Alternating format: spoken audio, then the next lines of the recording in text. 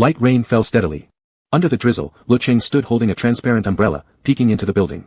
He had a delicate and clean face, wearing a canary-yellow hoodie and light-washed blue jeans, an almost jelly-orange freshness cutting through the dreary weather. Lecheng. The class bell rang. Students streamed past him, and someone smiled teasingly. Waiting for your boyfriend? Lecheng faintly smiled back. Why don't you go inside to wait? I'm fine here. He fidgeted slightly with the metal handle of his umbrella, then glanced down at his white canvas sneakers. Rainwater mixed with dust splattered onto the shoe surface, leaving black specks along the white trim. Lecheng wrinkled his brow in mild distress. Would they even come clean again? He was really going all out for this performance. Yes, acting.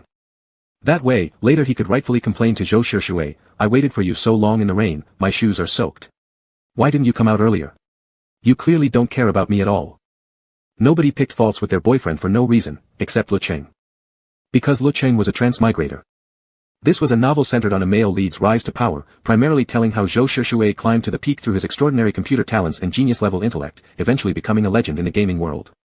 And as per certain established tropes, there would inevitably be some disposable side characters obstructing the protagonist's path. Unfortunately, Lecheng had transmigrated into exactly one such expendable character. The original owner of this body had fallen instantly in love with the male lead, but Zhou Shishui was an utterly straight-laced guy, persistent chasing didn't work, nor did any confession move him. So the original person schemed during a party, deliberately arranging for the male lead to lose a game, forcing him to honor the bet, giving their relationship a try. Zhou Shishui honored his promise and entered a relationship, yet remained completely uninterested emotionally or physically. In response, the original character revealed his true nature as a master complainer, making endless unreasonable demands, throwing tantrums daily. But the male lead didn't indulge him. Finally, when the original suggested moving in together, the straightforward guy snapped and coldly broke things off, agreeing only to pay a sum of money as compensation. The matter should have ended there. However, during their relationship, the original had secretly stolen Zhou Shishui's latest game concept and sold it to someone else right after the breakup, causing massive losses for both Zhou Shishui and his associates. Later, he was ruthlessly retaliated against by the male lead, ultimately disgraced and thrown into prison. When Lecheng transmigrated, it was precisely the first day Zhou Shishui agreed to date the original character. After checking the phone, he discovered that the previous self had spent recklessly. Despite receiving a monthly allowance of 1,800 yuan, nearly 1,000 yuan went straight to paying off credit every month, not to mention several other looming debts close to default. His family background was modest. The 1,800 yuan was already the maximum his parents could spare each month. Question: when fate hands you the worst possible start, how do you save yourself? Answer from Lecheng: follow the plot, break up quickly. Since the original had already offended the male lead, Lecheng decided to go along with the story, maintaining just enough of the annoying personality to drive the male lead mad until he initiated the breakup, just as the original storyline dictated. This way, not only would he avoid the tragic ending, but also receive that sweet severance payment. Lecheng remembered, the male lead paid the original 20,000 yuan upon breakup. He took a deep breath. Though within typical inflation-heavy novels, 20,000 was practically equivalent to 10 yuan, and authors never mentioned anything below 7 figures anyway, for Lecheng right now, that 20,000 felt painfully essential. He lowered his eyelashes. While reading novels, he'd always joked, I could do better, but actually being in this situation made taking that 20,000 feel somewhat guilty. Fine, he'd pay it all back once he cleared his debts and earned more, returning it to the male lead at the earliest chance. Having sorted everything out in his mind, Lecheng grabbed an umbrella and came to meet Zhou Shishui. Zhou Shishui belonged to the computer science department, while Lecheng's original body studied in the arts department. Luckily, Lecheng had no morning classes today. With people passing by constantly, Lecheng shifted a little to the side, mentally rehearsing what to say once they met. Playing a high-maintenance partner wasn't easy. Before transmigration, he'd never even been in a relationship. After racking his brain, he managed to come up with this flimsy excuse for starting drama. Once he saw Zhou Shishui, he needed to act immediately. Patta. The sound of water splashing. Lecheng turned his gaze, and saw a strikingly tall man standing before the grey academic building. Zhou Shishui. Lecheng recognized him instantly. Zhou Shishui held a navy blue umbrella, dressed entirely in black. The umbrella handle rested in his hand, fingers long and elegantly defined. He stood toweringly tall, the black casual trousers emphasized legs that looked unfairly long. Zhou Shishui closed the distance in a few strides, and Lecheng realized he was much taller. He had to tilt his head up to see him.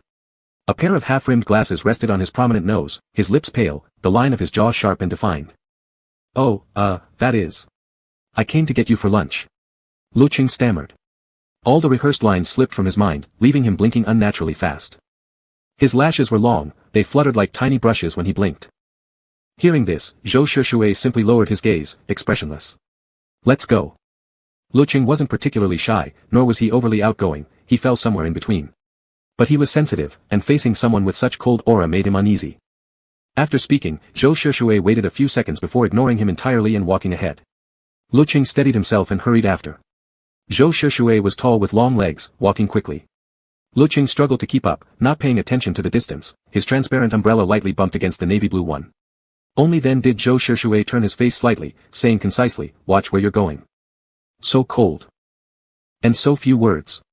Lecheng secretly glanced at Zhou Shishui while holding the umbrella. He couldn't remember whether the novel had described Zhou Shishui as this cold. He hadn't read it closely, just skimmed through for entertainment. But with such an aloof straight male lead personality, no wonder he was categorized as no CP. Lecheng. Zhou Shishui suddenly turned to look at him. Huh. Lecheng had been spacing out, more precisely, mentally trash-talking, and froze for 2 seconds before replying awkwardly, What? Zhou Shishui asked, "Is it okay if we go to the cafeteria?" The cafeteria? Lecheng nodded. Sure. Zhou Shishui hummed in response and looked away. Walking one behind the other, passers-by greeted them occasionally. The university campus was open-minded, and since the original had publicly announced their relationship, quite a few people recognized them. Lecheng nodded back while internally panicking, even itching to chew his nails. They were almost at the cafeteria. Where was his plan? Where was his diva act? How could his grand scheme fall apart midway? No. He must throw a tantrum. He'd already invested resources. If he didn't act, wouldn't those pristine white sneakers he dug out from the shoebox have sacrificed in vain? Lecheng took a deep breath, psyching himself up, then bravely stepped forward, about to speak. Hey, Shuirui. A male student approached loudly, jolting Lecheng mid-sentence, cutting off his momentum like a slap. Zhou Shishui nodded slightly, not noticing Lecheng's pause. Heading to eat? Yeah. The guy grinned. You going anywhere? I'm heading to play ball. Coming later? Zhou Shishui didn't hesitate. Yeah. Alright. See you there then. The guy gave a nod and walked off. Lecheng's mouth drooped. He cleared his throat, preparing to rally again. He took another deep breath and bravely opened his mouth once more, actually. Shuirui. Another loud voice made Lecheng flinch, instinctively looking up. You off to eat too? What a coincidence, I'm headed that way as well. The boy wore a friendly smile. Lecheng. Fists clenched. Literally hardened. Zhou Shishui faintly tugged his lips. Get lost. Stop stating the obvious. Where's the obvious part? The guy laughed. But last night's assignment of mine had another bug, I can't debug it. Can you check it later? Fine. Zhou Shishui agreed. Great. Won't disturb you further then. The guy smiled at Lecheng briefly and turned away. Finally some peace. Lecheng rubbed his cheek with one hand, lips trembling as he waited for courage to refill its bar. Then, suddenly from behind came a suspicious noise, making him instantly alert. In panic, like a startled rabbit, his eyes widened and he blurted out loudly, "Wait." The shout was just as loud as the previous guy's. Zhou Shishui turned to look at him. Had it not been raining, everyone nearby would have heard. Lecheng's bravery vanished instantly, his ears tinged red with embarrassment. I've been waiting for you for quite a while. His voice grew softer, eyelashes dropping, even developing a hint of guilt. My shoes, seem kind of dirty now. Numb. Why am I being so reasonable? Lecheng closed his eyes in despair, painfully aware of his thin skin at this moment. He just couldn't bring himself to say anything excessive to someone he wasn't familiar with. Dirty? Zhou Shishui lowered his gaze, voice slightly soft. Let me see. Huh. Lecheng was momentarily stunned. Zhou Shishui kept his head down. They're a bit dirty, yeah. I have a special cleaning solution. Come get it after lunch, Zhou Shishui said, meeting his gaze through the lenses, cold, somehow. 2 seconds of silence, then he added, don't come early to wait for me anymore. Lecheng, huh? Oh. Okay. He agreed dazedly, only realizing afterward what had just happened. Quickly backtracking, he blurted out, but I want to come for you. Zhou Shishui glanced down at him, paused briefly, and replied tersely, suit yourself. Then he turned his head away. Lecheng gripped the umbrella handle, suddenly anxious. Wait, no, this wasn't going right at all. He hadn't even started being difficult yet. Sure, he felt awkward, but if he didn't act up now, how was he supposed to break up later? At that thought, Lecheng straightened himself, getting back into character, and continued as scripted, it's just, could you come out earlier next time? Zhou Shishui responded with a detached, indifferent and said, I'll try. Still too polite. Lecheng cleared his throat, voice growing firmer, no, you have to come out earlier. Zhou Shishui stopped walking, eyes lowering to meet his, dark as ink in their depths. Why? Well. Caught in that sudden gaze, Lecheng's eyes widened slightly, his lashes fluttering as he turned his head aside, whispering, I want to see you sooner. Is that so bad? Chapter 2. The rain grew heavier, the youth's clear voice trailing off into the curtain of rain. Zhou Shishui's eyes flickered with something indiscernible. He said nothing. Lecheng nervously gripped the umbrella handle. The more anxious he felt, the more he wanted to speak, afraid of silence, as if compelled to spill everything out at once. Actually, I didn't mean anything by it. It's just, well, we are dating now, right? So I just wanted to see you sooner. Is that not allowed? After blurting it all out, Lecheng's earlobes burned slightly. His mind was foggy, dazed. He had actually said such an embarrassingly affectionate line. Well, fine, he'd already said it. But the tone came out nothing like he'd imagined. Now that it was too late to take back, Lecheng braced himself uneasily for Zhou Shishui's reaction. Zhou Shishui remained expressionless, only lowering his eyelashes slightly. His gaze settled on Lecheng's pale, soft earlobe. It was faintly pink, a delicate flush emerging from beneath the skin, looking tender and fresh, like a budding willow sprout, tempting one to pinch it. Zhou Shishui stared for 2 seconds, paused briefly, then shifted his eyes away. I know. Huh. I know what exactly? Lecheng lifted his eyes just as Zhou Shishui added, but I'm very busy. The implication was clear, he couldn't always accommodate such requests. Read further, it sounded like a polite refusal. This wasn't entirely unexpected. Lecheng blinked a few times, letting out a quiet breath, feeling both relief and mild disappointment. The relief came from the fact that though Zhou Shishui seemed cold, Lecheng had actually been somewhat afraid of provoking real anger. Now, despite the indifference, Zhou Shishui's demeanor still felt normal. As if Lecheng hadn't offended him at all. But there was nothing to be done. Lecheng wasn't naturally prone to dramatics, in fact, he carried the innate burden of being overly self-conscious, bound by an invisible wall of shyness. All he could do was admit honestly, all right. Zhou Shishui didn't respond further. They entered the cafeteria, where Lecheng folded up his umbrella. It wasn't peak mealtime yet, so only a few scattered tables were occupied, most by couples. The feeling was oddly surreal. In his previous life, Lecheng hadn't even had time for romance, just endless drawing deadlines, killing himself day after day. He'd never had feelings for anyone. And now, here he was, part of the sea of couples. Lecheng subtly turned his head to glance at Zhou Shishui, who remained impassive, briskly shaking water from the umbrella handle, revealing a slender wrist with sharp bone structure and long fingers. Those hands would make great reference material for drawings. Lost in thought for just a moment, Lecheng snapped back when Zhou Shishui had already efficiently shaken off the water and closed the umbrella. Quickly composing himself, Lecheng followed closely behind. Watching Zhou Shishui pull out his meal card, he was just wondering how to act when inspiration suddenly struck. Clearing his throat awkwardly, he hesitated and said, why don't you ever wait for me? You just go get food on your own. Zhou Shishui lifted his gaze toward him.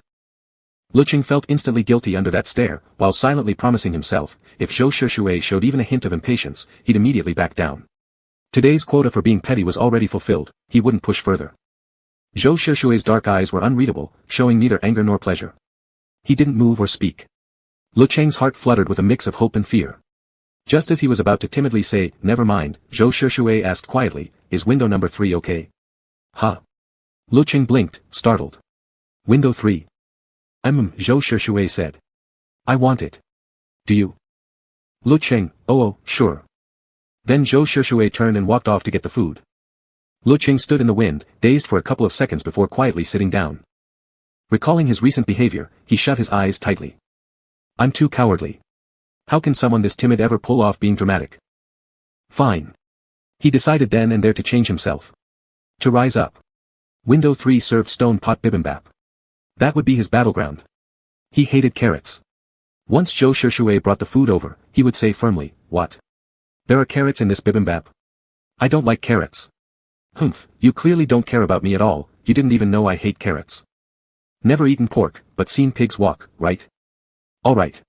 Under the table, Lecheng clenched his fists. He would say it, this time for sure. Zhou Shishui returned quickly, carrying 2 stone pot bibimbaps. Lecheng steeled himself, glanced down at the pot. A vibrant array of colors, glossy sausage, bright green vegetables, a sunny yellow fried egg, looked absolutely delicious. Come to think of it, he hadn't eaten in nearly half a day. Lecheng gulped involuntarily, struggling to suppress his ravenous mouth. Pointing at the dish with full dramatic force, he demanded, why are there carrots here? Zhou Shishui raised his eyes and looked at him. They were sitting across from each other, with no rain curtain between them now, the view clear and unobstructed. He hadn't noticed before, though there were thin lenses in the way, but Zhou Shishui's eyes were distinctly long-shaped, slightly upturned at the corners, with deep double eyelid folds and half-lowered lashes. His expression was unreadable, yet somehow unnerving. Lecheng's bravado instantly deflated by half. "You didn't know I don't like carrots?" Zhou Shishui's voice was faint. "Didn't know. Oh. Well." Lecheng blinked a few times, then asked flatly, "So, do you know now?" Zhou Shishui, All right. Lecheng lowered his head casually. "Then let's eat." They finished their meal without incident. Lecheng trailed behind Zhou Shishui, listless and subdued, as they headed back to the dormitory. Their department's dorm buildings were quite far apart, but the original owner had recently been reassigned to a mixed-gender dorm due to conflicts with his former roommate.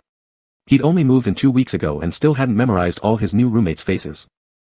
The mixed dorm was on the 3rd floor of Building 4, while Zhou Shishui lived on the 2nd floor of Building 5. The two buildings stood close together. Lecheng waited in the ground floor lobby of Building 5 while Zhou Shishui went upstairs to fetch him cleaning supplies. The 2nd floor was just a short climb. When Zhou Shishui came back down, Lecheng was tilting his face upward, studying the fire safety notice posted on the lobby wall. From the side, Lecheng's lashes appeared thick and long, his nose slightly upturned, lips naturally rosy, and his gaze surprisingly focused. Zhou Shishui slowed his steps. In truth, he knew very little about Lecheng. The few impressions he had were vague, unreliable, perhaps a bit shrewd, and somewhat playful. Their first interaction happened when Zhou Shishui posted a call for an artist on the campus forum. Lecheng called him directly, straight to the point, "How much are you paying?"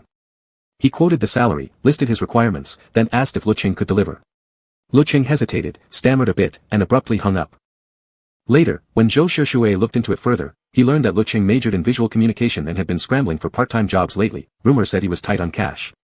Zhou Shishui had shown early talent in programming during middle school. After self-studying, he pursued systematic training. With sharp instincts and high adaptability, he rode the wave of opportunity in high school by developing web games, earning nearly 3 million yuan.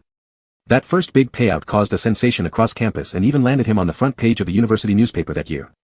So after entering university, he teamed up with a few friends to form a game development studio. There were 4 members total. Their current project needed a full UI redesign. The previous 3 proposals had all been rejected by Zhou Shishui, which is why they decided to hire a proper, experienced artist. At the time Lecheng hung up on him, Zhou Shishui hadn't thought much of it. It wasn't until a few days ago, during a club-organized social event where he lost a game by sheer bad luck and ended up agreeing, at minimum, to a 1-month romantic relationship with the winner, that he truly began forming an impression of Lecheng. He had never considered dating someone of the same gender before. Though he'd never felt attraction toward girls, his sexual orientation had always felt stable, just not toward men. He considered himself straight. Still, rules were rules. A bet was a bet. Zhou Shishui accepted, and laid out his terms.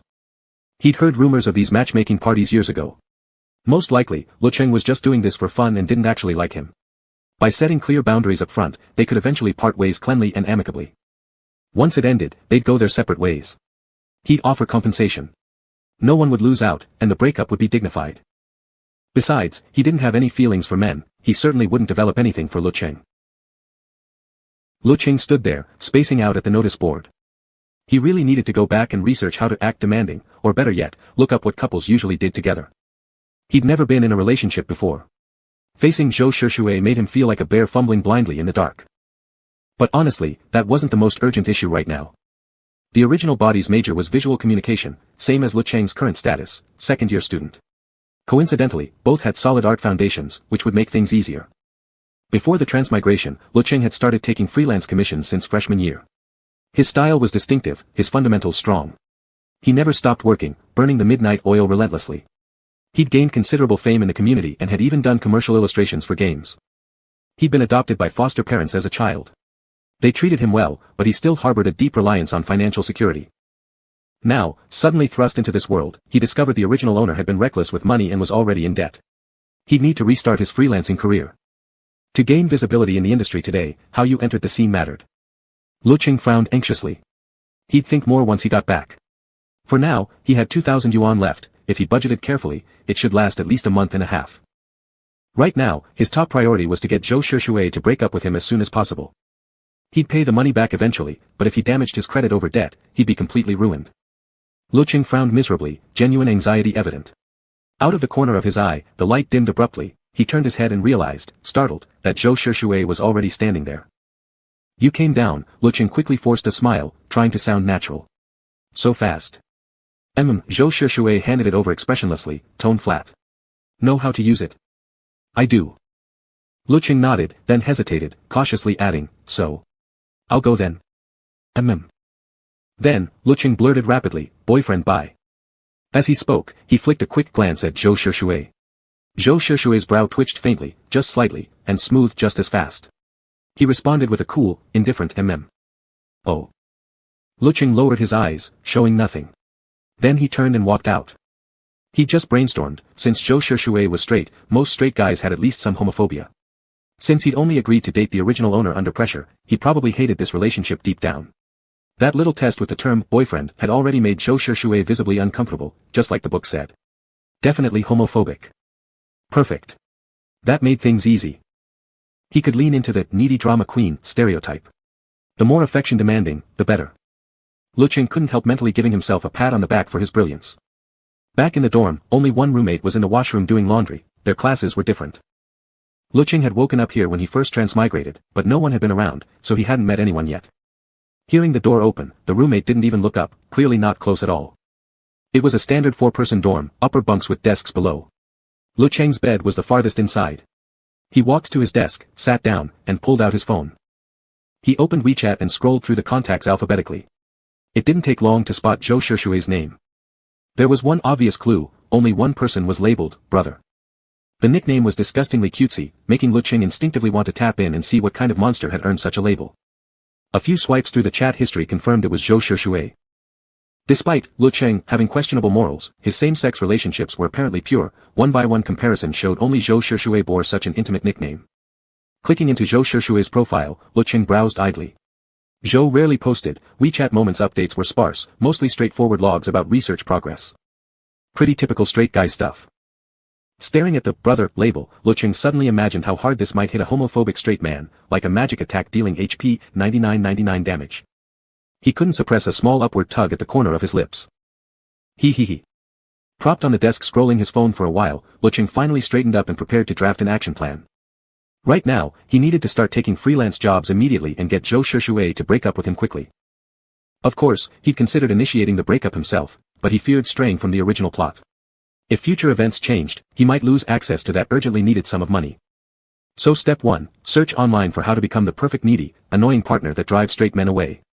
Results popped up instantly. 1. Have a terrible temper and a sharp tongue. 2. Make endless unreasonable demands. 3. Test a straight man's limits. Good. Lecheng decided to start from the beginning, proceed gradually, and make his ultimate goal clear, get Zhou Shishui to be the one who breaks up with him. Chapter 3.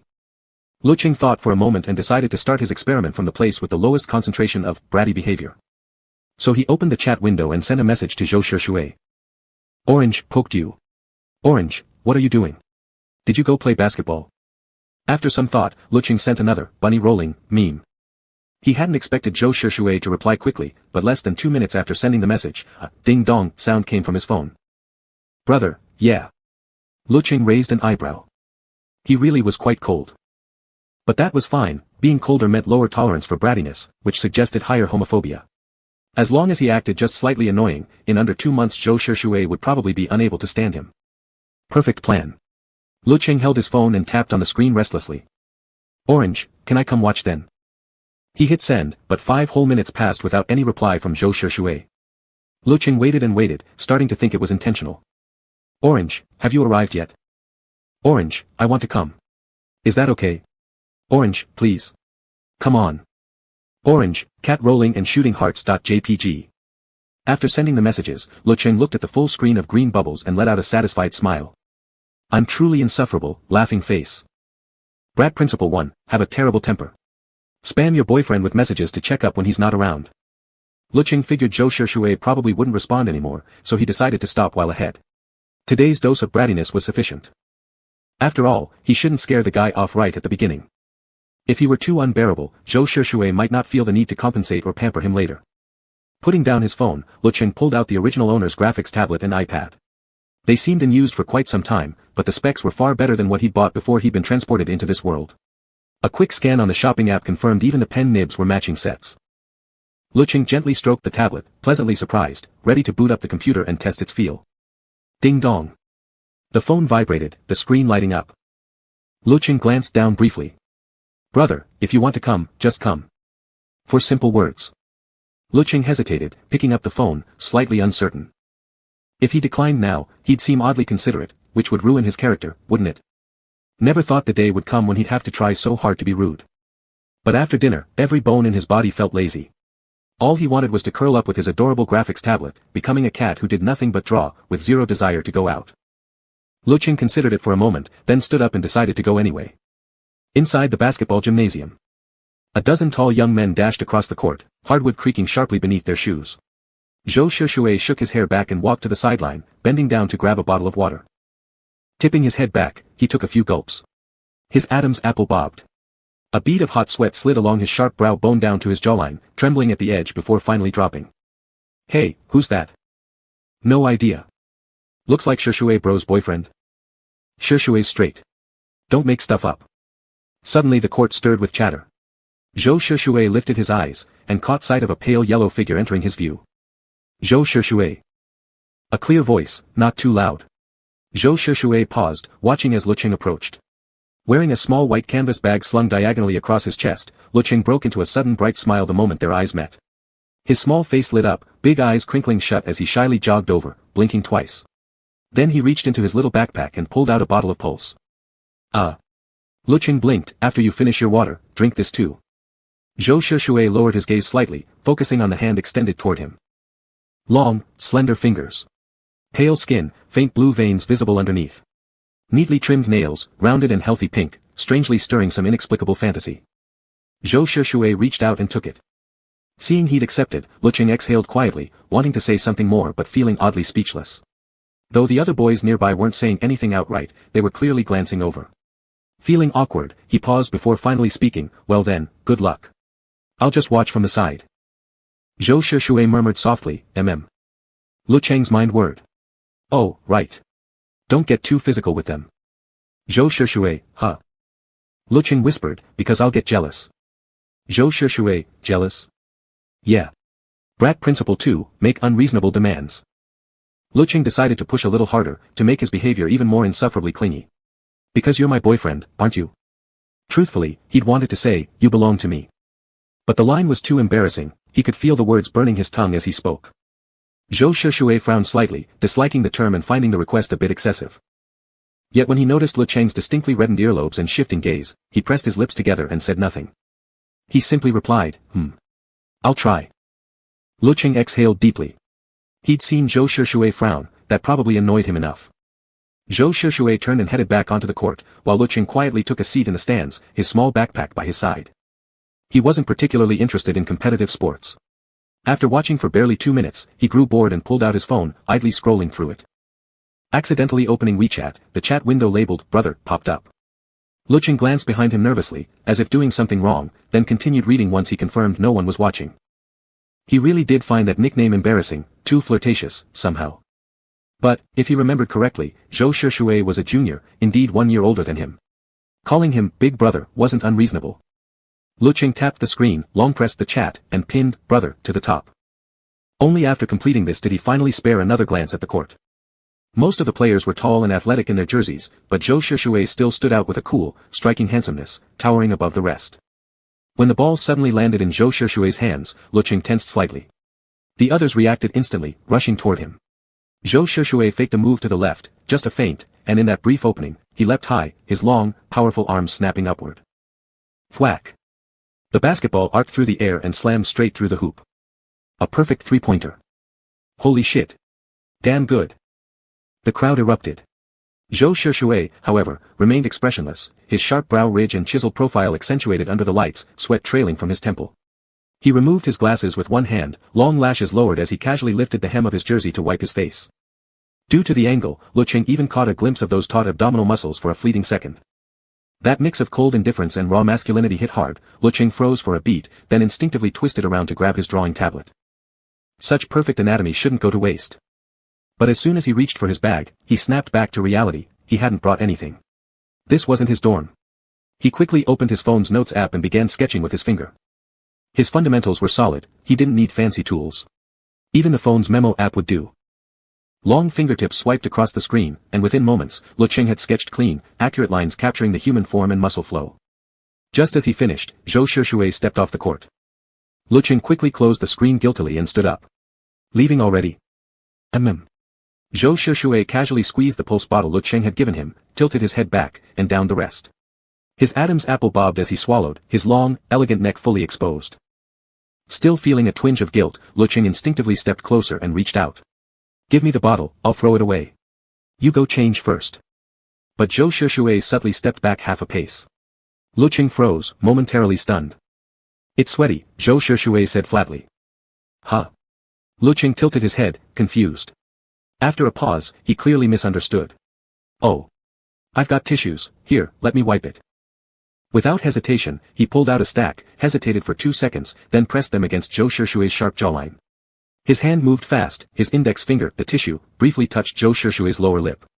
Lecheng didn't notice, but Zhou Shushui definitely did. A strange sensation flickered in Zhou Shushui's chest. He subtly turned his face aside, gently avoiding Lecheng's fingers while steadying the tissue with his own hand. I'll do it myself, Zhou Shushui said. Oh, okay, Lecheng blinked, looking perfectly innocent. Zhou Shushui couldn't tell whether Lecheng was being deliberately touchy or genuinely clueless. After a few quick wipes, he crumpled the tissue into his palm. Meanwhile, Lecheng held the empty pulse bottle, twisted the cap open, and blinked at him. Go ahead, toss the tissue in here. Question mark. Puzzled, Zhou Shushui did as told anyway. Lecheng screwed the cap back on, then turned and walked toward the trash can. Zhou Shushui watched him. Though partially blocked from view, he clearly saw Lecheng shake the empty bottle up and down in front of the bin, like shaking a soda can, before finally tossing it in with a satisfied look and turning back. A strange little habit. After throwing away the trash, Lecheng turned back to look for Zhou Shushui, only to find the court empty, probably already gone to change. The sports complex had separate changing rooms. Lecheng lingered on the spot for a moment, and suddenly, the image of those muscular lines from earlier flashed in his mind. Really impressive. To be honest, Zhou Shushui would make an ideal life-drawing subject. Back before he'd crossed over, Lecheng practiced figure drawing every day, and his standards for human anatomy were almost exacting. Since he never encountered such perfect physiques in real life, he could only train using 3D models. Though he hadn't seen Zhou Shushui's full musculature yet, just based on Lecheng's rough estimation, it would probably be stunning. Without realizing it, Lecheng wandered over to the entrance of the changing room, but didn't go in, he had no reason to. Team members began emerging one by one, none of whom he recognized, so he simply stood aside and played with his phone. SSS. A low cry of pain suddenly came from inside the changing room. Lecheng froze, then instinctively pushed the door open and rushed in. But the scene he'd imagined didn't unfold. Zhou Shushui was standing perfectly fine, wearing casual pants loosely on his lower body, his upper body bare and still glistening with water droplets. His abdominal muscles were sharply defined, tight and beautiful. The moment their eyes met, Zhou Shushui clearly faltered. Lecheng's cheeks flushed red, instantly flustered. Sorry. Zhou Shushui, however, simply looked down, calmly took a towel and wiped his abs, then smoothly pulled on the shirt lying nearby. Chapter 4. Although Zhou Shushui got dressed quickly, Lecheng still couldn't resist sneaking a glance. Absolutely stunning muscle definition. Almost exactly as he'd imagined in his head. But Zhou Shushui's act of dressing snapped Lecheng back to reality, and he explained, I came in because I heard a noise. He peeked over to the neighboring stall. Huh? Are you okay, classmate? The changing room was fairly large, separated by rows of lockers. Lecheng wasn't familiar with Zhou Shushui's voice, so when he heard movement, he instinctively assumed it was him. The boy from the next stall bent slightly, one leg bent at the knee. Zhou Shushui glanced at Lecheng, then strode over to the injured boy. Looking down, he asked quietly, Can you move? The boy hissed in pain twice. I'm fine, just twisted my ankle. Can't move it right now. The sudden pain from a sprain often made it hard to stand immediately. Lecheng looked at the wet patch on the floor and knew that was the culprit. He quickly pulled out a tissue from his pocket and squatted down to wipe the water away. Zhou Shushui supported the boy under the arm and helped him up. As he turned, he saw Lecheng squatting on the floor, his hair soft and black, revealing a slender, pale stretch of neck. Lecheng. Lecheng looked up. Oh, there was water here. I'm cleaning it. Should we go to the clinic now? This gesture didn't quite match Zhou Shushui's impression of him, so he paused slightly. Lecheng held his gaze for 2 seconds, assuming he might be annoyed at his slowness, and hurriedly threw the trash away. Let's go. I'll open the door for you first. The clinic wasn't close to the gym. After leaving the building, they each scanned a shared electric scooter. Riding slowly with the injured boy between them, they arrived at the clinic. Lecheng watched as Zhou Shishue helped the boy inside, then instinctively stepped forward to help too. After everything was settled, Lecheng casually sat down on a small folding stool nearby. He couldn't leave yet, there was a good chance he'd need to help again later. As the school doctor asked questions beside them, Lecheng's eyes unconsciously drifted toward Zhou Shishue. He had originally thought Zhou Shishue seemed rather cold, the type who wouldn't care about other people's affairs. But after seeing how he acted today, he realized that wasn't quite true. Zhou Shishue wasn't that cold at all, he was actually quite considerate, like helping an injured classmate all the way to the clinic.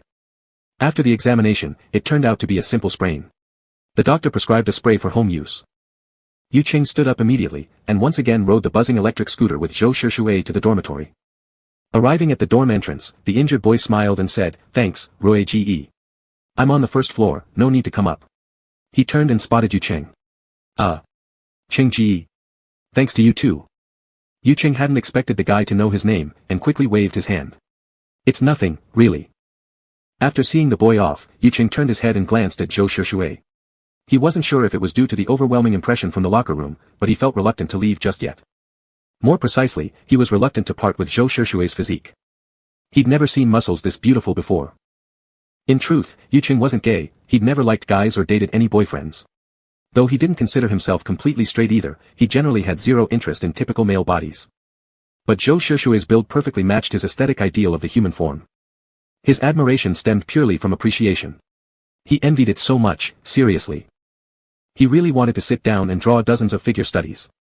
Lecheng had a good memory, he could still clearly recall the shape of Zhou Shishue's abs, the curve of his pectorals.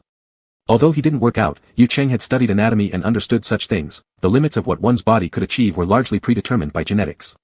In that sense, Zhou Shishue was truly gifted. Thinking this, Lecheng looked at Zhou Shishue again, blinked a few times, and reluctantly said, "Then I'll go first. Bye. Goodbye, my beloved chest muscles, abs, biceps." Riding the electric scooter back to the dorm, as soon as Lecheng walked in, he noticed two new roommates. He hesitated for a moment, then naturally greeted them. "You're back." If he remembered correctly, although the original owner of this body had a terrible personality, since he'd only moved in recently, he probably hadn't completely alienated anyone yet. One of the roommates, gentle-looking, replied. "I bought some pastries earlier. Left them on your desk." "Oh. Thanks." Lecheng walked over and found his favorite kind of little bread roll. The gentle-looking roommate was Tan Xiaobai. Although Lecheng didn't recognize his face, he'd already checked the attendance sheet posted on the dorm door when no one else was around. Bed number 1 belonged to Tan Xiaobai, Lecheng was bed number 3, so the quiet guy beside him who was always immersed in gaming must be Qinyu, bed number 2. The other person didn't respond to him, so Lecheng didn't say anything more. He returned to his desk and quietly munched on the little bread roll. Before entering this novel, he had already been running a Douyin account and a Weibo account by himself. After 2 years of effort, he had amassed nearly 200,000 followers. But starting over from scratch was too slow. Lecheng needed a faster way to get noticed. With that thought in mind, Lecheng turned on his computer, registered a new Weibo account, then reworked 2 drawings he previously made on his phone.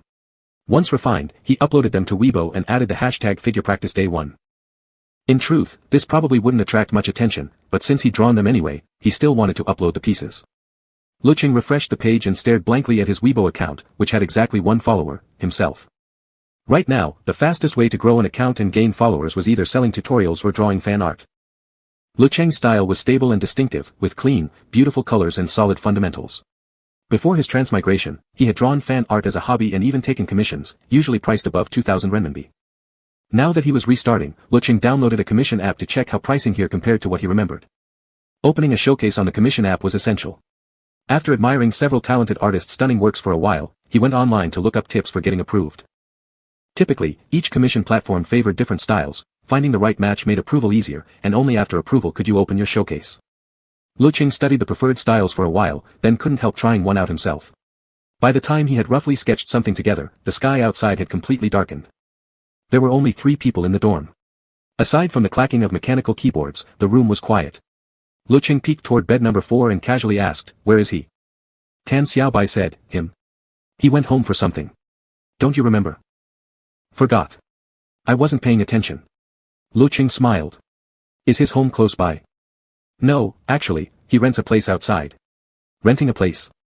Lecheng paused to think. In the original story's plot, the catalyst that caused the original protagonist and Zhou Shishue to break up should have been the suggestion of living together. As a thoroughly straight guy, Zhou Shishue naturally refused. Then the two broke up immediately. Prior to that, the author had glossed over many details, like how the original protagonist also asked Zhou Shushui to kiss him, hold him, blah blah, and Zhou Shushui rejected all those requests. The original text describing that part read, Zhou Shushui could no longer bear it. He found Lecheng frivolous and burdensome. Being with someone like this made every single second agony. Lecheng tried hard to recall the details and decided he should follow the same process. Alright, Lecheng pulled out his notes app and added another bullet point to his existing, attention-seeking brat plan. He typed out a lengthy addition, then looked up, suddenly noticing someone standing beside him. Tan Xiaobai wasn't tall, and now he was leaning down, peering at the sketch Lecheng had drawn on his tablet.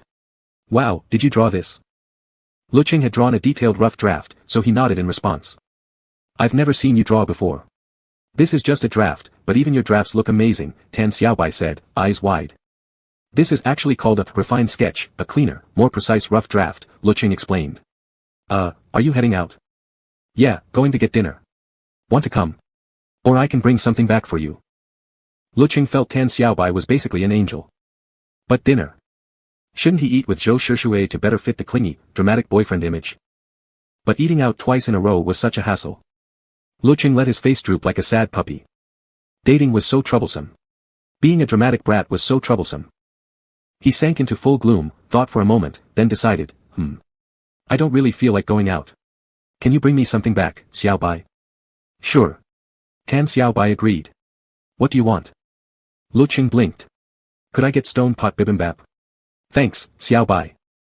Tan Xiaobai, don't mention it. You haven't talked much with us before, I thought you were really cold and distant. Lu, very cold and distant, Cheng nervously blinked his eyes. After finishing all that, Lecheng climbed onto his bed and pulled out his phone. On WeChat, aside from official account pushes and group notifications, not a single living soul had messaged him. Lecheng swiped through the list and tapped on Zhou Shushui's profile. Orange, what are you doing? Orange, have you eaten yet? Orange, little cat peeking.jpg. Zhou Shushui replied after 2 minutes. Brother, already ate. Oh. A smile tugged at Lecheng's lips. Hehe, Zhou Shushui really did eat alone. Lecheng tapped rapidly at his screen. Orange, oh great, you didn't even wait for me. Orange, I'm heartbroken now. You'd better apologize quickly. After finishing the messages, a satisfied smile spread across Lecheng's face. It was so much more comfortable being a drama queen online, his natural extroversion skyrocketed during internet chats. He could say whatever he wanted without a trace of hesitation. He wasn't just ordinary Lecheng anymore, he was now, Neo-Huru, social bandit, online love expert, Lecheng. Zhou Shushui didn't respond at all. Lecheng thought for a moment, then decided to carry on with the performance by himself. Orange, if you don't apologize, it just means you don't care about me at all. That you don't like me one bit. A smooth combo of bratty moves, he'd already achieved his goal and no longer cared how Zhou Shushui would reply. Ding dong. Zhou Shushui. Zhou Shushui, sorry. Lecheng suddenly felt a twinge of guilt for teasing such an honest guy. But what could he do? Being a drama queen came with its privileges, after all. Still, Lecheng decided he should offer a subtle apology of his own. After sending the message, Zhou Shushui set his phone aside. He couldn't help wondering, was it just his imagination, or was the online version of Lecheng somehow different from the real-life one? But if so, in what way? He couldn't quite put his finger on it. Hey, Boss Roy, come check this out quick, how do I fix this? My character model keeps sticking to the ground like it's glued to my feet. Cheng Yufei swiveled over with a rustle, glanced at the screen, paused, then immediately let out a teasing whistle. Wow, so this is love, huh? Us single dogs are crying here. You're one lucky man, Boss Roy, I can see little Mrs. is super good at being clingy. Get lost, Zhou Shushui smirked, then added with mild confusion, clingy. Cheng Yufei nodded vigorously. Dude, seriously? What else would you call that? You're way too clueless. Zhou Shushui lowered his gaze slightly. The phone screen had lit up again at some point, and an orange emoji floated at the top of the chat. Orange, fine then. Orange, I'll reluctantly forgive you. Orange, oh hug. Chapter 5. Pouting. Zhou Shusharp frowned slightly. Why would that be pouting? In Cheng Yufei's mind, someone like Zhou Shusharp, renowned genius and idol-level figure, was practically an Ultraman. Seeing this usually composed god now displaying such a curious side, Cheng Yufei suddenly felt a surge of confidence. He slapped his chest proudly. You don't trust me? See? This is exactly what happens when you've never had a partner, Cheng Yufei declared firmly. When it comes to listening to your girlfriend, what she actually says ranks only second. The most important thing is her tone. Look here, never mind what came before. That last emoji, the hugging one. That's pouting. Sending an emoji means she isn't really angry. It's clearly still a friendly gesture toward you. Zhou Shishirp's expression revealed neither agreement nor disagreement. But he's male. Cheng Yufei faltered. Well, men are the same. Cheng Yufei quickly recovered. Boyfriends, girlfriends, it's all the same. They're still partners. Same principle applies. Zhou Shishirp lowered his gaze back to his phone. A strange, indescribable feeling lingered in his heart. Not quite fondness, not quite dislike. Much like how he felt about Lecheng right now. And perhaps for Lecheng, this behavior was merely a fleeting whim. Let me see what's wrong with the model, he tapped the desk lightly, changing the subject. Oh, yes, please take a look, help me figure out what's going on. After finishing his meal, Lecheng got off the bed and started grinding on his illustrations. He checked several commission platforms' requirements, most demanded at least 4 existing artworks to qualify for submission. Lecheng favored semi-thick brushwork and inkwash aesthetics, but flat coloring remained the most popular style for getting approved. So he brainstormed several themes and began sketching. His experience from years of taking commissions paid off, his ideas flowed quickly, and his initial sketches formed rapidly. Artists wanting to earn money eventually learned to compete on efficiency above all. Hunched over the desk, Lecheng kept drawing until he looked up again, startled to find it was already 10 o'clock. He stretched lazily, neck and lower back aching faintly. This chair was seriously lacking in ergonomics. Should really get an ergonomic one when I have time. With that thought, his slender fingers opened a shopping app, glanced at prices, then switched to check his Alipay balance. Smiley face. Never mind. Lecheng had saved some money from past commissions, but hadn't truly felt this broke in ages. Only now did he fully realize, selling me a chair for 300 yuan might as well mean reaching into my pocket and grabbing cash directly, laughing face. Seriously laughed himself at his own poverty. The impoverished Xiao Qing immediately exited the shopping app. But it reminded him of something. Zhou Shishirp had treated him to lunch earlier today. Lecheng disliked taking advantage carelessly. After some thought, he decided to return the favor sometime soon. Direct bank transfers felt too unladylike. Well, treating him back wasn't particularly dramatic either, but he could start by saying something overly demanding first. Decision made, just before sleeping, Lecheng sent Zhou Shishirp a goodnight message, not waiting for a reply before drifting off. The next morning, Lecheng hurried to his 8 o'clock class. After 2 theory lectures ended, it was lunchtime, the busiest period in the cafeteria. Lecheng messaged Zhou Shishirp beforehand to eat together, but received no reply. Arriving at the 2nd floor of the canteen, his phone pinged. Brother, eat by yourself. Don't wait for me. Same cold tone as always. Lecheng glanced briefly, didn't reply yet, quickly stepped forward to join the queue at the beef noodle counter, cheerfully saying, Auntie, 1 sour soup beef noodle, add an egg, make it tiger skin style. Coming up. The auntie responded. Dining in or takeout? Dining in. Waiting at the window, the auntie swiftly cooked the noodles, added the braised egg and beef slices. Lecheng carried his bowl aside, topping it generously with vinegar, a pinch of cilantro, and a bit of pickled radish. Finding a seat, he took a bite of noodles before slowly unlocking his phone screen. Took a moment to set the mood, then typed furiously. Orange, what? You can't eat with me. Orange, how could you do this to me? Orange, and you're replying so late too. I'm gonna get mad now crying.jpg. After sending, he picked up a slice of beef and took a bite. Beep. Phone vibrated. Brother, things are hectic here. Can't get away. Lecheng understood completely, Zhou Shishirp was probably helping a professor with something. But his typing showed no such understanding. Lecheng, I don't care. You still have to apologize to me. On the other end, Zhou Shishirp lowered his gaze, then faintly frowned. He oddly felt that Lecheng was being unnecessarily fussy. After sending the message, Lecheng finished his tiger skin egg and glanced down at his phone. Zhou Shishirp's name showed, typing. Lecheng casually sent a meme. Orange, line doggy is angry, woof woof woof.jpg. The typing suddenly paused. Lecheng. Brother, sorry. Seeing the word sorry, Lecheng froze for a second. He hadn't actually expected Zhou Shishirp to apologize. After all, he'd only invited him to eat after class, of course it was normal for the other party to decline due to prior commitments. Lecheng couldn't help feeling a flicker of guilt. Today's quota for being a dramatic mess had already been exceeded, so Lecheng wisely decided to stop while ahead. After a moment of thought, he poked at his phone screen. Orange, did you skip lunch? Should I bring something over? Orange, what do you want to eat? Zhou Shishirp replied unusually fast. Brother, no need. Lecheng still owed Zhou Shishirp a meal. Under normal circumstances, once rejected, he'd just say, okay, and back off. But there were advantages to playing the diva. Immediately, Lecheng became unreasonably firm. I said I will, so you can't refuse me. Noodles okay. Which classroom are you in? Zhou Shisharp was, typing, again for a while, as if hesitating. Brother, lab building, A319. Brother, thanks. Still rather cold, but oddly polite. Lecheng ordered an extra meat red braised beef noodle from the same canteen window and headed toward the lab building. Just as he'd guessed, Zhou Shisharp was helping a professor supervise a competition. According to Tan Xiaobai, it was some computer design contest. Professors often picked their star students to assist, they saved time and effort that way. The door was half ajar. Lecheng knocked a few times. Zhou Shisharp stood with one arm propped on the table, his long limbs elegant, subtle muscle definition visible beneath his sleeve as he leaned sideways, speaking softly to a junior.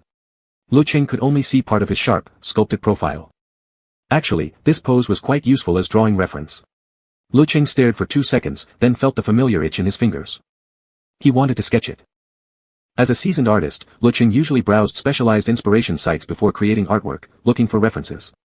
His go-to 3D human model software allowed customizable poses, even letting him adjust every single finger individually. It had given him a bit of occupational reflex. Whenever he saw a pose he liked, he instinctively wanted to capture it.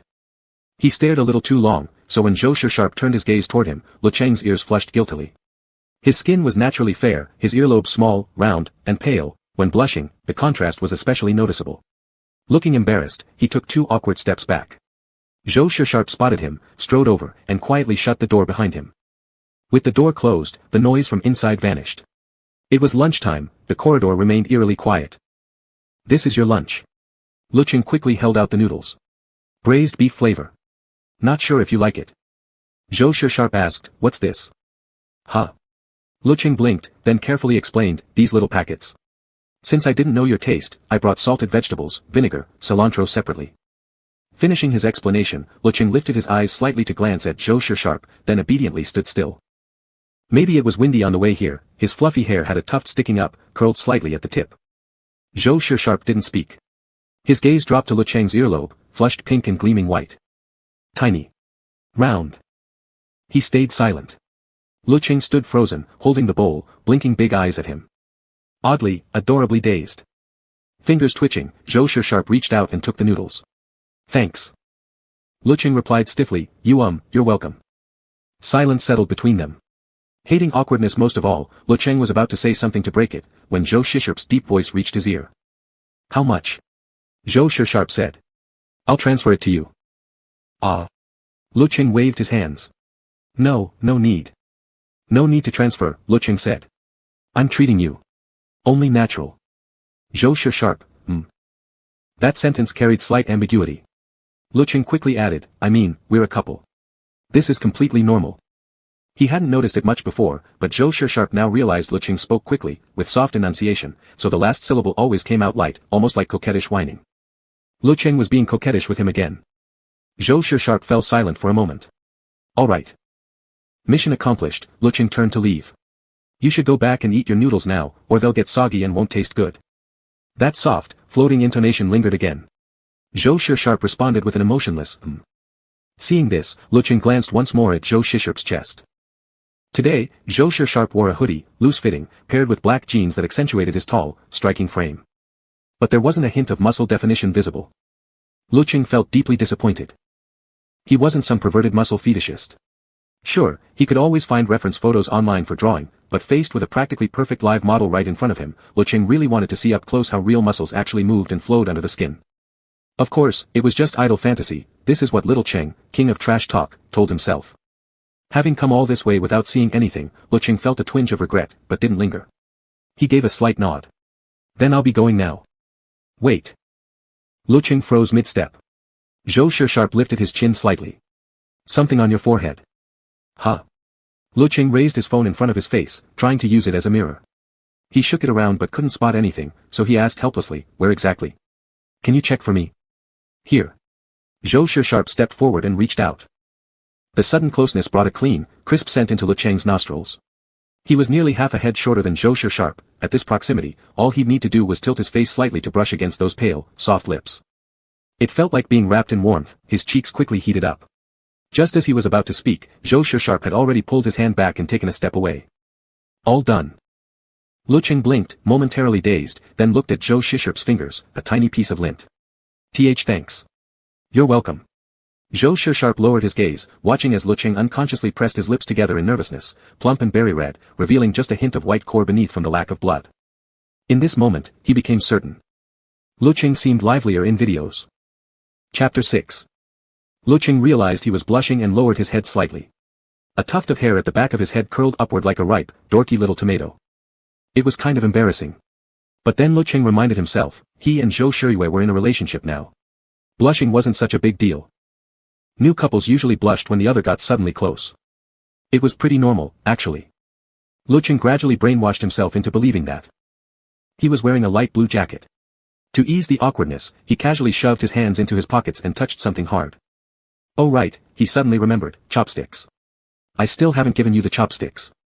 His pockets were deep, he'd tucked the chopsticks inside earlier and had completely forgotten about them. His mind uncontrollably pictured Zhou Shisharp coldly eating noodles with his hands. The more awkward the scene, the harder Lecheng wanted to laugh. He bit his lower lip tightly to hold it in and handed the chopsticks over. Zhou Shisharp took them. Thanks. You're welcome. Lecheng couldn't help but smile. His face was small, his eyes large. When he smiled, his lips lifted and his eyes crinkled, giving off an honest, adorable vibe. Zhou Shisharp suddenly realized, Lecheng's true personality might be a bit clueless, even somewhat clingy. Of course, Lecheng had no idea what he was thinking. After saying goodbye to Zhou Shisharp, he strolled downstairs. Outside the lab building, Lecheng quickly rubbed his cheeks. After several days of interaction, Lecheng felt much more familiar with Zhou Shisharp now.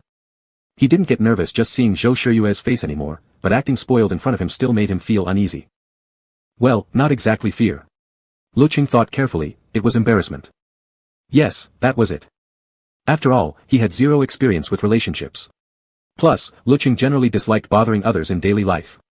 Despite having a pleasant personality and being able to chat easily with classmates and roommates, he'd been too busy in his previous life to socialize, and had almost no friends at all. Lecheng lifted his foot and kicked a small pebble by the roadside. It was tricky. He just couldn't act spoiled, not really. He felt he'd need to become absurdly close to Zhou Shisharp before he could jokingly express such behavior face to face. Even though he could skillfully master the art of being high maintenance on WeChat, flawlessly, effortlessly, annoyingly so, he still had to meet Zhou Shisharp in person. If he revealed his true self too soon, everything he'd worked for would collapse. When would Zhou Shisharp ever take the initiative to break up then? By the time Lecheng returned to the dorm, he still hadn't figured out what to do. Whatever. Not thinking about it anymore. Only Tan Xiaobai was in the dorm. Lecheng greeted him. By the way, Lecheng, Tan Xiaobai said, tomorrow's Saturday, are you going out? They had no classes on Saturday or Sunday. Lecheng blinked, having completely forgotten tomorrow was the weekend. He asked, so we don't have an early 8 tomorrow? Exactly, Tan Xiaobai nodded. This is touching, Lecheng said solemnly. Tomorrow I'll cling to my beloved bed for dear life, till death do us part. Tan Xiaobai burst out laughing. Why are you so funny, ha ha ha. Lecheng smirked. What about you? Are you going out? Yeah, Tan Xiaobai nodded. Our club president is treating us to some fun, a singing session and dinner together. Lecheng was surprised. What club has such great perks? I'm seriously tempted. Haha. Tan Xiaobai grinned mysteriously. Of course it's the knitting club. There are only 5 of us, we're each as precious as pandas. The club president wants to keep our loyalty and stop us from leaving, so he's taking us out. Hearing that, Lecheng shook his head regretfully. Too bad I've been busy lately, otherwise I'd totally want to join. Always welcome. Tan Xiaobai said. I've even learned how to crochet a scarf recently. Lecheng admired his talent, then suddenly wondered, should he go out with Zhou Shisharp tomorrow? After all, they were a couple. From Lecheng's observation, weekends were essential for couples to leave campus and hunt for food. But he was quite busy. Whether Zhou Shisharp would even want to come was another question. Lecheng still hadn't finished a single one of his artwork drafts, looks like he'd have to pull an all-nighter tonight. After considering it, Lecheng decided, if he managed to wake up early tomorrow, he'd reach out to Zhou Shisharp. If not, forget it. With that thought, he opened his Weibo account.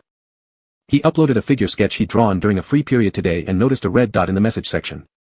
He tapped it, there was 1 comment and 1 follow notification. Yumeng 123, bro, your figure drawings are so good, the underwear is flying. Yumeng 123 has followed you. Lecheng couldn't help but laugh out loud. He used to practice mostly male figures, and the last one he'd uploaded was drawn while secretly sketching Zhou Shiyue during a lazy moment outside the basketball court. It naturally turned out concise and dynamic. He tapped his phone to reply. Escaping orange pulp, glad you like it, moi. Right after sending the message, the other side replied instantly as if waiting in ambush.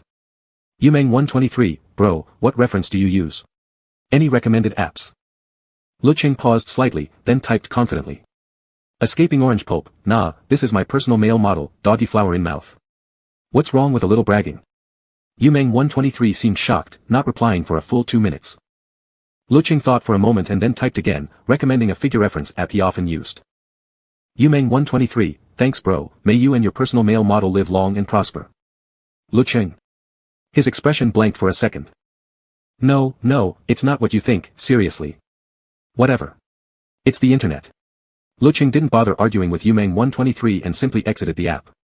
It would have been nice if Zhou Shiyue could actually become his personal male model. But of course, that was impossible. Lecheng sighed wistfully, pulled out his drawing tablet, opened his laptop, started screen recording, and continued documenting his drawing process. The recording could go on Douyin, the finished piece could be posted on both platforms. Once he gained a bit of traction, Lecheng planned to upload some quick tips, color blocking, hair rendering, lazy metal textures, simple fabric folds, to grow his following faster. That night, Lecheng worked straight until 3 a.m., finally finishing the artwork before collapsing into a satisfied sleep. Flat coloring of a single character was relatively fast, and Lecheng was highly efficient. His familiarity with digital art software made rendering a solo figure with a simple background even easier. After uploading the piece to Weibo, he drifted off peacefully. As a result, the Lecheng who stayed up past 3 o'clock the previous night predictably and gloriously overslept the next day. When he opened his eyes, it was already 11 a.m. Lecheng stumbled out of bed, half asleep, washed up, picked up his phone, and messaged Zhou Shiyue to ask if he wanted to go out for lunch. By the time Lecheng finished getting ready, he saw Zhou Shiyue had already replied. Bro, where to? Now fully awake after washing up, Lecheng replied, anywhere works. Are you free now? Bro, yeah. Orange, then come find me first. I'm changing clothes. Lecheng began putting on his outfit. There was no response from the other end for a while, then, after several minutes, a ding-dong sound arrived. Bro, I'm waiting downstairs. That was exactly what Lecheng had meant, but only then did he belatedly realize. Did Zhou Shiyue think he was inviting him up? Honestly, if they were both regular straight guys, seeing each other change wouldn't be a big deal. And even if they were close romantic partners, it'd still be nothing special. But him and Zhou Shiyue were somewhere in between, not quite regular straight friends, yet not intimate lovers either. A rather weird combination. He read it again. Lecheng's cheeks turned slightly pink. Why did that sentence suddenly feel kind of flirtatious? Ah well. He wasn't aiming to maintain a great image in front of Zhou Shiyue anyway, he'd initially planned to be annoying and insufferable from the start, so whatever. After dressing, Lecheng went downstairs and immediately spotted Zhou Shiyue standing by the flower bed near the entrance. Zhou Shiyue looked perfectly normal, no sign at all of having been teased or embarrassed. Lecheng reassured himself he must have overthought it earlier. Wait long. Lecheng stepped forward. Where should we eat? Zhou Shiyue glanced sideways at him. What do you want? I'll eat anything, Lecheng said considerately, then paused, realizing he sounded too agreeable. Clearing his throat, he added, well. I'm actually very picky. Zhou Shiyue hesitated. Hot pot. Lecheng looked down at his current outfit, then nodded eagerly, completely forgetting his newly claimed, picky, persona. Yeah. Yes. He hadn't had hot pot in ages. To Zhou Shiyue, it looked like craving was literally written all over his face. From this angle, Lecheng's round, upturned eyes seemed to sparkle, shiny and bright, making him look sweet and utterly harmless. Zhou Shiyue looked away and started walking forward. Lecheng followed beside him as they left campus. He didn't know which hot pot restaurant nearby was good, so he focused on following Zhou Shiyue. Clearly, Zhou Shiyue knew where they were going. They exited the school gate and turned left. Lecheng found everything fresh and exciting, looking around curiously as Zhou Shiyue walked quickly ahead, as if not waiting for him at all. By the time Lecheng realized it, he was already a considerable distance behind Zhou Shiyue. He hurried forward, jogging a few steps to catch up, reaching out to tug on Zhou Shiyue's sleeve so he'd slow down. But Zhou Shiyue seemed to sense something and suddenly turned, causing Lecheng's hand, meant for his clothing, to brush against his hip bone, nearly grazing his lower abdomen. It was a light touch, muffled by fabric, barely perceptible. Lecheng froze, then looked up at Zhou Shiyue. Zhou Shiyue still showed no expression, but his brows knit slightly, betraying his true feelings. Their eyes met abruptly. Zhou Shiyue remained silent for a moment before speaking simply, what are you doing? Why had Lecheng touched him? On purpose, or by accident? Lecheng shook his head. And nothing. You were just walking too fast. I wanted to grab you. His thin, pale earlobes flushed faintly. Noticing Zhou Shiyue didn't respond, he tried changing the subject to ease the atmosphere. Where are we eating later? It should have been a smart move, but to Zhou Shiyue, it almost confirmed his suspicion. He subtly increased the distance between them. Li's authentic hot pot. Even if Lecheng acted natural, that didn't mean Zhou Shiyue could accept physical intimacy with him. Holding hands, hugging, kissing, sex, none of it was acceptable. Unaware of Zhou Shiyue's thoughts, Lecheng nodded, the suppressed craving bubbling back up. Sounds super authentic. How long until we get there? By taxi. Zhou Shiyue answered, raising his hand to hail one. A cab with a green, available, sign pulled over. Zhou Shiyue opened the front passenger door and got in. Lecheng. Fine. Sitting alone wasn't so bad, it was actually pretty spacious. Maybe it was his imagination, but he couldn't help feeling that Zhou Shiyue had grown colder after that accidental touch. Could it be he didn't like being touched? Lecheng considered this briefly, well, not impossible. After all, the lower abdomen was kind of a sensitive area. Lost in thought, Lecheng snapped back when the taxi arrived. Stepping out, he stared at the fiery red sign and decided it must be truly authentic. It was peak dining hour, and the place was packed. But Zhou Shiyue seemed to have made prior arrangements. Lecheng trailed behind him happily, receiving their number, seat 17. Once seated, Zhou Shiyue asked, any preference for dipping sauces? Lecheng actually loved garlic, but that didn't seem appropriate here, so he shook his head. I'm fine with anything. I prefer sesame paste, though. Zhou Shiyue nodded and turned toward the sauce bar. Lecheng rested his chin on his hand, idly watching. It wasn't long before Zhou Shiyue returned with the sauces. Lecheng glanced and noticed both small plates were identical. Zhou Shiyue handed him chopsticks. Thanks, Lecheng said quietly. He thought, if Zhou Shiyue were just a friend, he'd probably be quite a considerate one. The server came to set up the hot pot, and after the dishes were delivered, the meal began. They ate in silence. Lecheng counted seconds as he fished out tripe, dipped it into the sauce, and popped it into his mouth. He didn't know what Zhou Shiyue had added, but it tasted better than any sauce he'd ever mixed himself. The meal left him overly full. By the end, he couldn't finish the last plate of meat, he'd ordered it himself, and now sat with a conflicted frown, when Zhou Shiyue glanced at him, wordlessly scooped the meat into the pot, and ate it himself. Lecheng felt deeply moved. Waiting for Zhou Shiyue to finish his final bite, Lecheng pulled out his phone and saw a message from Tan Xiaobai. Xiaobai 2, where are you? Out with your boyfriend? Xiaobai 2, we're heading to karaoke, but we're short on people. Wanna come? Lecheng hesitated. Xiaobai 2, you don't even have to split the bill. Tempted yet? Poor Xiaocheng. Well. Very tempted. Orange, sure, where is it? Let me check how close I am. Xiaobai 2, invite you to share location. Lecheng tapped in, took a look, convenient, right on the way. Orange, okay, I'll arrive in about 20 minutes. When Lecheng looked up again, he realized Zhou Shiyue had already finished eating and was patiently waiting for him. Done? Lecheng asked. Zhou Shiyue replied. Okay, just let me wipe my mouth real quick. Lecheng reached out for a tissue farther away. Zhou Shiyue silently passed it to him. Their fingers brushed accidentally as Lecheng took it. Warm, slightly rough, nails neatly trimmed, not cold at all. For some odd reason, Lecheng was reminded of the saying, if your hands and feet are warm, you're not deficient in the kidneys. He was baffled by his own bizarre train of thought and quickly wiped his mouth. Zhou Shiyue faintly furrowed his brow, absently rubbing his fingers as he looked at Lecheng, who was lowering his lashes, shielding those bright eyes. The light from above cast a thick shadow, making his eyelashes look like two little brushes. A light sheen of sweat glistened at the tip of his nose, giving him a damp, oddly well-behaved appearance, somehow reminiscent of a wet little puppy. Saying nothing, Zhou Shiyue stood up. Lecheng finished wiping his mouth and followed suit. After taking just 2 steps forward, Zhou Shiyue reminded him, coat. Huh. Lecheng turned back, picking up the coat he'd shed earlier due to the heat, and genuinely praised, you really have a good memory. Zhou Shiyue found it hard to feel complimented. By the door, Lecheng pulled out his phone, intending to split the meal and taxi costs with Zhou Shiyue. But after a moment's hesitation, he said instead, oh, actually, I'm meeting up with a classmate later. I can't go back with you. Zhou Shiyue tilted his head slightly. Where to? It sounded oddly like he was checking up on him, but Lecheng knew that wasn't Zhou Shiyue's intention, so he answered honestly, Gadong Road. On the way, Zhou Shiyue replied simply. I'll drop you off first. Lecheng had no objection. Okay.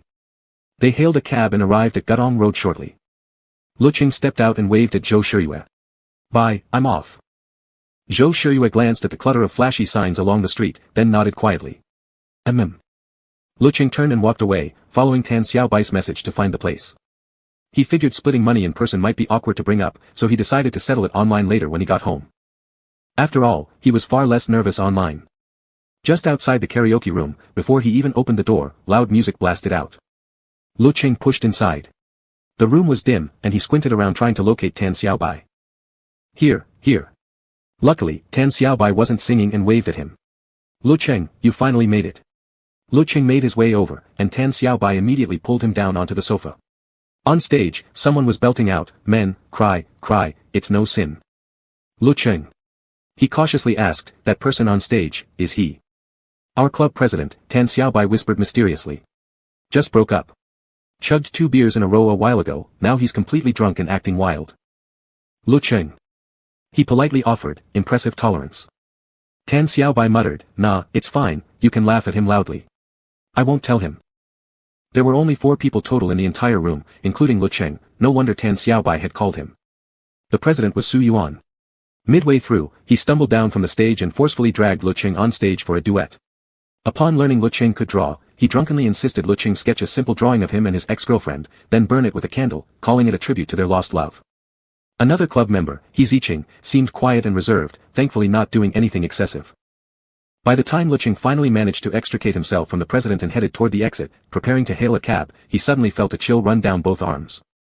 He patted his clothes, only to realize, he'd forgotten his coat. Tan Xiaobai was helping support the president.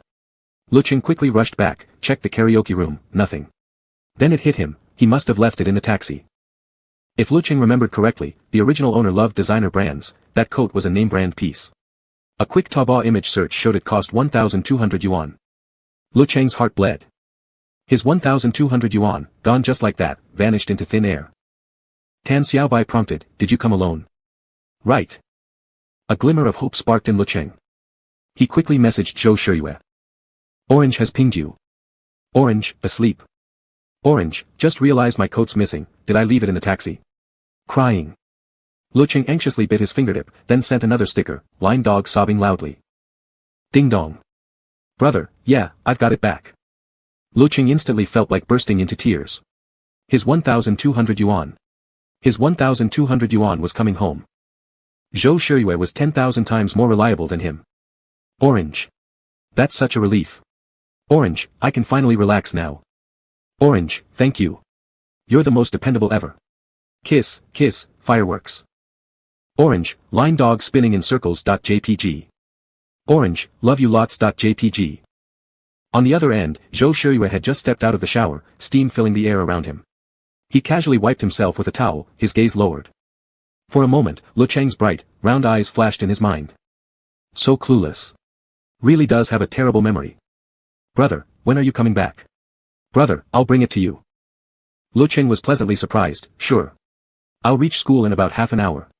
Should we meet under dorm building 5? "Brother, After sending the message, Tan Xiaobai peeked over. "So happy, found it?" "Yeah, found it," Lecheng nodded. "Tan Xiaobai, boyfriend?"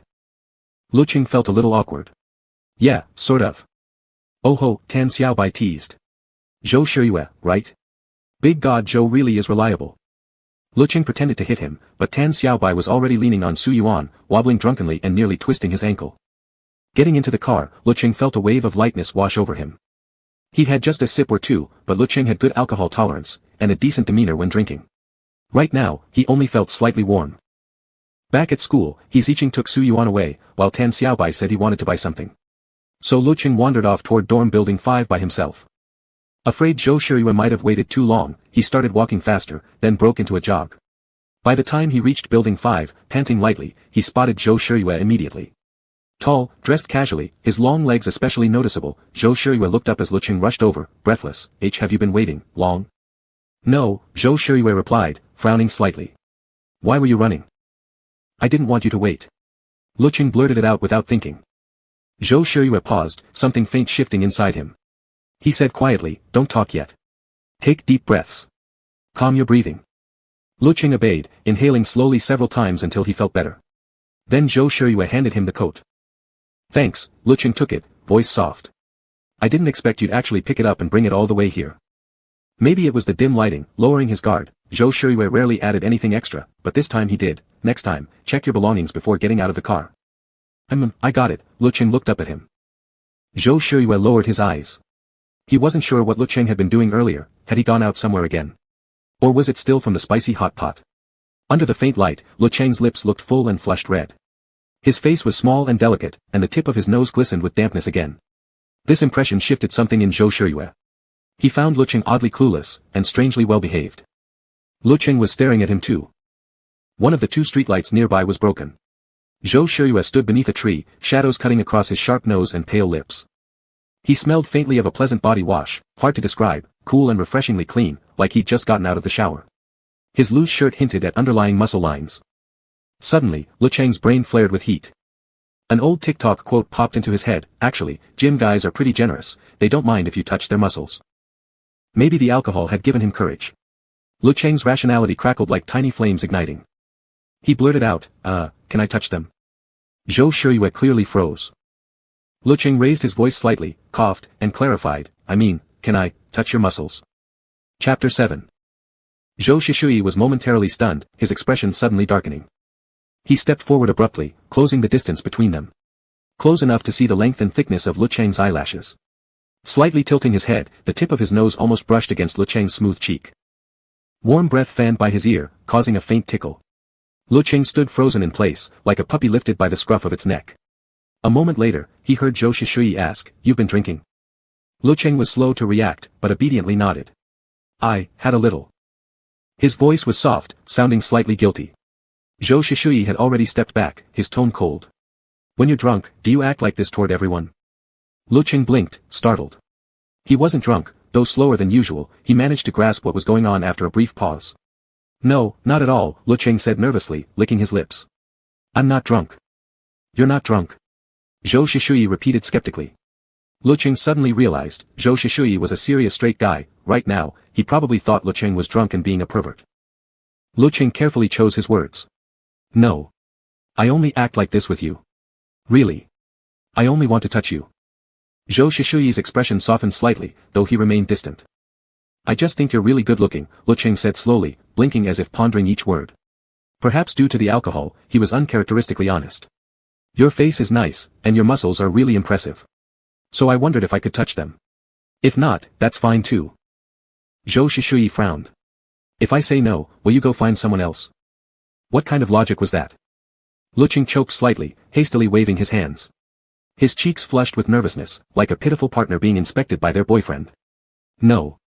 He felt a bit wronged, he'd only wanted to touch, why did it have to spiral like this? Sniffing softly, Lecheng dropped his guard and whispered, "I don't think that way about anyone else. I only like yours." It was the truth. What Lecheng meant was simple, he only liked Zhou Shiyue's physique. But the phrasing was ambiguous, and to the listener, it sounded like a confession.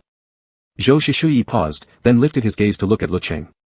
The young man kept his eyes lowered, long lashes fluttering faintly, appearing genuinely earnest, honest, and strangely endearing. Zhou Shiyue asked no more. After a moment of silence, he said quietly, "Don't drink so much next time."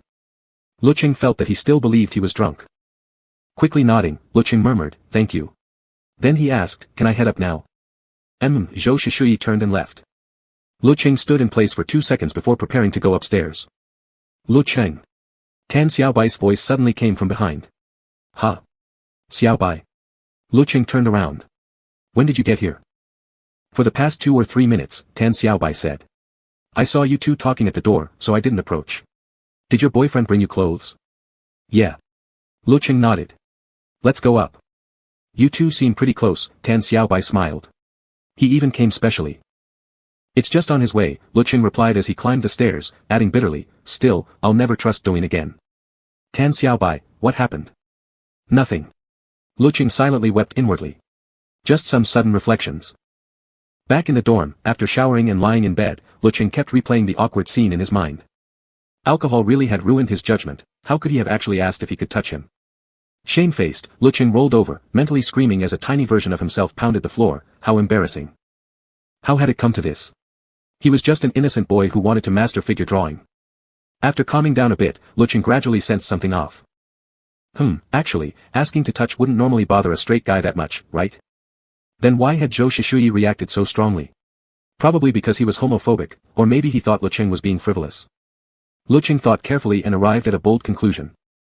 Because of homophobia, Zhou Shishui didn't want any intimate contact, with intimate including any slightly ambiguous physical interaction. That must be it. That was the real reason. Suddenly, a wild idea struck him. Did that mean he could slightly cross boundaries in daily life? Like holding hands, hugging. Sure, Zhou Shishui might refuse at first, but that didn't matter. The key point was, wouldn't this perfectly highlight the contrast with his own cowardice in reality? With both tactics working together, he could guarantee Zhou Shishui would break up with him in less than 3 months. Still, he had crossed a line earlier. To a homophobic straight guy, blurting out, "Can I touch you?" right away did seem kind of creepy. Lecheng briefly closed his eyes in embarrassment. Although his goal was to break up with Zhou Shishui, he didn't want to be seen as a pervert either. So Lecheng unlocked his phone and switched to the chat with Zhou Shishui. Orange, sent a payment request. This was the money he owed for dinner and the ride earlier. After sending the message, he turned off the screen. Only when he heard a ding did he pick it up again. Your payment request has been declined. Brother, don't need it. Lecheng sent the payment again. Your payment request has been declined. Lecheng stayed silent for 2 seconds. Fine. Orange, are you still mad? Orange, sorry, that was my bad just now. I wasn't actually drunk, I just suddenly remembered a video I saw on Douyin. Lecheng opened Douyin and forwarded the video link. Orange, puppy crying.jpg. On the other end, Zhou Shishui clicked open the video and read the caption below. Today I'll share a secret about fitness influencers. Even though we look tough and bulky, don't be afraid. If you want to touch us, just go ahead, we're actually happy to be touched. And in the comments section, people chimed in.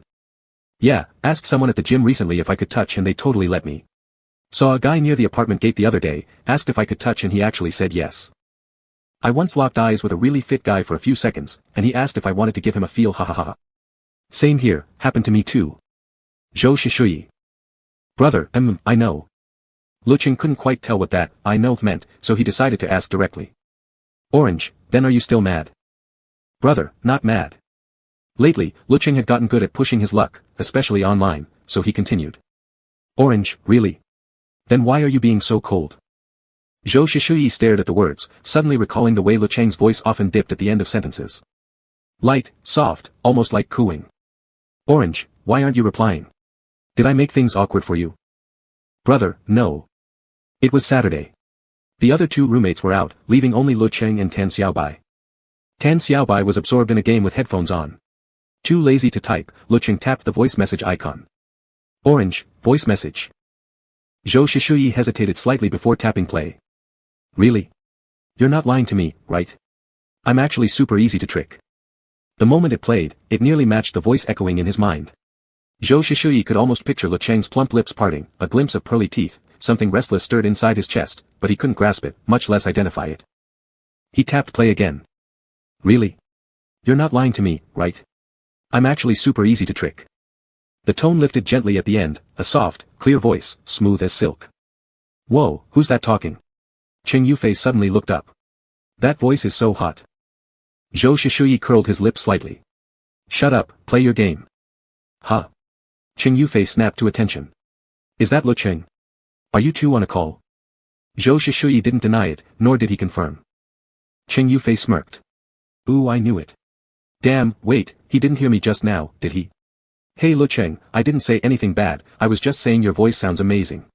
Seriously, so good. Zhou Shishui felt an unexplainable irritation rise. Not a call. Stop shouting. Damn, should have said that earlier. Cheng Yufei raised an eyebrow, stretching his words. Don't know who, claimed he didn't like someone, yet here he is having late-night chats. Zhou Shishui tossed a pillow at him expressionlessly. Get lost. Damn, with that attitude. He's gonna get hurt. Cheng Yufei caught the pillow, dramatically clutching it. Am I no longer your little sweetheart? Zhou Shishui was thoroughly disgusted. Before he could snap, Cheng Yufei added, just kidding, but honestly. I think Lecheng might actually have feelings for you. Zhou Shishui lifted his gaze lazily. What makes you say that? What else?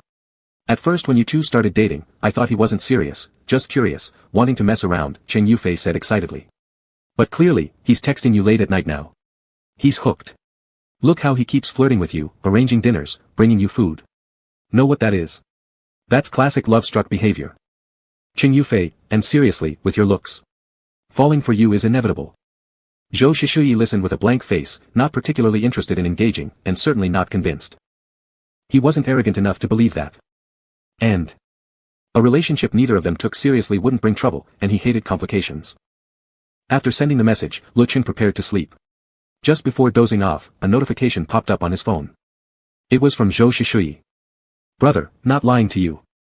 The next day, Lecheng woke up early. Since platform-approved illustrations shouldn't have overly complex compositions, Lecheng drew quickly and effortlessly. After swiftly pulling out another sheet for a refined sketch, he finished outlining and checked the time, still not yet lunch. He decided to scroll through some videos. The other two roommates hadn't returned yet. Lecheng stood up and stretched his neck. Tan Xiaobai was hammering away at his keyboard. The gameplay looked intense, so Lecheng turned to take a look. It was a 5v5 battle game that had been wildly popular for years. After watching for a while, Lecheng thought Tan Xiaobai's playstyle was actually pretty good. Which made sense, he himself was a complete gaming disaster. Not only was he terrible at competitive games, but even his luck in casual minigames was average at best. Plus, Lecheng simply didn't care much for games. He found playing for more than half an hour exhausting. This novel world resembled the real world in many ways, popular games, common apps, but with subtle differences, like university names and regional locations.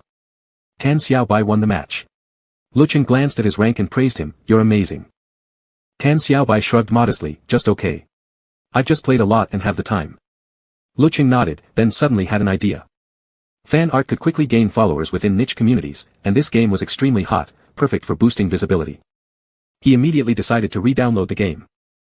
He'd played it briefly before but uninstalled it due to lack of time. Back then, he'd even drawn fan art for his favorite hero. Once the game finished downloading, Lecheng automatically logged into the queue server and discovered the original owner had played too. Though the rank wasn't high, he casually browsed the friends list, already planning to draw for his favorite hero. It would make up for the regret of his weaker skills back then. After brainstorming for a while, it reached lunchtime. Lecheng remembered what he'd done yesterday and still felt a bit anxious. He wasn't sure if Zhou Shishui now saw him as a pervert, or if he truly didn't mind. After some thought, he sent Zhou Shishui a screenshot of the game. "Orange, do you play this?" He wanted to cautiously test Zhou Shishui's attitude first. Ding dong. "Brother, yeah, I've played." "Orange, have you eaten?" "Brother, not yet." Lecheng pondered, then decided to be bold, even audacious. "Orange, I've been thinking about you." "Orange, you're having lunch with me later." Lecheng focused entirely on waiting for a reply. After endless anticipation, he finally heard a notification and hurriedly looked down. Only 2 words appeared on screen. "Brother, come down." Lecheng's eyes widened slightly. What did that mean? Was Zhou Shishui waiting downstairs? He rushed to the window at the end of the corridor and looked down. Though it was a bit far, he could clearly see a tall figure standing under the tree, legs long and striking. Lecheng froze. What was going on? Was the sun rising from the west? Why would Zhou Shishui come wait for him? "Orange, are you waiting for me?" "Brother, Confused, Lecheng dashed back to the dorm and started frantically changing clothes. Tan Xiaobai turned around and asked, "Going out? Meeting your boyfriend for lunch?"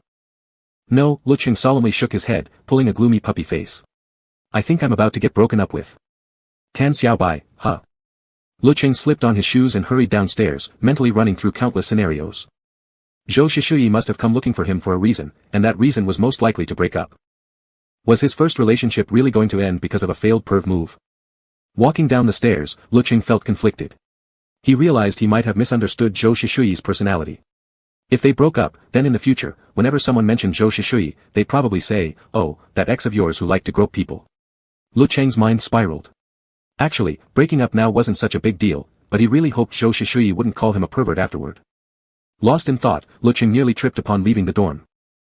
Just as his ankle twisted, Zhou Shishui quickly grabbed his arm and pulled him upright effortlessly. Lecheng jolted in surprise, instantly snapping back to reality. You. They spoke at the same time. Lecheng choked slightly. "You first." Zhou Shishui, making sure he was steady, let go of his arm. "Don't zone out when going down the stairs." "Yeah, I know." Lecheng obediently nodded. "Anything else? Where do you want to eat?" The low voice made Lecheng look up. Zhou Shishui was gazing at him seriously. They were so close. Suddenly, Lecheng noticed how long Zhou Shishui's eyelashes were, so long they almost brushed against the thin lenses. He strangely thought they'd feel nice to touch, looking soft and delicate. Did you come find me just for that?" Lecheng realized, asking hesitantly. Yes, Zhou Shishui replied simply. So Zhou Shishui wasn't here to break up with him after all. Is that so? Lecheng instantly brightened, more than anything, relieved not to be seen as a pervert. This is actually the first time you've come to me on your own. Zhou Shishui looked down at him, lashes lowering. Lecheng smiled, eyes crinkling into gentle crescents, genuinely happy, pure, like it meant something extraordinary. Zhou Shishui found it hard to ignore that smile. As if infected, Zhou Shishui's lips curved slightly upward. Yeah. Let's go eat. They decided on the cafeteria. On the way, Lecheng casually asked, why did you come find me this time? Zhou Shishui was silent for a moment. I misunderstood you yesterday. Sorry. Lecheng processed it, then waved his hand. Ah. It's nothing. Actually, he felt pretty guilty too. After all, he, being gay, had suddenly asked to touch, and Zhou Shishui didn't even like him. There was definitely a chance it came off as offensive. After eating at the cafeteria, Lecheng said goodbye to Zhou Shishui. Walking back, Lecheng oddly thought they were rather like meal partners. Aside from eating together, they rarely had any other plans. This relationship really did revolve around food, blessed by appetite indeed. Lecheng teased himself briefly, returning to the dorm, only to have Tan Xiaobai pounce on him immediately. Did you break up or not? Recalling the earlier misunderstanding, Lecheng shook his head. No breakup. Tan Xiaobai exhaled in relief. See? How could you suddenly break up like that? What were you thinking? Well. Not exactly. Lecheng looked at Tan Xiaobai. Lately, Tan Xiaobai had been kind to him, so he couldn't help but share a little. It's just. Yesterday I wanted to touch his muscles, that's all. Tan Xiaobai wasn't gay, so he tried putting himself in Zhou Shishui's shoes. Isn't that like a girlfriend asking her boyfriend if she can feel his muscles? That's totally normal. Lecheng, that part is true. Oh. I get it. Tan Xiaobai suddenly understood. He didn't reject you, right? And you got scared he'd dump you over it, so you panicked. Lecheng's eyes widened slightly. Wait, how did Tan Xiaobai guess it so accurately? He said sincerely, you'd be great at writing detective novels. Seriously? Tan Xiaobai was shocked. Then you too. He wanted to say more, but stopped himself. Countless thoughts condensed into a single phrase. So pure. Lecheng. Dude, you've been dating for nearly a week, don't tell me you haven't even. Tan Xiaobai carefully chose his words, kissed yet. Sharp. Extremely sharp. Lecheng, no. Okay then. Tan Xiaobai paused, then added, so pure. Lecheng. This is way too innocent, Tan Xiaobai complained, but still kindly comforted Lecheng. Still, don't stress. Maybe you're just not close enough yet. Take it step by step. Lecheng nodded, then opened his phone and played 2 quick games. At gold rank, he lost both matches straight. Feeling utterly defeated, Lecheng closed the game app, turned on his computer, and exported last night's drawing process. It wasn't difficult for him, he'd often edited short clips before. He trimmed it, sped it up, added music, used the final artwork as the cover, and uploaded it to Douyin. Upload successful. Lecheng gave it a like first. He exited Douyin and opened Weibo, surprised to find he'd gained around 20 new followers from yesterday's illustration. He had no idea where these followers came from, but Lecheng was thrilled, and saw about 10 comments. Naturally, some users had traced through his profile and found his previous post, exclusive male model. Qing Tang de Lao Yi, ha ha ha, bro you're hilarious. Yi Zhen Diao Mao, exclusive male model, is that what I think it means? Doge.jpg. Newly Hua Hua, bro, I'm bowing to you twice. Can I borrow your hands? Lecheng picked a few comments to reply to. After replying, he dove back into drawing. He drew straight through the night until Tan Xiaobai called him out for dinner. Lecheng thought that sounded good, he couldn't always eat with Zhou Shishui, could he? They were starting to seem like nothing more than meal partners. After eating, Tan Xiaobai suggested taking a walk around the track. Lecheng had been sitting at his desk all afternoon and was already stiff and sore, so he happily agreed. Their school had planted a ring of trees around the stadium. Streetlights filtered through the leaves, casting dappled light onto the paths below, creating a hazy, dreamy beauty. Lecheng took a deep breath, feeling more relaxed than ever. Beside him, Tan Xiaobai said, I never come here late at night when no one's around to keep me company. Lecheng tilted his head. Why not? Tan Xiaobai, because the nighttime track is packed with couples strolling hand in hand. Me being single feels kinda awkward. Lecheng chuckled, about to respond, when Tan Xiaobai suddenly said, hey. Look who's that. Lecheng leaned forward. Where? Who? Over to our left diagonally. Don't look up obviously. Quietly, isn't that Qing? Zhou Shishui? Lecheng squinted and saw, sure enough, it was Zhou Shishui, with a male student beside him, probably his roommate. Tan Xiaobai nudged him. Hey, he didn't come with you but brought some mysterious guy instead. What do you think about that? Lecheng laughed. With both my eyes. Tan Xiaobai burst out laughing too. Oh, hey, I just spotted my senior. Why don't you go find him first? I remember you two have never gone out together at night before, right? Huh. Lecheng blinked, confused, but Tan Xiaobai had already slapped his shoulder and gently pushed him forward. Lecheng quickly turned off the path. When he looked back, Tan Xiaobai had already vanished. He pulled out his phone angrily and typed. Orange, you actually ditched me. And ran off so fast. White rabbit so white, fiddling with fingers.jpg. Lecheng and Tan Xiaobai exchanged a few more messages when something suddenly occurred to him. The essential act of checking in during a relationship, he realized he rarely did it. Rule 3 of being a dramatic partner, love checking in. Get jealous whenever your boyfriend talks to someone else. Lecheng quickly opened Zhou Shishui's chat window. Orange, where are you? Zhou Shishui replied quickly. Big brother, stadium. Orange, really? Send me a photo. You have to make a freak sign. After sending it, Lecheng lifted his head and watched Zhou Shishui's movements. His eyesight was excellent, and he wasn't far away, he could clearly see Zhou Shishui emotionlessly raise his hand and form a free. Big brother, photo. Lecheng almost laughed, but dramatically kept going. Orange, is there anyone beside you? Big brother, yes, my roommate. Lecheng hadn't expected Zhou Shishui to be so honest. All of a sudden, he felt too embarrassed to keep playing interrogator. Finally, he half-heartedly added another line. Orange, fine then. Since you're being so truthful, I'll let you off the hook today. Oh. As soon as the message sent, Lecheng looked up, and saw Zhou Shishui suddenly put his phone away and glance around. Lecheng immediately ducked into the shadows. Hey. Lecheng. A loud voice cut through the distance straight into his eardrums. Lecheng stiffened, turned his head, and saw Zhou Shishui gazing calmly at him, while the person beside him, the source of that voice, wore a mischievous grin. Lecheng's cheeks instantly flushed red. He didn't know what Zhou Shishui said, but his roommate walked away. Zhou Shishui strode toward him. All the drama on Lecheng's screen evaporated in an instant. He forced himself to stay calm and greeted weakly, "Gee, good evening." Zhou Shishui's gaze slowly settled on his face. You were spying on me. Lecheng admitted sheepishly, I just happened to see you here earlier. Zhou Shishui seemed to notice his embarrassment, and unusually cracked a joke. Satisfied with the photo? Satisfied, Lecheng stammered, face still burning. Very satisfied. Zhou Shishui said nothing more. Lecheng walked beside him, strangely falling into a couple's stroll. After walking a while, Lecheng grew calmer. He glanced sideways at Zhou Shishui and suddenly remembered those words, take it slow. Maybe, they could start with, holding hands. It wasn't much between couples, just a simple handhold. Building up courage, Lecheng kept sneaking glances at Zhou Shishui's hands. They hung naturally at his sides, long fingers, slightly curved, knuckles elegantly pronounced, looking delicately carved, like art. Lecheng stared several times before finally speaking. I can read palms. Lecheng ignored the doubt in his eyes and said naturally, really, don't you believe me? Zhou Shishui, no. Lecheng. What a straightforward man. Lecheng didn't give up, then let me take a look. After I'm done, won't you know whether it's accurate or not? At those words, Zhou Shishui extended his hand, his eyes carrying a hint of curiosity. Lecheng's heart pounded wildly.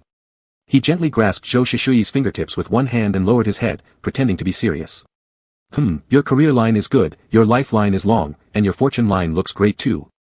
The more he spoke, the more distracted he became. Suddenly, the hand holding Zhou Shishui's fingertips loosened, flipped over, and slowly slid upward until his palm gently covered Zhou Shishui's slightly calloused hand. His skin was paler than Zhou Shishui's, creating a strangely sensual visual contrast. Lecheng's heart raced, nearly leaping out of his chest. He quickly glanced up at Zhou Shishui with a reckless, all-or-nothing mindset. That's right, I'm confessing. I only wanted to read your palm so I could hold your hand. I'm a shameless college guy. Swiftly, Lecheng tugged Zhou Shishui's hand back down. Zhou Shishui looked down at him, clearly taken aback. Realizing he'd been tricked, he frowned slightly. He couldn't understand why he hadn't pulled away sooner. But Lecheng's hand had felt like a small fish pressed against his palm, so much smaller than his own, soft, smooth, and pale. Using palm reading as an excuse, then suddenly holding hands. He lowered his gaze to Lecheng's earlobe peeking through dark strands of hair, flushed with a faint pink, as if proof of emotion. In that instant, his thoughts tipped completely toward a certain absurd suspicion. Chapter 8. He recalled Qing Yufei's analysis, which had sounded somewhat ridiculous, talk about liking someone and getting carried away, utterly illogical and naturally hard to believe. Yet at this moment, Zhou Shishui found himself entertaining the exact same absurd thought. This was a troublesome matter.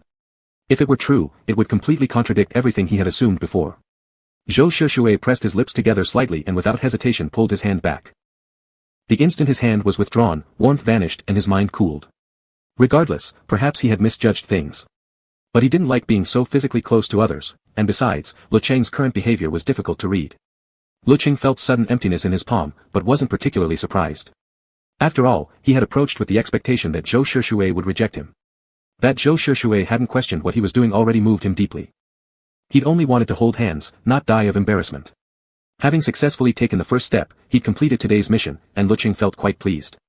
After all, he wasn't exactly comfortable holding hands with others either. A sudden commotion erupted ahead. Lecheng glanced over and followed the crowd's gaze upward, spotting numerous drones in the sky, each with colorful lights on their tails, flipping and tumbling in perfect unison. Wow! Lecheng gasped, instantly forgetting his earlier awkwardness. He instinctively tugged at Zhou Shishui's sleeve. Look quick, it's so cool. Zhou Shishui lifted his eyes toward the sky. Due to this unexpected show, people who had been scattered across the playground quickly gathered around. Lecheng and Zhou Shishui were caught within the crowd. Since they hadn't been standing particularly close, the surge of people immediately separated them. Lecheng loved bright, dazzling displays like this, just as he enjoyed fireworks during New Year celebrations. He kept craning his neck upward, grinning blankly, completely unaware of where Zhou Shishui had gone. Zhou Shishui, tall as ever, stood out clearly in the crowd. He glanced around briefly and didn't feel like going back. Yet he still spotted Lecheng immediately. Lecheng was tilting his face up toward the sky. Colored light rained down from above, breaking into irregular shapes that fell across Lecheng's fair, soft cheeks, casting a gentle halo along the side of his face. Lecheng wasn't short, but neither was he especially tall, unremarkable among the crowd. Someone bumped into him, but he was so focused on the sky that he didn't react, merely swaying slightly sideways from the impact. Zhou Shishui frowned faintly. After a brief pause, he decisively pushed through the crowd, reached out, turned Lecheng by the shoulder, and positioned him in front of himself. Lecheng froze for a second, then turned his head to see Zhou Shishui. The crowd was now erupting with gasps as the drones formed new shapes in the sky, so he shouted over the noise, "What is it?" Zhou Shishui looked at his long, fluttering eyelashes. "Nothing. Keep watching." Lecheng thought back briefly, understanding dawned, and he twisted around again to shout, "Did you just worry I'd get bumped again?" Zhou Shishui looked at him and said nothing. Lecheng didn't mind. After thinking for a moment, he shouted back, beaming, "Zhou Shishui, you're so great." Even if he didn't like him, he was still responsible, not skipping out on even the smallest duties of a boyfriend. The surrounding crowd quieted down. Zhou Shishui lowered his lashes. Lecheng's eyes crinkled happily, tiny glimmers dancing in his pupils, as if everything that had happened was perfectly natural. Maybe he had overthought it. Lecheng suddenly grabbing his hand must have just been incidental, perhaps just a lingering habit from his previous relationship.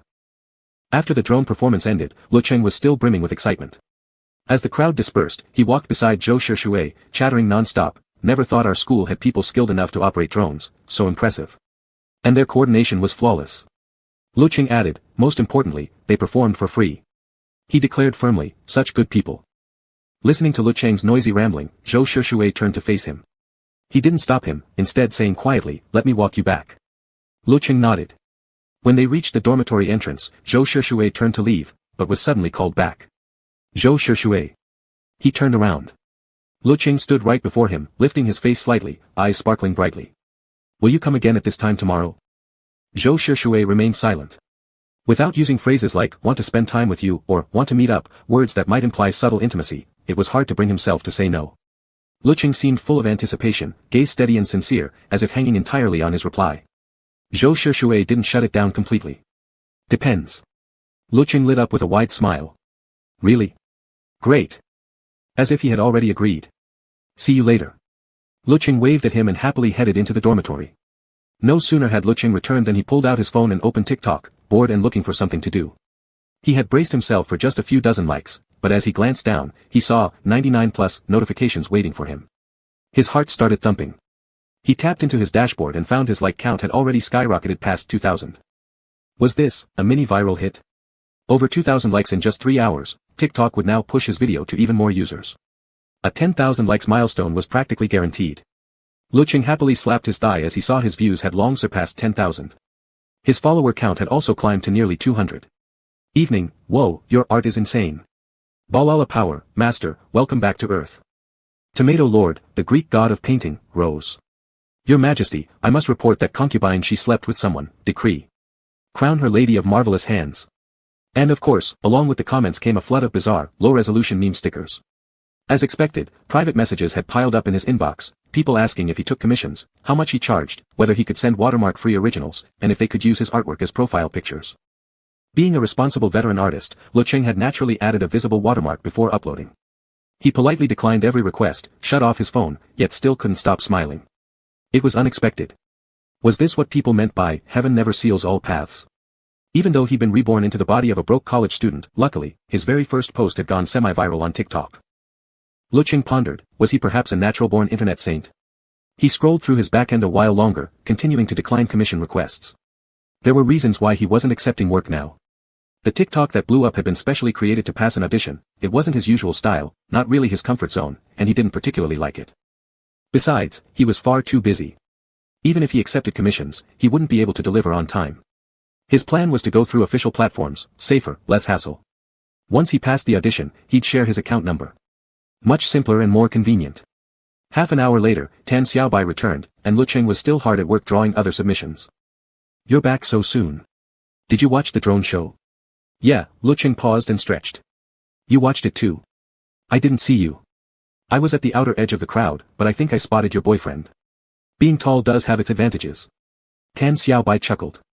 So, walking around the evening playground together, very pure romance, really helps deepen the bond, right? Lecheng nodded. Not bad. He hadn't felt particularly romantic, but it worked well enough for advancing his drama king scheme. Not bad. Tan Xiaobai teased, nudging him playfully. Didn't you two hold hands in the dark or something? Lecheng's scalp prickled. Was Tan Xiaobai secretly suited to write detective novels? How did he always guess so accurately? He confessed honestly, we did. Good, progress is progress. Tan Xiaobai patted his shoulder. Keep it up tomorrow. Strike while the iron's hot. Lecheng gave him an amused look and nodded. Tan Xiaobai then marched off like a master strategist with his basin for a shower, while Lecheng curled himself into the soft armchair, musing that maybe he should give his holding hands with Zhou Shishui plan a new name. How about Operation Straight Guy? Online, he'd execute his drama king plan, causing chaos everywhere. Offline, he'd launch Operation Straight Guy, to break through the defenses. Combine both strategies and no straight guy could withstand it. Zhou Shishui would surely break first and beg to say goodbye. Lecheng opened Baidu and reviewed once again how to be the ultimate high-maintenance partner. First, being unreasonable, he believed he'd already nailed that. Second, throwing pointless tantrums, he figured he'd done that too. Third, being overly clingy and constantly checking up. He'd done the checking up part, but it didn't seem to work. Zhou Shishui was too principled. Impossible to rattle. Wait.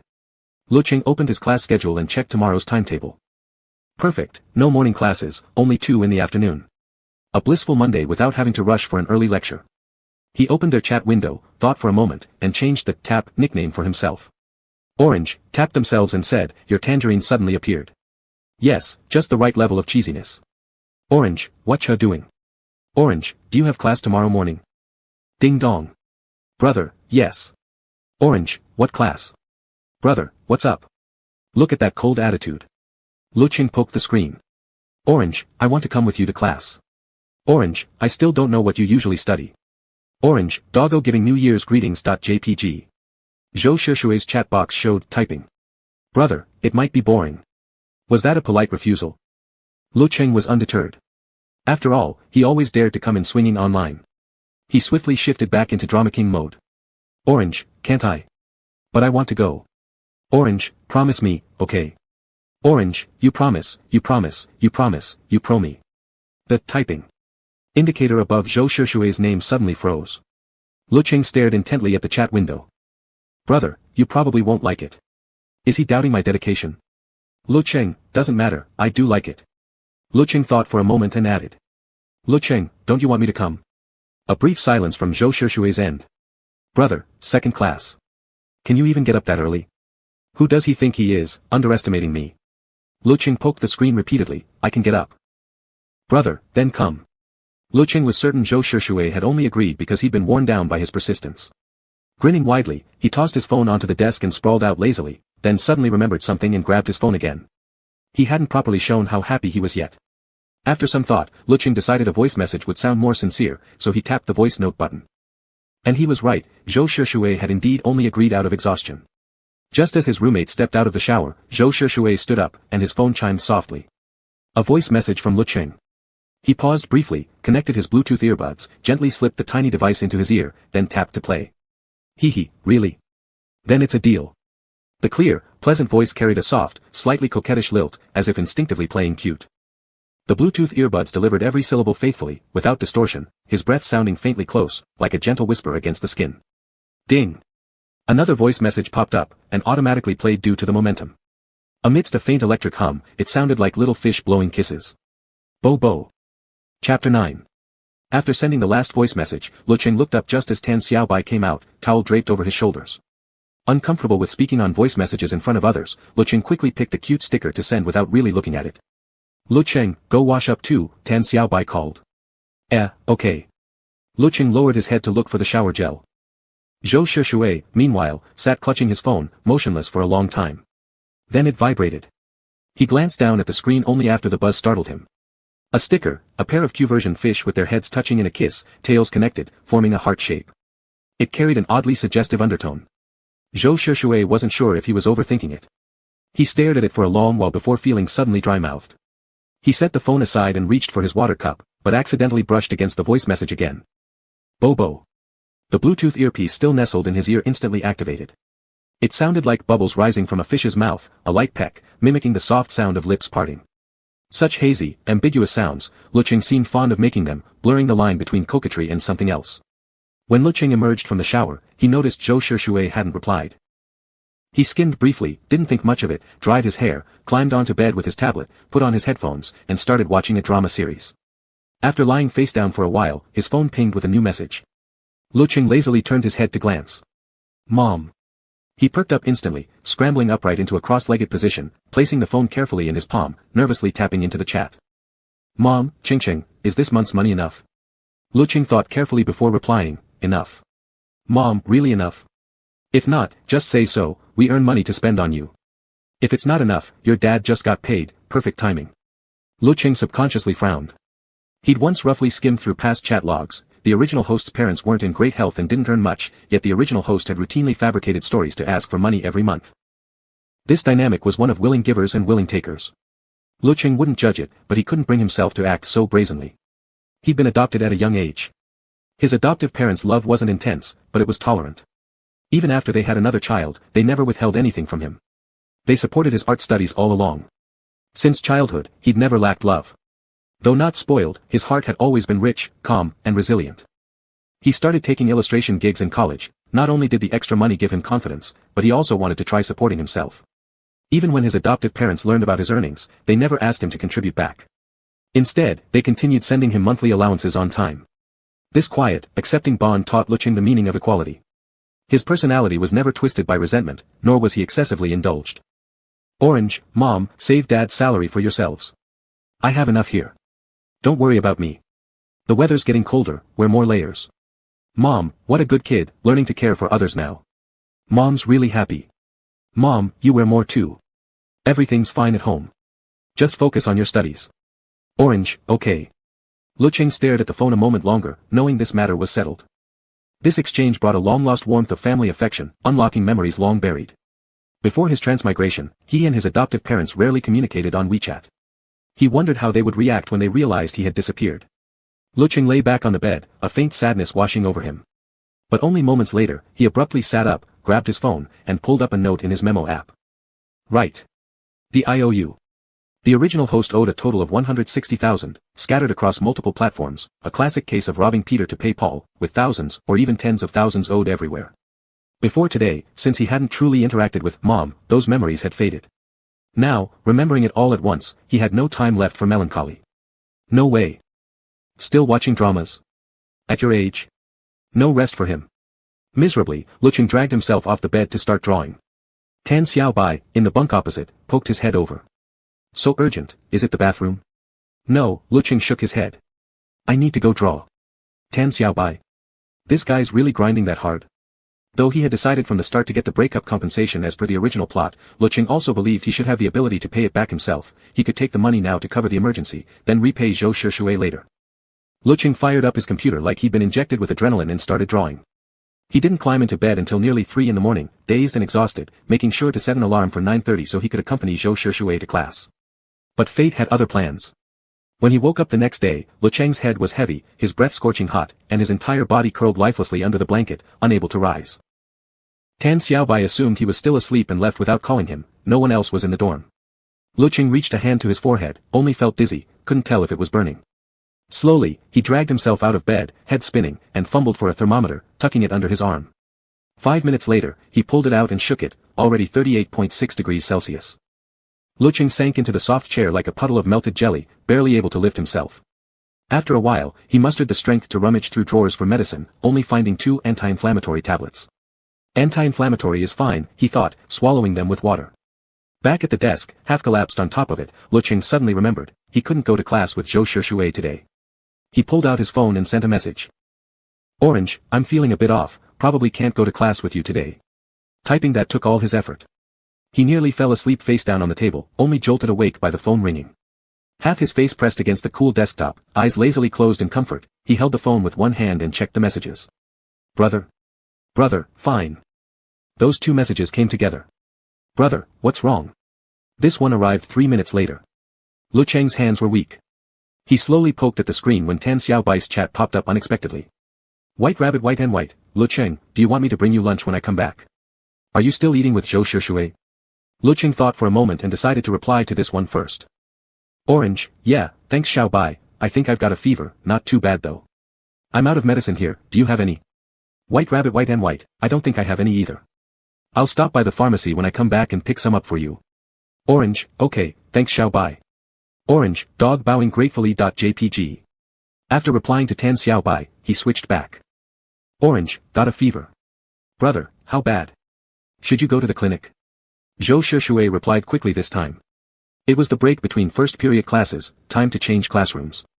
People were already filtering out. Cheng Yufei called from behind, Schwerge, let's go, we gotta head to the teaching building. Zhou Shishui frowned slightly. Wait. Oh. Cheng Yufei sat down at an empty desk. Then I'll check if the teacher opened attendance yet. Orange, no. Lecheng replied after quite a delay, his tone coming off rather blunt. Zhou Shishui wouldn't hold that against him. Brother, how high is your temperature? Orange, 38.6. That was already moderate fever territory. Combined with Lecheng's usual air of spoiled days, Zhou Shishui couldn't help but suspect he was just being deliberately difficult because he was sick. Brother, did you take medicine? Lecheng lifted his lashes to glance at the screen. He typed short replies only because he couldn't lift his arms easily, not for any other reason. Orange, no. Brother, any drug allergies? Feverish, Lecheng's mind moved slowly. It took him a while to understand what Zhou Shishui meant. Orange, you don't need to come. Xiao Bai will bring me medicine. Xiao Bai. An intimate nickname, Zhou Shishui thought. Lecheng assumed the conversation was over, but suddenly his phone buzzed violently. He answered sluggishly. Hello. Lecheng's voice was soft, hoarse from fever. Zhou Shishui, why are you calling? When will he bring it back? Zhou Shishui asked succinctly.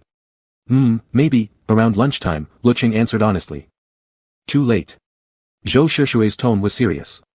If you don't take medicine in time, it'll get worse, might affect your intelligence. Lecheng felt like Zhou Shishui was calling him stupid. Sick and petulant, he snapped back, why are you saying I'm dumb? Don't want to talk to you anymore. That's a fact, Zhou Shishui paused. You don't have to stop talking to me. Lecheng murmured a few soft mms in agreement, didn't remember how he hung up, or how much time passed, until a knock at the dorm door roused him from his haze, and he mumbled, come in. Until his forehead was gently touched, a cool sensation making Lecheng instinctively nuzzle toward that coolness before he opened his eyes. Zhou Shishui. He froze for a moment. Zhou Shishui withdrew his hand and said, take your medicine. Then go up and sleep. But. I can't get up. Lecheng shook his head, trying to negotiate with him. Can I, just sleep here for a bit? Zhou Shishui peeled the medicine packet open and placed the pill in Lecheng's palm. Lecheng gulped it down with water in one quick motion. I really can't climb up, Lecheng pleaded pathetically. I might fall, my intelligence would drop.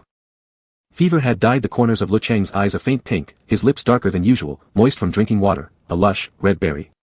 Zhou Shishue paused for 2 seconds before shifting his gaze away, muttering lowly, I'll help you up.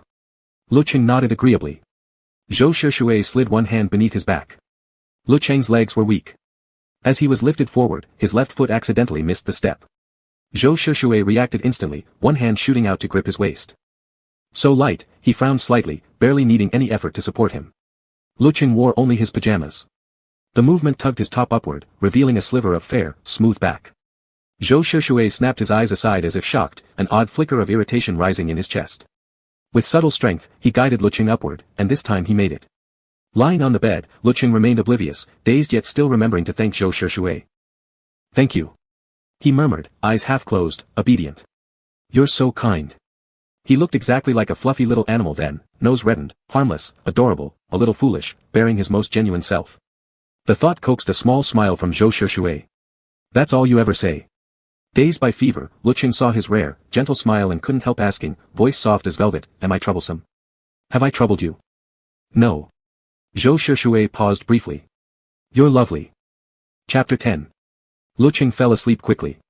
He slept deeply, shutting out all external sounds. When he opened his eyes, the light was bright. Lecheng stared dazedly at the ceiling, listening to the faint clicking of a mechanical keyboard nearby, as he lifted a hand to gently cover his eyes. Lecheng, you're awake. Still feeling bad? Tan Xiaobai stood by his bed asking. Lecheng turned his head. His pale face was tinged with an unnatural flush. I'm okay, doesn't feel so bad anymore. Good, Tan Xiaobai nodded. When I came back, you were already asleep. Did you take your medicine? Lecheng paused. Medicine? He hadn't blacked out completely from the fever, but he certainly hadn't been very clear-headed when talking to Zhou Shishue. Zhou had brought him medicine and even helped tuck him into bed. Lecheng blinked, his long lashes damp. Yes, I took it. Zhou Shishue brought me the medicine. Tan Xiaobai said, he brought it for you. That's actually pretty nice. Lecheng nodded in agreement. He'd previously thought that even if Zhou Shishue didn't dislike him, he probably found him annoying, but never expected that Zhou would bring him medicine after hearing he had a fever. Though perhaps it wasn't that Zhou didn't find him annoying. Judging from daily observations or the original novel's plot, Zhou Shishue was always a responsible person. Instinctively, Lecheng reached beside his pillow for his phone, but didn't feel it there. Tan Xiaobai asked, looking for your phone? It's downstairs. He handed it over, and Lecheng murmured, thanks, Xiaobai, before taking it. By the way, I brought you some food, green pepper pork stir-fry with rice. It's kind of cold now. Still want it? Yes. Yes. Yes. Lecheng perked up immediately. I'll eat it, give it to me first. After receiving the meal, Lecheng didn't open it right away. Instead, he first checked his phone messages.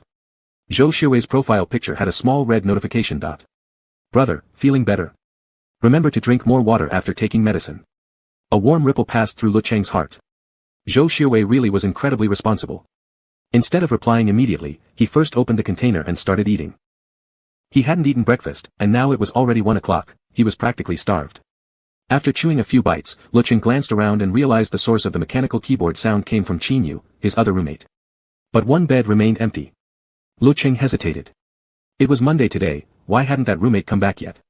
After finishing his meal, while transferring money to Tan Xiaobai, Lecheng casually asked, by the way, where's our other roommate? Tan Xiaobai followed his gaze and made a face. Seems like he's not living on campus anymore. Honestly, good riddance, he snores like a chainsaw. Lecheng paused thoughtfully for 2 seconds. Do I snore? Tan Xiaobai dramatically replied, beautiful people survive on morning dew, they don't snore. Lecheng stared blankly for a second, then burst into laughter. After eating, Lecheng requested leave from his professor. Right now, his whole body felt weak, there was no way he could attend class. As he exited the chat window with his teacher, Zhou Shishue's conversation thread sat right at the top. Lecheng stared at it for a moment, then tapped in. Orange, yeah, got it. Thank you for bringing me the medicine today QWQ. Orange, here's a little flower for you. JPG. Orange, how much did the medicine cost? I'll transfer you the money. Ding dong. Brother, no need. Lecheng understood. He realized Zhou Shishue was quite generous, no wonder in the original storyline, after their breakup, Zhou had given the protagonist a substantial sum as parting money. Lecheng poked at the screen, not insisting further, alright. Did bringing me the medicine make you miss class? Brother, no. Lecheng relaxed. Just as he prepared to type again, another message popped up instantly. Brother, if you're still feeling unwell, skip this afternoon's class. Lecheng stared at those words, wondering if he'd misread them. A top student actually encouraging someone to skip class. He always perceived Zhou Shishue as icy and distant. Layered with traits like responsibility and helpfulness, he still seemed like an aloof god isolated from others. Yet now, suddenly, Zhou Xuewei felt closer, almost human. The odd description amused Lecheng so much he nearly laughed out loud. Orange, what's going on? A top student teaching others to skip class now? Zhou Xuewei replied swiftly. Brother, only teach you. That sounded strangely flirtatious. Lecheng froze slightly. But soon, a second message arrived. Brother, to be precise, since you're sick, you should have taken sick leave. Skipping isn't accurate, and thus I'm not really teaching you anything. Lecheng fell silent. He knew it, how could Zhou Xuewei possibly be flirting with him?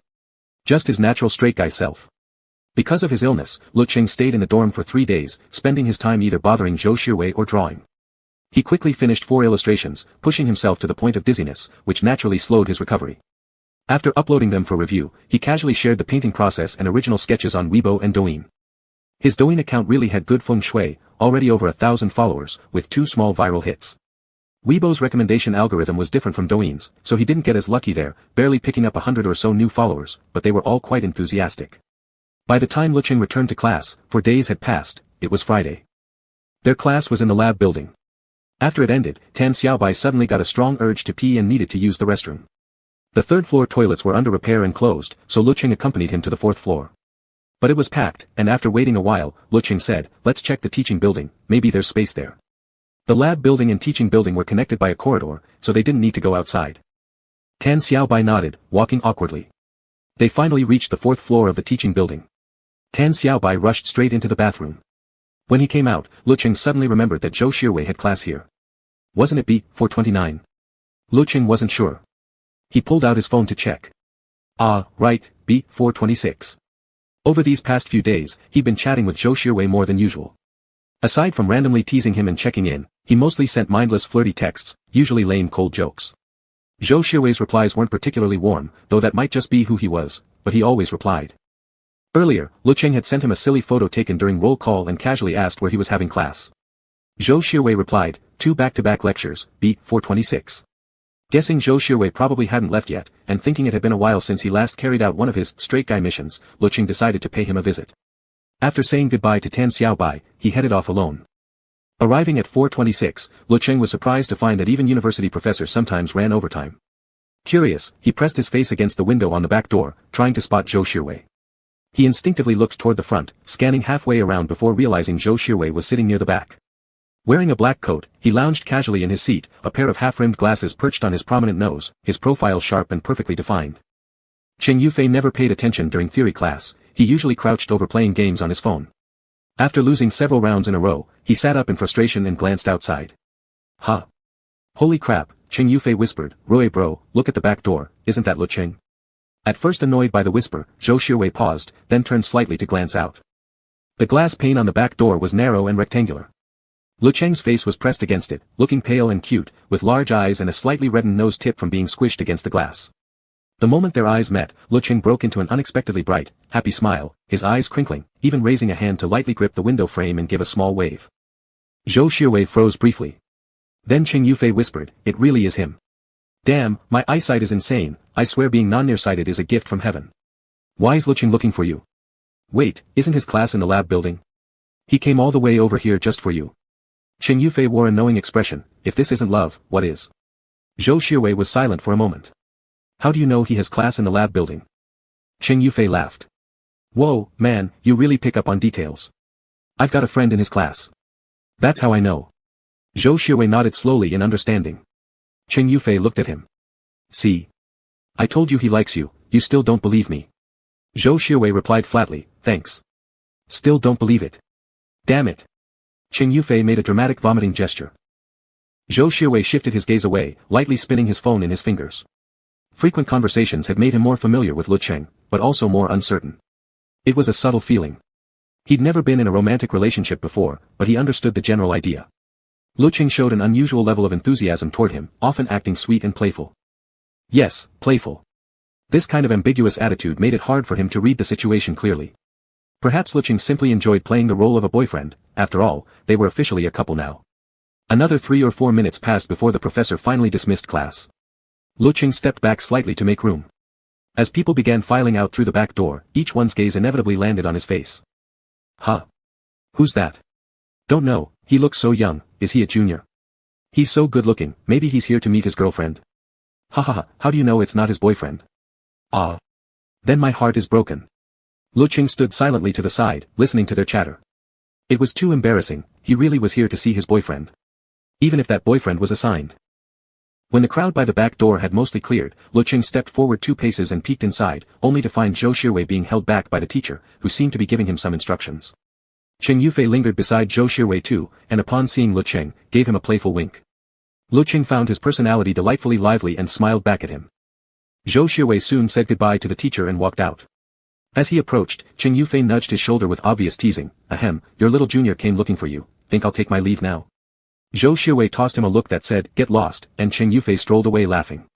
Having heard junior twice in one day, Lecheng found it amusing. He turned to Zhou Shirwei and deliberately said, Senior Zhou, you took such a long time coming out. Zhou Shirwei looked down at him. So what should we do about that? Lecheng, then of course you have to treat me to a meal. I want chicken stewed in yellow sauce with rice, okay, Senior. Senior Zhou. His voice was naturally soft, and he deliberately drew out the last 2 words, making them float lightly, like a playful feather gently brushing against something sensitive. Zhou Shirwei's heart suddenly skipped. Lecheng was still looking up at him, his thick lashes curving slightly upward. Okay, Senior. Please. Zhou Shirwei stared at him for 2 seconds. All right, Zhou Shirwei murmured softly. Junior. Chapter 11. They went out for a meal together. It wasn't expensive, and Lecheng felt awkward always letting Zhou Shirwei pay, so he quickly grabbed the bill himself. All his manuscripts were submitted, he was just waiting on the review results. Mentally, the financial pressure had eased quite a bit, after all, passing the illustrator review meant he could start earning money. After paying, Lecheng strolled back to campus with Zhou Shirwei. Passing by a small street stall, he noticed someone selling starch sausages. November was approaching, and the northern weather had already turned cold, perfect conditions for snacking on a warm starch sausage. Lecheng stopped walking, spotting a perfect opportunity to flex his drama skills. He pointed at the stall and, with an air of unjustified confidence, declared to Zhou Shirwei, I want a starch sausage. You should buy me one. Zhou Shirwei didn't hesitate. Which stall? This one, this one. Lecheng happily gestured with his lips. Zhou Shirwei went ahead and bought them. The vendor was quick and efficient, roasting them swiftly and packing everything into paper bags. He handed the bag to Lecheng, who let out a little, wow, eyes sparkling like a puppy catching sight of a meaty bone. Lecheng looked down, then held out another paper bag toward Zhou Shirwei, but Zhou didn't take it. Lecheng tilted his head in mild confusion. What's wrong? You're not eating. Zhou Shirwei, it's all yours. Really? Lecheng beamed slightly. Hehe, then I'll enjoy it all by myself. Zhou Shirwei glanced sideways at him. He noticed how easily Lecheng seemed to be pleased, how even something as simple as food could light up his face with joy. As Lecheng munched on his starch sausage and admired the scenery along the path, he soon felt a bit dry from eating. He promptly ordered Zhou Shirwei to go buy him a drink. Zhou returned with an ice-cold cola. Lecheng crumpled his trash and stuffed it into the empty bottle, shaking it around for a moment as the rubbish swayed inside before finally tossing it into a nearby bin. Just as they entered the school gate, Lecheng spotted 2 girls handing out flyers near the entrance. Curious, he peeked over. The girls noticed them immediately, eyes lighting up, and hurried over. Hi there. Interested in the Halloween masquerade ball? It's going to be held in the auditorium. The taller girl handed him a flyer. Lecheng took it, noticing that she hadn't offered one to Zhou Shirwei. The shorter girl chimed in enthusiastically, you look great. It'd be such a shame if you didn't join our event. Want to consider signing up? Lecheng had never encountered anything like this before, his interest perked slightly. Do we have to do our own makeup? Like, wear masks and all that? Yes, yes. And we've got plenty of fun games and activities too, said the shorter girl. Feeling excited? If you want to sign up, just add the contact on the flyer. Lecheng glanced at the flyer, the font was a cute little devilish script. The tall girl winked. And if couples attend, there are even more fun surprises in store. Lecheng glanced sideways at Zhou Shirwei, who remained expressionless. He quickly suppressed his curiosity. Alright, we'll go back and think about it. Sure thing. The 2 girls nodded cheerfully and waved goodbye. Walking down a quiet path, Lecheng finally asked, have you ever been to one of these masquerade balls before? Zhou Shirwei replied shortly, no. Just as Lecheng expected, someone as unromantic as Zhou Shirwei definitely wouldn't attend such events. Lecheng casually asked, would you go this time? Zhou Shirwei looked at him. Probably. Huh. Lecheng was surprised. He couldn't imagine Zhou Shirwei attending purely for his sake. Why? I'm in the student council, Zhou Shirwei said concisely. This time, I'll be working as a server. Ah, now it made sense. No wonder those girls seemed to recognize Zhou Shushui, and even knew their relationship. Although Zhou Shushui was incredibly famous at C University, not only for his exceptional abilities and grades but also for his flawlessly handsome appearance, that still didn't mean everyone would know him personally. Turns out, they were all from the student council. Lecheng imagined the scene, Zhou Shushui in a tuxedo server uniform. That wouldn't be bad at all. So everyone from your department will be wearing formal attire and serving? Zhou Shushui, not necessarily. They just happened to pick me. An idea formed in Lecheng's mind. A tuxedo. Zhou Shushui in a tuxedo. With his incredible physique, he'd probably look stunning in one. For a fleeting moment, Lecheng's mind flashed to Zhou Shushui's sharply defined abdominal muscles. Ah, how badly he wanted to see it. He really did. But not now. They reached the dormitory building and parted ways. Back in the dorm, Qin Yu was doing laundry while Tan Xiaobai played a game under his bed. Seeing him walk in, Tan Xiaobai said, "You're back." Lecheng nodded, hesitating for a moment. "Xiaobai, do you know about our school's masquerade ball?" "Masquerade ball?" Tan Xiaobai nodded. "Of course. The student council applies to host it every year, it's been going on for years. And honestly, it's a great place to find a partner." Tan Xiaobai added. "There are programs and activities, and you know how it is, popular costume pairings often come with preset couples, so it's easy to start talking. And if your outfit looks really good, people will definitely approach you. Plus, at the end, everyone dances together. You pick your own dance partner, can invite anyone, as long as they say yes. Of course, lots of couples plan to go together. Actually, it's kind of weird, there's this rumor around campus. They say that if a couple dances together at the masquerade ball, they'll be blessed and stay together forever, end up getting married. A lot of couples actually did, and people really believe it." Tan Xiaobai chattered on, but Lecheng wasn't really listening. A thought struck him. His straight guy routine had actually been carefully planned, first holding hands, then hugging, finally kissing. He'd already held Zhou Shushui's hand. Zhou had seemed slightly resistant, but still, next should be hugging. Lecheng figured that once he brought up kissing, Zhou Shushui would probably break up with him. He might not even make it to suggesting cohabitation. Honestly, he suspected Zhou Shushui was more homophobic than he'd initially thought. One step at a time. At the masquerade ball, dancing together meant they'd have to hold each other, physical contact. Yes, perfect. What a natural excuse. He decided, he'd invite Zhou Shushui to dance that night. That way, he could smoothly advance to the next stage. And if Zhou refused? No problem. His real goal was just to push Zhou a little, shake things up. Lecheng felt like a genius. Tan Xiaobai waved a hand in front of his face. "Why are you smiling like an idiot? Were you even listening?" "Huh?" Lecheng chuckled. Yeah, I heard. We're supposed to dance together, right?" Tan Xiaobai eyed him suspiciously, convinced he hadn't heard the second half at all. Lecheng cleared his throat. "Anyway, Xiaobai, are you going?" "Nah," Tan Xiaobai shook his head. "I went last year. Nobody talked to me the whole time. I get it now, the world's one big beauty-based sorting system."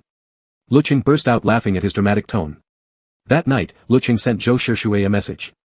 "Orange, Zhou Shuichang, wanna take a walk around the track tonight?" Ding dong. Lecheng glanced at his phone. Brother, okay." Lecheng doubled over laughing, he could imagine how exasperated that ellipsis must have been. Well, too bad. He just liked calling him Zhou Shuichang.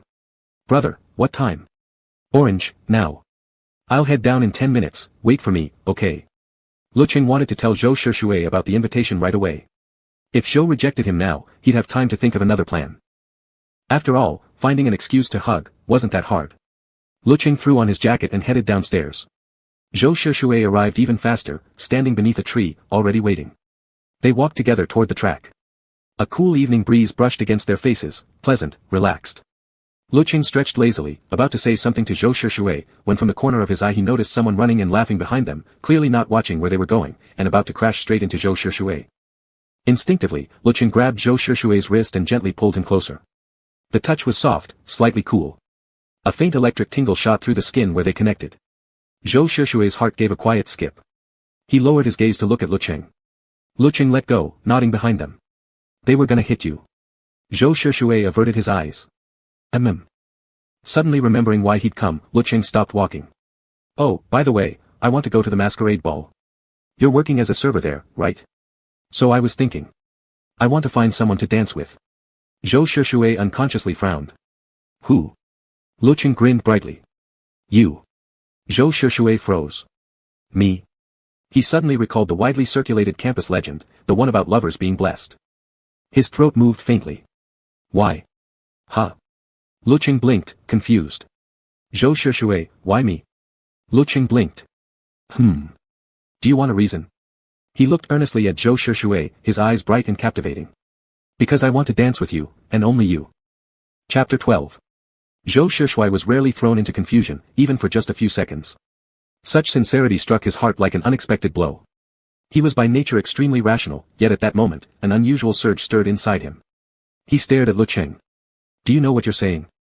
His voice carried a faint chill. Lecheng didn't notice. After a brief pause, he smiled brightly and said, Of course I do. I just want to dance with you, what's wrong with that?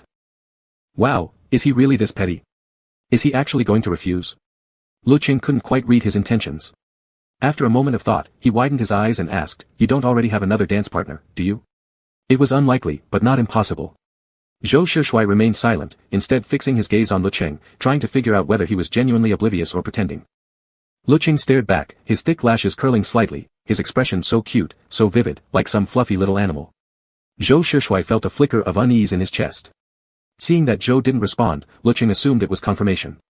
Seriously? You won't wait for me? You actually won't wait for me? He had expected rejection anyway, but never imagined the reason would be that Zhou had already promised someone else. Lecheng couldn't explain why, but perhaps because Zhou was currently his boyfriend, and he'd mentally stepped into that role, he truly felt a bit upset now. An abrupt silence fell between them. Zhou frowned slightly and was about to speak when Lecheng spoke first, sounding disappointed. Fine, fine. I'm hurt. I don't want to talk to you anymore. After saying that, Lecheng looked up at Zhou with damp, glistening eyes. That dewy look might have been Zhou's imagination, but it still touched something in him instantly. He pressed his lips together. No. Lecheng blinked. There's no one else. Zhou explained, half resigned. I didn't promise anyone. Lecheng brightened immediately. Really? Then will you say yes to me? Zhou shook his head. I didn't say that. Lecheng asked, then who will you say yes to? Zhou, no one. Lecheng became unreasonably insistent, there must be someone. The question circled back again. After a pause, Zhou gave in. I'll dance with you. Lecheng's eyes lit up. Really? No taking it back. As if that wasn't secure enough, he stuck out his pinky. Then let's pinky swear. It was such a childish gesture, yet perfectly natural on Lecheng. This wasn't holding hands, it wasn't intimate, so doing it wouldn't matter. Zhou looked at his somewhat childish face and reached out. Pinky swear. After sealing the promise, Lecheng beamed, his eyes and brows curving happily, as innocent and carefree as a child who'd just gotten candy. Maybe Lecheng really didn't know about the rumor. Zhou thought.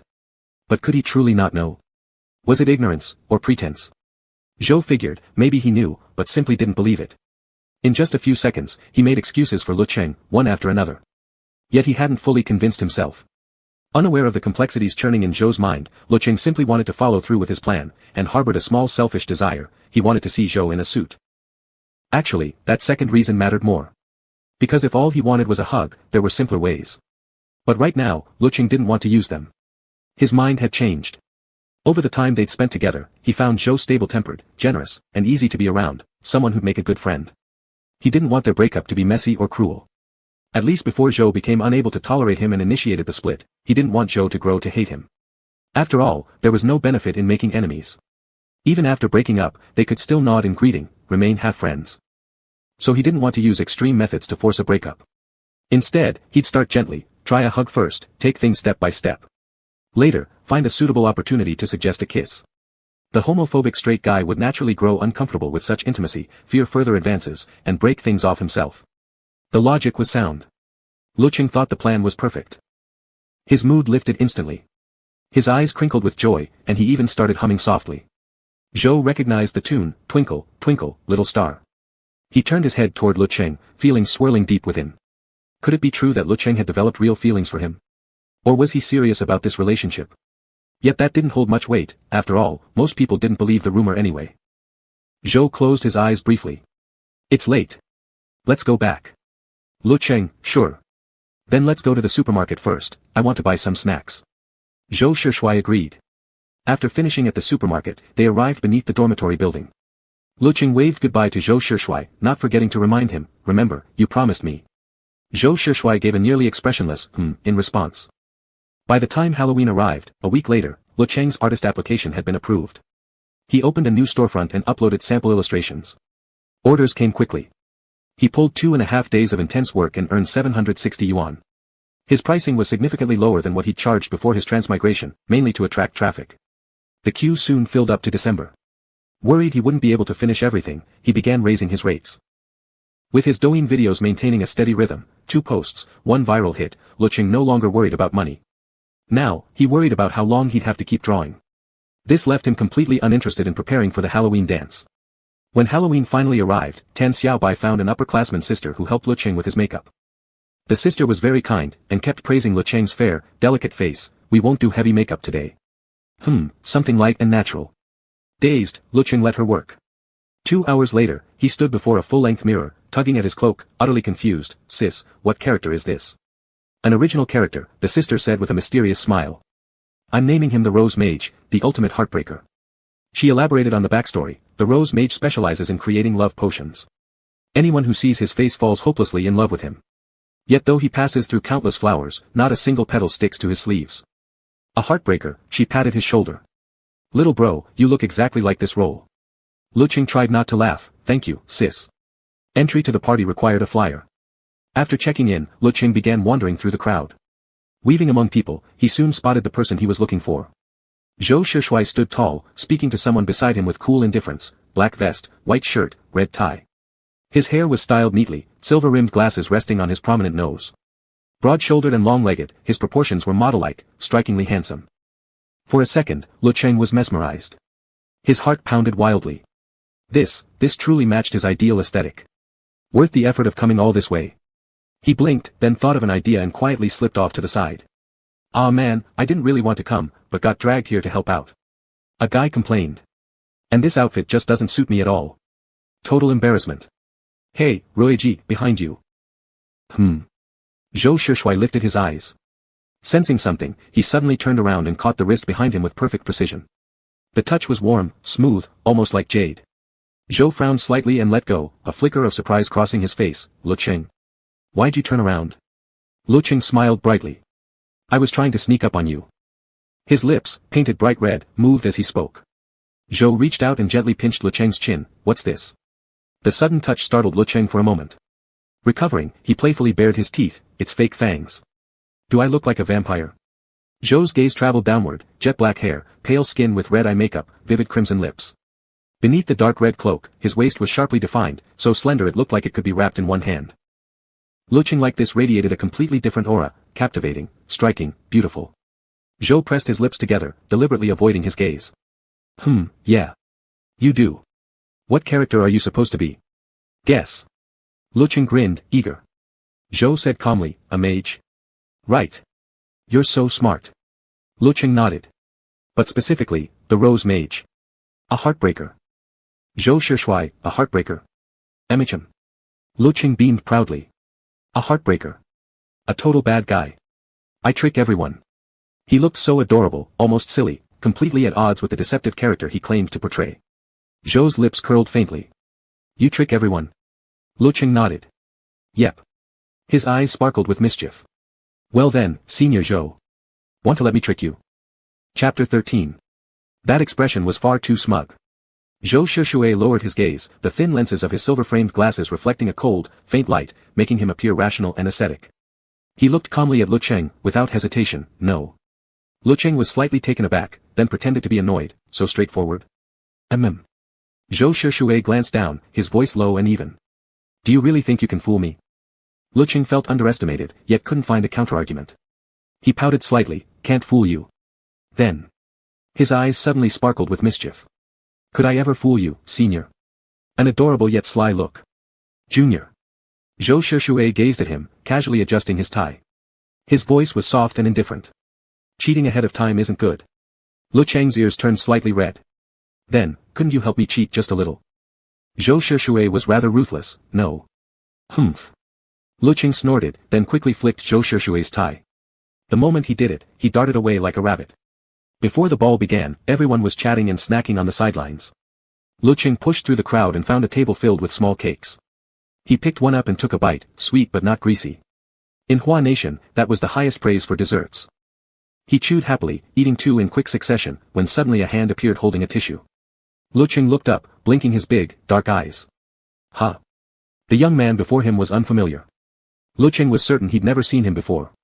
The man smiled, "You've got cream on your face." Lecheng, "Ah. Thanks." The man extended the tissue a bit further, but Lecheng waved his hand, "I have one." He pulled out his own tissue and wiped his face. The man didn't leave, instead watching him with evident interest. "I'm Lin He." "What's your name?" "Lecheng." "What character are you portraying?" Lin He was talkative. "I don't recall seeing this one." Lecheng told him, but offered no explanation. "Rose Mage." "Oh, that name suits you perfectly." Lin He shook his phone slightly. "Mind if I add you on WeChat?" Without thinking, Lecheng was about to refuse. He didn't like adding strangers randomly. Seeing his reluctance, Lin He said, "Actually, I'm a print model. I noticed your look is great, so I wanted your contact. If there's an opportunity, I could recommend you." Lecheng hesitated. He glanced at Lin He, then lowered his head. A print model? Zhou Shishue looked more like one. An extra part-time opportunity meant another path. Lecheng nodded, "All right, go ahead and add me." After they added each other, Lecheng turned and headed toward the next cake table. After snacking for a while, Lecheng guessed it was almost time to dance. He sucked in his stomach. It wasn't too tight yet, his belt could still hold. He couldn't eat any more. Otherwise, his belly would bulge later, making dancing extremely uncomfortable. Lecheng didn't know how to dance, but he had quickly gone over the steps earlier, so he wasn't too nervous. There would be so many people anyway, no one would specifically watch him. As long as he didn't step on Zhou Shishue's feet, he'd be fine. Suddenly, the background music in the hall shifted, and the lighting became romantic, soft, flickering points of light swirling before their eyes. Lecheng tugged at his overly long cloak as he wove through the crowd. The lights dimmed. Someone seemed to have stepped on his foot, but he didn't stop, moving sideways instead. The cloak was too long, awkward and inconvenient. Struggling through the crowd, he was suddenly yanked forward by someone who grabbed his arm. Huh. Lecheng quickly looked up. Due to momentum, he ended up very close to Zhou Shishue. "You're here." Zhou Shishue released his hand. Let's go." Lecheng followed behind him. They found an empty spot in the hall. Zhou Shishue stopped, and Lecheng stood still. Suddenly feeling a bit shy, Lecheng cleared his throat softly. Though shorter than Zhou Shishue and dressed flamboyantly, like a princess, he gently bent forward, right arm curved slightly as if performing a flourish. He reached out, his eyes bright. "Zhou Shishue."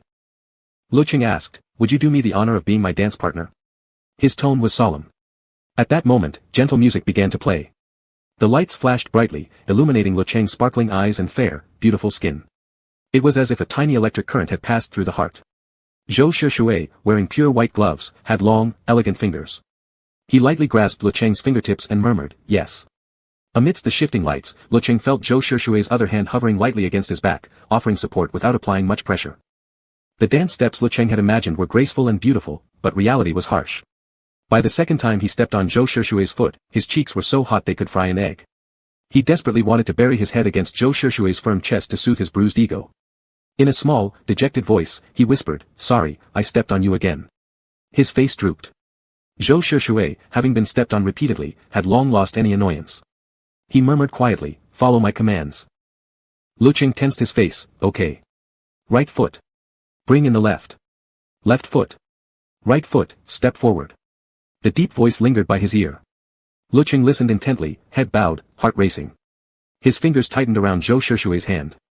Zhou Shishue paused slightly, but said nothing. "Good, bring in. Turn." The mage's bright red cloak flared in the wind, tracing a beautiful, free arc, like a princess's grand gown. Lecheng's face was flushed with tension as he held his breath and spun a turn that was nothing short of perfect. He returned to Zhou Shishue's embrace, instinctively pressing close, then tilted his face up with delighted surprise. "How was that?" Zhou Shishue looked down, expressionless as he subtly pulled back. "Very good." Lecheng let out a tiny, triumphant, "Yay, of course, I'm amazing." Zhou Shishue, You're learning fast." Lecheng thought Zhou Shishue was just flattering him, but still felt genuinely pleased, sincerely praising, "Zhou Shishue, you're incredible. How do you even know how to dance?" Zhou Shishue watched his steps. "I learned a bit before." "Focus." Lecheng instantly complied, "Okay, focusing." Elegant music flowed through the hall. When the dance ended, Lecheng, following instructions to the letter, hadn't made a single mistake. He danced remarkably well, giving him such a strong sense of achievement that he nearly bounced into the air. Excitedly, he asked, "How was it? How was it?" He tilted his face up. His fair cheeks glowed a lovely pink, his nose and forehead damp with sweat, yet his eye makeup remained intact, his dark eyes crystal clear. Zhou Shushui couldn't help but stare. After a pause, he took out a tissue from his pocket and said softly, "Great. Really excellent." The second the words left his lips, Lecheng had already leapt up in excitement, reaching out to tightly hug him. His fluffy head buried against Zhou Shushui's chest, and from the force of momentum, he even pushed Zhou Shushui back a step. An intimate closeness, so near they could hear each other's heartbeats. Zhou Shushui froze for a moment, unable to tell whose pulse was pounding faster. Instinctively, he wrapped an arm around Lecheng's waist. So narrow, it reminded him of that accidental glimpse of flawless, pale skin on his back. His thoughts jolted violently. He quickly let go, instead gripping Lecheng's arms, trying to create distance. But Lecheng didn't give him the chance. His hand slid upward, finally feeling the solid muscles of his back. Lecheng looked up at his reaction, eyelashes fluttering gently. "Zhou Shushui, your heart is beating so fast." Chapter 14. Zhou Shushui had never been unfamiliar with physical contact with guys, after all, basketball often involved bumps and brushes. But right now, his heart was beating too fast, pounding so hard that his chest ached. Lecheng felt like a little fish pressed against him, strands of hair brushing Zhou Shushui's chin, sending an electric tingle through his body. Looking down at him, Zhou Shushui suddenly recalled the moment they'd held hands last time. "It's too hot," Zhou Shushui said, taking a deep breath and turning his gaze away. He pursed his lips slightly. "Let go first." "Oh," Lecheng obediently released his hand and stood still. The movement had ruffled Zhou Shushui's clothes, and as he glanced down to straighten them, Lecheng noticed a strand of his own hair clinging to the white shirt. Without thinking, he reached out and plucked it off. His fingertips grazed the thin fabric, almost as if touching skin directly, sending a sudden jolt rushing through Zhou Shushui's body. With a short, sharp breath, his large hand abruptly clamped around Lecheng's wrist. The hall was too noisy, Lecheng hadn't heard a thing. Confused, he tilted his head. Then realization dawned, and he puckered his lips slightly. "There was a hair, I just took it off for you." Zhou Shushui's chest rose and fell in irregular waves. He stared at Lecheng's seemingly innocent and delicate face for a moment before finally shifting his eyes away, choosing not to react. "Your bowtie is crooked. Fix it." "Oh, okay." Unaware of anything amiss, Lecheng lowered his head to tug at his slightly askew bowtie and then dutifully refastened his cloak. Zhou Shushui remained silent beside him. The music gradually stopped, and people in the hall began chattering and laughing. As Lecheng adjusted the straps, he couldn't help himself, he snuck a glance up at Zhou Shushui. Why doesn't he seem affected at all? Lecheng frowned. He had hugged him, his plan had been executed perfectly. It wasn't just any hug, it was a super-duper bear hug. He was certain anyone on the receiving end would be overwhelmed by such intense emotion. Yet Zhou Shushui looked completely indifferent. It didn't seem like he'd been moved in the slightest. Lecheng grimaced. In his imagination, someone like Zhou Shushui, a complete, natural-born straight guy who even hesitated over holding hands, should have shot backward like a balloon being popped, Bayu. He'd even carefully surveyed the most effective escape route behind him, nothing obstructing, a few steps back and he'd hit the wall, no windowsills or sharp edges, so Zhou Shushui wouldn't get hurt if he shoved him away. His plan was flawless. Imagination was beautiful, but reality was harsh. Lecheng had already learned this lesson twice tonight. "The party's ending," Zhou Shushui said from above, brief and to the point. "I can't leave yet. You go back first." Lecheng nodded. "Okay. Are you going to the assembly now?" Zhou Shushui, a few damp strands of black hair fell across Lecheng's forehead, evidence of his recent excitement. After a pause, Zhou Shushui handed him the unused tissue, speaking calmly. "You're sweating. Wipe it." Lecheng took it and wiped his face, murmuring as he did, "I didn't even notice, I was just so happy." Zhou Shushui didn't respond. His heartbeat had steadied, and he simply said, "Yeah. I'm leaving." Lecheng nodded again, unable to resist one more glance at Zhou Shushui. Jawline tense, lips flat and expressionless, silver-rimmed glasses enhancing his air of intellect. Behind the lenses, his gaze was icy and detached, adding to his cool, slightly dangerous scholar-like aura. So damn handsome, but so unnervingly calm. Lecheng slumped like a deflated puppy, crestfallen as he waved weakly. "All right then, take care." Zhou Shushui deliberately ignored his tone and quickened his pace. Lecheng walked over to a corner, sat down, and ate some snacks. The dance ended soon after, and he left with the crowd. Just before exiting, he spotted Zhou Shushui maintaining order at the door. The other boy still wore that cold expression, but his red tie had been loosened, and 2 buttons of his shirt undone. Curious, Lecheng peeked. Was it really that hot in here? The heating wasn't particularly strong. Then again, maybe Zhou Shushui was just naturally heat-sensitive. Seeing how busy he was, Lecheng didn't wave and quietly slipped away. Outside the hall, a cool evening breeze greeted him. Back in the dormitory, it wasn't late. Tan Xiaobai and Qin Yu were both vigorously tapping their keyboards, immersed in gaming. They turned when he entered. Qin Yu frowned, then immediately looked away. Lecheng remembered he hadn't been around when Lecheng was putting on makeup earlier, seemed like the kind of person who couldn't stand seeing someone wear makeup. Lecheng didn't care. He wasn't about to reach out either. Smiling at Tan Xiaobai instead, he said, "Xiaobai, I brought you back 2 pieces of cake." Tan Xiaobai yanked off his headphones. "Really? Let me try." Lecheng turned to Qin Yu politely. "Do you want some?" Qin Yu snorted through his nose. "I don't eat that stuff." "Good, then more for us." Lecheng happily pulled out 3 pieces of cake, gave 2 to Tan Xiaobai, and ate the other one himself. After eating his fill, Lecheng took out the sample pack of cleansing oil his senior sister had given him and scrubbed his face vigorously until it was completely clean. Once he'd removed his makeup and finished showering, he sat in front of his computer, skin still damp from the bath, turned on the machine, and logged into his Weibo account. He usually posted watermarked versions of his commissioned artwork, which had gradually gained him a few hundred followers. Of course, he hadn't stopped doing life drawing practice either. Someone had sent him a private message. Lecheng opened it to take a look. Dreamer 123, Lao Shi's recent life drawings don't feel like male models anymore. Will the male model series make a comeback? Doge. Lecheng was surprised, someone actually remembered. He thought for a moment, tapped the screen, and replied.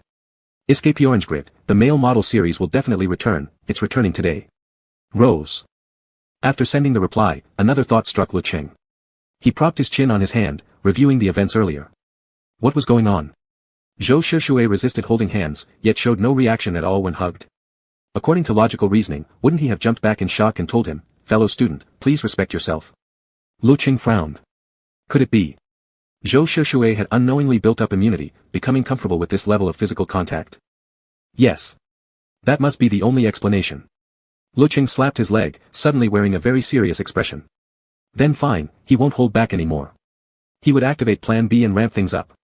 If one hug didn't work, he'd go for 2. And then, can I see your abs? Can I touch your pecs? All of it, full steam ahead. Lecheng pondered further. If absolutely necessary, he'd even unleash half his ultimate weapon, a kiss. There's no way Zhou Shishue wouldn't break up with him after being kissed. Lecheng mentally rehearsed the scene, glanced at the time, and guessed Zhou Shishue should have returned to the dorm by now. He picked up his phone and decided to send Zhou Shishue a message. But just as he opened the app, he saw Zhou Shishue's chat window displayed, typing. Lecheng paused. Since Zhou Shishue was reaching out first, he wanted to see what the other would say. Brother, what are you doing? Still feeling disappointed that his plan hadn't gone as expected, Lecheng thought for a moment and replied in an exaggeratedly dramatic tone, nothing. Without you, I can't bring myself to do anything. Zhou Shishue looked at the message, and immediately pictured the pouting expression Lecheng probably wore as he typed. Again, seeking attention with his coquettish acts. Lecheng loved showering him with affection. Combined with that hug tonight, even though Zhou Shishue couldn't confirm Lecheng's true feelings, he sensed Lecheng harbored long-term expectations for their relationship, certain fantasies, and that wasn't good. He shouldn't let Lecheng maintain such illusions. Because he didn't like men. Zhou Shishue believed that after getting to know Lecheng's real personality, he hadn't deliberately kept his distance, thus causing this misunderstanding. Zhou Shishue pressed his lips together and typed on the screen. Brother, been busy lately. Lecheng stared at those words without overthinking them. After all, he truly felt Zhou Shishue was busy, he himself made time amidst his schedule just to carry on this relationship, so he instantly empathized. Carefully crafting his response, Lecheng maintained his role as a drama queen. Orange, fine, I know you're busy. This time I'll reluctantly forgive you. Orange, tomorrow I'll have Xiaobai keep me company. Zhou Shishue frowned slightly upon reading the name, Xiaobai. Xiaobai. He recalled that this was the person Lecheng referred to very intimately. It didn't sound like a proper name. Zhou Shishue suspected he'd been too distant, leaving Lecheng feeling rejected, prompting him to seek companionship elsewhere. A strange restlessness stirred inside him, and he asked. Brother, who is Xiaobai? Xiaobai is just Xiaobai. Lecheng hesitated for a second, he called him Xiaobai simply because saying Tan Xiaobai's full name wasn't smooth. Orange, Xiaobai is just Xiaobai. The moment the message sent, his phone chimed sharply. Brother, which Xiaobai? Chapter 15. It was a strange question, but Lecheng didn't think much of it. He poked at his screen and patiently replied. Orange, my roommate. His name is Tan Xiaobai, so I just call him Xiaobai. After sending the message, the chat showed, typing, for a moment, then nothing. Lecheng waited a while, figuring Zhou Shishue wouldn't reply after all, so he pulled out his drawing tablet and started sketching. He had promised Yumeng 123 to bring back the male model illustration, and being a man of his word, he decided to draw a few based on today's version of Zhou Shishue, who happened to be dressed especially well, perfectly matching Lecheng's taste. As he pictured Zhou Xuewei in his mind and began painting strokes on a tablet, his phone pinged with a ding-dong. He glanced down. Brother, it's cold outside. Dress warmly when going out. Brother, does your roommate have a girlfriend? Huh. Two completely unrelated sentences strung together. Lecheng was puzzled. Why would Zhou Xuewei ask this? Orange, no, he doesn't have a girlfriend. Orange, why do you ask? Line dog confused. Zhou Xuewei replied quickly. Brother, nothing. Lecheng scratched his cheek, still bewildered, then picked up his water cup and took a sip. Brother, then does he have a boyfriend? Lecheng nearly spat out his water. Who would have thought Zhou Xuewei, who always seemed so cold and aloof, could be this gossipy? People really are full of surprises. Orange, probably not, he doesn't like guys. Zhou Xuewei responded, Followed immediately by another message. Brother, did he tell you that himself? This level of curiosity left Lecheng utterly amazed. He couldn't help but chuckle, finding the contrast oddly endearing. Orange, no, Xiaobai has a girl he likes. I figured it out myself. Brother, okay. Staring at that single okay, Lecheng felt an urge to tease Zhou Xuewei. Orange, hey gaming god, Senior Zhou, why are you so interested in gossip all of a sudden? Brother, not gossip. Whoa, still denying it. Lecheng wasn't about to call him out, so what if he liked gossip? He didn't mind at all. Maybe Zhou Xuewei just wanted to maintain his cool, distant image. Tossing his phone aside, Lecheng quickly finished two sketches. One was of two people dancing, viewed from above. The other depicted Zhou Xuewei keeping order, minimalist lines, no facial features, though Lecheng lightly outlined the key characteristics. Once done, he stretched lazily, yawning like a cat, then uploaded the images and tagged Yumeng123. Escapee Orange Pulp, exclusive male model has returned, please enjoy, dog holding flower, at Yumeng123. After posting, he spent some time grinding through his manuscript and paid off this month's Huabei installment. Perfect, Lecheng thought happily. At this rate, he'd pay back almost half before the breakup. That way, once they split, he could clear the rest quickly, eliminating any risk of default. Then, bit by bit, he could repay Zhou Xuewei too. A debt-free life of happiness seemed within reach. Lecheng happily climbed into bed, ready to sleep. Before turning off the light, he sent Zhou Xuewei a goodnight message. The next morning, when Lecheng woke up, he finally saw the reply. Zhou Xuewei hadn't said goodnight back. Instead, he'd simply replied, What's going on? Did Zhou Xuewei seem a little colder than usual? Well, Zhou Xuewei had always been rather cold, but that chilliness was part of his personality. During their time together, Lecheng could clearly sense that Zhou Xuewei treated him differently, not warm or effusive, exactly, but in a subtle, special way. Like how Zhou Xuewei would generally comply whenever Lecheng asked for something, or how he always caught him whenever Lecheng acted moody or dramatic. Previously, whenever Lecheng said goodnight, Zhou Xuewei would always say goodnight back. Why not now? Feeling suddenly theatrical, Lecheng accused him playfully on his way to buy breakfast. Orange, He sent a long string of s. After buying 2 buns with Tan Xiaobai, he looked down to see Zhou Xuewei had replied with a question mark. Brother? Lecheng typed with a bun in his mouth. Orange, like, too. Brother, what? Orange, so dismissive. Didn't you send me a, just now? He sent the message and waited. It took Zhou Xuewei a while to respond. Brother, yes. Lecheng noticed it wasn't just that the replies were becoming lazier, Zhou Xuewei was also responding more slowly. Had Zhou Xuewei suddenly grown tired of him overnight? No way, Lecheng was genuinely surprised. How could Zhou Xuewei change so fast? Surprised as he was, Lecheng thought it over carefully and decided this worked too.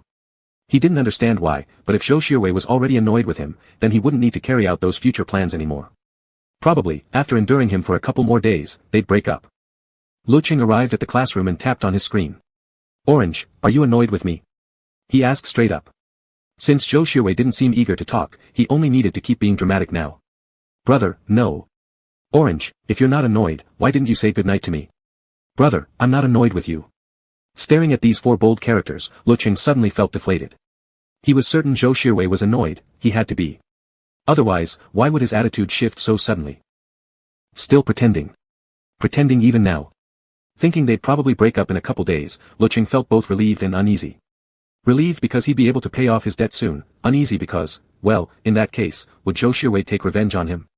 No, definitely not. Lecheng reassured himself. Zhou Xuewei was a good person. They'd part peacefully, no issues at all. It's just that he'd miss him a little. Miss his pecs, abs, biceps. Such perfect muscles. After the breakup, he wouldn't get to see them every day anymore. His exclusive male model would never make an encore appearance. During class, Lecheng drifted in and out of focus, half-heartedly thinking. Tan Xiaobai was called away by their advisor midway, so after class ended, Lecheng had to head back alone. Just as he stepped out of the building, Lecheng realized it was raining. The rain came down hard. Lecheng hadn't brought an umbrella, so he messaged Tan Xiaobai to ask where he was. Xiaobai rabbit, I went out to play, singing right now, what's up? Orange, nothing, have fun. I'll head back myself. After sending the message, Lecheng figured no one would bring him an umbrella. Qin Yu wouldn't, and he didn't want to ask. As for Zhou Shirwei, well, Lecheng doubted he'd want to come. After all, he was already being so cold and distant, clearly uninterested in talking to him. Lecheng turned and found an empty classroom, sitting by the window, planning to wait out the rain before leaving. He played 2 rounds of games, then snapped a photo of the rain outside and posted it on Moments, captioning, "It's raining. The umbrella havers have bravely charged forward, while the umbrella-less me is about to launch." Right after posting, friends began commenting. Su Yuan, blah blah blah forgot the beginning, launching. Fashion 2002 Senior, a crafty player. He Ziqing, HH. Lin He, need help with an umbrella? Lecheng had just lost a game, so he switched out to check, replying to a few comments. He made a point to glance. Zhou Shirwei hadn't liked his post, nor replied to him. Lecheng closed the game app, and just then, a message popped up on his phone. "Brother, where are you?" Lecheng was startled. What did this mean? Had Zhou Shirwei seen his moments and decided to bring him an umbrella? Orange, I'm in C403. Thinking, Lecheng couldn't resist adding another line. Orange, are you bringing me an umbrella? Zhou Shirwei didn't reply at all. About 10 minutes later, he finally said. Come down. He really came. Lecheng almost jumped for joy. In such heavy rain, Zhou Shirwei actually came to bring him an umbrella. He had mentally prepared to wait 2 or 3 hours, but seeing this message, he rushed downstairs immediately. From afar, he spotted Zhou Shirwei right away. He nearly sprinted over, but forced himself to slow down. That's right, he was now the dramatic boyfriend who was upset because his partner didn't reply goodnight. He needed to stay icy, look reluctant and aloof. Absolutely, under no circumstances should he break character. You're here, Lecheng walked over, cleared his throat, and said awkwardly, what are you doing here? Zhou Shirwei looked down, you're not going back. I am going back, Lecheng said stiffly. But aren't you annoyed with me? Why bring me an umbrella then? Zhou Shirwei thought that keeping some distance from Lecheng didn't mean he'd let him stand there and get soaked, that he might get sick. He looked confused, what? Lecheng took a deep breath and said firmly, I don't want your umbrella. Just leave. His voice wasn't loud, but carried strong force. For a moment, the atmosphere froze. After shouting, Lecheng's drama fix was satisfied, but inwardly, he grew nervous. He couldn't help sneaking a peek, glancing sideways at Zhou Shirwei through the corner of his eye. Could Zhou Shirwei actually believe him and just leave? No, no, no. He was only pretending. Please. If you're going to leave, at least leave the umbrella. The little voice inside Lecheng's head wailed silently, but on the outside, he remained a cold, dramatic diva. Zhou Shirwei lowered his gaze to look at him. Lecheng kept his eyes down, expression unreadable, lips red, nose red too, looking so pitiful. Was he feeling hurt because of his distance? Frowning slightly, Zhou Shirwei reached out, grabbed Lecheng's wrist, and turned him around. Lecheng thought, well, might as well commit to the act. He struggled twice, but Zhou Shirwei was too strong, he couldn't break free. Now Zhou Shirwei was completely certain that Lecheng was throwing a tantrum over his coldness. Because of him. The rain poured heavily, and he feared Lecheng might recklessly dash into it. After a brief pause, his voice softened instinctively, I won't leave. Let's go back together under the umbrella. Lecheng lifted his head in surprise, then quickly suppressed his expression. My hands are cold. I don't want to walk under an umbrella. I'll hold it, Zhou Shirwei said. It's big enough for both of us. Slightly stunned, Lecheng pushed his luck, then, could you warm my hands first? I've been standing here so long, I'm really cold. Zhou Shirwei paused. A moment later, quietly, he opened the front of his coat, put them in here to warm up. Lecheng, be good. Chapter 16. Lecheng felt a little heat rising to his face from that, be good, comment, feeling awkward and bashful as he obediently slipped his left hand into Zhou Shirwei's pocket. Zhou Shirwei watched him lower his eyelashes, looking unusually well behaved. He opened the umbrella and held it over their heads. Let's go. The rain was coming down heavily. With one hand tucked in Zhou Shirwei's pocket, able to feel the warmth of his body, the other hand hung down at his side, pressed close against himself. The umbrella was large, but still a bit small for 2 guys sharing it. Lecheng quietly leaned closer toward Zhou Shirwei. Of course, Zhou Shirwei noticed this tiny movement. Lecheng was nearly half a head shorter. From Zhou Shirwei's perspective, he could clearly see the delicate lines of Lecheng's profile and a patch of fair, smooth nape. His eyelashes were lowered, soft-looking, nothing like how he'd appeared when angry just moments ago. Lecheng's temper flared quickly, but faded just as fast. He had a childlike personality. That was what Zhou Shushui thought. They walked for a while before Zhou Shushui suddenly stopped. Lecheng looked at him, confused. "Zipper," Zhou Shushui said. Lecheng tilted his head. "Huh?" Zhou Shushui regarded him calmly. "Aren't you cold? Why didn't you zip up?" Lecheng. He realized then, Zhou Shushui assumed he was cold, which was why he'd been leaning so close. "Oh."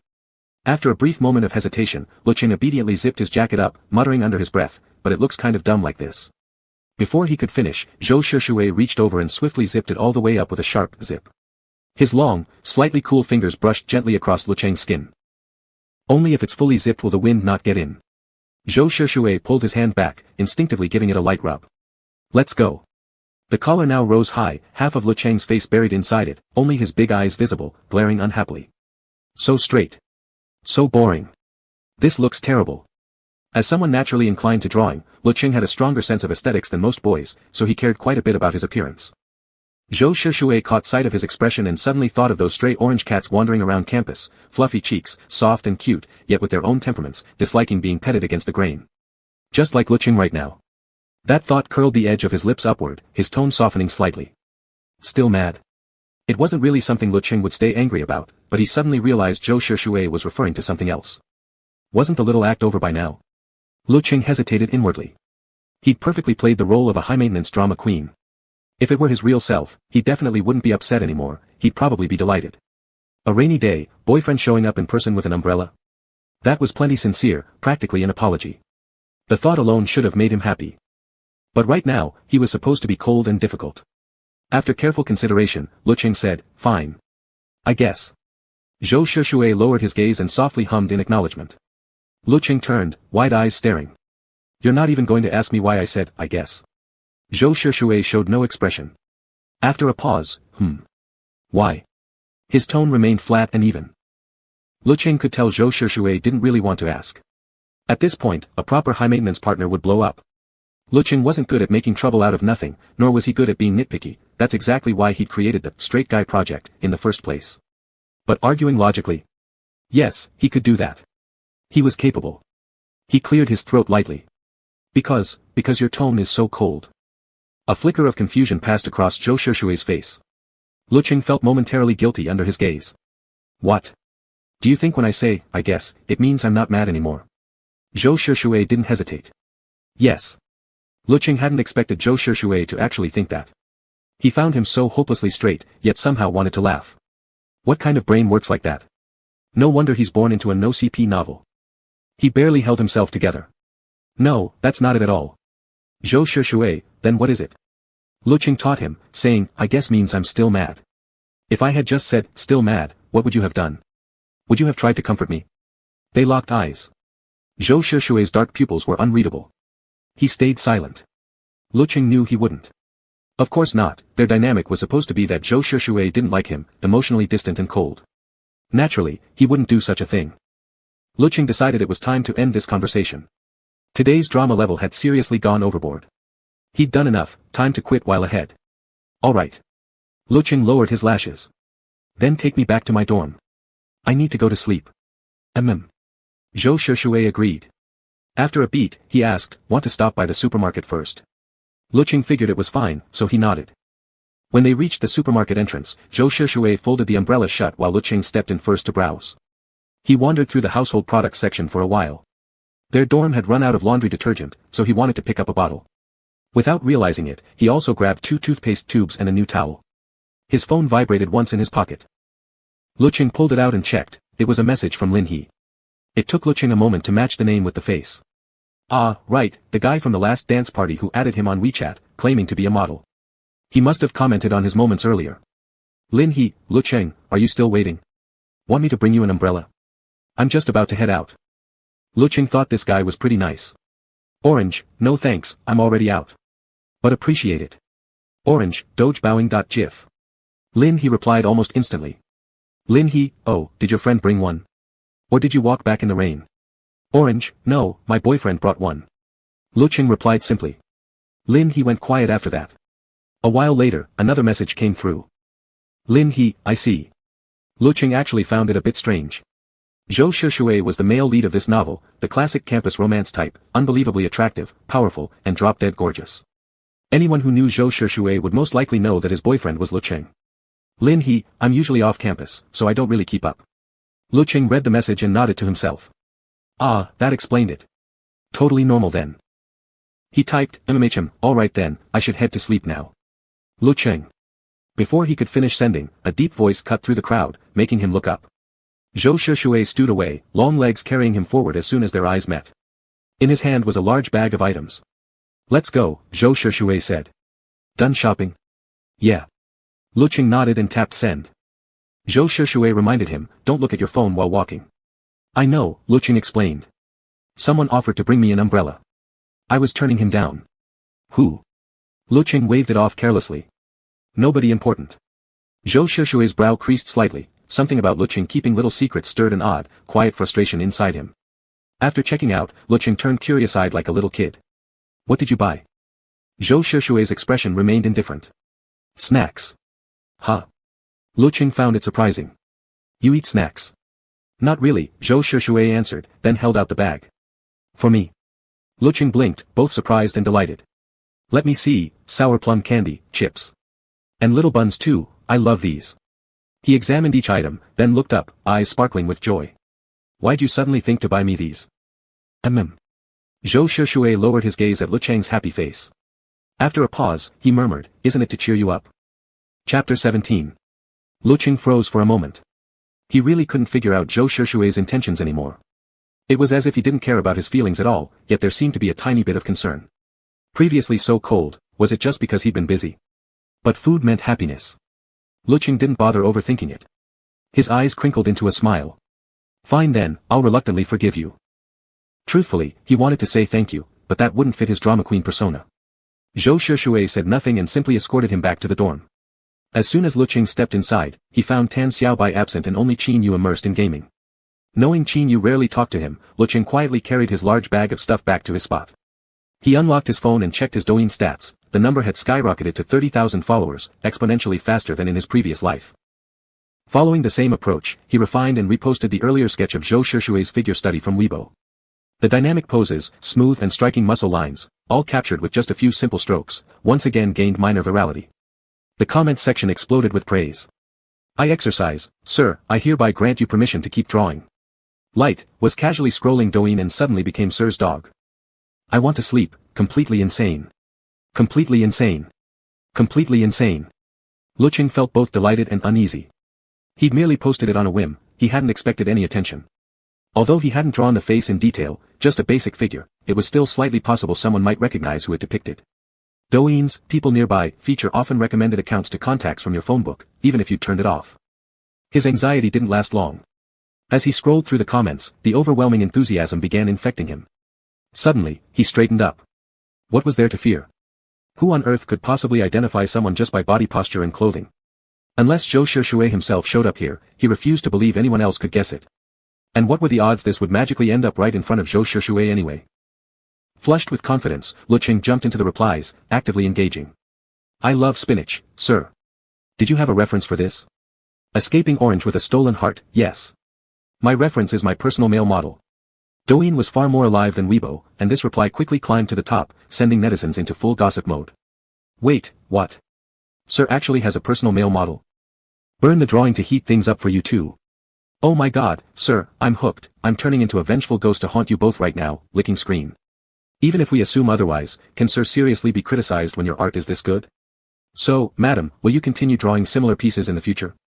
Lecheng laughed uncontrollably at the comments and picked a few to answer. Escaping orange with a stolen heart, might draw more, might not. Mostly because I might break up with my model soon. Right after posting this, new replies flooded in. Is that so? Then can I boldly beg teacher to draw lots and lots before the breakup happens, crying? Lecheng hesitated briefly, then cheerfully agreed. Because honestly, that's exactly what he wanted too. Zhou Shishui's sudden coldness earlier had made Lecheng suspect he wanted to break up, causing him to abandon his straight guy plan altogether. But judging from recent behavior, Zhou Shishui's attitude had warmed up again, he probably wouldn't dump him that quickly. Though most likely, it wasn't far off either. Lost in thought, Lecheng suddenly recalled a key plot point. In the original storyline, Zhou Shishue hadn't always hated Lecheng. The conflict erupted during a group dinner gathering when Lecheng started touching him inappropriately while playing games. The novel described it like this: Zhou Shishue frowned. Lecheng's hands were restless. He couldn't imagine being with someone so frivolous. The urge to break up nearly overwhelmed him. Why did Lecheng remember this scene? Because in the original book, this incident had a temporal setup. After Halloween.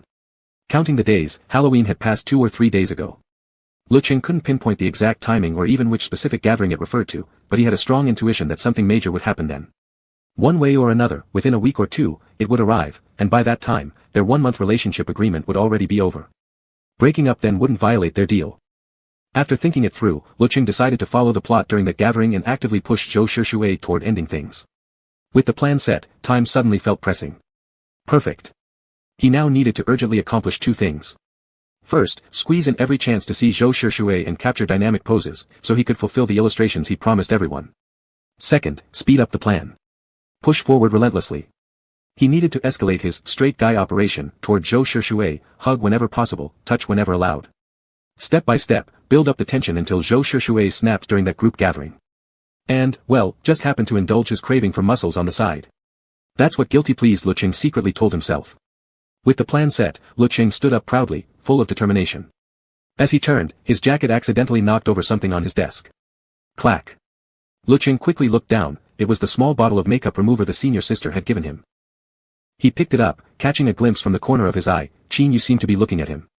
He straightened, meeting Qin Yu's gaze.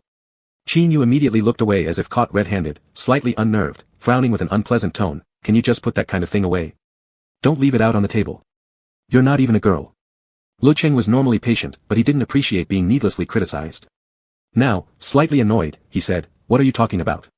This is my desk. You have no right to interfere. And not every girl likes makeup. Your comment makes absolutely no sense. With his delicate, clean-cut face and gentle demeanor, Lecheng rarely spoke back.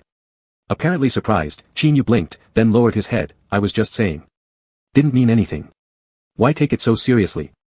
All right then, Lecheng replied coldly. I was just saying too. Don't take it seriously either. Just as he finished speaking, the door clicked open from outside. Lecheng glanced over. It was Tan Xiaobai. What's wrong? Tan Xiaobai asked, his eyes flicking between the two. Lecheng, did you get wet? It's raining outside. Lecheng seized the chance to change the subject and smiled. Nope, didn't get wet. Zhou Shishue brought me an umbrella. Tan Xiaobai teased, having a boyfriend really does come in handy. Lecheng gave no real reply. He sat back down and noticed several messages from Zhou Shishue. Brother, are you back yet? When he didn't reply, another came. Brother, busy. Lecheng tapped the screen. Orange, already sitting at my spot now. Orange, not busy. A soft closing sound reached his ears. Qin Yu had left. Lecheng lazily typed, what's up? Brother, why didn't you reply? Brother, are you still chatting with someone else? Huh. That was a weird thing to say. Tan Xiaobai had gone out to buy food. The room was empty except for Lecheng. He climbed onto his bed, feeling that Zhou Shishue was acting strangely. Lying there, he idly poked at his phone, message unsent, when suddenly a call popped up. Lecheng sounded surprised. Why are you calling all of a sudden? Zhou Shishue's deep voice came through. Typing is inconvenient.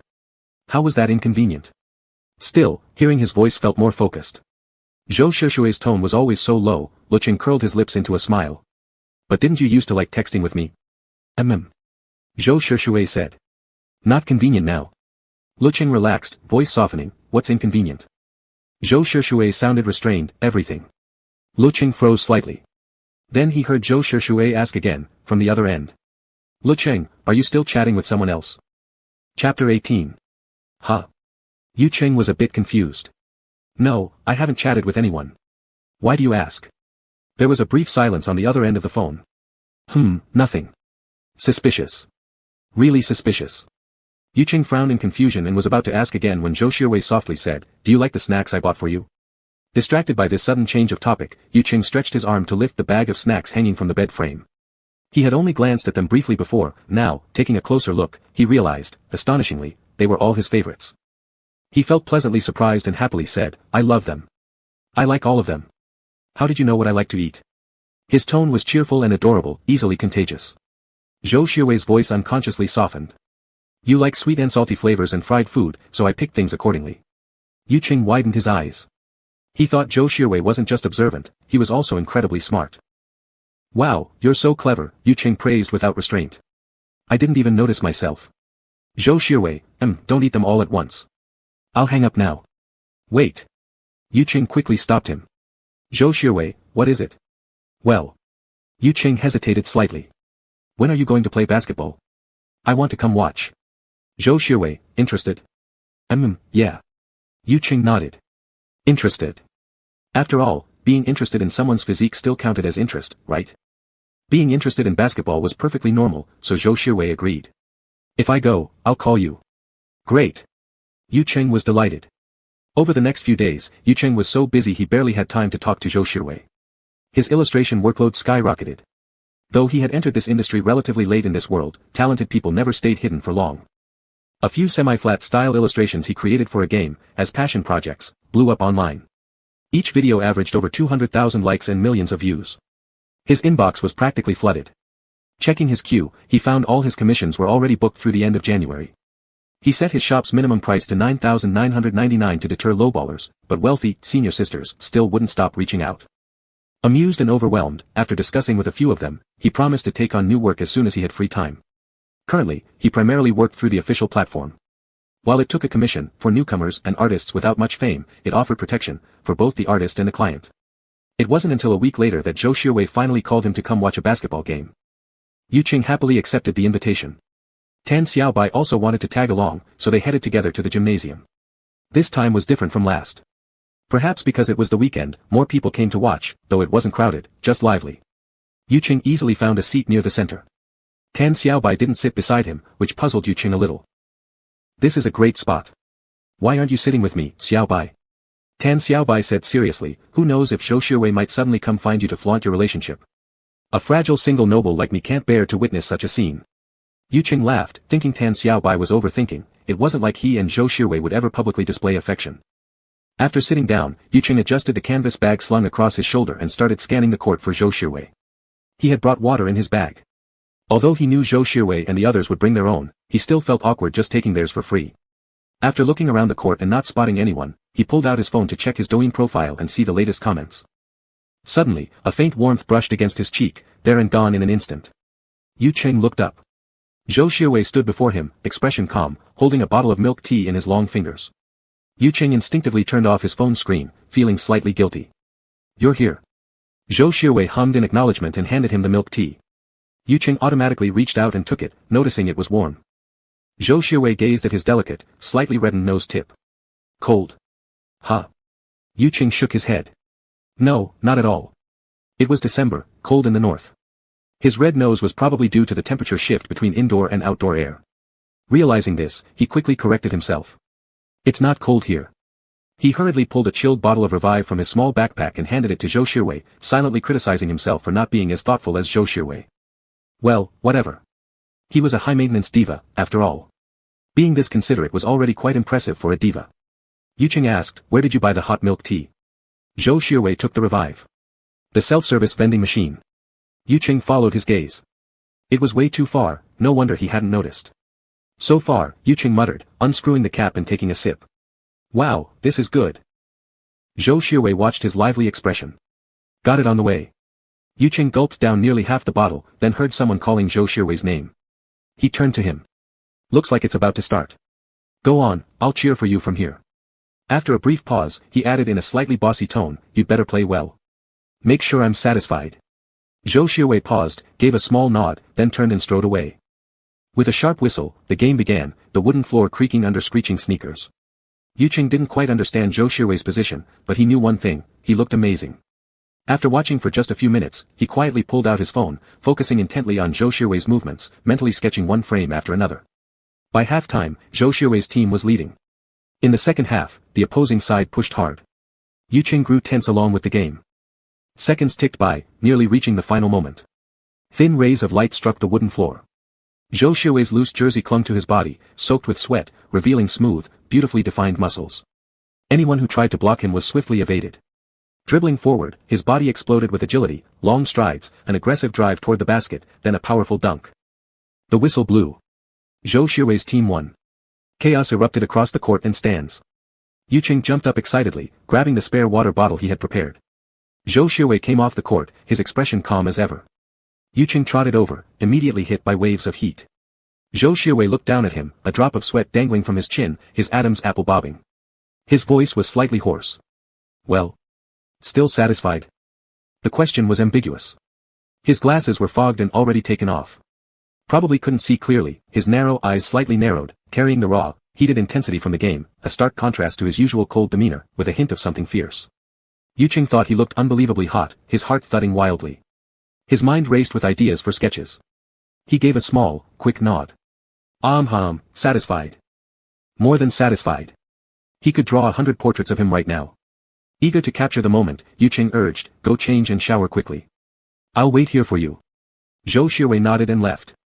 As soon as he was gone, Lecheng sat down and opened his phone, quickly sketching basic outlines before shutting it and heading off to find Tan Xiaobai. They met up and stood by the locker room entrance. After waiting only a short while, Lecheng suddenly caught sight of a familiar face.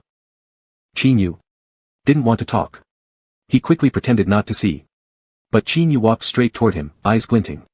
Qin Yu, waiting for your boyfriend? Lecheng eyed him warily. Yeah. Oh. Qin Yu's expression remained blank. You two are getting along pretty well, huh? Something about that tone made him uncomfortable. Lecheng gave a noncommittal hum. Qin Yu said nothing more, stepping closer. Lecheng shifted sideways instinctively, but for some reason, their shoulders still collided.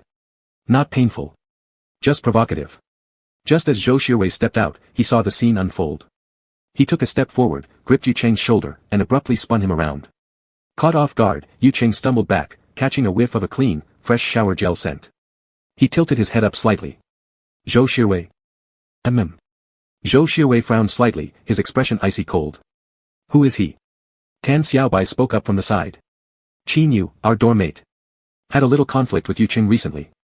Tan Xiaobai was perfect for writing novels or telling folk tales, he exaggerated everything, spicing it up so much that Lecheng felt his face grow hot. It was such a minor thing, a small clash. Qin Yu had been rude, so he'd snapped back. Now, hearing it narrated like this, it sounded like a child tattling. But he wasn't a kid. Zhou Xuewei would definitely think he was making a big deal out of nothing. Face flushed, Lecheng stammered, trying to explain, no, actually. Zhou Xuewei suddenly said, Lecheng. Lecheng froze, blinking wide eyes. Huh? Zhou Xuewei looked at his delicate jawline. He didn't accuse, just asked softly, were you bullied? Chapter 19. Lecheng was momentarily stunned, completely unprepared for Zhou Xuewei's question.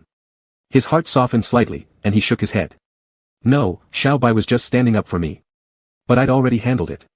Zhou Xuewei looked at him intently, brows faintly furrowed, clearly unconvinced. Lecheng seemed so naive and gentle, he might have been bullied without even realizing it. So he asked, really? Really? Lecheng smiled brightly. I've taken care of everything. Besides, Xiaobai and I live in the same dorm, no one's going to bully me. Only then did Zhou Xuewei glance at Tan Xiaobai. Something seemed to cross his mind as he gave a rather cold Let's go, said Lecheng, waving them along. We should head back. The new footage was ready, he couldn't wait to return to the dorm and refine it. The three of them strolled back together. When they reached the dorm building, Tan Xiaobai went up first. Lecheng turned to leave as well, but Zhou Xuewei suddenly called out to him. Lecheng. Lecheng blinked, turning back with widened eyes. If anything comes up, call me. That was what Zhou Xuewei said. Lecheng instantly beamed, unable to resist teasing, what's wrong, Senior Zhou? Are you worried someone might bully me? It was meant as a joke, but Zhou Xuewei lowered his dark eyes and replied seriously, yes. Keeping distance didn't mean he would stand by and watch Lecheng get mistreated. Besides, this had nothing to do with feelings. It was simply his duty as a boyfriend. Lecheng hesitated briefly, then whispered softly, it won't happen. He smiled. Actually, I'm pretty capable. Capable? Zhou Xuewei eyed Lecheng's innocent, pure face with deep skepticism. After saying goodbye to Zhou Xuewei, Lecheng returned to the dorm. Qin Yu was aggressively playing video games, pounding the mechanical keyboard with an ear-splitting clatter. It was a bit loud. Lecheng frowned slightly but didn't say anything. He put on his headphones and prepared to edit the footage he'd captured earlier. First, he drew his favorite moment, Zhou Xuewei dunking, and edited it carefully before uploading it to Douyin. His followers were highly engaged. Taking advantage of the relatively small crowd, Lecheng picked a few comments to reply to. One comment read, dude, even though we know you're breaking up, your art still loves him. Orange on the run, yes, my art still loves him. Another, dude, I can't bear to see you break up. Definitely not because I'll miss the personal runway model, can you please stay together so we can keep getting your art? Orange on the run, hugs, but it's kind of complicated, we got together in such a random way. But don't worry, I'll still draw even after we split. Another, dude you're eating so well. That physique. I can tell even without close-ups. Orange on the run, hehehe. Lecheng happily played along, even though, well, the truth was that his actual relationship with Zhou Shishue was more like meal partners. But what harm was there in some harmless online banter? From the eye's perspective alone, he really was eating well. After replying to the comments, he moved on to the next drawing. Once finished, he glanced back at the comments section again. Thanks to his playful responses, newer users had flooded in, losing their minds in excitement, utterly shipping the pair. Lecheng's face flushed slightly. Wait, the internet isn't beyond the law, you know. Stop it, guys. He finished 2 drawings in one go. When he finally took off his headphones, he realized the dorm was even noisier. Qin Yu wasn't just gaming intensely anymore, he'd also started blasting music externally, creating a chaotic mix of noise. Lecheng frowned, turned around, and left to fetch water. He found Qin Yu really strange lately, acting oddly for no reason. The water room was fairly crowded. While waiting for his turn, Lecheng sent Zhou Shishue a few meme stickers. Orange, line dog rolling around.jpg. Orange, line dog angry.jpg. Orange, line dog barking woof woof woof.jpg. 3 little white dogs performed cute antics across the screen, making Lecheng chuckle despite himself. Bro. Lecheng typed quickly, nothing, just bored. Before he could send it, a voice call notification chimed abruptly. He answered quickly. Hello. What's up? Zhou Shishue, that should be my line. The person ahead finished, and Lecheng hurried forward with his kettle. The rushing sound of water filled his ears. On the other end, Zhou Shishue paused, then asked, what are you doing? Fetching water, Lecheng replied, adding, it's nothing, I was just bored. Zhou Shishue didn't respond further. They chatted idly for a while, and once Lecheng finished filling his kettle, he began walking back. Boom! A loud bang suddenly exploded in his ears. Approaching the dormitory door, Lecheng was startled and stood frozen in bewilderment. Zhou Shishue naturally heard it too. What was that sound? Oh! Lecheng didn't have time to explain. He rushed into the dorm. The moment he stepped inside, he saw Tan Xiaobai frowning, while Qin Yu looked extremely annoyed. What's your problem? What's wrong with me playing a game? Qin Yu shouted. Even Tan Xiaobai's usually gentle face showed rare anger. I'm trying to sleep. I just asked you not to play the game out loud. Qin Yu, are you doing this on purpose? Tan Xiaobai shot back sharply, if you don't like me, fine. But why do you have issues with Lecheng too? Tell us what we've done wrong. The sound of the opening door caught both their attention. Qin Yu turned around, saw Lecheng, and sneered coldly, yeah, I can't stand people like you, your conduct is messed up. Lecheng understood, he was referring to the makeup incident last time. Tan Xiaobai, conduct messed up. Explain clearly, who exactly has improper conduct? Qin Yu roared, both of you. Don't think I don't know. I've just been too lazy to say anything until now. He kicked the table hard. Deep down, he'd never felt uneasy about Lecheng before, but ever since seeing him wearing makeup, dressed so neatly, looking almost like a girl, something inside him had twisted uncomfortably. What was a guy doing acting like that? That discomfort had peaked when he saw Lecheng's boyfriend. Before Lecheng or Tan Xiaobai could respond, Qin Yu sneered again, anyway, I don't even want to stay in this dorm.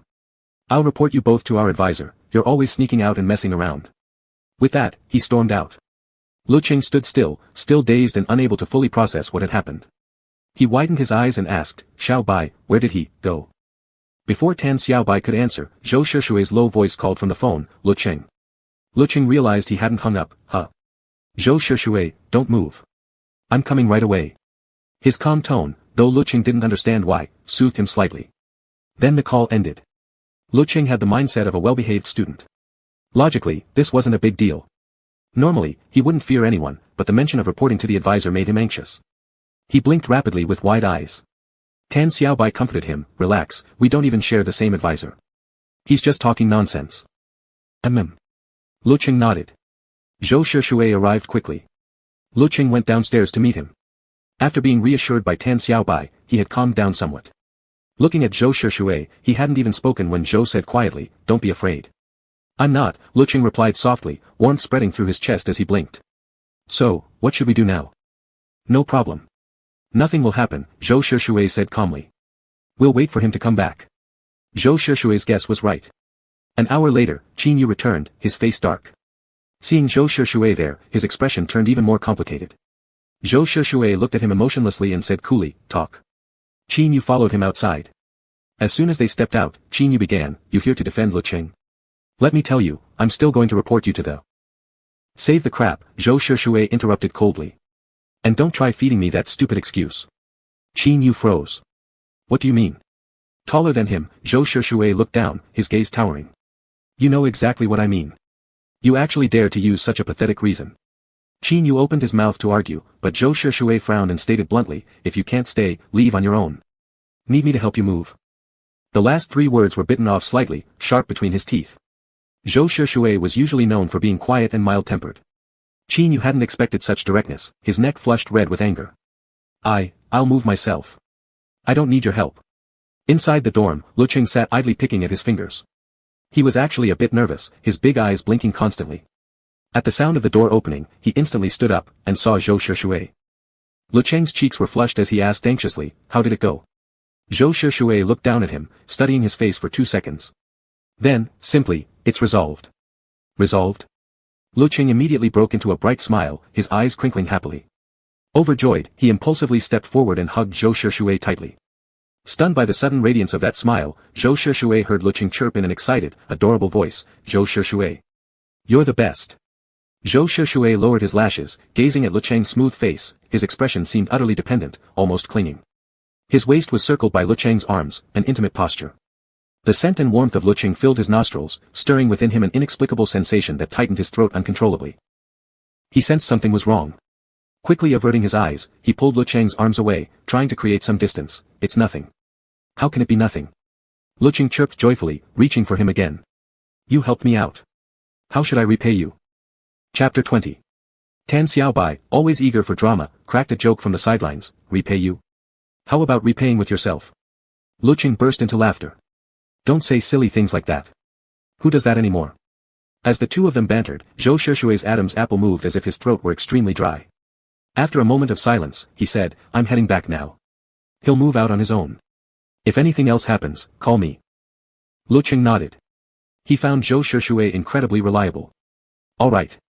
Even though he didn't like him, Zhou Shushui could still act this way, being friends with someone like him must be a happy thing. Zhou Shushui pulled his hand back and turned away. Lecheng couldn't have felt any better. Free from that annoying and inexplicable roommate, he felt incredibly relaxed. Qin Yu didn't return to the dorm that night. Tan Xiaobai brought along another mysterious piece of news, Lecheng, we're getting a new roommate again. Lecheng was curious. Who is it? You've met him, he's an old familiar face, Tan Xiaobai said. Come on, guess. Lecheng wasn't in the same major as Tan Xiaobai, Tan studied logistics management, so their departments were worlds apart, and they hardly shared any acquaintances. Lecheng tried to recall, Su Yuan. He Ziqing. You guessed it. Tan Xiaobai said excitedly. It's He Ziqing.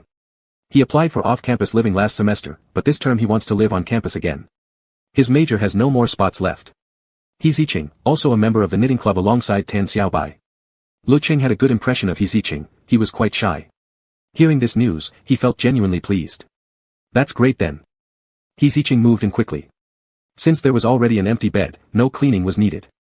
Lecheng greeted him warmly, and together with Tan Xiaobai helped him settle in. After finishing up, they went out for a meal to celebrate the arrival of their new roommate. At dinner, Tan Xiaobai drank a bit too much. Burping, he once again invited Lecheng to join their club. Lecheng. Look, our dorm has 3 people, 2 of us are already disciples of the knitting sect. You're really not joining.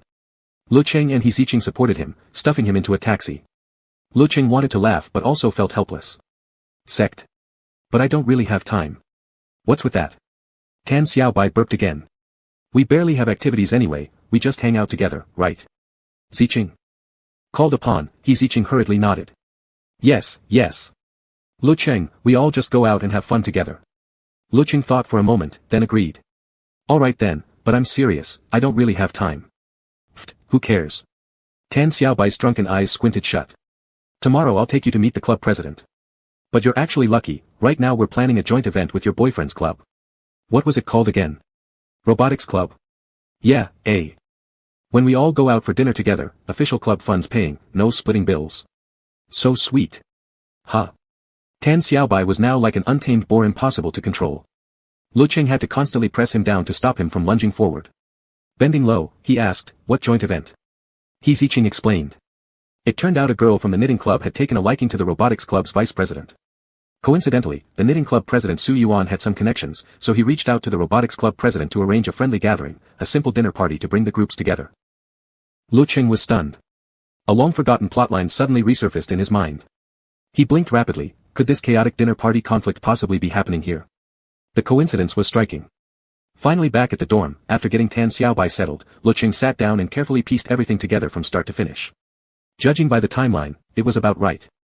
The location matched too. Lecheng sighed with hesitation. Looks like this storyline was one he absolutely had to walk through. He didn't see Qin Yu again until 2 days later, when he came to move out. Only Lecheng was in the dorm. Hearing noise, he turned around. Qin Yu stood silently packing his belongings. Lecheng ignored him, didn't even think of offering help. Head bent, he continued focusing on his drawing. Only when he sensed movement behind him did he look up, slightly wary. What? Qin Yu looked terrible. Seeing Lecheng's expression only made it worse. Lecheng, you don't need to be so tense. Oh. Lecheng replied politely, but his tone remained cold, though more civil than before. Anything going on? A complicated feeling stirred inside Qin Yu. Nothing. I mean, last time, I acted impulsively. I want to apologize. Lecheng frowned slightly, showing no sign of joy, just mild surprise widening his eyes. So, you're not moving out after all? Qin Yu. He said, I'm moving out. I see. Lecheng relaxed slightly, his expression serious. Last time, it was Xiaobai who argued with you, so you should apologize to him. Qin Yu packed his things in silence. By the time Tan Xiaobai returned, his bed was already empty. He moved out already. Tan Xiaobai was somewhat surprised. I thought he'd drag on a bit longer. Lecheng had thought the same, and couldn't help but grow curious about what exactly Zhou Shushui had done. So he opened Zhou Shushui's chat window, wanting to ask. Orange, Qin Yu just moved out. Zhou Shushui replied a few minutes later. Brother, He didn't seem at all surprised. Lecheng couldn't help but let his imagination run wild. Orange, what did you say to him earlier? He moved out so fast. Orange, confess while you still can, leniency for honesty, strictness for resistance. Brother. Lecheng continued typing, spill it quickly. Brother, I am an honest, law-abiding citizen. Lecheng froze mid-typing, picturing Zhou Shushui saying that line with his usual blank expression, and burst into laughter. Orange, of course I know that.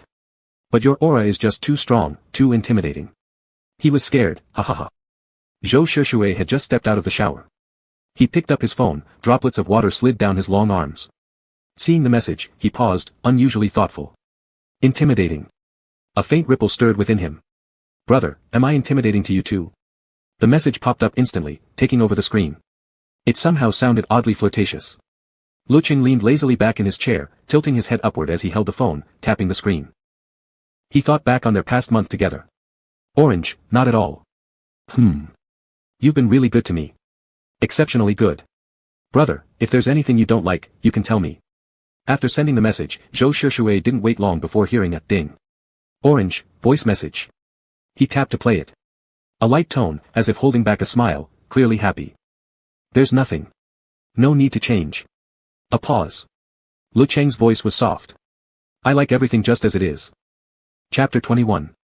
Zhou Shisharp stared down at his screen, expressionless, brows slightly lowered, yet an indistinct emotion flickered inside him. Too intimate. Lecheng's way of speaking to him was simply too intimate. Words so close, or perhaps even bordering on ambiguous, made it hard for him to tell, was it intentional, or merely unintentional? Ding dong. Orange, you're really great like this. Orange, so responsible, and so safe to be around. Everyone would like you. Orange, so no need to change. Orange, line art puppy sending heart.jpg. Lecheng's explanation seemed to restore the atmosphere. Zhou Shisharp couldn't quite name the feeling welling up in him. He closed his eyes briefly, paused, then replied rather coolly. Brother, The next morning, Lecheng was dragged by Tan Xiaobai and Hehe to the club registration. He had met the club president Su Yuan before. The moment he stepped in, Su Yuan stared at him for a few seconds, then slapped his forehead and shouted, little painter. Lecheng, he nearly turned and fled. I haven't even thanked you yet for that painting you did for me last time. Su Yuan said warmly. Come, have a seat. Zicheng, quickly pour Lecheng a cup of hot tea. Hit by such enthusiasm, Lecheng waved frantically, no need. Zicheng replied obediently, President, we're out of tea, only got some tea stems left. Su Yuan looked at Lecheng, tea stems. Lecheng graciously played along, it's fine, I can drink hot water. Perfect. Su Yuan patted Lecheng's shoulder. Such a hardship-enduring quality is exactly what suits our modest, tough knitting club. Lecheng. After drinking the tea, Su Yuan couldn't stop praising him. Look at this, just look. I've been wanting to say this since last time, I mean, that face, that figure, no more words needed. Next year's recruitment. Lecheng, you stand right at the front. Do you think we'd have any trouble recruiting then? Tan Xiaobai fake cried beside him, President, am I not your only treasure anymore? Su Yuan smiled, sorry, but now you're not. Unless, you go get plastic surgery in Korea first. Tan Xiaobai immediately, this treasure isn't worth being. They bickered a bit more, then Su Yuan introduced the other two members to Lecheng. Chu Yao, the club's only female member, a knitting mastermind, and the second senior beside Su Yuan to join the club. Jiang Jijie, tricked into joining by Su Yuan, rarely shows up for activities. Jiang Jijie wasn't here today, but Chu Yao was. To express her excitement over the new member, she generously handed Lecheng a DIY scarf-making kit. And enthusiastically added, if you have any questions, feel free to ask me. Everyone I've taught has learned successfully. Lecheng nodded quickly. The group went out for a meal together, getting better acquainted. When Lecheng returned to his dormitory and looked at the knitting kit, he began pondering how to use it. Maybe he could knit a scarf for Zhou Sharp too. After all, they were about to break up, giving something as a memento wouldn't be a bad idea. Yes, and recently, Zhou Sharp had been exceptionally kind to him. Alright, decided. Action follows thought. Lecheng quickly found several tutorial videos and started studying with full dedication. Knowing himself well, Lecheng chose the most basic and simplest pattern available. He opened the video, mimicking the motions in the air as he watched. After practicing a while, he confidently pulled out the materials, really simple. Excellent. Learned it already. Now all he needed to do was try it for real, wouldn't it just be a piece of cake? An hour later. Lecheng lowered his gaze toward the tangled, loose, poorly knotted little segment in his hand that vaguely resembled a scarf, sinking into deep thought. Lecheng, underestimated it. Seriously underestimated it. Despite being great at drawing and having nimble fingers, the clumsy Lu Xiaoqing obediently sought help from Tan Xiaobai. Xiaobai, I think I messed up here. Lecheng frowned in distress, his long, elegant fingers stiffly fumbling with the yarn. Suddenly elevated to master status, Tan Xiaobai began patiently instructing. After 1 hour of hands-on learning, Lecheng grasped the basics and started slowly making progress. Grrr. His phone buzzed twice beside him. Dizzy and tired, Lecheng lifted his head and glanced at the screen. It was Zhou Sharp. Brother, where are you? Right, he remembered. Usually at this time, he'd go eat with Zhou Sharp. But after hours of knitting, his back ached and his body felt sore. He simply couldn't summon the energy. He carefully set down the crochet hook in place to avoid tangling it, then tapped the screen to reply. Orange, in the dorm. Can't go eat with you today. Brother, Brother, anything up? Orange, something up QWQ.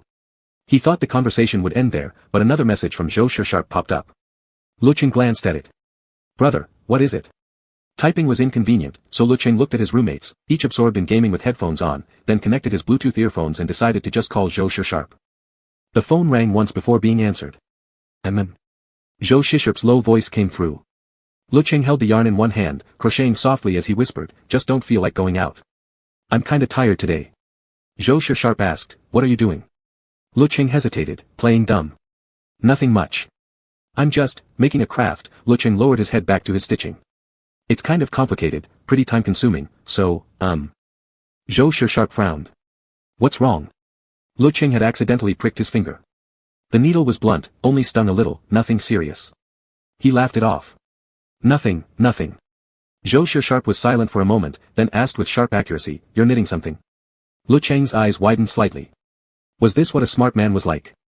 He actually figured it out. After a brief internal struggle, Lecheng obediently confessed, yeah. A scarf? Zhou Sharp's voice remained calm, almost casual. Who's it for? Lecheng evaded, nobody in particular. He didn't want to tell Zhou Sharp now, that'd ruin the surprise.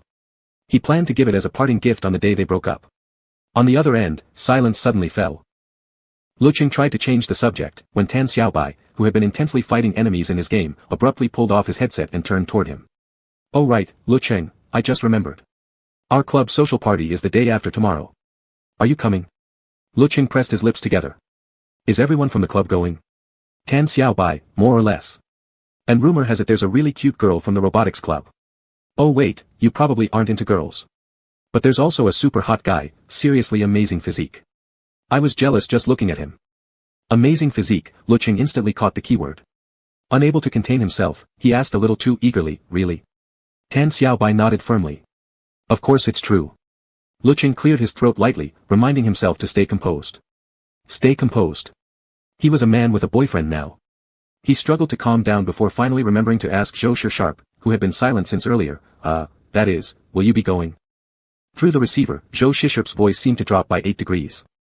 After a pause, he replied in a chillingly brief and cold tone. Going. Chapter 22. Lecheng wasn't really paying attention and didn't catch the meaning, simply nodding. Alright, bye. Then I'll go too. Tan Xiaobai widened his eyes, silently mouthing, huh. You're on the phone. Beep. The call ended. Lecheng nodded again. Yeah, I saw all of you wearing headphones playing games earlier, so I made a quick call. Dude. What did I just say? Tan Xiaobai looked dramatically distressed. Did Zhou Sharlui hear that? Lecheng froze for a moment. So what if he did? Tan Xiaobai, won't he get angry or jealous? Jealous? Lecheng blinked, slightly amused. How could that happen? Zhou Sharlui didn't even like him. Their relationship was practically non-existent, how could he possibly feel jealousy? Lecheng shook his head. No way. He won't be jealous at all, bye. Don't worry. Really? Tan Xiaobai seemed surprised, stroking his chin. Huh, never thought Zhou Sharlui would be so generous. Lecheng chuckled again, his eyes crinkling with laughter.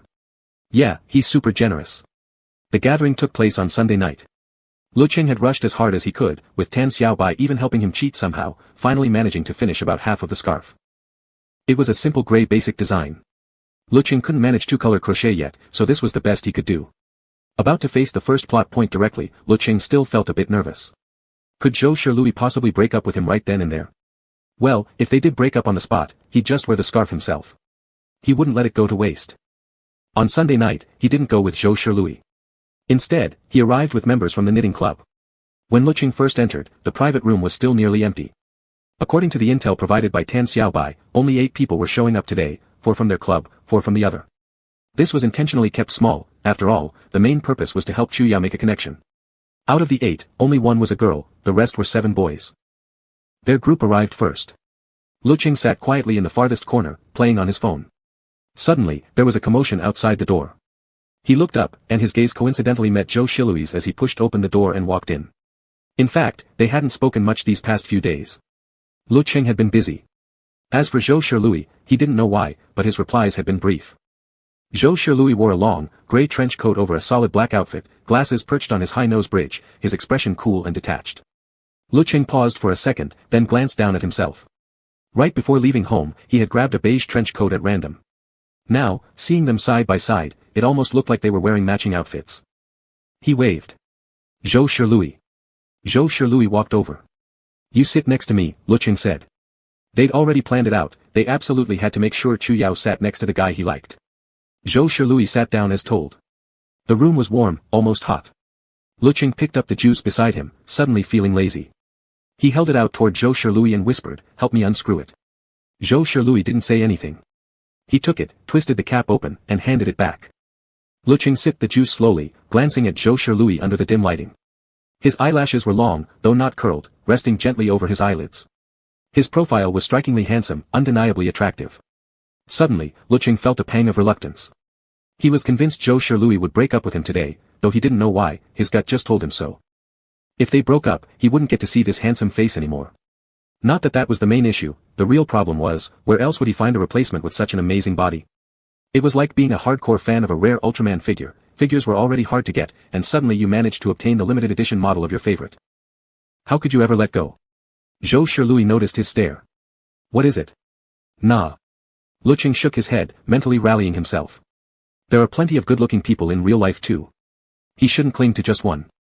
Maybe someone here tonight had an amazing build. With that thought, Lecheng perked up slightly, scanning everyone with wide eyes. He spotted a guy who looked tall, with great proportions. Though dressed warmly so muscles weren't visible, from conversation snippets, he clearly loved working out. Unable to help himself, Lecheng leaned over and quietly asked Zhou Sharlui, who's that? Which one? Zhou Sharlui lifted his gaze, following Lecheng's line of sight. A slight frown appeared. Why do you want to know? Lecheng smiled. I just think his body looks pretty good. Zhou Sharlui turned to look at Lecheng, realizing his eyes were completely fixed on that guy, without sparing even a single glance in his direction. A strange sense of gloom welled up inside him. Coldly, he replied, he's not. Lecheng blinked. Huh. Zhou Shilui suppressed his voice. His build isn't good.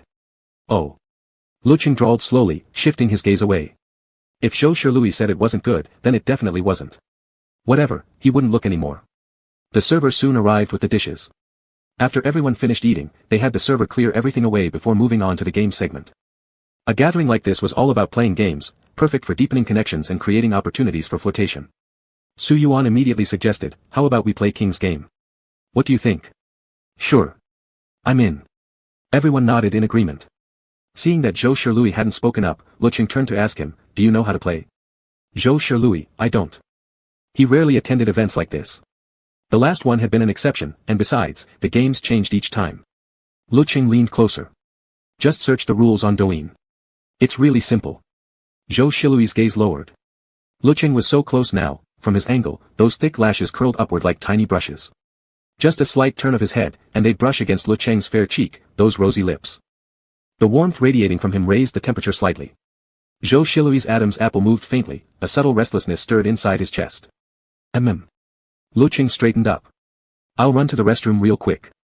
You check it out fast. The sound of a door closing echoed distantly. Zhou Shilui didn't use Douyin much. When he opened the app, a friend recommendation popped up. As usual, he tapped, not interested. Long fingers swiped down, then suddenly paused. He lowered his lashes, eyes landing on a newly recommended user. The profile picture was a cartoon leaf. Nothing special. Escapee orange pulp with heart thief might be your friend. Orange pulp. Zhou Shilui didn't know why, perhaps some irrational fondness carried over, but his finger gently tapped it open. It was an art account. What greeted him were numerous photos, each strikingly distinctive in style and beautifully rendered. Zhou Shilui scrolled further down. His fingertips stilled. He frowned slightly, eyes locking onto a series titled Figure Practice Studies. Shooting basketball, dancing, head bowed, drinking water. Zhou Shilui pressed his lips together. His heart clenched sharply, as if gripped by an invisible hand. A faint ringing buzzed in his ears. If he wasn't mistaken. All the figures in these drawings were him. I'm back. Lecheng's voice suddenly drew near, followed by the sound of a door closing. The couch beside him dipped slightly as he sat down. Huh. What are you looking at? Did you check the rules? Super simple, right? Chapter 23. Zhou Shishup's heart suddenly pounded, and he instinctively turned off the screen. In a voice that was nearly steady, he said, I saw it. Lecheng, then it's fine. Wasn't it simple? Zhou Shishub closed his eyes briefly. Simple. Looking at his expression, Lecheng felt something strange in the air. He picked up his juice and took a sip. The sweet, crisp orange juice slid down his throat, making him happily squint his eyes with satisfaction. Zhou Shishub stared at the black screen, already off, but ripples still stirred inside him. His expression grew complex.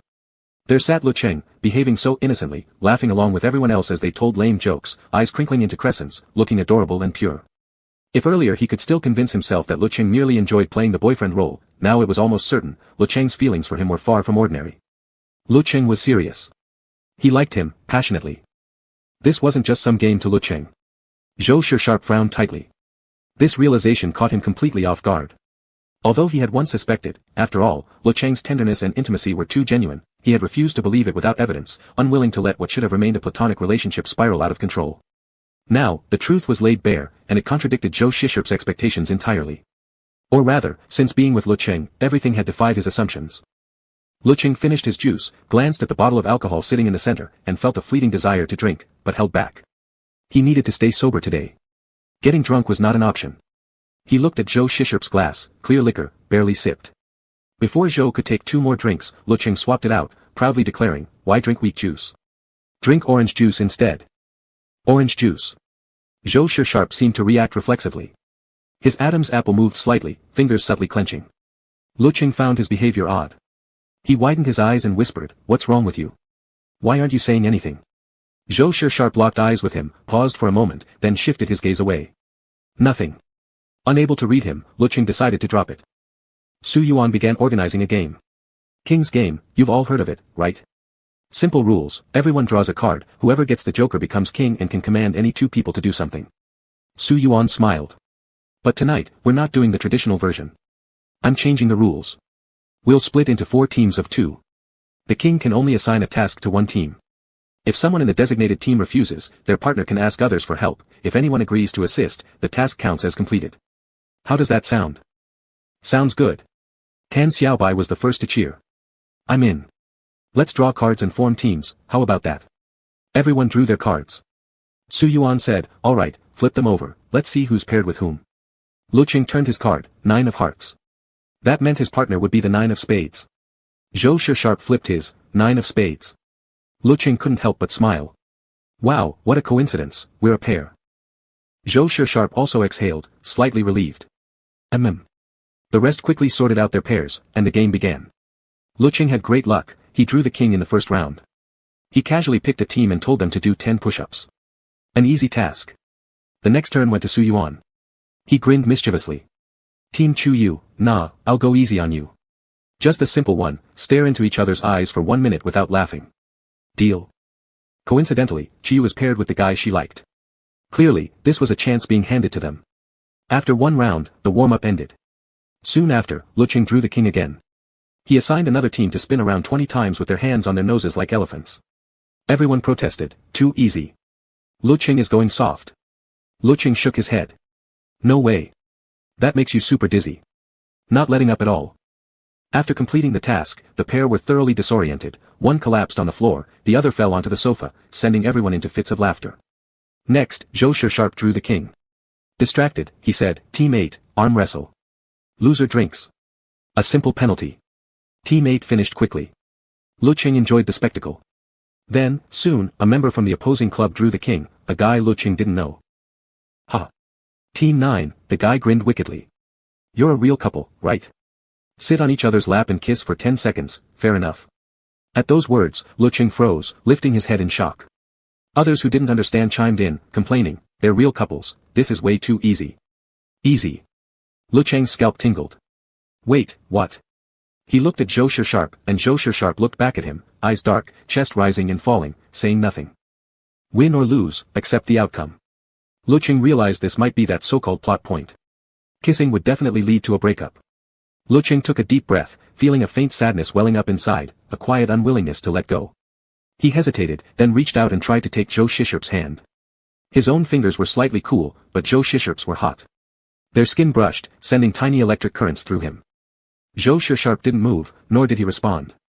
Lecheng, extremely nervous, stood up and slowly settled onto Zhou Sharp's lap.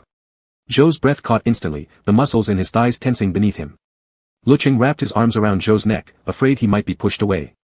Zhou Sharp gazed down at him, dark eyes clear and glistening, as if veiled in a thin mist, lips unreasonably red. Zhou Sharp. Lecheng licked his lips, looking up with wet, puppy-like eyes that made one's breath hitch.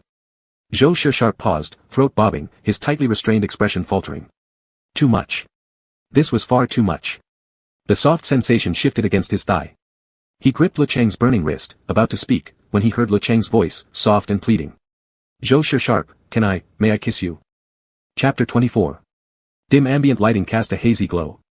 Lecheng's eyelashes trembled, his lips wet and reddened, soft and glistening.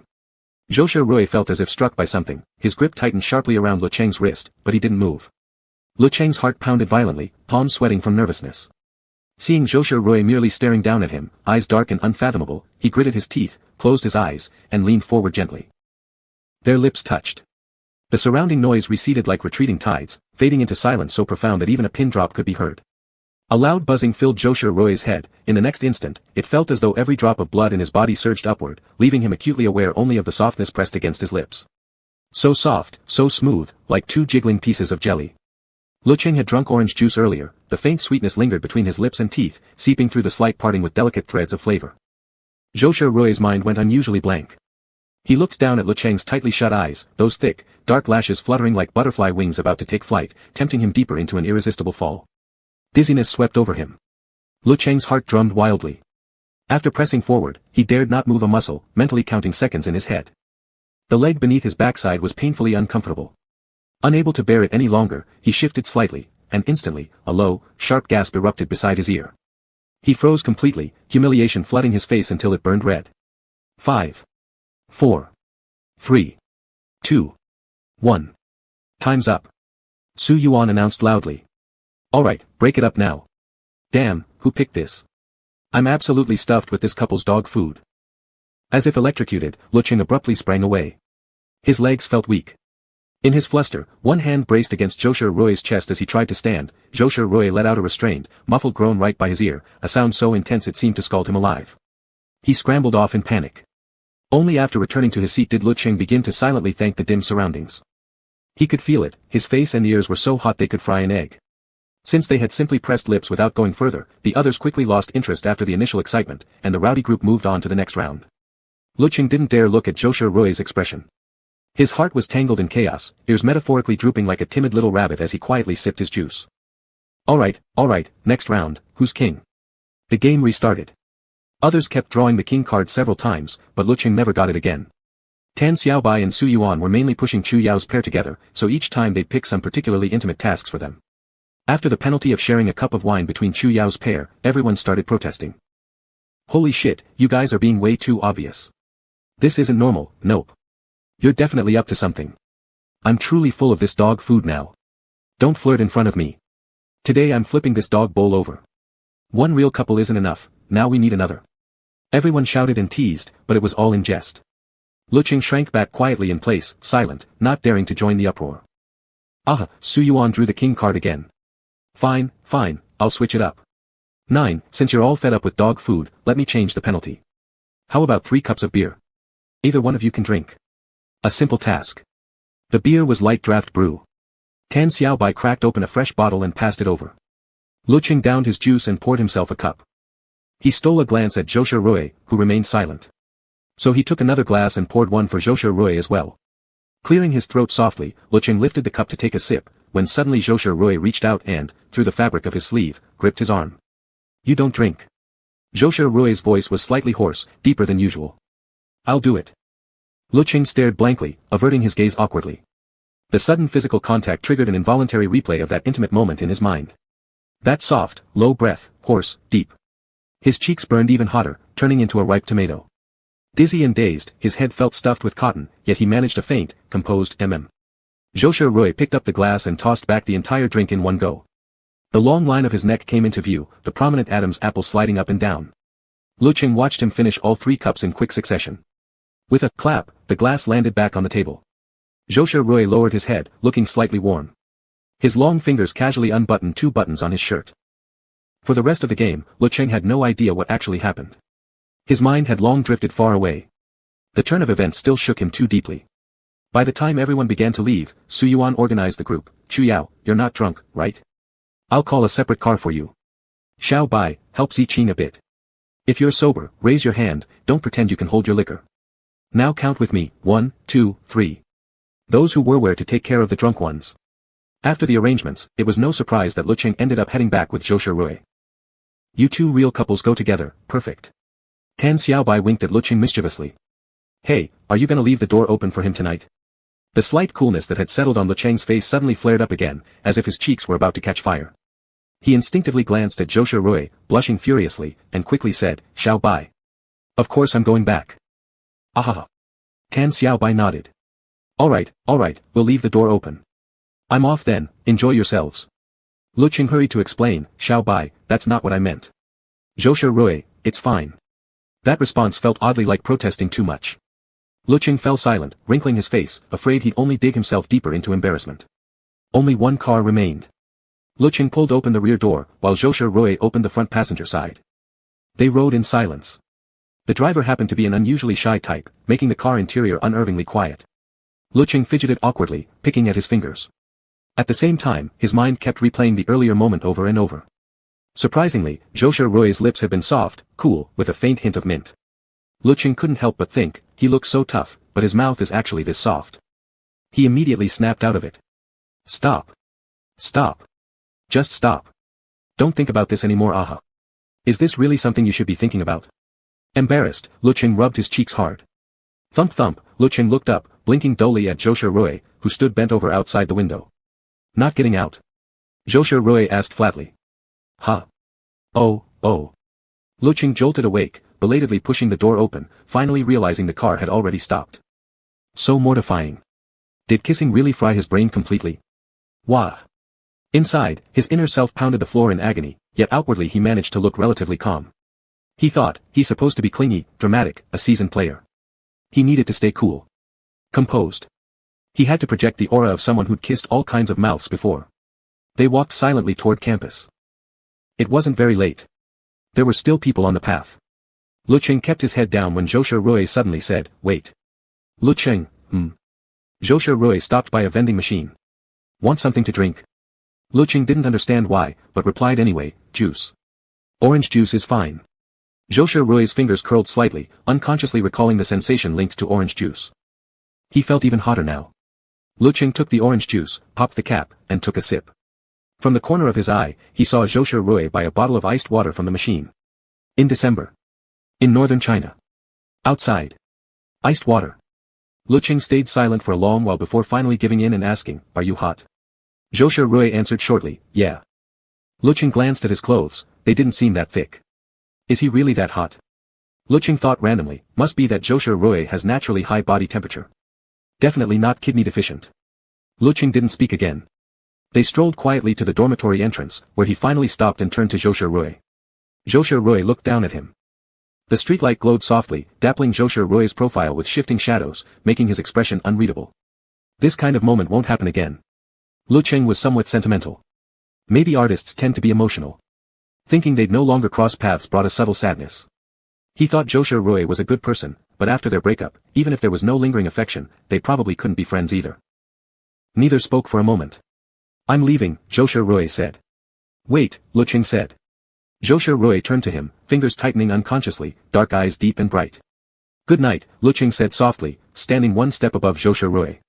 "Joshua Roy." "Yeah." Joshua Roy closed his eyes briefly. "Good night."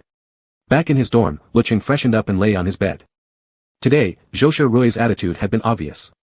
A kiss that barely counted must have shocked a homophobic straight guy deeply. Lecheng felt conflicted, part of him happy, part of him not.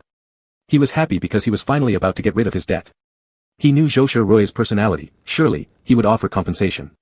But what upset him was, he was really going to lose his personal male model.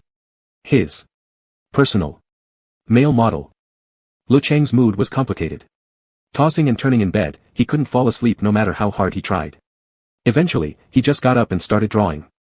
He efficiently finished half of the illustration due 2 days later, worked straight through until 4 in the morning, then dizzily climbed back into bed to sleep. The next morning, Lecheng didn't wake up until nearly noon. Lazily rising from bed, he found Tan Xiaobai already gone, only He Ziqing remained in the dormitory. Seeing him awake, He Ziqing poured him a glass of warm water. "Lecheng, you stayed up really late last night." Lecheng took the glass. "Thanks, Ziqing. I was working on my illustrations. Got too caught up in it." He didn't know Lecheng very well, so he simply said, "When I went to the bathroom last night, I saw there was still light behind your bed curtain. You're really pushing yourself hard." Lecheng smiled faintly, not responding. After washing up, he glanced at his phone. Apart from some meaningless club messages, no one had messaged him. Hesitating for a moment, Lecheng tapped open Joshua Roy's chat window. "Orange, want to go out for lunch together today?" He waited a while. No reply from Joshua Roy. Not surprising.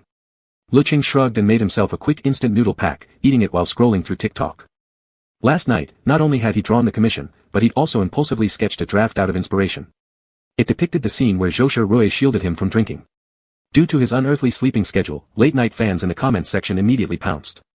"Qian Lai, caught you, Mrs. This is so atmospheric, even without facial details, I recognized it immediately. This is Mrs. S. personal male model, right? I love square cake, sir, when I saw your upload time, my vision went black, we artists truly don't sleep. Potato is called potato, 3 a.m. I knew it. Night owls get all the good food. Hot sea breeze, wah, sir, can you just never break up and keep drawing? This feels so intense, I genuinely love sir and the male model. Screaming chicken daily, damn, even though everyone's crying in the comments, I'm shipping it. Did sir hang out with the male model? Did they drink together?" Lecheng slowly scrolled through the comments, unable to stop laughing. Whenever people praised him, he always felt happy. He refreshed the page, and new comments appeared. "Super Big Dad, orange juice sir, tell us loud and clear, are you still into your personal male model?" Lecheng paused briefly, then passionately replied. "Escaped heart-stealing orange, yes wah. Sobbing uncontrollably. JPG. He still loved Joshua Roy's body, that's right, absolutely, he still loved it. He thought replying to a new comment wouldn't push it back to the top, but gradually, users kept liking it, eventually bringing it back to the front page. Having finished his noodles, Lecheng refreshed and exited TikTok feeling refreshed. His phone chimed. Joshua Roy had finally replied. Brother, still busy. Lecheng blinked blankly. That's clearly a polite rejection. Fine, whatever, the attitude matched exactly what he expected. His mindset had already adjusted completely. After all, breaking up with Joshua Roy didn't necessarily mean losing anything. It didn't mean he wouldn't see Joshua Roy again, he could still go watch him play basketball occasionally, run into him on the way back to the dorm, or bump into him at the cafeteria. Sure, it wouldn't be as frequent or convenient as before, but he'd still see him sometimes. Plus, he would receive compensation, his debt would disappear. He wouldn't have to act like a drama queen anymore. He could finally be himself freely. Calculating everything, he wasn't losing anything at all, he was actually gaining money. In conclusion, this was a huge win. Who would have thought such a good thing existed in the world? With his mindset settled, Lecheng packed up his trash and took it downstairs, typing on his phone while walking back up the stairs. Orange, okay, then how about tomorrow? Will you eat with me tomorrow? Ding dong. Brother, depends on the situation. Pfft. Depends on the situation, huh? Lecheng pursed his lips. That's obviously another polite refusal. He mainly sent these messages to test Joshua Roy's attitude. As expected, Joshua Roy clearly wanted to break up. Lecheng didn't mind much. He returned to drawing for a while, when suddenly his phone chimed again. Lecheng looked down at the screen. Mom, Ching, are you busy? He set aside his work and replied. Orange, what's up? Mom, Ching, I checked the calendar, your school break is coming up soon. Are you booking your ticket home, or should I ask your dad to drive over and pick you up? Lecheng switched to the background and checked the calendar. There was still about a month left until vacation. Lecheng lived in a city adjacent to City C, neither too far nor too close. He could go back either by high-speed rail or by car. Driving would take a long time, and Lecheng's father wasn't in the best health. Making the round trip would be exhausting for him. Orange, I'll take the high-speed rail back, Mom. Don't make Dad come. Mom, okay, then book your ticket early. Don't wait until the last minute like last time and miss out. Orange, got it, Mom. Orange, doggy head nodding. JPG. Lecheng put down his phone and went out to get a glass of water. When he came back, a message was floating at the top of his screen. He glanced down. Mom, Ching, when you come home this time, do you want to bring your boyfriend back with you? Huh? Lecheng nearly spat out his water. His mom knew he had a boyfriend. Why did she know? He never mentioned it in their chat history. Mom, don't blame Mom, Ching. I saw your Moments post, you publicly announced a boy. Lecheng. The original host didn't block her from seeing that post. Even though this world was open-minded about sexual orientation, Lecheng hadn't expected the original host had already come out publicly. He felt his toes curling in embarrassment. Lecheng politely declined. Orange, Mom, better not this time. He was about to break up, how could he possibly bring someone home? Mom, if you don't want to bring him, that's fine. But Mom hopes you'll be with someone who has good character and solid values, someone who can take care of you. Don't just go for looks. Good looks won't help much after marriage anyway. Lecheng almost laughed. How should he respond? Thank her for complimenting his taste. And what marriage? Orange, Mom, I understand. We'll see how things go. I'm busy right now, gotta go. Mom, alright. You go do your thing. Lecheng closed the interface, exited the chat, and stared at the pinned contact labeled, Brother. After hesitating for a moment, he tapped in. Since they were breaking up anyway, it didn't matter whether Zhou Shirwei saw the name or not. He changed it straight back to the original. Zhou Shiri. Actually, for one brief moment, he considered changing it to 188 8-pack abs Aquarius. But that nickname was way too aggressive. Lecheng reconsidered and gave up on the idea. For 2 whole days, Lecheng hadn't seen Zhou Shiri. In truth, unless he actively sought the other out, he rarely ran into Zhou Shiri even before. Different majors, different dorm floors, even different grades. Lecheng was starting to feel a little anxious. Why hasn't Zhou Shiri brought up breaking up yet? 2 days. It's been 2 full days. Is he still undecided? But Lecheng wasn't just waiting around passively. During these 2 free days, he'd finished knitting the rest of the scarf. With Tan Xiaobai's guidance, it actually turned out pretty decent. Once Zhou Shiri came to break up with him, he'd give this as a parting gift. After class, Lecheng carried a stack of books and walked to lunch with Tan Xiaobai. Tan Xiaobai looked at him with concern. Lecheng, why have you been eating with me every day these past couple of days? Lecheng joked, what? Are you sick of me already? Come on, stop dodging the topic. Tan Xiaobai grew serious. Tell me, did you fight with Zhou Shiri? No way, Lecheng said lightly. We'd never fight. Then why haven't we seen Zhou Shiri around these past 2 days? Lecheng brushed it off, I just wanted to eat with you, that's all. After the meal, Lecheng wandered back toward the dorm. Before even stepping inside, his phone suddenly vibrated in his pocket. Distractedly pulling it out, he assumed it was another group message. Lin He, Lecheng, are you there? Lecheng thought for a second, oh, Lin He. The kind guy who once offered to deliver an umbrella to him. Orange, what's up? Anything going on? Lin He, are you free to hang out recently? Lecheng blinked in confusion. Had he and Lin He gotten that close? Lin He, sorry if I'm being too forward, but I know your club president Su Yuan. A few of us are planning a trip soon and couldn't find enough people, so I thought of you. Oh, so he knew Su Yuan. With that connection, Lecheng instantly felt more at ease. Orange, how many people total? Where are we going? Lin He, just 4 or 5, most of whom you know. Haven't decided exactly where, but we're thinking Hot Springs. Hot Springs, huh? Lecheng perked up a bit. By that time, they'd probably already broken up. Going out for a bit sounded nice. Orange, sure, when? Lin He, you agreed? Great, is next Saturday okay? Lecheng found Lin He quite polite in his way of speaking.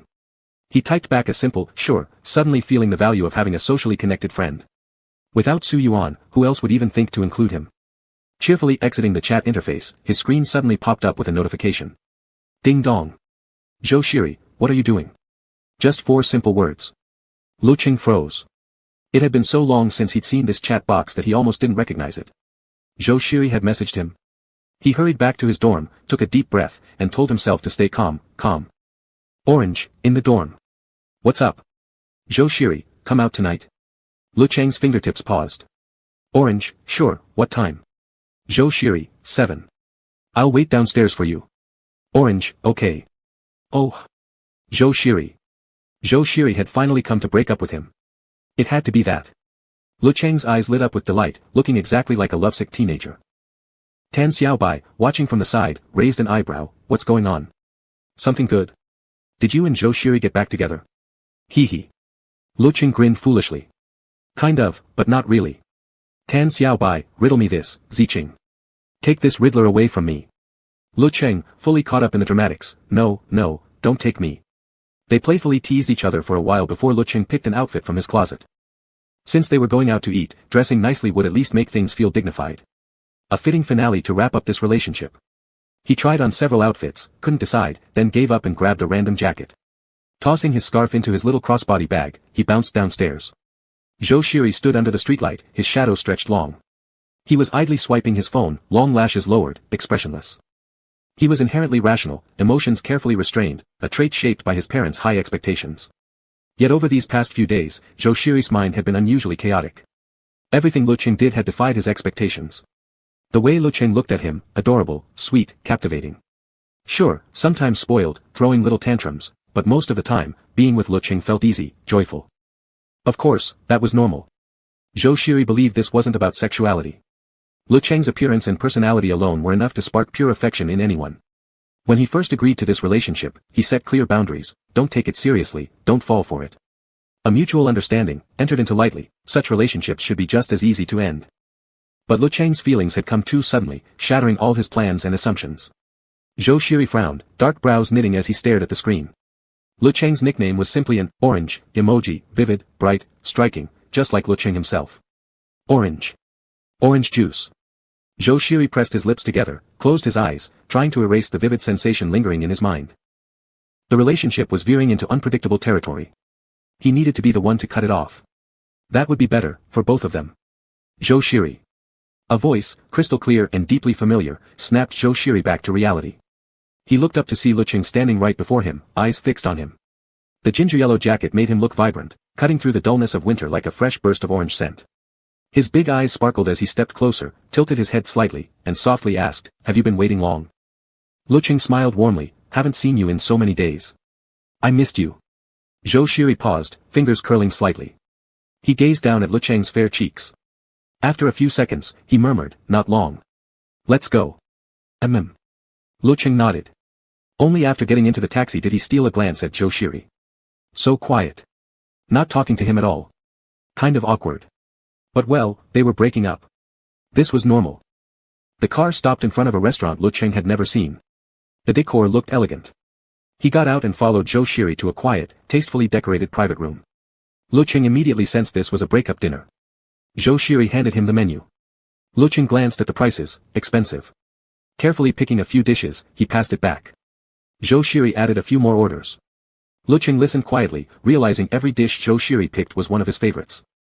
The server smiled and said okay, then turned and walked out. The room instantly fell into silence.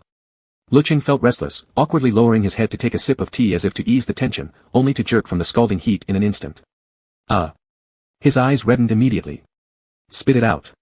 Zhou Shiri reacted quickly, frowning as he grabbed an empty cup and gently pressed it under Lecheng's chin. Lecheng hesitated for a second before spitting into the cup. Zhou Shiri then picked up another cup filled with cool water and said succinctly, "Hold it in your mouth." Lecheng followed instructions, took a sip, and held the cool water in his mouth, wryly thinking, well, at least now he didn't have to talk. Zhou Shiri pulled out a tissue and gently dabbed at Lecheng's chin. The warmth of his fingertips seeped through the paper, making Lecheng's face feel hot, not from shyness, but from mild embarrassment.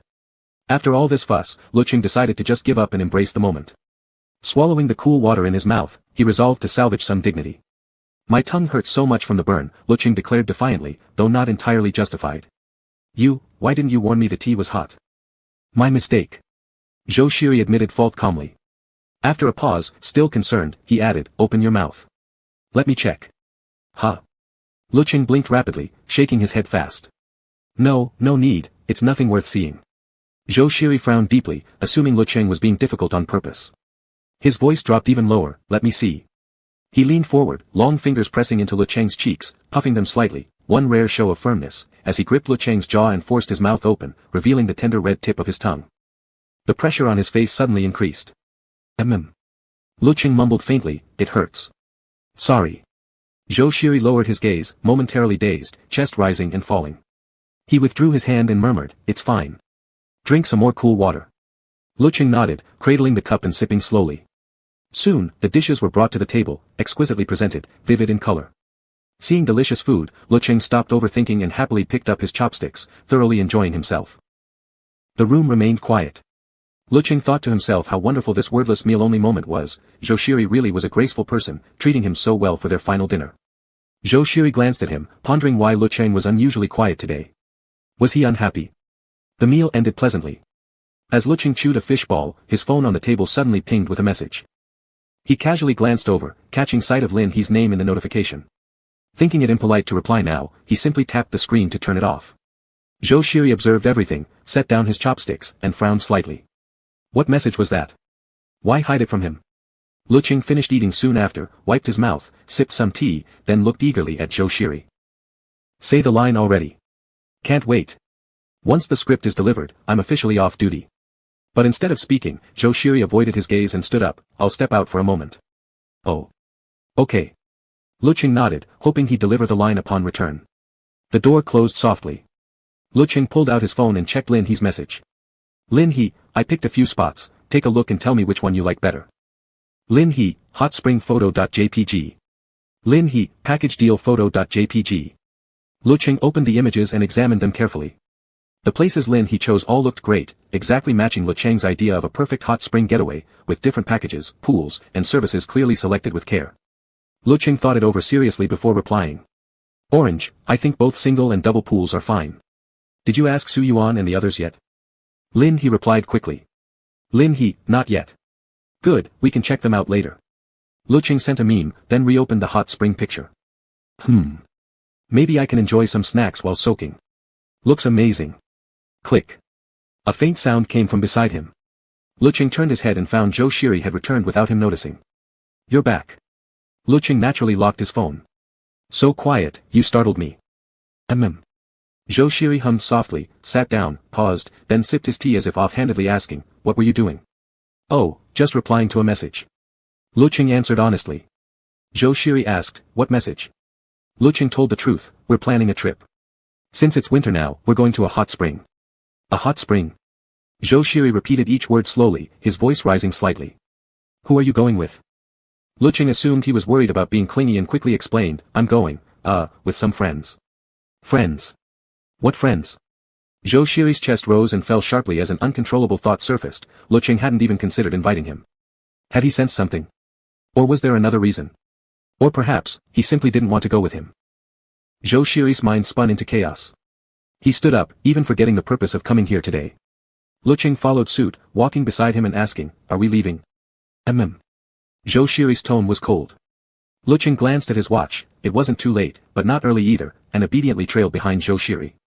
Then suddenly remembering something, he hurriedly said, "Wait." He had a feeling Zhou Shiri was about to deliver their breakup lines any second now. Zhou Shiri turned his head. "What is it?" Lecheng didn't speak. Instead, he reached for his small backpack and fumbled inside, finally pulling out something dark and fuzzy. Zhou Shiri blinked in slight surprise. Then he watched as Lecheng mumbled quietly, found it, lifted his face with bright, sparkling eyes, and presented the item like a prized treasure. "For you," Lecheng said after a brief hesitation. A winter gift." Zhou Shiri's gaze dropped from his face to the scarf in his hand. "For me." A strange, indescribable sensation welled up inside him. "Yeah," Lecheng smiled sheepishly. "It doesn't look great. I'm just not very skilled, so this is the best I can do. That day, you asked me who I was giving it to, right? I didn't tell you because..." Lecheng paused, gently blinking his eyes. "I wanted to surprise you." Zhou Shiri's throat felt oddly dry. He reached out and took the soft fabric. An idea suddenly struck Lecheng. "It's pretty cold outside, let me put it on for you now." Zhou Shiri gave a gentle nod. "All right." Lecheng got to work immediately, taking back the scarf and mentally reviewing several styles of scarf wearing he'd often seen in drawings. Wrap it once here, pull it down there, leave a bit hanging. With the mental image set, he began. Zhou Shiri watched silently. Lecheng's eyelashes dipped low, lips slightly pressed together in concentration. His plump, rosy lips turned pale from pressing, revealing a hint of inner softness. When the result didn't match his vision, his delicate brows knitted together, muttering and gesturing as he adjusted, his expressions vivid and adorable. His slender fingers occasionally brushed against Zhou Shiri's skin, sending distinct sensations across the surface. Zhou Shiri remained still as Lecheng readjusted, then finally patted the scarf with satisfaction. "There. This looks good." Zhou Shiri swallowed hard and let out a quiet "Let's go," Lecheng said cheerfully. "Now you won't be cold." Zhou Shiri nodded. Lecheng followed behind him, descending the stairs, watching as Zhou Shiri paid the bill before stepping outside. The restaurant sat in the busiest part of the city, bright lights illuminating the surroundings. Lecheng glanced around, but when Zhou Shiri made no move to call a car, Lecheng stayed silent. They walked for a while, the crowd gradually thinning. Lecheng subtly peeked sideways at Zhou Shiri. Why hasn't he delivered the line yet? Is he ever going to let me off shift today? A trace of anxiety crept over Lecheng. After wandering aimlessly for a bit longer, Zhou Shiri finally stopped. Lecheng halted too, hesitated, then blinked up nervously. "Are we heading back?" Zhou Shiri murmured, eyes cast downward. Lecheng realized, the moment had come. He looked deeply at Zhou Shiri, silently bidding farewell to his pecs, abs, and biceps. "Goodbye forever." Summoning courage, Lecheng asked tentatively, with a mix of nervousness and anticipation, "Then, will we, have dinner together again tomorrow? Hurry up and loudly say no." His question was subtle, but someone as sharp as Zhou Shiri would surely catch its hidden meaning. A cold winter wind swept past, bringing a chill. Zhou Shiri looked at Lecheng, at his rosy lips, fair cheeks, and the delicate tip of his nose that curled up just slightly, like a harmless little fluffy animal. The corners of his eyes were tinged red, as if he were already heartbroken. Suddenly, Zhou Shiri changed his mind. Yes. He thought, Lecheng was so gentle and adorable, the type who wouldn't know how to fight back when mistreated. If they broke up, he'd surely fall into despair, stray onto the wrong path, and be deceived by some bad man. He couldn't let that happen to Lecheng. "Of course we will," Zhou Shiri said, his mood suddenly relaxing. A faint smile tugged at the corner of his lips as he gently straightened Lecheng's clothes, speaking calmly and warmly, "Anything else you want to do? Would you like an orange-flavored cupcake?" Chapter 25. Orange-flavored little cake. Lecheng repeated blankly. Zhou Shiri nodded. "There's a bakery up ahead. Let's go buy some." Oh, okay. Lecheng followed him instinctively, momentarily too stunned to think clearly. We're not breaking up anymore. Zhou Shiri walked beside him, and Lecheng stared at his profile, mind filled with confusion. Why aren't we breaking up? Why the sudden change? Unable to help himself, Lecheng sought confirmation once more. "So, we really are going out to eat again tomorrow?" Zhou Shiri nodded. "If you don't want to go out, we can eat at the canteen instead." Lecheng was slightly flustered. "Really?" Zhou Shiri looked directly at him. Under that gaze, Lecheng fell silent, lowering his head as if deep in thought. Zhou Shiri observed his reaction carefully. Was he happier now? They entered a beautifully decorated bakery. The shop was large, adorned with various certificates and awards on the walls. The kitchen was open to view, and the entire store was filled with a rich, sweet, pleasant aroma. Zhou Sharp glanced down, scanning the display shelves lined with an array of tempting pastries. A uniformed attendant approached with a smile. "Hello, sir. Our Orange Taro series is a new product, it's extremely popular and sells out every day. Would you like to give it a try?" Without hesitation, Zhou Sharp said, okay. He pointed at several items in the display case. "Wrap all of these up." Lecheng's eyes widened slightly. "That many?" Only then did Zhou Sharp turn to look at him. "Too much." Lecheng hesitated, then nodded. Zhou Sharp replied calmly, "It's fine. Share them with your roommates." The attendant laughed. "Exactly. Our new products are delicious, your roommates will be thrilled to taste something fresh." That was true enough.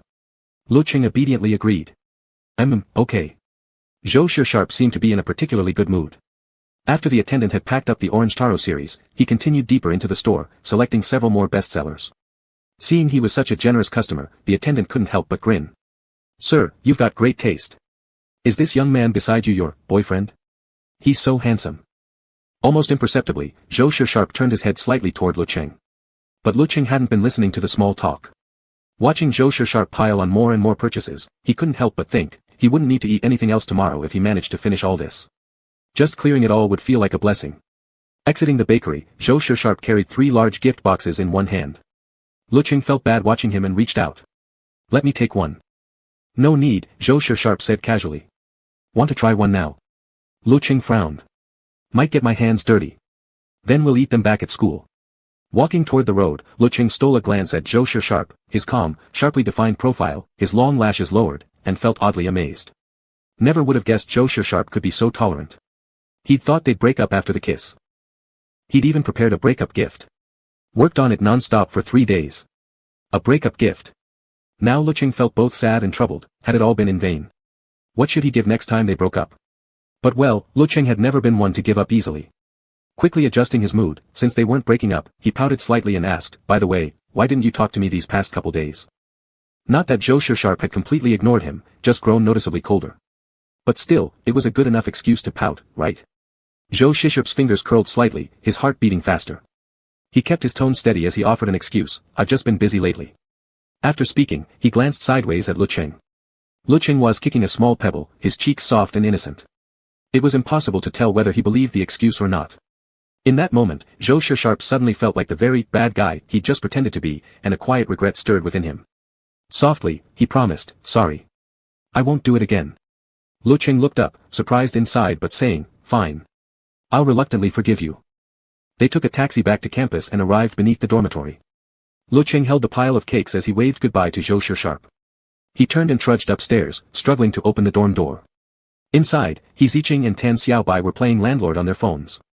Hearing the noise, Hehe looked up in shock and quickly put down his phone to come help. Tan Xiaobai screamed from the side, "Zicheng. Who the hell did you bomb?"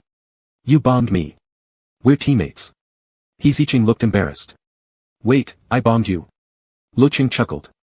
"Ah, stop playing. Come on down and eat cake, we've got tons of it. All new flavors." Tan Xiaobai dropped his phone and rushed over with Hehe to take the items from Lecheng's hands. After opening one of the boxes, his eyes lit up instantly. "Lecheng, did you strike gold or something? This brand, isn't this from that store downtown? I remember it's super expensive." "Not really," Lecheng said absent-mindedly, resting his chin in his hand. "Zhou Sharp bought them for me." "No wonder," Tan Xiaobai patted his shoulder. "From today onward, I, Tan Xiaobai, fully support your relationship." Hehe spoke slowly, "I support it too." Lecheng raised his hand as if to swat them both. "Oh, so you two are actually bribed by pastries?" "Exactly," Tan Xiaobai said. "I sincerely hope great God Zhou keeps bribing me like this, I'll be forever grateful." Lecheng laughed, picked up a piece of cake, and took a bite. The sweet richness spread instantly across his tongue, bursting with orange fragrance, layered with thick, milky taro paste that blended perfectly with the cream. Delicious. Lecheng happily narrowed his eyes, pulled out his phone, and saw a message from Zhou Sharp sent 2 minutes ago. "Zhou Sharp, have you eaten the cake yet? Zhou Sharp, do you like the taste?" Lecheng typed with one hand. "Orange, ate it. Love it, really love it. Orange, puppy new year greeting.jpg. Beep. Zhou Sharp, glad you like it." Lecheng tossed his phone aside and joined everyone in feasting. Since they couldn't finish all the sweets at night, the shop had given them 2 insulated containers. One day in the fridge wouldn't spoil anything. Lecheng stored the leftovers inside before heading to wash up. Towel-drying his hair, he sat down in front of his computer and opened a document he'd created earlier, the Drama Queen Action Plan and the Straight Guy Operation Chart. Thank goodness he hadn't deleted them in a rush. Lecheng scrolled through each line carefully. At the row labeled Kissing, he drew a big cross. Kissing doesn't make Zhou Sharp want to break up. Or rather, just one kiss absolutely won't make Zhou Sharp want to break up. Lecheng reflected on himself. Had he been slacking off lately? Not being dramatic enough? Not annoying enough? Aha. Because he'd felt a breakup was coming, he'd grown lazy. The straight guy operation had stalled, and the drama queen plan had seen no progress. Lecheng rested his chin in his hand, thinking seriously. That must be it. Unknowingly, he'd strengthened Zhou Sharp's resistance. The current Zhou Sharp wasn't the ordinary version anymore, he was Neo-Huru Zhou Sharp. His efforts simply weren't intense enough. He wasn't being dramatic enough. Lecheng decided to return to his roots and fully embrace his clingy, dramatic talents. He glanced at his phone, 10:10 p.m. perfect timing. He messaged Zhou Sharp. Orange, what are you doing? Zhou Sharp, something up. Lecheng carefully composed his words. Orange, can't I text you for no reason? After sending it, he felt a bit petty. But what can you do? We drama queens are built this way. Zhou Sharp showed, typing, for a moment. Zhou Sharp, you can. Lecheng strangely felt that Zhou Sharp had become more agreeable lately. Too nice. It made Lecheng almost reluctant to act out. He paused, then tapped the screen again. Orange, earlier, I said I wanted to accompany you to class, but never did. So I'm going tomorrow. Orange, do you have class tomorrow? Drama Queen Rule 3, be clingy. Be clingy. Be clingy. 3 full minutes passed before Zhou Sharp replied. Zhou Sharp, first class tomorrow. Zhou Sharp, coming? Orange, yes. So what if it's an 8 a.m. class? Lecheng vowed inwardly, nothing mattered compared to his grand scheme. Zhou Sharp replied, alright, I'll wait for you downstairs tomorrow morning. The next morning, bright and early. Lecheng struggled out of bed. Early bird, early soul, those who survive 8 a.m. classes are truly above the rest. As he brushed his teeth, he kept mentally reinforcing that thought. He grabbed a light yellow top, threw it on, and headed downstairs. Zhou Sharp was already there, broad-shouldered and long-legged, dressed all in black. Lecheng hurried over, a tuft of hair still sticking up at the back of his head. Let's go. Zhou Sharp glanced down. Let's get breakfast first. After eating, they arrived at the classroom. Lecheng took a deep breath, suddenly nervous. He'd visited before as Zhou Sharp's boyfriend, sure, but those were just quick visits, nothing official. No one paid much attention then. Now he was here to attend class with him, Lecheng felt oddly self-conscious. Shui Ge. Cheng Yufei had sharp eyes and a loud voice. Spotting them, he called out immediately. Whoa, you're so slow. Left campus so early, why arrive so late? Ha. Lecheng. You're here to attend class with Shui Ge. The classroom wasn't very full yet, and at Cheng Yufei's loud voice, gossip-inclined students curiously turned their heads. Wow, a handsome guy. A new handsome guy. Why do I feel like I've seen him before? Didn't he come last time? Oh right, he's Zhou Sharp's boyfriend, isn't he? Dude, he has his boyfriend accompanying him to an 8 a.m. class. Lecheng greeted him, and Cheng Yufei immediately leaned over with a mischievous grin. No wonder, Sharp bro, if you're this late, it's obviously because you were waiting for your boyfriend. His drawn-out tone dripped with teasing. Zhou Sharp glanced at him coolly and tugged the corner of his lips. Now that you know, why don't you move aside? TCH, betrayed by friendship for looks. Cheng Yufei grabbed his book. Fine, fine, I'll leave you two lovebirds alone. I'm moving to the back. Lecheng, No, no need. Let him sit in the back, Zhou Sharp said. Oh. Lecheng sat down beside Zhou Sharp. The bell rang, and the classroom quickly quieted. Though he'd arrived full of ambition, seeing how seriously Zhou Sharp focused on the lecture, Lecheng felt reluctant to disturb him. He forced himself to pay attention for a while, only to realize he couldn't understand a thing. Propping his head up, his eyelids began to droop. So sleepy. His head bobbed slightly, like a chick pecking at rice, then suddenly dipped forward, only to be caught gently in Zhou Sharp's hand. Lecheng blinked groggily, then simply gave up and laid his head down, murmuring softly, Shui Ge. I wanna sleep. Keep an eye on the teacher for me, wake me if he comes around. Zhou Sharp agreed. Okay. Lecheng fell asleep quickly. His sleeping face was serene, the delicate rise and fall of his slender nose, long lashes soft against his skin, every feature finely sculpted, harmonious, beautiful. Zhou Sharp rarely lost focus in class, even during theory lectures, but now he found himself unconsciously staring at Lecheng for a moment. Lecheng's sleep wasn't deep. It hadn't been long, probably not even the full length of one lecture, when the classroom remained silent except for the rustling of note-taking. Lecheng's lashes fluttered, and he opened his eyes, dazed but still motionless. He turned his face toward Zhou Shisharp in his sleep. Unaware of what the teacher was saying, he saw instead Zhou Shisharp sitting relaxed, calmly gazing at the blackboard, his expression tranquil, long fingers tapping lightly on the desk. Still half asleep, Lecheng's mind moved slowly, momentarily enchanted. So they say serious men are the most attractive. I guess I see it now, Zhou Shisharp looks really good like this, He quickly stored the image in his mind. Zhou Shisharp's gaze flicked over as he noticed Lecheng awake, tilting his head slightly. Lecheng, still lying down, couldn't help curling his brows and eyes into a smile, then crooked a finger at Zhou Shisharp. He looked just like a sly little fox. Zhou Shisharp paused, then leaned closer, speaking low, "What is it?" Lecheng lifted his head slightly, breathing soft and warm against Zhou Shisharp's ear. "You look really good like this. Easy on my eyes." Zhou Shisharp's Adam's apple moved. His grip on the pen tightened abruptly, heart suddenly racing. He lowered his eyes. "Is that so?" Lecheng nodded honestly. Unaware that it sounded flirty, he turned curious, suddenly gossipy. "Zhou Shisharp, has anyone ever chased after you?" After all, he'd already known Zhou Shisharp when he first crossed over, the novel's beginning didn't go into detail about this part. Lecheng hadn't cared to read closely before, but now, he was genuinely curious. Zhou Shisharp shifted slightly away, replying flatly, "Yes." Of course, that made sense. The male lead was naturally ultra-swoon-worthy.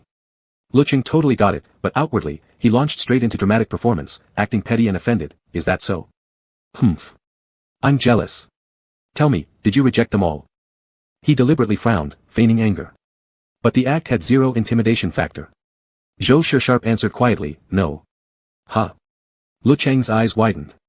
"That wasn't in the storyline. You didn't reject someone." Zhou Shisharp held his gaze. "You." He repeated softly, "I didn't reject you." Lecheng froze. Staring into Zhou Shisharp's deep, intense eyes, his face suddenly warmed. Mumbling, "That's different," he stammered, "You're cheating." Zhou Shisharp let out a short laugh, finding him incredibly cute, like a kitten. "It's the truth. Why would that be cheating?" "Stop it." Lecheng couldn't argue back, flustered and blushing furiously as he turned his face away. One lecture ended. The clock pointed to 10:30. Lecheng stood up, stretching. "Let's go eat," he said to Zhou Shisharp. Okay." Lecheng decided to go to the cafeteria. It wasn't peak mealtime, so the cafeteria was quiet. Lecheng went to the far end to get his food, mentally planning, once back in the dorm, he'd finish the artwork due for submission first, then sneak in a sketch of Zhou Shisharp. He'd use that image from earlier. After all, they weren't broken up yet. He still had emotional debts to slowly repay, so what if he got a little free use of Zhou Shisharp's body? Lecheng thought with unshakable confidence. Besides, Zhou Shisharp didn't even know. He really felt lucky, despite everything about being reincarnated, things had turned out pretty well overall, and he'd been secretly drawing him for so long, and Zhou Shisharp hadn't noticed at all. Lecheng was absolutely certain Zhou Shisharp hadn't discovered his sketches. In his mind, if Zhou Shisharp ever found out, being a straight guy, he'd definitely be furious, coldly confronting him. "What is this? Why have you been secretly drawing me? Delete every drawing related to me, right now. And then break up with him." Lecheng suddenly had an epiphany. Maybe he should just confess and shock Zhou Shisharp a little. No. He quickly dismissed the idea. That would be way too embarrassing. Forget it, no coming clean. He had other clever plans. Soon, he finished getting his meal and walked back, placing the tray on the table as Zhou Shisharp looked up. During the meal, Zhou Shisharp remained quiet. Lecheng wasn't talkative either. Not hungry since he'd already eaten breakfast, he chewed absent-mindedly on some shredded potatoes when suddenly Zhou Shisharp said, "Lecheng." Lecheng glanced up. Zhou Shisharp spoke calmly, "When I posted a job offer on the campus forum, you called me. Why did you refuse?" He'd carefully reviewed Lecheng's Douyin posts. The art style was beautiful, stable and mature, like someone who'd been drawing for years. A hard-working artist, clearly talented. Before, he'd assumed maybe Lecheng felt he couldn't meet the requirements and thus hung up. But now, he no longer believed that. Lecheng froze, stunned for a full 3 seconds before finally registering what was asked. Job offer. Oh right, that did happen. The novel mentioned it, the original character's first encounter with Zhou Shisharp was through that campus forum job post. But the original character's skills were poor, didn't meet the standard, yet desperately needed money, so he declined Zhou Shisharp's offer. For no clear reason, Lecheng felt strangely guilty and mumbled, I didn't want anything too tiring, so I went with something else." Zhou Shisharp didn't reply, seemingly deep in thought. Worried he wouldn't buy it, Lecheng quickly took 2 bites of rice and changed the subject. I'm so thirsty. This meal's way too dry. Zhou Sharp glanced at his plate.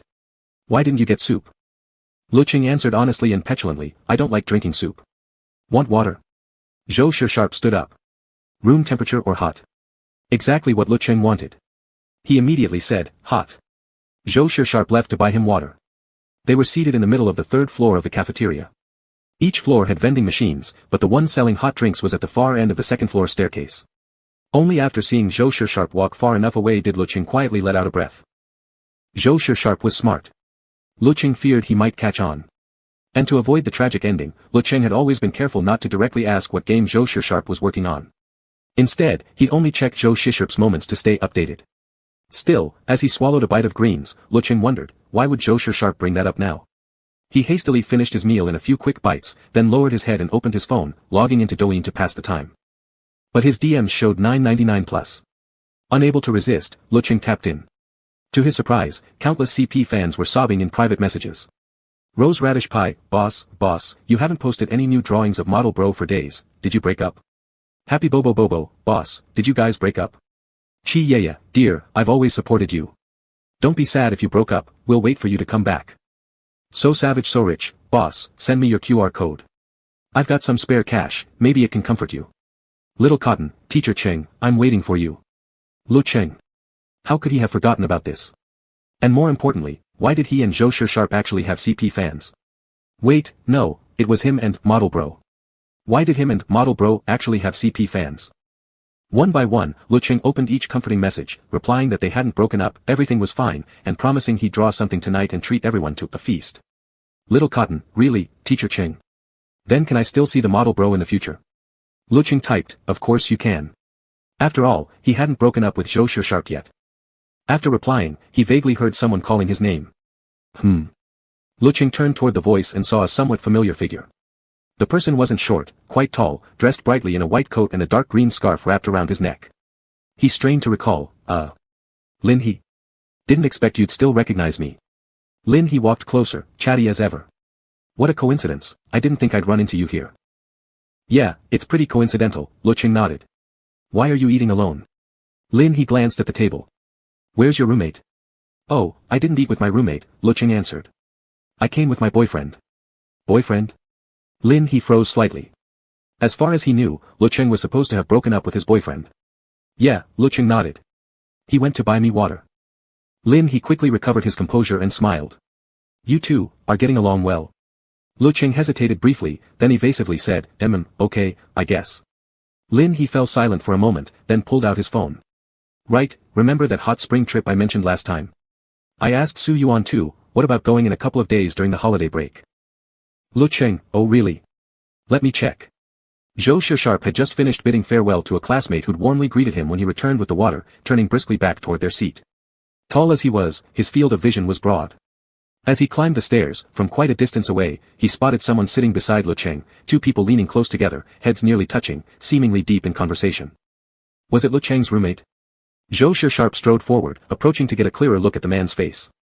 No, he didn't recognize him. Zhou Sharp was certain, his memory was excellent, nearly photographic. Neither of Lecheng's 2 roommates looked like this. Whatever they were talking about, Lecheng seemed to be laughing happily.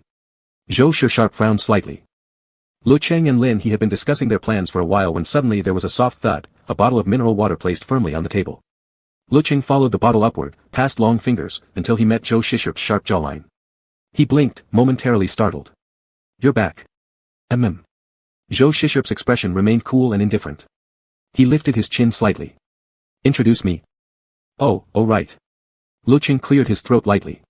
This is Lin He. You probably haven't met, he's my friend. Lin He stood up amiably. Hi there. Just in case Zhou Sharp didn't understand, Lecheng added after a thought, we were just talking about going on a hot spring trip together. A hot spring trip? Lecheng was going on a hot spring trip with him. Zhou Sharp pressed his lips together, his expression instantly darkening. Before Lin He could respond, Zhou Sharp spoke, cold and detached, I'm Lecheng's boyfriend, Zhou Sharp. Hello. He paused, then added with thin-lipped precision, friend. Chapter 26. The air seemed to freeze for 2 seconds. Lecheng quickly recovered. Yeah, we're all friends anyway. Lin He said with a smile that didn't quite reach his eyes, hi, heard of you before. Zhou Shishue remained expressionless and silent, dressed entirely in black, which made his complexion appear even paler. Lin He wasn't the type to embarrass himself, especially now that her boyfriend had shown up. Lecheng, since that's the case, I'll take my leave first. He looked at Zhou Shishue but addressed Lecheng. See you next time, at the hot spring pool. Okay, Lecheng said. Bye. Zhou Shishue unscrewed the cap of the water bottle on the table and said shortly, drink. Lecheng obediently took it and had a few sips. Unable to hold back, Zhou Shishue asked coldly, you went to bathe in the hot spring with him? Lecheng nodded while drinking. Yes. But there were other people too, Lecheng added. Our club president and others. Zhou Shishue's expression softened slightly. He asked, how many people were there in total? He asked in such detail that Lecheng felt something was off, though he couldn't pinpoint what. It was just that Zhou Shishue looked so calm and completely justified. This sense of entitlement created an illusion in Lecheng's mind, making it seem only natural that Zhou Shishue should inquire.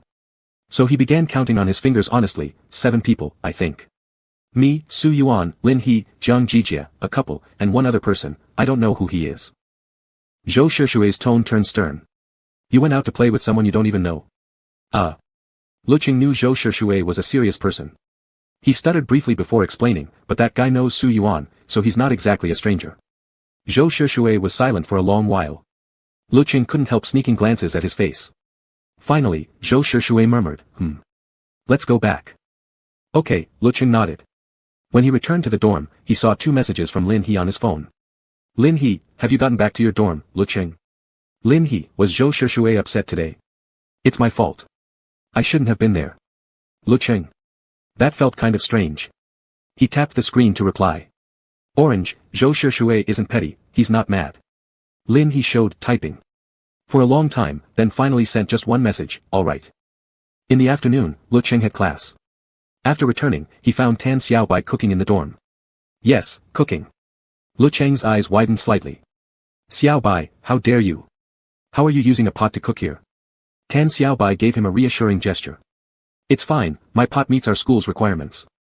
The power is super low. Lecheng wasn't convinced. How do you even know what the school's rules are? Tan Xiaobai wore the look of a sage. You wouldn't know this, but when I bought the pot on Taobao, I asked them directly. They've done their research thoroughly. Probably no better than the principal. Lecheng. The merchant's professionalism was terrifying. Tan Xiaobai was trying to make himself some spicy hot pot. Meanwhile, Lecheng opened his laptop, put on his headphones, and leisurely finished drawing the male model he'd promised that morning. Once done, he edited it and uploaded it to Weibo and Douyin. The comments flooded in, time to eat. Madam, your cooking looks so delicious. Lecheng casually scrolled through the comments, then opened Weibo to check his private messages. Many people were praising him, of course, and quite a few were asking if he accepted commissions. Since Lecheng couldn't draw everything himself, he replied individually saying no. Rich Littlechen, madam, are you still taking commissions? I'm willing to wait in line. I can wait. Escape Orange, sorry, my schedule is full right now, no commissions available, hug. After replying, Lecheng moved on to the next private message. Once he cleared them all, he noticed Rich Littlechen poking him again. Rich Littlechen, is it really just because of scheduling? That's okay, I can wait, and I can pay more. Escape Orange, it might be a very long wait. Rich Littlechen, madam, I'm willing to pay 10 times the price. Please consider it, I'm begging you. I truly love your art style. It's absolutely stunning QAQ. Can I commission you once? Madam, could you please make my dream come true? 10 times. The poor, debt-burdened Lu Xiaocheng instantly bowed to money. Escape Orange, okay, here's my contact info. Do you have any specific requests? Feel free to tell me everything. Lecheng had 2 WeChat accounts, one for daily life, one for work. After adding Rich Littlechen, Lecheng started communicating with her. Rich Littlechen, madam, I'd like to commission a couple illustration. The main elements are probably winter, little yellow duck, warmth, 2 people bathing together, stuff like that. Lecheng understood, this was a request for a doujin-style illustration. Escape Orange, sure. Could you send me character reference sheets?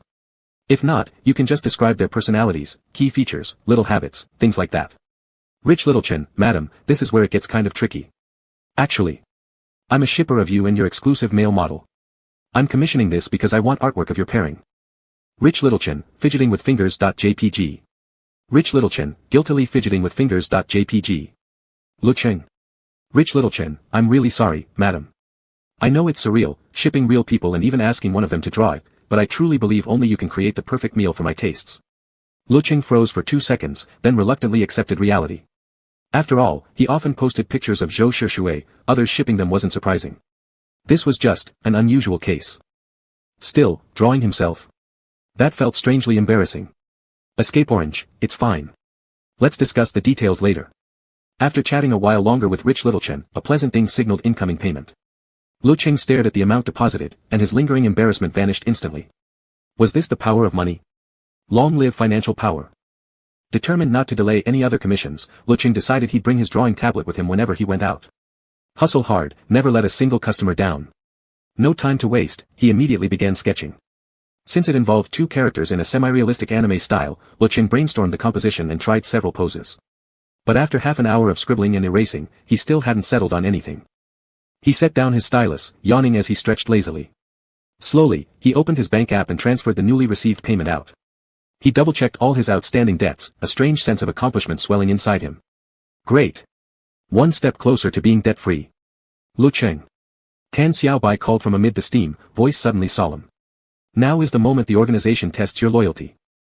Lecheng slowly sprouted a tiny question mark above his head, question mark. I remember there are wild mustard greens growing on the little hill behind the dorm, Tan Xiaobai said. While it's dark and windy, let's go pick some. The so-called hill was actually just a dirt mound left over from campus renovation work, tucked away in a forgotten corner of the school grounds, rarely seen by anyone. Oblivious, Lecheng followed them to the foot of the mound and started digging with a plastic bag. The mission succeeded, they gathered plenty of mustard greens, enough for 2 full meals. However, when jumping down from the slope, Lecheng tripped on a stone. He was fine overall, his thick clothes protected him, but his elbow scraped the ground, breaking the skin slightly. They hurried back to the dorm. Tan Xiaobai found some iodine for disinfection, but Lecheng took it himself. Gritting his teeth against the sting, he still managed to urge, Xiaobai, quick, blanch the greens. I want to eat now. Okay. Tan Xiaobai agreed. Zicheng, hurry up and cook for our hero. After treatment, the pain gradually faded. The next day at lunch with Zhou Shushui, Lecheng had nearly forgotten about it, until Zhou Shushui grabbed his arm and he instinctively gasped. Zhou Shushui asked, what happened? And nothing. Lecheng lifted his arm and rotated it. The scabbed skin didn't hurt much, but movement tugged at it with a dull ache. He mumbled, I just fell yesterday. He didn't want to admit it was from sneaking out at night to pick wild vegetables. Zhou Shushui would definitely think he was just a greedy fool. Fell. Zhou Shushui held his wrist through the sleeve, tone firm. Let me see. Lecheng was still thinking about getting roasted sweet potatoes. After we buy the sweet potatoes. Fine. Zhou Shushui nodded. I'll get it for you.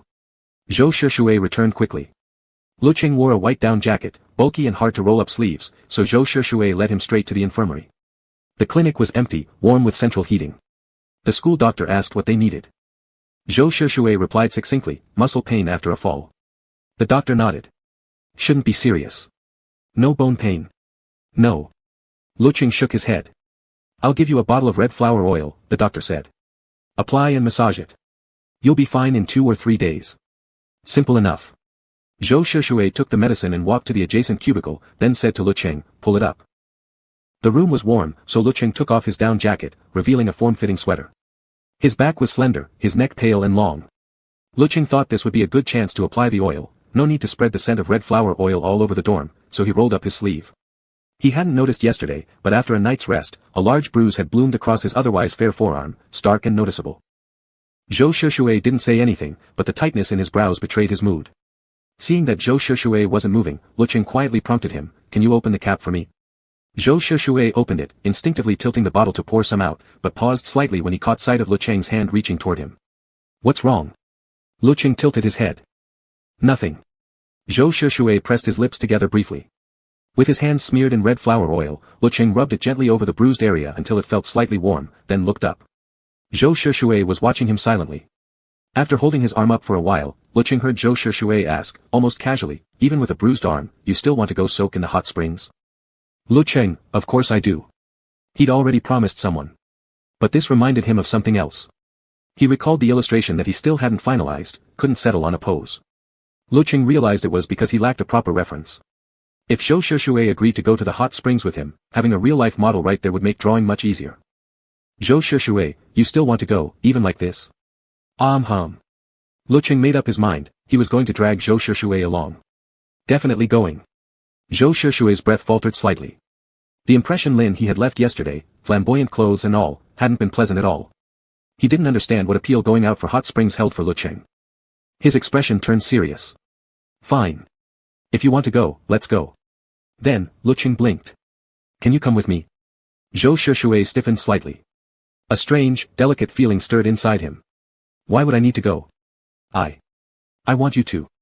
Lecheng pouted deliberately, acting unreasonable. Can't I?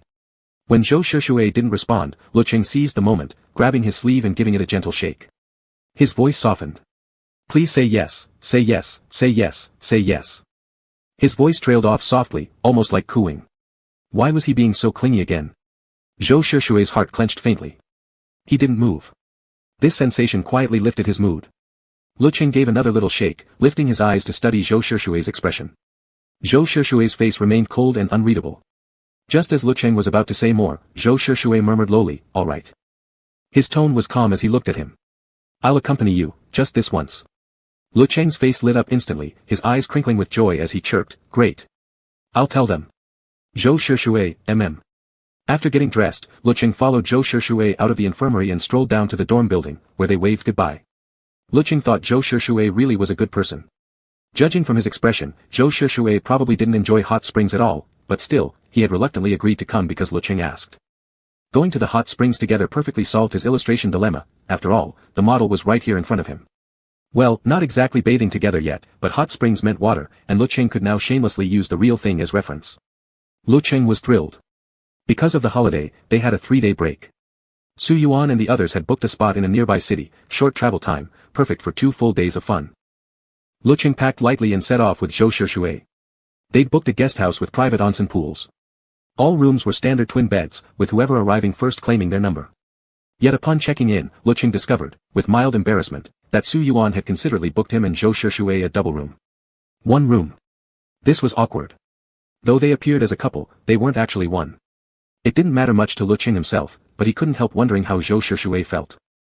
Though he intended to stay in character and didn't have to maintain a perfect image, after all, last time he'd nearly been mistaken for a pervert, and that had left its mark. Holding the key card tightly, Lecheng braved through, are we sharing a room? Zhou Shishui showed no expression. He hadn't made the reservation anyway, and he could sleep on the sofa if needed. Zhou Shishui said, let's go. Lecheng exhaled in relief. So Zhou Shishui didn't mind. He pulled his luggage to the door, swiped the card, and stepped in. The room was surprisingly spacious, elegantly decorated with distinctive charm. There were 2 sofas, one L-shaped, the other a cozy beanbag. The beanbag looked springy and inviting. After dropping his luggage, Lecheng couldn't resist jumping into it and bouncing a few times. His move was childish. Zhou Shishui glanced sideways at him, pulling his luggage aside. Lecheng smiled brightly and called out, so soft and comfortable, come try it. Zhou Shishui handed him a bottle of water. Drink first. At 7 in the evening, when the sky had turned completely dark, all 8 of them had finally arrived. Su Yuan created a large group chat and tagged everyone. Su Yuan, is everyone here?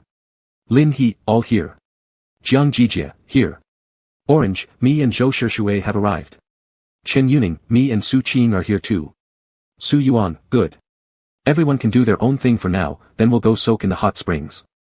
After replying, Lecheng noticed Zhou Shishui sitting by the desk, long fingers tapping away, eyes focused.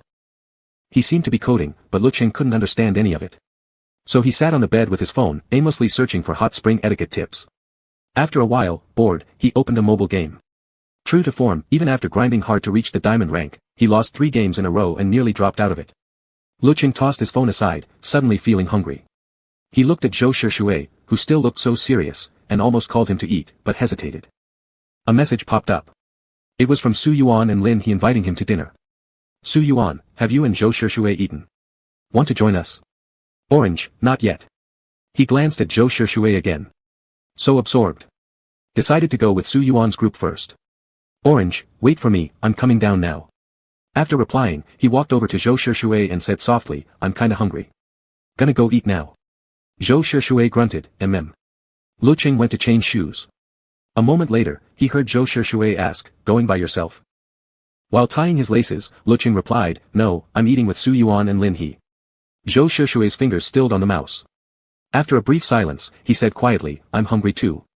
I'll come with you. Lecheng was slightly surprised. Great. Hurry up and change shoes, I'm starving. The 2 went downstairs together. There was a dining area on the first floor of the guest house. Lecheng searched for a while before spotting them. He immediately ran over. Lin he blinked when he saw the two arrive, but didn't say anything.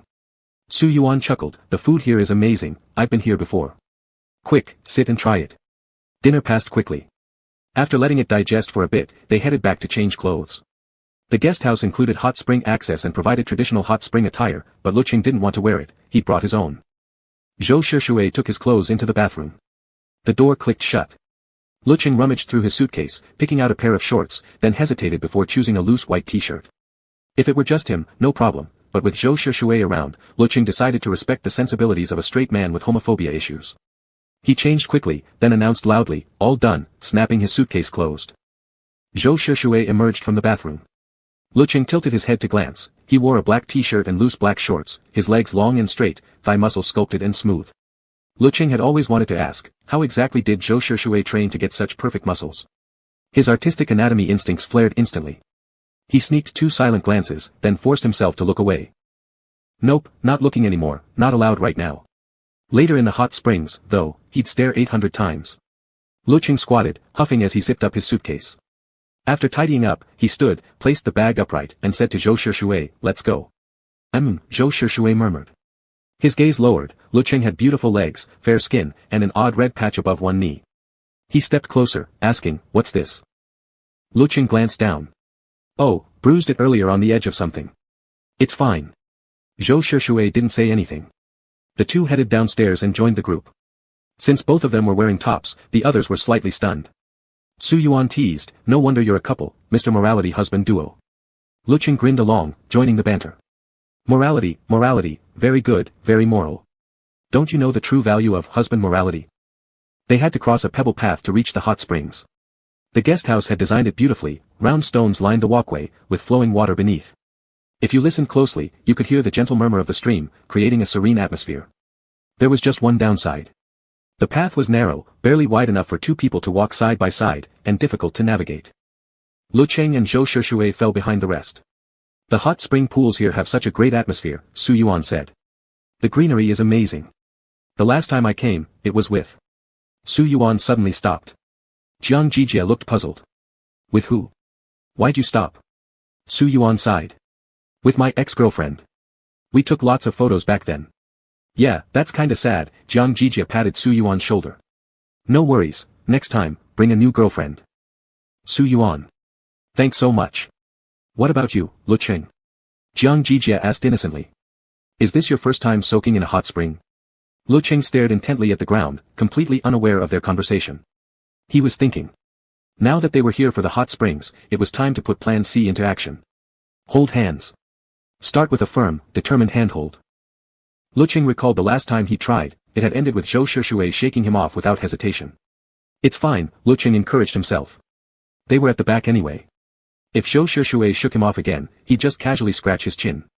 Totally not embarrassing. Lecheng suddenly called out, his train of thought snapped. He blinked, dazed. Huh? What? You've been before, right? Lin he asked with a smile. Or is this your first time? Lecheng hesitated. In his previous life, he'd been to hot springs, but whether the original Lecheng had, he had no idea. So he settled on, I've been before. I see. Su Yuan asked casually, was it with friends too? Lecheng mumbled, seemed like, it was. His vague answer only fueled the others' amusement. They teased him playfully, what's going on, Lecheng? You're not another ex-friend like Su Yuan, are you? Ex-friend? Lecheng blinked, utterly confused, he hadn't even heard what Su Yuan had said earlier. Right now, all he could think about was holding hands. He didn't reply, so the group quieted down. Zhou Shushui kept his eyes lowered, silent. His shoulder bumped lightly against someone, Lecheng. Zhou Shushui spoke indifferently, watch where you're walking. Oh. Lecheng nodded. Zhou Shushui didn't speak again. Then, suddenly, his fingers were gently taken into someone else's grip. Like a slippery little fish. Zhou Shushui stiffened slightly, glancing down. Lecheng wasn't looking at him, only the round swirl of hair on the back of his head visible, but the tips of his ears were distinctly flushed, shy and strangely adorable. The restless irritation inside Zhou Shushui abruptly stilled. His expression shifted, hard to read. After a pause, he murmured, don't hold my hand. It's easy to trip. Lecheng was actually very nervous, heart pounding wildly, but he still firmly refused, no way. I'm holding your hand. He expected Zhou Shushui to shake him off immediately. But Zhou Shushui didn't. Lecheng looked up, meeting his gaze. Was it just his imagination? For just an instant, it seemed Zhou Shushui's lips curled slightly upward, only to vanish in a breath. Then he heard Zhou Shushui murmur in a low, ambiguous tone, "Fine. But walk slowly." Chapter 27. Unlike the last time they held hands, Lecheng could now distinctly feel Zhou Shushui's warmth. His hands weren't small, fairly average for a guy, with long, slender fingers. Yet despite that, Zhou Shushui's hand still completely enveloped his. Years of working out and playing basketball had given him clearly defined, strong knuckles. Lecheng lowered his gaze, watching their joined hands. Zhou Shushui wasn't gripping back, his thumb rested loosely atop Lecheng's hand, leaving a faintly rough sensation. As his heartbeat settled, Lecheng stole a glance at Zhou Shushui's strikingly calm profile, realizing that holding hands was nothing unusual or special for Zhou Shushui at all. Though he'd expected as much, Lecheng still felt a bit deflated. But, did this mean he didn't need to be so careful anymore about avoiding physical contact with Zhou Shushui? Until now, afraid of provoking Zhou Shushui too much, Lecheng had avoided even the most casual touches that were normal between guys, he minimized everything. Could it be? Zhou Shushui wasn't as homophobic anymore. Looks like people really do build up immunity over time. Lost in thought, Lecheng drifted along the uneven, smooth stone path when suddenly his left foot twisted sideways. He lost balance, tipping over, but instantly, Zhou Shushui tightened his grip and yanked him forward. Lecheng crashed straight into him with a soft thud. Zhou Shushui stood firm, unmoving, frowning slightly. How can you zone out while walking? Lecheng's cheeks flushed red, a little embarrassed. Just thinking about something. The fingers that had been loosely interlaced moments ago were now tightly pressed together, sealed without a gap. His entire hand was enclosed within Zhou Shushui's, bones pressed close, intimacy so intense it almost felt like he could sense the other's heartbeat. Zhou Shushui continued, even when someone's beside you, you still shouldn't, his voice cut off abruptly. He stiffened slightly, a strange tingling sensation spreading across his palm. Lecheng was lightly tickling his palm. It didn't hurt, just pleasantly itchy, like the soft pads of a cat's retracted claws, and somehow, it made Zhou Shushui's heart clench tight. His lips parted slightly but no sound came out. He looked down at Lecheng, only to find the culprit wearing an innocent expression, even flashing him an adorable, well-behaved smile. His big eyes curved happily as he whispered, I know, I won't do it again. Don't be mad, okay? A light-hearted tone, more playful than apologetic, yet impossible to fault. For a second, Zhou Shushui felt as if pierced by that smile. He said nothing, loosened his grip slightly, but didn't let go entirely. Instead, he allowed Lecheng to keep hold, just lightly, still worried he might slip again. They reached the hot spring pool. Lecheng released his hand and happily jumped into the water. The edge of this hot spring was pure black. Steam rose warmly from the water. Looking outward, greenery and rooftops were dusted with a thin layer of snow under a clear blue sky, black and white blending like a cozy, vivid oil painting. This was a private two-person pool. Lecheng submerged himself entirely, letting the warm water wrap around him comfortably. He sighed softly with his eyes closed, lashes damp from the rising mist. His clothes were completely soaked through. The thin white t-shirt clung closely to his skin. Wiping his face, he opened his eyes and saw Zhou Shushui standing 2 meters away, at the far end of the pool. Lecheng nearly laughed. Just a moment ago, he thought Zhou Shushui wasn't homophobic anymore, now the guy acted like he wanted to stay 800 meters away. Unable to suppress it, he curled his lips slightly and chuckled aloud. Zhou Shushui looked straight over. Lecheng met his gaze with bright eyes, suddenly feeling mischievous. He teased, Zhou Shushui, why are you standing so far from me? Zhou Shushui pursed his lips, expression neutral. What would count as close enough? Lecheng began walking toward him through the water. At least this close. Huh. He stopped abruptly. Something flickered in front of his eyes. He focused, a band-aid. His wound had fully healed. This band-aid was the one Zhou Shushui had handed him that morning, telling him to put it on. Even though this was their private pool, Lecheng didn't want to leave trash behind. He stretched out to grab it, movements a bit exaggerated, creating a huge splash. Now clutching the band-aid in his palm, Lecheng looked up, only to see the massive splash had definitely reached Zhou Shushui beside him. Zhou Shushui's hair, face, body, all drenched. His black t-shirt clung tightly to his sculpted muscles. Water droplets traced down his sharp contours. He still looked handsome, though undeniably disheveled. This side of Zhou Shushui was rare, an oddly charming contrast. Trying hard not to laugh, Lecheng apologized repeatedly, quickly swimming over and barely suppressing his grin, sorry. Are you okay?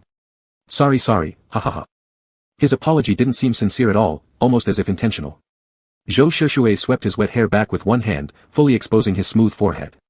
His long, sharp eyebrows gave him a fierce look. Without his glasses, the thin barrier of lenses gone, his narrow eyes narrowed slightly, revealing a wildness unlike anything before. This sight made Lecheng pause. Splash. Suddenly, water sprayed into his face. Lecheng reacted quickly, twisting away and retreating backward, half shocked, half laughing. Zhou Shishui. You ambushed me. Lecheng struck back. The entire pool turned chaotic, water splashing wildly as they playfully fought. It was too hot. Gasping for breath between laughter, dodging and splashing, Lecheng finally pleaded pitifully, Zhou Shishui. I can't beat you. I'm running out of air. Zhou Shishui actually stopped. Through the mist, he stepped toward him and gently brushed his fingertips against Lecheng's cheek before lifting his hand, expression serious and focused. Breathe deeply. It's probably just too hot. Lecheng took a deep breath, then another, several times over. Better? Zhou Shishui asked. Yeah, much better. Suddenly, Lecheng raised one hand and spread his fingers wide, ambush. Tiny droplets flew. Unprepared, Zhou Shishui closed his eyes instantly. After 2 seconds, he wiped the water from his face. He wasn't angry, just looked mildly exasperated. He rarely showed such vivid expressions. Lecheng leaned closer, childishly asking, Zhou Shishui, are you mad? No, Zhou Shishui murmured, lowering his gaze. He wasn't angry. Lecheng's childish antics stirred something faint inside him, and he let out a soft, quiet chuckle. Since you can't win, you resort to ambushes. Lecheng coughed twice. So, did I win? Water trickled down from his damp forehead, threatening to drip into his eyes. Zhou Shishui hummed softly and reached over, wiping the droplets away. Prolonged soaking in hot springs could make one dizzy. They climbed out onto the shore. Walking back to their room, dripping wet, Zhou Shishui let Lecheng shower first. Lecheng rushed out shortly after, now dressed in clean clothes. Zhou Shishui took his clothes into the bathroom. Soon, the sound of rushing water filled the room. Lecheng pulled out his laptop, connected his drawing tablet, sat cross-legged on the bed, and began sketching. He recalled the earlier scene, so interesting, so full of atmosphere. His hand moved loosely across the screen, adjusting the previous pose, adding elements that Xiao Qinkei-yukian had requested, shaping out a rough draft. He sent both versions to Xiao Qinkei-yukian and asked her to pick her favorite. In the end, she chose the second version Lecheng had drawn. When Zhou Shishui emerged, towel-drying his hair, Lecheng was already inking the lines. He drew intently, glanced up at Zhou Shishui briefly, hesitating whether he should hide it. But then he quickly straightened his resolve. It was just anime-style art, he had nothing to worry about. Even if Zhou Shishui saw it, there was no way he'd guess who it depicted. After all, cartoon features differed from real people's proportions. No one would possibly suspect this was based on someone real, right? Lecheng lowered his head again, continuing to draw. As Zhou Shishui passed by him, he still couldn't help but look up nervously, stammering slightly, Are you hungry? No, Zhou Shishui's gaze naturally shifted from Lecheng's pale cheek down to the drawing tablet. He paused briefly. Want something to eat? No, Lecheng shook his head quickly. You go blow dry your hair. You'll catch a cold otherwise. Zhou Shishui hummed an acknowledgement, then looked at his graphics tablet. Is this personal commission work? Yes. Lecheng explained, I occasionally take freelance jobs to earn some extra money. Just didn't mention it before. Zhou Shishui didn't react visibly, turning instead to blow dry his hair. Lecheng sighed in relief. Zhou Shishui picked up the hairdryer. Despite Lecheng's natural demeanor, he clearly recognized the person being drawn was himself. Perhaps Lecheng didn't even realize it himself. When drawing a specific person or type, he unconsciously adopted certain preferences, distinctive elements and stylistic choices unique to him. Zhou Shishui had observed this with meticulous clarity. Clearly drawing him, yet pretending it was just generic freelance work. After learning of Lecheng's feelings, Zhou Shishui had deliberately chosen not to acknowledge them. But now, memories resurfaced, reminding him once more of the imbalance in their relationship. Lecheng harbored unspoken emotions for him, but Zhou Shishui couldn't offer anything in return. Yet he also didn't want to see Lecheng deceived by some bad guy, didn't want to see him heartbroken. After a moment of silent contemplation, Zhou Shishui turned off the hairdryer, stood up, and handed Lecheng the dessert he'd bought earlier upstairs. Lecheng didn't look up, only giving him a quick glance. Just leave it there. I'll eat it after I finish drawing. Finish drawing? Zhou Shishui frowned. Then are we sleeping tonight or not? Of course we are. Lecheng retorted matter-of-factly, then, as if misinterpreting Zhou Shishui's meaning, added, Don't worry, I won't disturb you. Once we go to bed, I'll turn it off. We go to bed, those words tugged at Zhou Shishui's heart again. I'll sleep on the sofa later. You don't need to worry about me. Back at the beginning of their relationship, Zhou Shishui had made it clear to Lecheng, he didn't like men and couldn't accept physical intimacy with another guy, even if they tried, it wouldn't end well. So this request now was perfectly reasonable. Zhou Shishui pressed his lips together, thinking, romantic relationships between two people were inherently fleeting. He considered himself somewhat boring by nature, perhaps after repeated, clearly defined reminders like this, Lecheng would eventually back down on his own. When they broke up, they could still remain friends. Lecheng, with such a good personality, was suitable to be a friend. Oh. Lecheng nodded. You're going to sleep on the sofa.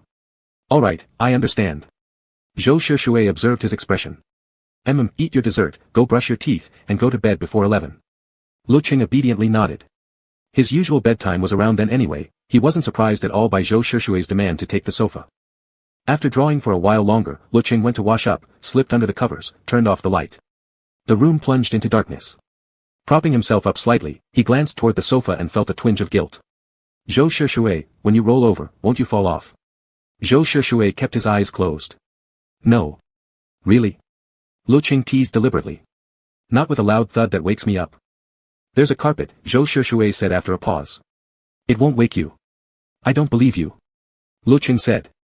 Unless you let me try sleeping there. In the dark, Zhou Shishue opened his eyes, pondering what Lecheng meant. Did he want to sleep with him?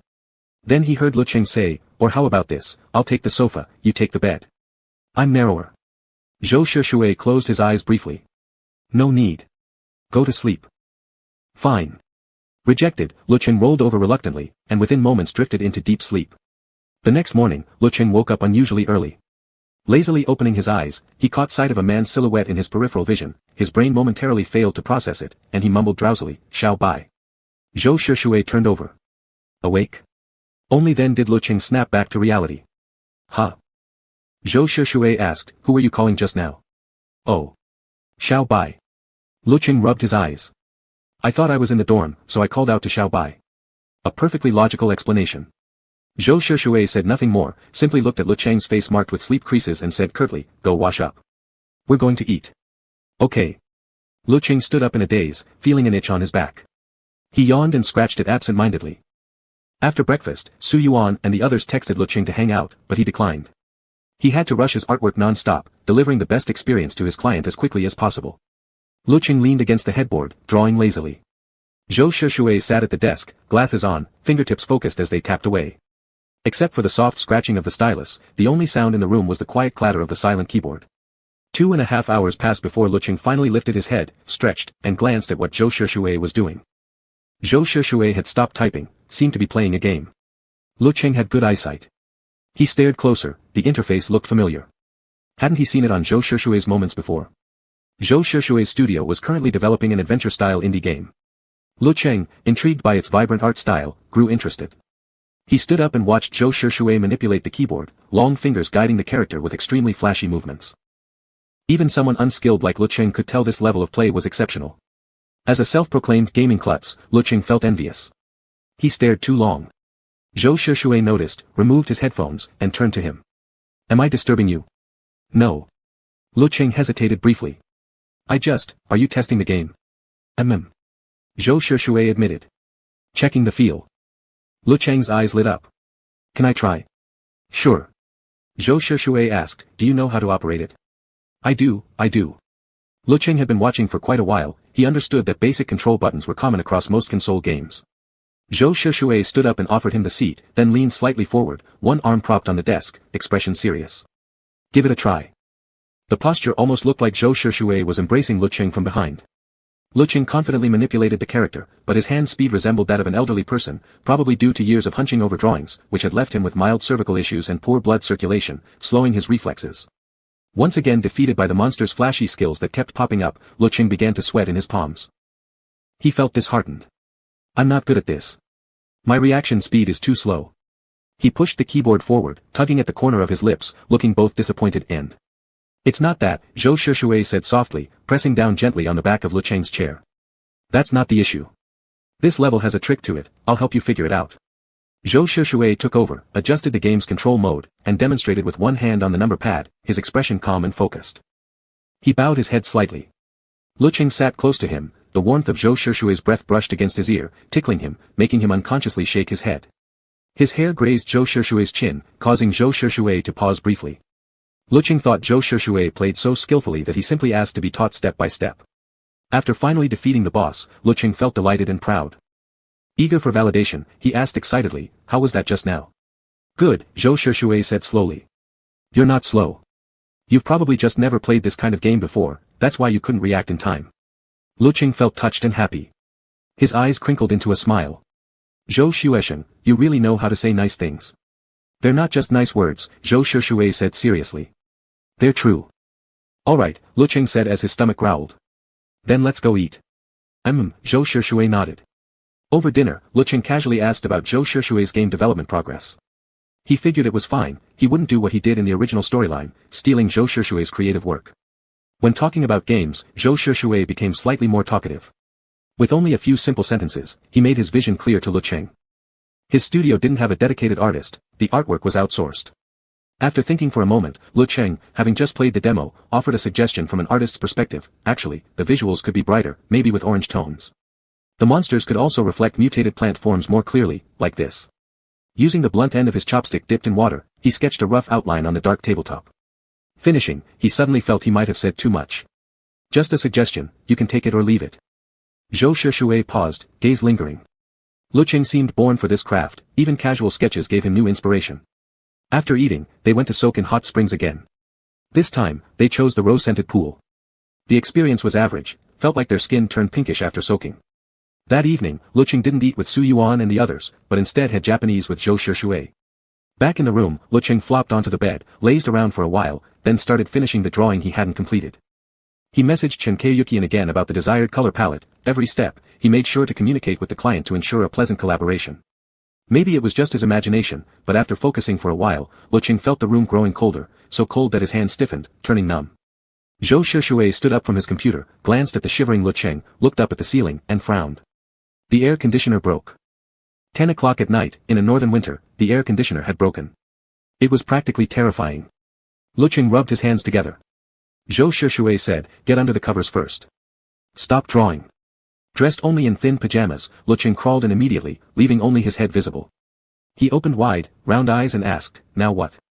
Zhou Shishui called the front desk. The staff apologized profusely, it was too late to bring in a repairman. It was peak hot spring season, all rooms were fully booked, no room change possible. They promised to consult the manager and offer a partial refund. Lecheng peeked out. How'd it go? No good, Zhou Shishui said. Too late. He moved toward the door. Lecheng asked, where are you going? Convenience store, Zhou Shishui replied. Lecheng didn't understand, curling himself into a ball under the blanket. Soon after, he heard the door open, and Zhou Shishui walked back in holding several hand warmers, hot water bottles, and heated gel packs. Oh. Lecheng's eyes lit up. You went out to buy these? Zhou Shishui filled the hot water bottles and heated packs, then lifted the blanket and placed them inside. Instantly, warmth flooded the bed. Lecheng kicked one of the hot packs with his feet and exclaimed, wow, so warm. His hands and feet warmed up, and soon his whole body followed. Lecheng watched as Zhou Shishui downed another hand warmer, thought for a moment, and said, let's sleep on the bed together tonight. Zhou Shishui turned to look at him. Lecheng added, it's too cold. Sleeping on the sofa will definitely give me a cold. That made sense, refusing now would just be petty. Zhou Shishui went to the wardrobe, pulled out the other existing blanket, laid it out, turned off the lights, and slipped into bed. The bed was large, there was plenty of space for two people without feeling crowded. Having gone to bed early, Lecheng wasn't the least bit sleepy. Grasping for conversation, he asked Zhou Shishui, are you cold? Not cold. Lecheng turned his head, using the faint moonlight to see that Zhou Shishui was lying flat on his back, long lashes half lowered, eyes closed. They weren't especially close, but neither were they far apart, nothing awkward about it. Still, Lecheng felt a bit bored and replied, I'm not cold either. Zhou Shishui didn't respond further. Lecheng closed his eyes, feeling drowsy, yet mentally alert. He never usually slept this early, so there was no way he could fall asleep now. And with Zhou Shishui lying beside him, though they weren't sharing the same blanket, just having someone there made it impossible to ignore. After enduring about half an hour, Lecheng noticed Zhou Shishui's breathing had grown steady, he must have fallen asleep. Unable to resist, Lecheng quietly pulled out his phone to listen to some ASMR to help him sleep. He set the screen to its dimmest, quietest mode, then fumbled under the pillow for his Bluetooth earbuds. He'd used the earbuds before going to sleep earlier but hadn't placed them back in the charging case. With the screen so dark, he couldn't tell which was the left and which was the right. But when listening to ASMR, he had a strange quirk, he had to distinguish between the left and right ears perfectly, or else he wouldn't feel immersed. Squinting hard, Lecheng pinched one earbud, examining the tiny engraved lettering until he finally identified it as the right one. Then, in a moment of carelessness, the left earbud, which had been resting on the blanket, was suddenly gone. Afraid of making too much noise and waking Zhou Shishui, he simply stretched out one hand and began slowly feeling along the blanket. He moved gently, searching for something small and solid. In the darkness, Zhou Shishui opened his eyes, his expression hard to read. With the faint light, he quickly realized that Lecheng seemed to be touching him. This sudden awareness left him stunned, his emotions tangled. He wasn't sure whether he should keep pretending to sleep. Zhou Shishui held still for a moment, not wanting Lecheng to feel embarrassed, but the wandering hand showed no restraint, inching steadily toward places that shouldn't be touched.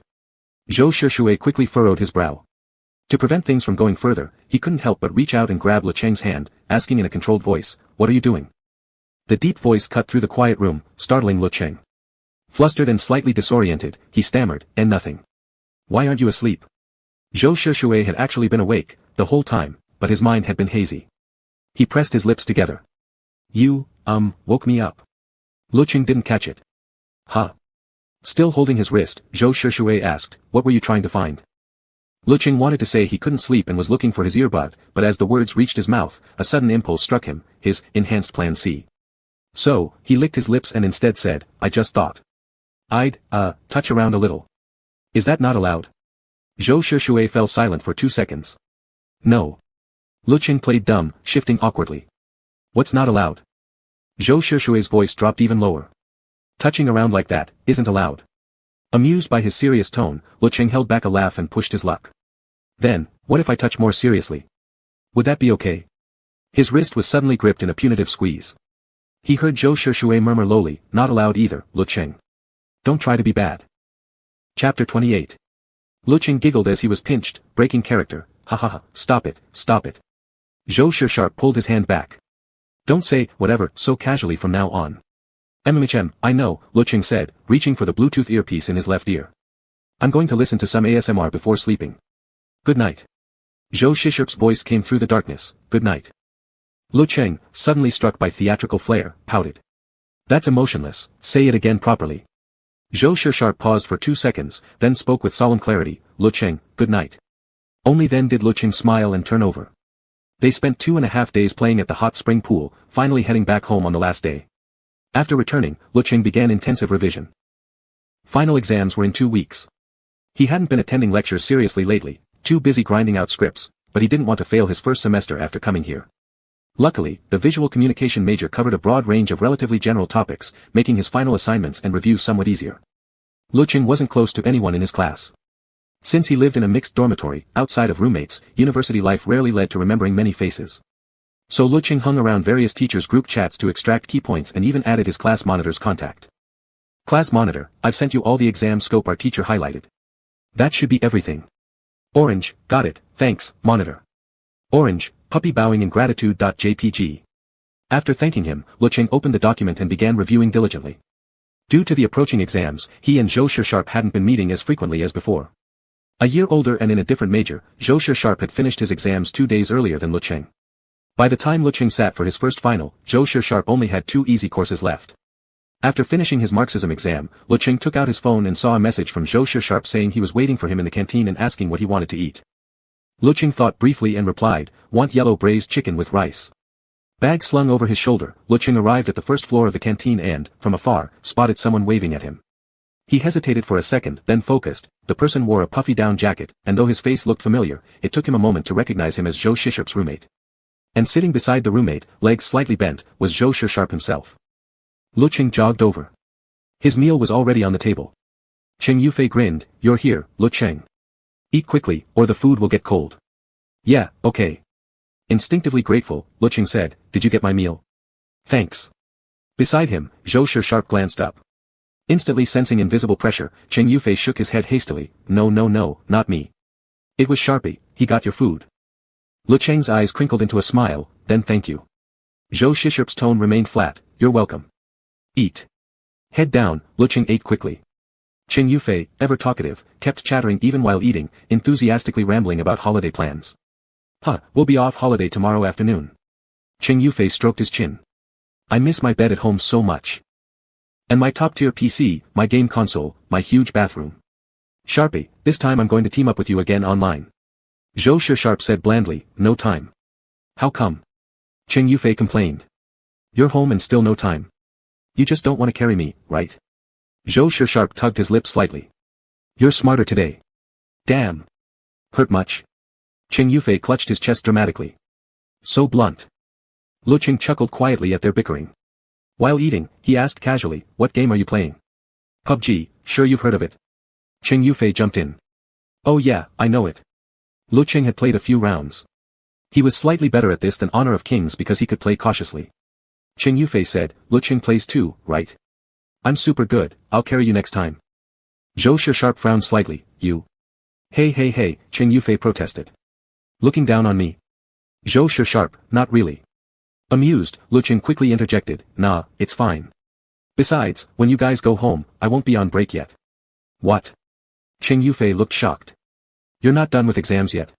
Yeah, we finish later. Come to think of it, Lecheng still didn't know where Zhou Sharp would stay during the break. In the original story, Zhou Sharp's parents were divorced. Though wealthy, his mother lived abroad and his father seldom returned home. Just then, Cheng Yufei asked, Lecheng, where do you live anyway? I live in the neighboring city, Lecheng said. Oh. Then you're pretty close to Rui Ji's place, he lives in this city now. This city? Lecheng's eyes widened slightly. Do you live alone? Yes, Zhou Sharp nodded. Living alone is nice, Lecheng mused, his eyes curving into a smile. He added casually, we're so close, it'd be super convenient. If I want to see you, I can just take the high-speed rail and get here in under half an hour. The words, see you, landed strangely in Zhou Sharp's ears. His Adam's apple shifted unnaturally as he paused. Yeah. That's great, Cheng Yufei said. I'm in City D, actually not far either. We should all hang out together when we're back. Lecheng nodded, quickly finished his meal, waved goodbye to Zhou Sharp, and left for his next exam. The next afternoon, when Zhou Sharp was about to leave, Lecheng was still taking exams. After stepping out of the examination hall, Lecheng saw a message from Zhou Sharp. Zhou Sharp, I've left. Lecheng sent him a meme in reply. Lecheng spent 3.5 days finishing all his exams, finally boarding the high-speed train home. Right after getting off at the station, he received a message from his mom. Mom, Ching, have you arrived? Let me know once you're off the train. Orange, arrived, Mom. I'll take a taxi home in a bit. He walked outside the station, flagged down a cab, and made his way home by memory. It was an ordinary-looking residential compound. Lecheng pulled his suitcase inside, climbed the stairs, took a deep breath, mentally braced himself, then took out his keys and opened the door. The first person he saw was a slender woman. Lecheng instantly recognized her, this was his mom. Pulling his suitcase over, he hesitated for a moment before calling out, Mom. Yeah. Chao Fanqin beamed, quickly standing up to greet him. Are you tired? Put your luggage down quickly. Lao Lu, come out quick, your son's here. Okay, Lecheng nodded, letting Chao Fanqin take the suitcase from him as he looked around the apartment. The decor was simple, but neat and clean. A man's face popped out from the bedroom. Lecheng. My precious son, come, sit down. Must be exhausted, haven't seen you in months, looks like you've lost weight. Dad, Lecheng obediently greeted. Not skinny at all. Not even a little. No matter, Hai chuckled. Dad's cooking you a feast tonight, you'll gain it all back in a few meals. Lecheng didn't really plan on turning into a chubby kid anytime soon. He shook his head vigorously like a rattle drum. Dad, don't go to so much trouble. Just something simple is fine. Ching, come here, stop talking to your dad. Come see the flowers Mom grew, they're gorgeous. Chao Fanqin called. Oh, okay. Lecheng slipped into his slippers and ran over with a clatter. After dinner, Lecheng went to his room to draw. Chao Fanqin and Hai didn't say anything, the couple settled in the living room watching TV. Lecheng found this surprisingly pleasant. Unlike what he'd imagined, the atmosphere in this household was unexpectedly warm and perfectly normal, it made him feel comfortable. Shaking his head slightly, Lecheng refocused and began going over his finances. He had cleared most of his commissioned artwork backlog. After 2 intense months of grinding, he'd paid off over 40,000. He'd managed to settle nearly all the impending credit installments. The remaining large balances had longer deadlines, giving him a bit more breathing room. Though, admittedly, not much. The original owner had taken out credit through various strange apps online, forcing Lecheng to spend ages figuring out the due dates for each installment.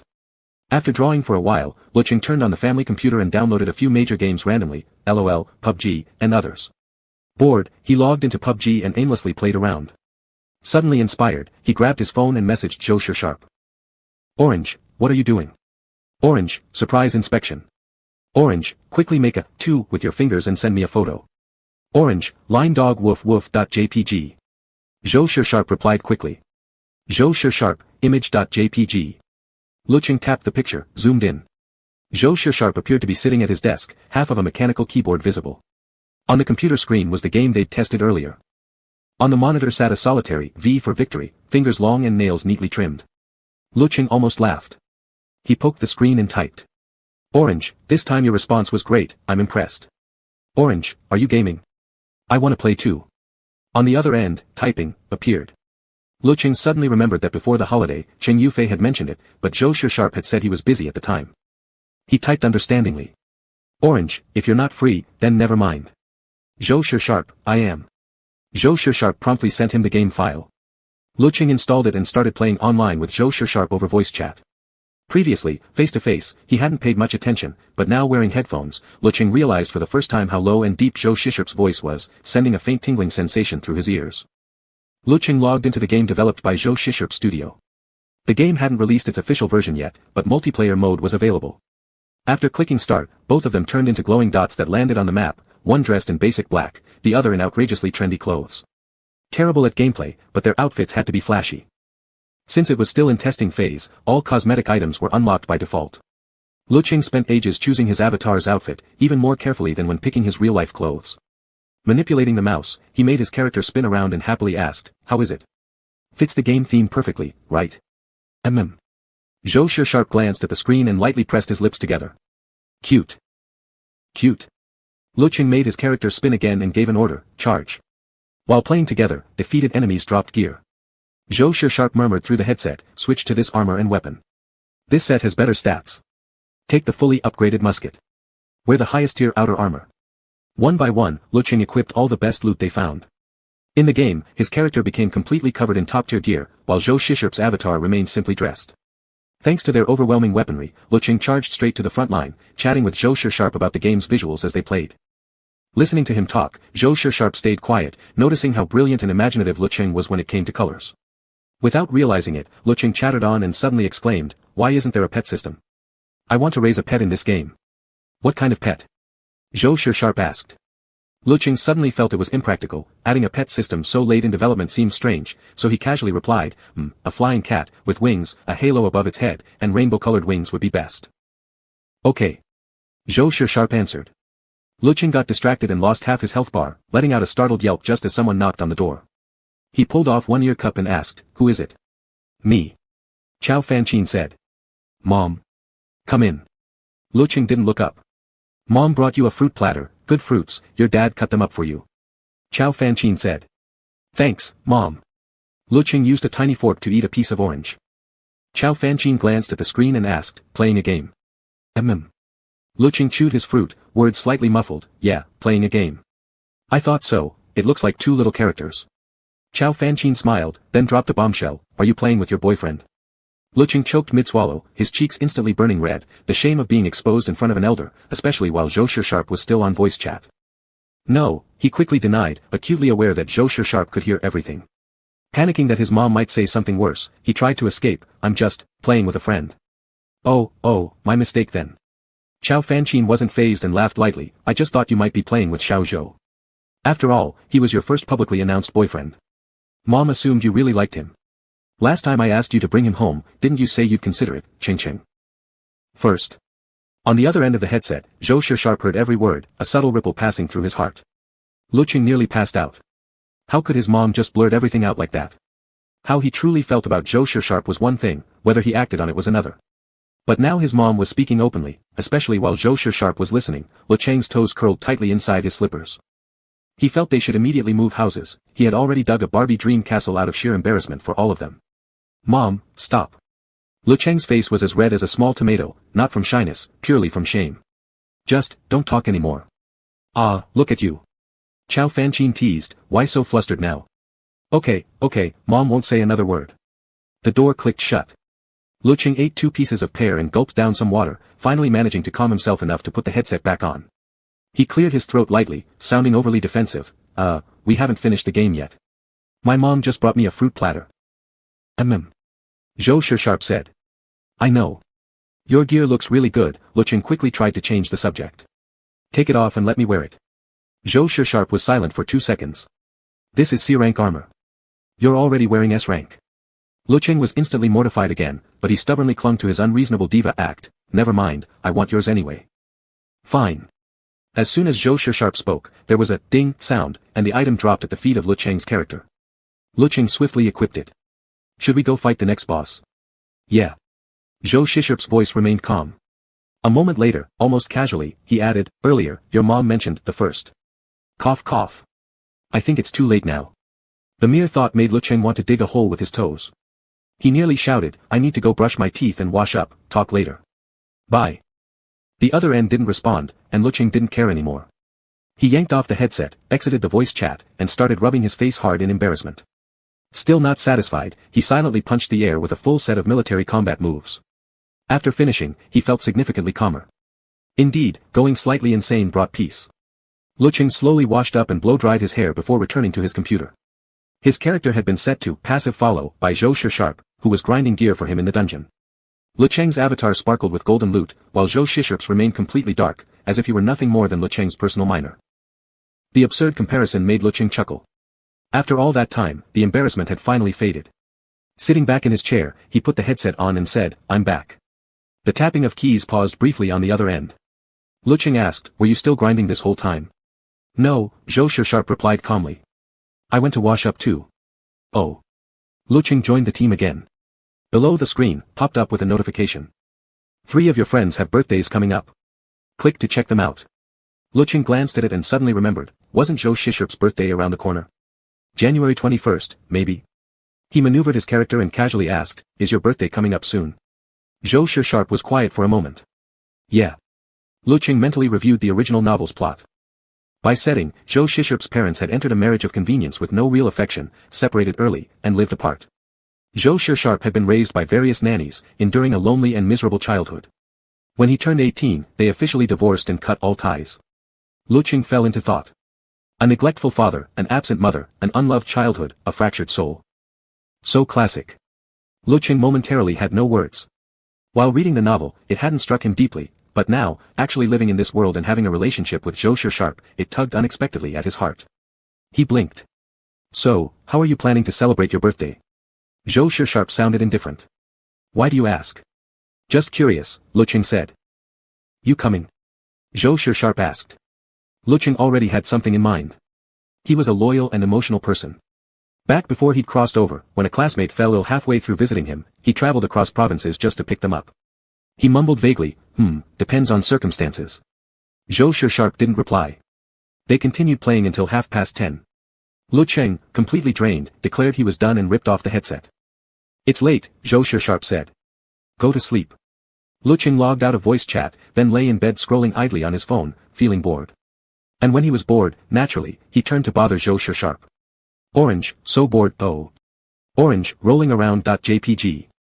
In the darkness, Lecheng stared at the screen. Zhou Shisharp's reply popped up quickly. Zhou Shisharp, huh? Lecheng typed back. Orange, Zhou Shisharp, can you tell bedtime stories? Right after sending the message, he switched out of the app and opened TikTok to check his back-end data. Ring ring ring. A sharp ringtone abruptly tore through the night. Startled, Lecheng answered immediately. Since it was so late, he plugged in his wired earphones and whispered, hello. Why are you calling me? Zhou Shisharp's voice came clearly from the other end. Didn't you want to hear it? Hear what? A bedtime story? He was actually going to tell one. Lecheng had only asked casually, but if someone was willing to tell, of course he'd listen. He immediately said, yes, yes. I love stories. Wait a sec. Lecheng cleared his phone's background apps, turned off the screen, fluffed his pillow, and settled comfortably into bed, announcing, all right, I'm ready. Begin. What do you want to hear? I don't know, Lecheng said. Just improvise. I'll listen to anything. Okay. Zhou Shisharp paused for a moment, and the night seemed to soften his voice into something unusually gentle and calm. Long, long ago, there was a beautiful vast forest. Lecheng blinked. 1001 Nights. Sort of. Fine by me, I love it. Lecheng chuckled. Go on. Deep within the forest lived a little squirrel, with a big, fluffy tail. Lecheng pondered. Why did we suddenly switch to Anderson mode? Zhou Shisharp went silent. Don't like it? Lecheng tugged at his blanket, behaving extra well. I do, keep going. The little squirrel was cute, clever, and kind. His favorite thing to do was gather all the nuts before winter and hide them in tree holes he'd carefully picked out. He also helped everyone else prepare for winter. Therefore, Zhou Sharp continued in a steady tone, all the little animals in the forest wanted to be friends with the little squirrel. Wow, Lecheng said. The little squirrel is so popular. Zhou Sharp hummed in agreement and went on, because so many animals came wanting to be friends, the little squirrel set a rule, whichever one was the best, he befriend first. So in front of the little squirrel's home, 3 animals showed up. Contender number 1, a chatty, slightly unserious parrot.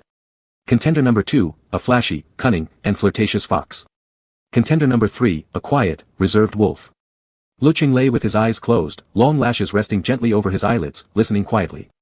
For some reason, this description felt strangely familiar. The parrot said, if you become friends with me first, I'll give you all my collected feathers. In winter, I'll sing with you. And I have many friends, we can all play together. The fox said, if you become friends with me first, I'll give you the softest fur so you won't feel cold in winter. We can swing together on a swing, and I won't mind if you make other friends too. The deep voice was too soothing. Lecheng grew drowsy, his eyelids fluttering heavily. Then what? The wolf said. Zhou Sharp's voice dropped even lower, if you became friends with him, then you could only be friends with him. He didn't like sharing. He would keep you warm in winter, cool you down in summer, build you a swing, help you pick pine cones, and go play by the stream together. Zhou Sharp paused. Lecheng perked up slightly. So who did the little squirrel pick? But instead of answering, Zhou Sharp asked him back, who do you think he picked? Lecheng put himself in the story. After thinking for a moment, he buried his face against the pillow and rubbed his cheek. I guess, the big gray wolf. On the other end of the earphones, Zhou Sharp asked, why? Because he's the best. Lecheng said. So who did the squirrel pick? Zhou Sharp gave a faint, soft laugh. Same as you. Good taste. Lecheng yawned, drowsiness thick in his voice. Zhou Sharp continued, so the little squirrel became friends with the big gray wolf. When the news spread, even more little animals signed up, all competing for that first spot, the first to go out to play, the first to swing, the first to fall in love. Lecheng's ears caught the voice growing fuzzy. He vaguely heard Zhou Sharp softly murmur, Lecheng. Dazed and sleepy, Lecheng couldn't process thoughts anymore. He scratched his cheek, rolled over, and mumbled unconsciously, in love, first, of course it'd be with you. Zhou Sharp fell silent for several seconds. Those hazy, dreamy words tugged sharply at his heart, lifting within him a subtle, vague, secretive thrill. Zhou Sharp closed his eyes briefly, then heard Lecheng stir slightly, groaning faintly, Zhou Sharp. Zhou Sharp froze for a moment, realizing Lecheng had just called his name. Even in his dreams, he was such a clingy little thing. Something squeezed his heart, making it grow tender and hollow. I'm here, Zhou Sharp said softly.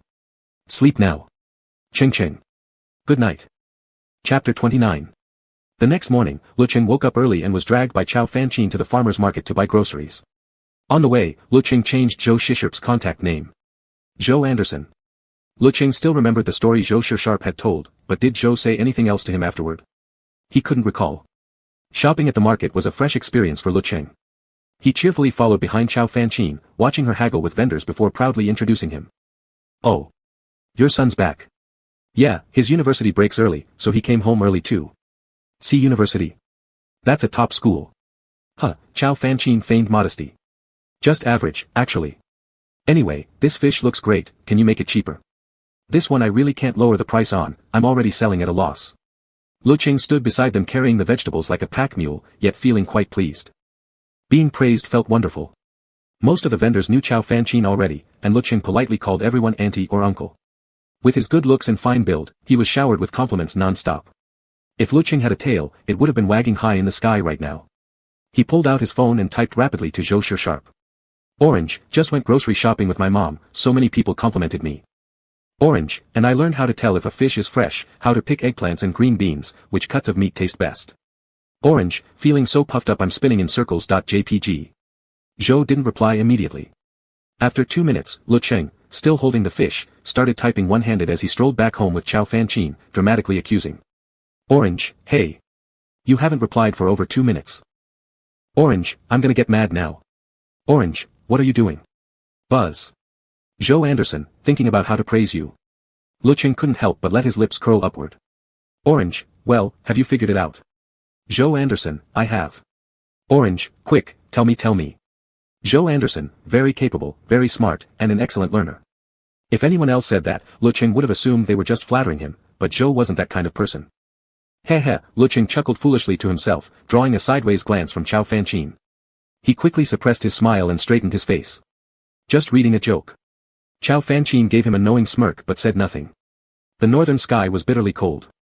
A few days later, when Lecheng woke up in the morning, he found heavy snow had fallen. They lived on the 5th floor. Looking outside the window, everything was wrapped in hazy white. Pressing close to the glass, he saw the snow still falling, flakes thick as down feathers drifting gently down. After gazing for a while, struck by its beauty, he snapped a photo and sent it to Zhou Sharp.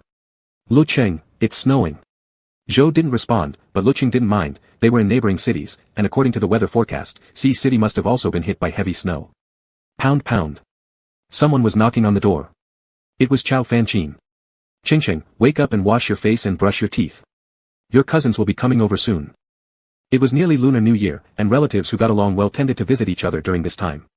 Lecheng grunted in response, changed out of his pajamas, and headed to the bathroom.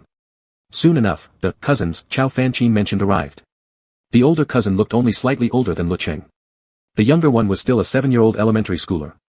To avoid messing up, Lecheng sat stiffly on the sofa and cautiously greeted, "Brother, you're here." The boy he addressed froze in surprise. Pulled enthusiastically into a seat by Chow Fanqin, he whispered in shock, "Lecheng. You're really Lecheng?" Caught slightly off guard, Lecheng nodded. "What's wrong?" "Nothing." His cousin rubbed his chin. "Looks like college really is a beauty salon. Not only did your looks improve, but your soul did too. In my memory, this might only be the second time you've ever called me brother." Lecheng fell silent. "When was the first time?" "When you were 7, his cousin said. "You pointed a toy gun at me and said, 'Brother, when I grow up I'm going to be a cop, and I'll shoot you first.'" Lecheng. He confessed, "I was young back then, didn't know any better." "That's true," the cousin said. "I thought your rebellious phase would last until you turned 80. Lecheng. After some friendly conversation, Lecheng quickly warmed up to his cousins. The little cousin, being just a grade schooler, grew restless upstairs after half an hour and started clamoring to go outside and play in the snow. As the older brother, Lecheng naturally followed them downstairs. He puffed and huffed as he rolled a huge ball, fingers turning red from the cold. His phone kept vibrating in his pocket, and only with difficulty did he pull it out to glance at it. "Joe Anderson, Joe Anderson, are you up?" Seeing he didn't reply, another message came. "Joe Anderson, did you eat?" "Joe Anderson, busy." Still no reply. 10 minutes later, Zhou Sharp sent another message. "Joe Anderson, what are you doing?" Lecheng's hands were too numb to type, so he tapped to send a voice message. "My brother just arrived. I'm outside building a snowman now." Zhou Sharp was sitting in front of his computer debugging a game. Seeing the voice note, he tapped it and listened. A slight frown creased his brow. "Brother? What brother?" "Joe Anderson, you have a brother?" Lecheng replied quickly. "Yeah." His voice sounded airy, as if spoken in an open space. "Not a real one." "Hey. That carrot is mine." "Not a real one." Zhou couldn't help but wonder, what exactly did that mean? There were many interpretations: cousin, half-brother, stepbrother, or even boyfriend. Joe Anderson, what kind of brother? Lecheng was currently struggling with his mischievous younger cousin over a carrot. His older cousin, opting to stay out of it, ignored the two childish kids and walked away to call his girlfriend. All right, Lecheng gave in. You play with it, you play with it. Hehe, the little cousin giggled, snot dripping down his nose. Big brother, quickly help me stick the carrot onto Ultraman's hand. Lecheng looked helplessly at his classic smiling snowman. This isn't an fine, big brother will put it on. Now transform into the super invincible Ultraman. Huffing and puffing, Lecheng stuck the carrot onto the snowman. When he turned back, he found his little cousin sitting on the ground doing something mysterious. Don't pee on the ground. Lecheng quickly bent over. Get up. I'm not peeing, the cousin said. I'm drawing a heart. The kid stuck his butt out. Oh. Lecheng leaned down, then squatted beside him, sticking his own butt out as they both started drawing. The heart was large, but crooked and lopsided from the cousin's efforts. Unable to bear it, Lecheng smoothed the uneven parts with his palm, then slowly traced the outline with his toe. After finishing, Lecheng saw the cousin wrote Xiao Yu inside. Why write Xiao Yu? Lecheng asked. I'm Xiao Yu, the cousin said. Big brother, what's your name? Since I drew a heart, you should write yours too. Lecheng blinked. All right. He happily wrote Lecheng, then added playfully, see, cousin. My name is way harder to write, so big brother isn't dumb at all. Big brother is smart, the cousin said. Can you show me how to write Xian? Which Xian? The one with a cart in it. Lecheng understood and wrote it next to Xiao Yu. Curious, he asked, why write this? This is my best friend. Cousin Xiao Yu said proudly. Does big brother have any best friends? Of course. Seeing there was still plenty of space, Lecheng quickly wrote down 2 names, Tan Xiaobai and He Ziqing. With lots of blank space left, his phone buzzed again in his pocket. Suddenly remembering something, he added Zhou Sharp right next to his own name. Then, mimicking his cousin Xiaoyu, he drew a little heart around himself and Zhou Sharp. Xiaoyu leaned closer. Big brother, is this your best friend? Before Lecheng could answer, he pulled out his phone. Zhou Sharp was calling. Hello. Lecheng answered quickly. Lecheng. Zhou Sharp's voice sounded slightly cold. What are you doing? Still building snowmen? Yeah. Lecheng said. Just finished. Want me to take a photo for you? It looks really perfect. Except for the carrot in the snowman's hand. Zhou Sharp fell silent for 2 seconds on the other end. I don't need to see it. Huh? Lecheng was puzzled. Why? I think it turned out pretty good. Lecheng. His older cousin finally ended his call with his girlfriend and walked over. Looking at the heart drawn in the snow filled with names, he wrinkled his nose in disgust. Are you 7 years old again? Lo 7-year-old? A strange man's voice. Zhou Sharp's brows instantly knitted together. Was it just his imagination, or did that tone sound strangely flirtatious? Lecheng defended himself, no way. Xiaoyu made me write it. Xiaoyu. Zhou Sharp remained expressionless. Who the hell was Xiaoyu? Cousin, still not admitting it. Lecheng didn't feel like engaging, so he turned back to Zhou Sharp. What are you doing? Why'd you call me? Zhou Sharp asked, can't I call now? Lecheng, question mark. Why did that feel weird? Of course you can call now, Lecheng said patiently. I never said you couldn't. Zhou Sharp paused briefly, then asked naturally, who was the older brother you mentioned earlier? You didn't hear. Lecheng said. My cousin, he came over with my younger cousin to give early New Year greetings. We're all downstairs building a snowman together. Zhou Sharp suddenly fell silent. After a long while, he finally asked, the one who just called you Lo 7-year-old, that's your cousin? Yeah. Lecheng nodded. He's mocking me. So annoying. Zhou Sharp said, annoying indeed. Anyway, let's not talk about him. Lecheng's tone brightened. I built a snowman, wanna see it? He propped the phone against his back, snapped around 18 photos, and sent them all to Zhou Sharp. Zhou Sharp leaned casually against the balcony, watching the heavy snowfall outside as he patiently opened, enlarged, and examined each photo one by one. Most of the photos looked nearly identical. Zhou Sharp's eyes paused slightly, his finger tapped to enlarge one particular image. In the corner of the photo, 2 blurred names were pressed tightly together. Lecheng x Zhou Sharp. And there was a little heart drawn around them. Coincidentally, at that moment, Lecheng's clear voice drifted from the speaker, the snow is coming down so hard. It's beautiful, but too bad it's not the first snowfall. Zhou Sharp, Lecheng laughed softly. Have you heard?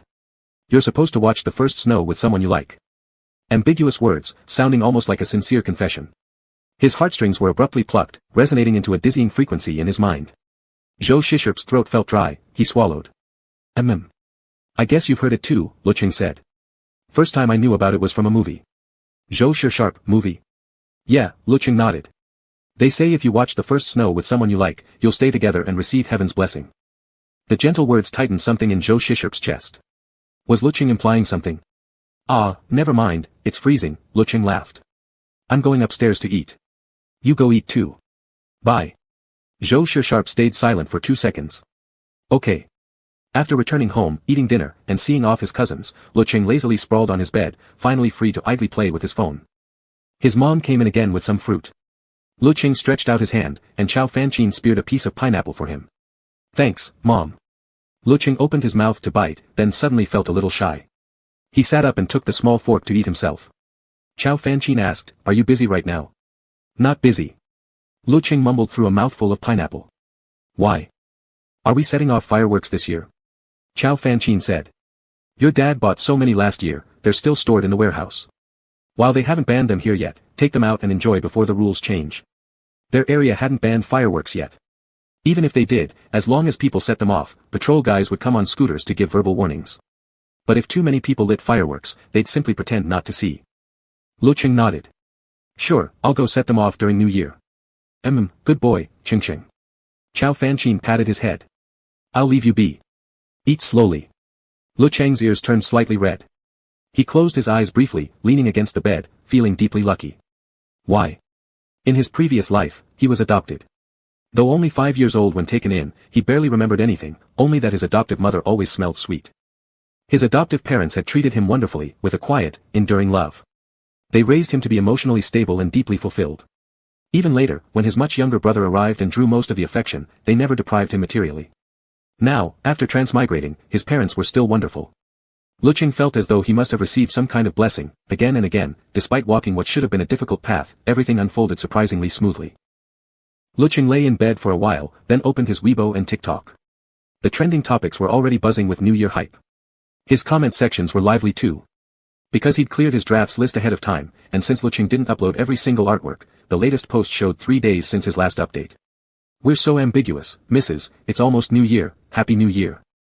Yuzu Fragrant, haven't seen any male model content in 3 days, does boss still remember us CP fans from the shores of Daming Lake?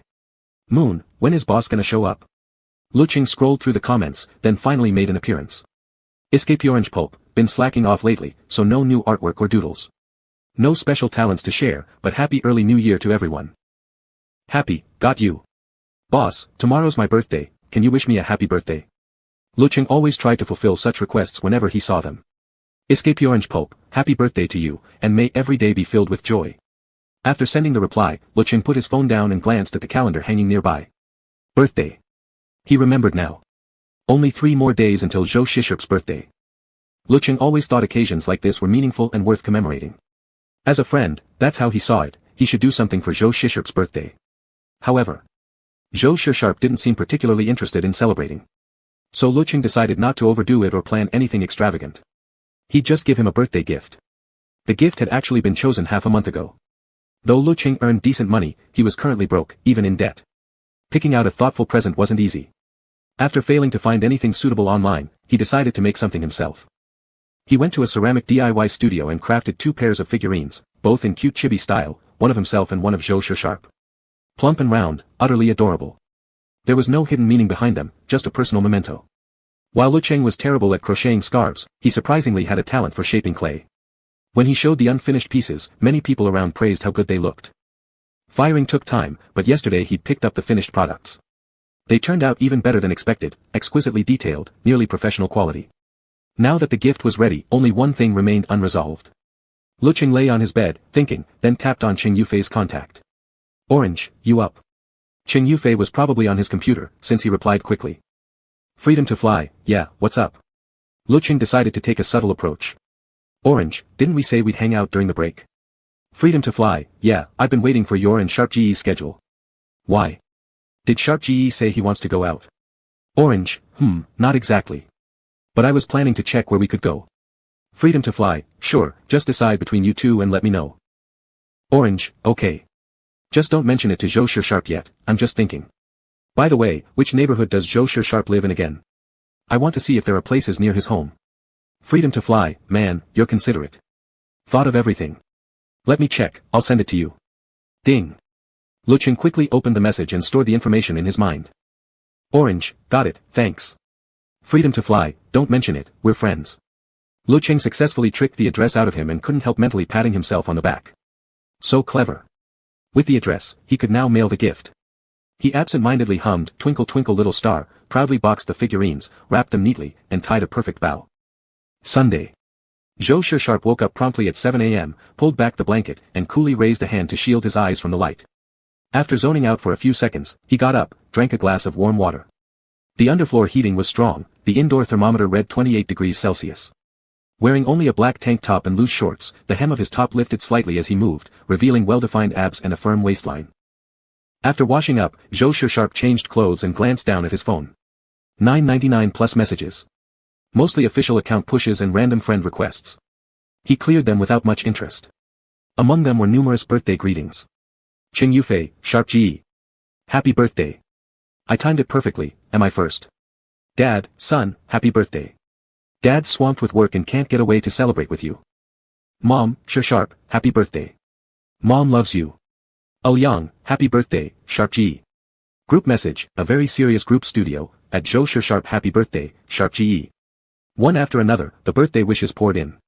Zhou Shishub had already received various gifts throughout the morning, ranging from a $50,000 watch to a 100 yuan puzzle piece, all carelessly piled up in storage. Zhou Shishub flipped through the messages expressionlessly, his fingertip tapping inside Lecheng's chat box. Lecheng hadn't sent him any message today, but had wished him an early happy birthday last night. The conversation remained paused at that single kissing emoticon. His long fingers swiped upward as Zhou Sharp selectively chose only Cheng Yufei's message to reply. Zhou Sharp, nope, way too slow. Cheng Yufei wouldn't be awake this early, he definitely wouldn't reply. Then, almost casually, Zhou Sharp sent a red envelope in the group chat, a very serious group studio. Instantly, a flurry of ding ding ding sounds erupted as everyone scrambled to grab it. Roundsy, boss is so generous. AAA gaming god, Big Shot Joe is so generous. Both handsome and rich, giving out money on your birthday, our number one boss Joe. After sending the red envelope, Zhou Sharp stood before the massive floor-to-ceiling window, gazing outside for a while, then headed downstairs for a run. It was an utterly ordinary day. Even though it was his birthday. Ever since he turned 7, his parents had chosen to live apart due to constant arguments, and from then on, he stopped celebrating birthdays. At first, no one celebrated for him, later, it evolved into simply not wanting to celebrate himself. He wasn't someone who valued rituals, and as he grew older, the habit carried on, never marking his own birthday. Since he didn't care, neither did anyone else. Over the years, Zhou Sharp had grown numb to it all. Back in their first year knowing each other, Cheng Yufei had once asked, "Bro Sharp, should we throw a party for your birthday?" Zhou Sharp had declined, saying he disliked noise. Afterward, as everyone became more familiar with his nature, no one brought it up again. Wearing headphones, Zhou Sharp ran along the well-landscaped roadside, breathing in the fresh winter air. After 40 minutes, he remained steady and unhurried. The mild winter sun warmed his body, a thin layer of sweat forming at his neck as he prepared to head home. Vrr. His phone vibrated in his pocket. Zhou Sharp pulled it out, a notification, a package had arrived, marked fragile, requiring door-to-door delivery. The courier couldn't enter without the homeowner's permission. Zhou Sharp thought for a moment and dialed the number. The call connected after 2 rings. "I'm downstairs now," Zhou Sharp said. "Wait a second, I'll come get it myself." The courier on the other end replied, "Alright, sorry to trouble you." Zhou Sharp hadn't ordered anything online recently. Thinking it over, it must be a gift from someone. Since he was already near the gate from his run, it took less than 5 minutes to reach the entrance. He scanned his face to exit, his expression calm as he glanced around, only to see a bright yellow electric scooter with distinctive rabbit ears parked nearby. But no person in sight. Zhou Sharp frowned slightly. He turned his head toward the side. Surprise. Zhou Sharp. A white-clad figure suddenly leapt out from the side, rushing forward. Before he could react, his arms were filled with something warm. Startled, Zhou Sharp looked down and met Lecheng's cheek up close. His heart gave a sudden, hard thud. His throat tightened. Emotions surged within him, indescribable. Something felt dazzling, blinding, even more than the sunlight. Lecheng was still looking up at him, his obsidian-like eyes sparkling, his smile even brighter than his gaze. "Zhou Sharp, you're 20 now. Did you miss me? Happy birthday." Chapter 30. Zhou Sharp's Adam's apple moved. Almost instinctively, he pulled Lecheng into his arms. Overwhelmed with emotion, he couldn't speak. "Why don't you answer? Say it quickly." Lecheng tilted his head up, blinking playfully. "Say you missed me." Zhou Sharp slowly lowered his gaze. His voice was low, a little hoarse. "I missed you." Surprisingly straightforward. His heartbeat seemed to quicken. Having actually heard it, Lecheng suddenly felt a bit shy. He let go of Zhou Sharp and took the cake from the yellow bunny-shaped e-scooter he'd borrowed. He'd specially ordered it in City C, found a bakery that opened at 7, and arrived by high-speed rail at 6:30. To keep Zhou Sharp from recognizing his voice, he'd even used a secondary SIM card and a voice changer when calling. Celebrating a birthday wasn't easy at all, but Lecheng figured, birthdays only come once a year. If it's hard, then so be it. The cake. Lecheng noticed the bakery owner had kindly included a bouquet, modest, small flowers tightly gathered together, perhaps forget-me-nots. "Here, hold this," Lecheng instructed. Zhou Sharp took it, glancing down briefly. A strange, indescribable feeling stirred within him. Lecheng bought him flowers. He never really cared for flowers, yet now his fingers unconsciously tightened around the stems. Zhou Sharp's dark eyes remained calm. "For me?" "Yeah," Lecheng said, carefully lifting the cake. "Of course it's for you." Zhou Sharp pressed his lips together slightly and took the cake. Lecheng reminded him, "Be careful." They walked inside naturally. Lecheng had parked the scooter in the basement. Taking the elevator up from there, 1 unit per floor, Zhou Sharp caught a glimpse of Lecheng out of the corner of his eye, lips curled upward, looking genuinely happy. Ding. The elevator doors opened. You. They spoke at the same time. Lecheng blinked. "You first." Zhou Sharp seemed to be choosing his words carefully. "Why, are you here?" "To celebrate your birthday, obviously." Lecheng replied as if it were obvious. He came up with a good excuse. "Can't a boyfriend do that?" Suddenly struck by theatrical flair, Lecheng dramatically accused, or is it you didn't miss me at all? Zhou Shisharp swallowed hard. Not hearing an answer, Lecheng didn't mind and continued on his own. Actually, I wanted to ask, do you live alone in such a big place? Zhou Shisharp unlocked the door. Come in. Lecheng slipped inside. Zhou Shisharp fetched him a pair of slippers. They're new, but might be a bit big. It's fine. Lecheng put them on. Zhou Shisharp lived in a single-story flat with black and white decor, stylish and elegant, yet somehow felt lonely. Shuffling in his slippers, Lecheng glanced casually sideways. Zhou Shisharp was gently placing the cake down. Open it and check. Lecheng quickly said. See if it's crooked or not. Zhou Shisharp removed the elaborately wrapped outer box, revealing a simple designed cake, soft green and white tones, evoking the freshness of spring. Perfectly preserved. Have you eaten? Zhou Shisharp asked. Lecheng shook his head. His stomach growled on cue. So hungry, Zhou Shisharp. He looked slightly pitiful, yet adorable. Zhou Shisharp said, what do you want to eat? I'll order something. Nah. Lecheng frowned. Zhou Shisharp, don't you eat longevity noodles on your birthday? Longevity noodles? Zhou Shisharp said. Never tried them. It's simple, just fry a sunny-side-up egg and serve it with long noodles. That's longevity noodles. Lecheng sat on a chair, chin resting on his palms. Let's have some. Zhou Shisharp agreed. He could cook basic meals, though nothing special. He didn't care much about taste and couldn't tell good from bad anyway. He took out a pack of noodles from the kitchen, left over from the housekeeper who'd come last week, and fried 2 eggs. Then he boiled water and cooked the noodles. While Zhou Shisharp cooked, Lecheng quickly pulled out his gift and placed it at the center of the table. Cooking was fast and uncomplicated. When Zhou Shisharp brought out 2 bowls of plain broth noodles, Lecheng blinked, then instantly spread his palms wide, pointing toward the white box at the center of the dining table, adding a cheerful sound effect, ta-da-da. His eyes crinkled with laughter. Behold. What is it? Zhou Shisharp looked down, set the bowls aside, then reached out and untied the bow. The 4 sides of the box naturally unfolded outward, revealing 2 chibi-style anime dolls rubbing their cheeks together, face to face. They were molded adorably, with big eyes, a matte finish, and fluffy hair, like 2 little puppies snuggling together for warmth. Zhou Shisharp seemed to freeze for a moment. He asked slowly, did you make these yourself? You noticed? Lecheng tilted his head. Yeah, so you probably figured it out, one's you, and one's me, right? Zhou Shisharp said. I figured it out. Lecheng beamed. Do you like them? This is my first time making something like this. Pretty impressive, huh? Zhou Shisharp's gaze shifted from the dolls to Lecheng's cheek, almost as if he could see a tail wagging behind him. Like them, Zhou Shisharp murmured softly. I really do. Good. Then I'll give both of them to you. Lecheng thought ahead, if they ever broke up, at least there'd be something to remember this by. Keep them safe. Zhou Shisharp carefully rewrapped the gift box. Only then did Lecheng finally look down and pick up his chopsticks. On the plate, noodles held a golden sunny-side-up egg, with bright green bok choy lying beside it, simple, yet appetizing. Lecheng lifted his chopsticks and stirred the noodles slightly, calling toward the room, Zhou Shisharp, are you done putting it away? Zhou Shisharp stepped out from the bedroom. Lecheng didn't know where he'd hidden it but quickly said, come on, I'll share some of my noodles with you. That's how longevity noodles are supposed to be eaten. Zhou Shisharp sat down and obediently held out his bowl. Lecheng picked out the longest strand and slowly draped it onto Zhou Shisharp's chopsticks, unusually serious, before saying, all right. Eat up. May everything go smoothly, may you live a long life, and may every day be filled with joy. These were ordinary blessings, nothing special, but the sincerity in Lecheng's expression made them feel meaningful. Zhou Shisharp paused briefly. Lecheng waited until he finished eating before finally lowering his head to start on his own noodles. After breakfast, Lecheng was pleasantly full and lazily rolled himself onto the sofa, directing Zhou Shisharp, put the cake away. You can light the candles and make a wish tonight. Zhou Shisharp hesitated. Instead, he asked quietly, why not do it now? What for now?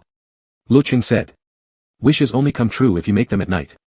Normally, Zhou Shisharp always went along with him.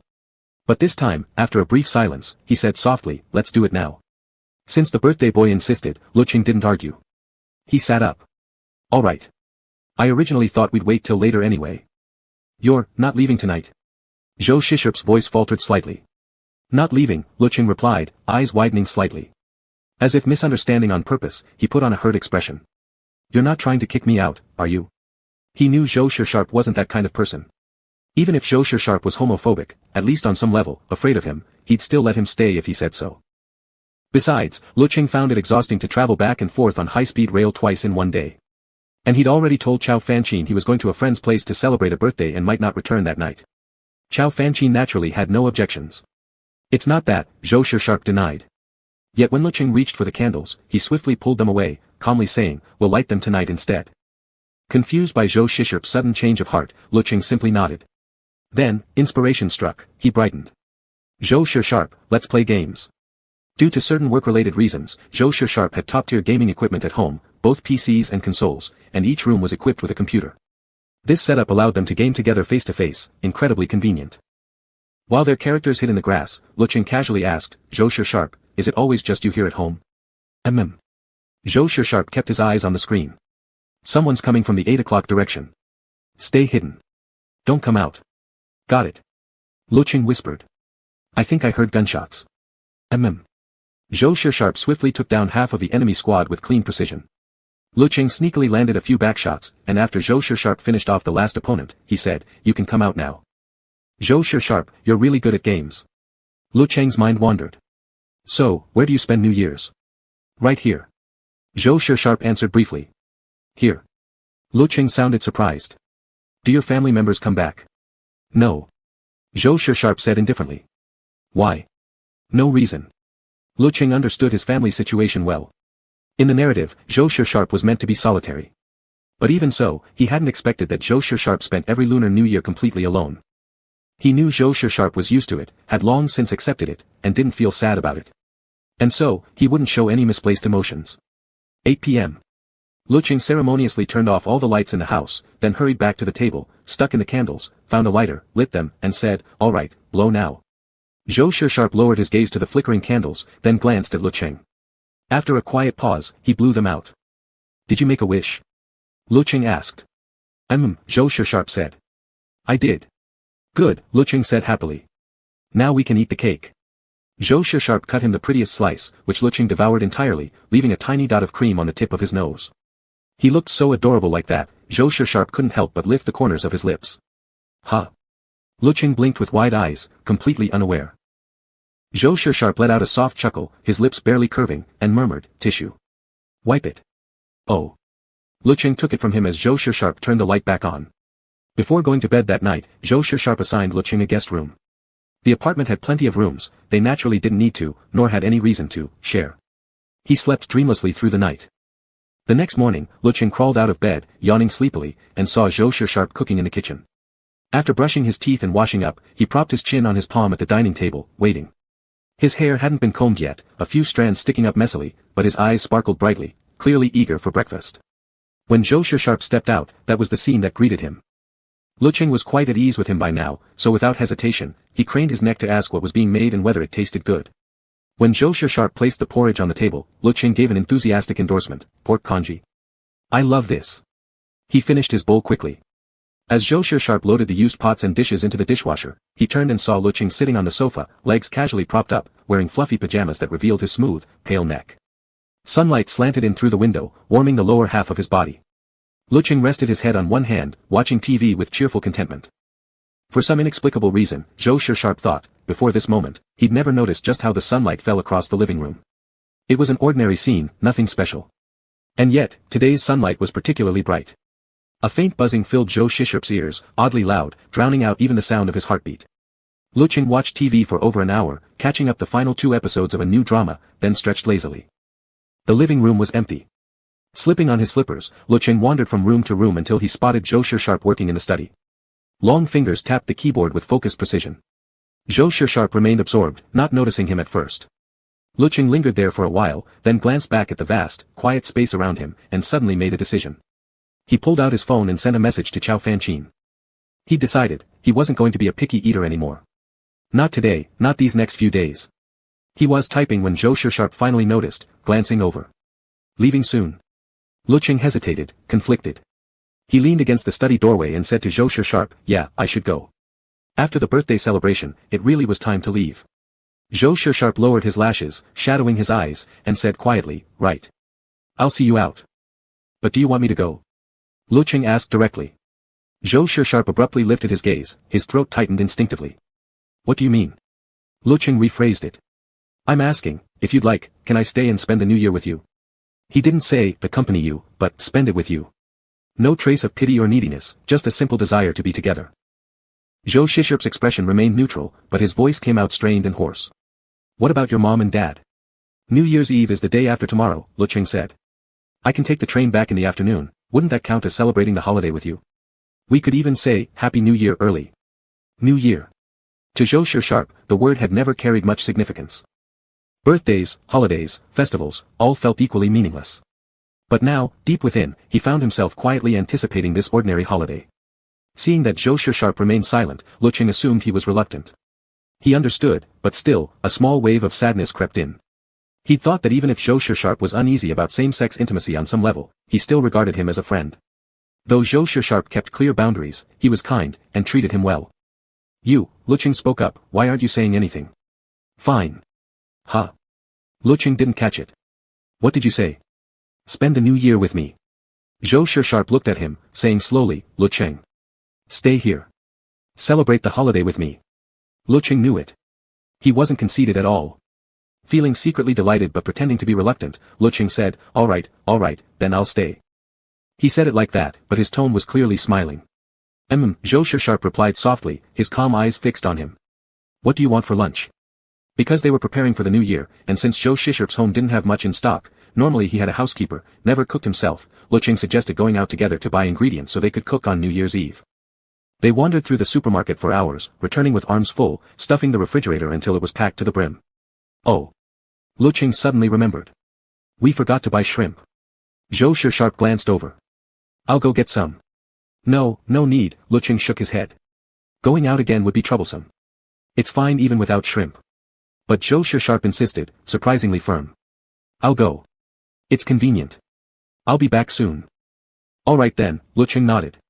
I'll wait for you at home. Zhou Shishirp paused mid-motion as his hand rested on the door handle. After a brief silence, he said, okay. It was already late. Zhou Shishirp arrived at the supermarket's fresh produce section, bought the shrimp, the sky now completely dark. Driving back, he should have gone straight to the underground garage, but inexplicably, he found himself parking beneath his own building. The streetlights in the residential complex were bright, giving everything a luxurious, radiant glow. For reasons unknown, Zhou Shishirp stopped the car, opened the door, stepped out, and looked up toward his floor. High up, the large floor-to-ceiling windows were too distant to see clearly, but faintly, indistinctly, he could make out a single glowing point. Just an ordinary dot of light. That was Lecheng, turning on the lights. Zhou Shishirp wondered what Lecheng was doing right now. Probably watching TV under the lamp, feet propped up, maybe even eating the fruit platter he'd cut before leaving. Zhou Shishirp stopped thinking. He got back in, started the car, drove down to the underground garage, took the elevator up. Then took out his keys and opened the door. Carrying the groceries inside, he heard footsteps shuffling closer, and there was Lecheng, slippers flopping as he came into view, just as imagined. Holding a small fork, munching on a piece of fruit, tilting his head. Got it? Why did it take so long? Something gradually filled Zhou Shishirp's chest, though he didn't realize it, his lips lifted ever so slightly. He murmured, got you some dessert. Want some? Yes. Lecheng perked up immediately, following close behind like a little tail. Zhou Shishirp turned, looked at him in his fluffy pajamas, as if he really did have a tail. Lowering his gaze, he placed the dessert on the table. All right. But finish your fruit first. When New Year's Eve finally arrived, Lecheng woke up to find messages from Chao Fanqin and Lu Shuhai. Chao Fanqin, when are you coming back this afternoon, Qingqing? Have Xiao Zhou send you off when you leave. Lu Shuhai, my dear son, having fun at your classmate's place. Dad's waiting for you to come home. Lecheng felt his face warm instantly. How did they both know he was at Zhou Shishirp's? Their guess was way too accurate. He replied to each one, then got up and started decorating the apartment with Zhou Shishirp. He'd specifically made Zhou Shishirp buy window paper cuts, then dipped them in water and pasted a row across the floor-to-ceiling window. It looked a bit silly. Lecheng almost laughed, but afraid Zhou Shishirp might dislike it, he quickly said, don't think it looks a little off, it actually has great festive vibes. Right, doesn't it? Zhou Shishirp cooperated obediently. Yes. Lecheng then stuck the character, Fu, on the doors, on every room door and the front door. Not very elegant, but all about chasing that loud, fiery celebration. By noon, the two began cooking together. Lecheng could cook a little, though about the same level as Zhou Shishirp, only simple dishes. But he was pickier than Zhou Shishirp, even if he cooked it himself, he'd still complain if it didn't taste good. Side by side, following recipes, the spacious kitchen buzzed harmoniously. They ended up making 8 dishes. Lecheng slipped out briefly to turn on the TV, switching to CCTV for the annual gala. Truthfully, he didn't particularly enjoy it, he just wanted background noise. Lively. Festive. In the later part of the meal, Zhou Sharp shooed him out of the kitchen. Bored, inspiration struck, Lecheng grabbed 2 radishes, washed them clean. Several hours of busy work passed before they finally sat down to eat. Lecheng kept offering commentary between bites, but all praise.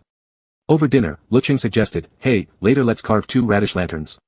Zhou Sharp wore a puzzled look. "Radish lanterns?" "Yes," Lecheng said.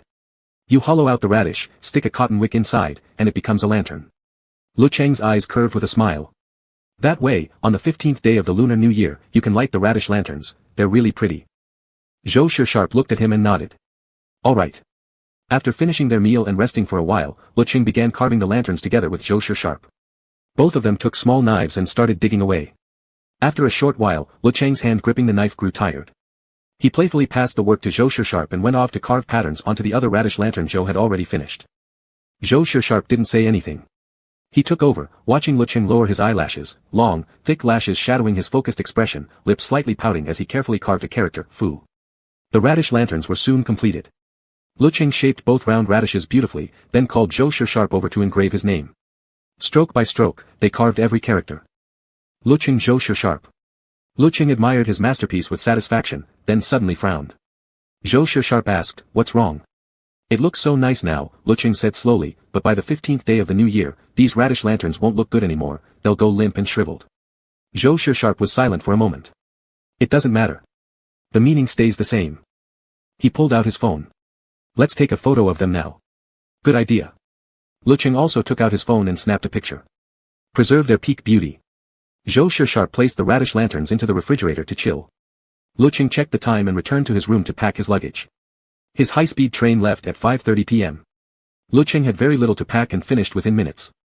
Sitting on the bed, he turned his head and found Zhou Sharp quietly leaning against the doorframe, long legs casually crossed, watching him. When their eyes met, Zhou Sharp remained silent for a moment before asking, "Leaving already?"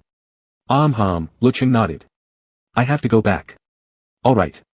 Zhou Sharp kept his expression calm. "I'll drive you." Before heading downstairs, Zhou Sharp looked at Lecheng and asked if he'd forgotten anything, ID card, phone, headphones, charging cable, cash. Lecheng patted his pockets, everything was there, and nodded confidently. "Don't worry, I've got it all." They arrived at the underground garage and got into the car. The drive to the high-speed railway station was short. When they arrived, Lecheng hopped out. Zhou Sharp opened the trunk and took out his suitcase. Lecheng waved. "Zhou Sharp, bye-bye." Zhou Sharp pressed his lips together softly. Lecheng walked away, growing smaller and smaller until he became a tiny black dot. Zhou Sharp stood there a while longer, then turned and drove home. Inside, everything looked just as it always had. Zhou Sharp wiped the table with a cloth, oddly aware of how quiet it felt. He mimicked Lecheng's habit and turned on the TV, letting the lively background noise fill the space as he continued wiping. At 8 o'clock in the evening, outside was completely dark. The Spring Festival Gala had begun. Zhou Sharp had never cared much for such programs. He reheated the leftover lunch, ate in silence, cleaned up afterward, and restored the dining table to its usual pristine state. But some things were different. Lecheng had stayed here for 3 days. In front of the dining table sat a small bouquet of white flowers he had trimmed. Zhou Sharp shifted his gaze to the sofa, the cushion that Lecheng loved to hug. And on the floor-to-ceiling windows, those rows of paper-cut window decorations. Lecheng had folded many tiny stars, placing them in a small box on the coffee table, little things he made when bored. Zhou Sharp lay flat on the sofa, pulling close the cushion Lecheng liked best. A hollow feeling stirred inside. At midnight, the chimes rang. His phone jingled with notifications, flooded with group messages. Zhou Sharp scrolled through and found Lecheng's message wishing him a happy new year. Attached was a playful pouting emoji. Zhou Sharp's fingertip paused. After a pause, he replied, "Happy New Year." He thought Lecheng probably had a joyful night, maybe not because of the crowd, but simply because Lecheng himself was joy. Even in just 3 short days, this apartment had felt so lively. But not anymore. He lay still for a bit, then suddenly sat up, a touch restless. From the fridge, he pulled out the 2 radish lanterns, which still looked as fresh as the moment they'd been stored. No change, they appeared just as they did when first placed inside. The cotton wicks were damp from the cold. Zhou Sharp struck the lighter over 10 times before finally lighting one. He set the lanterns on the coffee table, side by side. Then he lay back on the sofa and stared at them. Fireworks were banned in the city center. Outside, everything was quiet. Unusually quiet. He was long accustomed to this kind of silence. He didn't like looking back, nor did he enjoy self-indulgent melancholy or sentimental lamenting. There were far too many people in this world who had it worse than him, and he never truly believed his own circumstances were particularly tragic, just as he had lived alone, year after year, without change. But Zhou Sharp raised his hand, slowly unlocking the screen. The faint glow lit the bridge of his straight nose, casting a small shadow beneath his lashes. He knew his current state wasn't right, but he couldn't control it, nor did he have the energy to analyze it. What exactly was this feeling? Zhou Sharp narrowed his eyes slightly, staring at the screen. It was as if he had developed a severe, uncontrollable, addictive withdrawal symptom. Chapter 31. Once New Year's Eve passed, it was the Lunar New Year. Lecheng opened his eyes in the morning, only to be dragged outside by Chao Fanqin to help with chores. He drowsily ate dumplings, yawning constantly. Lecheng had stayed up late last night celebrating the New Year, until the wee hours of the morning. By midnight, he'd already been incredibly bored and couldn't help wanting to bother Zhou Shishui, but in the end, he restrained himself. Even though his persona was that of a spoiled brat, sending messages in the middle of the night would have come off as especially clingy, but still. Lecheng thought about how Zhou Shishui must have spent the holiday completely alone, probably going to bed early, and felt a pang of guilt. Forget it. He consoled himself like this, being annoying sooner or later was still being annoying. What difference did 1 or 2 days make? After finishing his dumplings, Lecheng saw a message from Zhou Shishui. Joe Anderson, up yet? Orange, just woke up, so sleepy QAQ. Orange, kinda jealous of you now, bet you slept super early last night. He sent over a pitiful-looking meme. It was exactly like him scrunching his face up all sad and whiny. Zhou Shishui stared at the message, his fingertip pausing briefly on the little emoticon. Though he himself had barely slept past midnight, he still typed back an Lecheng chatted with him sporadically until seeing Zhou Shishui ask, Cheng Yufei told me you wanted to come out. When had that even happened? Lecheng blinked, startled, then took a while to recall, that excuse had been made up when he was trying to fish for information about where Zhou Shishui lived. Orange, nah, I was just pretending earlier. I said that to trick him into telling me where you live. Orange, am I clever or what?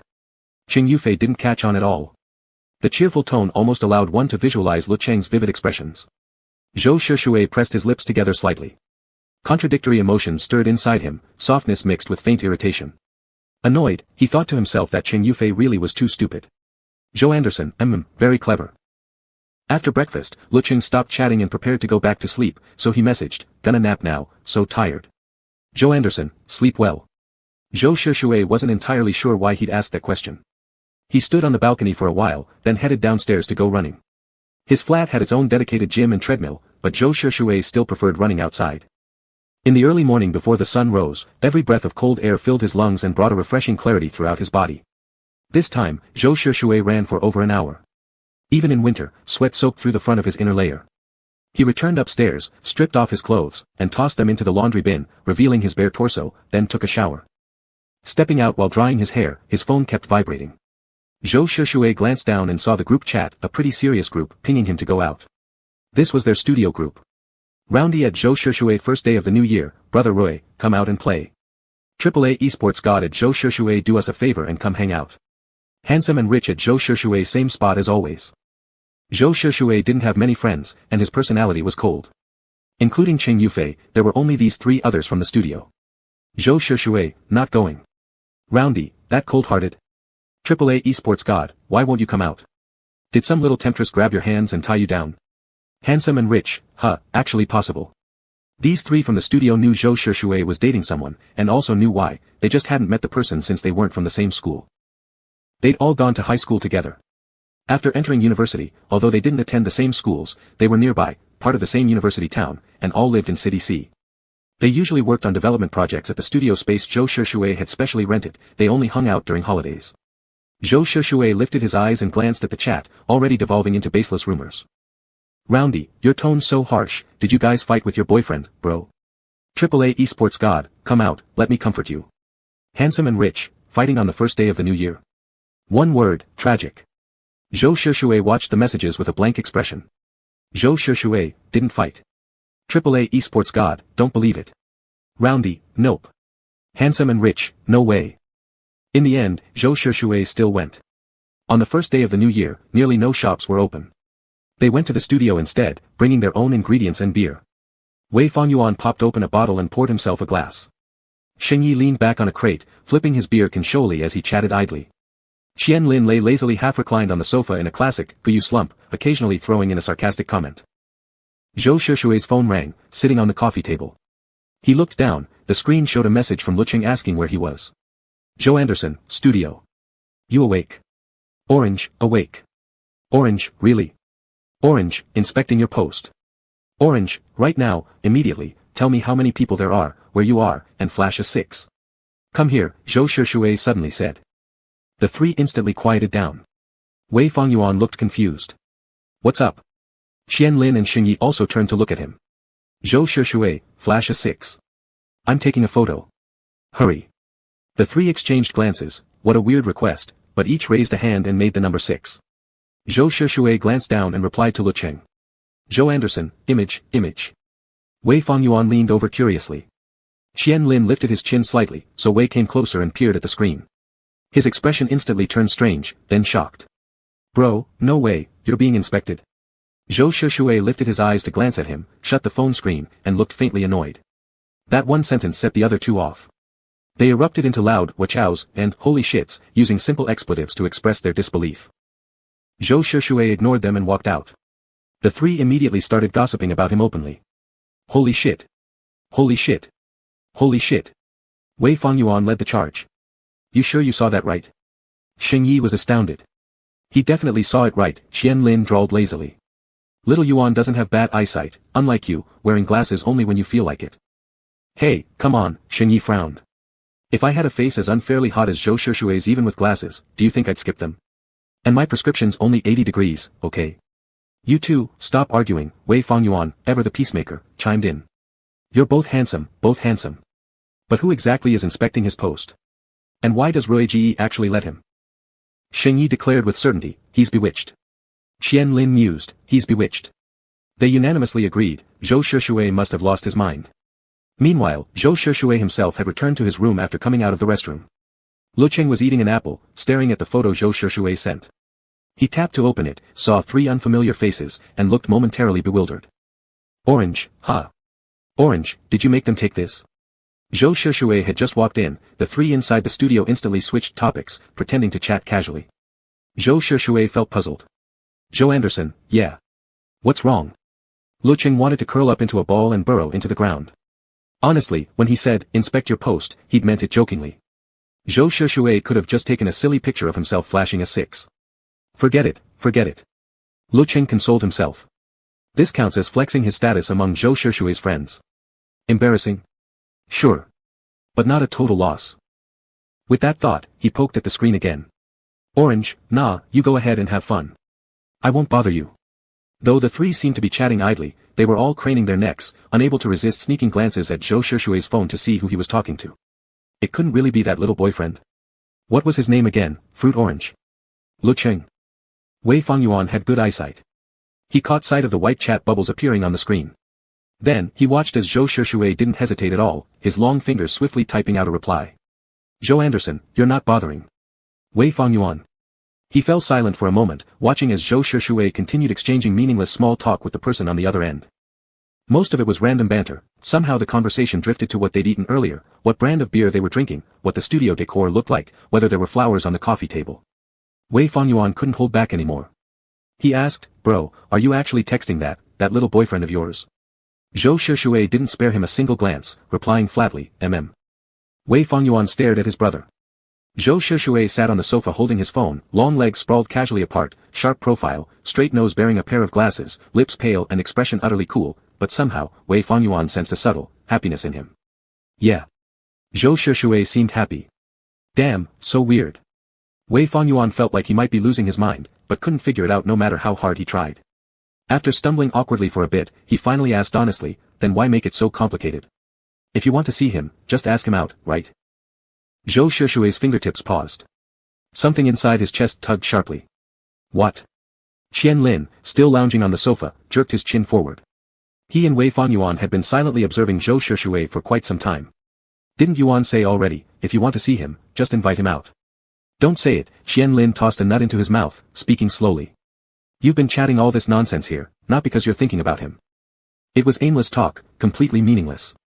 Yet with every mundane message he typed, it was as if he were silently whispering one thing. I miss you. I want to see you. Zhou Shishui's Adam's apple moved slightly. Suddenly, he realized what had been causing that restless unease lingering since morning, something only now beginning to subside. He sort of wanted to see Lecheng. Was wanting to see someone really so strange? Not at all. It was just like how he occasionally missed his friends from the studio. But now, sitting inside the room, Zhou Shushui felt a faint howling wind in his ears. When he finally calmed down, he realized, it was his heartbeat, quickened, pounding against his eardrums. Lecheng had spent the new year with him. It was probably the first time anyone had ever done that. His home was still filled with traces of Lecheng, the scent of Lecheng. Missing him felt just like an unexpected withdrawal, nothing unusual about it. Zhou Shushui sounded perfectly flat, his home isn't in City C. So what? Xingyi lounged with his legs casually propped up. With high-speed rail, flights, and subways these days, can't he just come? Probably wouldn't even take an hour. Zhou Shushui didn't change expression. He kept staring at his phone, replying quickly, traveling by car would be exhausting. Huh. The three, who'd just been lively, exchanged glances and instantly fell silent, doubting their own ears. Traveling by car is exhausting. Wei Fengyuan felt his brother wasn't just bewitched anymore. Xingyi, blunt as always, blurted out without thinking, then why don't you go see him? Go see him. A ripple stirred in Zhou Shushui's chest. He lowered his eyelashes, go see Lecheng. It was simple. He could drive there right now. But he couldn't. Lecheng liked him, his feelings shone as naturally as sunlight. But what kind of mindset, what emotions, would he have when facing Lecheng? Zhou Shushui's thoughts were tangled. After spending 3 days together, these subtle withdrawal symptoms made it impossible for him to decipher what they meant. He shouldn't selfishly act on impulse and stir up Lecheng's feelings. Zhou Shushui closed his eyes briefly. No. Unable to make sense of this odd psychology, Xingyi took a sip of beer. Fine, fine. Whatever. Just don't regret it later. Time passed quickly. On Lantern Festival, Lecheng called Zhou Shushui. It's Lantern Festival today, did you light a lantern? Lecheng asked lazily, lying on his bed. Zhou Shushui glanced at the lantern, dried out, burned to ashes long ago on New Year's Eve, and said, yeah, I lit one. Good, Lecheng said with a smile. I was afraid you'd forget. Zhou Shushui, Lecheng asked again, are you home alone today? It's nothing, Lecheng said. We're about to start school soon. Once school starts, I won't be able to sleep in my big bed anymore. He sounded a bit sad. The words, starting school, landed softly on Zhou Shushui's heart, like a feather, pulling his attention away without him noticing. But hey, starting school means I'll get to see you, Lecheng said happily. There's a bright side. Their time apart had put his straight man action plan on indefinite hold. So inconvenient. Zhou Shushui didn't reply.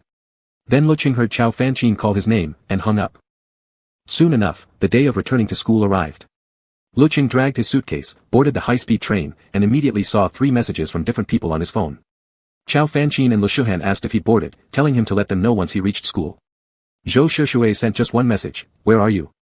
Lecheng sent him a photo of the train interior. Orange, already on the bullet train. Should arrive at school soon. Joe Anderson, I'll pick you up. Lecheng was a little surprised. Actually, it'd be great for Zhou Shushui to pick him up. And having your boyfriend meet you after a train ride fit the clingy boyfriend image perfectly. But. Orange, no need. Tan Xiaobai already made plans with me. He boarded 10 minutes after me, we'll head back together. After he sent it, Zhou Shushui took quite a while to reply. Joe Anderson, okay. Joe Anderson, if anything comes up, call me. Only then did Lecheng close his phone. Having woken up early, Lecheng felt sleepy. He set an alarm and dozed off briefly on the train, soon arriving at the station. It was peak return to school season, crowds everywhere. Lecheng pulled his suitcase aside and sat down, waiting for about 10 minutes before Tan Xiaobai called him. Lecheng. Where are you? I've already gotten off the train. Lecheng, I'm at the small kiosk by the exit. Black suitcase with zebra print, can you see it? Okay. Tan Xiaobai said, I'll come find you. Not long after, Lecheng spotted Tan Xiaobai from afar. After a winter away, he'd gotten a bit tanned. Tan Xiaobai ran over, slightly out of breath. Lecheng. Did you wait long? Lecheng shook his head. Only for a moment. Let's go. The high-speed rail station was packed. Lecheng and Tan Xiaobai tried to hail a taxi but couldn't get one, the crowd was too thick. Lecheng didn't want to take an unlicensed cab, and the ride-hailing app Tan Xiaobai used kept failing, likely due to poor dispatch in such heavy traffic. It was cold outside. Eventually, Lecheng and Tan Xiaobai decisively walked out of the station and wandered about 500 meters before spotting someone renting out electric tricycles. With his usual boldness, Tan Xiaobai ran up and asked where to rent one. A kind stranger pointed them in the right direction. They rented a tricycle and finally began their shaky journey back to school. Lecheng sat in the back, chatting casually with Tan Xiaobai. The winter wind brushed across his face, cool and sharp. He saw Zhou Shishui's message asking where he was. Lecheng looked down and tapped a reply on his screen. Inside the quiet room, only the faint clatter of a mechanical keyboard broke the silence. Cheng Yufei tilted his head. On the 16th time seeing Zhou Shishui glance down at his phone, he finally asked curiously, "What's going on? Why do you keep checking your phone?" "Nothing." Zhou Shishui frowned slightly, the restlessness inside him refusing to subside. He'd sent Lecheng a message half an hour ago, but there had been no reply. Unable to stay still, he called, no answer. He tried reaching Tan Xiaobai too. Nothing. Buzz, buzz. Zhou Shishui's brow twitched. He looked down and immediately answered when he saw the contact labeled Lecheng. Lecheng. Zhou Shishui. Lecheng's voice was muffled. You don't need to wait for me anymore. What happened? Zhou Shishui frowned. A brief pause. Why does your voice sound like that? Meanwhile, Lecheng himself was miserably pressing an ice pack the nurse gave him against his face, eyes downcast and embarrassed. Well, we just ran into a tiny problem. Rewind half an hour earlier. Tan Xiaobai had enthusiastically volunteered, claiming he was an expert on tricycles back home and promising nothing would go wrong, then proceeded to speed down the road. Traffic was congested, mostly due to crowds. To take a shortcut, Tan Xiaobai followed the questionable navigation of a dodgy map app, steering into a narrow side road. But due to poor handling, the tricycle tipped over, flipping both riders into the ditch beside the path. The ditch wasn't deep, nor filled with water, but the fall still hurt. Even though Lecheng hadn't been driving, he still felt too awkward to explain. Tan Xiaobai ended up with a mild concussion. Lecheng, relatively lucky, only got a bruised cheek and a small broken patch on his gum line where it hit the handrail when he fell, nothing serious. When they brought Tan Xiaobai to the hospital, the doctor asked what happened, and Lecheng barely wanted to say a word. Tan Xiaobai was now lying in a hospital bed, required to stay overnight for observation. Lecheng rinsed his mouth, and a kind nurse handed him an ice pack. Pressing it to his face, he finally had a chance to check his phone. Zhou Shishui had sent him countless messages and missed calls. Just, don't ask, Lecheng muttered, embarrassed. I'll be back at school tomorrow. Zhou Shishui caught the evasiveness in his tone. His voice dropped slightly. Lecheng. Fine, fine. Lecheng mumbled reluctantly, we're at the hospital. The hospital? Zhou Shishui's pupils contracted. For a moment, he could hardly breathe. Are you hurt? Which hospital?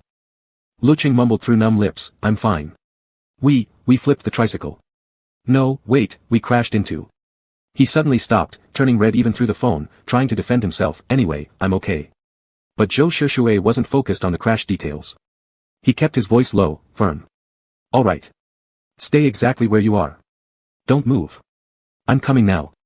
Zhou Shishui swiftly removed his headphones, grabbed his coat nearby, moving fast, expression icy. Cheng Yufei watched in surprise. Wait, what's the rush? Where are you going? Hospital. Zhou Shishui replied calmly. I probably won't come back tonight. Cover for me and tell them I'm taking leave. Cheng Yufei reached out. Bang! The door slammed shut in front of him, sending a gust of cold air swirling through the room. Cheng Yufei stood frozen for a few seconds in the wind, then quietly pulled back his hand. Zhou Shishui's heart pounded wildly as he headed to the hospital. He had never felt this way before, this tangled, indescribable emotion welled up inside him. When he arrived, he got out of the car too fast, the driver nearly thought he was trying to skip out on the fare. Hey! Young man, you! Zhou Shishui pulled out emergency cash and slapped down several bills. Keep the change. Zhou Shishui had been to this hospital before, it was in the city center of C, relying on memory, he quickly made his way upstairs, brow tightly furrowed, until he finally saw Lecheng. Lecheng was sitting on a bench outside the ward, head drooping, shoulders slightly slumped, curled into himself like a small, shrunken ball. His fluffy hair was slightly messy, making him look more pitiful than seriously hurt. Zhou Shishui exhaled quietly in relief, walked over, and stood before him. Lecheng sensed his presence and slowly lifted his head. His dark, glossy eyes widened instantly, first with joy, then flickering uncertainty, as if embarrassed. He lowered his lashes and murmured, You're here. In that moment, Zhou Shishui finally felt his heart settle back into his chest. He bent slightly forward, sensing a rare, quiet calmness, one hand resting on his knee as he met Lecheng's gaze. What happened? Lecheng frowned and explained everything from start to finish. Of course, he left out the part about flipping into the ditch. By the end, Lecheng felt utterly humiliated. Summoning what little courage he had, he tried to summon his usual dramatic flair, You're not allowed to secretly laugh at me. Zhou Shishui's voice remained calm. I won't laugh at you. Then, Lecheng felt his wrist gripped firmly. Zhou Shushui applied just enough pressure. Come with me. Let me see your wound. Lecheng didn't want him to look, he had already seen it himself. His cheek was slightly swollen, a bit comical. But Zhou Shushui stared into his eyes, leaving him no choice but to agree. I really hope you're laughing at me in your heart, Lecheng muttered under his breath. Just don't let me hear it. I won't laugh at you, Zhou Shushui repeated. They went to the restroom. Lecheng watched as Zhou Shushui washed his hands, thoroughly, meticulously, using disinfectant. Every inch was cleaned, even under his nails. Lecheng stood beside him, holding the ice pack to his face, looking slightly dazed and confused. Come out, Zhou Shushui said after finishing. Lecheng followed him, trailing behind as they entered the corridor. The hallway had doors at both ends. It was silent, usually deserted, since everyone took the elevator. Zhou Shushui stopped walking. Lecheng halted too. Zhou Shushui was so tall. Lecheng had to tilt his face up just to look at him. Open your mouth, Zhou Shushui said, his tone a little cold. Lecheng didn't understand, but he set down the ice pack and slowly opened his mouth. Zhou Shushui leaned in sharply, so close their noses nearly touched. Warm breath mixed with a faint minty scent brushed across Lecheng's face. Zhou Shushui lowered his gaze to Lecheng's cheek. The pale, smooth skin was slightly red, like a mosquito bite. You, too close. Lecheng felt flustered, instinctively turning his head sideways. But Zhou Shushui raised one hand against the wall, blocking his escape. Trapped between the wall and Zhou Shushui's body, Lecheng froze slightly, glancing up. Zhou Shushui lifted his hand, and Lecheng involuntarily shrank back. Don't move, Zhou Shushui said. His deep voice hit Lecheng's eardrums like a drumbeat. The tips of Lecheng's ears turned red instantly. Then, cool fingers touched his cheek, and slipped into his mouth, gently probing his teeth. Lecheng's eyes widened. He could feel Zhou Shushui's long fingers moving inside, brushing against his tongue. Does it hurt? Zhou Shushui asked softly. Lecheng's cheeks flushed completely. He shook his head instinctively. And no. It doesn't. Why didn't you call me the moment it happened? Zhou Shushui asked again. His dark eyes looked down at Lecheng. Seeing his expression, Lecheng felt as if he were angry. Guilt stirred in his chest, his eyes darting around helplessly, long lashes trembling. Two of Zhou Shushui's fingers still lingered in his mouth, as if Lecheng were being unfairly teased. Speak, Zhou Shushui commanded. Lecheng lifted his gaze, meeting Zhou Shushui's pitch-black eyes. Lecheng. Zhou Shushui exhaled, almost a sigh. He closed his eyes briefly, voice low and hoarse. You never listen. Chapter 32. Lecheng wanted to argue, but Zhou Shushui didn't give him the chance.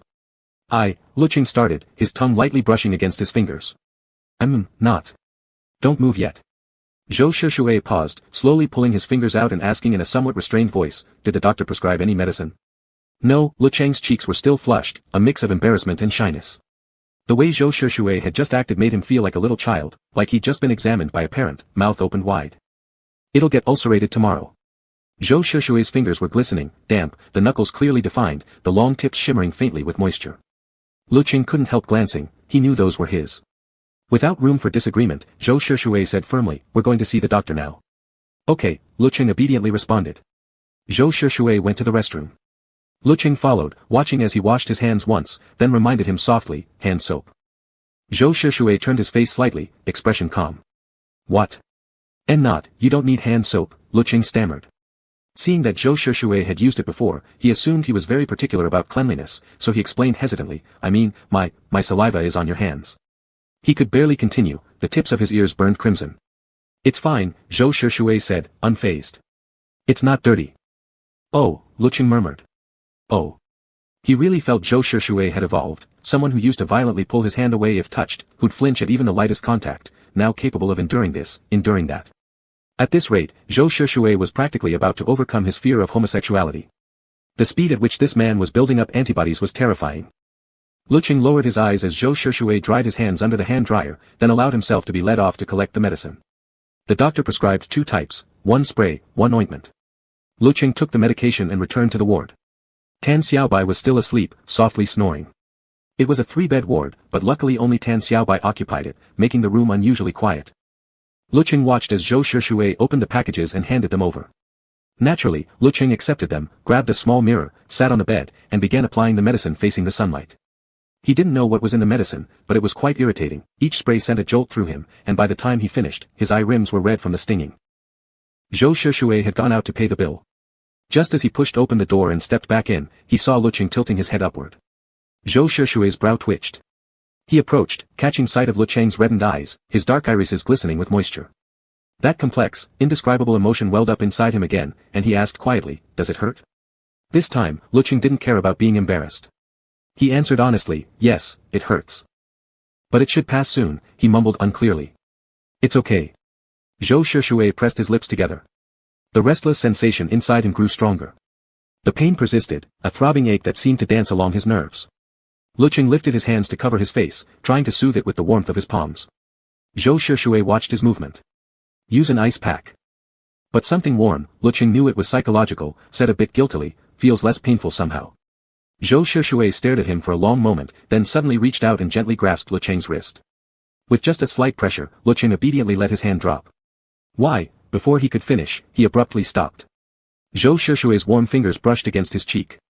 Zhou Shushui's fingers were long, Lecheng's face was small.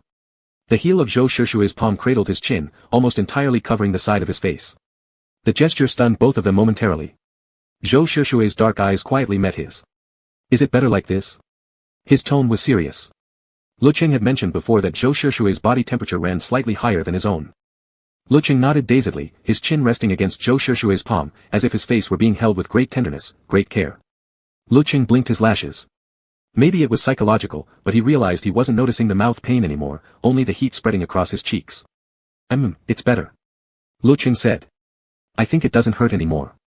Zhou Shushui fell silent for a moment, then withdrew his hand, his fingertips unconsciously rubbing together. Lecheng noticed that once the worst wave passed, the pain in his mouth really did fade. "It actually helped a lot," he said, tilting his head thoughtfully. Only then did Zhou Shushui's tightly clenched heart relax slightly. Unaware of it himself, Zhou Shushui asked, "Where are you staying tonight?" Lecheng pressed an ice pack against his face to reduce the swelling. "I have to stay and keep Xiaobai company. I can't leave him here alone. The doctor said he's probably feeling extremely dizzy right now, needs someone to help him if he gets up." Zhou Shushui, "Okay." Lecheng watched him walk out, not thinking much of it. A moment later, Zhou Shushui returned. Lecheng saw he'd bought disposable toiletries, several sets, in fact. Lecheng was slightly shocked. "Why did you buy so many?" There was no way they'd use them all, he and Tan Xiaobai were the only ones here. And Xiaobai might not even get up to wash his face tonight. "Too many?" Zhou Shushui asked, slightly puzzled. "I calculated." It finally dawned on Lecheng. "Are you staying with me?" Zhou Shushui, He set the items down decisively, neatly organizing them. Lecheng was surprised, and something inside his chest felt gently nudged, warm and soft. He really thought Zhou Shushui was such a responsible person. After a pause, Lecheng said slowly, "I'd be fine here on my own, you know." Zhou Shushui didn't look up, replying flatly, "Having another person around is more convenient, isn't it?" Well, that wasn't wrong. Lecheng, still holding the ice pack to his face, watched his movements and couldn't help but say, Actually, I was kind of at fault too. If I'd just let you pick us up, this probably wouldn't have happened." Lecheng figured maybe Zhou Shushui felt guilty, that because he hadn't insisted on driving them, they'd ended up in an accident. After all, in Lecheng's mind, Zhou Shushui was a very responsible person. He expected Zhou Shushui to respond with something like, "It's okay," or "Don't think too much about it," but instead, Zhou Shushui put down what he was holding, glanced at the sleeping Tan Xiaobai, and said to Lecheng, "Come with me." "Huh? Oh, okay." Lecheng followed and gently closed the door behind them. Zhou Shushui led him to a quieter spot before speaking, seemingly calm, "Lecheng." Lecheng looked at him. "Zhou Shushui, why didn't you call me immediately?" "Huh?" Lecheng froze. I. He honestly hadn't thought of it at the time. He'd been dazed from the fall, and bringing Zhou Shushui over would have been a hassle. Plus, he'd felt embarrassed.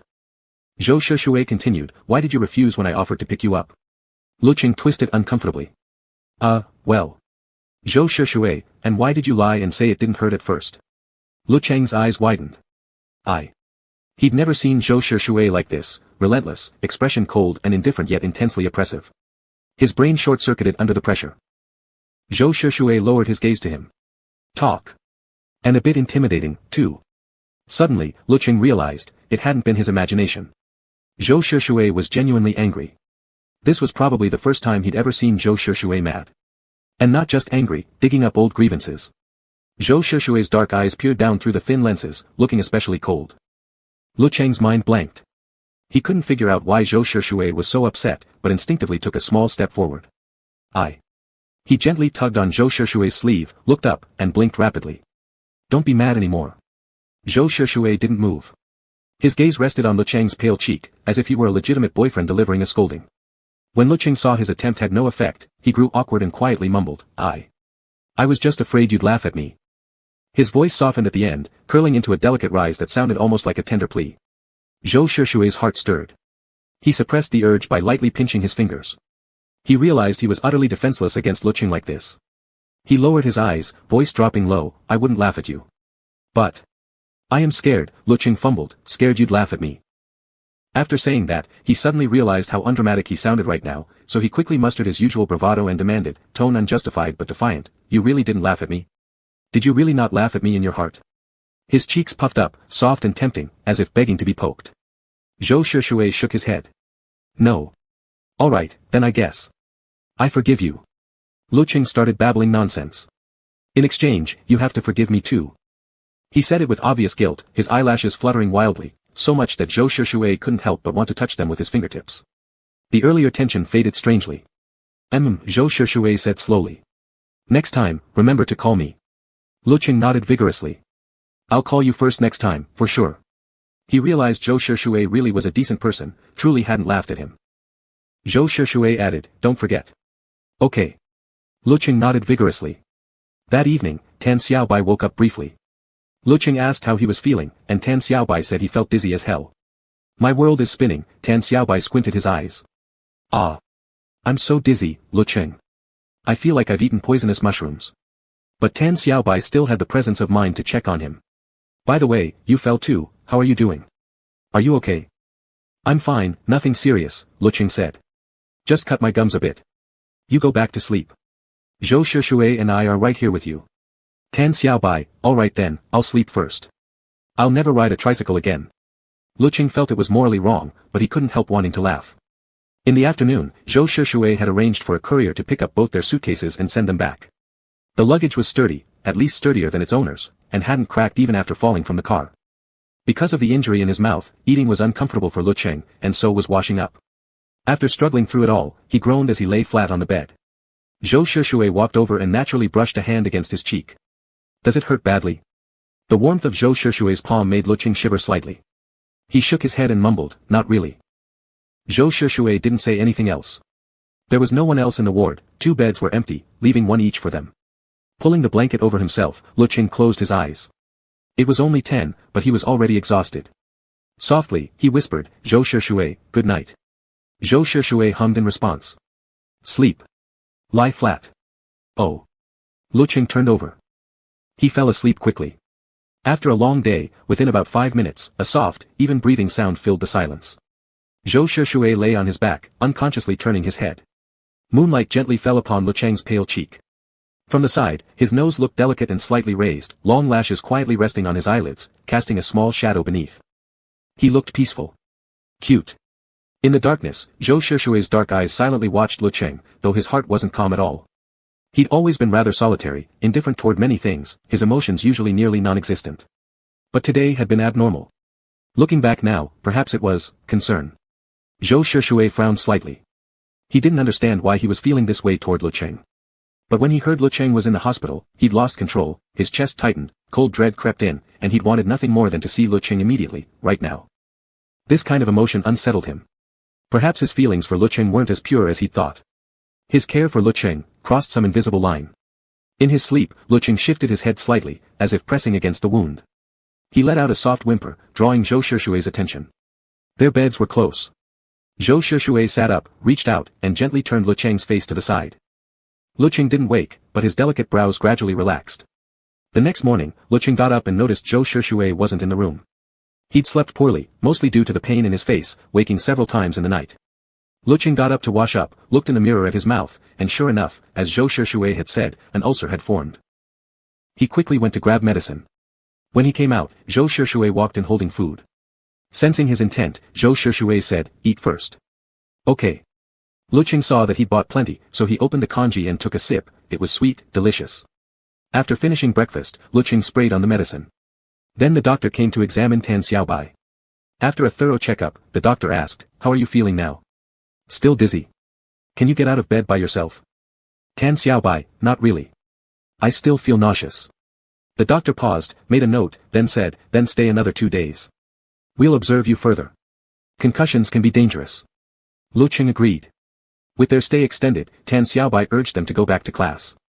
I'm just a little dizzy now. Other than not being able to look at my phone for long, I'm fine, Tan Xiaobai said. You and Zhou Shishui only have one big lecture today, right? Just go ahead and attend. So Lecheng finally left. He and Zhou Shishui took a taxi back to school. Once there, since their classrooms were different, they parted ways. He hadn't taken more than a few steps when he was called back. He turned around. What's up? Wait for me on the first floor after class, Zhou Shishui said. We'll go back together. Lecheng's eyes widened slightly. You're coming with me again today? Zhou Shishui showed no expression. Alright, go to class now. Lecheng had no choice but to go to class. He strolled into the classroom and took a seat in the middle rows. The person beside him wore a plaid shirt and looked somewhat familiar. Lecheng couldn't help but glance sideways. Lecheng. The guy noticed his gaze and turned as well. What's up? That's when it hit Lecheng. Oh, class monitor. The class monitor nodded. Yeah, it's me. You remember me. Of course, Lecheng smiled. I even copied your notes for exam review last time. The class monitor was nice and struck up a casual chat, asking if Lecheng wanted to volunteer at an orphanage. Such volunteer activities were common, helping out at nursing homes, cleaning and combing hair for the elderly, telling stories or playing games with kids at orphanages, cleaning auditoriums, or doing public park cleanups. Usually organized by teachers or the student council, they weren't tiring and even paid fairly well, so many students joined to earn extra money. But these opportunities usually went to members of the student council. Lecheng was surprised. Can I really go? Sure. Not many sign up for the orphanage since it involves children, the monitor said. If you're free, just let me know and I'll put in your name. Lecheng calculated his schedule. In a week, he'd only need half a day. He was busy drawing, but he could squeeze it in. He wouldn't have gone for other events, but he had grown up in an orphanage himself. Though he didn't remember much, he still held a special attachment to such places. Lecheng nodded. Alright, add me in, class monitor. After 2 lectures passed, Lecheng went down to the first floor to wait for Zhou Shishui. It was a bit chilly. He stood there for a while, then suddenly craved something sweet, so he walked deeper into the corridor. He remembered there was a vending machine inside. Seeing the red machine in the distance, Lecheng approached, quickly scanned the drink options, and opened the QR scanner. Beep. Lecheng. A very familiar voice. Long time no see. Lecheng turned his head and recognized the face. Hehe. Long time no see. It really had been a while, no contact since that hot spring trip. Hehe hadn't reached out again after that. How've you been lately? Hehe also scanned the code. Pretty good, Lecheng said, grabbing 2 bottles. Hehe smiled, as if implying something. And how about your love life?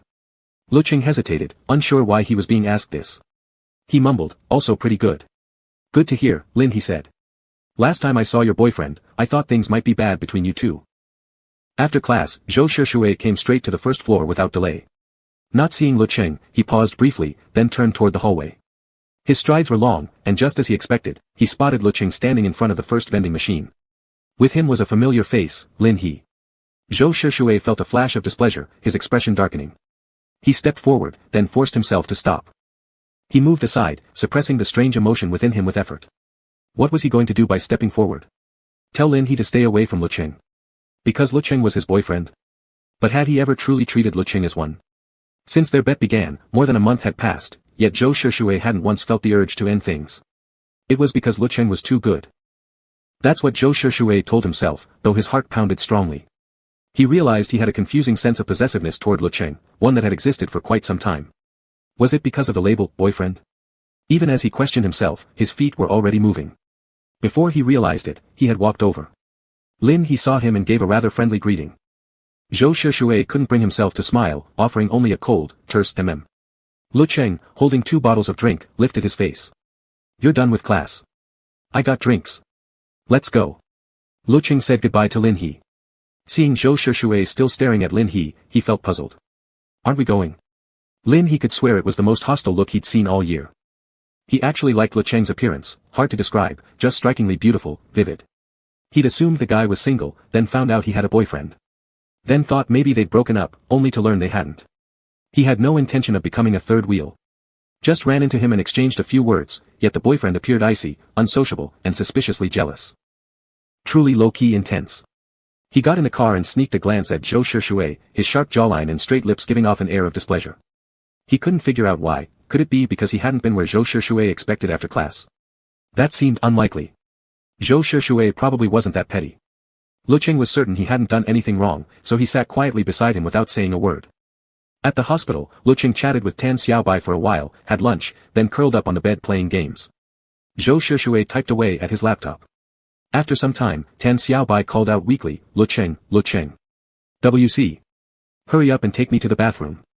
Lecheng immediately stood and helped Tan Xiaobai up. The two shuffled slowly toward the restroom.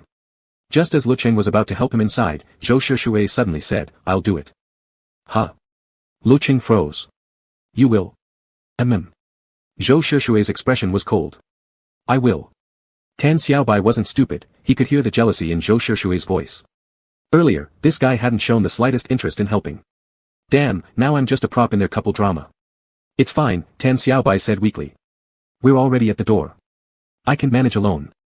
Lecheng hesitated, worry clouding his face. Alright, just don't fall into the toilet. Tan Xiaobai. The afternoon passed quickly. Lecheng, now back in school, had taken on another illustration job. He hadn't brought his laptop or sketchpad, but he had his tablet and was working meticulously on it. Drawing on a tablet just wasn't as smooth as using a graphics tablet. Lecheng worked carefully, which made everything much slower. By evening, although Tan Xiaobai insisted he didn't need to stay overnight, Lecheng still felt uneasy and decided not to leave after all. The lights were turned off. All three of them settled into bed. Lying there, his mouth aching, Lecheng couldn't sleep. Then it hit him, he hadn't applied the medicine. Well, it wasn't exactly pain-relieving, but it gave him psychological comfort, at least. He tossed and turned, then finally slipped quietly out of bed. He reached around his pillow but found nothing. Then he remembered, he'd applied it at noon, and Zhou Shushui had put it away. Where had he put it? Lecheng frowned, torn. He really wanted to apply it, but didn't want to rummage around and wake Tan Xiaobai. Was Zhou Shushui asleep? Could he call out to him? The more he thought about the pain, the worse it felt, purely psychosomatic. But Lecheng steeled himself. He would ask. He crept silently out of bed, tiptoed over to Zhou Shushui's bed. Zhou Shushui was lying on his side, face shadowed in the dark. From this angle, Lecheng couldn't even tell if he was awake. So he bent down, squinting hard, trying to make out Zhou Shushui's profile. Zhou Shushui, burdened with thoughts, hadn't fallen asleep at all.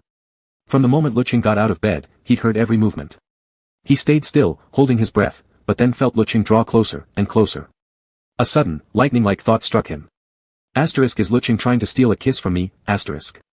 Zhou Shushui didn't know why, but instead of opening his eyes and stopping him like he normally would, he didn't move. His breathing tightened, fingers slightly curling, chest rising and falling unevenly. One slender hand braced lightly against the edge of the bed. Time seemed to freeze, until Tan Xiaobai suddenly snorted, asterisk crook, asterisk. Lecheng jolted upright, startled. Zhou Shushui's nerve snapped. Without thinking, he shot out a hand and grabbed Lecheng's wrist. They stared at each other, wide-eyed. Zhou Shushui's gaze dropped to Lecheng's soft, slightly parted lips. His Adam's apple bobbed once. Lecheng. You're not asleep. Lecheng whispered, surprisingly cheerful. My mouth hurts, and I can't find the medicine. It was a fairly reasonable excuse. Lecheng's gotten smarter, Zhou Shushui thought, and yet, inexplicably, he felt a twinge of disappointment.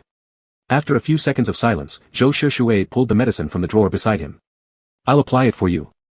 In the dark, it would be easier for Zhou Shushui anyway. Lecheng nodded.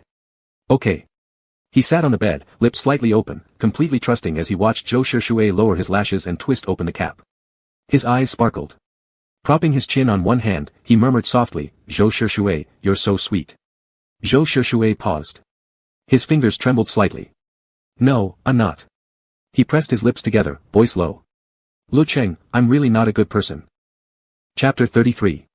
By the moonlight, Zhou Shushui saw clearly the wound on Lecheng's skin. His movements were gentle. Lecheng opened his mouth slightly, watching the long lashes that dropped as Zhou focused, his expression serious and attentive. Lecheng blinked rapidly, letting out a small involuntary whimper from the sting of the medicine powder. The sound was a little embarrassing. Lecheng blushed. Zhou lowered his eyes and asked him softly, does it hurt? And no. Lecheng mumbled, then urged him, hurry up. Zhou quickened his pace. In the darkness, Lecheng's rosy lips looked especially moist. Zhou caught a glimpse by accident, then swiftly turned his gaze away. After applying the ointment, Lecheng returned to his own bed, pulled up the blanket, and said obediently, time to sleep. Good night. Zhou also closed his eyes. Good night. Tan Xiaobai stayed in the hospital for 3 days. On the day he was discharged, Hehe came to help as well. 4 of them, plus luggage, had to take 2 taxis. In the back seat of the taxi, Lecheng stretched lazily and couldn't help muttering, honestly, the hospital bed is more comfortable than our dormitory one. Halfway through, he suddenly jolted, looking flustered. Unlucky. That's such bad luck to say. He looked a bit silly, but also strangely adorable, making Zhou instinctively curl his lips slightly. Still superstitious about these things? Of course, Lecheng said solemnly. I never speak ill, if something's unlucky, I won't even mention it. I'm very cautious. Tan Xiaobai, sitting in the front passenger seat, suddenly said, oh, by the way, Cheng, this time in hospital, I really owe you too. This weekend let's get together, go out for a meal. Lecheng thought for a moment, probably not. I'm busy this weekend. Huh. Tan Xiaobai twisted around, giving them a sharp, single dog-like stare. What? Spill it, don't lie, are you two going on a date or something? Ha ha ha no. Lecheng laughed at his wild imagination. I joined an activity organized by the student union. Going to spend time with kids at the orphanage. That's why I'm busy this weekend. And anyway, Lecheng added loyally, we're all friends. Taking care of you was only natural. It's nothing big. Alright fine. Tan Xiaobai sighed. But wait, how did you even get into a student union event? You're not even in the student union.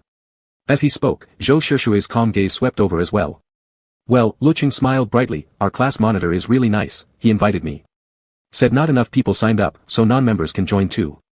I get to play with the kids, and get paid. No way, that's amazing. Tan Xiaobai exclaimed enviously. Can you invite me next time? Sure, I'll ask our monitor. Wait a sec. Lecheng took out his phone and opened the chat with his class monitor. Casually, he tilted his head and asked, Zhou Shishui, do you know about this event? Zhou was part of the student union too, but judging from what Lecheng knew, he probably wouldn't participate. Zhou said. I know. Do you know if spots are still available? Lecheng asked. Are you joining? Don't know, Zhou replied without hesitation. After a brief pause, he added, I will join. Huh. Lecheng was momentarily stunned. You're joining too. Zhou Shishui actually participating in an orphanage volunteering event. Unexpected. He always seemed cold and distant, turns out he had a soft heart after all. Zhou glanced at him calmly, voice level. I've already signed up. Lecheng's eyes crinkled into a smile. Wow, what a coincidence. We can go together this weekend. Ding dong. Lecheng looked down at his phone, a message from the monitor. Monitor, Cheng, you asked too late, the spot was filled that same day. Monitor, but if there's another opportunity like this, I'll keep you in mind. Orange, got it, no worries, thanks, monitor. Orange, dog bowing gratefully. JPG. Tan Xiaobai leaned over eagerly. So. How'd it go? Nope, full already. Lecheng made a pouting face. Next time, I'll tell you earlier for sure. It's fine, Tan Xiaobai said. Actually, perfect chance to rest up more in the dorm. On the weekend, Lecheng woke up early, washed up, and headed downstairs, where he saw Zhou Shishui already waiting for him. Coming. Lecheng jogged over. Let's go meet up. Zhou nodded. They gathered at the school gate at 7:30 a.m., boarded the school bus, and set off toward the orphanage. Lecheng and Zhou sat side by side. Having woken up so early, Lecheng yawned continuously, barely able to keep his eyes open. Hey. Brother Roy. A buzzcut boy from the front suddenly leaned his head back. No way, I thought I was seeing things when we were waiting for the bus. But it really is you. Zhou Shishui clearly recognized him too, giving a very indifferent The buzzcut boy said, no way, actually coming to the orphanage event. That's weird. Occasionally join, Zhou Shishui replied casually. What about it? So it really was his first time. Lecheng overheard and turned around, whispering, why did you decide to come this time? Zhou Shishui paused briefly. Had some free time. Oh, Lecheng thought that was nice. I'm so sleepy. I'll take a nap, wake me up later, okay? Zhou Shishui reached over and adjusted the backrest height of Lecheng's seat. Only after seeing him close his eyes did he look down at his phone. Free flying, have you reached the orphanage yet? Zhou Shishui, not yet. Free flying, how's it going this time? I did pretty well, huh? Smug.jpg. Free flying, but why suddenly want to go? Seems tiring and barely any pay. Wouldn't it be better to just stay in the dorm? Zhou Shishui, I'll treat you to a meal when we get back. Zhou Shishui, red packet. Free flying, wow. Boss is generous. Free flying, count me in next time for any errands like this. Watching Cheng Yufei send 3 cheeky meme stickers, Zhou Shishui didn't hesitate before turning off the screen. A kind lie, he saw nothing wrong with it. After all, if Lecheng went alone, with no one to keep him company, he'd surely get bored. The trip from school to the orphanage wasn't too far, but the bus still jolted along for 2.5 hours. Zhou Shushui timed it precisely, waking Lecheng 10 minutes early. Lecheng had slept messily, dazedly opening his eyes. His dark, glossy pupils looked hazy, a red crease marked on his cheek. He turned his head and realized he'd been resting on Zhou Shushui's shoulder. Just waking up, Lecheng was slow to process. Are we here? Not yet. Zhou gently smoothed his messy hair. 10 more minutes. Wake up slowly. Lecheng nodded groggily. The bus soon stopped, and after a moment to regain himself, he finally felt more alert. He jumped off happily. The dozen or so participants were divided into groups, each paired with different children. Naturally, Lecheng stayed with Zhou Shushui. A bunch of tiny kids rushed over. The director introduced their names one by one. They obediently chirped, "Hello, brother." Lecheng, with his friendly personality and adorable looks, quickly became popular. Bold ones even climbed onto his lap. Together, Zhou Shushui and Lecheng tried their best to cheer up the kids, but thanks to Zhou's overwhelmingly intimidating appearance, the children kept glancing at him shyly, refusing to let him hold them. Lecheng ended up with 3 kids clinging to him like charms, completely overwhelmed. He glanced back at Zhou Shushui, who stood there idle, then was about to say something, only to catch, on that perpetually expressionless face, a rare hint of awkwardness. He almost laughed, but held it in. Zhou noticed, but wasn't upset. He gave a slightly helpless twitch of his lips. "I've never been good with kids." "Nonsense," Lecheng instinctively denied. Zhou was a great person, it was just that his appearance and aura came off as a bit fierce, a bit cold. After a moment's thought, an ingenious idea popped into his mind. He crooked a finger. "Come here, I'll tell you something." Zhou hesitated slightly, then leaned in. Lecheng whispered quietly into his ear, "Okay, here's what we do, then I'll do this." After their conspiracy, Lecheng clapped his hands. All right. Everyone come over. We've stayed too long here. Let's go play a game outside, okay?"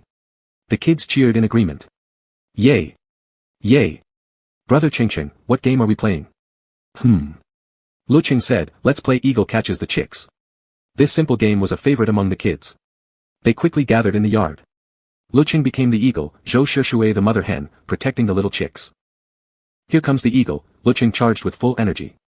Zhou, taller, more athletic, and especially faster in reflex, made it impossible, even without holding back. Lecheng panted heavily after one round, not managing to catch a single chick.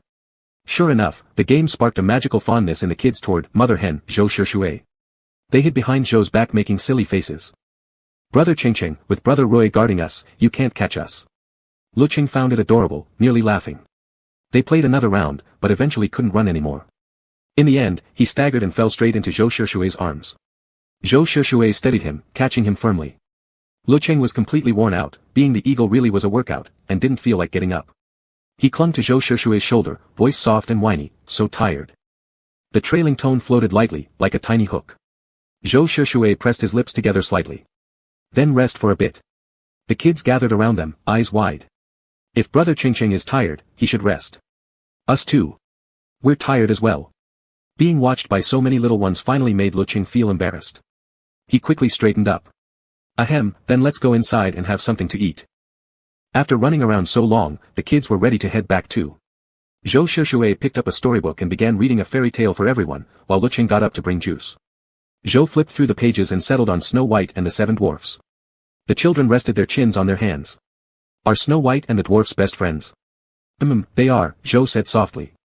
Inspired, the kids began enthusiastically explaining who among them were best friends with whom. Finally, a little girl with braided pigtails asked, "Oh, I know. You and Brother Chengcheng are best friends too, right?" Other little ones chimed in, "Yeah. Best friends. Best friends." Zhou lowered his gaze slightly, strangely dissatisfied with the term. He paused thoughtfully. "We're best friends, but also not just best friends." "Huh?" The little ones tilted their heads. "What do you mean?" 3 words rolled at the tip of his tongue. Zhou frowned slightly, as if pondering, not yet speaking, when Lecheng returned, carrying orange juice. "Time for orange juice." Lecheng beamed. "What were you talking about? Was Brother Roy's story good?" "So good." Seeing the juice, the kids immediately forgot about the best friend debate and happily rushed forward for their sweet drinks. "1 cup each, no pushing," Lecheng said, then turned to Zhou. "Help me hand these out, Brother Roy." Brother Roy. A light, affectionate name, it struck Zhou oddly. He froze briefly, then the corner of his lips lifted involuntarily. Give them to me." They spent the whole afternoon at the orphanage. As it came time to leave, the kids were deeply reluctant. Each of Lecheng and Zhou Shishui had 2 kids clinging to their legs, another cradled in their arms. Brothers, we don't want you to go. Tears welled in their eyes. But it's very late now, Lecheng said gently. We really have to go back. Wah. One of them started wiping tears. Lecheng couldn't stand seeing others cry, his heart melted instantly. He glanced at Zhou Shishui pleadingly. Their eyes met. Zhou gently set down the child on his shoulder and spoke calmly, today, brothers will leave, but we'll come again next time. If you all behave, we'll see each other again soon, okay? His deep, soothing voice carried an inexplicable credibility. The kids stopped crying and looked at Lecheng. Really?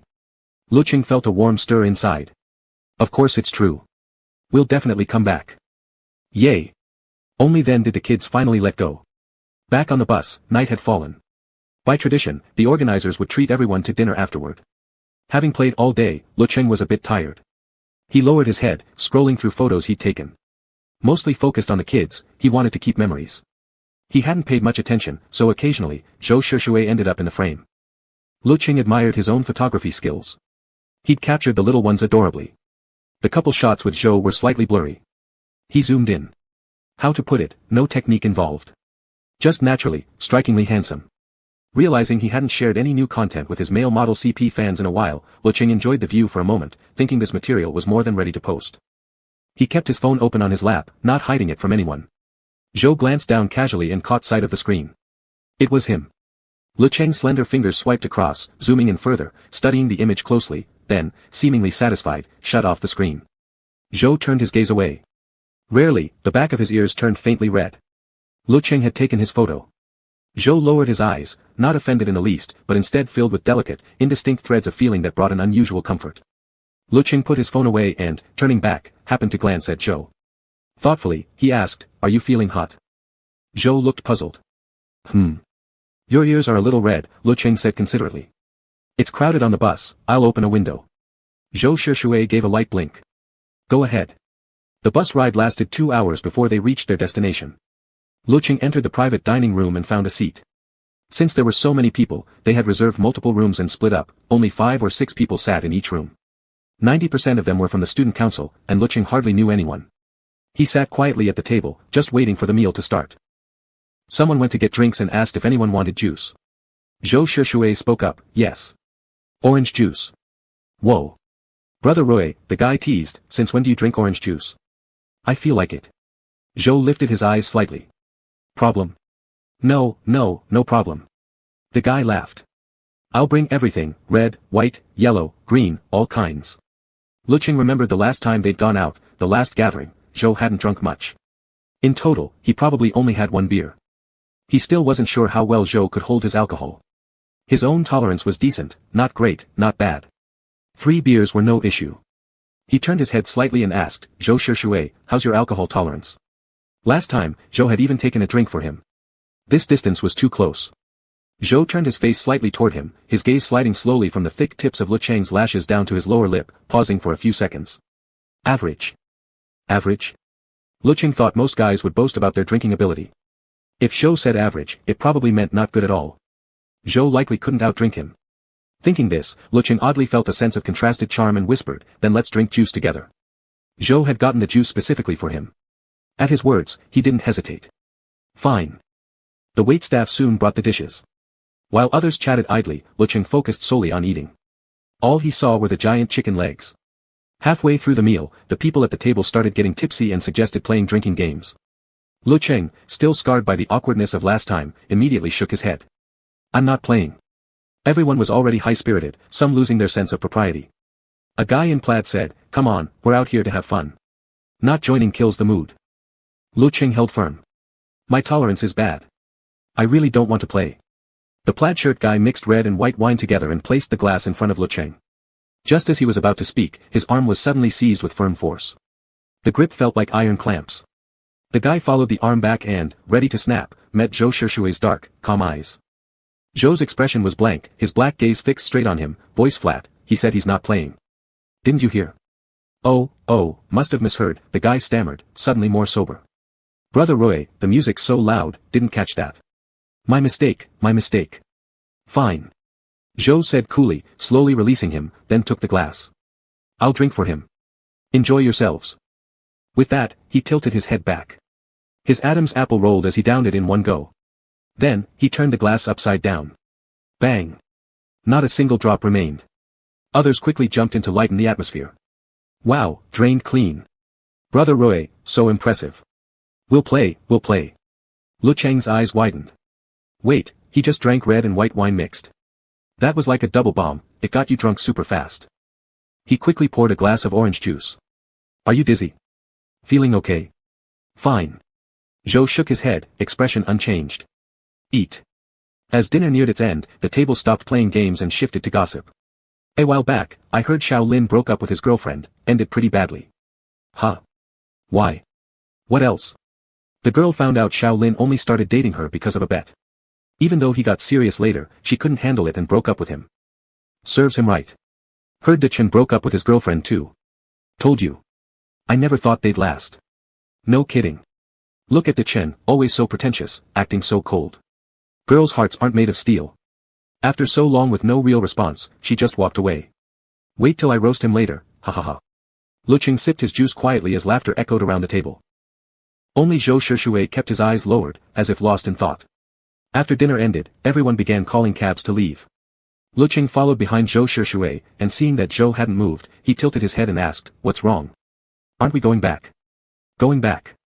Zhou turned slightly to look at him. But still didn't call a cab. Lecheng guessed he'd drunk alcohol and wanted to walk in the cool night air to sober up, so he said nothing, just strolling beside him along the empty street. The night was deep, the road nearly deserted, stars scattered across the sky, making everything feel vast and calm. Lecheng took a deep breath, thinking that walking like this wasn't bad once in a while. His companion remained silent.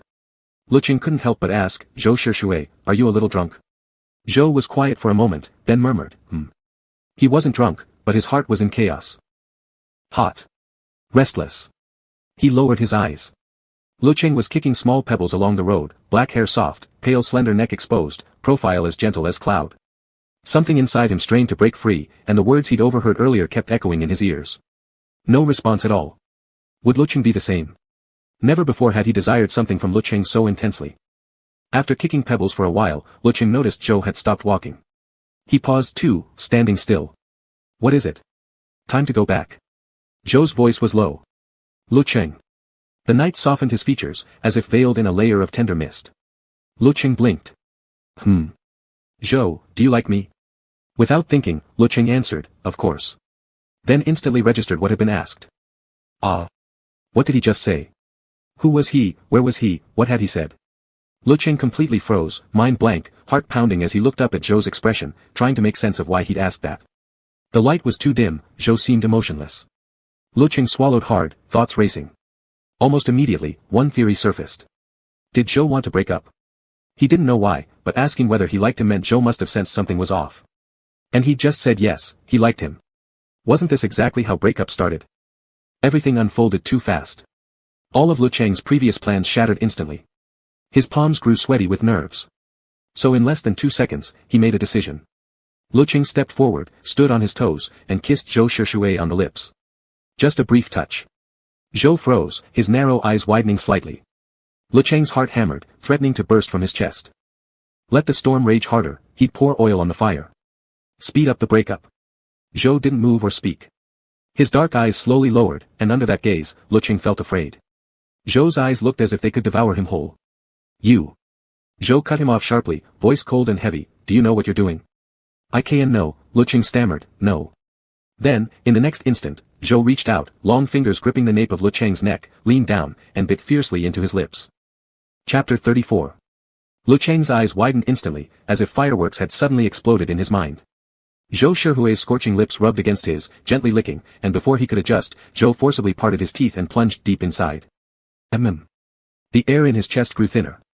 Physiological tears welled up at the thin corners of Lecheng's eyes, making his skin appear even paler. His tongue root went numb from sucking, while a large hand gripped the back of his neck, not allowing him to retreat. All surrounding sounds seemed to be blocked out, leaving only their ragged breathing. Lecheng's lower back weakened, his body sliding downward, until the burning sensation on his lips finally eased slightly. Zhou Shihui's voice was low, almost whispering against his lips and teeth, each word distinctly deep and dropping heavily into his ear. Lecheng. Zhou Shihui said hoarsely, breathe. Only then did Lecheng gasp for air like someone saved from drowning, his lips trembling as he seized oxygen, but just for an instant before Zhou Shihui kissed him again, unable to hold back. He didn't know how long it lasted. Dazed, he felt himself released at last.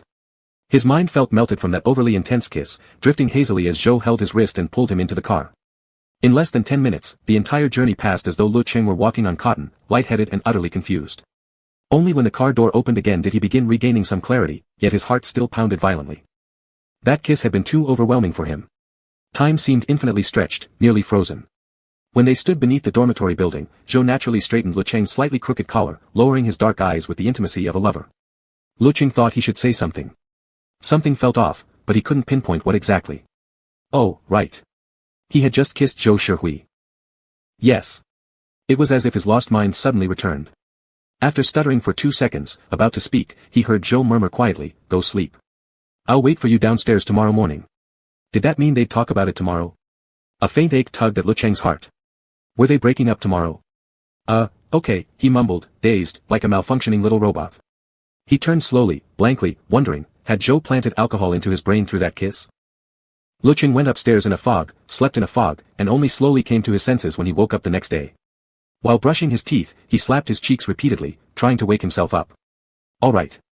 Today, we break up. Expectation and sorrow intertwined, churning his emotions into a mess. Lecheng thought, he hadn't even given Zhou Shihui any gift yet. If Zhou really wanted to compensate him later, how awkward would that be? Nervously heading downstairs, Lecheng spotted a tall figure from afar. Zhou Shihui stood there, his deep features expressionless, wearing an ordinary black coat that somehow looked striking on him. Upon seeing Lecheng, he showed no noticeable emotion. Lecheng's heart thudded. Was Zhou going to break up with him? But wait, that wouldn't make sense. Why had he kissed him yesterday? Zhou already handed him breakfast. Morning. Lecheng forced calmness. Morning. He took a bite of the beef patty, beef and onion perfectly balanced, rich and flavorful on his tongue. Starved all morning, Lecheng found his attention successfully captured. They strolled slowly together. The morning air was fresh and serene, inhaling it brought a kind of relaxing, near euphoric sensation. So, what exactly was happening now? Was Zhou just too embarrassed to speak up? No, did they even kiss yesterday? Lecheng felt as if he'd fallen into the Truman Show. Was he the only one with an extra memory? Could it be that he was drunk yesterday too? But he had only drunk juice. Lost in wild thoughts, Lecheng suddenly heard Zhou mutter, "Sorry." Lecheng lifted his face. Last night, Zhou said, his dark eyes quietly fixed on him. I was too impulsive. Sorry. Lecheng froze for a moment. Was this an explanation for why he kissed him? Exactly. How could he possibly have misremembered? Had it been because of alcohol? Though he hated making excuses for drunk people, scientifically speaking, alcohol does temporarily excite nerve cells, causing abnormal behaviors, and shortly afterward suppresses the cerebral cortex, leading to drowsiness. Zhou had personally admitted his alcohol tolerance was terrible, so had he been drunk last night? Getting drunk didn't justify kissing someone. Wait, wasn't it him who had initiated things yesterday? But he'd only done that to escalate things, because he wanted to break up. Yeah, Lecheng struggled to form words. It's fine. Zhou Shihui, He paused briefly. Let's go, time for class. Lecheng obediently nodded. After walking a short distance, he couldn't help glancing at Zhou's calm profile. So, were they not breaking up after all? That must be what Zhou meant, right? His emotions seesawed wildly. Unable to contain himself, Lecheng tugged lightly at Zhou Shihui's sleeve, only for Zhou to naturally catch his wrist. Warm, slender fingers brushed against his skin. Zhou looked at Lecheng with quiet patience. What is it? Lecheng's lips trembled slightly. And nothing. They arrived safely at the teaching building. As Lecheng waved goodbye, Zhou called him back. We'll head home together at noon, Zhou said simply. Oh, okay. Lecheng agreed. The conversation should have ended there, yet Zhou didn't leave. Didn't move. Two dark eyes lowered, watching Lecheng's expression carefully, trying to see if he had relaxed at all. Last night, he'd been too impulsive, kissing Lecheng like that, as if declaring his feelings. But Lecheng clearly looked tense. Lying awake half the night, Zhou concluded that Lecheng must have been overwhelmed with happiness and surprise, frightened by the sudden change. After all, adjusting to a shift in their relationship would take time. So he needed to apologize. For a first kiss, he should have been gentler. But Lecheng's lips were too soft, he couldn't help going deeper. He should have had more self-control. Zhou pressed his lips together slightly. Don't be mad. This was my fault. Lecheng looked up, meeting Zhou's focused gaze. It felt like being scorched. Flustered, he stammered, why yeah. I'll go to class now. Bye. Lecheng thought, another apology. He really must be terrified of being misunderstood. Zhou Shihui was actually pretty decent. To spare him embarrassment, he kept taking the blame upon himself. Maybe Zhou wasn't homophobic anymore, but after acting on impulse, his high moral standards made him hesitant to bring up breaking up. Back in class, Lecheng spaced out. After half a lecture of deep contemplation, he finally reached the above conclusion. Just as one small class ended, the bell rang. Lecheng saw a message from Zhou Shihui. Anderson, got class this afternoon? Lecheng hesitated for a moment. Orange, no, why? Anderson, let's go out to eat. Orange, sure. Anderson, a few friends might come. Is that okay? Orange, no problem.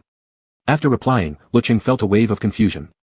So then, did Zhou Shihui still want to break up with him? Why randomly go out to eat?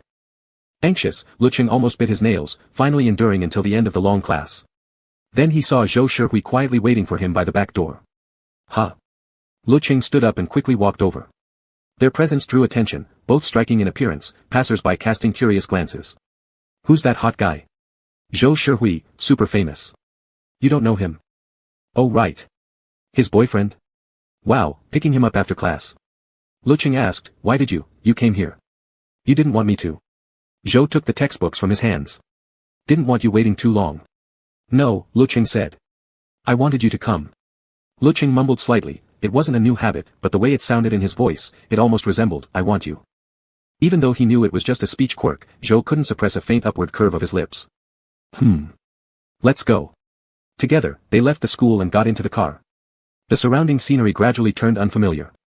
Lecheng grew increasingly curious, and uneasy. Where are we going? Zhou told him the name of a restaurant. Lecheng had heard about it when he went out with Tan Xiaobai last time, average price over 2,000 renminbi per person. Suddenly, Lecheng remembered, the last time he thought Zhou Shihui wanted to break up, Zhou also took him out for a meal. Was this a farewell dinner? Eat, then say goodbye. Goodbye forever. Quite graceful, actually. Lecheng felt an indescribable emotion. He turned his head, glancing at Zhou Shihui. That look held sadness, a trace of joy, and a hint of craving.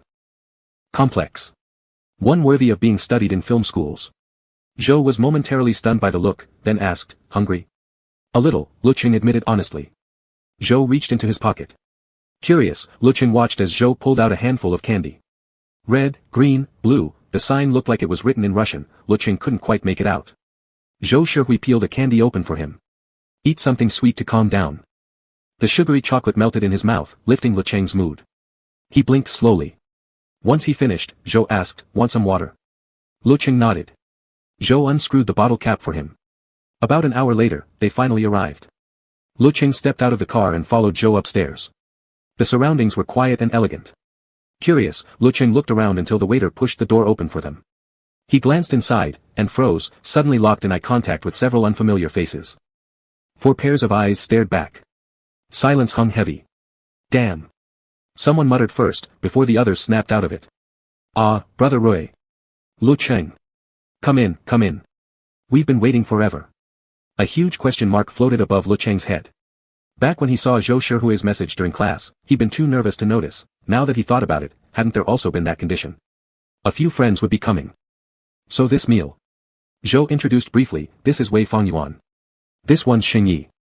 The guy lying down is Qian Lin. Not to call you out, Qian Lin, said Xingyi, but could you at least sit up properly when guests arrive? Qian Lin looked like he was about to snap back, but Wei Fongyuan yanked him upright. There. Good enough. Qian Lin didn't seem bothered, just reached up to smooth the wrinkles on his shirt. Lecheng felt oddly strange.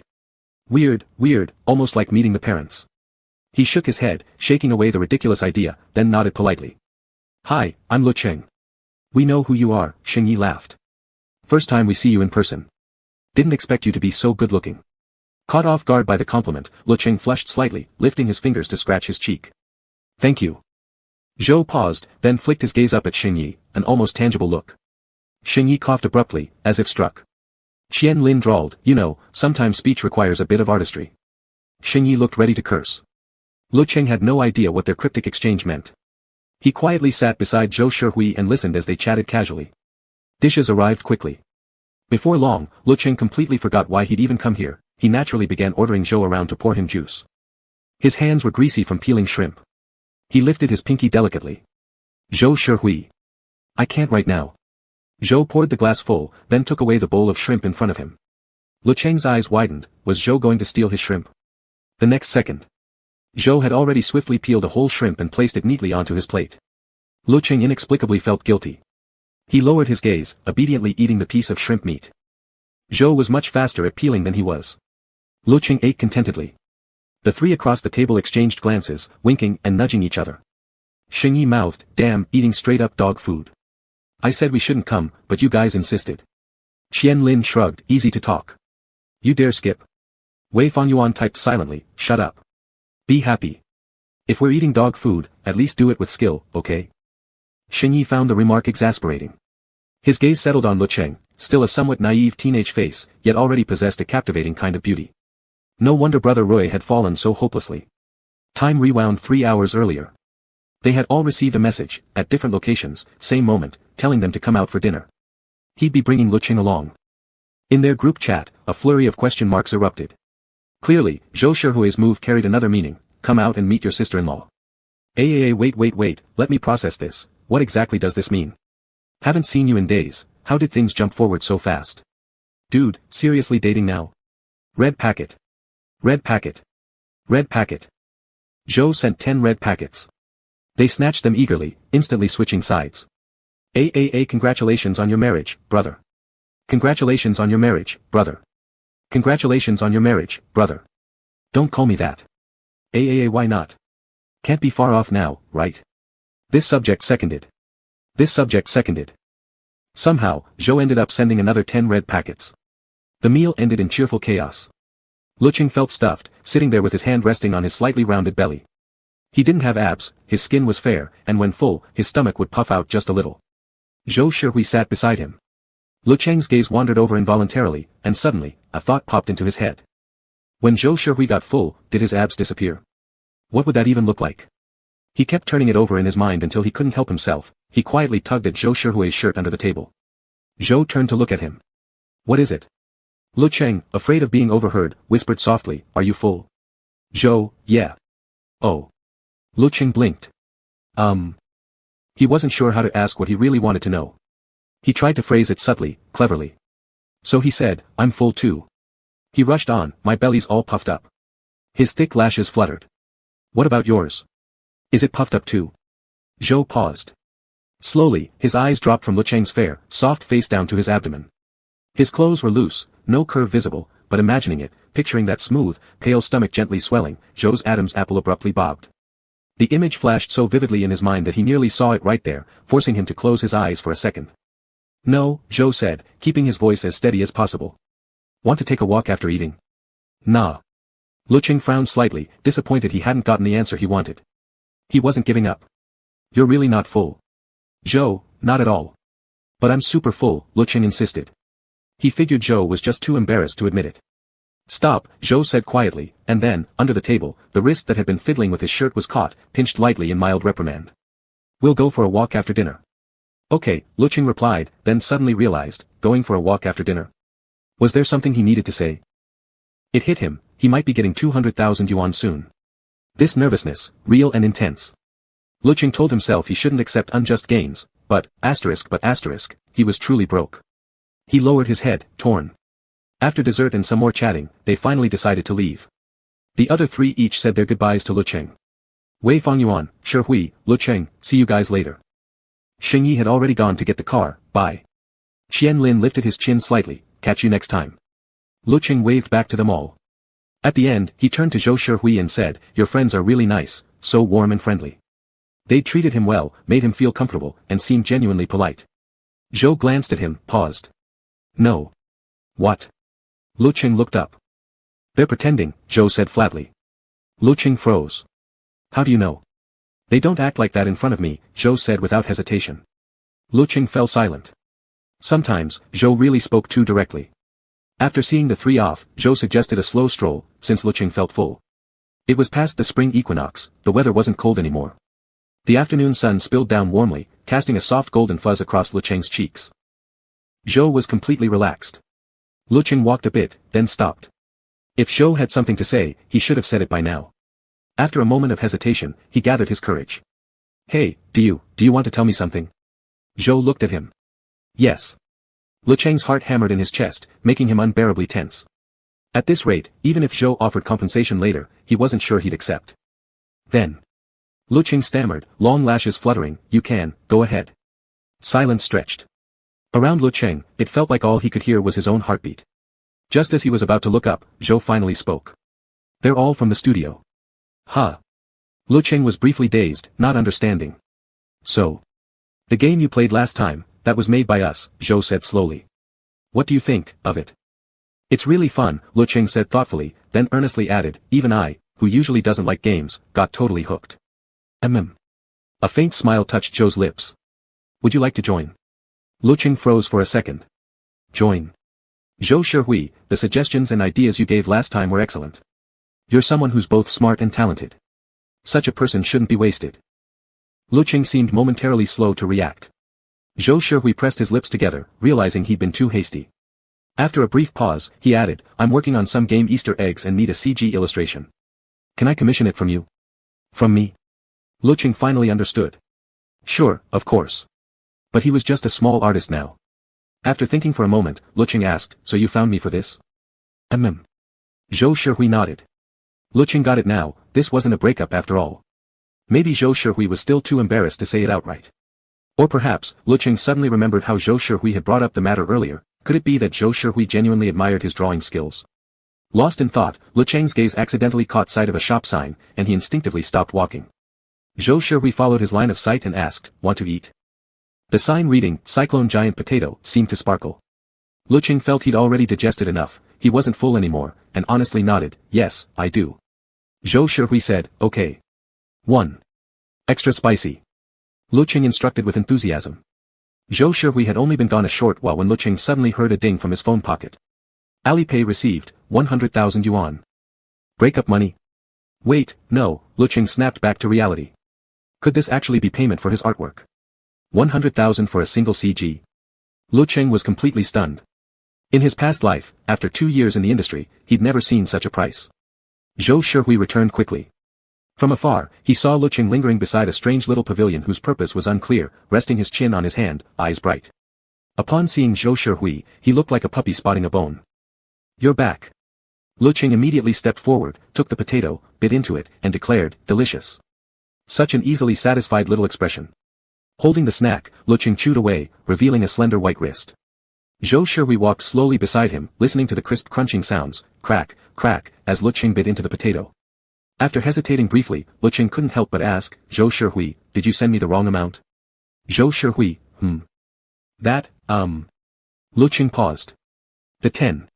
No, Zhou Shihui replied firmly. "What about it?" "So it really was 100,000 for one illustration?"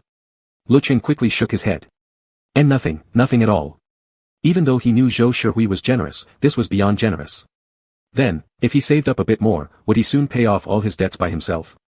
Lecheng gazed at the distant sky, and his mood suddenly lifted. He couldn't help praising Zhou Shihui, "You're really great." Giving him 100,000 for artwork, he'd probably live debt-free in no time. Then he wouldn't have to scheme so hard to make Zhou Shihui break up with him. They could part on good terms, and even stay friends. Lecheng felt delightfully content. Zhou Shihui glanced at his profile, an involuntary upward curve tugging at his lips, though he calmly said, Lecheng strolled alongside him, eating as they walked. The cyclone potato was too spicy. After finally finishing it, Lecheng panted for breath, saying helplessly, "So spicy, so spicy, so spicy." He tugged at Zhou Shihui's sleeve, "Zhou Shihui, it's so spicy." Zhou Shihui lowered his eyes. Lecheng kept describing how spicy it was, his well-shaped, plump lips opening and closing, seemingly truly affected. Against his fair skin, those lips looked like ripe berries, vividly red. Zhou Shihui's breath hitched slightly. "I'm dying," Lecheng whispered persistently, still complaining, look, aren't my lips swollen?" But Zhou Shihui seemed to have gone deaf, his gaze locked onto those unusually red lips.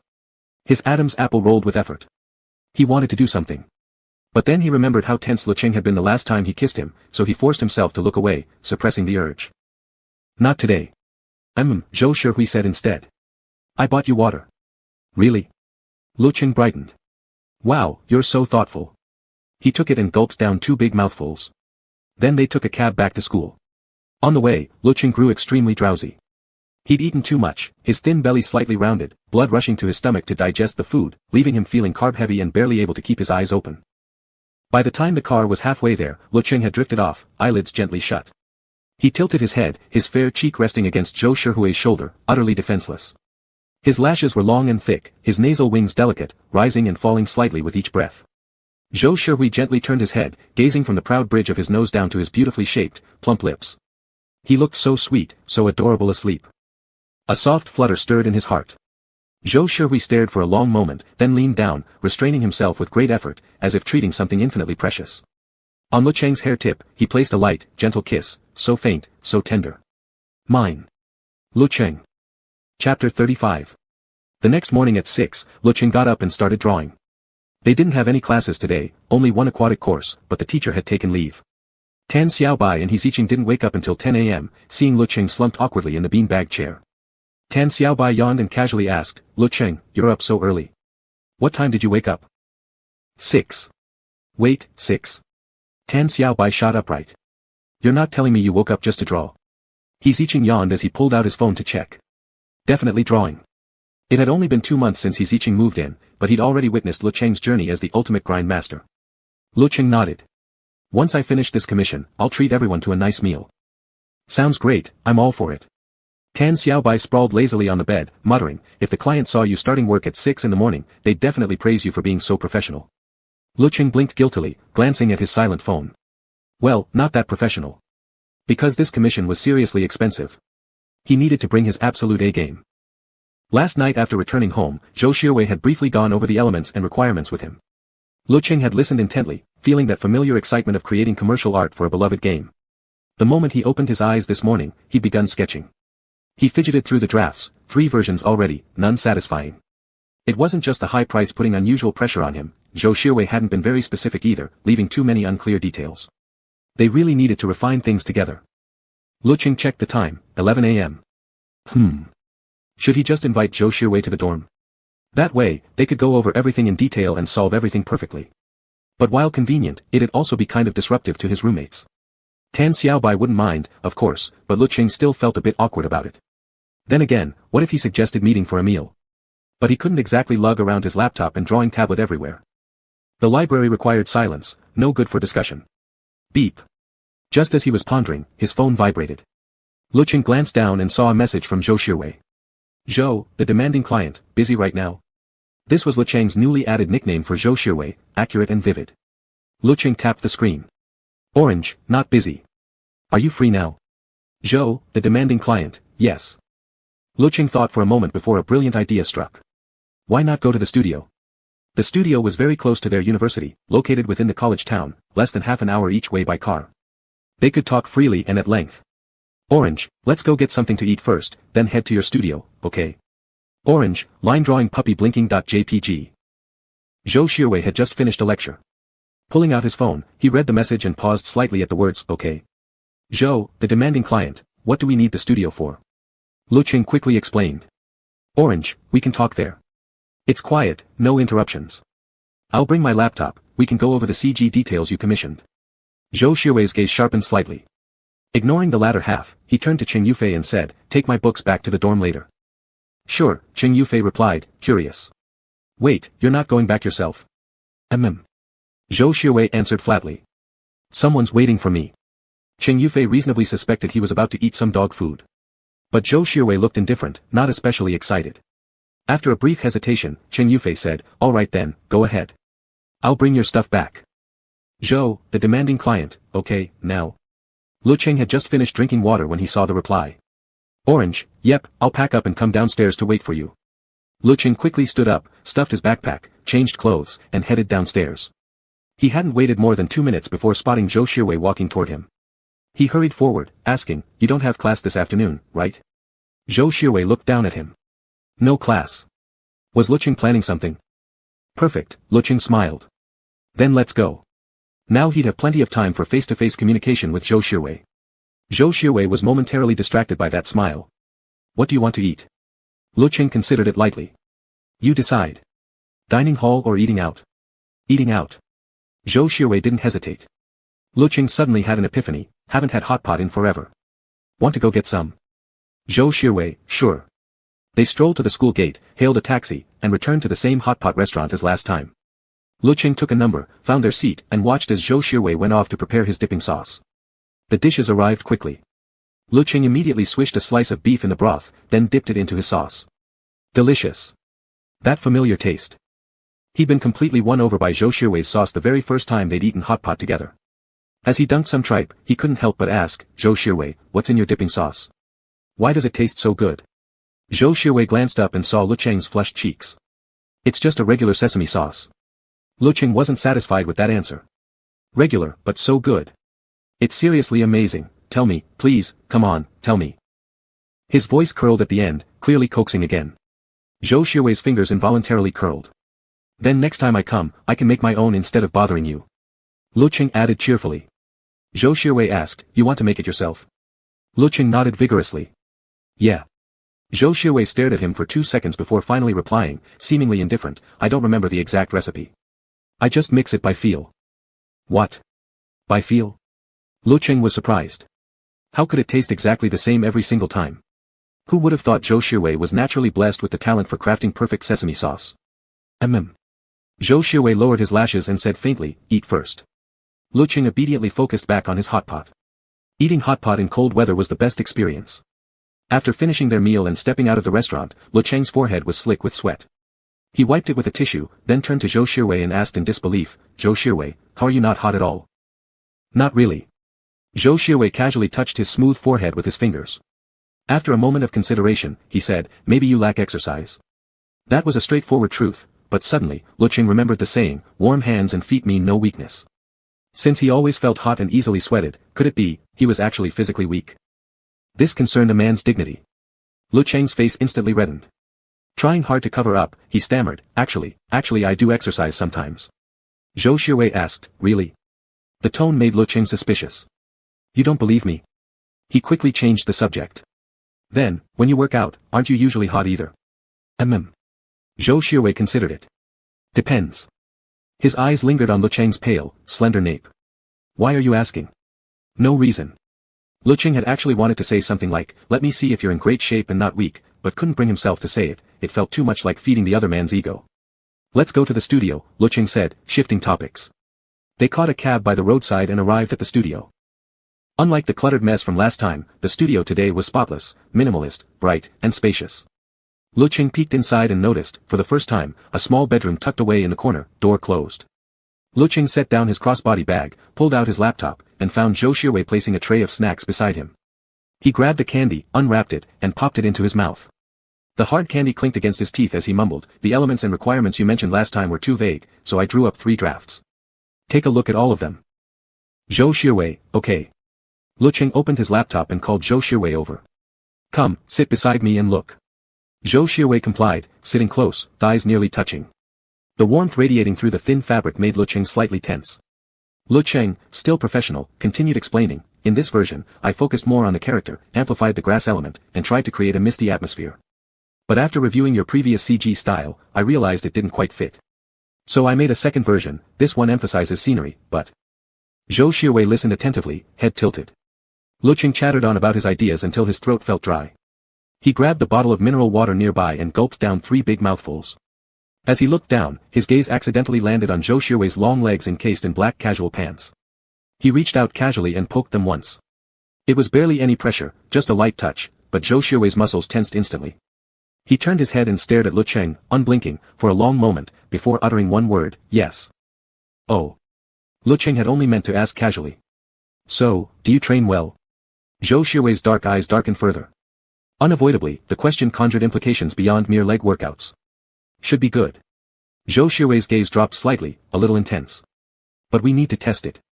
Lecheng, being stared at, didn't sense anything off. Test it? Can't you just know directly? Zhou Shirwei pressed his lips together briefly. Testing would probably be more accurate. Lecheng thought Zhou Shirwei was really meticulous, wanting to test whether his legs were well trained or not, but how exactly do you test that? Lecheng had no idea. Though he was interested in muscles, he wasn't into fitness, so he quickly shifted focus. Then pick one version. After all I just explained, you should have a clear idea now, right?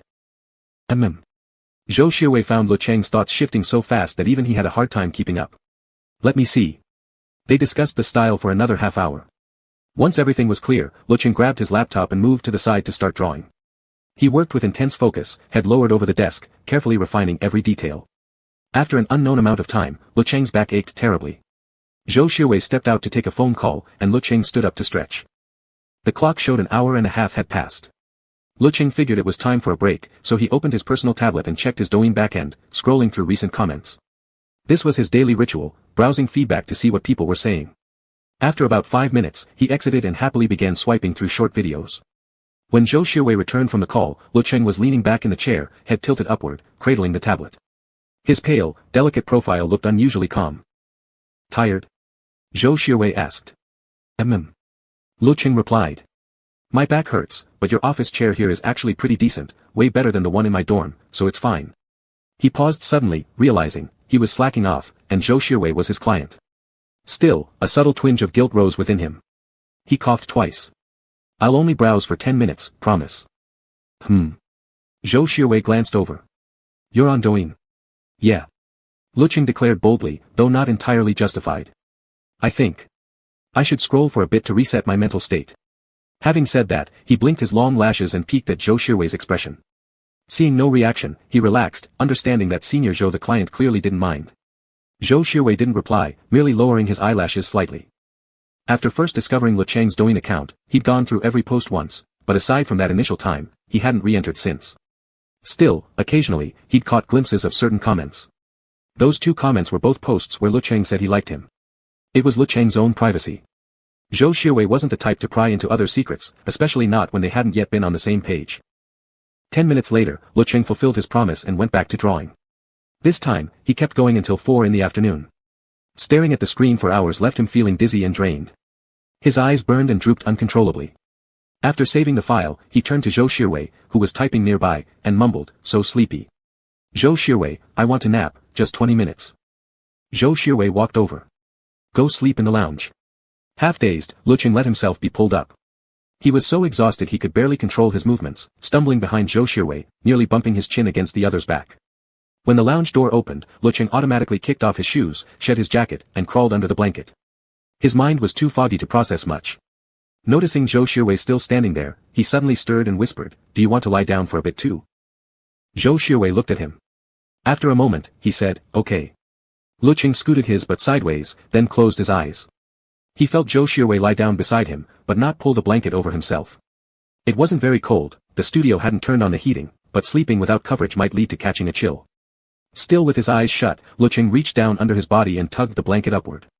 Then, turning his head slightly, he murmured, Here. Cover yourself. Zhou Xiaowei was gently forced under the blanket. Now both lay on the bed, their distance unexpectedly close.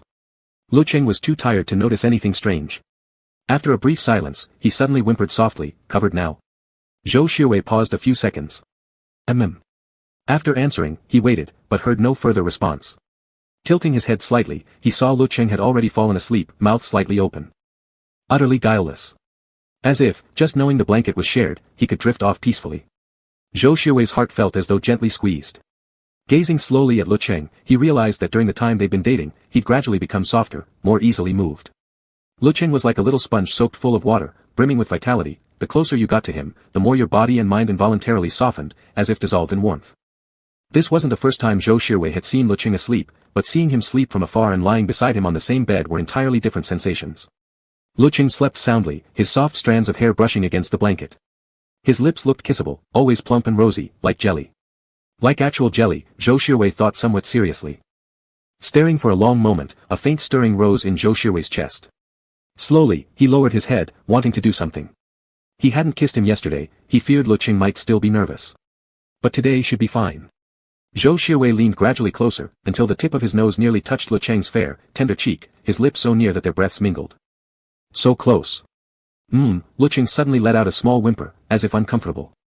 Zhou Xiaowei froze instantly, holding his breath. Lecheng really was bothered. His face itched, as though something, hair, was tickling it. He reached up to scratch gently, cracked his eyes open slightly, saw Zhou Xiaowei, blinked in daze, then muttered unhappily, Why are you so close to me? Your hair, Lecheng murmured with closed eyes, frowning, your hair is touching my face. As if deeply dissatisfied, petulant. Saying this, he shut his eyes again. Without waiting for Zhou Shiwei's reply, he sank back into dreamland like a sleepy puppy. Only awake for 3 seconds. The interrupted kiss left Zhou Shiwei taking a deep breath, restraining himself repeatedly. He carefully tucked Lecheng's arm under the blanket, stared at his face for a while, as if gazing were equivalent to stealing a kiss, then quietly lay back down. Fine. I'll kiss him after he wakes up. That's what he decided. When Lecheng woke up, he felt refreshed and clear-headed. No one was beside him. The empty lounge was warm, and he rubbed his eyes as he sat up, pushed the door open, and saw Zhou Shiwei sitting in front of the computer. 2 buttons of his inner shirt had been undone, revealing a long, elegant collarbone. Expressionless, he was tapping at the keyboard. Seeming focused on work, Lecheng walked over, only to realize he appeared to just be typing randomly. Puzzled, Lecheng asked, "Why are you just pressing keys without doing anything?" Zhou Shiwei's voice sounded especially calm. Practicing typing proficiency. The excuse sounded dubious, upon further thought, even more ridiculous. Tilting his head, Lecheng didn't quite understand. Why practice this? After a brief silence, Zhou Shiwei replied flatly, "Coding requires it." His face, naturally aloof and ascetic, lips slightly pursed in seriousness, exuded maximum credibility. No one would suspect such an expression could possibly deceive. Lecheng felt as though he'd just learned some obscure piece of trivia. Oh, I see. Completely unbothered, Lecheng leaned forward, turning his head toward the screen. If you can type so fast, you must be really skilled, right? Zhou Shiwei glanced sideways at him. They were extremely close now, even the faint scent of each other's body wash was discernible. He countered softly, "Do you think I'm skilled?" "Of course." Without hesitation, Lecheng nodded. "You're super skilled," said with genuine conviction. As if truly admiring him. Zhou Shiwei seemed to give the faintest laugh, the corner of his lips lifting slightly.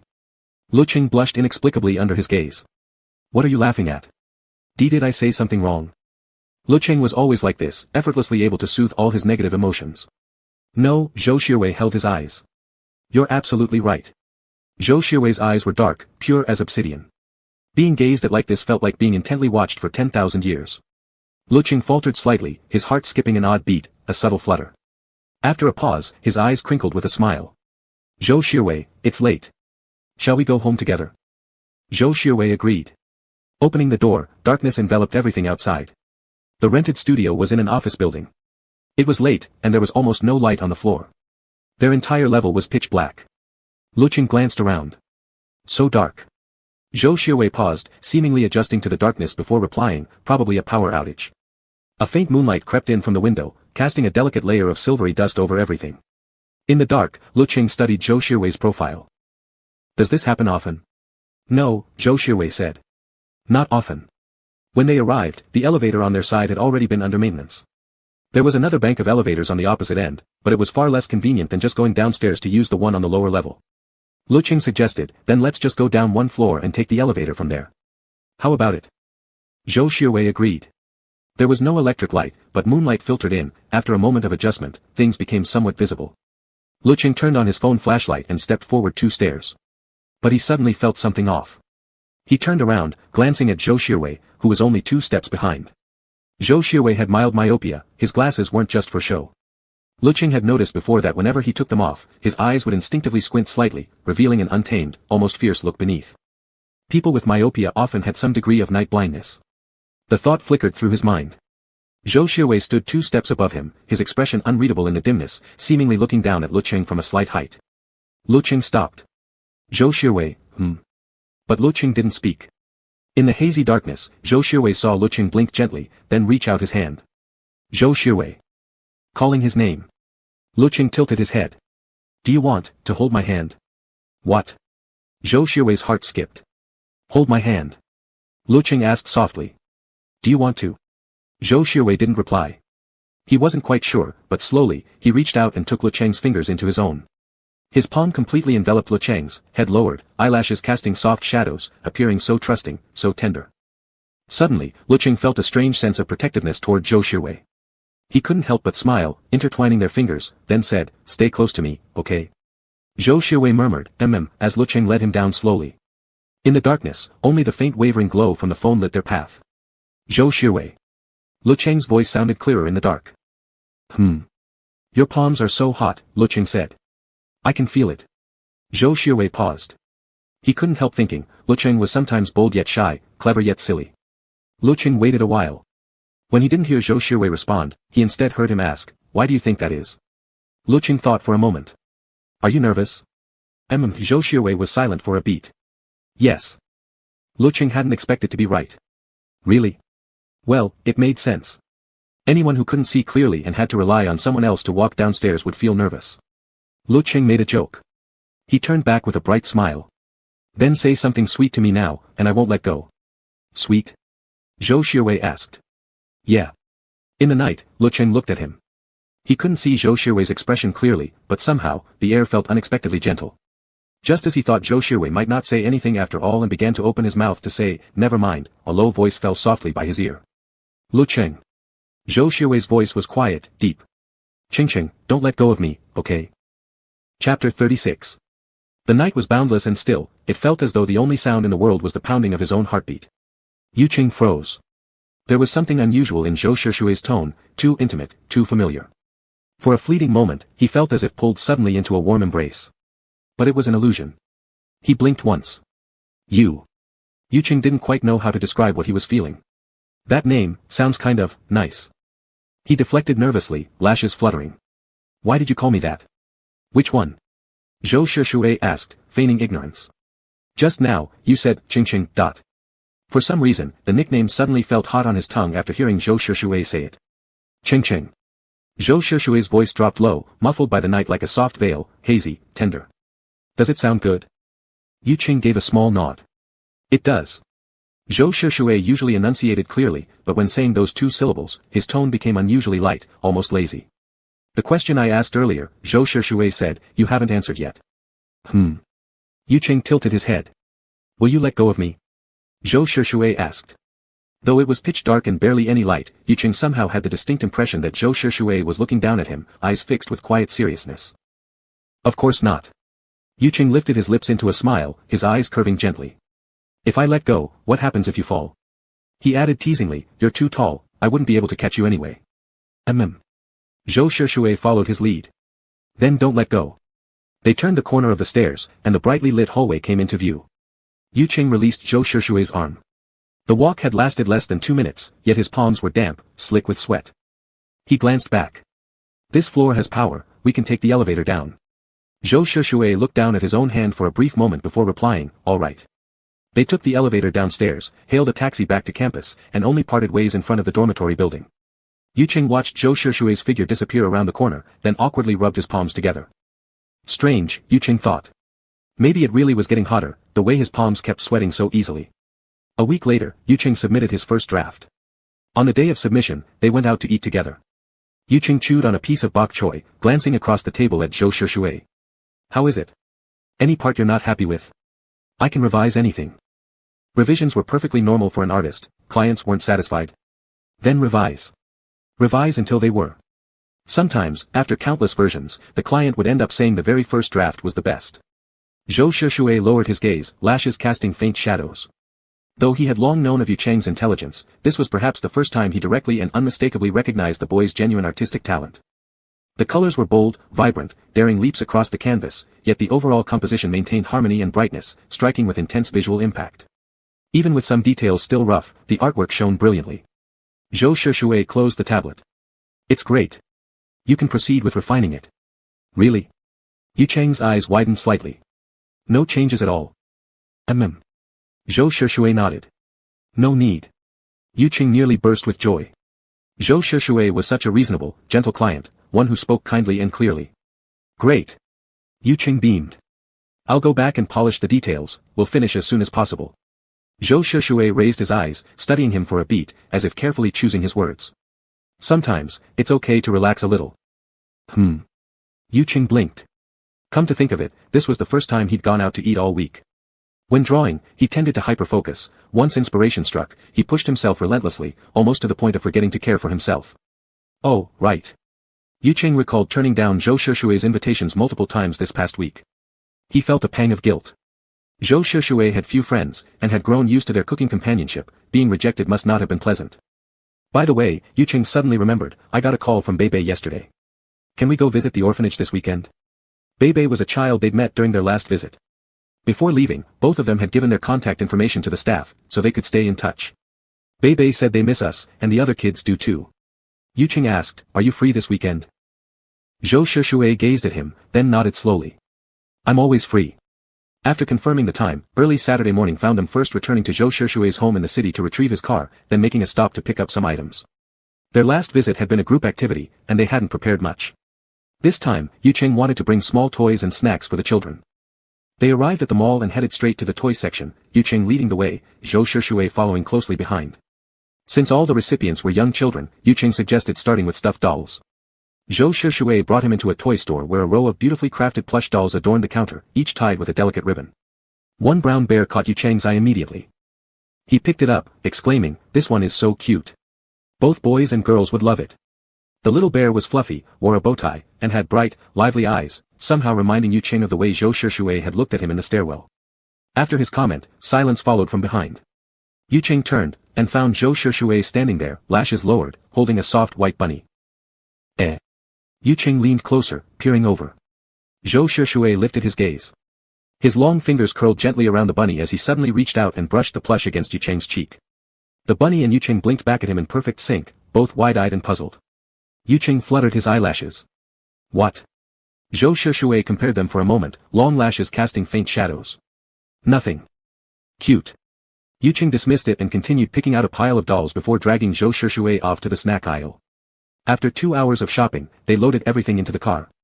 As Lecheng checked the big bag of dolls, he suddenly noticed 2 had been neatly wrapped. There'd been too many to carry easily, so they opted to carry them by hand rather than use packaging. Lecheng had specifically asked the clerk not to bag them. So why were these 2 individually wrapped? Lecheng pulled them out and examined them, the white bunny with a pink bow tie and a tiny embroidered carrot on its butt. He stared at the bunny for 2 seconds, confused. Did I pick this one? I did, Zhou Shushui said calmly beside him. Oh. Lecheng thought for a moment. Then we might have too many toys now. They always made sure their gifts were distributed fairly, absolute equality was key, otherwise the kids might fight over them. These aren't for gifting, Zhou Shushui said flatly. I bought them separately. Lecheng tried hard not to be cliché, but after staring at Zhou Shushui for 3 full seconds, he couldn't help but quirk his brows into a soft, teasing smile. So unexpectedly adorable, what was Zhou Shushui doing liking stuffed animals? Zhou Shushui glanced at him, puzzled. Ah, are you going to give it to a child at home? Lecheng asked politely, humoring him. Zhou Shushui studied him for a long moment, then let out a short, quiet laugh. Yes. Oh. Lecheng tugged gently at the bear's ear, smiling inwardly. Zhou Shushui really was quite gentle with children. The car soon stopped in front of the orphanage. It felt different from last time, quieter, fewer people around.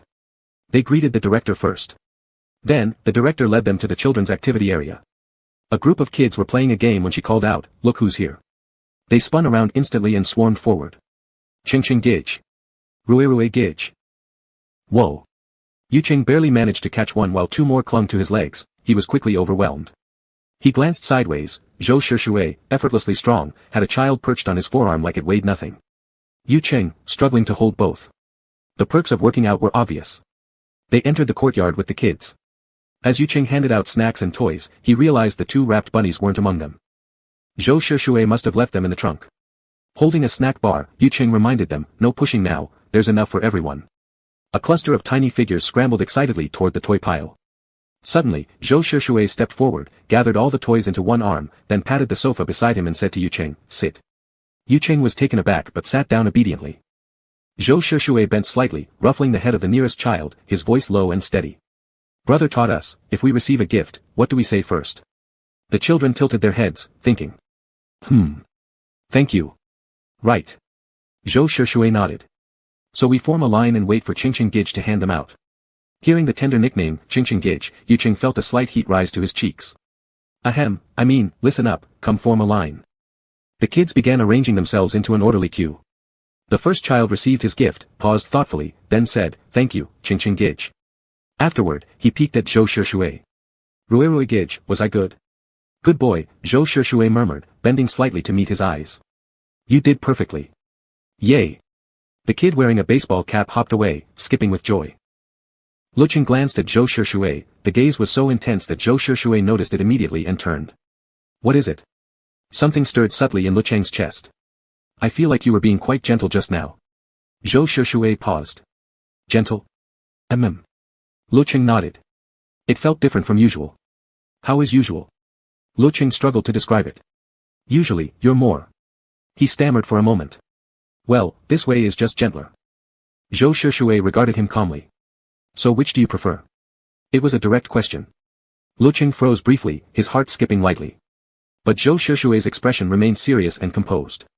Putting aside any fanciful thoughts, Lecheng answered honestly, I think both are good. Zhou Shushui nodded slightly. They played with the children for a while longer, then said goodbye as dusk settled over the orphanage. Lecheng picked up each child and gave them a little shake until his arms ached. Back in the car, he looked out at the orange-tinged sky. It feels like it's going to rain, Lecheng murmured, sensing the dampness in the air. Didn't the weather forecast say no rain today? As he spoke, he pulled out his phone, the screen showed heavy downpours expected within 2 hours. The forecast changed just as unpredictably as the weather itself. Lecheng turned off the screen. Zhou Shushui asked, eat first. It was 8 o'clock, perfect timing for dinner. Sure, Lecheng replied. He was already feeling hungry. Fastening his seatbelt, he lowered his head, and suddenly spotted the 2 white bunnies. He picked them up, asking casually, do you have 2 young kids at home? No, Zhou Shushui said. Then why did you buy 2? Lecheng frowned, puzzled. Zhou Shushui glanced at him. Yours. What? Zhou Shushui lifted one of the bunnies. This one is yours. Lecheng realized what he meant. You got this for me. Zhou Shushui responded flatly, as if it were perfectly normal. Though not exactly a child anymore, Lecheng still found the bunny adorable. He shook the box gently, muttering under his breath, so cute, but I'm not a kid anymore. Zhou Shushui turned his head slightly, lips curving into a rare, faint smile. Aren't you? It's Children's Day. Lecheng blinked, then quickly caught on, his birthday was on Children's Day. His face warmed instantly, lashes fluttering. That's my birthday. Zhou Shushui said. Never said it wasn't. Still, receiving an unexpected plush toy made Lecheng happy. He squeezed the bunny's ears, rubbing them softly. Then, the other bunny. My own, Zhou Shushui said. Huh. Lecheng was momentarily confused, then understood, Zhou Shushui must be giving it to someone else. Of course, that one would be his. Oh, right, Lecheng murmured, then asked, where are we eating? Zhou Shushui named a restaurant. They arrived soon after. Zhou Shushui parked and followed Lecheng upstairs. After placing their order, Lecheng rested his chin on his hand and started fiddling with the bunny's ears again. He stopped abruptly after a few moments, worried he'd dirty them. Vibrate. His phone buzzed. Lecheng lifted his eyes, it was Zhou Shushui's call lighting up. Zhou Shushui's gaze dropped slightly.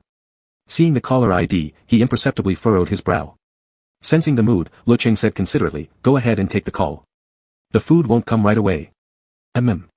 With elegant fingers, Zhou Shushui swiped the screen and stood, stepping quietly toward a secluded corner before answering. Hello. Shushui, busy doing something? A somewhat aged voice came through. Zhou Shushui was silent for a beat. Not really. Eating. Why don't you even call me Dad, the voice chided. Haven't seen each other in over half a year, have we? Zhou Shushui couldn't recall exactly how long it had been. His brows knit faintly, his tone remained calm. What is it? You damn kid, why so temperamental? Can't exchange a few words without getting upset. What other parent has a son like you? Won't even act close to your own father. Zhou Pingyi's voice suddenly rose in volume. Used to it, Zhou Shushui held the phone slightly farther away, waiting until the shouting subsided before bringing it back. What is it? Forget it, I don't want to lecture you, Zhou Pingyi huffed. Next week is your stepmother's birthday. I've been thinking about you, she has too. Come to the birthday dinner. Let's have a proper family meal together. Thinking about me? Zhou Shushui lowered his eyes, expression blank. That word, coming from Zhou Pingyi's mouth, sounded painfully hollow. Say something. Zhou Pingyi, long unreplied to, instantly tore off the slightly raised mask of a benevolent father. Do you want to anger your old man to death? I gave you life and raised you, this is how you repay me. Now even asking you to come home feels like begging. The bond of birth and upbringing, such a heavy yet flippant thing in some people's mouths. Letting you live and grow, that counts as raising. Spending less than 3 minutes to bring you into this world, that counts as giving birth. Zhou Shushui gazed at the distant night view and said, what time? You don't even know what day it is. Zhou Pingyi sounded furious. Forget it, next Wednesday. Many people will be there. You must come back. In youth he'd made mistakes, but now, in old age, he still cared about face.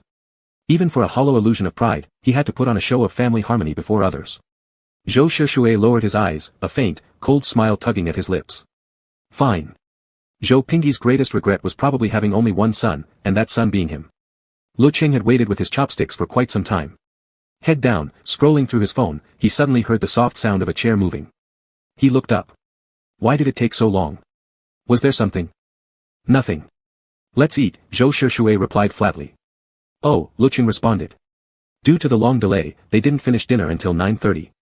Suddenly, Lecheng's phone lit up with an incoming call. It was Tan Xiaobai. Lecheng answered. What's up, Xiaobai? Where are you, Lecheng? Tan Xiaobai asked. I'm still out eating. Lecheng paused. I'll probably head back in about half an hour. He glanced out the window, just as expected, torrential rain was pouring down. Road conditions were bad during rainy weather, they might be delayed further. Maybe around 40 minutes, Lecheng added cautiously. That long? Then don't come back, Tan Xiaobai whispered. The supervisors came checking rooms earlier, asking why you weren't here. I covered for you, said you'd gone home. If you return now, they'll count heads again, it'll expose everything. Lecheng frowned. Our school actually does room checks. Not after what happened last weekend. Tan Xiaobai sighed helplessly. So now they check both Saturday and Sunday nights. But I heard from the seniors, it's happened before. Probably just for show, lasts about 2 weeks. A couple had gone out late last weekend and gotten into trouble. Parents got angry, came to protest at the school. That's why the administrators ordered dorm checks on weekends. Lecheng had heard rumors too. Alright, but... He hesitated. If he didn't return to the dorm, where would he stay? A hotel? Come to my place, Zhou Shushui suddenly said, quiet until now. Lecheng mouthed silently, you heard? Zhou Shushui nodded. With rain this heavy, my place is close by. Alright. It wasn't the first time anyway. Lecheng told Tan Xiaobai, then I won't be coming back tonight.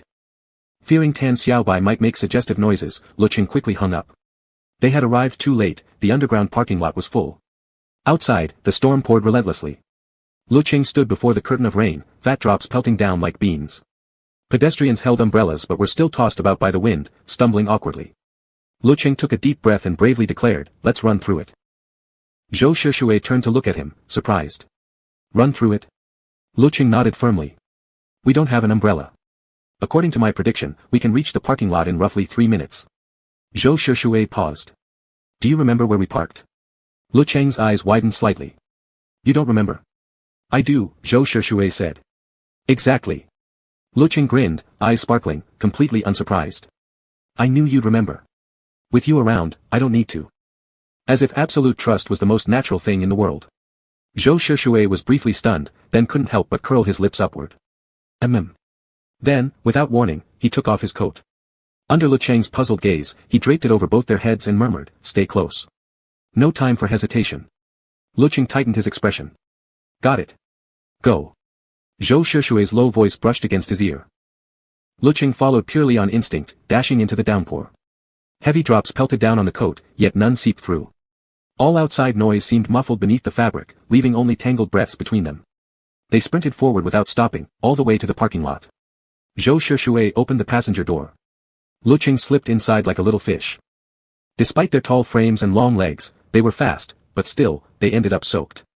Lecheng's calves and the outer side of his arm were soaked. Zhou Shushui glanced at him, handed him a towel, then turned up the air conditioning. Dry off. Okay. Lecheng took it, turned his head, and saw Zhou Shushui removing his glasses. The black sweater clung to his torso, revealing the contours of his muscles beneath. His damp hair was casually swept back, and a droplet of water trailed slowly from his jawline down his Adam's apple before disappearing into his collar. It looked kind of sexy. Lecheng momentarily zoned out. Zhou Shushui rolled up his drenched sleeves. Lecheng quickly reached over to help. The wet woolen sweater was heavy, he rolled it carefully, his warm fingers brushing directly against the firm, elongated muscles of Zhou Shushui's forearm.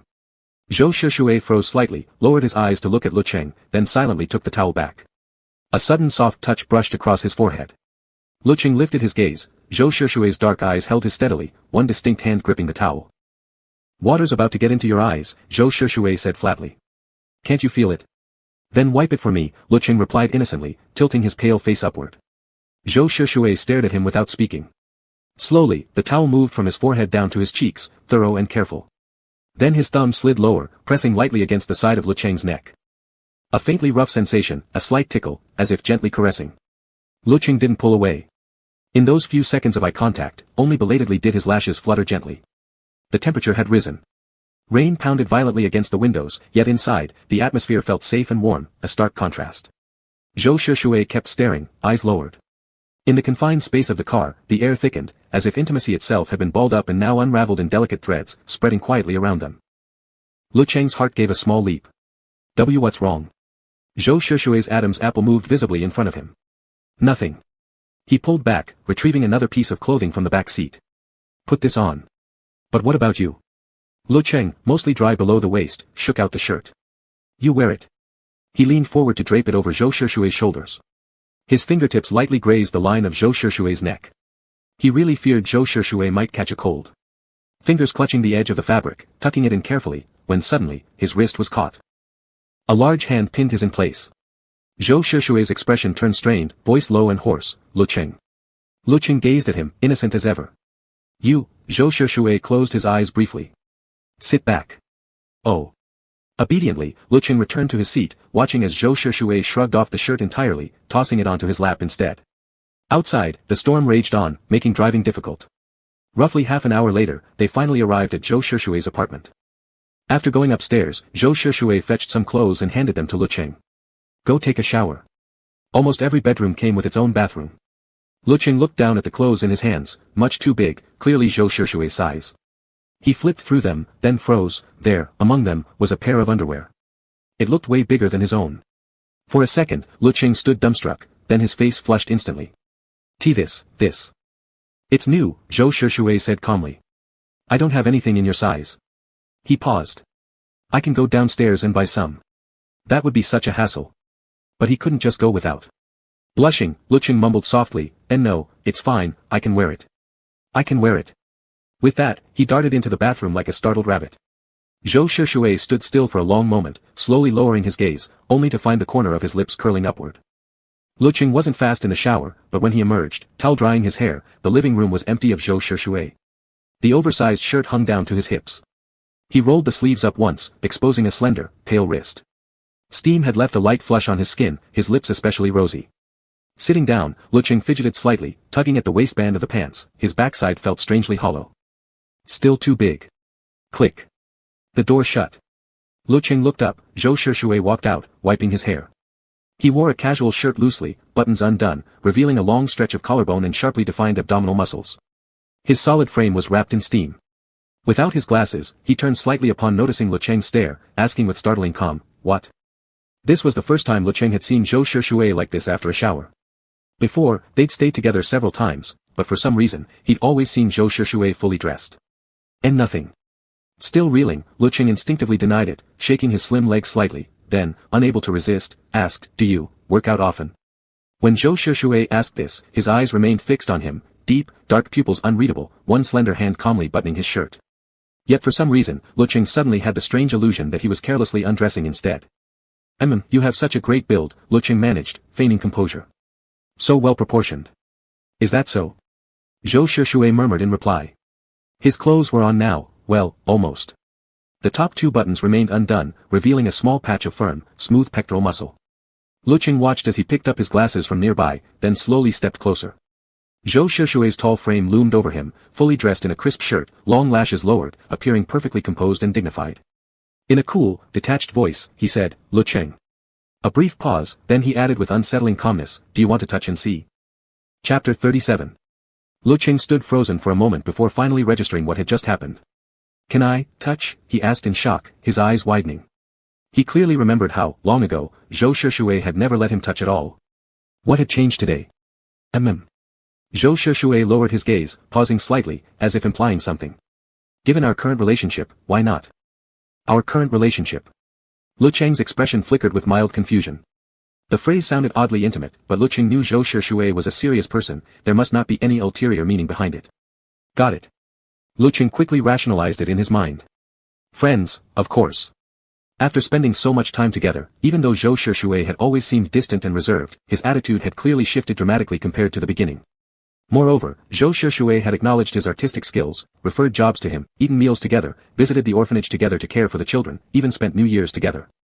They'd even shared the same reign earlier. Such revolutionary camaraderie naturally made it reasonable for Zhou Shushui to suddenly become generous and indulge some of his minor quirks. Zhou Shushui really is incredibly generous to friends. Trying to maintain decorum, Lecheng coughed lightly, all right then. You're so generous.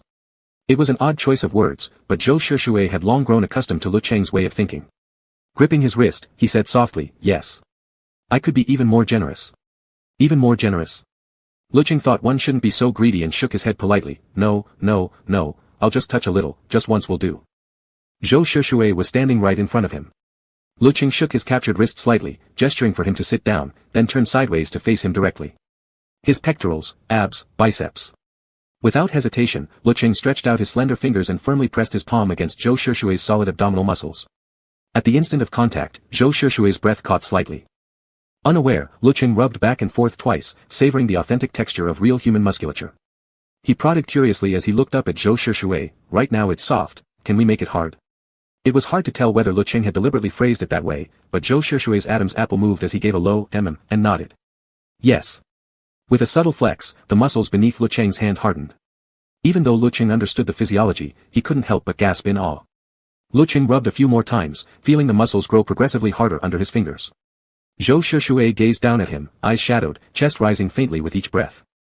In this moment, Lecheng felt his skills as an artist had leveled up. No longer was he merely that lonely painter practicing dryly every day on mannequins and bodybuilder photos, he was now Nuhulamodeadenzen painter. He carefully traced the contours once more. Zhou Shushui, looking down, saw Lecheng's fluffy head bent close, exposing the delicate pale nape of his neck. A strange warmth stirred within him. He lifted his hand and let his long fingers gently curl around it. Lecheng froze at the touch, assuming perhaps it was a signal to stop. Thinking he'd already gotten his fill anyway, he withdrew his hand. Zhou Shushui's voice was low. Not touching anymore. Not anymore. I think I've touched enough. Lecheng looked up at him, unmoving, unresisting. The contrast between his slender white neck and the elegant fingers tracing along its edge was strangely intoxicating. Zhou Shushui closed his eyes briefly, he knew he truly couldn't let this continue. Letting out a quiet, shaky breath, his fingers trailed from the nape up into Lecheng's hair. Why haven't you dried your hair? Huh. Not dry. Lecheng raised his hand to check, but couldn't resist. Mid-motion, he pinched the long, beautifully shaped bicep right in front of him. Zhou Shushui stiffened instantly. Without waiting for another word from Lecheng, he shot upright, moving so fast Lecheng didn't even see it clearly. Lecheng sat dazed on the spot. What's wrong? Zhou Shushui paused mid-step, back still turned. His voice came out strangely hoarse. Nothing. Go dry your hair. Lecheng rubbed the back of his head, it really was damp. He nodded. Okay. Pitter-pattering back to his room, he blow-dried his hair until fully dry, then ruffled it in front of the mirror. Suddenly, inspiration struck. Wait. A new idea flashed into his mind, about the CG illustration Zhou Shushui had commissioned from him. Inspiration hit without warning. Overexcited, Lecheng nearly jumped, then dashed across the hall to Zhou Shushui's room. The door was ajar, unlocked. Lecheng knocked once, calling, Zhou Shushui, are you busy? I'm coming in. I've got a new idea. Seeing no response, Lecheng pushed the door open anyway, eager to share his thoughts immediately. It'll definitely look better than the previous version. Zhou Shushui wasn't in the room. Lecheng paused mid-sentence, hearing the rushing sound of water from the bathroom. Had he just taken a shower and now needed another one? Could it be because I touched him earlier? Lecheng frowned slightly. He didn't remember Zhou Shushui being this particular about cleanliness. Zhou Shushui, Lecheng walked over and sat down on the bean-bag chair nearby. What are you doing? Why are you showering again? He hadn't expected an answer, but after a moment, a low voice came from the bathroom, didn't get clean. So meticulous, Lecheng thought, detecting nothing unusual. His mind was already bursting with excitement over his new idea, so he immediately asked, then how much longer until you come out? I want to tell you right away. Perhaps due to the running water, Zhou Shushui's voice sounded muffled, not sure. Alright, Lecheng considered for a moment. Is 10 minutes enough? Can you come out in 10 minutes? Zhou Shushui remained silent for a few seconds before replying hoarsely, no. Lecheng couldn't wait. He decided, then I'll just say it here, I know you can hear me. Is that okay? Lecheng, Zhou Shushui's voice grew urgent. He paused, then added in a deeper tone, go outside first. Lecheng didn't understand why Zhou Shushui wouldn't even let him talk while showering. He desperately wanted to share, but reluctantly left anyway. Before stepping out, he leaned against the doorframe and said, hurry up, okay? Zhou Shushui didn't respond. Back in his room, Lecheng lay on the bed for a while, organizing his thoughts and quickly sketching out the general direction of the revised artwork on his phone. He nearly dozed off when he finally heard the sound of a door closing. He snapped his eyes open, nearly tumbling off the bed from drowsiness, then scrambled up and walked out, phone in hand, rubbing his eyes as he mumbled, Zhou Shushui, did you finally finish your shower? You took so long. This time, the door wasn't even half closed, steam drifted into the room, and Lecheng walked straight in, catching a faint scent of body wash in the air. Cool mint, woody notes, but mixed within was a subtle, almost imperceptible strange odor. It felt oddly familiar, but Lecheng was too sleepy to process it. He plopped down onto the bean-bag chair and yawned widely. I've drawn it out. Look, I think we should revise it like this, adjust the overall composition. The lighting effects will be way more eye-catching. Zhou Shishue took the phone. Okay. A faint layer of moisture glazed Lecheng's eyes. He sniffed the air absent-mindedly and casually asked, "What kind of body wash do you use?" "Why?" "It's pretty unique," Lecheng said with his eyes closed, savoring the scent. Zhou Shishue hesitated slightly, calmly lowering his gaze. "Just a regular brand." Lecheng had only asked out of idle curiosity and fell silent. He rested his chin on the back of the chair, long lashes brushing his eyelids, looking like he might fall asleep any second. The position was awkward, and he only dozed for a brief moment. Zhou Shishue had already finished reviewing and said, "It works. This composition is more engaging." Hearing his suggestion accepted, Lecheng perked up instantly. He stood and stepped closer to Zhou Shishue, leaning slightly to look at the screen. "Right? I thought so too. All right then." Lecheng yawned and pulled his phone back. "I'm off to sleep. Good night." "Sleep." Zhou Shishue frowned slightly. Wasn't Lecheng sleeping with him? Lecheng continued walking toward his room as he spoke. "Lately I've been feeling kinda picky about beds, I can't seem to fall asleep unless it's the same one. Do you think I'm getting old or something?" He was actually a year younger than Zhou Shishue. Zhou Shishue lifted his eyes, staring at that fresh, dewy face that looked like it could squeeze out water, and rare as it was, cracked a small joke. Talking to me about that?" Lecheng froze. "What talking to you?" He caught on, then burst into laughter. "Ah." He drew out the syllable deliberately. "Senior Zhou, you're still so young." "Am I?" Zhou Shishue gazed at him. "Of course." Lecheng blinked playfully. "Though, only a tiny bit older than me." With that mischievous remark, he darted off like a little fish, leaving Zhou Shishue standing there, stunned for a long moment before helplessly curling the corner of his lips. The next morning. They woke up early and took a taxi to school.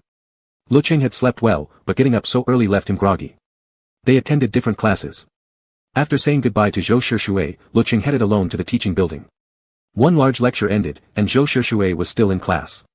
Unable to wait, Lecheng hurried back to the dorm to start drawing. Pushing the door open, Tan Xiaobai wasn't there.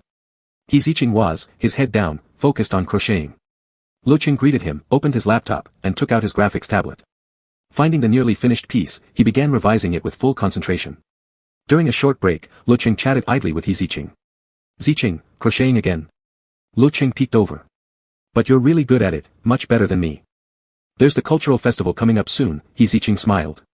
"Our club president promised to make a special prize set for them. Since I crochet fast, I thought I'd help out during my free time." Lecheng nodded, suddenly feeling a bit guilty. He was part of the club too. "Then let me help too, once I finish this illustration." "It's fine. The club president's already helping. We don't really need that many people," Zicheng said. "And I'm pretty quick anyway." That was true. Lecheng was hopeless at knitting. After conquering pottery, returning to weaving still left him a complete novice. Lecheng worked fast. In the middle, he politely declined Zhou Shishue's invitation to go out for a meal, made do with a quick snack, and pulled an all-nighter for 6 hours before finally finishing the details. After sending the artwork to Zhou Shishue and receiving his approval, Lecheng logged into his account, and for the first time, truly felt the reality of having 100,000 yuan. Recently, he hadn't just been working on Zhou Shishue's commission CGs, he'd also sneaked in a few 2K plus single illustrations whenever he had spare time. All things considered, he now needed less than 10,000 yuan to fully repay his debt. Delighted, Lecheng rubbed his face happily. Great! He was about to be free from debt and step into a brand new life. Vibrate, vibrate. His phone trembled on the desk. Lecheng glanced down, it was a delivery call. Hello. Hi, this is Shunshui Express. We have a package for you with door-to-door delivery. I'm downstairs now, can you come down to get it? Delivery? Lecheng frowned slightly. He didn't remember buying anything. Oh, right. Okay, Lecheng said. Wait a sec, I'll be right down. He slipped on his slippers and padded downstairs, slapping against the floor. The courier was waiting. You're Mr. Lecheng, right? Yeah, that's me. Lecheng recited the last few digits of his number. Got it. The courier pulled out a box nearly as tall as a person from the vehicle. Here's your package. Please take care of it. Lecheng froze for a second, but his hands reflexively reached out and took it. Alright, thanks. Though large, the box wasn't unbearably heavy. Lecheng carried it upstairs. When Zicheng saw it, his eyes widened slightly. Lecheng, did you buy a fridge? Lecheng shook his head. I don't know. This isn't something I bought. Together, they crouched down and began unpacking, tearing away all the foam padding, until finally revealing what was inside, a chair. A ergonomic office chair. Black and white in color, sleek and simple in design. Lecheng lifted it up and couldn't help sitting down to try it. It was a bit too high, but adjustable. Lecheng fiddled with all the settings, adjusting every part until he ended up with an ergonomic chair perfectly tailored to him. Wow, Lecheng sighed contentedly. This chair feels so light when I sit on it. Hehe picked up the instruction manual. What brand is this? Can't read it. Lecheng couldn't either. After the initial comfort faded, the two stared blankly at each other, utterly puzzled. The chair was clearly meant for him, but he had no idea who sent it. As he pondered, his phone rang again. Lecheng answered. Hello. Zhou Shishue. Zhou Shishue's voice came through the receiver. Did you get the delivery? Delivery? Lecheng blinked. You bought me this chair. Yeah. Zhou Shishue asked, have you tried it yet? Lecheng felt flustered. I have. Why did you suddenly buy me a chair? Is it expensive? Not really, Zhou Shishue said casually. Last time I came to your studio, you liked that chair, didn't you? Lecheng looked down at it, thinking, it didn't quite look like the one from the studio. This one's custom-made. Should be even more comfortable, Zhou Shishue said steadily. Is it okay? Lecheng felt touched and happy, though he kept saying, really not expensive? You're not lying to me, are you? His lips were already curling up, laughter slipping out unconsciously. This chair is so comfortable. Zhou Shishue, you're so sweet. Zhou Shishue was holding the phone loosely, as if a small part of his heart had been gently poked. Lecheng was like a sunflower, always facing the sun, always open and honest, openly accepting kindness, openly expressing joy. No matter how you looked at it, he made everything feel entirely worth it. Zhou Shishue said. Glad you like it. I really do. Lecheng had probably never sat on such a comfortable chair since he came here. He blinked and asked, Zhou Shuechang, does this count as employee benefits? Zhou Shishue, He paused, then gave a short chuckle. Yeah. I suppose it does.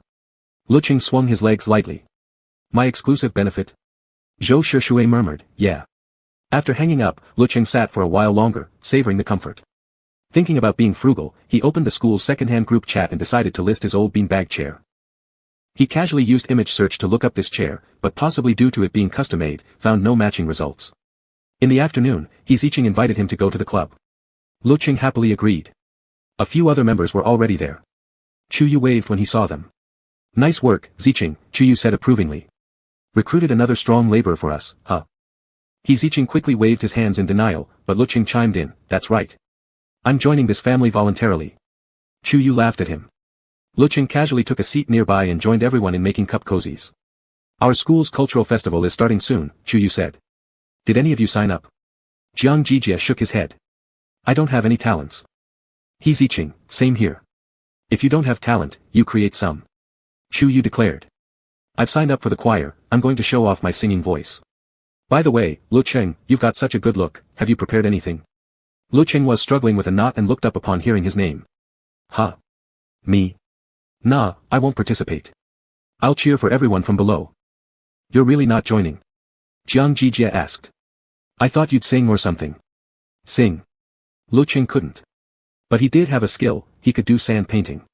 Back in high school, he'd even competed in city-level contests for it. Lecheng mumbled vaguely, I can't sing. Bang. Just then, the club president Su Yuan pushed the door open. Lecheng was about to greet him when another person walked in behind Su Yuan. Lin He. Lin He glanced over, slightly surprised to see Lecheng. Lecheng nodded at him. Su Yuan beamed, ah, great. Everyone's working hard. Unlike you, Chuyu raised an eyebrow. All talk, no action. Ahem. Su Yuan scratched his hair. That's just part of a president's duties. Then the president should treat us to dinner. Sure, Su Yuan spread his hands. Next week, I promise I'll treat everyone. Lecheng half listened to their chatter, swiping through his phone screen when a message popped up. Zhou Jiafang Shuechang, where are you? Lecheng replied. Orange, I'm at the club. It took a long time before Zhou Shishue responded. Lecheng lazily sent another message. Orange, so thirsty, wanna drink something. Our club floor doesn't even have a water dispenser. Orange, puppy crying.jpg. Only then did Zhou Shishue reply. Zhou Jiafang Shuechang, why are you at the club? Orange, cultural festival coming up. Came to help out. Zhou Jiafang Xuechang, Zhou Jiafang Xuechang, who are you with? This sounded kind of like he was checking up on him. Lecheng tapped the screen. Orange, just our club members, Su Yuan, Chu Yu, Jiang Jijia, He Ziqing. He hit send. Zhou Shishui's message popped up almost instantly. Zhou Jiafang Xuechang, that's all. A flicker of guilt passed through Lecheng. Orange, yep. That's all. Maybe he was being too sensitive, but he somehow felt that Zhou Shishui didn't quite like Lin He. He couldn't pinpoint why exactly. Just a strong intuition. So he decided not to mention the name at all, better to avoid unnecessary trouble. After all, he hadn't exchanged more than a couple of words with Lin He anyway. But the moment after he sent the message, for some reason, Lin He suddenly approached him, bending down to look at the ugly cup cozy in his hands, about to say something. Clang. The door flew open. Lecheng startled. He snapped his head toward the sound and locked eyes with Zhou Shishui's dark, stormy gaze. Before anyone could speak, Zhou Shishui strode toward him, closing the distance until he was right there. With a soft clink, he placed a cold drink on the table. The sleek metal can dripped with condensation, and that long-fingered hand still lingered beside it. Zhou Shishui stared at him, not sparing a single glance for anyone else, and asked in a flat tone, Lecheng. Are you going to have dinner with them? Lecheng's heart suddenly skipped a beat. No. Zhou Shishui acknowledged, his expression unreadable, yet he did something completely contrary to his words. He slowly let go of the drink can, his gaze fixed intently on Lecheng's face, then turned and walked away. This felt really bad. Lecheng felt a pang of anxiety, probably because he'd just lied. Instinctively, he reached out to stop him, but only brushed against the hem of his clothes. The others didn't notice anything amiss. Zhou Shishui had acted perfectly normal, even asking Lecheng, huh? Why did your boyfriend leave? Lecheng nearly panicked. Though he didn't know why, he inexplicably felt like he'd just been caught cheating by the rightful partner. No. Lecheng quickly said. I'm going to eat with him. Ziqing, can you take my materials back for me? Of course, He Ziqing replied. Go ahead. Lecheng took a deep breath, trying to appear calm as he left. The moment he stepped outside, he looked around. This time, Zhou Shishui wasn't walking fast, and Lecheng could still catch sight of his retreating back. He quickened into a light jog and grabbed Zhou Shishui's arm. Why are you walking so fast? Don't you even wait for me? Wait for you. Zhou Shishui stopped and looked down at him, asking with eerie calmness, didn't you say you didn't want me? Lecheng felt like he'd been struck. Who said I didn't want? He didn't quite understand why Zhou Shishui was so angry. Zhou Shishui turned directly into another empty classroom. It was unclear what this room was for, but it was filled with long bench seats. Zhou Shishui sat down without a word, glanced briefly at his phone, then remained silent. But somehow, Lecheng instantly understood the unspoken message. So he blinked, then sat beside him. Are you mad? Lecheng leaned in, peering at his face. Really mad? Zhou Shishui kept his lips pressed together, saying nothing. Don't be mad. I didn't lie on purpose. I barely spoke to him at all. Lecheng scooted closer, and when Zhou Shishui didn't move away, he gently bumped against him. Don't be mad. Zhou Shishui held back as long as he could before finally saying bluntly, I don't want to see you meet him again. Him. Lin He. Lecheng blinked innocently. How possessive could one person be? He hadn't expected this side of Zhou Shishui at all. But, Lecheng said, troubled, he didn't do anything to me. Zhou Shishui stayed silent. You're such a petty person, Zhou Shishui, Lecheng deliberately drawled. Such a stingy guy. Right? He poked Zhou Shishui's arm teasingly. Stingy guy. Zhou Shishui didn't budge. So Lecheng started rubbing against him, nudging him until Zhou Shishui swayed slightly. Zhou Shishui braced himself, then couldn't help but turn his head to look at Lecheng. So clingy. Even though he knew he'd done something wrong, even though he should feel guilty, he showed zero fear, like a pitiful puppy, pressing his body against you, whining softly, his fluffy little head rubbing up against you, ready to leap joyfully into your arms the second you gave in. Zhou Shishui. Lecheng stretched out his voice, calling him. They were completely alone here, no holding back, no pride. He rubbed, he nudged, refusing to stop. Zhou Shishui's breathing seemed uneven.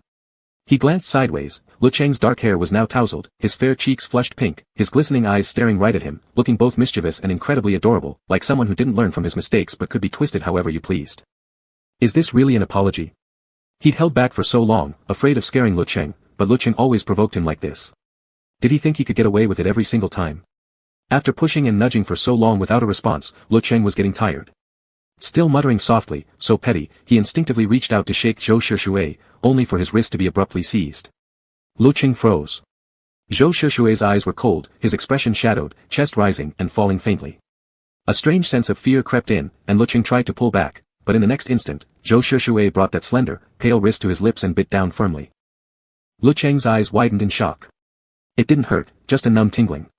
Zhou Shishui looked at his vulnerable, helpless expression and found himself even more overwhelmed. His voice hoarse, he called his name, Lecheng. And in what was clearly not a threatening tone at all, he warned him, don't be clingy. Chapter 38. Lecheng hadn't really heard what Zhou Shisharp said at the end, his mind was occupied solely by one thought, I got bitten. His wrist, pale like lotus root, was still held in Zhou Shisharp's grip. The slightly rough palm pressed against his delicate skin felt oddly similar to that bite just moments ago. You, Lecheng stared wide-eyed, why did you bite me? Zhou Shisharp responded indifferently, I bit you. So what? The calm, almost righteous tone made it sound as if biting him were the most natural thing in the world, giving Lecheng a strange illusion that being bitten was perfectly normal. Okay then.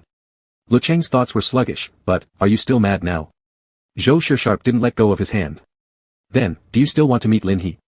I never wanted to meet Lin He, Lecheng instinctively followed along, then corrected himself, wait, but I can't just suddenly stop talking to someone for no reason. Before he could finish, Zhou Shisharp tugged his wrist toward his lips as if about to bite his fingertips. Lecheng flinched back fearfully and immediately blurted out, I won't play with him anymore. I won't play with him at all. Only then did Zhou Shisharp stop. Lecheng pulled his hand back, thinking how petty Zhou Shisharp was. Judging by this, he must truly despise Lin He, getting angry even when Lecheng merely spoke to the guy. He'd never seen him act this way toward anyone else. Lecheng decided Zhou Shisharp wasn't nearly as mature as he appeared on the surface. This childish act of marking territory reminded him of elementary school days, when he wouldn't let his best friend hang out with someone he disliked. This bizarre contrast was oddly endearing. Lecheng couldn't help but burst into laughter. Zhou Shisharp gazed at him, a strange itch stirring inside his chest. That earlier bite had been less of a punishment and more an expression of vague, unspoken desire. Now, looking at Lecheng's fair cheeks, a new dissatisfaction arose. He wanted to bite again. But Lecheng would probably cry if he did, covering his face, eyes turning red, lips pouting, asking him what he was doing. That peculiar, sinister heat crackled up through tiny nerve endings, making his breath hitch. Zhou Shisharp lowered his lashes, took 2 deep, controlled breaths, and forcibly suppressed the urge. He asked quietly, what is it? Lecheng rubbed the spot that had been bitten, shifting awkwardly. He really didn't think biting was an acceptable habit, how could someone resort to biting when angry? After a moment of consideration, carefully choosing his words, he spoke earnestly, I think you shouldn't have bitten my wrist.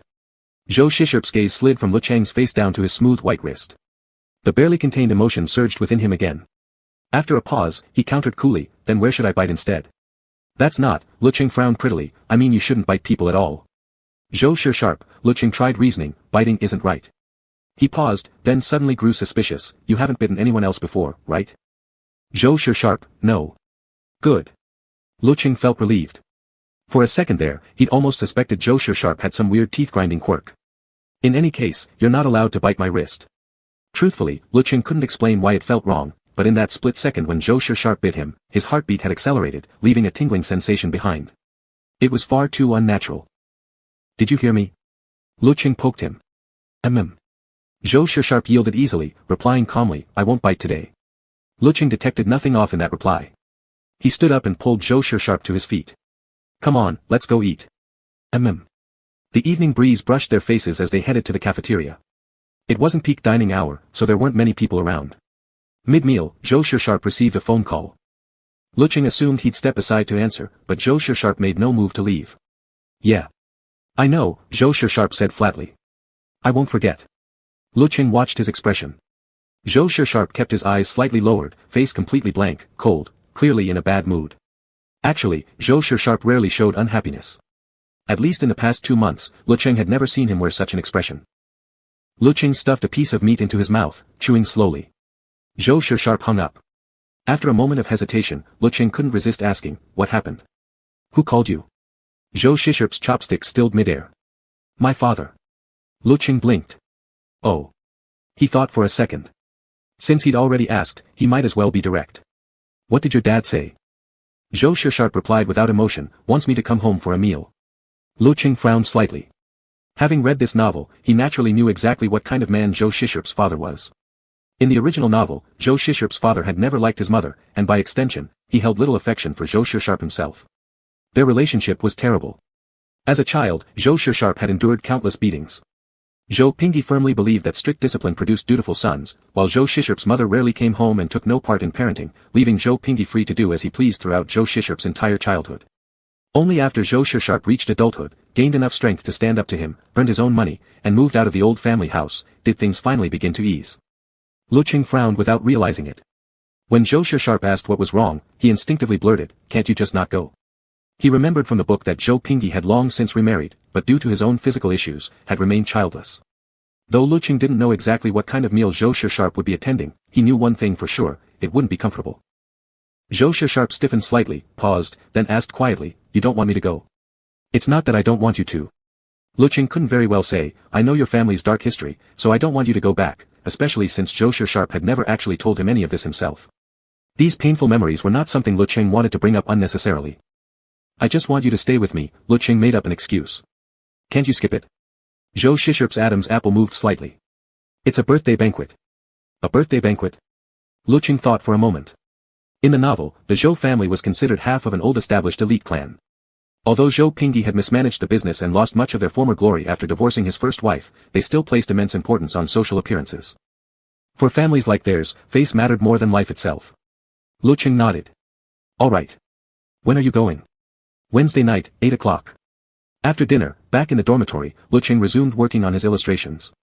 His life had become extremely routine, drawing, going out to work at the knitting club, meeting Zhou Shisharp for meals. But lately, Zhou Shisharp seemed unusually free, even volunteering to go to the knitting club with him to learn crocheting.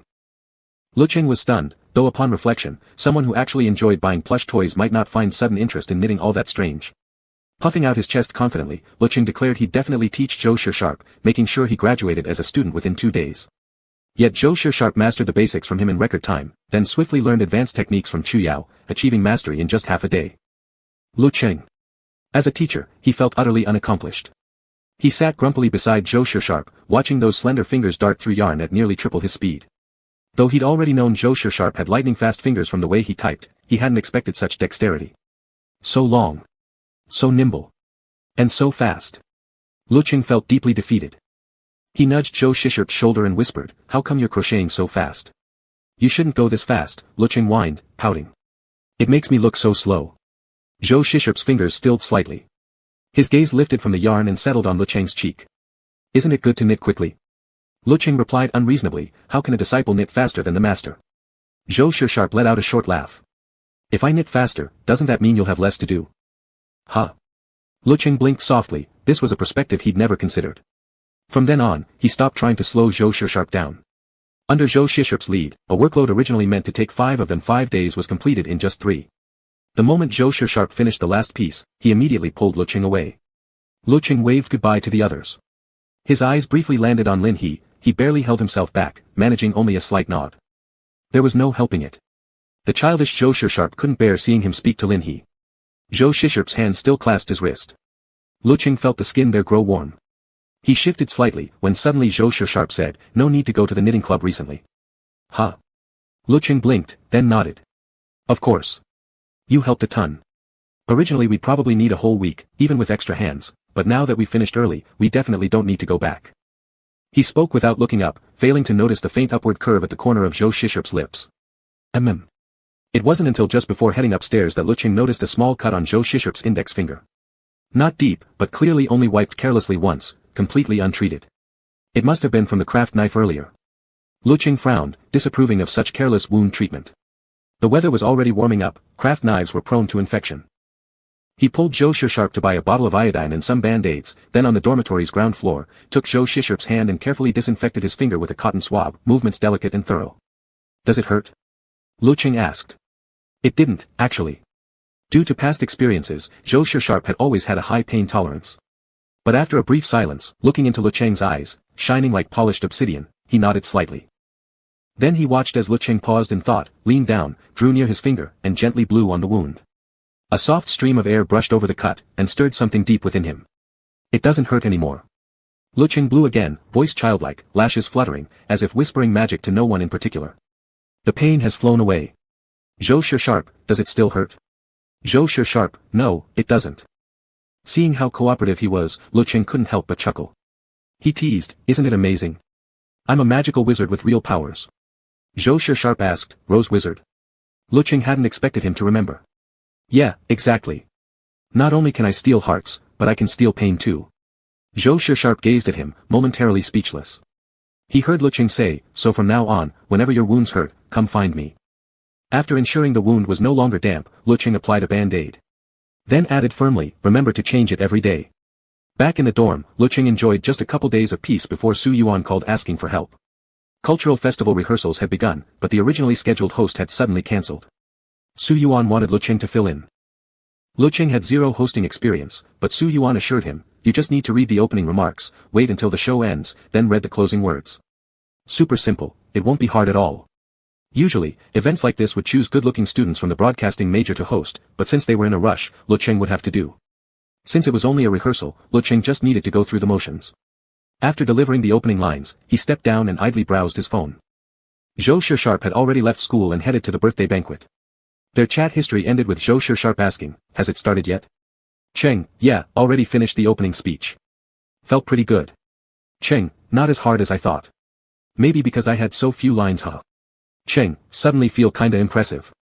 Cheng, tiny dog hands on hips.jpg.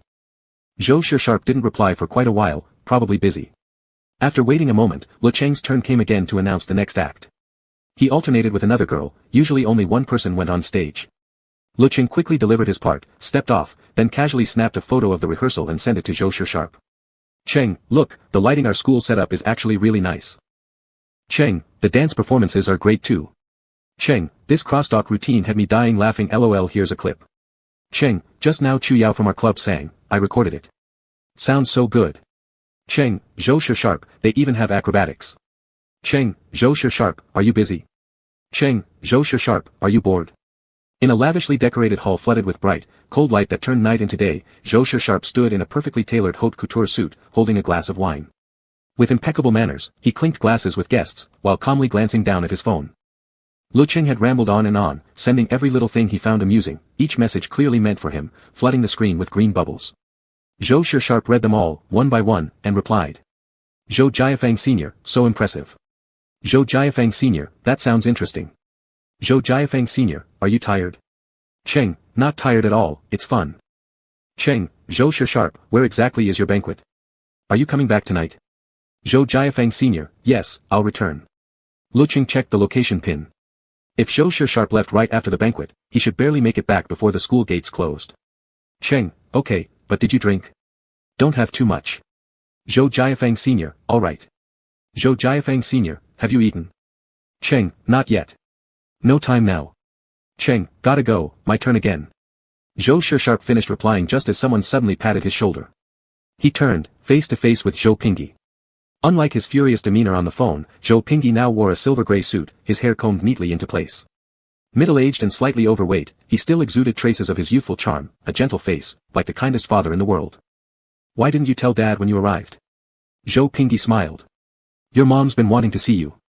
Zhou Shisharp subtly shifted his body, causing the hand that had reached out to awkwardly drop. He glanced up slightly, emotionless as he asked, where is she? Zhou Pingyi's expression froze for a moment, then he suppressed it. Your stepmother is over there. Her friends came too, it's her birthday today, Shisharp. Go say a few words to her. Zhou Shisharp gave a brief nod and walked off without hesitation. Such an embarrassing scene made Zhou Pingyi want to explode, but with everyone watching, he refused to discard his refined facade. Or perhaps deep down, he already knew his anger could no longer shake the present-day Zhou Shisharp at all. He simply downed 2 glasses of wine in quick succession. The birthday banquet was halfway through. The dining table buzzed with noise. Zhou Shisharp had drunk many glasses, but though his tolerance was high and he felt no dizziness, he sensed his body temperature dropping. Ever since he'd revealed his talent in computer science, Zhou Pingyi had opposed him pursuing that path. From then on, he never took another cent from his family. Only after clawing his way up did he truly understand, connections, money, power, none could be spared. A birthday banquet was, after all, a prime social occasion. He wouldn't miss it. Zhou Shisharp glanced at his watch. The hands were nearing 10 o'clock. Nearby cake shops usually closed around this time. He thought, when he returned, Lecheng would likely have finished eating. Perhaps a dessert would bring him more joy. He stood, politely clinked glasses with those nearby, then turned and left without hesitation. But no sooner had he stepped outside than Zhou Pingyi rushed after him. Zhou Shisharp. Zhou Pingyi shouted, stop. Where do you think you're going? Your stepmother's birthday hasn't even ended. Are you determined to ruin the mood on her special day? Do you have any respect for me as your father? For this family at all? Perhaps mindful of appearances, Zhou Pingyi kept his voice low, speaking through clenched teeth, making him sound somewhat absurd. Moments later, his stepmother, the elegant, beautiful woman, rushed out too. Upon seeing Zhou Pingyi, she gently soothed him first, smoothing his agitation, before saying softly, "Pingyi, don't be angry. Sharp is busy, he has to return to school. It's fine. Let the boy go." Zhou Pingyi wouldn't relent. "You're defending him again. Now he's grown wings, ready to trample over his own father. You only get one birthday a year, and he still dares to show such disrespect." All right, the woman said tenderly. "Don't be upset. Sharp didn't mean it." It was, indeed, a perfectly matched scene, the raging husband, the gentle, forgiving wife. Under her calming touch, the man's bluster deflated into cold pride, restored to a still, stagnant arrogance, as if reclaiming the male dignity eroded by aging. Zhou Sharp watched them quietly, feeling nothing inside, not even a ripple. In fact, he almost wanted to curl his lips. Birthday, it was important. Was a once-a-year birthday really that important? People were so hypocritical. Clearly the same act, yet met with completely opposite reactions depending on who performed it. "All right, Sharp," the woman said. "There are no overnight grudges between father and son. Apologize to your dad. Will you come home tonight?" Zhou Sharp lifted his gaze and calmly countered, "Which home?" "Back." The woman faltered for just a second, but her upbringing kept her composed. "Anywhere is fine. Your room at the old house has been cleaned thoroughly, you can come back anytime." "Oh," Zhou Sharp said. "Back to your house."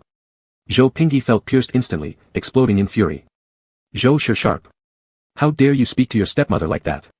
Zhou Sharp rubbed his fingertip, feeling a faint roughness. Then he remembered, the band-aid Lecheng had stuck on him before leaving. A childish design, he didn't know where Lecheng had bought it. Hearts scattered across it, along with line-drawn little dogs, resembling Lecheng's cheeks. "Dad," Zhou Sharp began slowly. He even stepped forward, reaching out to smooth a wrinkle on Zhou Pingyi's suit. "Don't get so worked up. After all," he added, meeting his eyes flatly, "you don't want to hand over the company to me too soon, right?" "Zhou Pingyi, you." For the first time in years, Zhou Pingyi truly saw his son's eyes. The curve of his lips was flat, but those dark eyes, so much like his mother's, hung low and cold, like a venomous snake with its fangs retracted, gazing down into the abyss. A chill crawled up his spine, making his heart struggle through 2 heavy beats. He forgot how to speak, could only watch as Zhou Sharp turned and walked away. "You dare never step foot in this house again." Zhou Sharp took a black umbrella, unmoved. He went downstairs, glanced at the deep night sky, then rain poured down. It was raining again. The air was suffocatingly heavy. Zhou Sharp paused briefly. It made him think, inevitably, of countless rainy nights from the past, some good, some bad, some painful, some numb, but memory ultimately settled on that recent night when he watched Lecheng sleep. Lecheng's chin rested against the back of the sofa, sleeping in messy disarray. In his hand was the revised manuscript Lecheng had handed him. Raindrops tapped gently against the windowpane, yet the light inside was warm, the soft glow outlining Lecheng's eyelashes with a golden halo. Zhou Sharp didn't look elsewhere, his gaze remained still, resting quietly on Lecheng's peaceful profile. So warm, even on a rainy night, it felt like holding the sun. Zhou Sharp stared into the curtain of rain, silent for a moment. People passed by constantly, the surroundings far from quiet, yet it was as if an invisible barrier separated him. All sounds blurred, leaving only the intersecting loneliness of falling rain. The rain came down so heavily. Without further hesitation, he opened his umbrella and stepped toward the dark night. "Zhou Sharp." A voice suddenly called from behind. Zhou Sharp froze mid-step. He thought he'd imagined it, stood still for several seconds before slowly turning around. Lecheng stood there, holding a transparent umbrella, bright eyes fixed on him, just as always, hurrying forward quickly. "Why did you come out so late?" Lecheng's voice was soft, almost like playful complaining. "I've been waiting for you for such a long time. I've been waiting for you for such a long time." The space before him seemed to twist suddenly, throwing him back to that rainy day when Lecheng first picked him up after class. His heart stopped in that moment, wind roaring in his ears, reality indistinguishable. "How?" Zhou Sharp looked down, his voice sounding foreign even to himself. "Why are you here?" Lecheng didn't answer, only tilted his head slightly. "Want a hug?" "What?" "Want a hug," Lecheng repeated, looking straight at him. Zhou Sharp's heart clenched tight.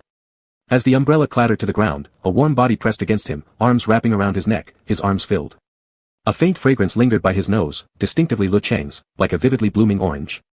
His heartbeat pounded painfully against his chest. He heard himself stubbornly ask, "Why are you here?" Lecheng looked up. There wasn't any special reason, really, only that he wanted to come. He happened to catch that instant when Zhou Sharp gazed into the rainy night, no expression, as usual, and yet everything around him seemed to fade rapidly, as if grieving for someone. "There's no reason," Lecheng said, smiling at him, voice light and cheerful. I was just afraid you'd feel sad walking home alone at night. Chapter 39. His gaze dropped, settling on Lecheng's slightly blurred smile. The next moment, the hand that had been hanging down lifted, and he could no longer restrain himself. He gripped the narrow waist and pulled the boy tightly into his arms. Lecheng let out a small cry. The force was overwhelming, as if he might be crushed to pieces. His chin knocked against the collarbone, a faint sting lingering. Lecheng.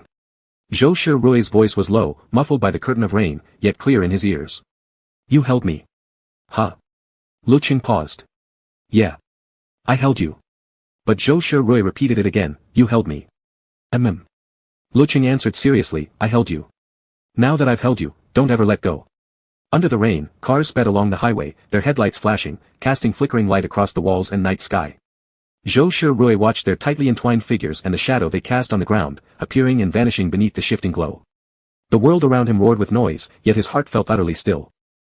Zhou Shirui, Lecheng said quietly after letting himself be held for a while, should we go back? Zhou Shirui hummed softly. Do you want to eat cake? It's so late. Lecheng said, even as he added, but I do want some. Not wanting to let go, it felt like the popping of a fragile bubble of fear, or perhaps it was simply because this moment felt too perfect to believe. Zhou Shirui didn't move. Lecheng, acting uncharacteristically mature, gently patted his back twice before saying, Zhou Shirui, let's go. Okay. Zhou Shirui finally released him, but not completely. His long fingers slid down and intertwined with Lecheng's hand. The palm was mostly dry, but one small patch was damp. Lecheng rubbed it absently, then pinched the finger and brought it closer. It was the bandage, there was a band-aid on the finger, now slightly moistened. Lecheng frowned. Why is your band-aid dirty? Well, luckily, I brought some extras. He dug through his pocket and pulled out a few band-aids covered in little doodled puppies. Let's take this one off and put on a new one. Zhou Shirui didn't object, merely humming softly in agreement. Lecheng reached up to peel it off, revealing the raw, still healing wound beneath. He leaned down and gently blew on it, then carefully applied the new bandage. Zhou Shirui stood there, watching the round swirl of hair at the back of Lecheng's head. His heartbeat slowed, as he heard Lecheng say softly, I'll give you these band-aids. It'll be more convenient for you to change them. But Zhou Shirui furrowed his brow, without hesitation, I don't want them. Lecheng froze. Huh? He hesitated briefly. Are they too childish? He hadn't bought this design himself, it was from group supplies purchased during a club event. Zhou Shirui pressed his lips together. No. Then why? Lecheng thought for a moment, clearly misunderstanding. With exaggerated generosity, he said, I have plenty more band-aids back home, 2 whole boxes of this kind. If you ever need any, just ask me and I'll bring you some. Half forcing, he pressed the band-aids into Zhou Shirui's palm, then brightened his eyes with a smile. There. Now let's go buy that cake. He tugged Zhou Shirui forward, then picked up the umbrella that had fallen earlier. Come on, we'll miss our chance to get back. But the next instant, his wrist was caught. He stumbled forward a few steps as Zhou Shirui stared straight at him. So when I want something, I just ask you for it? Lecheng blinked, surprised that Zhou Shirui was still dwelling on this. He nodded. Of course. I'll definitely give it to you right away. Zhou Shirui studied him for a long moment, then very faintly curved his lips. All right. It was an extremely subtle smile. Coincidentally, a car approached from afar, its headlights slicing through the rain, diffusing into soft, hazy rays that illuminated Zhou Shirui's face. His dark eyes were focused and calm, long lashes lowered. Lecheng froze, his heart suddenly skipping a beat. An indescribable feeling made him stand there, stunned for several seconds, before he finally stammered, why you're actually even more good-looking when you smile. Is that so? Zhou Shirui gazed steadily at him. Lecheng said earnestly. You should smile more. Smiling more will bring better luck. Zhou Shirui looked into his eyes. If only he could discard the first 20 years of his life, then perhaps, right now, he was already unimaginably lucky. After buying the cake, they took a taxi back. Just as Lecheng walked a few steps toward his dorm building, he turned around, and saw Zhou Shirui still standing there under the umbrella, as if waiting to confirm he'd made it upstairs safely. Something stirred in his chest. He turned back and returned to Zhou Shirui. Zhou Shirui, Lecheng said after a brief pause, speaking seriously, if you're feeling down, you can call me. Once, he had always believed that Zhou Shirui possessed far more than he did. But seeing him again tonight, he realized Zhou Shirui also lacked many things he himself had. He couldn't quite articulate his own motives, why he had gone today, why he had initiated that embrace. Perhaps, he simply didn't want to see Zhou Shirui hurt at this very moment. As if finally making sense of it all, Lecheng nodded once again. Yeah. Remember, whenever you're unhappy, you can come find me. Zhou Shirui was a good person. Lecheng had always been kind to those around him, so he wanted to be even kinder to Zhou Shirui. Alright, Zhou Shirui stared at him for several seconds, then softly repeated, when my wound hurts, I'll come to you. When I'm sad, I'll come to you. What else? Lecheng wanted to say there were countless reasons, he'd always be there.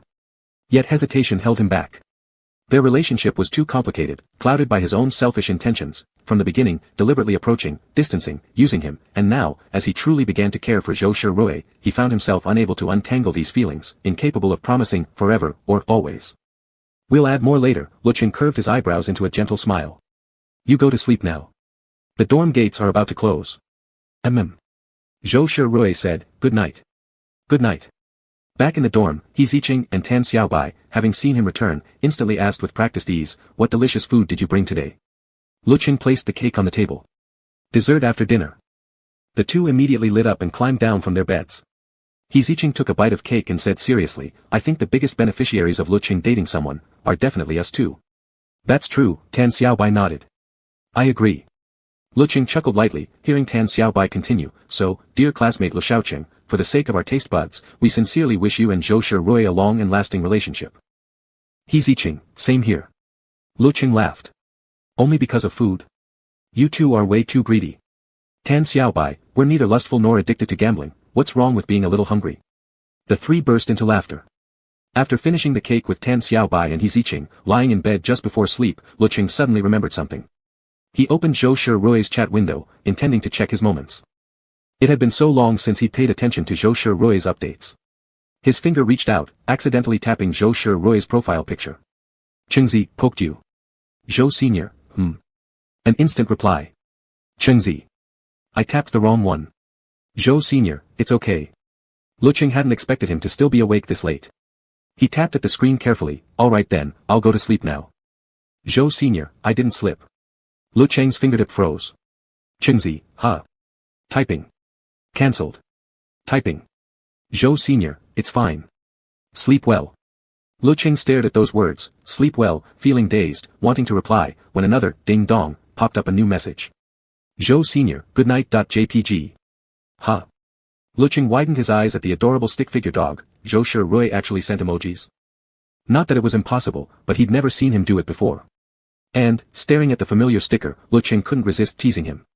Chengzi, our super cool Zhou Shirui, Senior Zhou, actually sending stickers now. Zhou Senior, cool. Chengzi, and it's stolen from mine. Zhou Senior, Zhou Senior, don't like it? Chengzi, not at all, I like it. Zhou Senior, I like it too. Lecheng paused, staring at that line, I like it too, suddenly drifting into thought. Ding dong. Zhou Senior, cute. Zhou Senior, sleep well. Good night. Lecheng felt as if a small corner of his heart had been gently poked. He tapped the screen, blinking somewhat awkwardly. Chengzi, good night. The next day, Lecheng received a call from Su Yuan. On the other end, Su Yuan sounded delighted as he announced, Lecheng. The school administration saw you on stage yesterday, they think you've got great looks, excellent demeanor, and perfect Mandarin. They've officially decided, you're the host. Lecheng. He was stunned. Huh. But I'm not a professional, and besides, I'm already really busy. Su Yuan said, it's fine, you did great during rehearsal. And coincidentally, the original guy can't make it because of a family issue. They were going to find someone to replace him anyway, you're perfect for the role. Lecheng was still trying to politely decline when Su Yuan added meaningfully, this counts for credits, you know. How many do you still need this semester? Lecheng suddenly fell silent. This semester, he'd been so caught up in grinding through assignments, working himself to exhaustion, that aside from his major courses, which he attended religiously, he'd barely gone to any events or lectures. I suddenly feel like being a host isn't so bad after all, Lecheng said with sudden enthusiasm. Ha ha ha, alright then, Su Yuan laughed. I'll call you later to run through things again, help you get more comfortable so you don't mess up on stage. Lecheng happily agreed, sure, thanks, President Su. The cultural festival gala began before they knew it. Right before stepping on stage, Lecheng grew nervous. He hadn't felt nervous during rehearsals because back then, he'd only cared about getting the job done, and there had been no audience, just going through the motions. But now it was different. He was really going on stage as a host, facing a sea of people below, stretching endlessly under the lights shining onto the red carpet. Peeking from backstage, Lecheng thought, it looked so formal, so grand. Su Yuan and Tan Xiaobai comforted him, don't worry, just go up there and talk. Doesn't matter how well you do. Once you finish and come down, close your eyes, open them, it'll be over before you know it. Lecheng. Seeing his anxiety, Su Yuan and Tan Xiaobai patted his shoulders and left first, giving him space to review his lines and calm down. Lecheng glanced over his script twice. He wasn't especially socially anxious, just scared of making a fool of himself. Click. The door handle turned. Lecheng looked up at the sound, meeting Zhou Shirui's gaze completely unprepared. Huh? Lecheng was surprised. Weren't you sitting out front? Why are you backstage? Zhou Shirui looked at him. Lecheng wore a formal outfit that accentuated his slender waist and long, straight legs beneath tailored dress pants. Zhou Shirui stepped closer, asking, nervous? Yeah, a bit. Lecheng nodded, fingertips brushing his lips. He had the urge to bite his nails. It was a habit when he got tense. Zhou Shirui reached out, gently gripping his chin. Don't bite. Lecheng tilted his head upward under the pressure, looking into his eyes. Zhou Shirui said, close your eyes. Not knowing why, but he obeyed anyway. In the next moment, he felt himself being embraced, softly. Lecheng stiffened slightly. Zhou Shirui's voice came clearly into his ears, Lecheng, take a deep breath. Before he could think, Lecheng followed, breathing deeply several times. The tightness in his chest gradually eased. Only then did he begin to feel sheepish, lightly pushing against Zhou Shirui and whispering, I think I'm not nervous anymore. Zhou Shirui didn't let go. His voice was low as he asked instead, did you change your shower gel? It was a rather personal question. Before Lecheng could answer, Zhou Shirui's tall nose gently brushed the skin of his nape, sending a fleeting shiver through him. He twitched, letting out a quick laugh, ah, so ticklish. Don't rub. Unable to help himself, Lecheng lifted his face, squirming with laughter, yeah, I switched to a new one. As he wriggled, something crept up his abdomen. Zhou Shirui pinned his waist with one hand, stay still. The back of Lecheng's neck was extremely ticklish. When properly touched, it wasn't so bad, but the sensation of breath against his skin drove him wild. He shook his head, laughing until tears welled, stop. I'm way too ticklish. They were backstage. Zhou Shirui's Adam's apple moved. He closed his eyes briefly, then used both hands to press Lecheng's hips down onto the sofa. Gently tucking back a few loose strands of dark hair from his forehead, he murmured, what does it smell like? Staring into those eyes, Lecheng looked up in thought, fruity. I think. He couldn't remember exactly, his shower gels were bought randomly. But he loved fruity scents. Last night, he'd opened a new bottle without checking the label. He sniffed his wrist, nothing. So he leaned forward instead, lowering his head, you like it that much? Then smell and tell me what it is, I've forgotten. Zhou Shirui stared at that stretch of smooth, delicate neck. Just moments ago, he'd said he was ticklish, and now he was boldly exposing his vulnerability. Lecheng was always like this, seeming utterly defenseless, yet daringly tempting. It had been a long time since they last kissed. Zhou Shirui was no saint. He responded easily to Lecheng. The only reason he'd held back until now was because Lecheng had been so busy, and they'd seen each other so rarely. Even when together in the same room, Lecheng showed little desire, seeming satisfied with simply holding his hand or hugging him. Lecheng was pure-hearted, and his affections were equally simple, still carrying that innocent, student-like air from high school, too shy to openly play games in class. That was what Zhou Shirui had observed. Zhou Shirui didn't want to show his eagerness in front of Lecheng. Since Lecheng hadn't taken the initiative to kiss him, he had kept his desires well hidden. Before, Lecheng had patiently waited for him to slowly fall for him, step by step. Now, he could be just as patient, waiting gradually for Lecheng to adjust, until he became the one to take the lead. Moreover, although Lecheng hadn't initiated a kiss these past 2 weeks, he had done many things that signified intimacy. They'd only officially been together for a month. He shouldn't be in such a rush. Zhou Shirui gazed at that stretch of delicate skin, slightly lowered his head, and gently inhaled at the nape of Lecheng's neck. Lecheng felt something soft brush against his neck. Clearly, it wasn't the touch of a nose. It was ticklish, light. Just as he froze in confusion, wanting to reach back and touch it, the sensation came again. Twice. Then, Zhou Shirui calmly lifted his face. It smells like honey peach. Oh, a strange feeling stirred inside Lecheng, hard to describe. Did you, just touch me? Zhou Shirui thought, those two almost kisses. Nothing worth making a fuss over. What about it? He looked so composed, so unshakably confident, that Lecheng's vague discomfort quieted slightly. Nothing, never mind. Still nervous? Zhou Shirui asked. After all that, Lecheng truly didn't feel nervous anymore. He shook his head. I'm much better now, I don't feel tense at all. Zhou Shirui straightened his collar, which had flipped out of place. Good. Go on now. As the music began to rise gently, Lecheng nodded at Zhou Shirui. You go back to the audience seats quickly. Stepping into the lights, Lecheng scanned the crowd below, and finally, when his eyes landed on Zhou Shirui's deep, handsome features, he smiled. Together with the other host, he began. Dear teachers and fellow students, good evening. The opening remarks went smoothly. After stepping off stage, Lecheng realized he didn't even feel nervous anymore. Perhaps knowing someone down there was watching him intently, no matter how he performed, it eased that uncertainty, that restless anxiety. The cultural festival gala lasted 4.5 hours before finally coming to an end. Lecheng collapsed onto the sofa backstage, sighing in relief. His credits were safely secured. Sitting there while students outside were being guided to leave orderly, he received a message from Zhou Shirui telling him to wait where he was. Soon enough, Zhou Shirui pushed the door open, and behind him walked Chen Yufei. Chen Yufei greeted him cheerfully, Lecheng. Hey, good evening. Lecheng turned to Zhou Shirui. Is it still crowded out there? Very. Zhou Shirui handed him a bottle of water. Drink some. Your throat must be dry. Thanks. Lecheng took it, and Zhou Shirui then passed him a strip of throat lozenges. Have one. You might feel sore tomorrow. Lecheng nodded. Zhou Shirui opened a pack and placed a lozenge into his mouth, fingertips lightly grazing his lips. Dude, no way, Chen Yufei couldn't stand it anymore. So I walked in here just to eat crow, huh? Lecheng's tongue had barely touched the candy. The cool mint made him blink in surprise. Huh? Zhou Shirui showed no reaction. He glanced at the bag in his hand. Forgot the cup. I'll be right back. Chen Yufei said, yeah, get out fast, or I won't be eating anything tonight.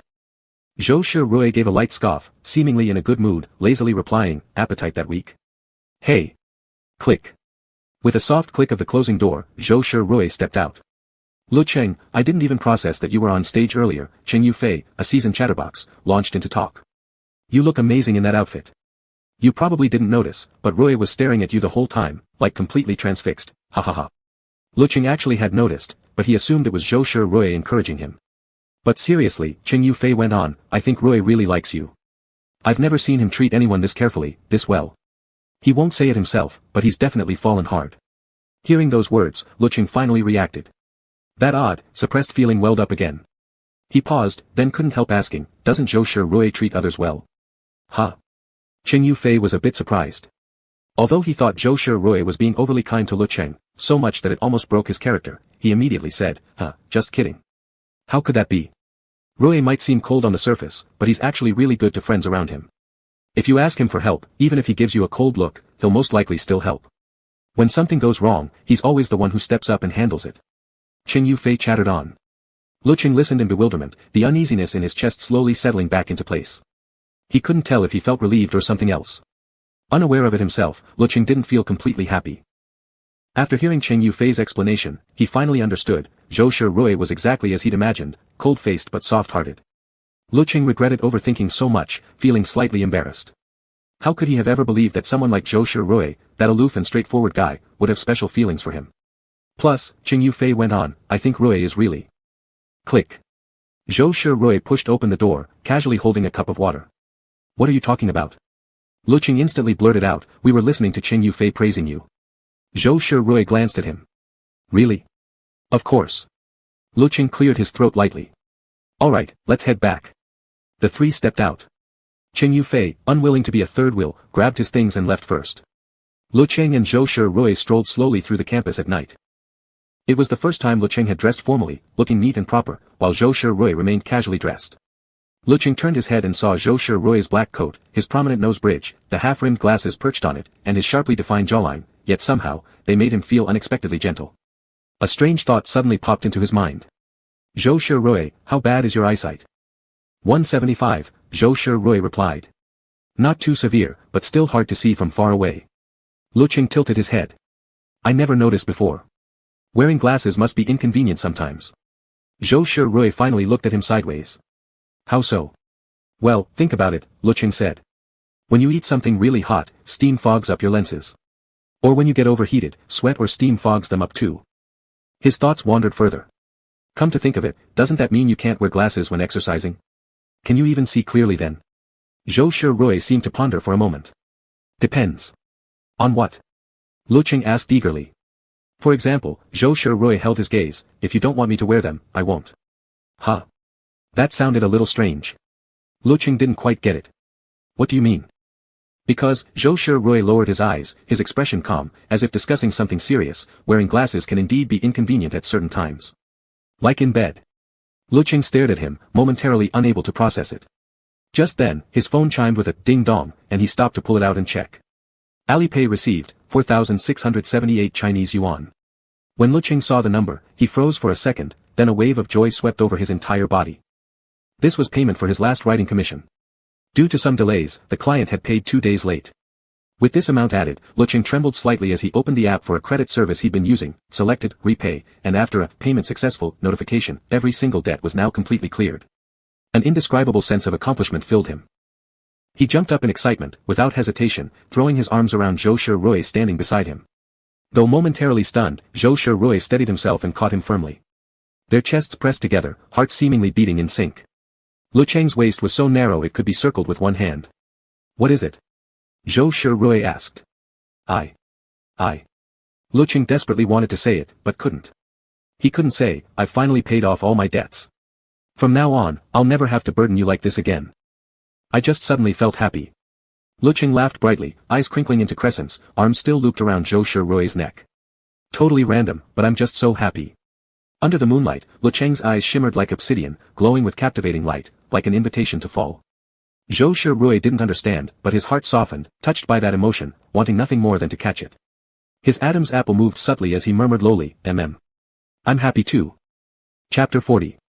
Back in the dorm, Lecheng quickly grabbed his phone, connected it to the computer, pulled up the document, and meticulously went through every single bill and IOU. After carefully reviewing each entry, one by one, Lecheng took a deep breath and buried his face in his hands. He was, really, truly, debt-free. Every informal debt, every questionable loan, including Huabei and Jibei, everything had been paid off. He still had 1,500 yuan left in his pocket. This made Lecheng incredibly excited. Nearly half a year after returning, he'd finally achieved the glorious status of being completely debt-free. The amount wasn't astronomical, but for a college student like him, clearing all debts this quickly felt nothing short of miraculous. Of course, much of the credit went to Zhou Shirui commissioning that CG from him. That 100,000 yuan was crucial, it made up more than half of the entire 16,000. Lecheng couldn't help letting out a couple of silly giggles. Hearing them, Tan Xiaobai teased him, "What's going on now? Did something good happen? Or maybe, spring has arrived." Lecheng turned around and pretended to punch him. Tan Xiaobai immediately cried mercy, "Ah. Sorry. Spare me." Lecheng was far too delighted to hold a grudge. Just then, his phone vibrated with a message. "Zhao Senior, asleep yet?" Orange, "Not yet." "Zhao Senior, why aren't you sleeping?" Orange, Hehe, just a bit excited. "Can't fall asleep." "Zhao Senior, you really do seem happy." Hugging his phone tightly, Lecheng felt everything in the world looked wonderful right now, especially Zhou Shirui, whom he'd already found quite likable before. Just as he was about to reply, he saw Zhou Shirui ask, "What happened? Why are you so happy?" Lecheng hadn't explained clearly earlier, back then, he was too excited to think straight. He bit his lips slightly, tapped the screen, and thought of a subtle way to put it. "Orange, My family had some trouble before, pretty messy stuff. I just realized tonight that it's all taken care of." Orange, "So yeah, I've been anxious about this for a while, didn't dare take any initiative in other areas." Orange, "Now, the trouble is over." Orange, "I feel like things I've been worrying about, the relationships, can change now." Orange, "Doggo standing with hands on hips.jpg. His words were cryptic, almost like a riddle, but Zhou Shirui was extremely perceptive. Almost instinctively, he sensed Lecheng was hinting at something. "Zhao Senior, so? Zhao Senior, which relationship needs to change?" Zhou Shirui pinpointed the key point rather accurately. Still, Lecheng decided to keep the mystery for now. Orange, "Come on, if I actually do it, I'll definitely tell you." Orange, "Don't ask now." Orange, "Doggo bowing politely.jpg. Orange, "But I can give you a little preview." Orange, "It's good news." Zhou Shirui showed typing. "For a long time." Zhao Senior, "Okay." Zhao Senior, "I'll remember that." Zhao Senior, "Good news." And indeed, Lecheng wasn't lying, he truly believed it was good news. Now that all his debts were cleared, it was time to reevaluate his relationship with Zhou Shirui. From their initial mutual dislike, they'd gradually become something close to friends, yet still wrapped in the hollow shell of a romantic relationship. Zhou Shirui probably disliked this arrangement too, but being such a decent, generous, and somewhat shy person, he'd never dared bring it up first, likely afraid of hurting Lecheng's feelings. After all, Lecheng had played the clingy boyfriend role pretty convincingly. Ever since the moment Zhou Shirui kissed him and then blamed himself instead, Lecheng had realized the imbalance. He didn't want to cut ties with Zhou Shirui, but neither did he want to keep pretending in this strange, compromised relationship, one founded on manipulation and coercion from the very beginning. Its origin had never been pure. If they could start over, beginning as friends, he could build a real, lasting connection with Zhou Shirwei. Maybe, Lecheng thought, Chu Xiaobai's blessing from last time had quietly settled into his heart. Long-lasting? Only. Lecheng lay in bed, eyes wide open. He still wasn't sure how Zhou Shirwei truly felt. He'd need to find a way to figure that out. The next day, Su Yuan fulfilled his promise and invited everyone out for a meal. They picked a familiar restaurant. With a dramatic wave of his hand, Su Yuan set down the menu. Everyone, order whatever you want. My treat today. And that's on you, Chu Yao raised an eyebrow. Don't even think about sneaking off to the restroom when it's time to pay. Me? A sneak? How could you say that? Su Yuan spread his hands innocently. September 23rd last year, 4 p.m., right here, Chu Yao said precisely. You pretended WeChat wouldn't open and that Alipay had no money, perfect escape from the bill. Su Yuan. No wonder you scored 20 points higher than me on the college entrance exam, Su Yuan said. Your memory really is impressive. The group began bickering while Lecheng stole a glance at his phone. Zhou Shirwei had sent him a message half an hour ago. Zhou Shirsharp Sr., are you free tonight? Zhou Shirsharp Sr., the studio guys invited me for dinner. Want to come? Lecheng, Su Yuan called out. Have you ordered yet? Huh? No. He shook his head. You guys go ahead. I'm not picky. Works for me. He replied to Zhou Shirwei. Orange, what time tonight? Zhou Shirsharp Sr., 8. Lecheng checked the time, it was already past 7. They wouldn't just be eating, they'd probably go out afterward. There was no way he could make it in time. Orange, probably can't make it. Su Yuan's group might go out afterward. Zhou Shirsharp Sr., okay. Zhou Shirsharp Sr., don't drink too much. Orange, don't worry, I won't get drunk. The food arrived quickly. Lecheng focused intently on his meal, his phone occasionally chiming on the table. By the time he finally finished struggling through the crawfish and wiped his hands clean, he picked up his phone again. 1950. Zhou Shirsharp Sr., left already. 2000 hours. Zhou Shirsharp Sr., already in the car. 2020. Zhou Shirsharp Sr., arrived. 2025. Zhou Shirsharp Sr., what are you doing? 2026. Zhou Shirsharp Sr., still eating? Lecheng glanced at the messages, thought for a moment, then simply replied. Orange, enjoying my meal. Meanwhile. Zhou Shirwei sat curled into the couch, long legs sprawled casually, eyes lowered toward the screen as another message popped up. He faintly frowned. Wei Fongyuan, seated closest beside him, casually glanced over. What's wrong, bro? Nothing. Zhou Shirwei pursed his lips. Why wasn't Lecheng checking up on him? Ah, come on, Shen Yi took a sip of beer and, as if remembering something, smirked sideways. Shuaiji, should we send little brother-in-law a photo check-in again today? His teasing tone drew chuckles from the others. Normally, it would have been just a light-hearted joke, something everyone tossed around. Zhou Shirwei would usually just toss back a cold, get lost. But this time, he lifted his gaze with uncharacteristic seriousness, expression blank, voice calm and flat, that funny? Shen Yi blinked, momentarily bewildered. He silently mouthed, what, toward Wei Fongyuan, who was nearest to Zhou Shirwei. Wei Fongyuan shrugged, shaking his head. Qian Lin did the same. Wei Fongyuan stepped in smoothly, who even talks about check-ins. Is Sharp Ji the type to get checked on? Right? Ha ha ha. Ping. Zhou Shirsharp Sr., why don't you ask how many people there are? Lecheng was still sipping soda, he hadn't touched any alcohol. When he saw the message, it took him a second to process. Huh? Was that, implying he should have asked for a check-in? Lecheng didn't quite understand, he'd intentionally not checked in. He'd already decided to clear the air about everything. Not checking shouldn't matter now. Besides, he'd never actually liked checking in before. Every time he asked Zhou Shirwei what he was doing, it was purely for maintaining the persona. Playing the clingy, attention-seeking boyfriend role. Staring at the message, Lecheng pondered briefly and reached a conclusion, Zhou Shirwei must have just gotten used to being checked on. Which made sense. Like someone who says good morning to you every day suddenly stopping, one day you'd definitely notice. Lecheng tapped the screen. Orange, oops, forgot. Orange, well then hurry up and show me, how many people are there, males and females, send me a photo with everyone making the number 3. At the exact moment he hit send. Wei Fongyuan saw Zhou Shirwei suddenly lift his hand, form a 3 with his fingers, and snap a photo.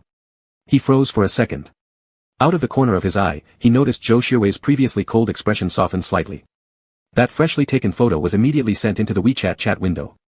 It couldn't possibly be going to Lecheng. He hadn't muted the camera sound when taking the photo, so naturally, the others noticed too. Shen Yi, ever straightforward, blurted out, wait, why'd you take a photo? Little brother-in-law checking in again. He regretted at the moment the words left his mouth. Hadn't he just gotten snapped at earlier? Was he really walking straight into the line of fire again? Zhou Xuewei acknowledged it unusually openly, his expression calm and indifferent, as if it didn't matter at all. He just forgot. Xing Yi. Qian Lin. Wei Fengyuan.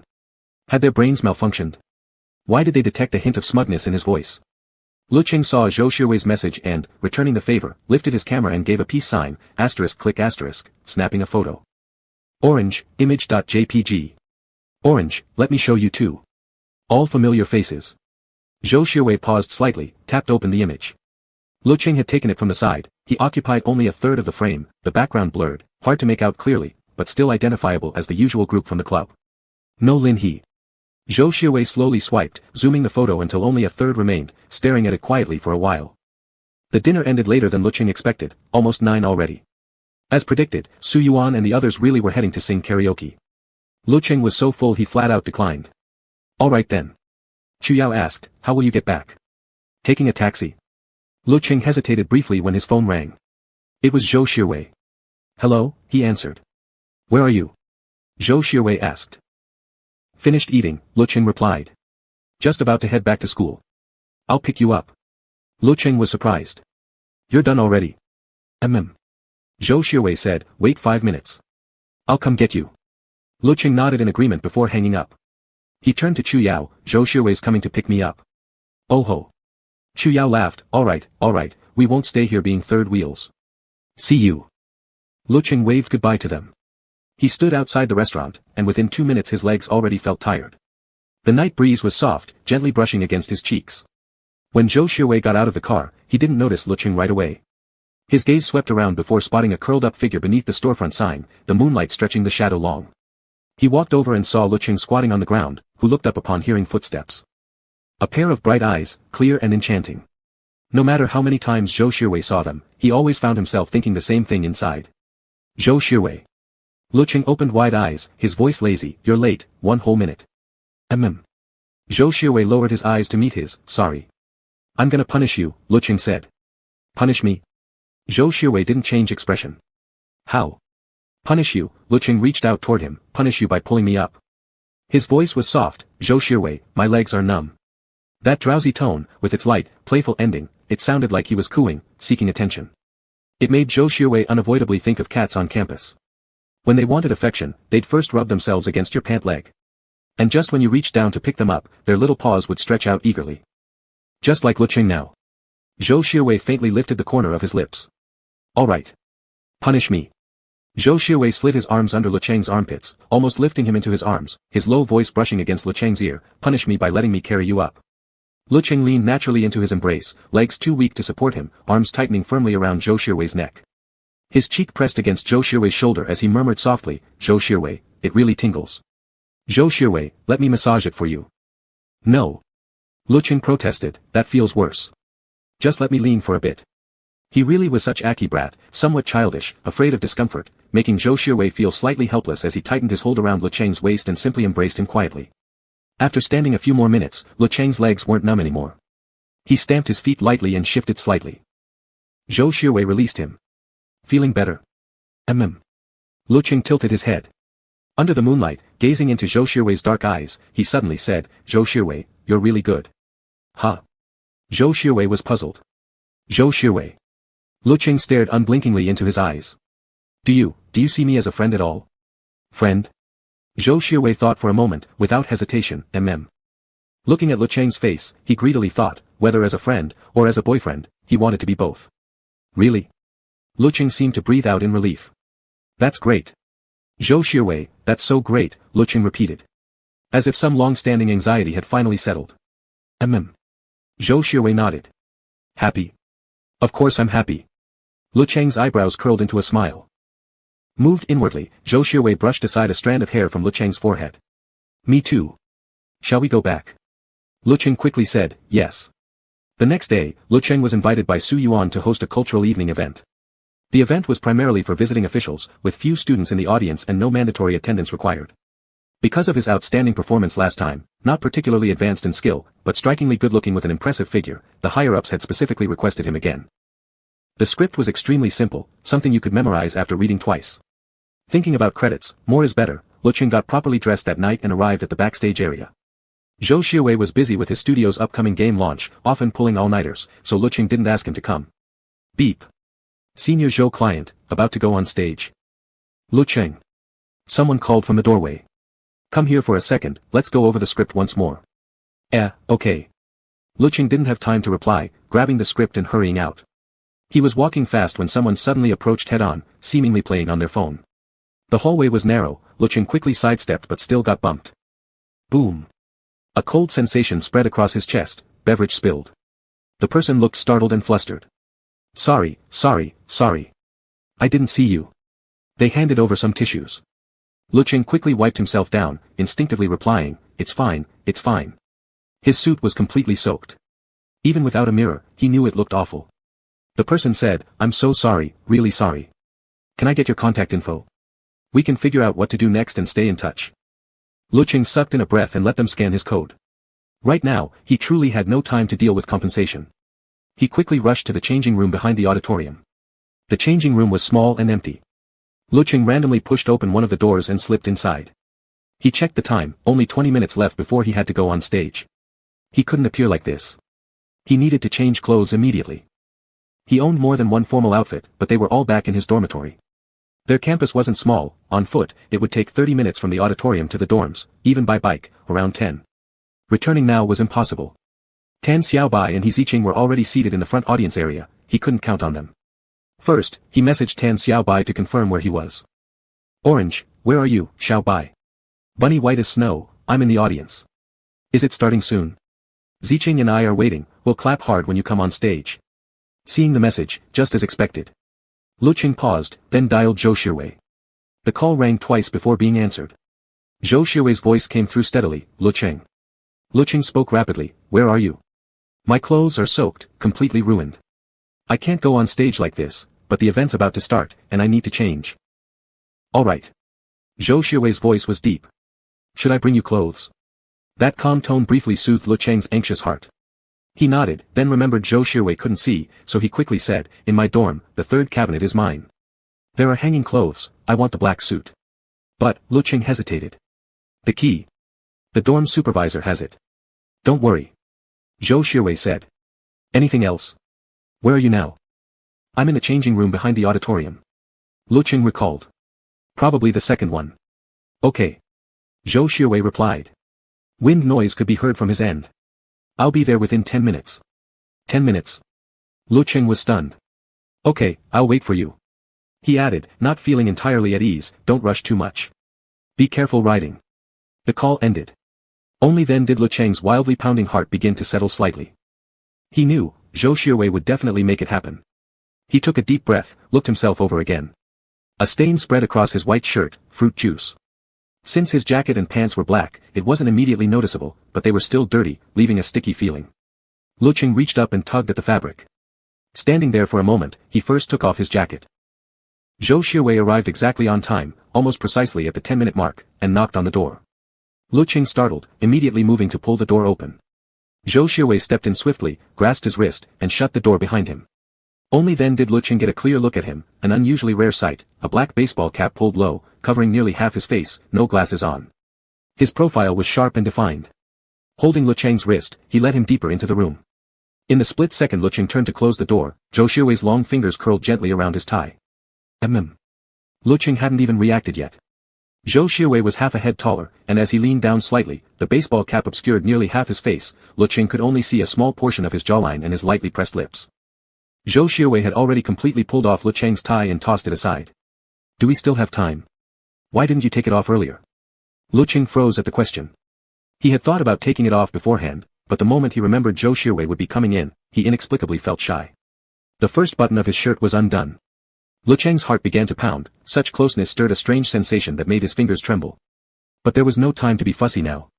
He followed Zhou Xiaowei's lead, reaching for the buttons at the hem of his shirt. Their two hands moved simultaneously, quickly unfastening all the buttons until the shirt hung open. Lecheng's skin was very fair, smooth, delicate, soft to the touch. His waist and abdomen were lean and beautifully shaped. A hint of pink peeked faintly through the opening of his shirt. Zhou Xiaowei's fingertips paused briefly. Cold air brushed against his bare skin, sending a shiver through Lecheng, even the tips of his ears turned red. He immediately tried to turn away to undress, but then suddenly recalled, he'd used shirt stays. That's right, shirt stays. The dressing room in the auditorium was rudimentary, hardly ever used since people rarely changed clothes here, just a few scattered stools. Lecheng took a deep breath, suppressing an odd sense of embarrassment, and quickly bent down to remove his pants, revealing the shirt tucked into the stays. Black ones, like two-leg cuffs, tightly fastened around his slender white thighs, pressing into the flesh just slightly. With Zhou Xuewei standing right across from him, Lecheng's heart raced as if it might burst from his chest. He lowered his head and hurriedly tugged at the clips attached to his shirt. Whether due to his frantic movements or the clip's high quality, a few refused to come loose. He became aware of Zhou Xuewei's gaze, direct, intense, almost burning, as if it carried heat. His motions grew even more flustered. Eventually, deciding to just get it over with, he tried to use brute force, but Zhou Xuewei had already stepped closer. One hand gripped his wrist, the other slowly reached downward. Lecheng. The deep voice was nearly at his ear, warm breath skimming the side of his neck. Lecheng trembled like a small animal and let out a soft, nasal sound, mm. I'll help. Zhou Xuewei pressed on his shoulder, gently guiding him onto a stool. His long fingers briefly touched Lecheng's thigh, only for an instant, before drawing back. Wet, he stated calmly, matter-of-factly. Lecheng's mind went blank. It took him several seconds to process what Zhou Xuewei meant, the shirt stays. His cheeks flushed completely. Why yes, is it? They need to come off, Zhou Xuewei said, lowering his lashes. They'll stain the new pants. Okay. Dazed, Lecheng obeyed, though his thoughts were in chaos. He began to doubt his decision to ask Zhou Xuewei to bring the clothes. Fumbling with trembling fingers, unable to unclip them, Zhou Xuewei finally stepped in, swiftly ripping the clips off. Then he said, put it up. What? Your leg. Zhou Xuewei sat facing him. Put it up. The posture was admittedly awkward. Was Zhou Xuewei going to help him remove them? Under such urgent circumstances, it wasn't unreasonable to accept help, right?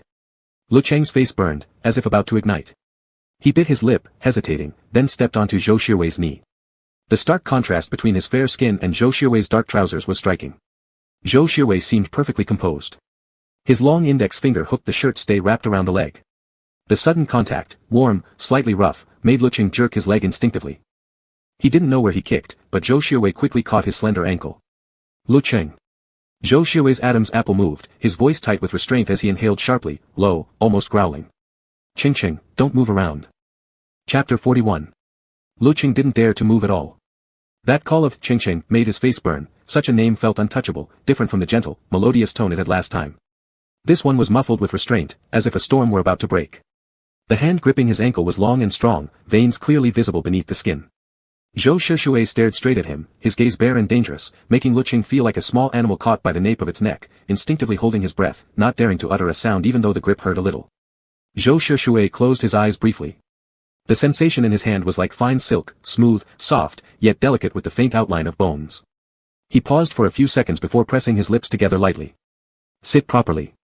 Lecheng lowered his eyelashes. Oh. He obediently sat still, feeling both awkward and ashamed. His whole body burned with heat as Zhou Xuewei used his index finger to hook the shirt clip, slightly bending it to separate the fabric from his skin, then gently scraped his nail across, sending tiny shivers through that patch of flesh. Zhou Xuewei kept his eyes down, moving quickly. Lift your foot. Oh okay. Lecheng obeyed. The shirt clip, resembling a black leg cuff, was finally yanked off. Zhou Xuewei tossed it aside carelessly. His gaze accidentally dropped downward, landing on the faint red mark left on the ankle he'd just held. His brows furrowed slightly. Feeling his ankle gripped again, Lecheng was confused. What's wrong? Zhou Xuewei looked down. It's red. The brim of his cap obscured his expression, and from Lecheng's angle, it was hard to see. Instinctively, he tried to pull back, but couldn't budge. He stammered quickly, it's nothing. It'll fade soon. Zhou Xuewei still didn't move. After a few seconds, he finally let go and lifted his gaze. Change your clothes. Oh okay. Time was short. No longer needing to be so close, Lecheng practically jumped up. Zhou Xuewei handed him the shirt. Lecheng blinked slightly, turned his head, and faced away, swiftly pulling the shirt off. Despite how fast he moved, clearly flustered, Zhou Xuewei's eyes lowered unavoidably, catching sight of Lecheng's fair, smooth back, flawless and beautifully contoured, tapering gently downward, with two dimples at the base of his spine that looked perfectly shaped for a thumb's impression. His breathing involuntarily deepened. Unaware of it all, Lecheng was already half delirious, his mind seemingly evaporating under intense heat. His lashes trembled as he hastily wiped the still wet juice off with a tissue, then quickly threw on the shirt, fastening the crucial buttons first. Zhou Shushui passed him the trousers. 6 minutes left. Zhou Shushui's voice was slightly hoarse. You can make it. Okay. Lecheng nodded, pulling on the pants. His long, pale legs were now fully covered, giving him a sliver of security. Zhou Shushui stepped closer, holding the tie. He lowered his gaze slightly, his slender fingers deftly working around Lecheng's neck. The sudden closeness made Lecheng hesitate mid-motion. Before he could react, Zhou Shushui murmured lowly, buckle the belt. Oh, right. A beat late, Lecheng fastened the belt just as Zhou Shushui finished tying the knot.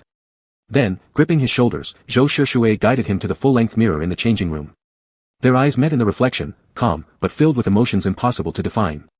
Zhou Shushui's pupils were dark and deep as he asked quietly, satisfied? His breath grazed lightly against Lecheng's earlobe, then slowly drifted downward, as if trying to slip into the collar.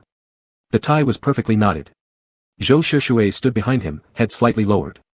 With broader shoulders and frame, he completely enveloped Lecheng, who was slim even for an average male build. Why yes, I'm satisfied. Lecheng nodded. Good. Zhou Shushui stepped back slightly. Put on your coat. That long-fingered hand brought the jacket into view again. Lecheng hurriedly slipped it on. Fully dressed at last, his scorched logic gradually returned. Only then did he belatedly realize, what had he kicked earlier? Zhou Shushui's leg. Surely he hadn't hit anything critical. Unable to help himself, Lecheng stole a glance. Zhou Shushui wore black casual pants, solid black, showing no marks. He reassured himself, if he had kicked hard, Zhou Shushui wouldn't look this calm now. The more he thought about it, the more embarrassed he became. It had been a long time since he'd felt such shame in front of Zhou Shushui. His heart pounded, shame, yes, but also something else, subtle and indistinct, too faint for him to recognize. Then I'll go. Lecheng picked up the scattered pages on the floor. My clothes, you. I'll take them to the dry cleaner. Zhou Shushui asked, is that okay? Okay. Lecheng nodded, then turned to look at Zhou Shushui. The other man was in the middle of pulling off his cap with one hand, pushing his hair back. Only then did Lecheng realize that Zhou Shushui's hair was slightly disheveled, and without his glasses, he must not have had time. A quiet stir rose in his chest. Lecheng stepped forward again, looked up seriously, and said, Zhou Shushui, thank you. Zhou Shushui didn't move.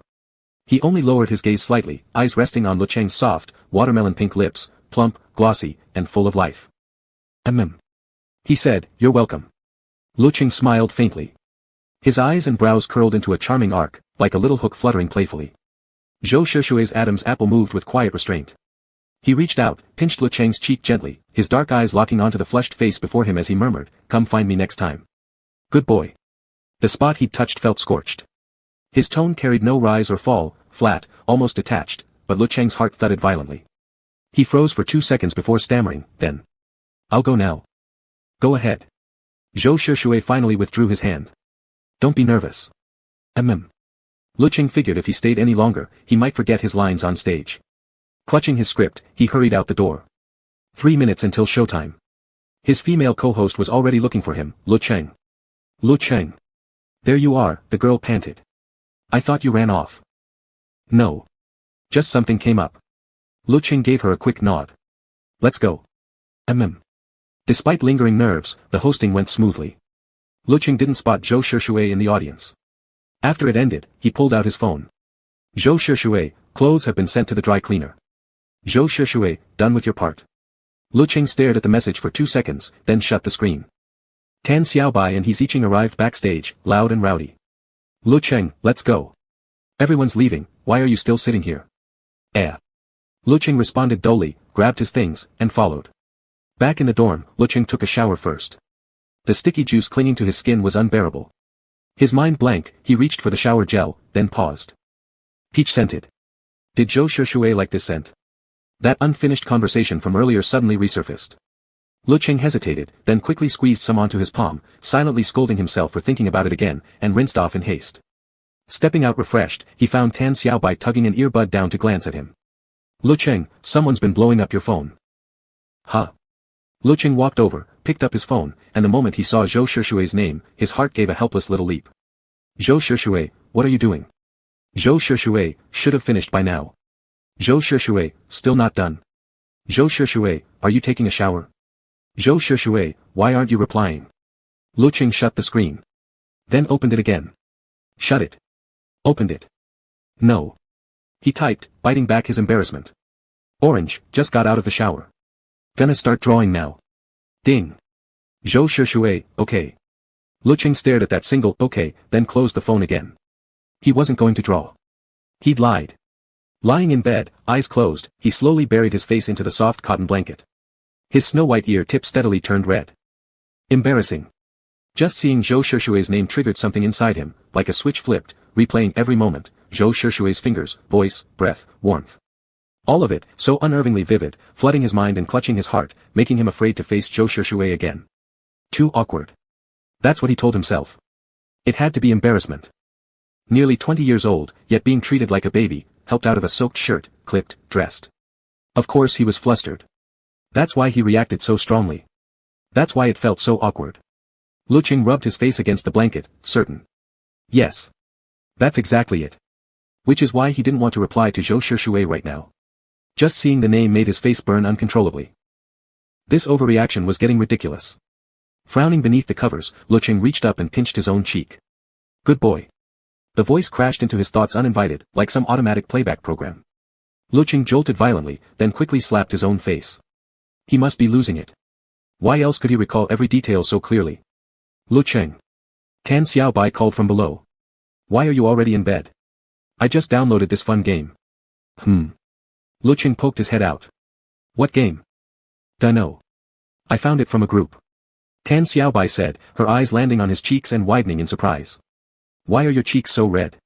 What are you doing? Are you sick or something? No. Lecheng jumped off the bed. I'm not, I was just too hot under the blanket. Not sick at all. Good. Tan Xiaobai nodded. Look at this game. Seems pretty fun, wanna play together online? Sure. Send me the file. Should we get Xiqing? Xiqing waved her off. Don't like games. You're really missing out on a masterpiece then.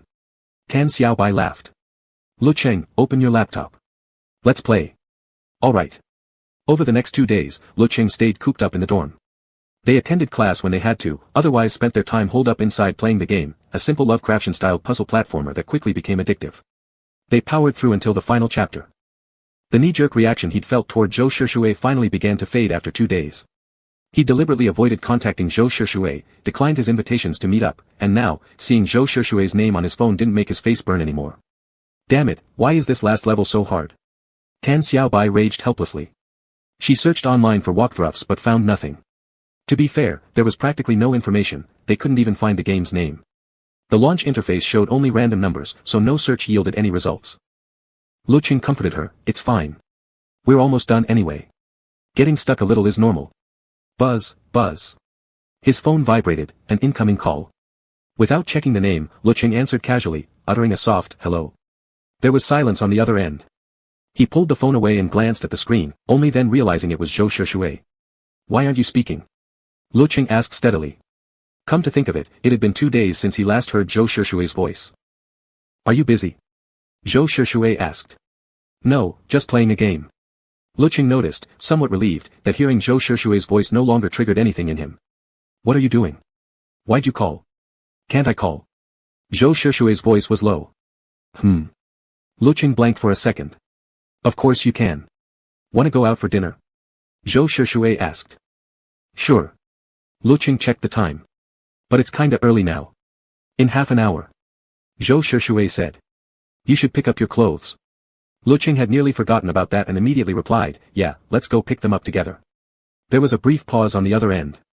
Have you been busy lately? Lecheng instinctively answered, not really. Not busy, Zhou Shishui said flatly. Then why haven't you replied to my messages? Lecheng was caught off guard. But he couldn't possibly explain, he couldn't say, I didn't reply because just thinking about you made my face flush and my heart race. That would be way too embarrassing. Lecheng, the past couple days, I was busy. Not now though. Zhou Shishui asked, really? Yeah. Lecheng felt a little guilty. Just as he was about to add something else, Tan Xiaobai suddenly yelled beside him, I got it. Lecheng, we need to lure the monster here, under the moon, let the moon eat it. Then we'll get the key. What? Lecheng's attention snapped back instantly. He quickly with Tan Xiaobai, luring the monster and successfully retrieving the key.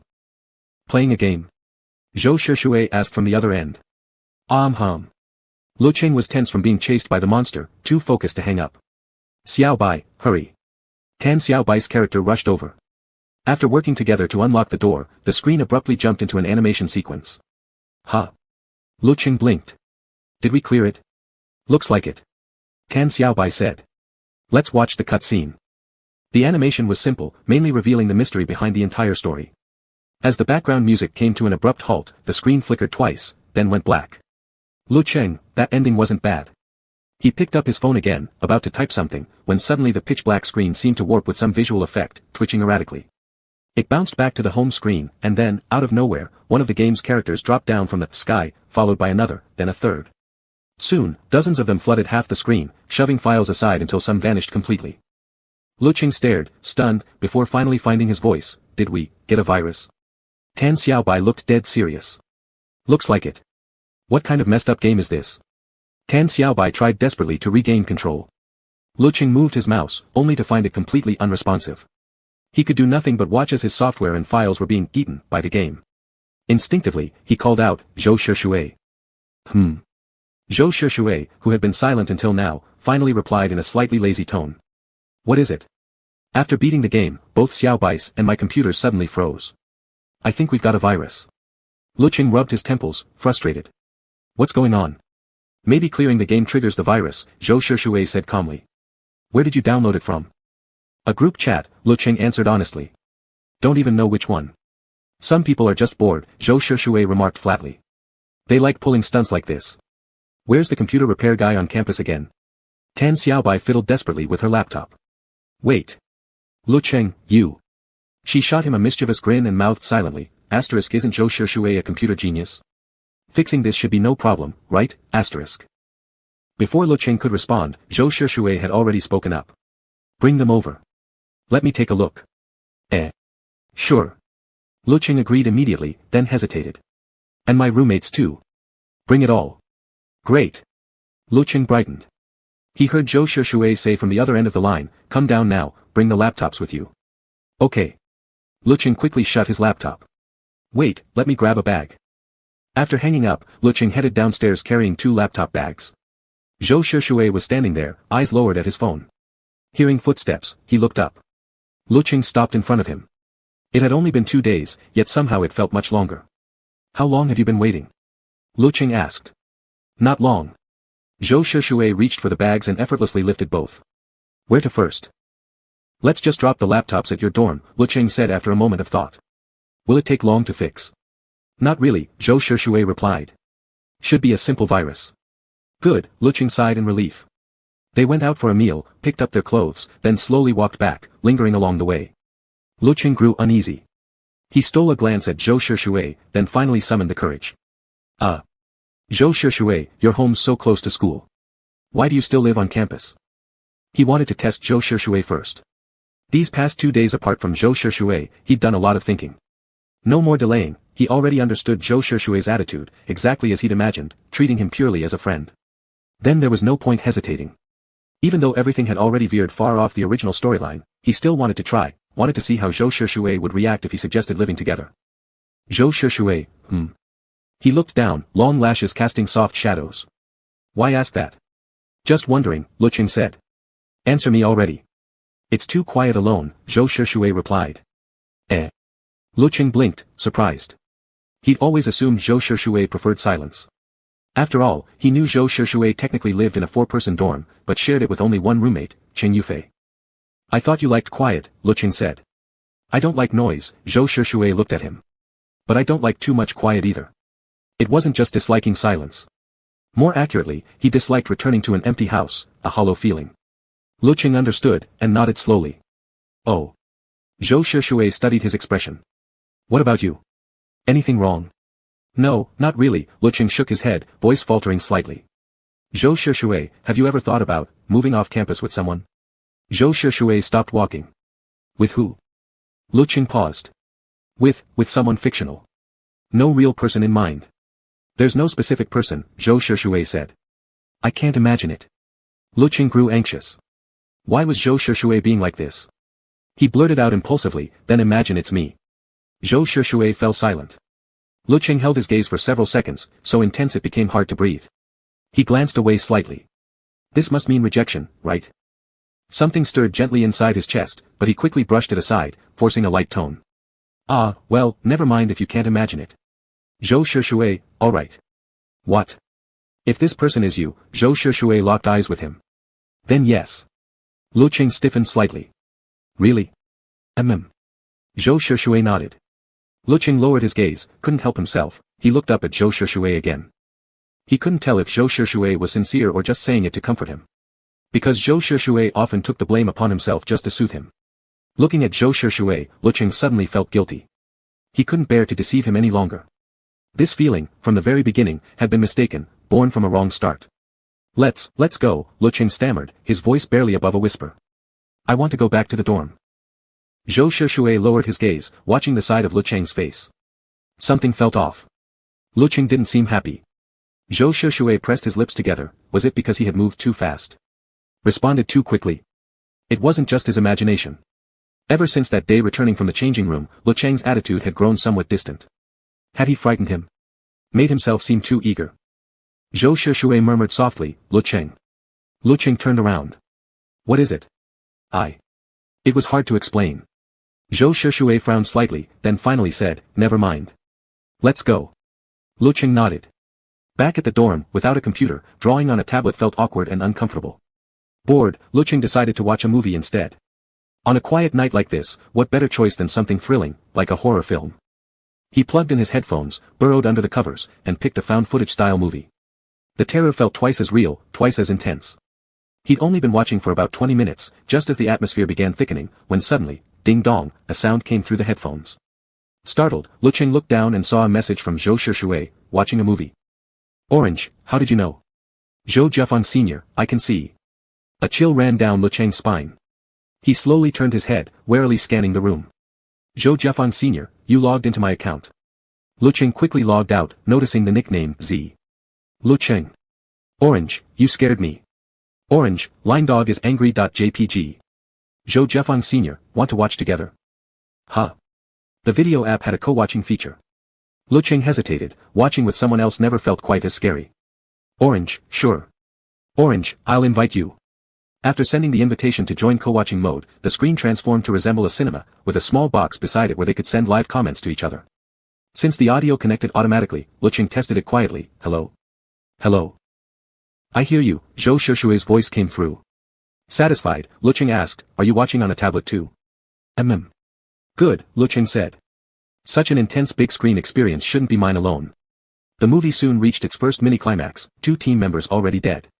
Lecheng curled deeper into his blanket, but hearing Zhou Shushui's calm breathing through the mic, he suddenly didn't feel so afraid anymore. Zhou Shushui, he whispered. Nothing, Lecheng said. Are you scared? Zhou Shushui didn't answer directly. Instead, he asked, are you scared? Me?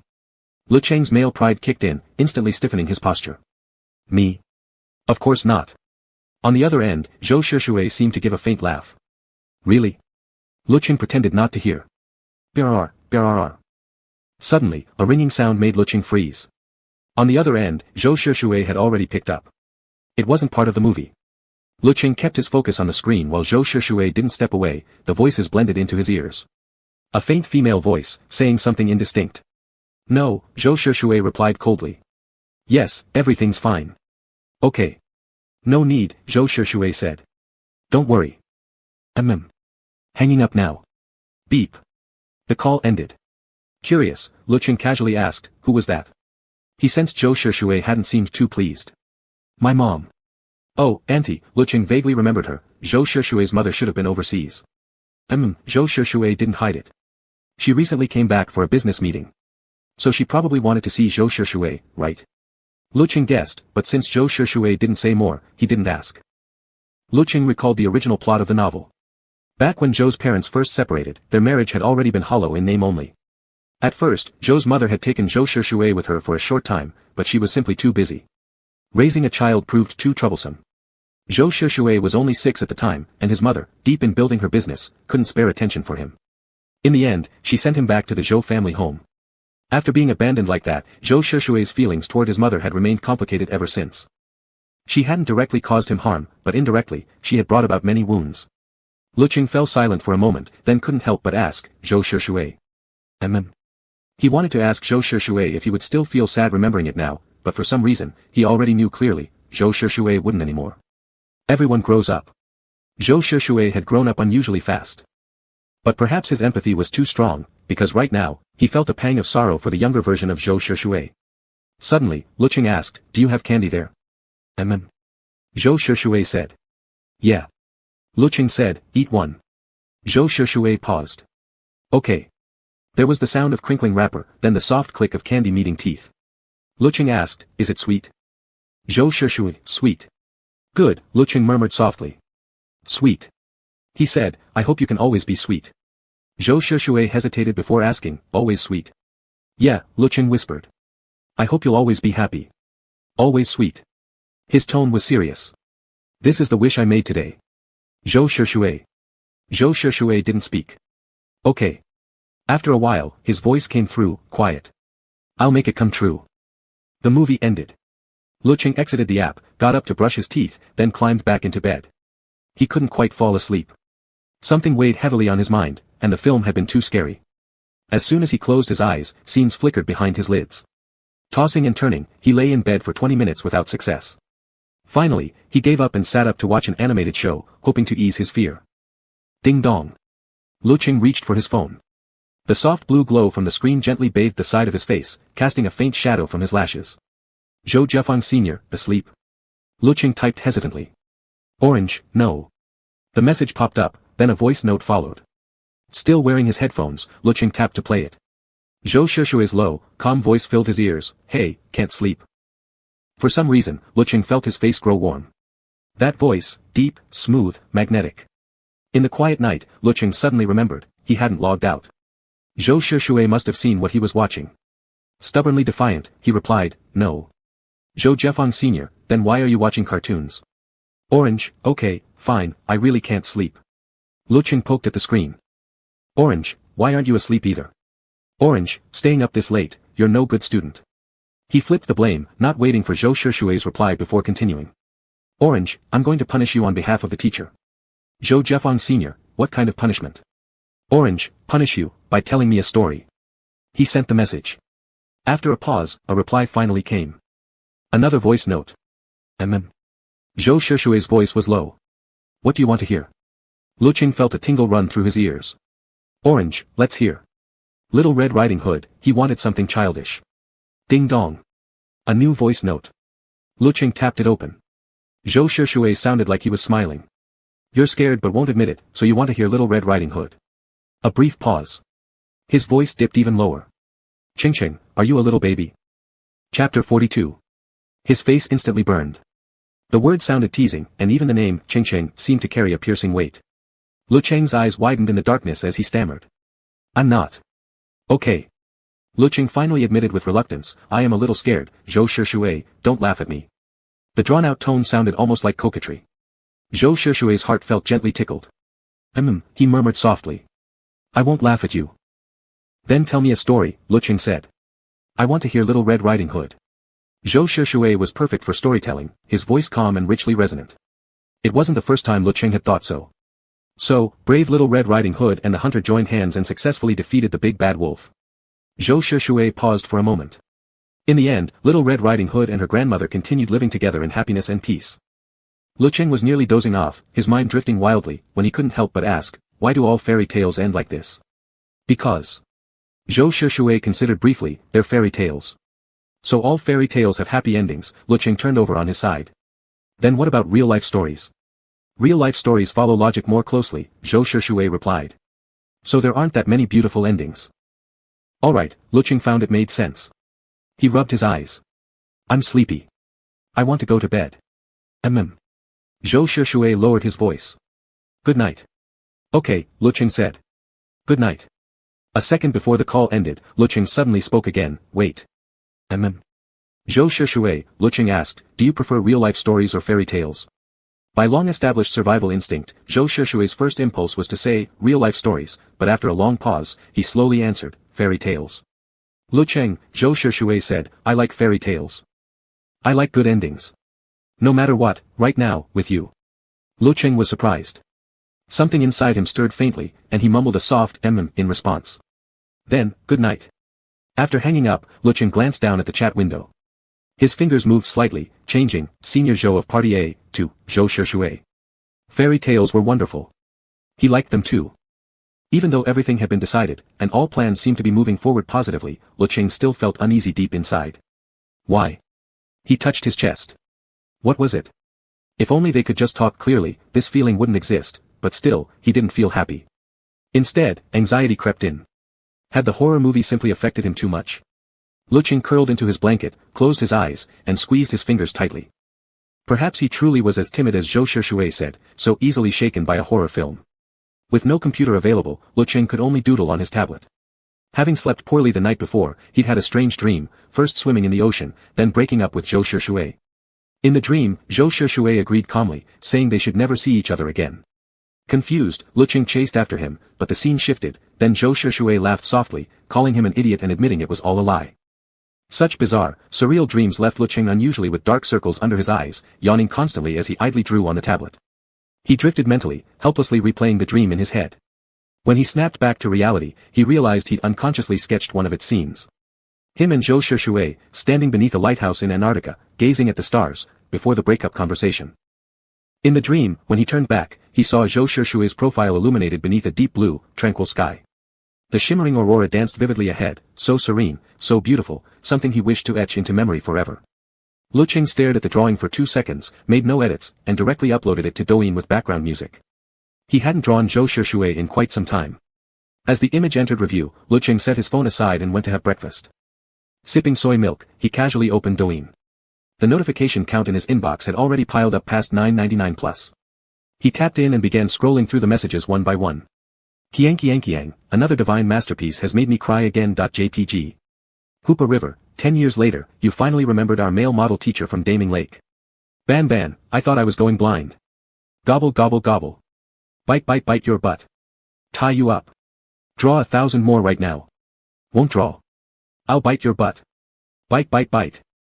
Hot latte please, it's been so long I thought our male model CP was dead. Invincible pineapple, thank goodness, turns out behind our backs, boss and the male model are still doing just fine. Just love melodramas, resurrect. My CP. Resurrect. My boss male model duo.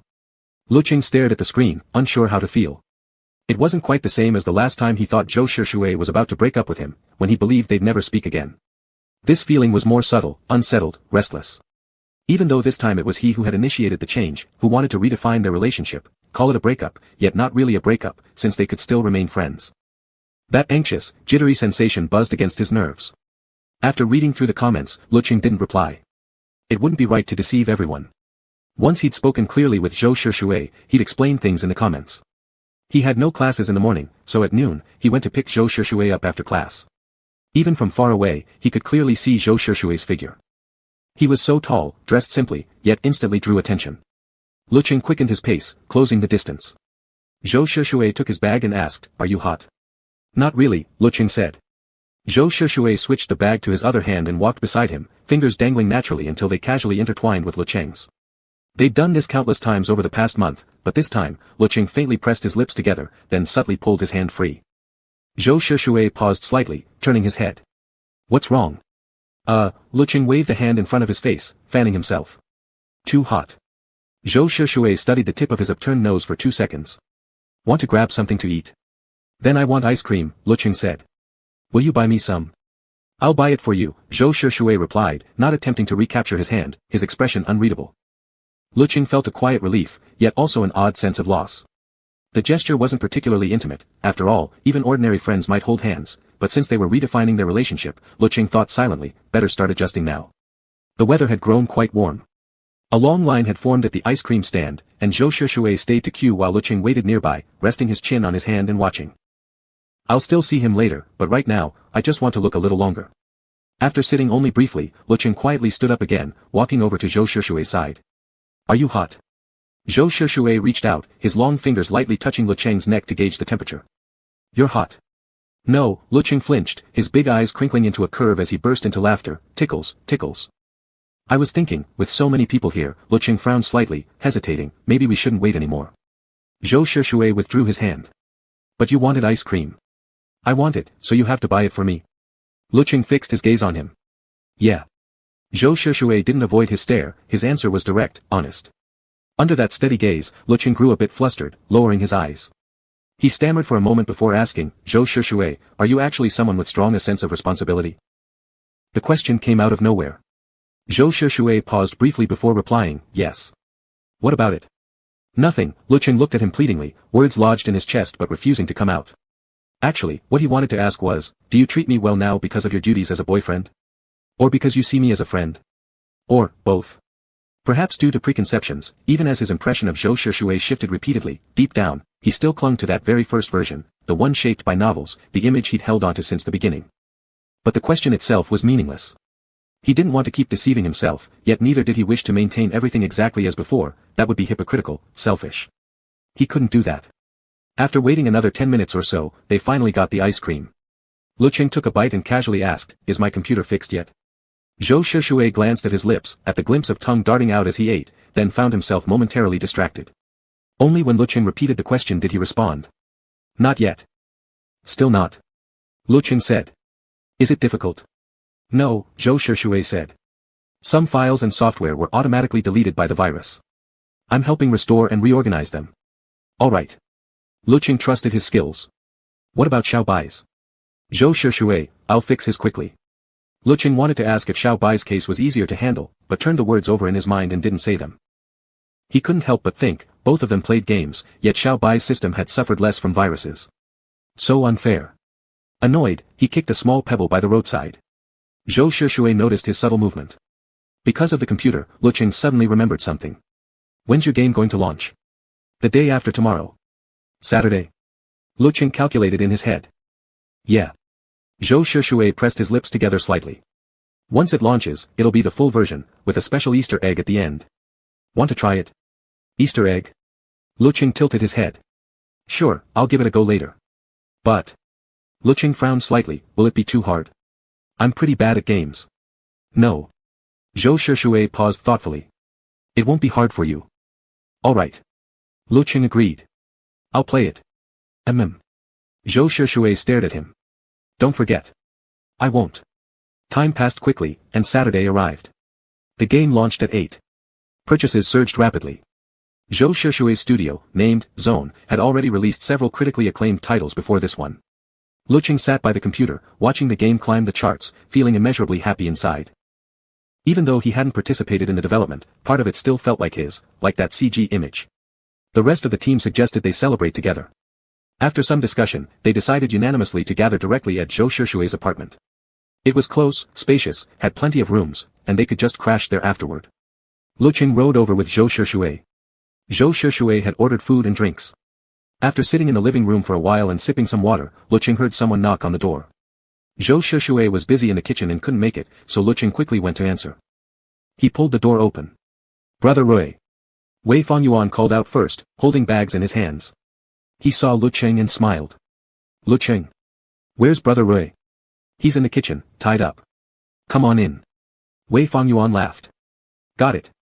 Sheng Yi and Qian Lin followed behind him, stepping inside and setting their things down as they walked. Damn, it's cooler here. Outside must be hitting 23 degrees Celsius. It's not even summer yet, how come it's so hot already? Weather's changing fast. The forecast says it'll cool down in 2 days, back to 17 degrees Celsius. Lecheng automatically began organizing the items. Crouched on the floor, his slender white fingers sorting through things, Wei Fangyuan came over to help. Lecheng paused and asked Zhou Shushui, where does this go? Zhou Shushui glanced over. Cabinet. Okay. Lecheng nodded, placing the item into the cabinet. He then straightened a slightly crooked decorative piece on top of the cabinet. As he turned around, he noticed Wei Fangyuan staring at him. What? He asked, puzzled. Not much. Wei Fangyuan shook his head. He looked from Lecheng to Zhou Shushui, his gaze shifting back and forth between them, suddenly struck by an indescribable feeling. What kind of feeling? Wei Fangyuan sat down, took a sip of opened cola. The sharp fizz burst across his tongue, and abruptly, he understood. Oh. It was a couple vibe. Something natural, perfectly matched, like the two of them had been living in this house together for years. Wei Fangyuan couldn't explain where the feeling came from. Maybe it was something about Lecheng himself. Even though he'd only met Lecheng a few times, he sensed instantly that Lecheng was someone well-adjusted, clearly raised in a healthy, nurturing home. This sense of stability wasn't about whether parents spoiled him or not. Lecheng radiated calmness, like a sunflower turning toward the light, or like a mirror reflecting precisely the opposite side within Zhou Shishui. Two people with fundamentally different cores, yet they seemed strangely compatible. Wei Fanyuan couldn't quite figure it out when Lecheng already slipped on his slippers and ran toward the kitchen with loud, rhythmic slap-slap sounds. Whoa, so much food, Lecheng said excitedly. Can we even finish all this? We can. Zhou Shishui glanced at the living room. You're underestimating how much those three can eat. Lecheng chuckled. Fine, but you should keep your voice down. Zhou Shishui turned to look at him. Don't let them hear you say that. Lecheng's bright eyes sparkled. Actually, it wouldn't have mattered if they'd overheard. But the unspoken words naturally placed them in the same camp. It felt good. Zhou Shishui's lips curled up slightly. He didn't argue. The dishes were soon laid out. Everyone scattered around the dining table. Wei Fanyuan poured drinks. When it came to Lecheng, he hesitated. Lecheng, drinking. Being at Zhou Shishui's place gave him a strange sense of comfort and safety. Lecheng nodded. Yeah. All right then. Wei Fanyuan filled his glass to the brim. They chatted casually while eating, and before long, half the food was gone. Lecheng finally fully believed what Zhou Shishui had said earlier. With everyone around, there was no way any leftovers would end up in the trash. Time slipped by. The sky faded from orange to an endless stretch of black. Last summer I went to a concert, live, it was so wild, Xingyi said, his speech slightly slurred. He had the weakest alcohol tolerance, after just 3 bottles, he was already tipsy, letting out a burp. So intense. I invited you guys, but none of you came. No taste at all. Qian Lin shot him a sidelong glance. Are you sure it wasn't because you couldn't find anyone? And weren't you sitting in the front row with your then girlfriend, while our tickets were in the very last row? Xingyi protested, hey, does that mean back row seats aren't real seats? Do you have any idea how amazing it sounds when they play electric guitar live? You're missing out big time. Thanks, Qian Lin replied dryly. At least I'm still alive. Wei Fanyuan said, all right, drink up. But now that I think of it, Wei Fanyuan grinned, turning to Zhou Shishui, Brother Rui, don't you also play electric guitar? Before Zhou Shishui could react, Lecheng had already chimed in eagerly, really? You can play electric guitar? As if I'd lie, Wei Fanyuan said. I remember, it was during a high school arts festival once. A scheduled act dropped out last minute, so they called on Brother Rui to fill in. He played the electric guitar. Lecheng found it hard to picture. To him, electric guitar always seemed wild and unrestrained. Zhou Shishui playing it? What would that even look like? Yeah, I totally forgot about that, Xingyi said. Such a perfect occasion, why not show us something right now? Zhou Shishui replied coolly, it'll disturb the neighbors. Lecheng, who had been ready to cheer him on, instantly deflated. Really can't play at all? Zhou Shishui glanced sideways. You want to hear it? Lecheng's eyes sparkled. Yeah. Can I? I really want to hear it. That expression, as if all the stars in the sky had fallen into his eyes, was nearly impossible to refuse. All right. Zhou Shishui's Adam's apple moved subtly. But I haven't played in a long time. Come on. Lecheng immediately jumped up. But you said it'd disturb the neighbors. Go close all the windows, Zhou Shishui instructed. I installed soundproof panels, the acoustics here are excellent. Lecheng obediently followed the order. Wei Fanyuan turned off the main lights too, leaving only the soft ambient lighting along the walls. Witnessing Zhou Shishui's sudden shift in behavior, Xingyi couldn't help but take another sip of beer. So double standards. Seriously, abandoning friends for looks. Qian Lin deadpanned, well, maybe because you don't have any looks to offer. You shut up, Xingyi muttered, annoyed. After closing the windows, Lecheng returned and saw Zhou Shishui sitting casually on the sofa, a sleek black and white electric guitar resting across his long legs. Its elegant, fluid design hinted at its steep price tag. His slender fingers lightly plucked the strings, testing the tuning. Lecheng immediately sat down across from him. All done. Zhou Shishui lifted his gaze, silent, and then, in the next instant, a powerful, soaring melody erupted through the living room. The distinctive timbre of the electric guitar resonated in their ears. His long fingers danced effortlessly over the fretboard, delivering a fierce, driving tune that instantly swept everyone into a thrilling sonic journey. Since they were at home, Zhou Shishui hadn't worn a jacket, just a plain black undershirt, sleeves rolled up to reveal a firm forearm, its defined lines taut with movement. The dim blue glow of the ambient light brushed against his profile, perfectly accentuating the sharp tip of his nose and his strong jawline. The usual air of calm restraint melted away. With every strum of the guitar, a raw, untamed edge emerged. Lecheng stared, unable to look away. His heartbeat pulsed in rhythm with the music. When the final note faded, Zhou Shishui set the guitar aside. Lecheng remained dazed for a moment before suddenly remembering to clap. That was amazing. Lecheng's eyes widened, applauding enthusiastically. You played so well. Zhou Shishui studied his expression. Only then did his tense body begin to relax. A faint upward curve touched his lips. Not bad. Lecheng thought Zhou Shishui was being far too modest. Wei Fangyuan, watching, thought his brother had absolutely pulled it off. They hadn't even finished dinner when Zhou Shishui put the guitar away. Then, Lecheng suddenly slapped his forehead. He grimaced, drawing Zhou Shishui's attention. What's wrong? Ah. I forgot to record it. Lecheng looked genuinely frustrated. Why record it? So I could listen whenever I wanted, Lecheng said matter-of-factly. Zhou Shishui met his gaze. If you want to hear it, I can play again. Lecheng paused, lifting his eyes into Zhou Shishui's deep, dark stare. His heart, already soaked in alcohol, felt an odd, nameless sadness bloom in that moment. After several rounds of drinks, nearly everyone at the table had passed out. Lecheng was no exception, though he wasn't the most disoriented among them. Sheng Yi and Wei Fangyuan were already slumped over, utterly drunk. Lecheng barely managed to prop up his face with both hands, his eyelids fluttering heavily. At the entire table, only Zhou Shishui and Qian Lin remained capable of coherent speech. Qian Lin stood up unsteadily, exchanged a glance with Zhou Shishui, then pointed at Wei Fangyuan. Zhou Shishui said. Take him inside. All right. Qian Lin agreed. Zhou Shishui looked down at Lecheng, who was half propped on the table, revealing only a small patch of fair cheek, soft and adorable looking. He stared for a moment, then reached out and gently pinched the bit of skin. Lecheng whimpered from the poke, instinctively scratching his cheek, making soft, rumbling noises in his throat. In that moment, Zhou Shishui's heart melted into tenderness. He scooped Lecheng up, who immediately went limp against him like a boneless creature, clinging like an octopus, mumbling hazily, as sleeping. Zhou Shishui murmured softly. Time to sleep. And no. Lecheng suddenly squirmed weakly. I need to brush my teeth. Zhou Shishui had no choice. Carrying him to the bathroom, when Lecheng couldn't find the toothpaste, he took Lecheng's hand and squeezed it onto the brush. Lecheng watched obediently, big eyes focused, not even thinking to pull his hand away. Only after the toothpaste was applied did he slowly curl his lips into a dazed smile. Wow, so cool. Zhou Shishui paused, slightly taken aback. You know how to squeeze toothpaste. Lecheng poked at his chest with a finger. Zhou Shishui, I don't know how. Zhou Shishui held his hand and chuckled. Because you're drunk. You can't see straight. All right. Lecheng tilted his head, his gaze hazy but strangely bright. I'm brushing now. You can't look at me. Not arguing with a drunk person, Zhou Shishui humored him. Won't look. Brush. Zhou Shishui turned as if to leave, and only then did Lecheng finally start brushing properly. After about 10 minutes of fuss, Lecheng finished washing up. Zhou Shishui carried him to the bed. Lecheng seemed asleep, so Zhou Shishui stood quietly, watching for a while before tucking the blanket around him. Just as he stood up, however, he was suddenly yanked back. Lecheng opened his eyes and looked at him. Where are you going? I'm going to take a shower. Zhou Shishui said.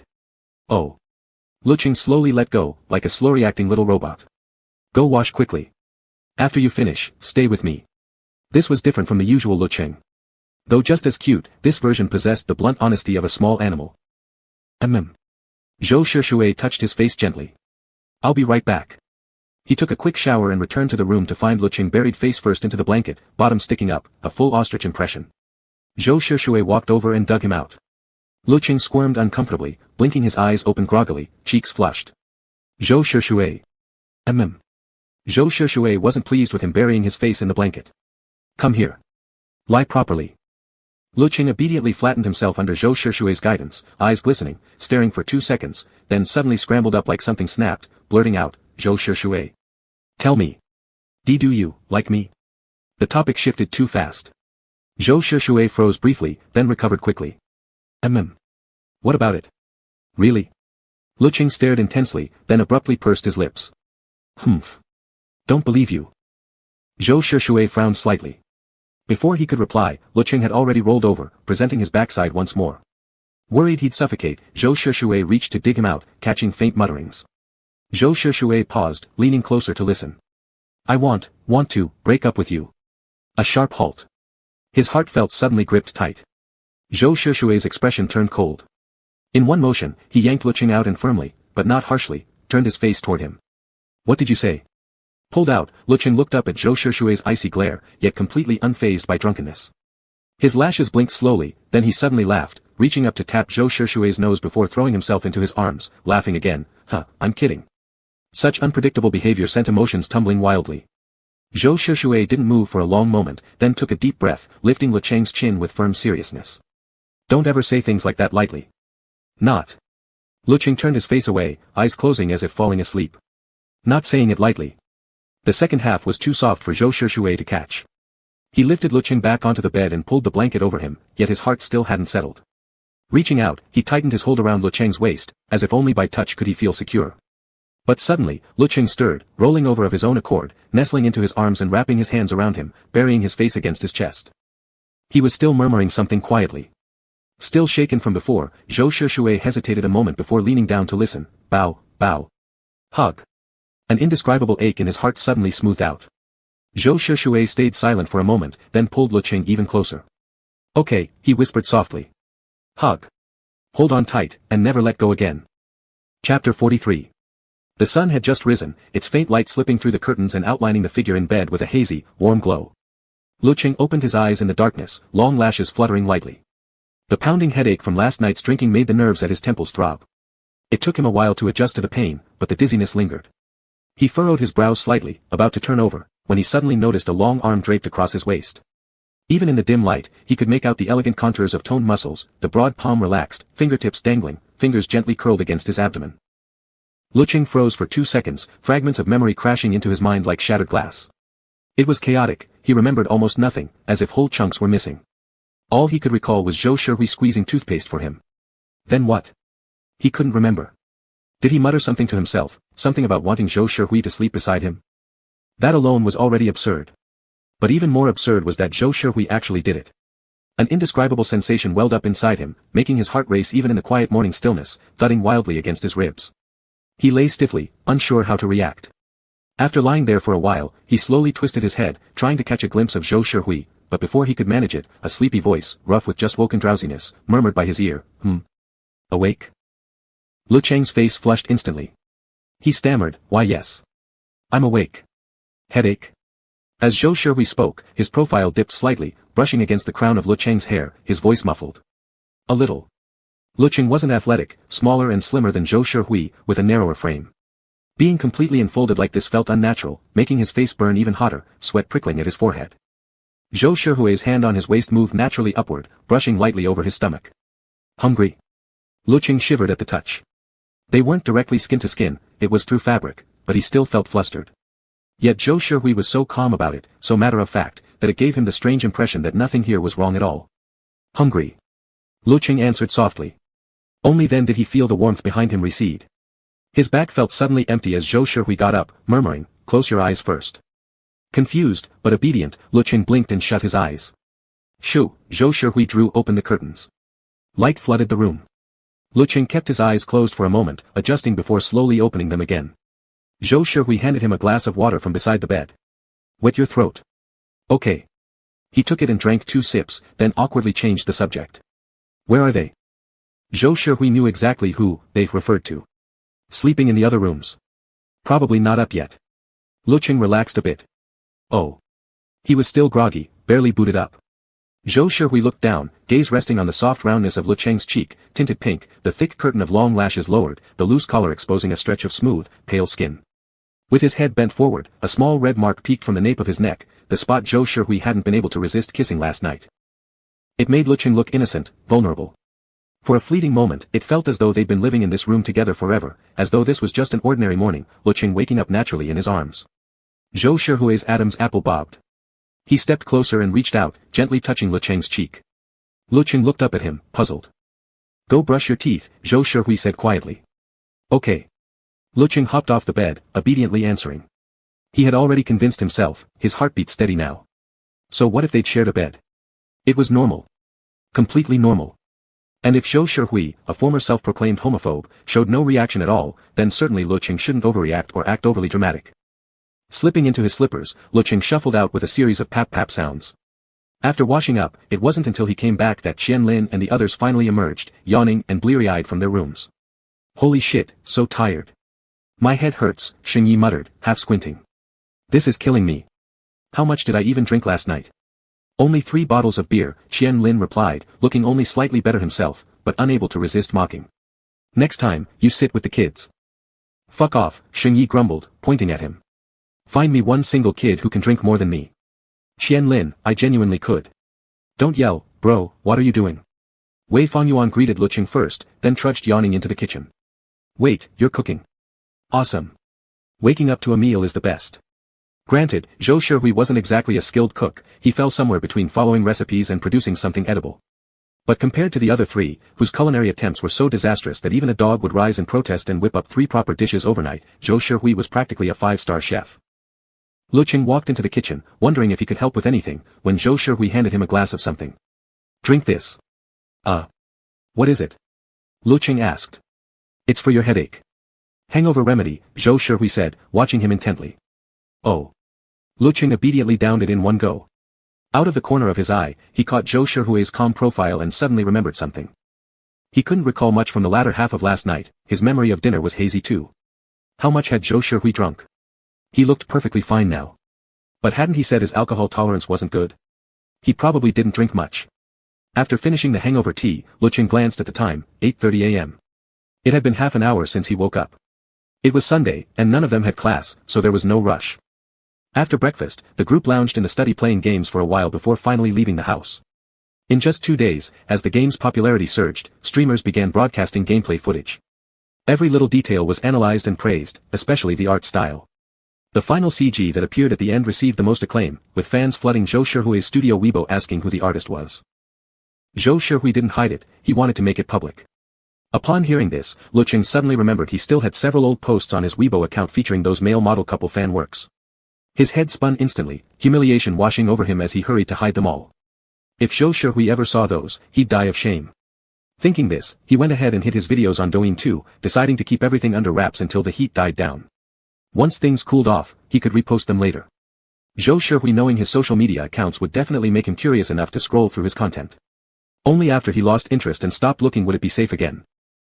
The consequence, however, was a wave of private messages and comments asking what happened, why so many posts had disappeared. Lecheng only replied to DMs, afraid to comment publicly in case Zhou Shihui figured out exactly which male model couple people were referring to. After thoroughly cleaning up every trace of his old work, Lecheng confidently told Zhou Shihui his social media handle. It's Peach Orange on the Run, Lecheng said, clearing his throat nervously. But don't follow me, I don't like being followed by people I know. Zhou Shihui glanced down at the username on his phone. When he lifted his gaze again, his expression seemed oddly strained. What's wrong? Lecheng's heart pounded. Did he miss something? Was there a post he forgot to hide? Nothing, Zhou Shihui murmured, pressing his lips together slightly before saying nothing more. Panicked, Lecheng quickly pretended to casually scroll through all his Douyin content and Weibo posts. Nothing suspicious. Everything was clean. Still uneasy, Lecheng exhaled quietly, though a trace of suspicion lingered. After the studio officially revealed the illustrator's identity, Lecheng's follower count skyrocketed by tens of thousands. Requests for commissions flooded in exponentially. He accepted a few but politely declined the rest, he was no longer desperate to repay debts. There was no need to push himself like he used to. Besides, he now had something else, something far more important. He needed to talk to Zhou Shihui. Lecheng didn't want to use the word breakup to describe what they had. It felt too much like something that could truly shatter. Now that everything had settled, this was the perfect moment to clarify things. Staring at his blank canvas, Lecheng frowned slightly. Clarifying their relationship, transforming it, without destroying it, was a delicate task. He knew Zhou Shihui had no idea how he'd initially felt or what emotions he'd carried. Especially considering he'd once confessed to Zhou Shihui himself. That meant he had to clearly remove any implication that he still liked him, that Zhou Shihui could accept, deep down, the idea of just being friends. After all, by any normal person's logic, not everyone could remain close and completely unbothered with an ex, especially one who had once deeply liked them. Only if Lecheng made it clear he no longer felt that way, acted naturally and carefree, gave off no hints of lingering feelings, and did so convincingly and reasonably, would Zhou Shihui genuinely and easily accept staying close, as friends. Lecheng thought carefully about his wording, how could he make his intentions clear while also taking responsibility?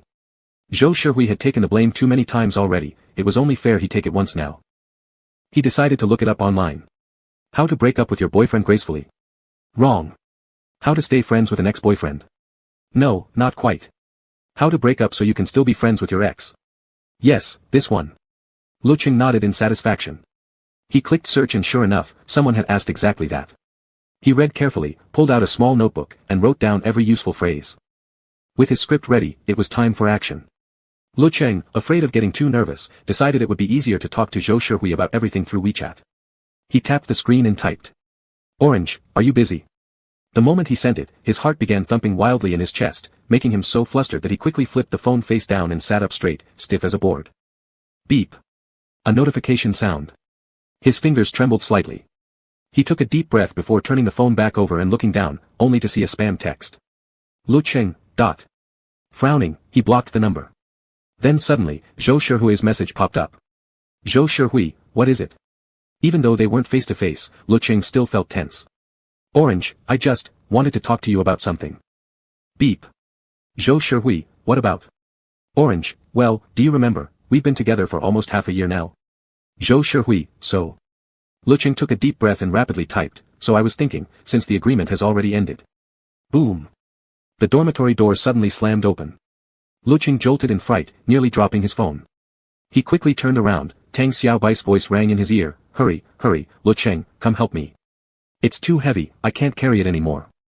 Before his brain could catch up, his body had already stood up and grabbed the top box from Tang Xiaobai's arms. The weight nearly pulled him downward. So heavy. What did you buy? My mom sent me some fruit, Tang Xiaobai panted, having carried 3 huge boxes up the stairs by himself, he was practically dying. I swear, I almost kicked the bucket. Lecheng set the box down, listening to Tang Xiaobai's complaints while catching his breath. Just as he was about to tease him, he suddenly remembered, the message. He quickly snatched up his phone.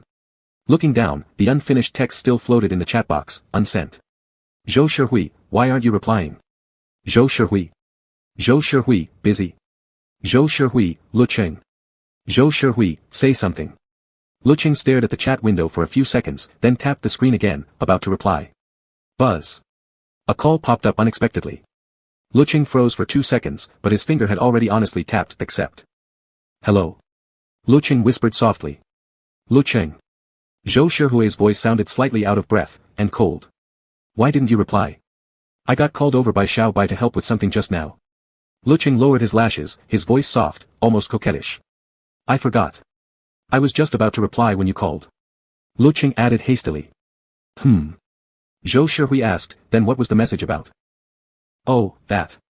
Lecheng's heart, which had just calmed, started racing again. His palms began to sweat. The words he'd rehearsed stuck in his throat, forcing him to swallow repeatedly. All the courage he'd gathered moments ago completely drained away. Lecheng closed his eyes briefly. It's just, we've been together for half a year. Shouldn't we celebrate our anniversary? On the other end, Zhou Shihui fell silent for a moment. That's it? Yeah, exactly. Lecheng forced a light tone. Have you eaten yet? Let's go out for dinner first. No. Zhou Shihui replied flatly. Come downstairs then. I'll wait for you. Okay. After hanging up, Lecheng quickly wiped his sweaty palms with a tissue. Tang Xiaobai looked at him oddly. What's wrong? Is it that hot? No. Lecheng shook his head. Did anyone know how nervous he'd just been? Unable to say it on WeChat, lacking the courage even over the phone, after a moment of thought, Lecheng made up his mind, he'd tell him in person. Not only was it more sincere, but also clearer. Many benefits. With that in mind, Lecheng quickly put on his coat and headed downstairs. Zhou Shihui was waiting downstairs. Lecheng walked up to him. Let's go. Dinner? Zhou Shihui nodded, then glanced at him. About the anniversary. Oh, that. Lecheng quickly interrupted. Let me handle it, okay? You've treated me so many times already, so this one's on me. Deal? Zhou Shihui's gaze lingered on Lecheng's cheek. After a brief hesitation, he said, okay. After returning from dinner, Lecheng went online and did some research. He didn't really have any ulterior motive, it was just that he suddenly remembered, each time before, when he thought Zhou Shihui was going to break up with him, Zhou had taken him out to eat. So this time, he wanted to do the same. To make it feel more formal. Having picked a restaurant, Lecheng sent the location to Zhou Shihui. Orange, it's here. The anniversary is on Friday, shall we go then? Zhou Shihui replied quickly, okay. Friday, 6 p.m. Lecheng changed clothes and came to the restaurant with Zhou Shihui. After entering, Lecheng gave his name. The waiter smiled and led them to a private room, Zhou Shihui following closely behind. At that moment, Lecheng felt a strange dizziness, as if their roles had reversed. They took the elevator to the top floor. After stepping out, there were 2 final stairs. Lecheng was so nervous he tripped, nearly falling, but Zhou Shihui grabbed his hand firmly, pulling him back. His nose brushed against Zhou's chest, where he caught a faint scent of soap. Startled, Lecheng glanced down at their intertwined fingers and suddenly didn't want to pull away. He couldn't describe the feeling swelling inside him. Zhou Shihui lowered his gaze slightly and asked, "What's wrong? Not watching where you're going?" Lecheng looked up, meeting his eyes, and gave a small smile. "I'm just nervous." "Nervous about dinner?" A faint hint of a smile touched Zhou Shihui's lips. "What are you thinking about?" "Nothing," Lecheng shook his head. "Just spacing out." Zhou Shihui stared at him for a moment before speaking. "Be more careful." "Got it." Lecheng waved their still joined hands. "Let's go upstairs." "Okay." They pushed open the door to the rooftop, greeted immediately by a massive floor-to-ceiling window. Twinkling lights dotted the night sky, offering a breathtaking view of the entire city's night scenery. Lecheng was stunned himself. He'd booked the place during the day and hadn't realized how stunning this spot would look at night. He led Zhou Shihui to their seats. Soon after, a waiter knocked and brought in the dishes, Western cuisine. Lecheng didn't particularly like it, but he thought it would be more romantic. The lighting in the room wasn't bright, rather dim. Soft beige ambient lights bathed them in warmth and tranquility. Lecheng cut a piece of beef, brought it to his mouth, and tasted it carefully. It was good, tender, juicy, excellent in texture. No wonder he'd paid such a high price to reserve this. The meal proceeded in relative silence, only the faint clinking of cutlery breaking the quiet. For dessert came the last course. Feeling warm from nerves, Lecheng hesitated before taking off his jacket. "Hot." Zhou Shihui glanced at him. "A little." Lecheng picked up the red wine beside him and took a small sip. He had a child's palate, really, he didn't even like red wine much. After swallowing, he made a slight face. Noticing the amount in Zhou Shihui's glass was clearly less than his, he suddenly remembered something. "Zhou Shihui. You're not going to get drunk, are you?" Zhou Shihui paused slightly, lifting his eyelids. You don't have much tolerance for alcohol." Lecheng didn't want to say, terrible, so he chose a gentler word, right? Zhou Shihui didn't understand why Lecheng had this impression of him, but he didn't argue. Instead, he asked, "So what if I get drunk? Then how are we supposed to talk?" Lecheng panicked inwardly, though his expression remained calm. After a pause, he said, "Well, just don't get drunk, okay?" He looked so vivid at that moment, his eyes bright, as if light had settled upon him. Zhou Shihui gazed at him for a long while before finally agreeing. "Fine." He gave in too easily. Unconsciously, Lecheng pinched the fabric of his pants beneath his palm, creasing it deeply. Summoning courage, he opened his mouth, "Zhou Shihui." Boom. Right as he spoke, a huge firework burst open right before the giant window. Lecheng froze, turning his head toward the dazzling display. Guests on the rooftop level were treated to a fireworks show. Lecheng had known about it beforehand, but still found his attention completely captured. Even Zhou Shihui seemed uncharacteristically dazed. With the fireworks exploding so close, Lecheng couldn't help but feel excited. He turned to Zhou Shihui, eyes sparkling. "Wow. Zhou Shihui, it's so beautiful." And in the next second, another brilliant burst exploded beside them, flashing through the glass and illuminating Lecheng's cheeks against the dark night, like stars falling into his eyes. In that moment, time seemed to stop. Zhou Shihui stared at him, silent for a long while before softly murmuring, "Yeah, beautiful." Unaware, Lecheng twisted toward Zhou Shihui and reached out. "Zhou Shihui, quick, quick." Give me your phone." Lecheng took it from him, smiling amidst the glowing fireworks. "Let's take a photo, okay?" Before Zhou Shihui could respond, Lecheng had already scooted close beside him, leaning slightly into his shoulder, raising the phone. "Zhou Shihui, look at the camera." Zhou Shihui lowered his gaze, but looked at him instead. Lecheng was using the rear camera and couldn't see the frame clearly, so he asked, "Are you looking at the camera now?" Zhou Shihui's Adam's apple rolled. Then we're starting. 3, 2, 1. A split second before the flash went off, a massive firework erupted outside the window. Flickering light bathed Zhou Shihui's profile, his long lashes lowered, outlining his brows and eyes in tender, languid grace. Click. The photo was taken. Lecheng quickly flipped the phone around. In the picture, he and Zhou Shihui were pressed extremely close. The fireworks illuminated his dark pupils, making them radiant like starlight. And though Zhou Shihui had clearly promised to look at the camera, he'd instead turned slightly, his gaze quietly resting on Lecheng's profile. Lecheng froze. He looked at Zhou Shihui. "Why are you looking at me?" "Am I?" Zhou Shihui stared at him. Maybe it was just a candid shot. A soft ripple stirred inside Lecheng. He lowered his head, handed the phone back to Zhou Shihui, then returned to his seat. Outside, fireworks continued blooming, their dazzling glow painting Zhou Shihui's profile, tracing his long lashes, the perfect tip of his nose. Silence lingered, yet Lecheng's heart pounded fiercely. Zhou Shihui gazed at him quietly, then suddenly heard Lecheng softly calling his name, Zhou Shihui. Zhou Shihui, Today, are you happy? Zhou Shihui looked at him, unblinking. Happy. Zhou Shihui. Lecheng called him again. There's something I need to tell you. Zhou Shihui didn't hesitate. Tell me. Zhou Shihui. Lecheng paused amidst the fireworks. Then, he whispered beside his ear, soft as a breeze, yet loud as thunder, let's break up. Let's break up. Just 5 simple words. His mind suddenly buzzed, as if bubbles burst or a hammer struck his skull. He couldn't tell if the noise was his heartbeat or the fireworks. Lecheng didn't pause. He rushed forward, it's just that. I think you're a good person. You've treated me well. It's not your fault. Our agreement has expired, so there's no need to keep this relationship. Besides things are moving too fast. I still prefer, a platonic kind of thing.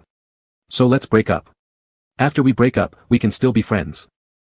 Stumbling through the words rapidly, the last sentence nearly shouted, Lecheng felt his heart about to leap from his chest. He was nervous, yet strangely expectant, his eyes wide and fixed on Zhou Shihui. Zhou Shihui sat there, back straight, his cold eyes silently staring at him, half his face shadowed in darkness, expression unreadable. Lecheng. After a long moment, Zhou Shihui finally moved, his tone unnervingly calm. Say it again. Lecheng flinched. What? I said, Zhou Shihui suddenly fixed him with a sharp glare, say it again. Just, that we should break up. Lecheng now sensed the unusual atmosphere, but habit drove him onward, but after we break up, we can still be friends. Break up? Zhou Shihui abruptly cut him off. His gaze locked onto Lecheng's face, his voice icy cold, each word deliberate. Lecheng, don't tell me, you brought me here today, did all of this, just to. He laughed bitterly, rage boiling over, break up with me. Chapter 44. No, Lecheng's thoughts were a complete mess. It's just. Why? Zhou Shihui cut him off sharply. The flickering fireworks lit up the side of his face, but it was as if the light couldn't reach his eyes. Give me a reason. Unexpected reaction, an unfamiliar intensity in Zhou Shihui's tone, it threw Lecheng completely off, his mind grinding to a halt. I don't want us to be that kind of relationship right now. What kind of relationship? Zhou Shihui asked flatly. Romantic? Lecheng felt something was wrong, deeply wrong. His head was so full of chaos he could barely breathe. A single squeezed out from his throat. I don't mean I don't want to stay in touch, it's not like that. Zhou Shihui suddenly let out a quiet, unexpected laugh. Lecheng instantly fell silent, staring at his face without blinking. What a terrible excuse, Zhou Shihui said, his expression unchanging as he stared back. Lecheng. That's such a pathetic excuse. Harsher words lingered on his lips, too hot to swallow, too sharp to spit out, like fire burning through his throat, his heart, boiling away his rationality. Perhaps he should have realized earlier, when he noticed Lecheng's inexplicable distance, those hands that wouldn't let him hold them, that drunken, joking mention of breaking up, the complete deletion of every video and post related to him. Maybe all the signs had been there. But he refused to see it. Or perhaps, he was afraid. Afraid to think too deeply. Something clenched around his heart, making it impossible to speak. Or maybe, even now, under these circumstances, he still couldn't bear the thought of seeing Lecheng cry. Lecheng. Zhou Shihui's voice was blank. I don't want to be friends with you. Almost instinctively, Lecheng blurted out, why? Why not? Why this reaction? What went wrong? Was it his tone? Did he make Zhou Shihui misunderstand? Zhou Shihui curled his lips upward in a sudden, awkward curve, though his eyes remained completely devoid of warmth. Because I won't ever be friends with you. He said, Lecheng, you're terrible at lying. Then added, I'm tired of hearing that excuse. The words Lecheng wanted to ask became cotton in his throat. As soon as he opened his mouth, Zhou Shihui had already picked up the keys decisively and headed for the door. Everything spun into chaos. Lecheng instinctively stood up to stop him, grabbing his arm. His Adam's apple bobbed. Zhou Shihui, that's not what I meant. Zhou Shihui lowered his gaze. Wild emotions surged within him, threatening to burst from his chest, crushing his reason into nothingness. He knew clearly, if he didn't leave now, everything that followed would spiral beyond control. A familiar rot, buried deep in his soul, reached across time and wrapped around him again, suffocating in tight. Helpless, he gasped inward, chest heaving violently. His face turned cold, frightening. For that 1 second when Lecheng grabbed him, there was a split second, he lost control, when he almost crushed the other into his arms, refusing to let go, binding Lecheng to his blood and bones forever, never allowing escape. Zhou Shihui took a deep breath, forcibly pulling the dark impulse back. His dark eyes dropped. One by one, he pried Lecheng's fingers off his arm, biting back the tremor in his voice, Lecheng. Let go. Lecheng watched his actions, shattered, utterly lost. He tried to read Zhou Shiroi's expression, but Zhou Shiroi gave him no chance. The door opened, and then snapped shut with a crisp, final click. Outside, the fireworks hadn't stopped. The wine glass still held warmth. Everything looked unchanged. Yet, Lecheng felt something quietly crack inside. He was the one who brought up the breakup, but now he was the one confused, as if they really had broken up. No, breakup was too heavy a word. Their romantic relationship had long been hollow, meaningless. Better phrased, they were cutting ties. A childish word, yet Zhou Shiroi was acting exactly like they were severing all contact. Lecheng's mind was a total mess. A nerve pulsed wildly in his head, but he couldn't grasp it. All he could focus on was the immediate crisis. He even considered chasing after him, demanding to know which word had gone wrong. Or, did Zhou Shiroi have some strange quirk? Couldn't stand hearing someone say, break up, and immediately react defensively. Or, Lecheng replayed their conversation. Maybe Zhou Shiroi simply hadn't understood. Maybe he thought being friends was just an excuse, because Zhou Shiroi had said, I'm tired of hearing that excuse. Yes. That must be it. Lecheng made a quick decision. He pulled out his phone and sent a message. Zhou Shiroi, when I said we could be friends earlier, I meant it. It wasn't fake. I'm not trying to deceive you or play games. I genuinely want to be your friend. Please believe me. The message vanished into silence, like a stone sinking into the deep sea. Lecheng stared at his phone screen for 5 minutes, until his eyes stung and his long lashes trembled slightly. A sharp wave of defeat surged through him, leaving him unsettled. He'd ruined it. He didn't know. He didn't understand. He had tried so hard. He'd imagined it countless times, convinced himself he was ready, yet still, he'd failed. He thought he understood Zhou Shiroi completely. Even without words, he knew his past, his temperament, his entire life's path. With Zhou Shiroi, he felt like he was seeing from a god's perspective. Yet, he also felt as if he didn't understand him at all, didn't understand his heart, didn't grasp the intensity of his emotions, couldn't read the darkness in Zhou Shiroi's eyes when they fixed on him, couldn't fathom why he acted this way. Maybe he really didn't know him that well. In the quiet city, night fell. The car's interior was cold, but Zhou Shiroi sat in the back, unaware. It was as if the moment he stepped out the door, his soul had detached from his body, automatically tethered to that narrow space occupied by Lecheng. At first, his heart had been squeezed tightly, violently, as if gripped by a hand, bringing a suffocating pressure. But now, it felt like someone had pierced a hole through it, countless threads of cold air seeped in, chilling his blood. A gentle breeze brushed against him, yet it felt like winter. He didn't go back to the dorm. He wasn't even aware of which address he had told the driver. Before he realized it, he was already home. Home. His home. At the word, Zhou Shiroi almost wanted to laugh, though he clearly wasn't in the mood to. Can an empty house even be called a home? His temples throbbed. His phone buzzed several times. He had never been a coward, but now, he lacked the courage to look. Afraid of seeing words that would hurt more, yet also afraid of seeing nothing at all. Something clutched at his heart, making it hard to breathe, like a fish gasping toward death. He carelessly tossed his keys somewhere unknown, sat down on the sofa, and silently buried his face in his hands, feeling dazed. It was unbearably empty, not just spiritually, or perhaps physically too. Just moments ago, he had held Lecheng in his arms. Now, there was nothing. That suffocating sensation of being enclosed returned, overwhelming and paralyzing. Fragmented thoughts swirled in his mind, and images rose again from hidden corners. He felt as if he had gone back to childhood, his room, alone, no one speaking to him, no one remembering him. Abandoned, perpetually abandoned. He hadn't seen his mother in a month and a half. Hadn't seen anyone. She locked him in his room, fearing he'd run away. Then, one day, she suddenly came back, stroked his head, her voice soft, only to tell him to leave. She could no longer handle raising a child on her own, could no longer bear the weight of another life. Maybe returning was what she believed to be his best destiny. He stayed silent. He had asked why, once, but she said, life is a journey of stages.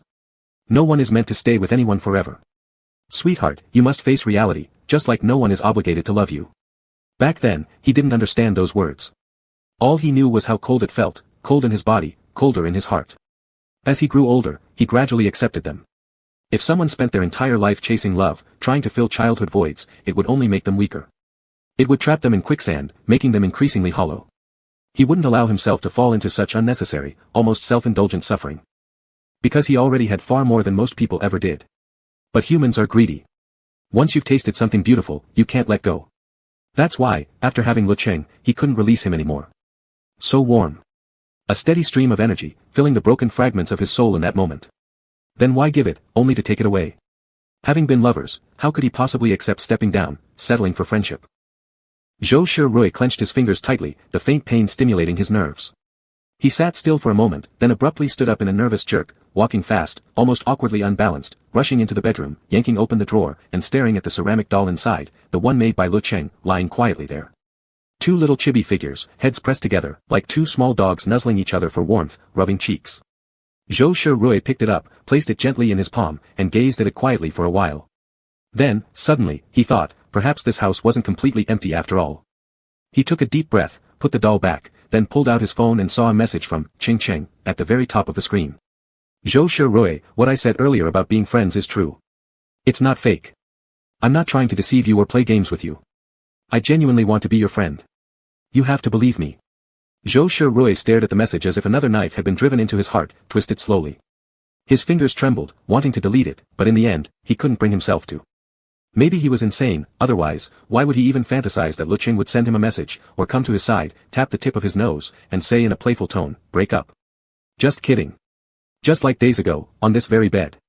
Exactly like that. Like boiling water poured into oil, the thought exploded into chaos. Dark impulses gnawed relentlessly at his reason. After a brief moment of stillness, Zhou Shirui tilted his head upward, gazing at the empty ceiling. Unconsciously, he wondered, why hadn't he kissed Lecheng just now? Why hadn't he gripped his waist tightly, swallowed him whole, silenced him forever, so those words could never escape again? He wouldn't have allowed it. Lecheng returned to the dormitory an hour later. He had taken a taxi, pushed open the door, and found He Ziqin gone. Tan Xiaobai was playing a game, the volume loud. Hearing the noise, he turned his head slightly, hesitated, then removed his headphones. Lecheng, what's wrong? Why are you coming back so late? And Tan Xiaobai frowned, why do you look like this? Huh? Lecheng walked over to the desk. His mind was blank, his hands shaking slightly as he poured himself a glass of water. Like what? What did he look like? Tan Xiaobai stood up, grabbing a small mirror from nearby. See for yourself. You just seem really, sad. Yes, sad. Lecheng wasn't crying, his eyes weren't red or swollen, yet Tan Xiaobai still felt that his eyes were grieving. Oh, by the way, Tan Xiaobai said, Zhou Shirui called me 10 minutes ago, asking if you'd come back. I thought his voice sounded kind of strange. He asked carefully, did you two fight? Lecheng shook his head, then nodded. He raised his eyes, saying in a heartbreakingly sorrowful voice, we broke up. What? Broke up? Tan Xiaobai's eyes widened instantly. Then you're this upset. Holy shit, did Zhou Shirui actually dump you? Why? Is he crazy? Though Tan Xiaobai was furious, Lecheng sniffled, sat down on the nearby chair, and shook his head even more sadly. No, it wasn't him. He said mournfully, it was me. I was the one who broke up with him. Tan Xiaobai seemed to have his mouth suddenly clamped shut. After a pause, he finally spoke. Huh? You broke up with him? No, but why would you randomly break up with someone? Tan Xiaobai wanted to ask directly, but seeing Lecheng's moist eyes, he couldn't bring himself to. If you're the one who ended it, why are you so heartbroken? Because. Lecheng pouted, staring wide-eyed at Tan Xiaobai, then suddenly burst out in, I didn't mean to actually break up with him. I just wanted us to start over. Lecheng stammered. I wanted us to be friends. So you broke up with him, and also want to be friends afterward? Tan Xiaobai accurately summarized. Wait, there's no way he'd agree to that, right? Why not? Why not? People who've truly loved each other can't just be friends. Tan Xiaobai said. And especially since you were the one who broke up with him, do you even realize how much this must hurt him? You just dropped it like a cliff edge, he hasn't gone completely mad, and that's already a miracle. Lecheng felt there was some truth to what Tan Xiaobai said, but not entirely. Because with a sudden pang of sadness, he realized, their situation couldn't be judged by the usual breakup logic between couples. Because Zhou Shirui didn't even like him. Lecheng struggled to explain, he doesn't like me. Huh? Did I hear that right? Tan Xiaobai said. After everything he's done for you, you're dating, and he doesn't like you. True, it was undeniable that Zhou Shirui treated him well. But did treating someone well automatically mean love? Didn't Lecheng treat Zhou Shirui well too? Did that mean he liked him? A nerve in his brain suddenly twitched, as if inching infinitely close to the truth. Lecheng froze. Inside, a voice began to questioning everything that had happened today, questioning his own heart. Ah, come on, it's okay, it's okay. Tan Xiaobai couldn't bear to see him like this. If you broke up, then fine, there are plenty of men out there. I even know a few high-quality handsome guys. Don't be sad. I'll introduce them to you later, okay? Not really. Lecheng answered honestly. This wasn't about whether someone would or wouldn't be introduced to him, nor was it about whether they were handsome. It was about why Zhou Shirui had to act this way. You said just now, he called you. Lecheng suddenly remembered. Yeah. Tan Xiaobai nodded. I was wondering why you didn't come back together. Turned out you two, well, that. He was careful not to say, broke up again and trigger Lecheng. He called you. Lecheng asked sorrowfully. Then why won't he reply to my messages? What did you send him? Lecheng pulled out his phone and showed it to him. Holy crap. With this message, aren't you basically still breaking up with him? What could he possibly reply? Tan Xiaobai was shocked. But, that's exactly what I meant. Lecheng was distressed and confused. Do you think he didn't understand me? Do you think he thinks I'm just brushing him off? Does he believe I'm only trying to tow him off? And Lecheng suddenly recalled, he was drinking today. And his alcohol tolerance is so bad, maybe his brain slowed down, he couldn't process things properly. Tan Xiaobai pondered, could be. Alcohol does dull the senses. Then he's just too dumb. Lecheng asked in despair. So if I talk to him again tomorrow, will it still help? Might work. Tan Xiaobai comforted him. Lecheng had no choice but to cling to this reasoning for now. After such an exhausting day, physically and mentally drained, he washed up and climbed into bed, but barely slept through the night, tossing and turning. The next morning, he went to school with heavy dark circles under his eyes. He waited deliberately, but still didn't see Zhou Shirui show up. During that time, he sent Zhou Shirui another message, sincerely inviting him once more to be friends. But Zhou Shirui still hadn't replied. Not until evening did his phone suddenly ring. He looked down, and the moment he saw the contact name, he tapped answer instantly, almost as if Zhou Shirui had changed his mind. Hello. Lecheng. After a pause, a low, slightly hoarse voice came from the other end, thick with deep exhaustion. Your computer is still with me. Lecheng tightened his grip in his palm. Oh. Are you going to return it to me? Zhou Shirui's voice was faint. I'll be at school in an hour. Okay. The call ended. Zhou Shirui hung up abruptly, his face just as expressionless as he pressed his fingernails hard into his palm, struggling to keep his emotions in check. His breathing was rapid. He couldn't deny it, after just one night and one day apart, the pain of loss was already drowning him. Desperately, he wanted to see Lecheng again, to touch his soft cheeks, to kiss his full lips, to see him smile, to hear his voice, to hold him tight, to. But he didn't want to be just friends with Lecheng. After Lecheng sent that second message, he finally realized, perhaps Lecheng hadn't lied. Lecheng always excelled in certain ways, especially when it came to being tender-hearted. To comfort him, he might have genuinely intended, after their breakup, to stay as friends. But he refused to accept that. Then let him be despicable just this once. As long as he could see Lecheng one last time, then he'd truly let go. Expressionlessly, Zhou Shirui thought, returning to the study where Lecheng's laptop lay. He had already fixed it. It was a silver-gray notebook. Zhou Shirui gazed down at it for a moment. As one final act of tidying up, he reached out and opened the laptop. It booted quickly. Zhou Shirui sat before the desk as he usually did. He'd installed a small game he created inside Lecheng's computer, a hidden Easter egg linked to the official release. He'd planned to wait until Lecheng finished the game, then reveal the answer himself. But now, there was no need. He clicked uninstall, watching the progress bar inch forward until it completely vanished. His heart felt suddenly hollow. Lecheng's computer had few files. He had never paid attention before, but now, he suddenly noticed a folder. He had opened it before, it contained a subfolder named Record. Record? What kind of record would Lecheng keep? Last time, he hadn't touched it. But perhaps it was the agony of impending loss tempting him, a wild impulse boiling in his blood, making him urgently, almost unconsciously, click open the subfolder, and then open the document titled Spoiled Prince Plan. How to be a good spoiled brat. 1. Have a terrible temper and sharp tongue, you must accompany me today. 2. Make all kinds of excessive demands, can I touch your pecs? Can I see your abs? 3. Be extremely clingy, must check up on you, must check up on you. 4. Push a straight guy's limits, can we hold hands, can we hug? Can we kiss? Zhou Shirui's gaze paused slightly, not quite understanding, yet his heartbeat began to inexplicably quicken. Because beneath it, he saw a casually typed line in small text. Ugh, being a brat is so exhausting. It's way too hard. Why hasn't Zhou Shirui broken up with me yet? QAQ. I can't take it anymore. A buzzing sound seemed to suddenly ring in his ears, overwhelming him with information until he was frozen in place.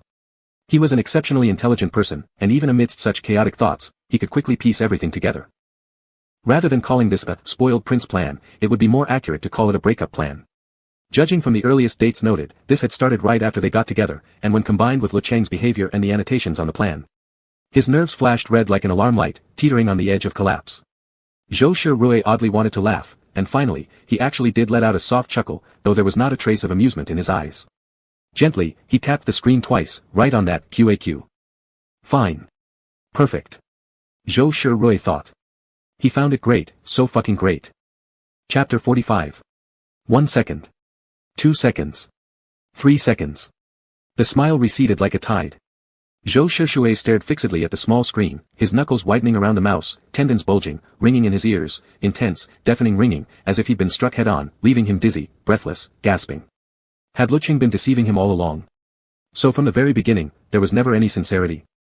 Then what were all those kind moments? Was it just pity for him? His soul felt torn apart, two opposing emotions tearing at him, creating an illusion as though he were dreaming. So that's how it was. That seemingly ridiculous line, "I like Plato," had been serious after all. He liked him. Plato. Him. The phone rang. Zhou Shirui didn't react at first. Only when the ringing in his ears finally faded did he slowly lower his gaze to the screen. Ching ching. He stared silently for a moment, fingers slightly curling as he answered the call. Zhou Shirui, I'm already downstairs. Lecheng's voice came clearly through the receiver, just like every other time before. Are you on your way? Zhou Shirui. Lecheng paused, as if hesitating, then added softly, Come, I'll wait for you. After a long silence. The sound was squeezed out from deep in his throat. That was Zhou Shirui's reply. 20 minutes. I'll be there. Okay. Lecheng's voice lifted slightly at the end. Then I'll wait for you. The call ended. 20 minutes later. Lecheng hadn't gone back upstairs. He stayed obediently by the roadside, afraid that Zhou Shirui might arrive early and not find him, then they'd miss each other entirely.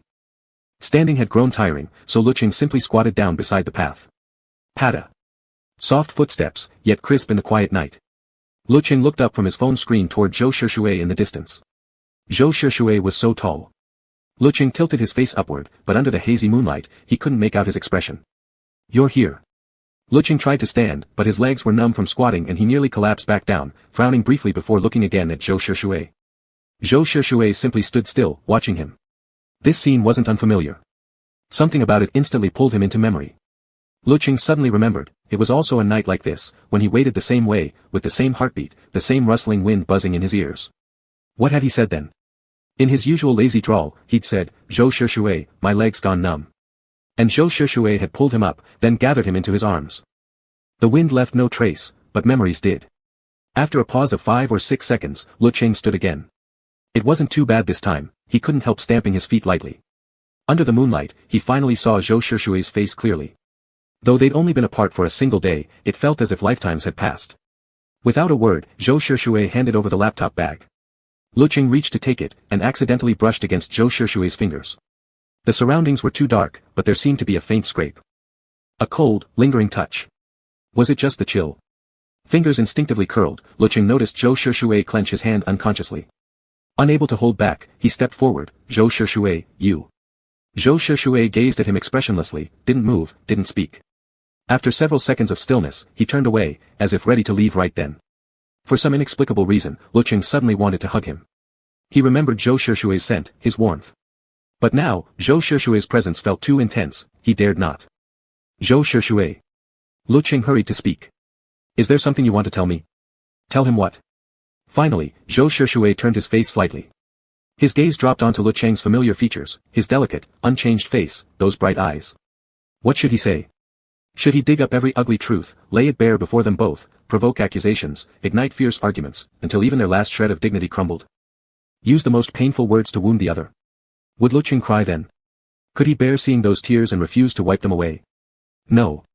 After a long silence, heat like boiling oil seared his chest.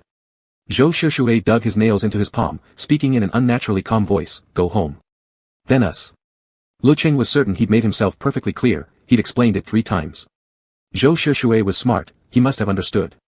Yet he still couldn't help asking, is this really how it ends? Just, like this? Zhou Shirui, how? Not talking. Pretending we don't know each other. Going back to how things were before. Lecheng's voice was soft. Zhou Shirui seemed to study him deeply, then nodded.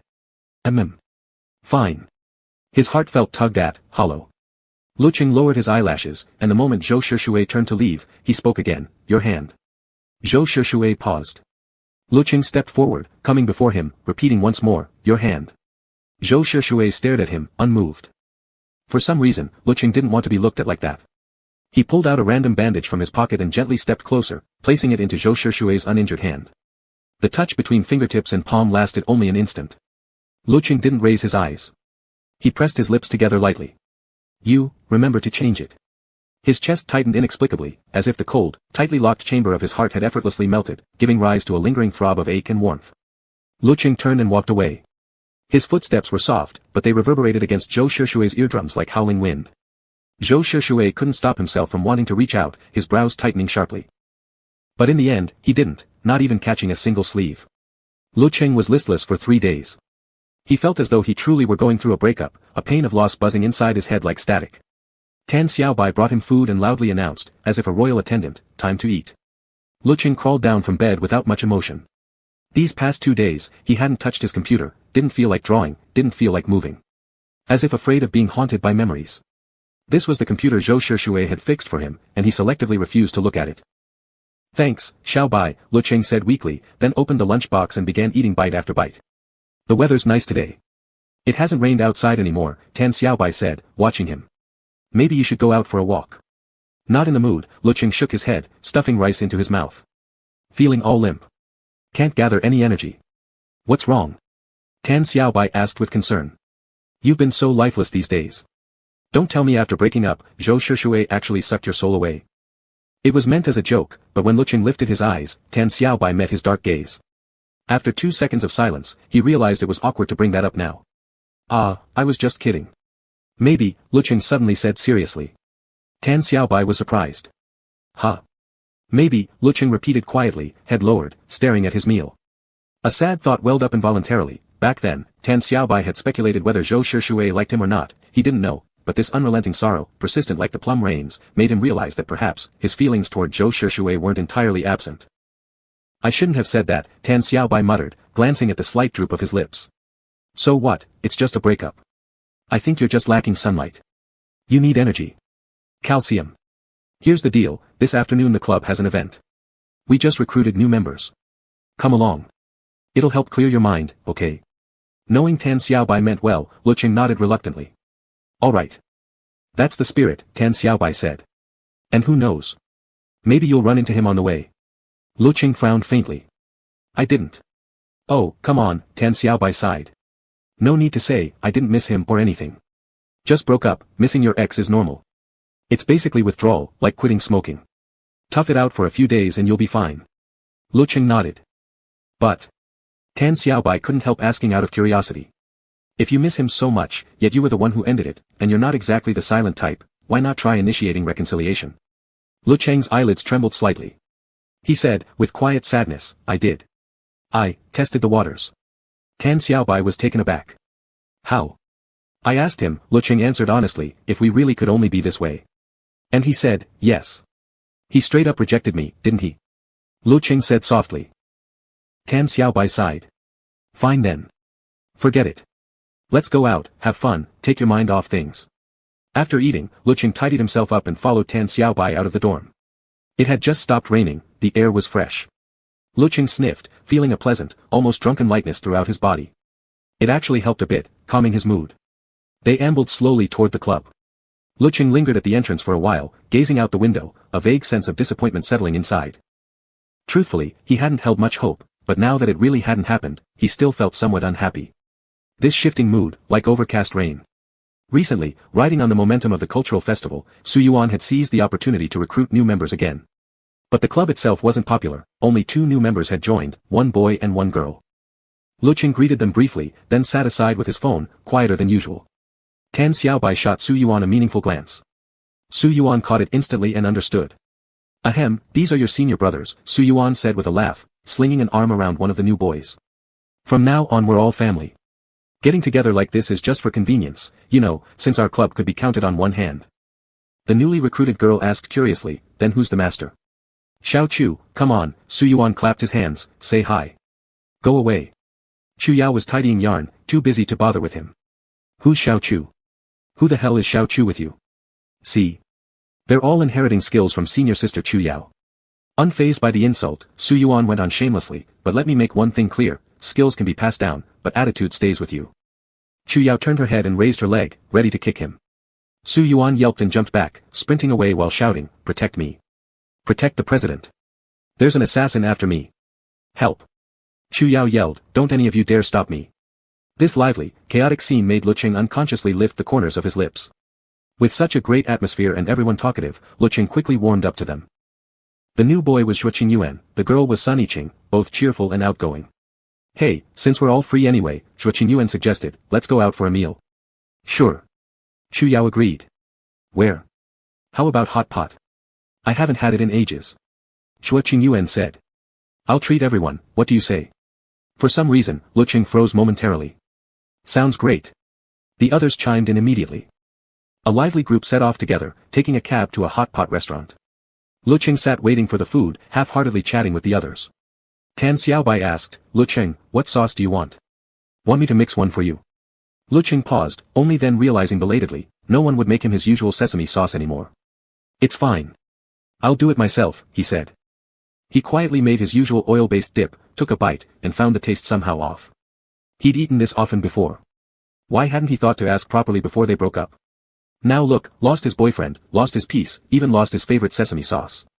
Total devastation. After the meal, everyone felt full. A few hundred meters ahead of the restaurant was a large square. It was springtime, the perfect season for flying kites, so they walked over and each rented one. Lecheng hadn't flown a kite in ages.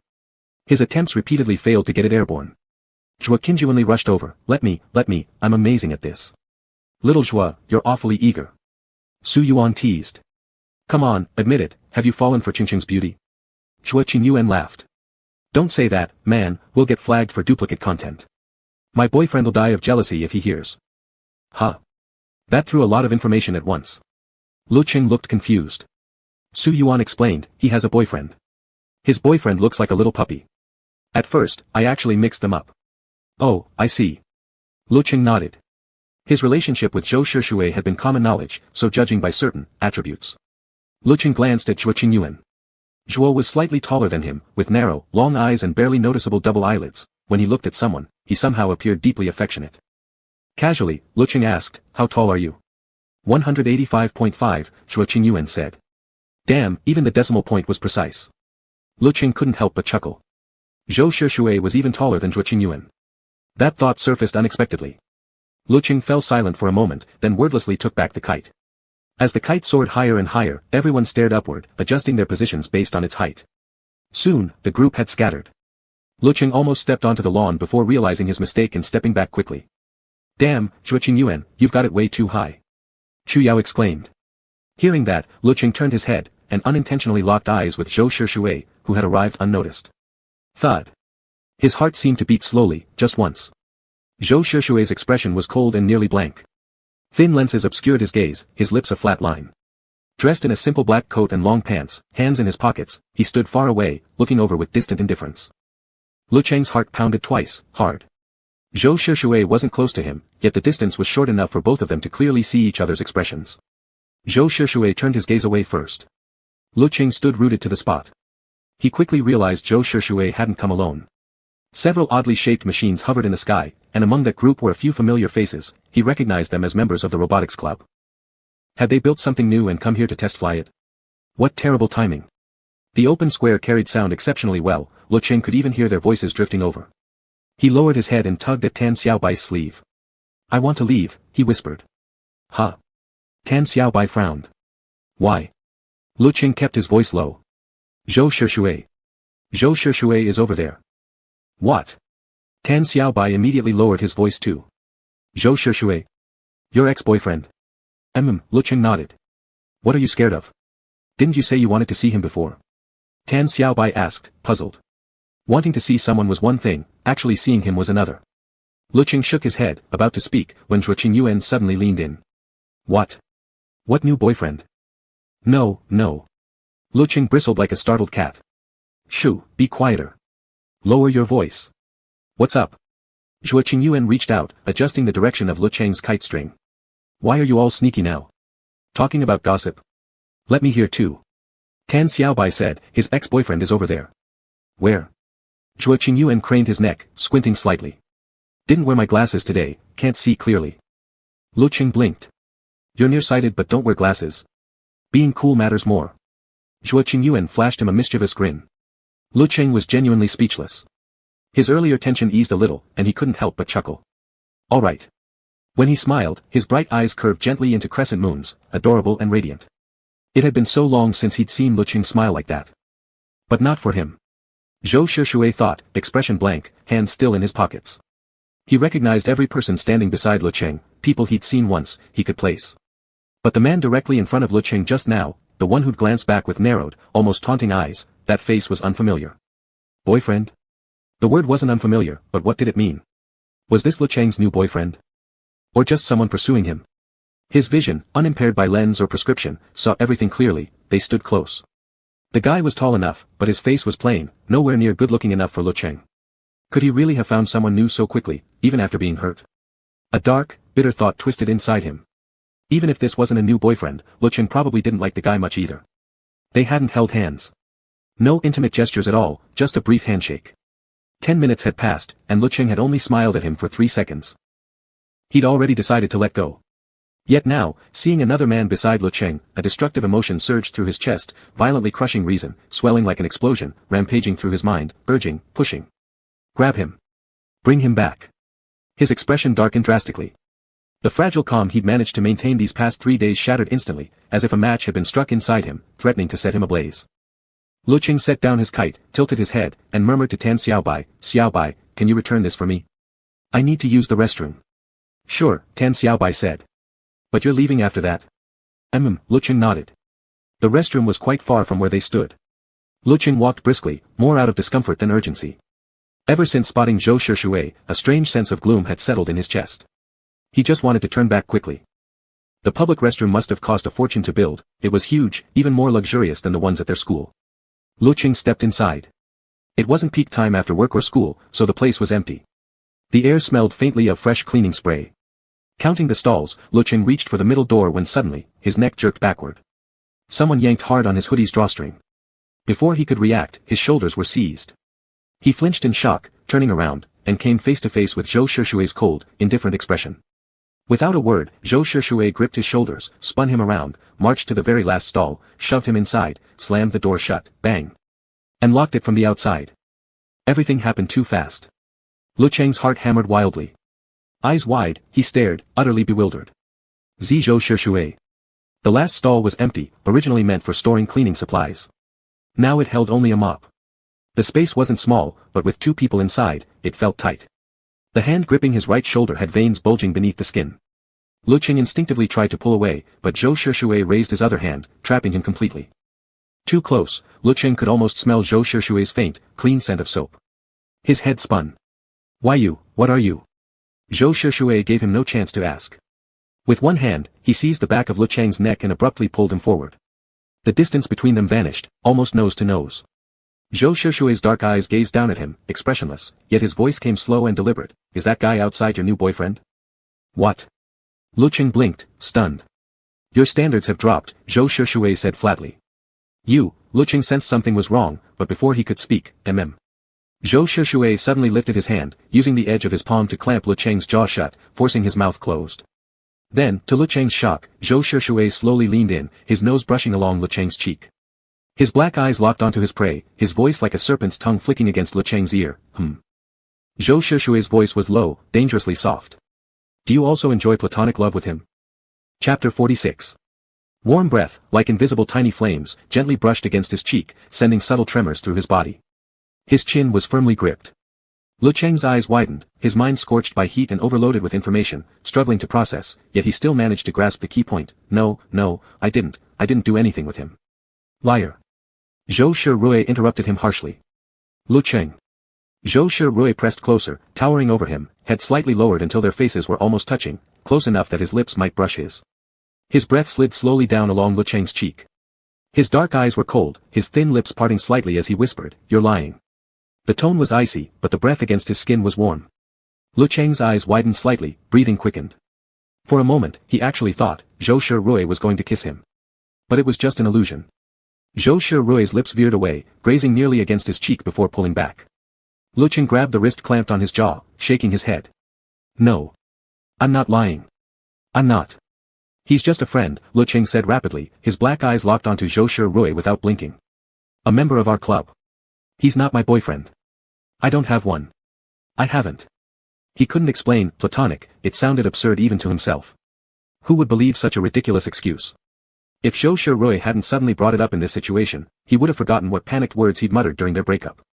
I've met everyone from your club, Zhou Shirui said coldly, staring at him without changing expression. I've never seen him. The scene was strange. A former boyfriend, after a breakup, suddenly pinning you inside a bathroom stall, demanding explanations, as if he were the rightful, jealous partner. Yet amidst this bizarre moment, Lecheng couldn't think about anything else. His heart pounded violently in his chest. His eyelashes fluttered. He just joined recently. Lecheng. Lecheng. Lecheng, where are you? An abrupt voice pierced through the air, cutting off their exchange. Lecheng instantly froze, shocked into silence. Zhou Shirui turned his head sharply, annoyance flashing across his face. The voice, clear and bright, echoed through the empty hall, like thunder, jolting through the boiling surge of emotion in their blood, washing away the flickering haze of intimacy. Rationality crashed back in. In that very instant, Zhou Shirui gasped for breath, belatedly realizing what he had done, releasing his grip, then frowning deeply. What had he just done? Holding his ex-boyfriend hostage? It's Shuqin Yuan, Lecheng whispered, unaware of the shift, immediately saying, he's come looking for me. Zhou Shirui looked down, expressionless, meeting his gaze. Shuqin Yuan. Lecheng gave a small nod, then furrowed his brow, whispering anxiously, How are we supposed to get out of here? So what? Zhou Shirui stared at him, his voice calm, lips curling faintly upward in something resembling mockery. Afraid he'll see. Even though he'd heard the explanation, the barely contained rationality still lashed out with sharper words. No, Lecheng frowned. It's not that I'm afraid he'll see. Having been trapped in a cramped stall with his ex, clothes disheveled, handprint visible on his face, what would an outsider think?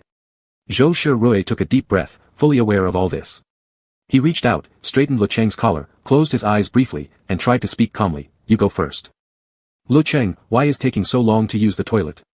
Outside, Shuqin Yuan's voice continued, followed by the sound of a door closing, seeming to enter the stall right beside them. We were thinking of going to sing. Are you coming? Lecheng didn't dare say more. Even though so many words remained unspoken, he had to leave. But just before stepping out, he couldn't help reaching out, tugging slightly at Zhou Shirui's sleeve. He mouthed silently, Did you come looking for me today? Click. But Zhou Shirui abruptly turned, slammed the lock shut, gripped his shoulders, and pushed him out. Lecheng. Shuqin Yuan heard the noise, surprised. Are you in the next stall? Huh? No. Lecheng quickly shoved the divider door between them with a loud bang. I was in the middle one. Just came out. Oh. Shuqin Yuan had already stepped out, turning on the tap. As he washed his hands, he casually glanced over. Huh, there's a red mark on your face. What happened? Facing the large mirror above the sink, Lecheng washed his hands while stealing a quick glance. Indeed, there was a patch of redness, one on each cheek, faint but visible. He scrubbed his face hard with cold water, lowered his lashes. His mind was in chaos. Vaguely, he muttered, just scratched myself by accident. Hey. Shuqin Yuan chuckled. You scratched yourself in such an artistic way, symmetrical, even.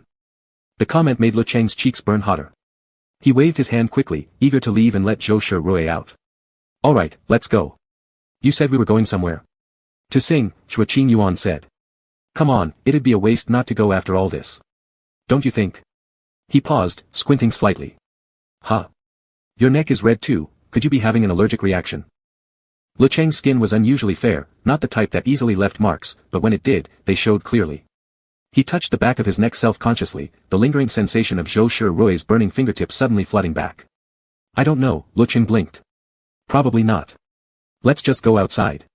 Alright. So, are you coming or not? Footsteps faded into the distance. Lecheng walked a few steps forward, then glanced back. For some reason, he saw no one. His heart was in chaos. Deeply distracted, every fragment of what had just happened pressed against his mind, squeezing his rationality, stirring a powerful urge to turn around and go back. Lecheng. Lecheng. Shuqin Yuan waved a finger in front of his face. I'm talking to you, why are you spacing out? Only then did Lecheng snap back. They had already returned to the square. Tan Xiaobai stepped forward and slung an arm around his neck. Don't go back. If you go home alone, you'll just overthink everything. We're singing together, come on, come on. Lecheng was half pushed into the car.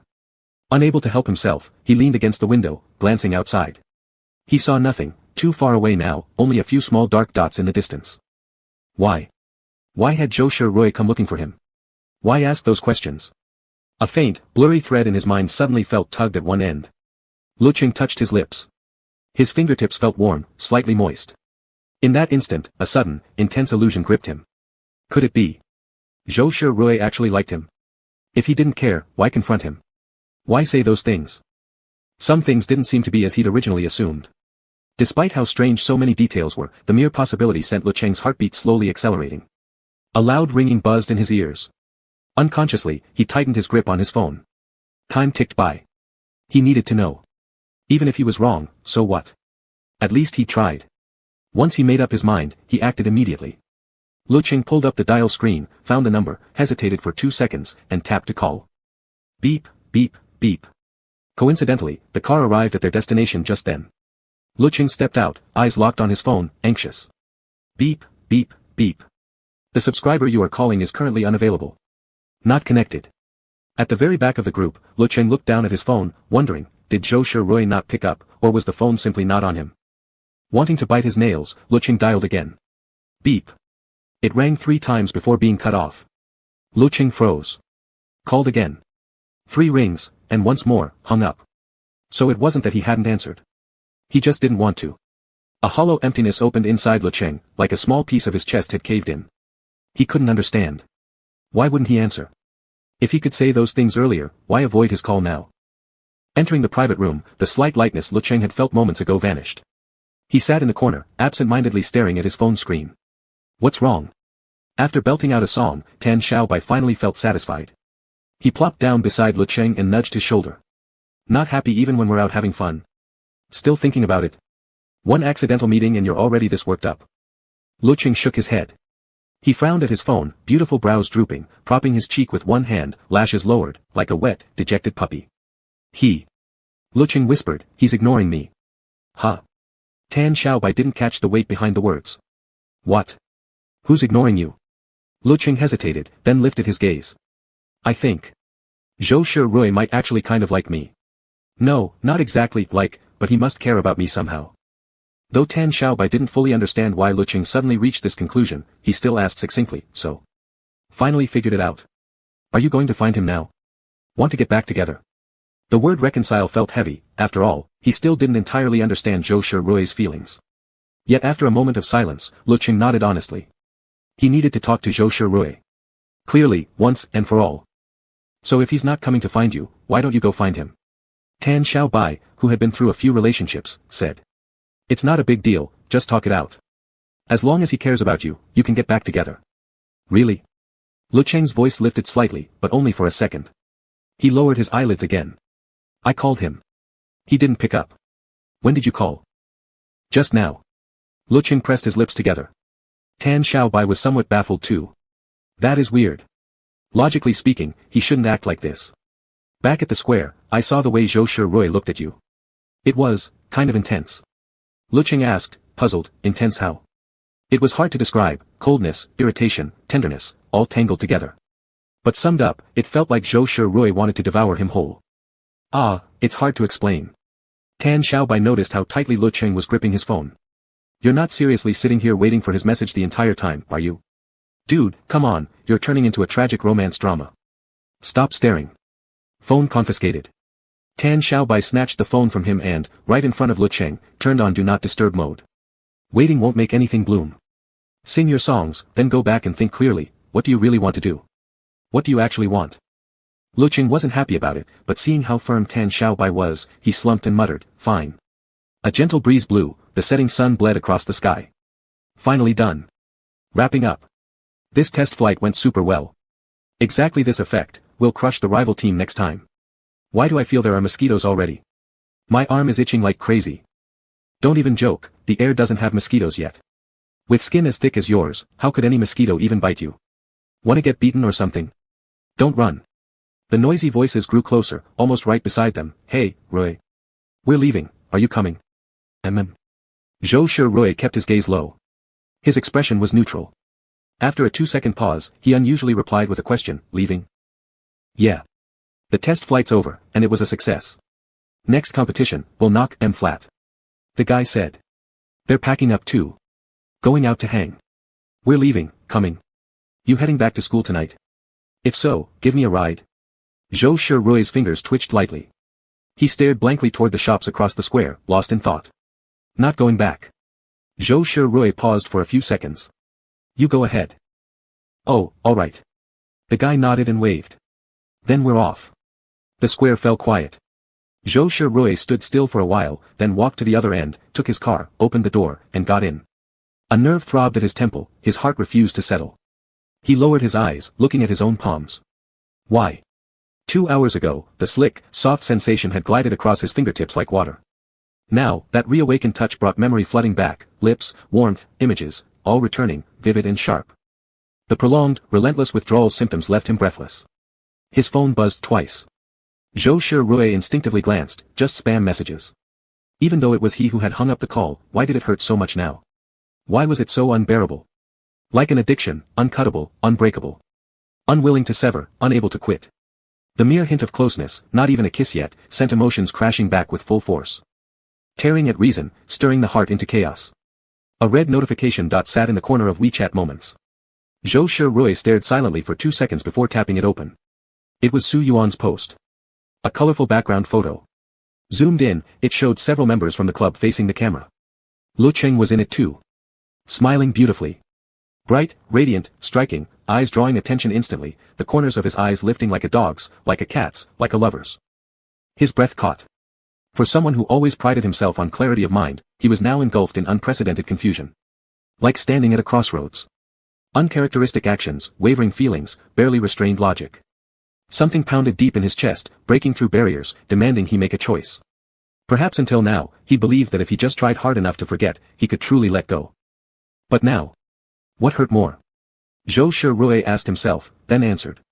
Never seeing him again. Never laying eyes on him. Meeting once was already a struggle. Having him, then losing him. Holding him high, only to be thrown violently down. Truly forgetting, wanting to reach out, yet tearing at his own heart to stop himself. His mind was in turmoil. He wondered, why would Lecheng keep lying to him, yet still call him? Why bother explaining at all? Could it be that Lecheng didn't care for him, even a little? No answer came, but Zhou Shirui already had his answer. He didn't care anymore. That was what he told himself. In this moment, reason and heart finally merged. If you're going to deceive him, then deceive him. If you must lie, then lie only to him. The game ended, the sky not yet dark, sunset spilling golden light across the horizon. Su Yuan gathered a few more people for the second half. These guys drank, can't drive, Su Yuan directed. Call a cab first. 3 cars left, anyone here didn't drink? Lecheng said, I didn't.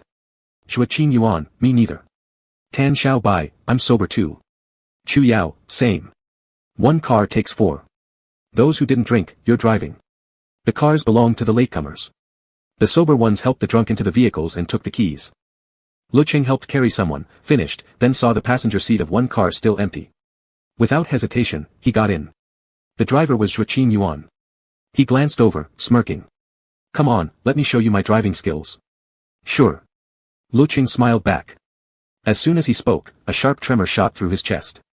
Instinctively, he turned his head, actually did, and looked back toward the nearby intersection. For some unexplainable reason, his heart thudded wildly, a strange sensation rising within him. The car started and drove smoothly down the road. The 2 in the back were already half passed out, snoring faintly, limbs sprawled everywhere. Lecheng half listened to Shuaqin Yuan while casually opening his phone and disabling Do Not Disturb mode. Ding! A flood of messages popped up. Among the notifications, Lecheng first spotted 1 missed call. Zhou Shirui. 3 characters, clear as day. He felt like he'd misread it, his breath caught. Blinking hard, he looked again. Then he noticed Tan Xiao Bai had messaged him too. Tan Xiao Bai, remember to treat me to dinner later. Tan Xiao Bai, good deeds deserve credit. JPG. Confused, Lecheng typed back. Chengzi. What's going on? Chengzi, what good deed did you do? But Tan Xiao Bai didn't reply. A wave of disorientation washed over Lecheng. He stared at the screen for a moment, then put the phone away. Beside him, Shuaqin Yuan suddenly said, why is that car behind us using high beams, and flashing us? So rude. Lecheng murmured, not really paying attention. Then he saw Shuaqin Yuan frown slightly. Wait. No. Huh. Lecheng turned to him. What is it? That car. Shuaqin Yuan sounded puzzled. Is he trying to cut us off? What? Lecheng froze for a second. Hesitantly, he turned and looked through the rearview mirror. An unfamiliar vehicle, a sleek, streamlined model, was tailing them closely. With a roar from its engine, it nearly tore through the air. In an instant, Lecheng recognized the face inside. Zhou Shirui. For a heartbeat, he forgot how to breathe. Time seemed to stop. Motion slowed. He saw Zhou Shirui's dark eyes, one hand resting on the steering wheel, the other lifting the phone with long, steady fingers. The next second, a sharp ringtone exploded in his ear. Lecheng answered frantically. A low, cold voice came through, Lecheng. Zhou Shirui called his name. Stop the car. Lecheng stiffened. What? I told you, stop the car. Zhou Shirui's voice was calmer than it had ever been. Zhuoqin Yuan overheard and sensed something wrong. You know the guy in that car? Why yeah. Lecheng was still reeling. Then Zhuoqin Yuan blurted, isn't he your ex? Yeah. Lecheng's heart pounded. Zhuoqin Yuan said, coming to win you back. Damn, so intense. I'll pull over, Zhuoqin Yuan added, eager for drama. Wouldn't want him ramming us, got innocent people in the car. Before Lecheng could react, Zhuoqin Yuan had already braked decisively. Immediately, with a screech of tires, the black car just meters behind slammed to a halt as well. The car door swung open with a loud bang, jarring in the sudden silence. Zhou Shirui stepped out without hesitation and walked straight toward them. As he drew close, he leaned down slightly and tapped the window with slow, deliberate knocks. Behind the glass, Lecheng's heart hammered violently. Get out, Zhou Shirui said, expressionless, meeting his gaze. We need to talk. Wind whipped fiercely around him, flapping his clothes. His jaw was tight, his profile sharp and clean-cut. His dark eyes were cold, serene, like the eye of a storm. Lecheng didn't know how he got out of the car. When he came to his senses, he was already sitting inside Zhou Shirui's vehicle. You. Lecheng blinked involuntarily, his heart pounding in his chest. Zhou Shirui, what are you doing? What am I doing? Zhou Shirui repeated the question, you don't know? I don't. Lecheng slowly shook his head, tension tightening his voice. I don't know. And I don't know what you want either. The surrounding silence was overwhelming. Zhou Shirui turned his head slightly, gazing at him with a calm, expressionless face, then suddenly lifted his long fingers and touched Lecheng's chest, right over his heart. I want this, Zhou Shirui said. It was as if a string in Lecheng's mind snapped with a sharp pop. His eyes widened instantly. What? Zhou Shirui repeated calmly, I want this. He continued to look at him, voice steady, emotionless, I want this.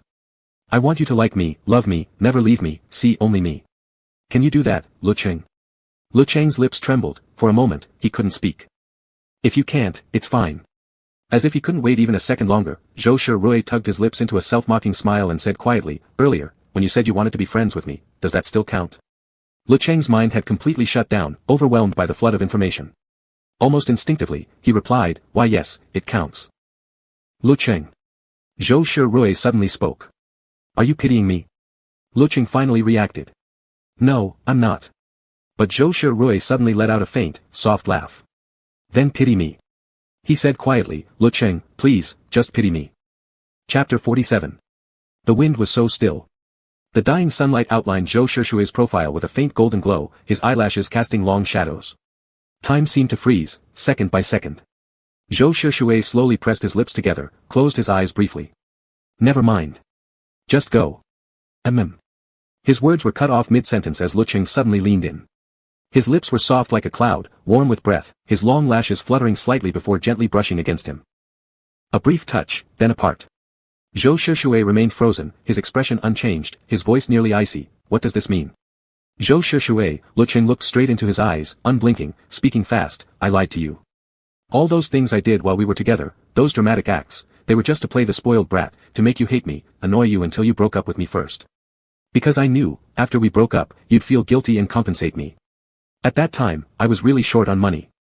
Zhou Shirui, I've already done all that. Lecheng paused, unable to meet his gaze any longer. I'll stay far away from you from now on, never appear before you again. But if even so, if you're still willing to be friends with me, I'll do anything to make it up to you. His heart pounded painfully against his ribs, as if ripped open and laid bare. The confession came so abruptly, Lecheng's teeth chattered, extreme tension causing a ringing in his ears, as though something struck his brain over and over.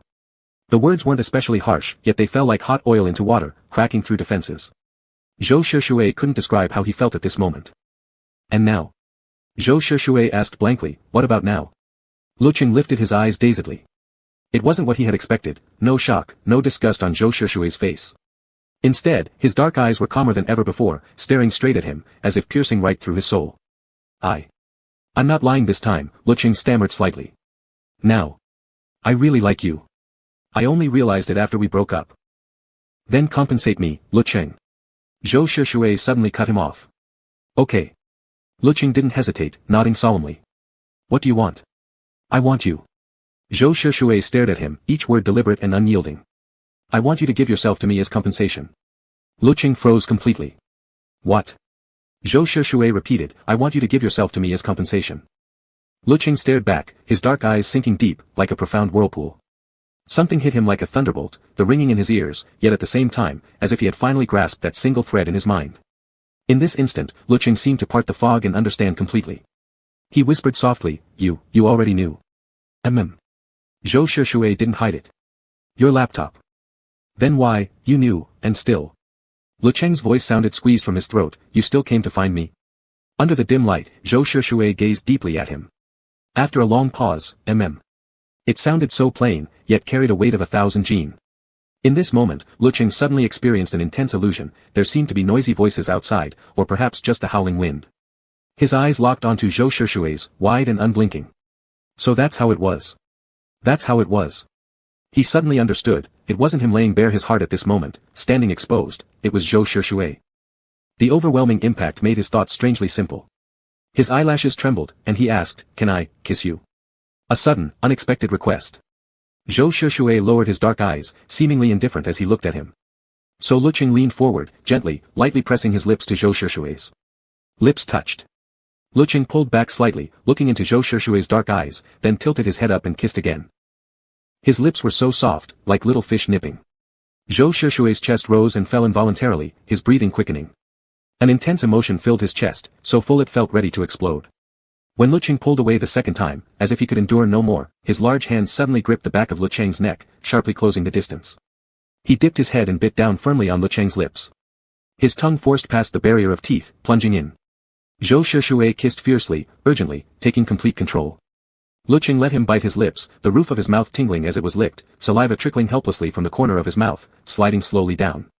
The skin on the back of his neck itched from the rough touch, almost unable to breathe, yet Zhou Shishui still wasn't satisfied, sucking hungrily at his tongue as if trying to devour him whole.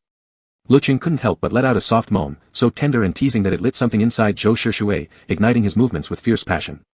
Lecheng's body went completely limp, barely able to stay upright, if not for Zhou Shishui supporting the back of his neck, he would have slipped right down. His breath grew shallow in his chest, bringing an overwhelming dizziness, until Zhou Shishui finally pulled back slightly, though unwilling to put much distance between them.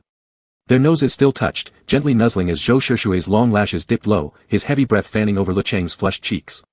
Lecheng's eyes were hazy, like they held spring water, blinking faintly in confusion, as if wondering why he had been pulled away. Zhou Shishui's voice was thick with amusement, deep and hoarse, after all this time, you still haven't learned how to breathe. Lecheng blushed even deeper, the mist in his eyes almost spilled over. He blinked unconsciously. Then, teach me. It came out like a whisper. Zhou Shishui, teach me. His damp eyes shimmered with moisture, the corners tinged red, his small face flushed all over, even the tip of his nose turned pitifully pink. His trembling lips looked plump and glossy, like ripe berries. One glance was enough to undo Zhou Shishui, his sharp brows furrowed, one hand swiftly removed his glasses and tossed them aside carelessly before he crashed his mouth onto those beloved lips he'd dreamed of endlessly. His voice was rough, muffled, all right. I'll teach you. Lecheng was pressed into a passionate kiss, his lips sucked until numb and sore. He didn't learn how to breathe, but he learned to be spoiled. When released, his lips looked swollen, stinging faintly with a hint of blood. From his face to his exposed pale neck, even the delicate curve of his collarbone, everything was tinged pink. Still dazed, he panted heavily, unable to recover, until Zhou Shishui leaned forward again, nearly pressing against him, helping him fasten the seatbelt. We're leaving. His pupils were unfocused, blinking twice in bewilderment. Zhou Shishui nodded calmly. To buy medicine. Lecheng seemed slow to comprehend. Buy what? Medicine. Zhou Shishui reached over, tilting his chin up, frowning slightly, almost tenderly. You're bleeding. Held so close, Lecheng suddenly felt shy, blinking rapidly. It's nothing. Zhou Shishui stared at him for 2 seconds, then feigned another advance. Lecheng quickly covered his mouth. And no. No more. His eyes widened, as if truly afraid. Zhou Shishui's lips curled up gently. The joy of having him back filled his heart to the brim. If earlier he'd been sick, Lecheng's honest confession had become his cure. As if remembering something, or perhaps deliberately, he lowered his head, drawing near, whispering low, "Didn't you say you wanted to compensate me?" Lecheng froze, then realized what he meant. Slowly, he dropped his hands and tilted his face upward, wearing a look both fearful and brave, his long lashes fluttering. "Right, then just kiss me." He looked like someone marching to certain doom, so silly, yet incredibly adorable. Zhou Shishui's heart clenched tightly, his chest rose and fell sharply before he dipped his head, letting his nose brush against Lecheng's soft cheek, pressing a small dimple into it. "So good," he murmured. "I can't bear to." The spot tingled like an electric shock, sending waves of pleasant numbness through him. Lecheng reached up, hooking his arms around Zhou Shishui's neck, gazing at him pleadingly. "So, are we together again?" Zhou Shishui looked down at him. "No." "Huh?" Lecheng blinked in surprise. "Not really. Not getting back together. Not reuniting." Zhou Shishui spoke softly. "Starting over." Lecheng repeated slowly, "Starting over." Zhou Shishui nodded. "Will you date me seriously this time?" "Yes." Lecheng hurried to assure. "Zhou Shishui, I won't lie to you ever again. If I do, I'll definitely, Zhou Shishui silenced him with a kiss, gentle, like silk, brief and fleeting, then whispered, "Don't say things like that." "Okay." Even such a tender kiss made Lecheng's heartbeat race faster. "I won't say it, but I will prove it." Two hearts, long tormented, now finally pressed close without barriers. Zhou Shishui had once thought maybe both should suffer more, but then he understood. At the moment when he was at his lowest, helpless and broken, the instant Lecheng reached out to him, every boundary, every principle began to vanish. Now, his heart beat only for that single smile. Maybe love is like that. Addictive, impossible to let go, and entirely willing. Starting the car, Lecheng suddenly noticed Zhou Shishui wasn't wearing his glasses, puzzled. "Where are your glasses?" "I tossed it aside when I was kissing you," Zhou Shishui said. The warmth on his face had just begun to fade when it flared up again. Lecheng quickly scanned the car with his sharp 5.0 vision. Zhou Shishui was wearing silver-framed glasses today, which weren't hard to spot against the black interior. Lecheng spotted them fast, snatched them up, and held them in his palm. "Found it. Here." Zhou Shishui didn't move, one hand resting lightly on the steering wheel as he turned his head slightly. Help me put it on." "Oh, okay." Obediently, Lecheng unfolded the glasses and carefully placed them onto his nose. Unable to resist, he reached out and brushed his fingers along Zhou Shishui's bridge of the nose. "So high. Your nose bridge." Lecheng was feeling unusually relaxed, this was his first moment of genuine happiness in days, and couldn't help but tease. "I want to slide down it like a playground slide." "Slide down?" Zhou Shishui echoed. "Yeah." Lecheng nodded with a grin. Zhou Shishui didn't change expression, his voice cool. "You can." "What?" Lecheng looked at him, puzzled. "You can," Zhou Shishui repeated, meeting his gaze, his voice low and calm. "Slide down." Lecheng blinked, confused. He followed along. "But how do I slide?" "We'll talk about it later," Zhou Shishui replied evenly. His long fingers settled back on the steering wheel, and the car pulled forward, cutting the conversation short. Lecheng could only sit quietly in his seat, watching the scenery outside roll past. It wasn't close to school, and as Lecheng took in the passing views, he suddenly remembered something. "Wait, why did you suddenly switch cars?" "This car? I don't think I've seen it before," Lecheng said. He paused, then added slowly, "Earlier, when you were behind me, I almost didn't recognize you." Zhou Shishui didn't answer right away. Instead, he asked, "Did you like the other one?" "Not really," Lecheng shook his head. "This one's cooler." "Good," Zhou Shishui said. "Then I'll keep driving this one." Lecheng turned his eyes toward him. "You still haven't told me why you changed cars." "You used to ride in the other one," Zhou Shishui said quietly. "I'd see you everywhere I looked." His heart clenched, sudden, aching, tender. Lecheng lowered his lashes and whispered softly, almost breathlessly, "Zhou Shishui." But now, Zhou Shishui added suddenly, "You've been in both cars." He turned his head, eyes meeting Lecheng's deeply. "This time. I'm out of options." Thud. His heart beat slowly, deliberately. Lecheng wanted nothing more than to pull him into a tight embrace. Words felt too shallow, only touch could convey the surge inside him. But they were driving, no reckless moves allowed. Restless, helpless, Lecheng sat there fidgeting. Zhou Shishui seemed to understand. With calm precision, his long fingertip tapped gently against his own cheek. Lecheng instantly got it. He leaned forward and pressed a light, soft kiss there. "I don't need any solutions," he said after pulling back, his big eyes bright and earnest. "Zhou Shishui, I'll prove it to you." Zhou Shishui let out the faintest laugh. "All right. The car stopped in front of a pharmacy. Lecheng stepped out and followed closely behind Zhou Shishui. Just before entering, he hesitated. Maybe I'll just wait out here. Why? Zhou Shishui asked. Lecheng blinked sheepishly. My lips are split. Zhou Shishui acted as if he didn't understand. And? They'll definitely figure out how it happened. Lecheng leaned closer, whispering urgently. Just buy it for me, okay? Zhou Shishui finally nodded. Fine. After purchasing the medicine, they returned to the car. Lecheng glanced at the bag Zhou Shishui carried and was slightly surprised. Why so many? He bent down to look. This one is for inflammation. He pulled them out one by one. This one reduces swelling. What's this one for? Zhou Shishui glanced briefly. Pain relief. Oh. Lecheng nodded. Why buy such a full set? Cleared out the house, Zhou Shishui said nonchalantly. Need to stock up. I see, Lecheng murmured. He twisted open one tube, sniffed, it smelled of herbal remedy, and reached to apply it himself. I'll do it, Zhou Shishui said, catching his wrist. I washed my hands at the pharmacy. Okay. Lecheng nodded. Zhou Shishui firmly but gently cupped his face and dabbed the cotton swab over his swollen, tender lips with careful precision. It was gentle, so gentle, but still stung slightly. Lecheng didn't show it, yet Zhou Shishui still asked, does it hurt? It's fine. Then why are you trembling? Zhou Shishui murmured. After a pause, he added slowly, Cheng. I don't want you to hide anything from me anymore. It does hurt a little. Lecheng lifted a hand and tugged lightly at his sleeve. But just a tiny bit, I didn't want to mention it. I'll be gentle, Zhou Shishui said. He lowered his eyes, his movements even gentler. After finishing applying the ointment, Zhou Shishui screwed the cap back on and placed it neatly into the box. But suddenly, Lecheng leaned in close. Zhou Shishui, let's not go back to school. Zhou Shishui glanced sideways at him.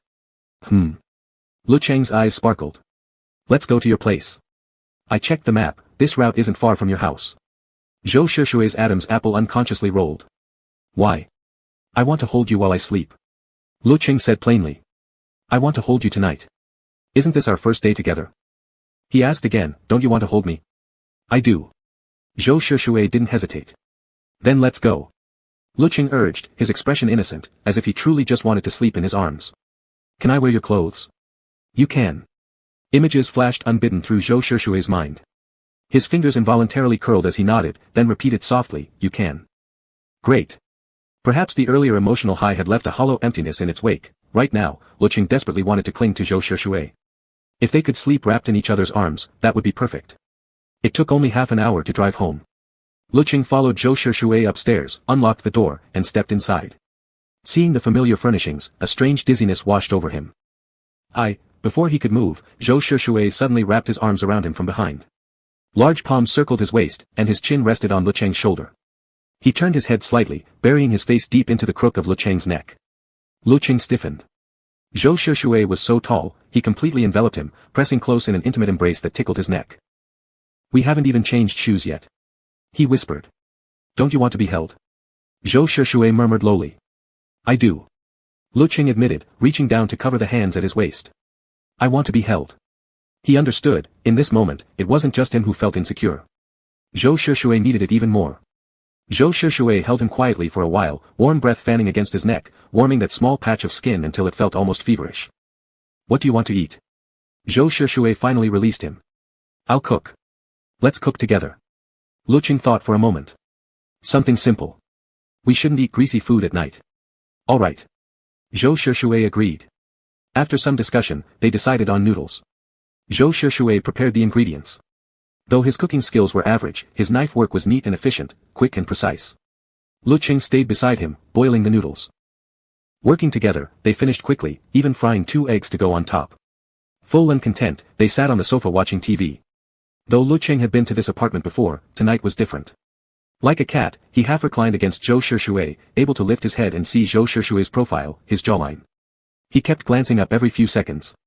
Zhou Shishui didn't ask why, only held his slender fingers in his palm, gently playing with them. Suddenly, it dawned on Lecheng. How did you know I was in that car?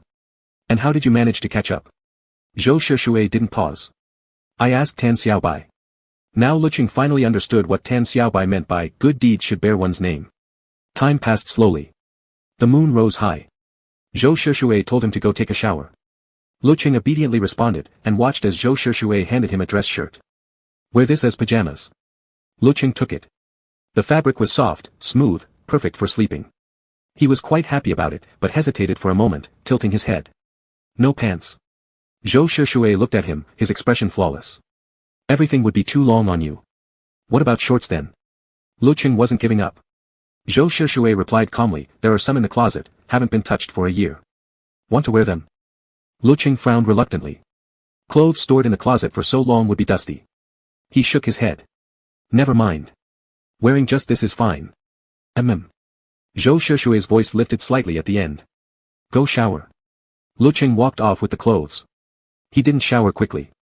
By the time he came out, Zhou Shishui was already sitting on the sofa, waiting. Click. A soft sound of the door closing. At the noise, Zhou Shishui lifted his gaze. Lecheng stood there wearing only his black dress shirt. The hem fell to mid-thigh, just covering his buttocks, revealing two long, pale legs. His cheeks were flushed, his neck skin snow-white and delicate, inviting careful touch and caress. Exactly as imagined. His Adam's apple slid. Zhou Shishui stared at him expressionlessly, dark eyes heavy, dangerous like a wild animal. Lecheng hadn't felt awkward putting it on, but under Zhou Shishui's gaze, he suddenly became self-conscious. He tugged secretly at the hem, trying to pull it longer. Slowly, he walked over and mumbled, it's a bit short. Zhou Shishui remained silent, his large hand gripping Lecheng's waist and pulling him forward. His fingers lazily pinched the hem of the shirt, it is a bit short. Lecheng stood there, almost enclosed in his arms. The warm breath against his side sent tingling sensations down his spine, making his fingertips feel numb. I need to go blow dry my hair. All right. I'll do it for you. Zhou Shishui replied, yet his hand stayed firmly in place, not budging an inch. Lecheng poked at his shoulder. Then let go first. Suddenly lifted into the air, Lecheng was caught completely off guard. Zhou Shishui had already scooped him up by the buttocks. Instinctively, Lecheng threw his arms around Zhou Shishui's neck, legs wrapping tightly around his waist, startled, you.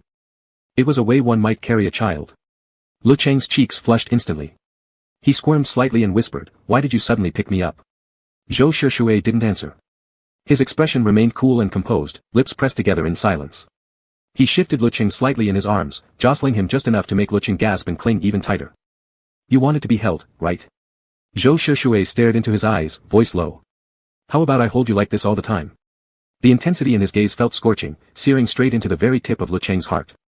As if enchanted, Lecheng felt dizzy, lightheaded, murmuring a soft, okay, without thinking. Good boy. A faint smile touched Zhou Shishui's lips.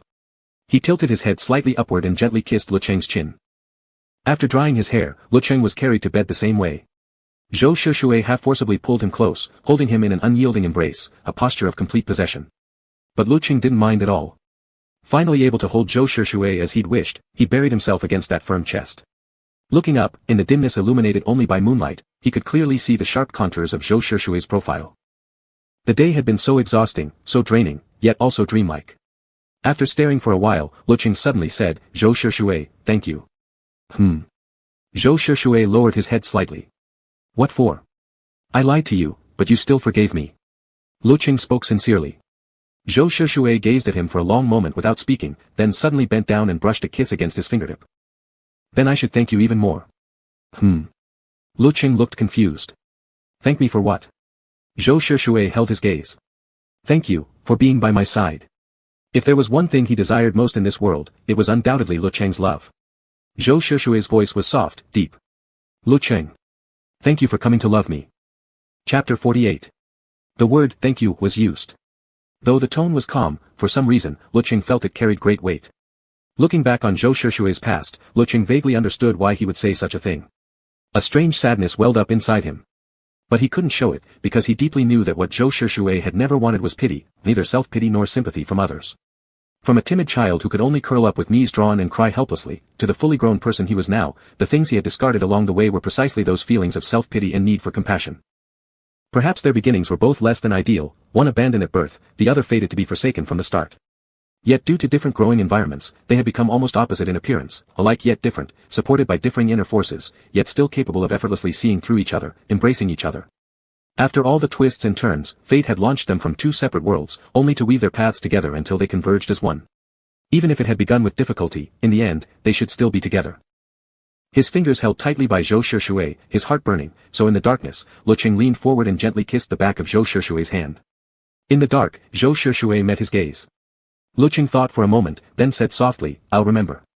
I'll remember your gratitude, live up to your thanks, and never let go again. In the darkness, Zhou Shishui silently curled his lips upward. Perhaps they hadn't understood before, had unintentionally hurt each other, but since both pain and happiness came from the same person, he would gladly accept it all. Lecheng happily nestled closer into his arms, his fluffy hair brushing against Zhou Shishui's chin, ticklish, like holding some soft little animal. Sometimes, Zhou Shishui would seriously wonder, did Lecheng really have a tail hidden behind him? Was that tail quietly wrapping around, its tip nudging here and there? Otherwise, why did his heart feel so unbearably itchy? They chatted idly for a while longer. Lecheng remained wide awake, energized, not from tiredness, but excitement. Everything that had happened today stimulated his nerves in ways he'd never experienced before, giving him a light, floating sensation. Zhou Shishui had long gone silent. Lecheng lay quietly beside him for a while, figuring he must truly be exhausted, so he didn't disturb him. Unable to sleep, he tried to turn over.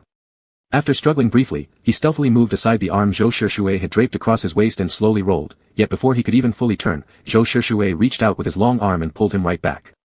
Startled, Lecheng pressed tightly against his chest and asked, why were you pretending to sleep? Zhou Shishui kept his eyes closed. I wasn't pretending. Lecheng blinked.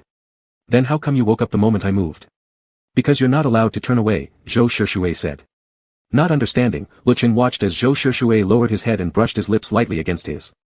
Don't sleep with your back to me tonight. Okay. Lecheng obediently wrapped his arms around his waist and whispered, but why can't I face away from you tonight? He'd already closed his eyes when he heard Zhou Shishui's voice near his ear, no reason. Maybe he just feels insecure, Lecheng thought, and like soothing a child, he snuggled closer and patted his back gently. But the hand resting on his waist suddenly tightened. Zhou Shishui murmured lowly, don't move around. His voice was slightly hoarse. A sudden current ran through Lecheng's mind. He sensed something, froze instantly, unsure whether to move or stay still.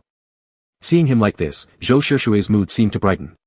In the darkness, his voice sounded lazy. Still want to keep squirming?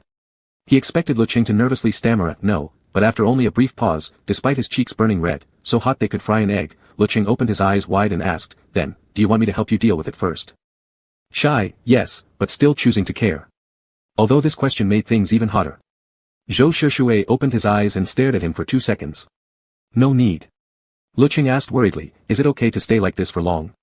It's fine. He spoke calmly, almost clinically, it'll go down on its own. As if he had plenty of experience. Lecheng himself rarely experienced such reactions. Having liked no one in his first 20 years and disliking indulgent content, he had little knowledge about these matters. But since Zhou Shishui said so, Lecheng chose to believe him, replying simply, okay, letting his head rest in the embrace. Soon, he drifted off drowsily. The next morning, sunlight warmed his cheek before Lecheng lazily opened his eyes. He hadn't slept well in days. His entire body felt loose and limp, every bone soft. Lying in bed, he reached out to the empty side beside him, then slowly pulled the covers around himself and sat up. Click. The door opened from outside, and when Zhou Shishui stepped in, this was the scene that greeted him. After a night's sleep, Lecheng's hair was messy, disheveled and fluffy, turning a light brown under the sunlight, soft like fur. Hearing the sound, he lifted his drowsy face flushed with sleep, his expression blank and slow, as if not fully powered on yet. Zhou Shishui realized Lecheng didn't have morning irritability, but his waking process was long. His eyes were unfocused, his whole body slack, making one want to reach over and pinch his cheeks. Which was exactly what he did. His fingers sank gently into the soft cheek, and Lecheng finally reacted slightly, his hair sticking up in one tuft, just blinked, then stretched out his hand, uttering only one word, hold.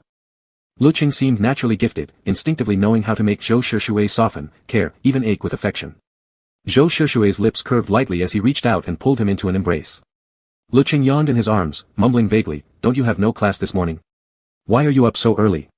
Awake, Zhou Shishui said. I'll get your clothes. The clothes washed yesterday had already been dried. Lecheng nodded, glanced at Zhou Shishui, then asked, are you going to watch me change? Zhou Shishui noticed his shyness and turned away. Not watching. Put on your top first. Lecheng quickly went, swiftly pulling off the black shirt and changing into his own top and undershirt. Before he'd even put on his pants, Zhou Shishui had already turned back. Give them to me, Zhou Shishui said. Following his gaze, Lecheng realized he meant the pants. He blinked, then handed them over. What's wrong? He leaned in slightly. Is something the matter? No. Zhou Shushui brushed his fingertip against his cheek, unfolded the pants, and said, legs. Lecheng froze for 10 seconds before it dawned on him, Zhou Shushui wanted to put the pants on for him. For some inexplicable reason, his face flushed. I can do it myself.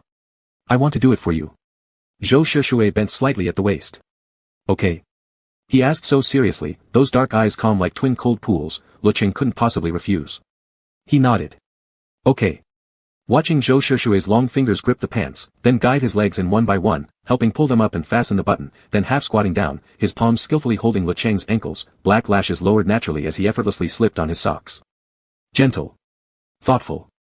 Yet firm and unyielding. Lecheng blushed as he watched. After getting dressed, his mind was a chaotic swirl, bubbling and dizzy from such unusually intimate behavior. He was gently pulled up, and Zhou Shushui leaned down, expression faintly brushing his fingers along Lecheng's side waist, saying softly, so narrow. Lecheng hadn't quite caught it. Your waist is so thin. Zhou Shushui gazed steadily at him. Lecheng blinked once. Eat more, Zhou Shushui said. Okay, Lecheng agreed, frowning slightly. But I don't feel too thin. Not thin enough. Zhou Shushui's palm slowly pressed against his lower back. I can wrap my hand completely around it. Lecheng nodded. Then I'll eat more. Zhou Shushui added, but no eating too many snacks. Lecheng's mouth drooped instantly, but Zhou Shushui pretended not to see. He let him out. After breakfast they took the car back. Lecheng sat in the passenger seat, propping his head while glancing at him, feeling something strange. It felt as though Zhou Shushui was somehow different now. How exactly? It was like gradually peeling open a shell and seeing the purest, most fragile inner self, one so rare and hard to touch. This suspicion was confirmed over the next few days. Zhou Shushui truly did seem different from before they officially became a couple, more dominant, for instance, and suddenly developed a habit of frequently checking in. Lecheng was strolling along the road licking an ice cream with Tan Xiaobai, phone buzzing once. He paused slightly, took it out, looked down, Zhou Shushui. Zhou Shushui, where, with whom? For simple words. Lecheng stopped, snapped a photo of himself eating ice cream, and sent it. Orange, eating ice cream. With Xiaobai, I'm treating him to a meal. Orange, picture. Orange, didn't he give you the license plate number last time? Since he's such a hero, I figured I'd treat him to a meal. Because of the game's release, Zhou Shushui had been extremely busy lately, monitoring data, handling promotions, fixing bugs. Aside from that one day they'd confessed to each other, they'd actually had little chance to meet. So Lecheng hadn't intended to make him come, only casually letting him know. After sending the message, Tan Xiaobai asked, who's that? Zhou Shushui. Lecheng nodded. Aya. Tan Xiaobai dragged out the syllable. Zhou Shushui is so clingy. Really? Lecheng frowned. Is he? Tan Xiaobai nodded vigorously. Totally. From my observations, hasn't Zhou Shushui been checking in on you constantly these past few days? Lecheng looked slightly surprised. How do you know? I hear you snapping photos all the time, then looking down with this dopey smile afterward. Even my toes could figure it out. Tan Xiaobai stroked his chin thoughtfully. Clearly someone submitting reports. Lecheng sincerely suggested, you should go write crime novels. Tan Xiaobai continued, and from my further observations, Zhou Shushui checks in on you at least 3 times a day. Lecheng paused, thinking about it. It did seem accurate. Then he said, it's not that bad. If he wants to check, let him. Tan Xiaobai stared at him for 2 seconds. Alright. Only you two. Lecheng pondered seriously. I think it's about giving security. Tan Xiaobai rolled his eyes. Then Zhou Shushui must be feeling very secure by now. When they arrived at the restaurant, Zhou Shushui's message came through.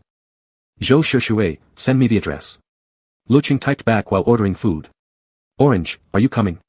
Orange, aren't you busy? Zhou Shushui, not really. Zhou Shushui, address. Maybe he was relatively free right now. Lecheng sent over the address and announced to Tan Xiaobai, Zhou Shushui will be here soon. See? I told you. Tan Xiaobai pinched his voice high-pitched like a goose. So clingy. Lecheng burst into laughter and reached out to smack him, but Tan Xiaobai dodged agilely. You're abandoning your friends for love. Tan Xiaobai theatrically wiped tears. Lu Xiaocheng, you don't love me anymore, you're even willing to hit me for Zhou Shushui. Lecheng laughed and tickled him in retaliation. They ate simply for a while, until Zhou Shushui called saying he'd arrived. Lecheng told him which table, and not long after, Zhou Shushui appeared before them, his long legs carrying him forward. Though Tan Xiaobai had just been gossiping behind his back, facing the man himself, he turned instantly pleasant. Come, sit down, sit down. His instant face change flabbergasted Lecheng. The meal ended simply. As they waited outside for Zhou Shushui to fetch the car, Tan Xiaobai turned to chat idly. By the way, you haven't used your computer these past couple days. I couldn't install a program, can I borrow your laptop for a bit? Sure. Lecheng agreed readily, then added as if suddenly remembering, let me go back first and open it up to check. Fine by me. Tan Xiaobai nodded. I'm not in a rush, just need it for a few hours. Just as he finished speaking, Zhou Shushui returned with the car. Lecheng pulled open the passenger door and slid in. After parting at the dormitory gate, Lecheng headed straight upstairs and pulled his laptop from under the desk. Since the day they officially became a couple, a week had already passed, he hadn't opened it once. He didn't quite know why. Maybe it was an odd form of homesickness, that peculiar fear of approaching something deeply familiar. The more he wanted to see it, the harder it became to actually open it. Taking a deep breath, Lecheng powered on the laptop. The clean, neat interface appeared. Zhou Shushui had organized it, it looked different from how Lecheng usually left it in disarray, much tidier and orderly. Lecheng stared for 2 seconds, cursor pausing briefly before finally shifting his gaze toward a folder tucked away in a barely noticeable corner named Records. He clicked it open, and saw his own written words inside. It was hard for people to truly empathize with others. Even though Lecheng understood intellectually, he still struggled to grasp just how painful it must have been for Zhou Shushui to read this file. How heartbroken he must have felt, and yet still convinced himself not to confront him even once. Slowly, Lecheng scrolled through the document, closed it, didn't delete it. Suddenly, he really wanted to hug Zhou Shushui. But right now, Zhou Shushui was definitely busy. Then he'd hug him later. With that thought, Lecheng unlocked his phone and opened TikTok. He hadn't been actively posting in a while, but he'd been casually using his tablet to doodle sketches and upload them. He also had leftover sponsored content to edit and upload, just to keep his visibility steady. Of course, most importantly, the rising popularity of the game had brought significant attention his way too. Because he hadn't been active as the male model couple in so long, his comments section rarely saw people asking why he wasn't posting about the male model Lao Wang anymore. But there were still some asking through private messages. Heck me, Lao Wang, it's been a while since you've been active. Are you and the male model Lao Wang doing fine? Sang slaughters fish for 100 years, Lao Wang. I miss your content so much. When can we get some male model meals again? He randomly checked a couple of them, and after a moment of thought, Lecheng realized that he and Zhou Shushui had already started their happy ending, so he should also give the male model couple a proper conclusion. His fingers moved slightly as he replied individually, everything's good, thank you for caring. I'll make a video later to explain this properly. Only after sending the replies did Lecheng remember another tricky issue. Previously, he'd hidden all the videos related to Zhou Shushui. Now that they were officially together, logically speaking, if he wanted to explain, he should bring them back out. But Lecheng really didn't want to do that. Because it was embarrassing. If he released those drawings, Zhou Shushui was smart enough, he'd most likely realize who they were of. And the date of the first drawing was from right when they'd just gotten familiar with each other. It felt like he was some kind of creepy stalker. Even though he wasn't, somehow, he just didn't want to release them. But he'd promised, he wouldn't hide anything from Zhou Shushui anymore. After a moment of hesitation, Lecheng bravely unhidden all the previously hidden videos. Once he opened them up, he couldn't sit still, his heart pounded as if he could already foresee the utterly mortifying scene.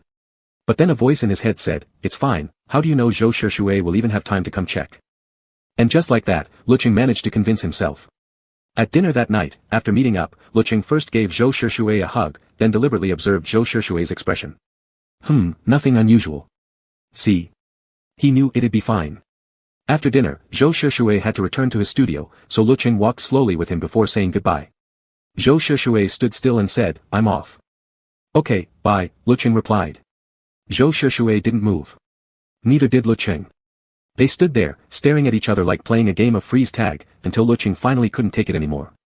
He stepped forward slightly, looked left, looked right, like a vigilant little rabbit checking its surroundings, and once confirming no one was around, took one step closer, tilted his head up, and quickly pressed his lips against Zhou Shushui's. Soft lips met, like being gently touched by a piece of cotton candy. Lecheng only held it for 3 seconds before pulling back nervously. A bit anxious, he was new to relationships, after all. He didn't quite understand many things. When he initiated a kiss with Zhou Shushui, unlike Zhou Shushui's usual deep explorations, it was always just a gentle press. Zhou Shushui stood still, unmoving, his expression unchanged. Yet he thoroughly enjoyed Lecheng's initiative. Just a 3-second kiss was enough to accelerate his heartbeat.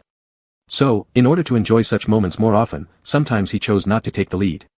He wanted Lecheng to go first. Lecheng's mind wasn't filled with such complicated thoughts. If he wanted to kiss, he just kissed. Only afterward, as he reluctantly said goodbye, did he feel a little embarrassed by his own tone. Why had he suddenly become so unwilling to part? Lecheng's face never hid emotions well, so his big eyes blinked innocently, making his feelings easy to read. But Zhou Shishui stared at him for several seconds, suddenly gripping his wrist and pulling him close. Lecheng hadn't even reacted yet, dazedly following behind, only to be pushed into the car by Zhou Shishui. Huh? Lecheng flailed slightly, trying to sit up. But Zhou Shishui was faster. Leaning over him, his voice almost brushed against Lecheng's earlobe. Ching, help me take off my glasses. The tone was hypnotic, husky, almost suggestive of what was to come. Lecheng's heart skipped violently as he slowly reached up and removed the glasses. Zhou Shishui's gaze remained locked onto him, rendering his limbs weak. The instant the glasses came off, Zhou Shishui cupped his face and urgently, swiftly bit down on his lips. Not hard, but fast. Lecheng didn't even realize it before he was thoroughly kissed. A tongue invaded his mouth, creating chaos, then gently licked his palate as if tempting him, causing him to instinctively chase after it. Every kiss made his mind blank. Unconsciously, Lecheng wrapped his arms around Zhou Shishui's neck. The kiss lasted nearly 10 minutes. By the time they broke apart, breathless, his chest still rose and fell rapidly. Zhou Shishui's voice rumbled softly in his ear, Ching.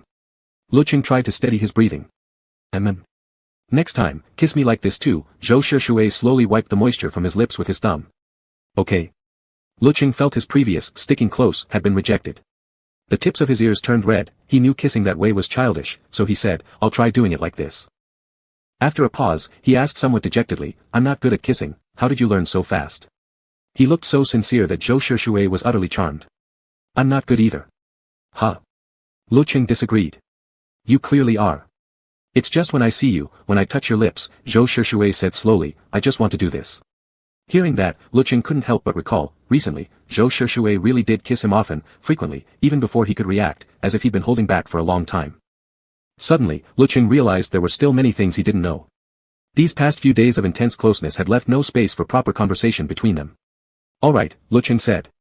Then I'll try not to kiss you like that anymore. But Zhou Shishui firmly said, no. Lecheng was confused. Why not? I want both. Zhou Shishui looked at him and said gently. Both kinds. Can you give me both?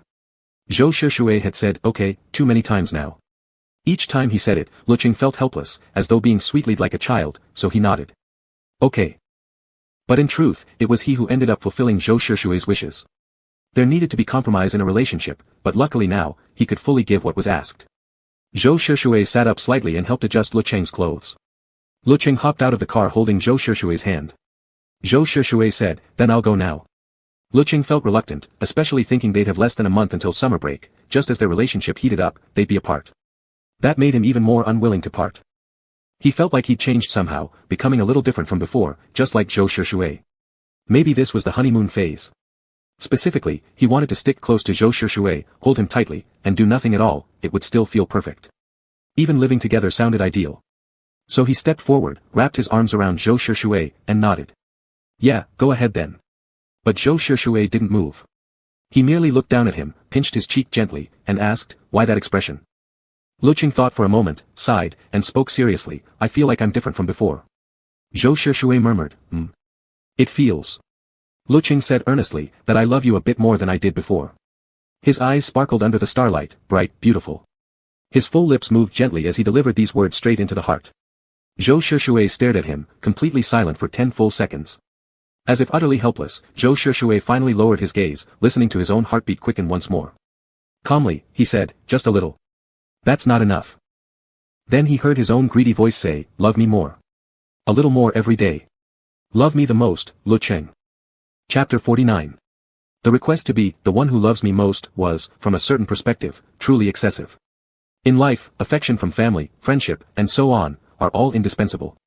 Even though Zhou Shishui knew that Lecheng had much love around him, whether innate or acquired, whether through personality, appearance, or ability, all of which naturally drew people to love him. It seemed Lecheng already possessed immense amounts of love, and in turn loved many others deeply. Zhou Shishui had arrived later than everyone else, yet still desired to occupy the most special place. This swelling desire compelled him to say something selfish, even greedy. But he kept staring into Lecheng's eyes, observing every subtle change in his expression, with no intention whatsoever of taking back his words. Lecheng, under that gaze, felt his heart pounding, yet oddly didn't feel anything inappropriate. Instead, he simply nodded, okay, I'll make sure to do this every day, and love you a little more each day. Zhou Shishui was slightly taken aback. Immediately after, Lecheng did something else that surprised him. He said seriously, then you must promise the same. It was as if it wasn't only him who was eager to hold tightly onto Lecheng, Lecheng also wanted to hold on to him just as fiercely. It was such an intense and strange sensation, as if the missing pieces within his heart were slowly being filled. Zhou Shishui's mood rose inexplicably, and he slowly nodded. All right. Then let's pinky swear, Lecheng said. No backing out. This slightly childish gesture wasn't the first time Lecheng had suggested it. He said it now without a hint of embarrassment, then urged Zhou Shishui, come on, stretch out your hand quickly. Zhou Shishui complied, hooking his little finger with Lecheng's. Pinky swear. Lecheng shook their linked fingers. 100 years, never change. Zhou Shishui wasn't entirely satisfied with 100 years. But having already made one excessive demand, he didn't want to push further now. He merely nodded. After saying goodbye to Zhou Shishui, Lecheng walked slowly back to his dormitory. He felt that having a serious talk with Zhou Shishui was urgent. Yet over the following days, Zhou Shishui didn't relax as Lecheng had hoped. He remained very busy, and Lecheng himself wasn't exactly at ease either. Finals were approaching. Having learned from last time's chaotic rush to catch up, Lecheng decided to start reviewing a full month early. Once he got his computer back, he resumed accepting commissions. In his spare time, he alternated between drawing illustrations and studying. After that day, Lecheng thought about it and decided to hide the previously uploaded videos again. He reasoned that rather than live with the anxiety of potentially embarrassing exposure at any moment, it would be better to face the issue directly, to find a proper time and tell Zhou Shishui in person. On Saturday, the game released an update, finally freeing up some time for Zhou Shishui. Lecheng knew he'd been up nearly all night, so he didn't ask him to come back. Instead, he took a taxi to the studio. Having visited many times before, he was quite familiar with the place. Zhou Shishui had even given him a key. Upon arrival, worried they might still be working, Lecheng didn't knock. He took out his key and opened the door quietly. As the door opened, the few people inside turned to look. Contrary to what Lecheng expected, there were only three, aside from Zhou Shishui, just Wei Fongyuan and Qian Lin. Oh. Lecheng's here, Wei Fongyuan greeted first. Lecheng smiled at him. Hey. Have you eaten? Not yet, Wei Fongyuan replied. We were just saying we're starving. Perfect timing, you're here. How about we all go grab something together? Right after speaking, he felt Qian Lin suddenly step hard on his foot. Lecheng walked toward Zhou Shishui, who naturally reached out a hand. Lecheng grasped his fingertips, hearing Qian Lin say, no need. We too still have to return to school. You guys go ahead. Wei Fongyuan glanced at the pair, who hadn't spoken a word but radiated a syrupy, lovey-dovey aura, and instantly understood. Oh, right, we do need to get back to school. Since we're done here anyway, we'll head off then. Bye-bye. With that, he yanked Qian Lin up and quickly stepped out the door. Bang! The heavy door closed softly behind them. This was the first time Lecheng had met Wei Fongyuan and the others since they officially became a couple. Watching them leave in such a hurried, unusual manner, Lecheng looked at Zhou Shishui with mild confusion. Back when their relationship was fake, when he suggested going out to eat together, they hadn't acted like this at all. Now that the third wheels were gone, Zhou Shishui was clearly in a good mood, though he showed no outward sign. What is it? I feel, Lecheng paused thoughtfully, like they were acting a bit strange. Zhou Shishui asked casually, strange how? I don't know. Lecheng couldn't quite put it into words, but suddenly remembering something, he seized the opportunity to ask, back then, before we'd clarified things, did they already know we were in a contract relationship? Zhou Shishui didn't hide it, yes. Lecheng wasn't surprised. Recalling how indifferent Zhou Shishui had been when they first met, acting as if he wanted to stay 800 meters away from him, he couldn't help but laugh. Were you really annoyed by me back then? He expected Zhou Shishui to say yes, but instead, Zhou Shishui shook his head. No. I wasn't annoyed. Lecheng didn't quite believe it. Really? At the time, I just didn't understand you, Zhou Shishui said, looking straight into his eyes. And I dislike complications. I didn't want to make our relationship any more complicated than it needed to be, so I kept my distance. Lecheng thought back for a moment. If you weren't annoyed, then why did you always pull away whenever I tried to hold your hand? Zhou Shishui paused, but didn't answer. Lecheng sensed something was off and immediately took advantage, leaning down. Come on, tell me. Seeing that Zhou Shishui still wouldn't speak, he grabbed his hand and gave it a shake. Tell me, please, I really want to know. His tone was soft and pleading, impossible to resist. A faint look of helplessness appeared on Zhou Shishui's face, along with a rare hint of shyness. His voice dropped low. Because, whenever you held my hand, my heartbeat would speed up. Lecheng froze slightly, as if catching the emotion, his ear tips turning red. Really? Zhou Shishui pulled his hand gently, drawing him to straddle his lap. That's why I didn't want any physical contact with you back then. So that was it. Lecheng finally understood, Zhou Shishui hadn't been homophobic at all. But he was still puzzled and asked again, then when did you start liking me? Zhou Shishui's palm rested against his waist. After a brief silence, he said, probably, the first time you kissed me. Lecheng's eyes widened slightly. He had imagined it might have been earlier than he realized, but not this early. That kiss had been, for Lecheng at the time, the catalyst that pushed them toward breaking up. He never imagined Zhou Shishui could have fallen for him because of that very moment. Lecheng murmured, guilt and regret tinging his voice. Actually, I was trying to break up with you back then. After saying this, he instinctively leaned forward, feeling breathless, wrapping his arms around Zhou Shishui's neck, his chin resting on his shoulder, whispering softly, I'm sorry. Zhou Shishui savored his initiative but said quietly, you don't need to be. Back then, I didn't understand my own heart either. After you kissed me, I also considered breaking up with you, and compensating you.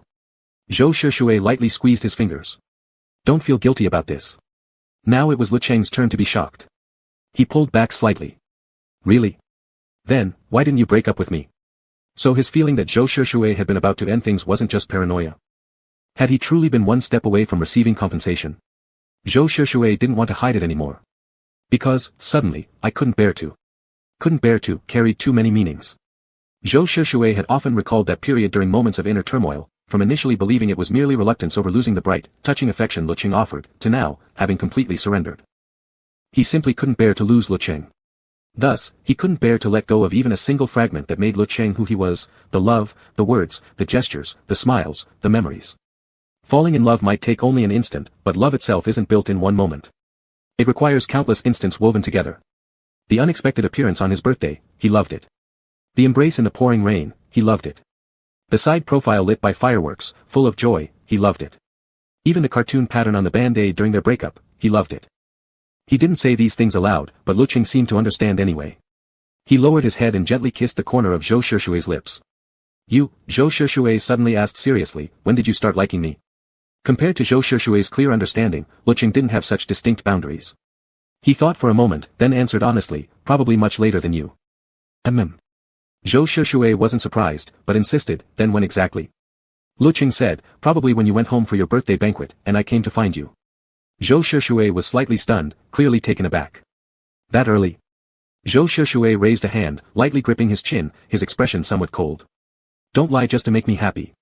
No, really not, Lecheng insisted, growing flustered, blinking rapidly. I won't lie to you again. I'm not lying this time either. His eyes were bright, clear, and earnest, desperate to prove his sincerity. Zhou Shishui chose to believe him. I believe you. His mood unexpectedly improved, perhaps even if he didn't say it, the imbalance in their feelings had still pierced his heart like a thorn. I do believe you. Lecheng nestled his head against Zhou Shishui's chest again, whispering, then thank you for believing me. Zhou Shishui gave him a little bounce with his leg, as if jostling a child. Then from now on, do more things that make me believe in you. Just a moment ago, he'd been earnest about not wanting Lecheng to feel guilty over this, but now, he couldn't help being slightly mischievous, wanting to exploit the situation to extract more from Lecheng. Lecheng clung to him anxiously. No, don't shake me like that. After thinking for a moment, he said seriously, whatever I promise, I'll keep. It was simply his nature, Lecheng wasn't someone who made promises easily. He was carefree, acting on impulse. But he had keenly noticed that Zhou Shishui liked hearing him make promises. Good, Zhou Shishui nodded. Are you hungry? As if on cue, Lecheng's stomach growled. He nodded sheepishly. A little. Let's go then, Zhou Shishui said. We'll get something to eat. They drove to a nearby restaurant, and also stopped by the supermarket to pick up some vegetables and snacks. Sitting in the passenger seat, Lecheng looked at Zhou Shishui. Are we going back to the dormitory today? Zhou Shishui glanced at him. Do you want to? Lecheng shook his head. No. Then where do you want to go? Zhou Shishui asked.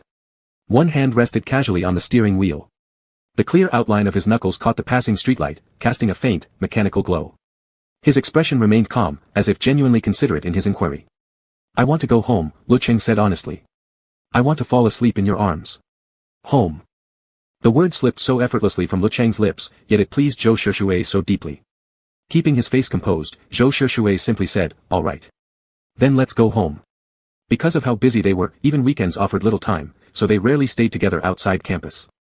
Including this time, it would only be the third. Delighted, Lecheng urged him. Then hurry, hurry. The car moved steadily down the road until they reached the underground parking garage. Once inside the apartment, Lecheng automatically changed into slippers. He moved about like he owned the place, unapologetically swapping shoes before pulling out the fridge magnets he'd bought at the supermarket earlier and marching straight to the kitchen. With great effort, he stuck 10 of them onto the double-door refrigerator. The magnets featured cute cartoon-style fluffy puppies, all drawn with soft, fuzzy lines. Lecheng deliberately avoided the angry and sad expressions, sticking only the happy and kiss ones. Zhou Shushui poured a glass of water, silently watching as Lecheng transformed his sleek, black refrigerator into something slightly childish. A little proudly, Lecheng said, "Now, even when I'm not here, every time you open the fridge, you'll think of me." Zhou Shushui handed him the glass. Drink some water." Lecheng took it and gulped down several swallows, clearly satisfied with his decoration. Since Zhou Shushui still had some work to finish, Lecheng sat alone on the sofa, flipping through TV channels. His phone kept buzzing with incoming messages. Reluctantly, he picked it up. It was a notification from the back end. "User Snail Sleep liked your post, come check it out." Curious, Lecheng tapped in. A sudden thought flashed across his mind. Hesitating slightly, he stood up. He remembered something. Something he'd always wanted to confess, but hadn't yet. About his Douyin videos, the longer he delayed, the more his courage dwindled. Better to get it over with today. Lecheng tapped the screen, reactivating the hidden videos, then quickly headed toward the study. "I can handle my own matters. You don't need to interfere. I know exactly what I'm doing." Before reaching the study, Lecheng froze mid-step. Muffled voices, was Zhou Shushui on the phone? Who was he talking to? His tone sounded cold. For an instant, it brought him back to the very first time they'd met. Lecheng hesitated. Eavesdropping wasn't polite. He forced himself to suppress his curiosity, turning to leave, when a faint female voice drifted into his ears. "Baby, Mom's only doing this because I love you." Was that Zhou Shushui's mother? Now Lecheng truly couldn't step forward.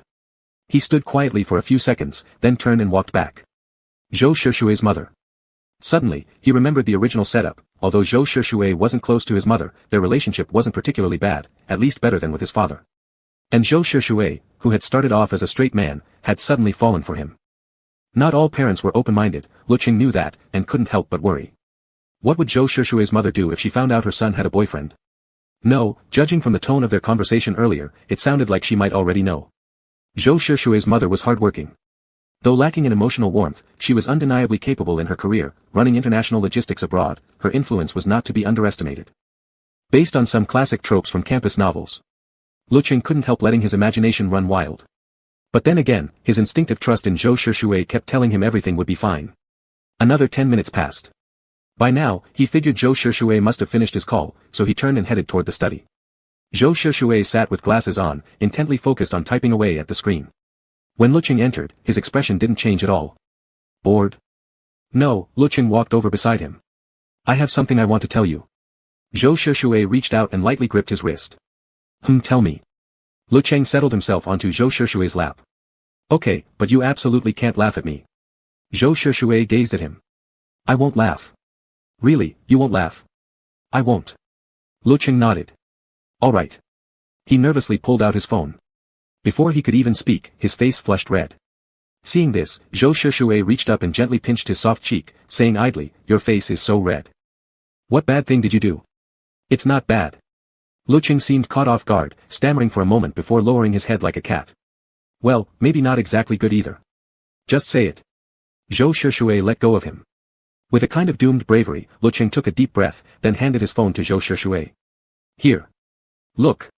Zhou Shushui looked at him silently, then took the phone and lowered his eyes to the Douyin interface. More precisely, the content management backend. It looked perfectly normal, just like any other time. Lecheng's heart pounded rapidly. His hands hung limply by his sides, grabbing nervously at his pants like a schoolboy who'd done something wrong. A flush crept from his pale neck all the way to his cheeks, dyeing his entire face a delicate pink. He dared not look at Zhou Shushui's expression. Oh God, he could feel his toes curling inside his shoes. Seconds ticked by in silence. With no reaction from above, Lecheng couldn't stand it anymore. Cautiously, he peeked upward, only to meet Zhou Shushui's gaze head-on. His eyelashes fluttered quickly. That. Zhou Shushui handed the phone back. Lecheng dumbly accepted it. The two stared at each other, wide-eyed. So. How? They spoke at the same time. Lecheng quickly said, "You go first." Zhou Shushui asked, "What's wrong? You really don't get it?" Lecheng hadn't expected this reaction. "Don't you notice anything at all?" "If I had to say," Zhou Shushui replied flatly, "you've uploaded 23 more posts than a few days ago." Lecheng clenched his clothes tighter. Yeah, but, did you figure anything else out? You made your posts about me visible again, Zhou Shishui said. Is that it? Being called out so directly made Lecheng burn with embarrassment. If there were a mirror right now, he'd look like a steaming tomato. Yet Zhou Shishui's reaction puzzled him. How did you know? Wait, why aren't you even surprised at all? But Zhou Shishui fell silent for a moment. Didn't you know that I knew? How am I supposed to know what you know? Lecheng asked sincerely, confused. You should know. Zhou Shishui pressed his lips together slightly. I know about this. They sounded like they were reciting a tongue twister. Lecheng felt himself getting dizzy. Wait. He stared at Zhou Shishui's slightly furrowed brow and suddenly realized something. You've known about my account all along, haven't you? You've known I drew you in those posts, haven't you? Zhou Shishui gave a small nod. Didn't you know? I didn't know. Lecheng never expected he'd been exposed so long ago, and so completely. If I'd known earlier, why would I have gone through the trouble of hiding them? I was afraid you'd see them. Now thoroughly mortified, Lecheng barely wanted to speak.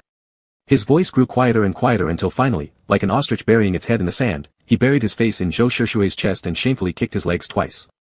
But Zhou Shishui caught on to something important. So you didn't hide those posts because you wanted to break up with me? No.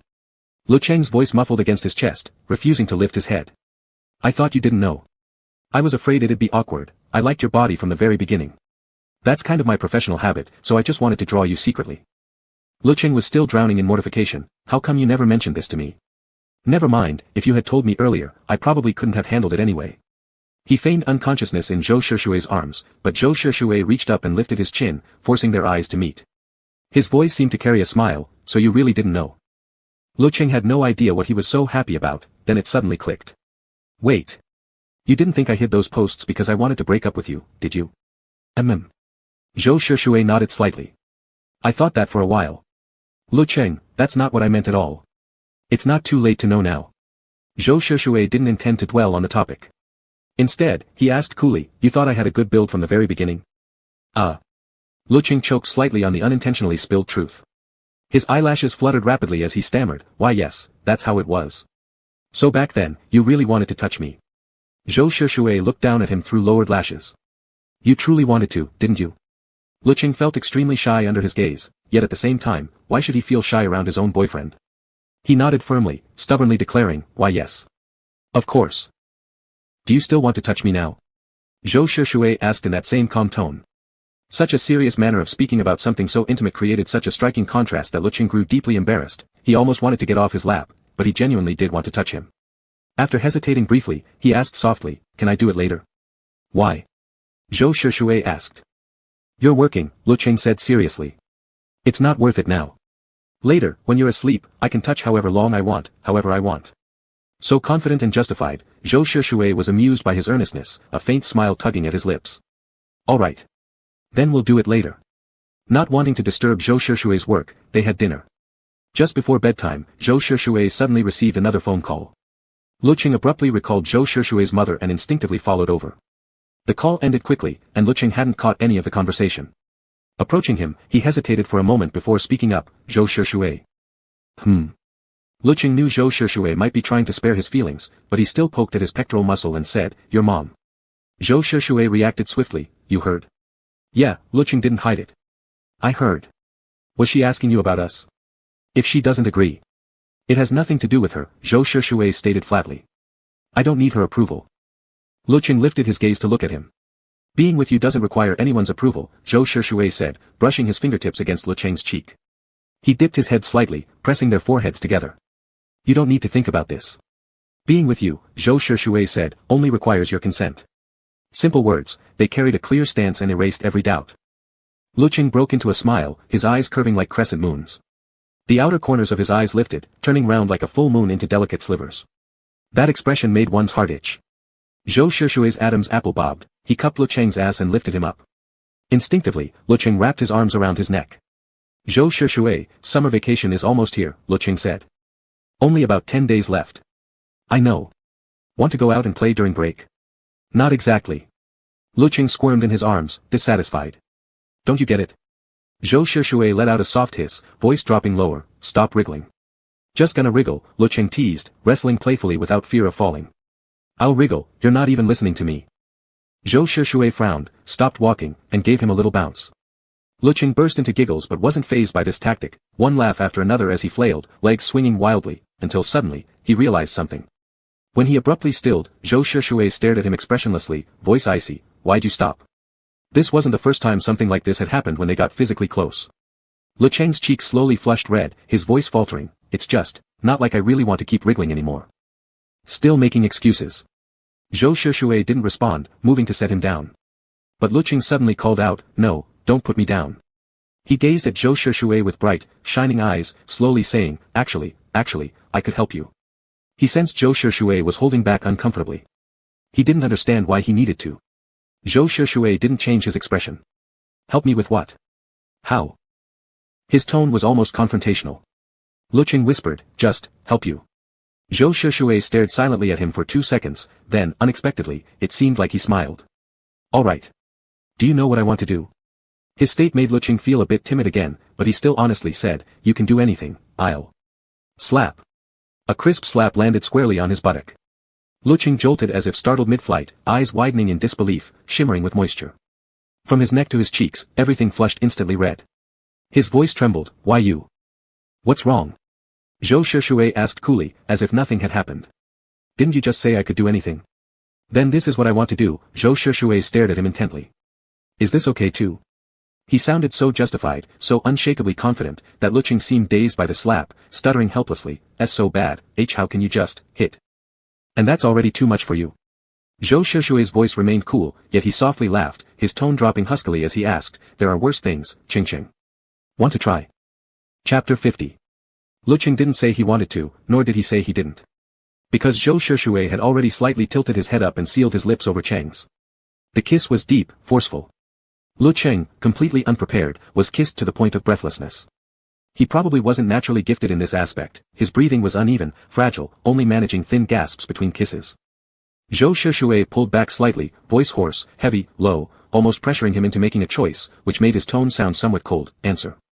Lecheng didn't know why, but the moment he heard Shishui ask like that, he felt strange himself. He sensed Shishui had changed again, different from how he usually was during their relationship, somehow not quite the same. But where exactly the difference lay, his numbed and dazed mind couldn't figure out. Stuttering, he whispered, "Why yes, it's okay." Shishui was so close that he naturally noticed Cheng's shift too. That cold expression suddenly turned oddly thoughtful. Shishui still wore silver-framed glasses on his nose, sharp features, aloof and distant, giving off an air of seriousness, even asceticism. But his words were anything but. His lips curled faintly upward, his long, narrow eyes held a light, indifferent tone, "So Ching likes it like this." As he finished speaking, a crisp sound echoed.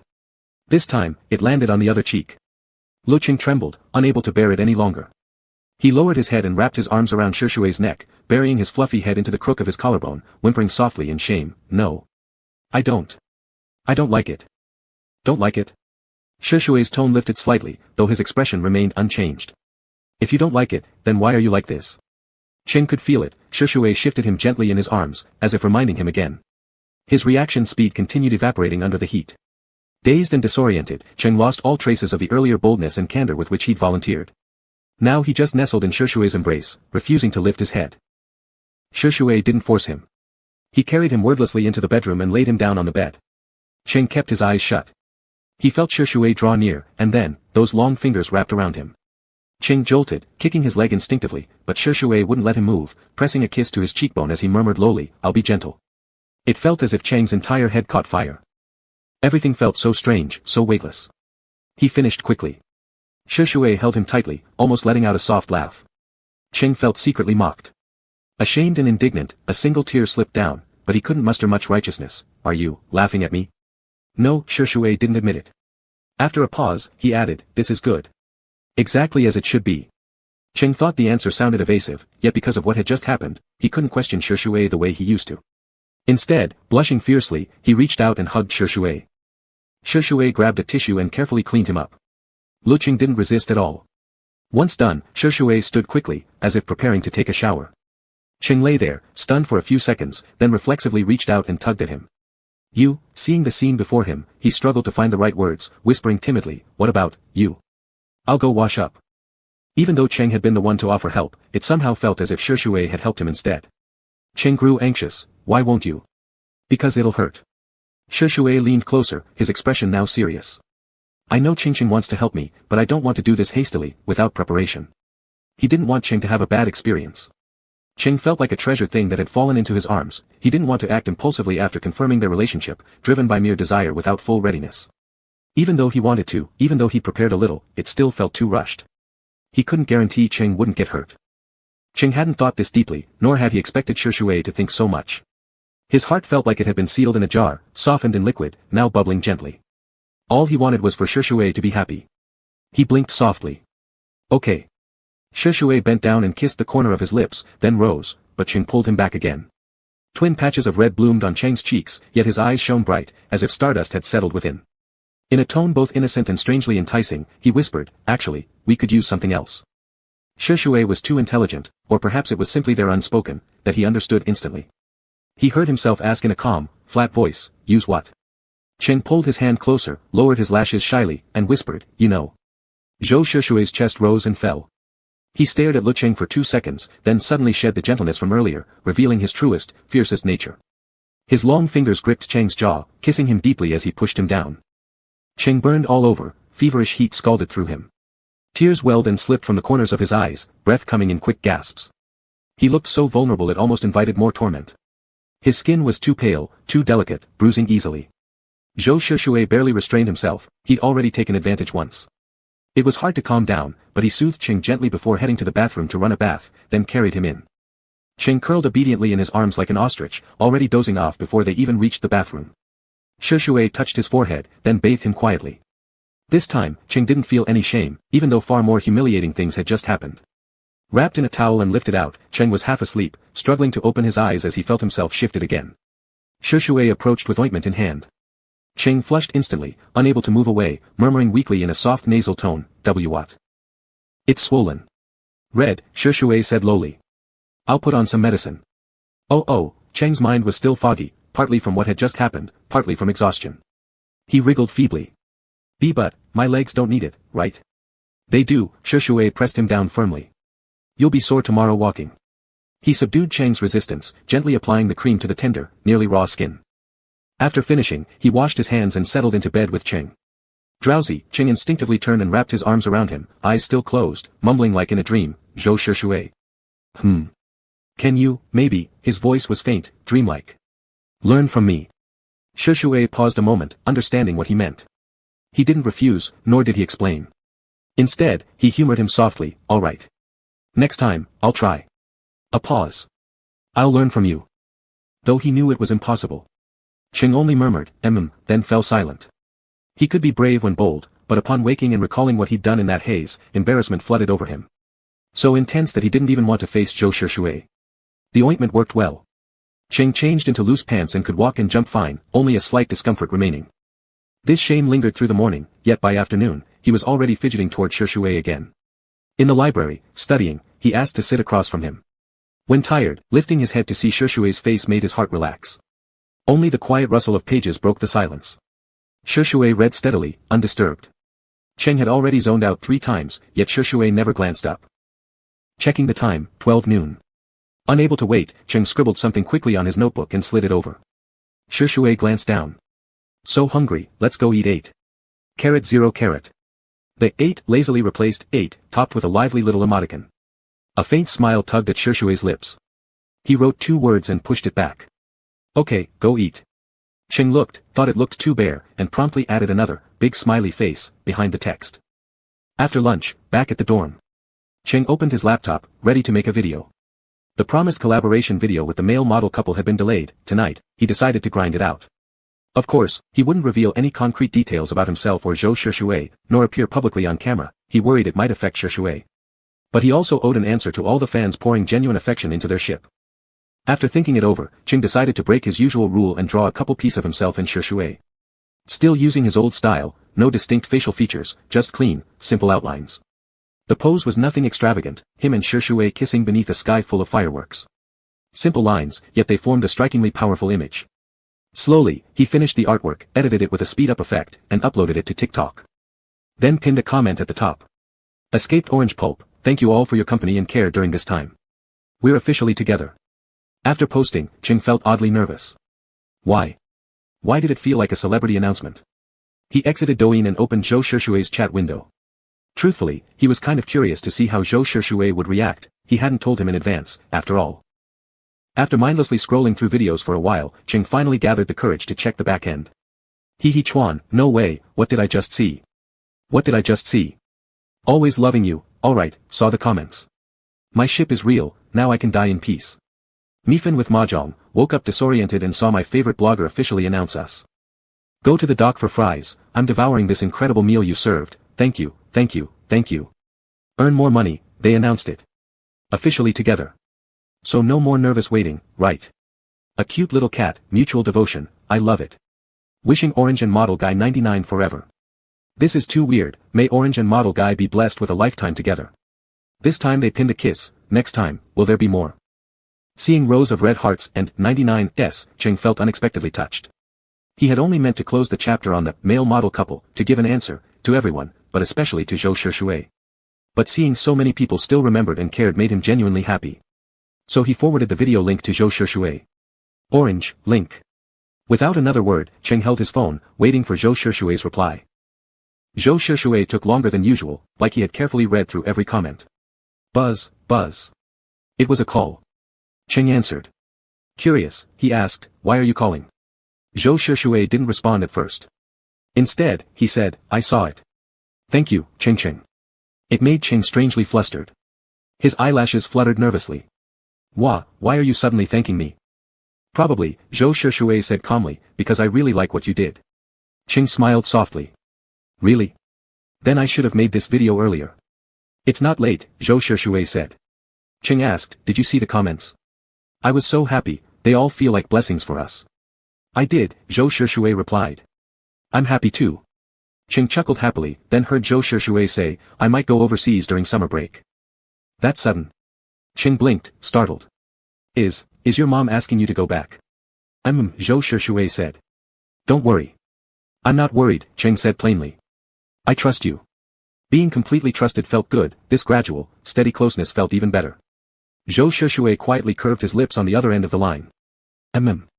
How many days will you be gone? Cheng asked. You're not going to be away the entire summer, are you? He still wanted to hang out with Zhou Shishui. It won't take long, Zhou Shishui said. About half a month. That's not bad, Cheng nodded. Not too long. Zhou Shishui asked gently, almost leading, and if it were long. I'd miss you, Cheng admitted honestly. Because I'd want to see you. Zhou Shishui's tone remained calm. If you miss me, you can always video call. It's different, Cheng objected. Where's it different? Zhou Shishui asked quietly.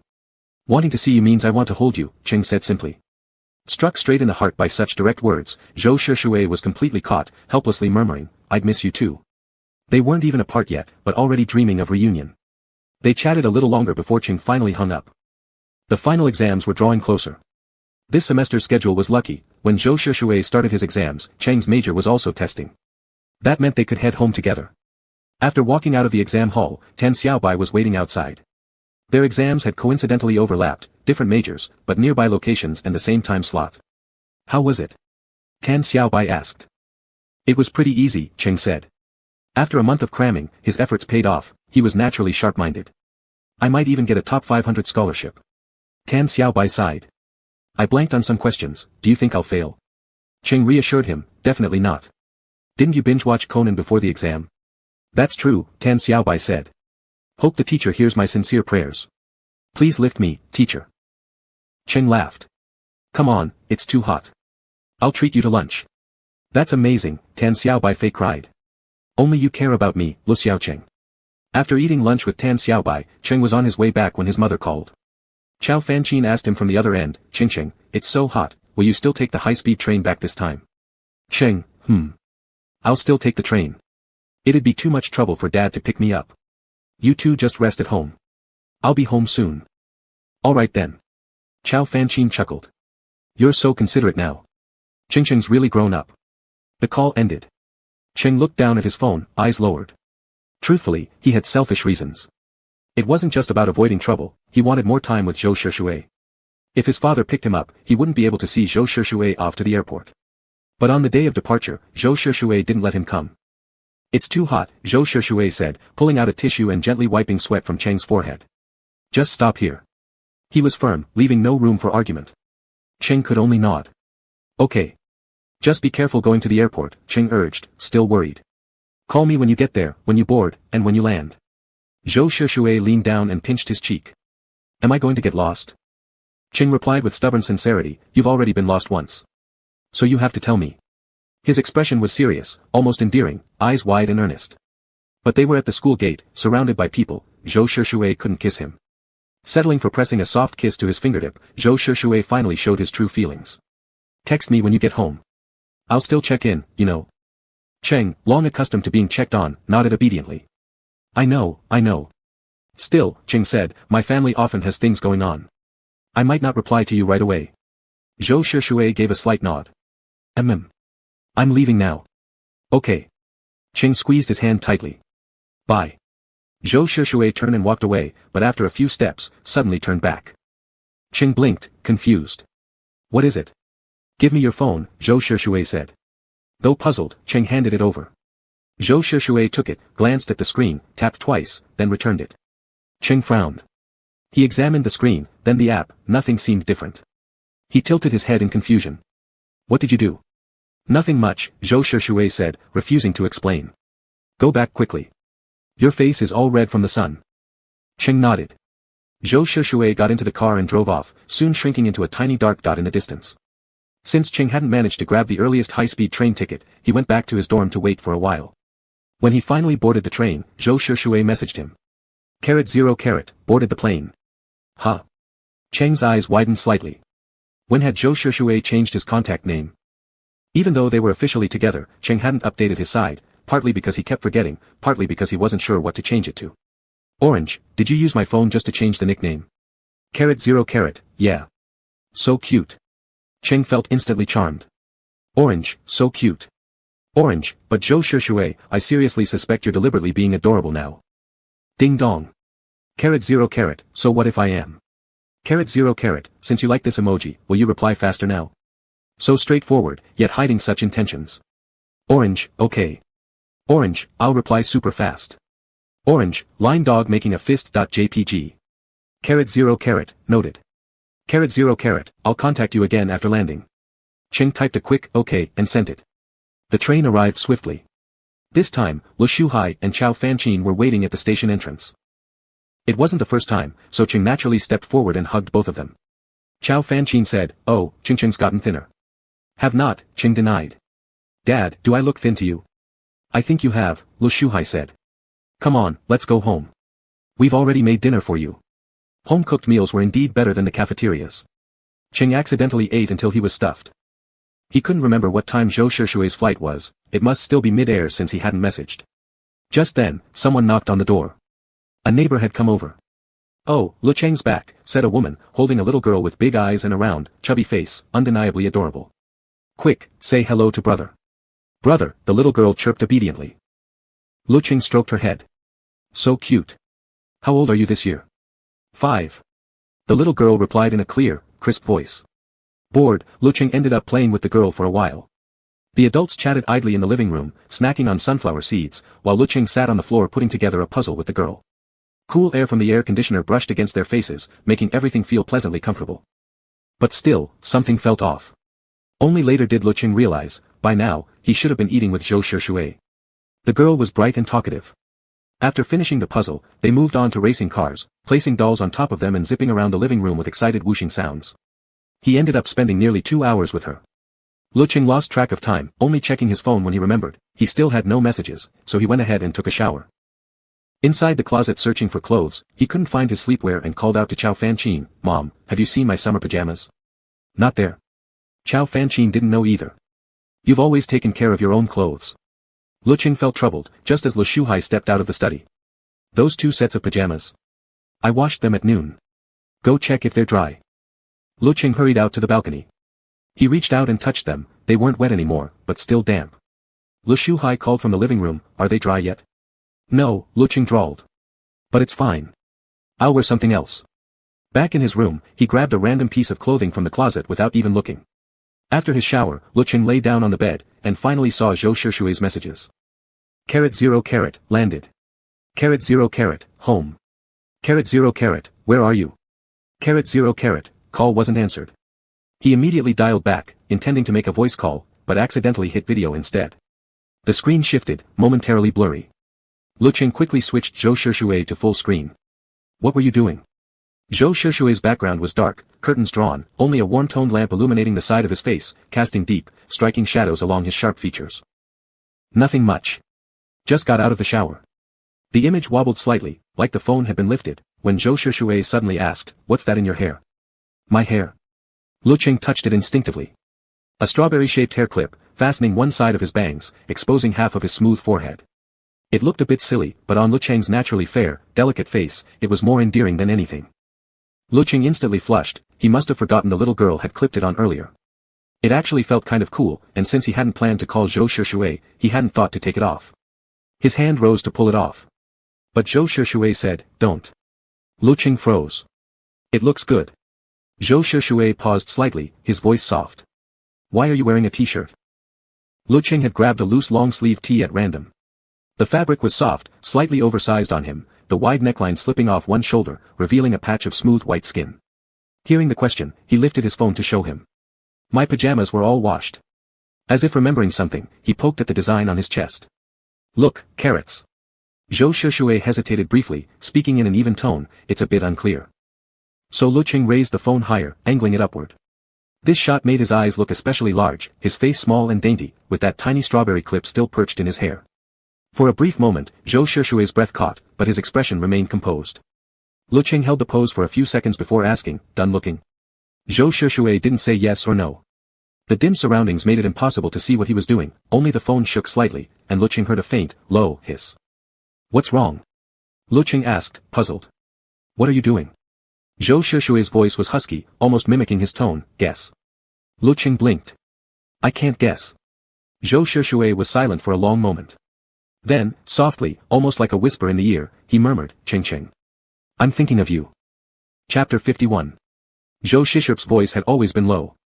Perhaps it was due to the dim lighting, but Lecheng felt that voice tickling his ears, slightly itchy. He stared at the screen and whispered quietly, "I miss you too." But Zhou Shishup suddenly turned off the lamp beside the screen, making Lecheng momentarily startled. He immediately protested, "Now I can't see." "Go take a shower," Zhou Shishup said calmly, giving nothing away in his tone. "Wait for me." "Why'd you turn off the light then?" Lecheng asked, puzzled. Click. The lights came back on, but the phone screen was already facing the ceiling. Zhou Shishup asked him, "Can you see now?" "Yeah, I can see." Lecheng looked at the completely unfamiliar ceiling.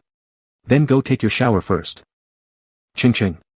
A woman's voice abruptly pierced through, and Lecheng instinctively flipped the phone over with a swift motion, sitting upright in one jump. "Ah. Mom. I'm here, I'm here." "What's up?" Chow Fanqin walked in only then, holding a fruit platter. "What else could it be?" "Just brought you some fruit to eat." Feeling this was a ritual every time he came home, Lecheng quickly took it from her and popped a cherry tomato into his mouth, inexplicably feeling a bit guilty. Chow Fanqin looked up and glanced at his flushed cheeks. "What are you doing? Why's your face so red?" "Nothing." Lecheng calmly sat up straight on the bed, not forgetting to shove the phone deeper under the blanket. "Just playing with my phone." He hadn't used headphones for the call, afraid Zhou Shishup's voice might leak out. Although Chow Fanqin and Yu Shuhai were both reasonable and supportive, and knew he had a boyfriend, after the last time he'd nearly died of embarrassment on the spot, he wasn't scared of being caught talking to his boyfriend per se, but terrified that his mom might blurt out something outrageous again. Then he really would dig a hole and flee Earth at light speed. "What? So afraid of your mom finding out?" Chow Fanqin smiled. "Were you talking to Xiao Zhou?" Of course the thing he feared most happened anyway. Lecheng felt like a cat grabbed by the scruff of the neck, helpless and unable to resist. Without thinking, he immediately denied it, "No way." He gave his mom meaningful looks. "Definitely not. I was just looking at my phone." Chow Fanqin stared at his eyelids, which were twitching from excessive blinking, and finally understood. All right, looking at your phone, got it. Mom's leaving now. Remember to eat your fruit." She didn't understand young people's strange habits, but added one last reminder, "Don't stay up too late. It's not like you can't talk during the day. Go to bed early, understand?" "Mom, how old do you think I am?" Lecheng placed both hands on Chow Fanqin's shoulders, massaging gently as he slowly pushed her toward the door. "I'll definitely go to sleep early." Don't worry. Chow Fanqin sighed. "Fine, you've grown up. I can't control you anymore." Finally seeing Chow Fanqin off, as the door clicked shut behind her, Lecheng leaned his back against it and took a deep breath. Great. Successfully survived. After a 2-second pause, he rushed to the bed and dug out his phone. The video showed nothing, just the ceiling. Zhou Shisharp must have gone to shower the moment he heard his mom coming. Lecheng switched to a small window view, then leisurely ate some more fruit from the platter. Zhou Shisharp was always quick in the shower, and today was no exception. Halfway through the fruit platter, Lecheng heard movement from the screen. He'd already connected his Bluetooth earphones, so he turned his head and saw Zhou Shisharp drying his hair, wearing a shirt. My mom just came by, Lecheng casually chatted. Did you hear her? I heard her, Zhou Shisharp replied, expressionless. Lecheng wasn't looking at the screen, sound was enough, and kept focusing on eating. Are you cold there? Not cold. My mom's candied cherry tomatoes are so good. What temperature is your air conditioning set to? 26. Only after stuffing the last bite of pineapple into his mouth did Lecheng feel something was off. He lifted the phone to point at himself. Are you busy? Zhou Shisharp had finished showering, but through the screen, his body emitted no trace of steam. His hair remained wet, slicked messily upward as if he'd taken a cold shower. Zhou Shisharp, not busy. Then why was he speaking so briefly? Lecheng blinked. Earlier, my mom asked if I was calling you. I didn't dare say yes. Zhou Shisharp finally looked up, asking tonelessly, why not? Well. Lecheng didn't really want to tell the truth, but after a brief pause, he honestly spoke up, I was just afraid she'd say something that'd make me embarrassed. His voice grew softer with each word, barely above a whisper by the end. Zhou Shisharp's expression softened slightly. That's the only reason. Lecheng nodded, his eyelashes fluttering lightly. Last time we were on the phone, she already made things so awkward for me. Zhou Shisharp began to relax, then countered dryly, so easily embarrassed. I am not. Lecheng refused to admit it. It depends on the situation. Zhou Shisharp gently lowered his lashes, then asked seriously, then when will Ching stop being shy? A double entendre. But Lecheng, focused entirely on eating, completely missed it. Probably need a bit more mental preparation. Zhou Shisharp didn't reply. After a long silence, he simply said, all right. The next morning, Lecheng was dragged into the living room the moment he woke up. Still groggy from sleep, he sat across from Yu Shuhai and Chao Fanqin, his hair disheveled, exchanging blank stares. An awkward silence hung in the air. Dad, Lecheng murmured quietly. Mom. What? Despite having done nothing wrong, facing his parents' gaze made him instinctively uneasy, his eyelashes flickered nervously as he tried to change the subject. What's for breakfast today? Steamed buns, Yu Shuhai said. But we'll eat them later. Oh. Lecheng fidgeted with his pants. Then what's this about? Bring Xiao Zhou home, Chao Fanqin suddenly said. Huh? Lecheng froze for a second. Your dad and I talked it over last night, Chao Fanqin said kindly. Even though it's not easy for two boys these days, well, you've been together this long already. Mom can see how much you care for each other. So why not take this chance to bring Xiao Zhou home? It'd be like making things official. Yeah, exactly, Yu Shuhai chimed in. That's what we both think. Plus, it'd be good to meet each other's parents, sit down, have a chat. It'd mean something to both sides. After they finished, Lecheng slowly furrowed his brow. But. What is it? Chao Fanqin studied his expression. Don't want to bring Xiao Zhou home. Ching, I know I've never interfered, but at your age, don't go being a heartbreaker. No. Lecheng quickly waved his hands. He was torn, he wanted to be honest, but worried about accidentally giving his parents a bad impression of Zhou Shisharp. It's just, we might not get to meet Zhou Shisharp's parents. Yu Shuhai slowly widened his eyes, exchanging a glance with Chao Fanqin. Oh my, poor kid. Yu Shuhai suddenly wailed. Ching, why didn't you tell us sooner? That doesn't matter at all. If that's the case, we should bring Xiao Zhou home even more. Let him feel some family warmth. How could you hesitate like this? Lecheng. This felt like an even bigger misunderstanding. His parents are perfectly healthy. Lecheng quickly clarified. It's just, their relationship isn't good. They divorced a long time ago, so, they probably don't care much about him. He glanced up at them. They might not even show up. Yu Shuhai paused. Oh. I see. With an awkward smile, he said, well then, that's tricky. Lecheng added, don't worry, I'll talk to Zhou Shisharp about it first. I need to ask if he's willing. Chao Fanqin nodded. Alright. Just having this thought is enough. Your dad and I aren't in any real hurry. Not in a hurry, Yu Shuhai nodded firmly. Of course not. And just like that, the topic dropped. Lecheng wasn't brushing them off, he truly considered it. He trusted Zhou Shisharp completely, but the issue with Zhou's parents was indeed complicated. Bringing it up out of nowhere felt risky and hard to handle. He decided to wait until Zhou Shisharp returned from abroad before discussing it. Even though he was at home, Lecheng found himself more exhausted than when he was at school. No classes, but plenty of work. With the game's latest update, popularity had skyrocketed, and so had Lecheng's visibility, now prominently featured on the official Weibo homepage. Other game companies had already started approaching him for sponsored content. Lecheng accepted the offers without hesitation, pulling an all-nighter for a full week, turning down his cousin's invitation to spend a day at the amusement park. TCH. Lecheng rubbed his neck, suddenly putting down his pen. Cramp. A steady voice came through the earphones. Maybe a little. Lecheng quickly stood up. On the other end of the phone, Zhou Shisharp directed him, stop drawing for now, go rest, use the massage pillow on your bed. Okay. Lecheng rubbed his neck and stretched it a bit, pulling out the massage pillow, something Zhou Shisharp had bought last week and only recently shipped over. I'm heading to bed now. Listening to the steady clatter of typing through his earphones, Lecheng moaned softly under the vibrations. Zhou Shisharp, don't you want to take a break too? Lecheng shook his head slightly. Feels like you've been at the computer for ages as well. No need, Zhou Shisharp replied. I'll head to the gym later. Lecheng, an unrepentant non-gym goer, silently shut his mouth. People's stamina really were different. After sitting in front of the computer for 5 or 6 straight hours, standing up made him feel completely drained, even the tips of his fingers didn't want to move. All he desired was to collapse onto the bed. Yet Zhou Shisharp could still routinely march off to the gym without hesitation. Truly, only through enduring hardship could one achieve a great physique. By the way, Lecheng rolled over, when are you coming back? Nearly 2 weeks of vacation had passed, and Lecheng hadn't brought it up until now. If Zhou Shisharp didn't mention it, he usually wouldn't ask. He asked now only because he thought it was about time. Zhou Shisharp paused briefly. Still have some things left to handle. Alright. Lecheng felt a twinge of disappointment but perked up quickly. I haven't played your new game update yet, any exclusive tips you can share with me?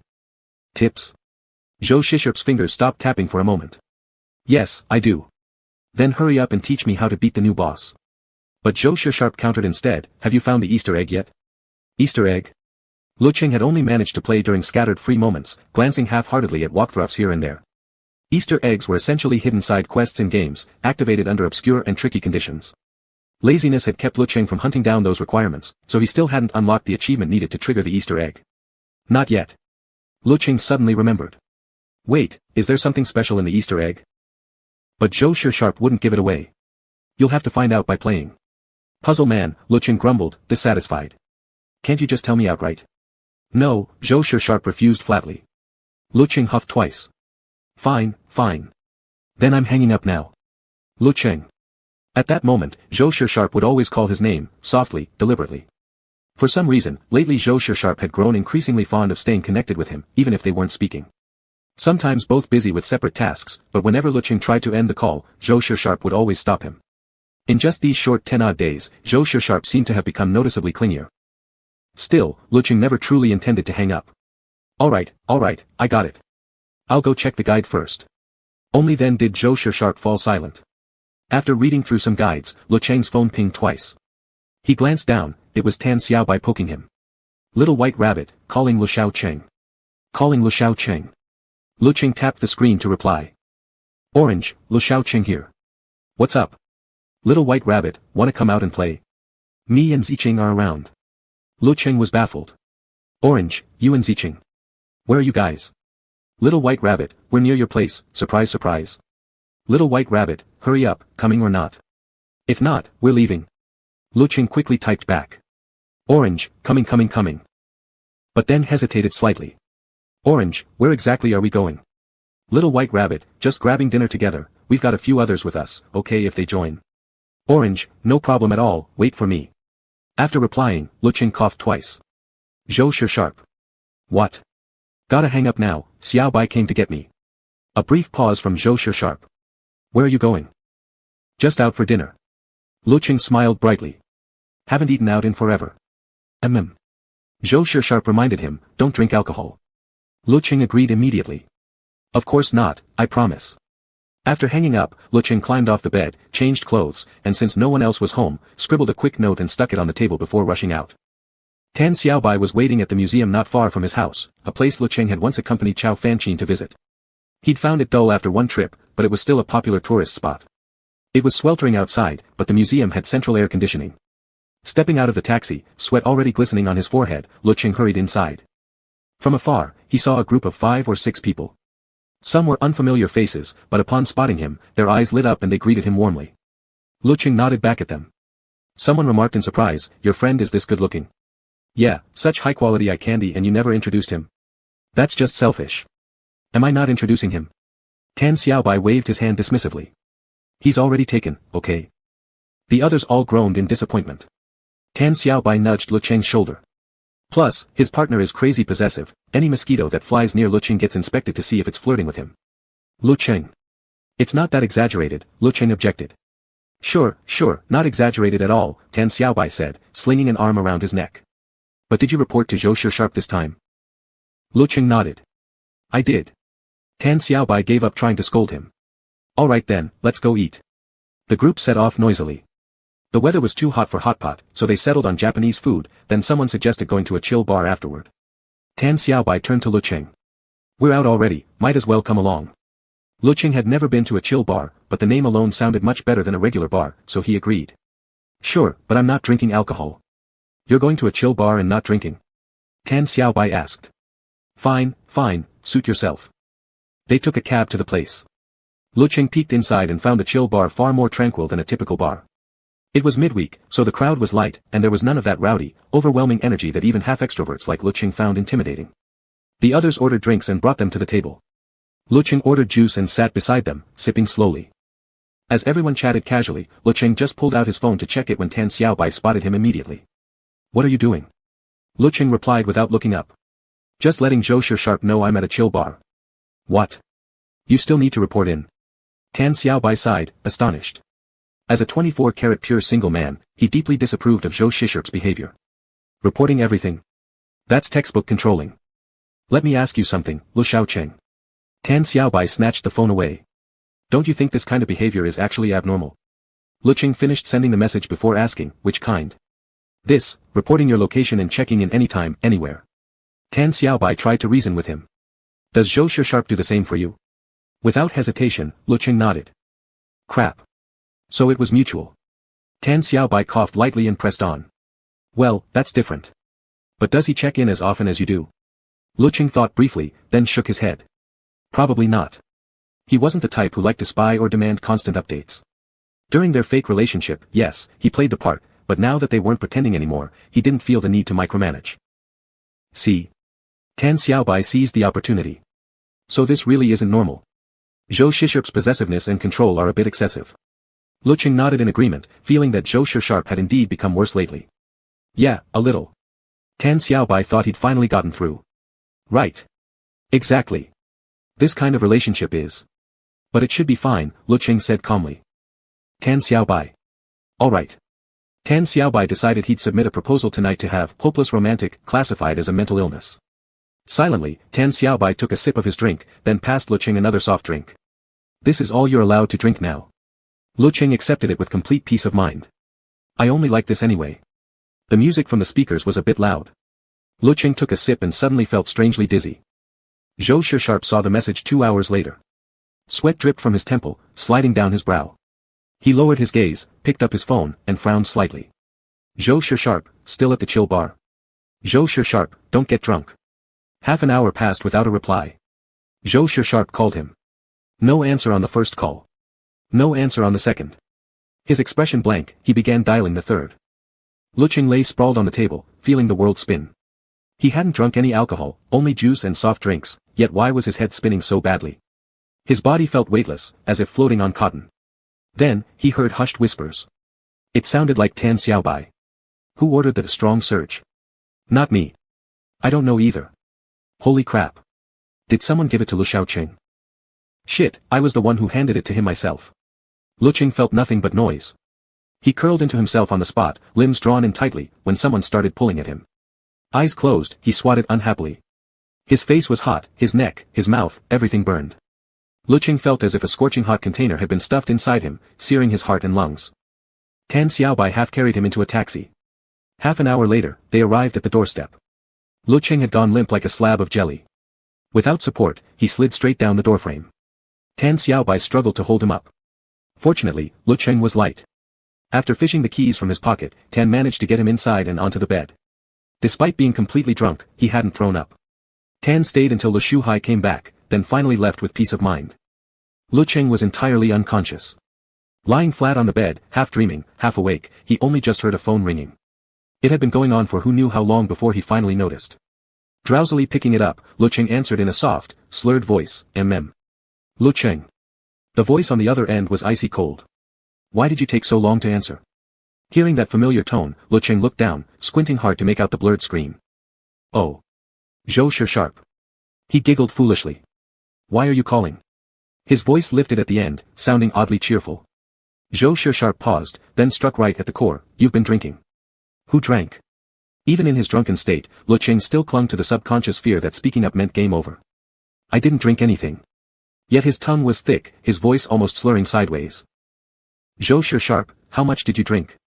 I said I didn't. Lecheng frowned with closed eyes, growing impatient. You're so annoying. Even through the phone, you could hear Zhou Sharp's breath catch, his voice dropping into a strange, unnervingly low register. I'm annoying. Then what about your promise to me? Lecheng completely ignored the question. He tugged at his clothes, whimpering uncomfortably. Hot. Zhou Sharp, I'm so hot. There was the sound of buttons being fumbled. Zhou Sharp's brow twitched. His voice deepened sharply. Where are you? I'm. This made Lecheng briefly afraid, for just 1 second, but then he loudly declared, I won't tell you where. His brain had flattened into a straight line, simple and direct. He couldn't even properly recall who Zhou Sharp was, yet some instinct made him want this person named Zhou Sharp to come back. Where outside are you? Getting no satisfying answer, Zhou Sharp raised his voice unconsciously, cold and commanding. Lecheng. Speak. Wanna know? Lecheng, utterly unfazed by the threat, first asked sweetly, drawing out the words. But 2 seconds later, his tone shifted, smug, cocky. Wanna know, then come find me. Without a word, Zhou Sharp quickly grabbed his backup phone and dialed Tan Xiaobai. Lecheng couldn't hear what was being said on the other side anymore, but he could feel it. The Zhou Sharp returning now seemed even angrier. You're home. Zhou Sharp stated calmly. In your own room. Lecheng instinctively sensed danger and instantly cowered. What's wrong? Nothing's wrong. Though his heart and lungs felt like they were on fire, Zhou Sharp refused to argue with a drunk. He kept his voice as steady as possible. Go to sleep. I'm hanging up. Hey. Don't. Lecheng shouted, perhaps the fastest reaction he'd had in the past hour. He frowned. Don't hang up. Don't hang up. He whined stickily. Don't hang up. Zhou Sharp stayed silent, listening as the sounds of clothing being pulled at resumed. He asked, what are you doing now? Lecheng moved slowly, taking off my pants. Zhou Sharp closed his eyes briefly. Do whatever. I'm hanging up. Why? Lecheng asked, then suddenly lowered his voice, letting out a silly giggle. Do you want to see? I'll show you. Then came the sound of fumbling with the phone, as if he really intended to switch to video. Zhou Sharp's pupils contracted slightly, jaw tightening as he called out, Lecheng. His tone turned icy. I don't want to see. Not seeing. Fine by me. Lecheng paused, dazed for a moment, then grew upset, pouting. Why are you being so mean? He muttered, I wanted to show you, but I won't now. Won't show you, won't show you. Lecheng babbled incoherently. Makes you mad. The other end stayed silent. Only then did Lecheng stop, then asked again, when are you coming back? Why aren't you coming back? Zhou Sharp, you're so possessive. So controlling too. Good thing you have a nice face, and a good body. Do you even know this is looks-based discrimination? Zhou Sharp, are you maybe, not man enough? Lecheng seemed to have reached the peak of his indignation. He angrily pounded the bed, thump, and snapped, you're just not capable, okay? He kept grumbling on and on, trashing him endlessly, clearly someone whose courage came from alcohol. Zhou Sharp had been silently listening all along, but only reacted when he heard that last sentence. What do you mean, not capable? Not capable. Lecheng instantly perked up at the response, slurring defiantly. You're not capable, plain and simple. It's been so long, why haven't you, you know. Lecheng couldn't recall the exact phrase and fussed for a moment before slowly, laboriously spitting out, poked my butt. Zhou Sharp froze. What? Poke me. Lecheng finally found the crucial word. If you won't poke me, does that mean you're not capable? The voice was so loud it was a miracle no one outside heard. Thankfully, the door was closed and well insulated. But Zhou Sharp had heard every word clearly. Lecheng. His voice dropped low, eerily calm, each word measured and deliberate. Don't make me come get you. Lecheng's mind didn't grasp the threat, but instinctively caught the word, come. In an instant, he rallied, slurring excitedly, come then, come. If you don't come, does that mean you're scared? Lecheng unknowingly poured gasoline on the fire. I knew it, hick, you're not capable. I'll start calling you. Not capable brother. Zhou not capable. Zhou Shisharp, who hadn't spoken for a long while, suddenly let out a short, sharp laugh. Lecheng instinctively paused. Then he heard Zhou Shisharp say in a tone so calm it was chilling, "Fine. I'll come get you." Chapter 52. Lecheng had never been this drunk before. He'd always had a decent tolerance, average, nothing special, and when he did drink too much, his behavior was usually quite good, quiet, not talkative. But this time was an exception. The phone call hadn't ended. He'd kept mumbling something incoherent while faint rustling sounds came from the other end. Then the alcohol hit hard, overstimulating his nerves before plunging him into dullness. His eyelids drooped, fluttering together until, hugging the blanket, he curled up tightly, his cheek resting on the edge of the quilt as his breathing gradually evened out. When he woke again, it was already 2:30 a.m. Cold. Uncomfortable. A throbbing ache pulsed inside his skull, accompanied by the foggy disorientation of a hangover, empty, as if all memories had been drained away. In truth, he had blacked out. He sat on the bed blankly for several long moments before regaining his senses, then groped his way across the dark room. His fingers brushed against something hard. He lifted it to his eyes, it was his phone. He tapped the screen twice. Nothing. The battery was completely dead, it had shut down automatically. Lecheng stumbled out of bed and fumbled for the charger. Relying purely on muscle memory, he struggled to plug it in, then leaned forward with his head in his hands, waiting for the dizziness to pass before slowly standing. Dizzy. He distinctly remembered not having drunk anything, but clearly, he not only drank, but drank heavily. Unable to make sense of what happened, fragmented words suddenly surfaced in his mind. Strong rush, who ordered it? Lend me a hand, and mingled with them, Tan Xiaobai's voice. Had he, mistaken strong rush for a soft drink? Lecheng had no recollection of what he drank, what he did while drunk, or how he got home. His body felt weak, limbs limp like noodles. The drunken haze still clung to him. He shuffled toward the door in a daze, bumped into the wardrobe along the way, paused to rub the sore spot, then opened the door.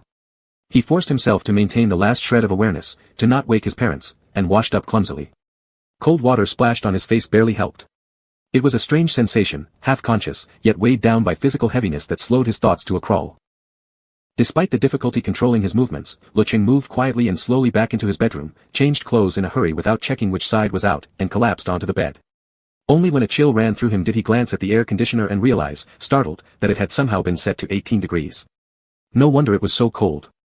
He reached down for the remote flung near his feet, adjusted it to 26, then gave in completely. His face nuzzled into the pillow, twitched slightly, and after a few contented snuggles, he slipped back into sleep. Lecheng dreamed. In the dream, someone was chasing him, and he was a large rabbit with fluffy fur, a round tail, and black eyes. Though short, his 4 legs were strong and swift, carrying him forward at great speed.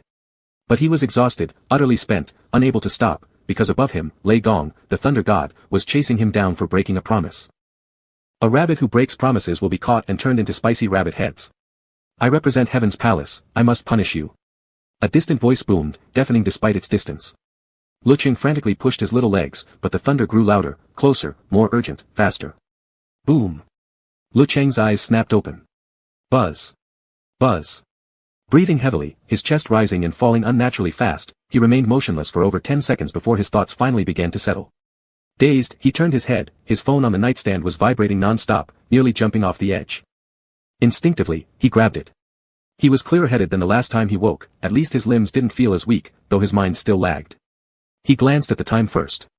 4:02 a.m. Then the caller ID. *0. Lecheng blinked. Zhou Shisharp. Calling him in the middle of the night wasn't Zhou Shisharp's style. Worried something was wrong, Lecheng picked up the water glass beside him and gulped down several mouthfuls, heart thudding as he answered, "Hello? How come you're calling me?" Lecheng asked. Lecheng. Zhou Shisharp's voice came through the line. "Yeah," Lecheng nodded, "I hear you. Come down." Zhou Shisharp said. 2 simple, baffling words. "What?" Lecheng froze. Without any emotion, Zhou Shisharp repeated, "Come down." "Me. I should go down." Lecheng's already overloaded brain momentarily glitched. A bold guess surged in his mind, jolting him upright. His palms grew sweaty, his heartbeat accelerating, pounding against his ribs. He hurried to the window, yanked open the curtains, and looked down.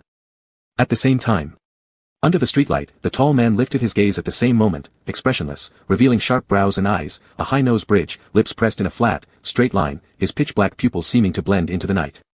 Their eyes met. Lecheng's eyes widened slightly, his expression blank for over 10 seconds. Under the glow of the lamplight, Zhou Shisharp's lips moved. At the same time, the low male voice came through the phone, "Lecheng. Calling his name. Come down. The tone was completely flat. Lecheng could barely react, his eyeballs unmoving as he stared from afar at Zhou Sharp. Just this morning, Zhou Sharp had still been on the other side of the ocean. Why was he suddenly standing downstairs at his home, his voice laced with a restrained desire that made Lecheng's heart race and his entire body run cold?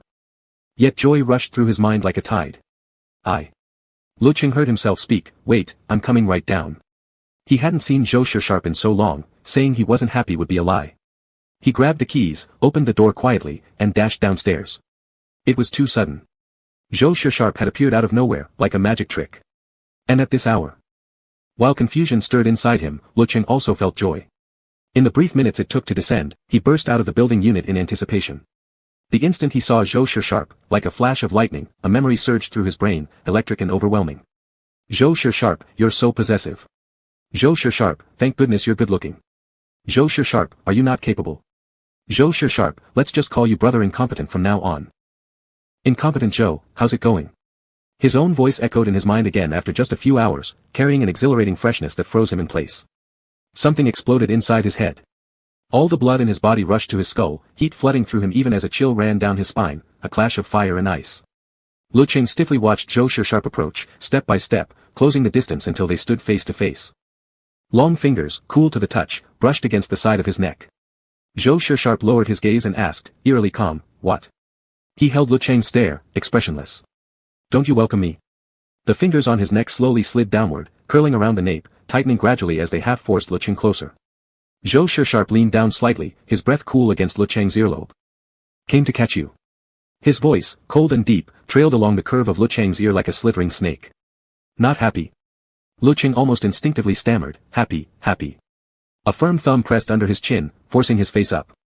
Zhou Sharp's expression remained indifferent. "Happy? Then why don't you kiss me?" It was such a plain statement. But Lecheng's heart clenched as if gripped tightly, pounding wildly. An air of silent, dangerous aggression surrounded them. Memories flashed like sparks, scorching his reason with bold intensity. He had no time to think, desperately, he tilted his head up and pressed his lips to Zhou Sharp's, surrendering completely. The moment their lips met, the 5 fingers at his nape tightened sharply. Zhou Sharp still carried the chill of travel, a stark contrast against the summer heat. The second their lips touched, Lecheng wasn't ready, his mouth was immediately pried open, invaded without restraint. His tongue felt like it was melting, his lips were bitten numb, then painful. The faint, clean scent of soap filled his nostrils. Physiological tears instantly welled up in his eyes. His already weak legs trembled uncontrollably, threatening to collapse beneath him. Zhou Sharp held him firmly by the back, pulling him deep into his embrace, so hard it nearly crushed him. Too much. In the chaos, Lecheng felt Zhou Sharp pull back slightly, then something cool was placed into his palm. A muffled voice murmured, "Hold this." Then Zhou Sharp closed in again, unobstructed, invading with renewed force. When finally released, Lecheng felt like a kite with its string cut, trembling all over. It was his first time experiencing such an unrestrained, merciless, excessive kiss. His tear-streaked eyes glowed red at the corners. Already weak and tender from alcohol, his body lagged behind, gasping heavily for breath. One hand clung desperately to Zhou Sharp's broad shoulders, chest heaving violently. Meanwhile, the hand hanging limply at his side was gently pried open by a larger palm. Zhou Sharp looked down at his own fingers, silent, calm, urging him not to grip so tightly. "It'll break." "What?" Lecheng sniffled. "My glasses," Zhou Sharp said. Only then did Lecheng look down, realizing belatedly what Zhou Sharp had handed him moments ago. His heart churning with unease, Lecheng fluttered his eyelashes rapidly and let out a light cough. When he finally spoke, he was startled to hear how hoarse his voice had become. "You, what, why are you? Remember now?" Zhou Sharp gazed at him, unervingly calm. Lecheng's pupils contracted sharply, he almost instinctively recoiled. What? No. Nothing. No. The tone was flat, emotionless, yet it sent a violent jolt through Lecheng's chest, as automatic as a reflex. Overwhelming guilt washed over him, mixed with fear, heat, and cold all at once. He could recall every single word he'd said, each one a dagger's edge, poking straight into the trigger, enough to make Zhou Sharp fly across the ocean in the dead of night. The fact that he'd come confirmed just how badly Lecheng had provoked him. The hand at the nape of his neck tightened again. Zhou Sharp stared into his eyes, lips parting slightly. "Talk." I remember," Lecheng mumbled, palms sweating from nerves. He'd completely torn Zhou Sharp apart, broken promises, lashed out fiercely, even though he'd always believed he could tolerate Zhou Sharp's possessiveness and actions, bearing them well. But drunk, his mouth ran wild, exaggerating, twisting everything beyond repair. "I wasn't thinking straight, I was drunk," Lecheng explained desperately. Seriously, I didn't mean any of it. Didn't mean what? Just, that. Lecheng lifted his gaze, pleading like a lost puppy. My head still hurts. He leaned against Zhou Shisharp's shoulder like a spoiled child, nuzzling slightly, pretending it was genuine. Zhou Shisharp didn't move. His long lashes cast shadows as he silently looked down, dark pupils deep and quiet. He caught Lecheng's hand and guided it into his own pocket. Take it out. Dazed, Lecheng followed, fingers brushing against something rectangular, flat, a small box. What? Suddenly, a loud explosion rang inside his skull. Heat surged into his cheeks as memories of his drunken words came flooding back. He tried to yank his hand away, but his wrist was clamped tight, nowhere to go. Flustered, he whispered urgently, Zhou Shisharp. I can't, my parents are still asleep. Zhou Shisharp pulled the box out himself, holding it up between two fingers. Lecheng couldn't help but stare. It was a small yellow box, flat, opaque, with the letters OTC printed neatly in the top left corner. Antidote for hangovers. Zhou Shisharp watched him closely, then, after 2 seconds, actually seemed to smile. What did you think it was? Lecheng blinked, dazed. How cruel. He did that on purpose. It hit him instantly. I didn't think anything. Really?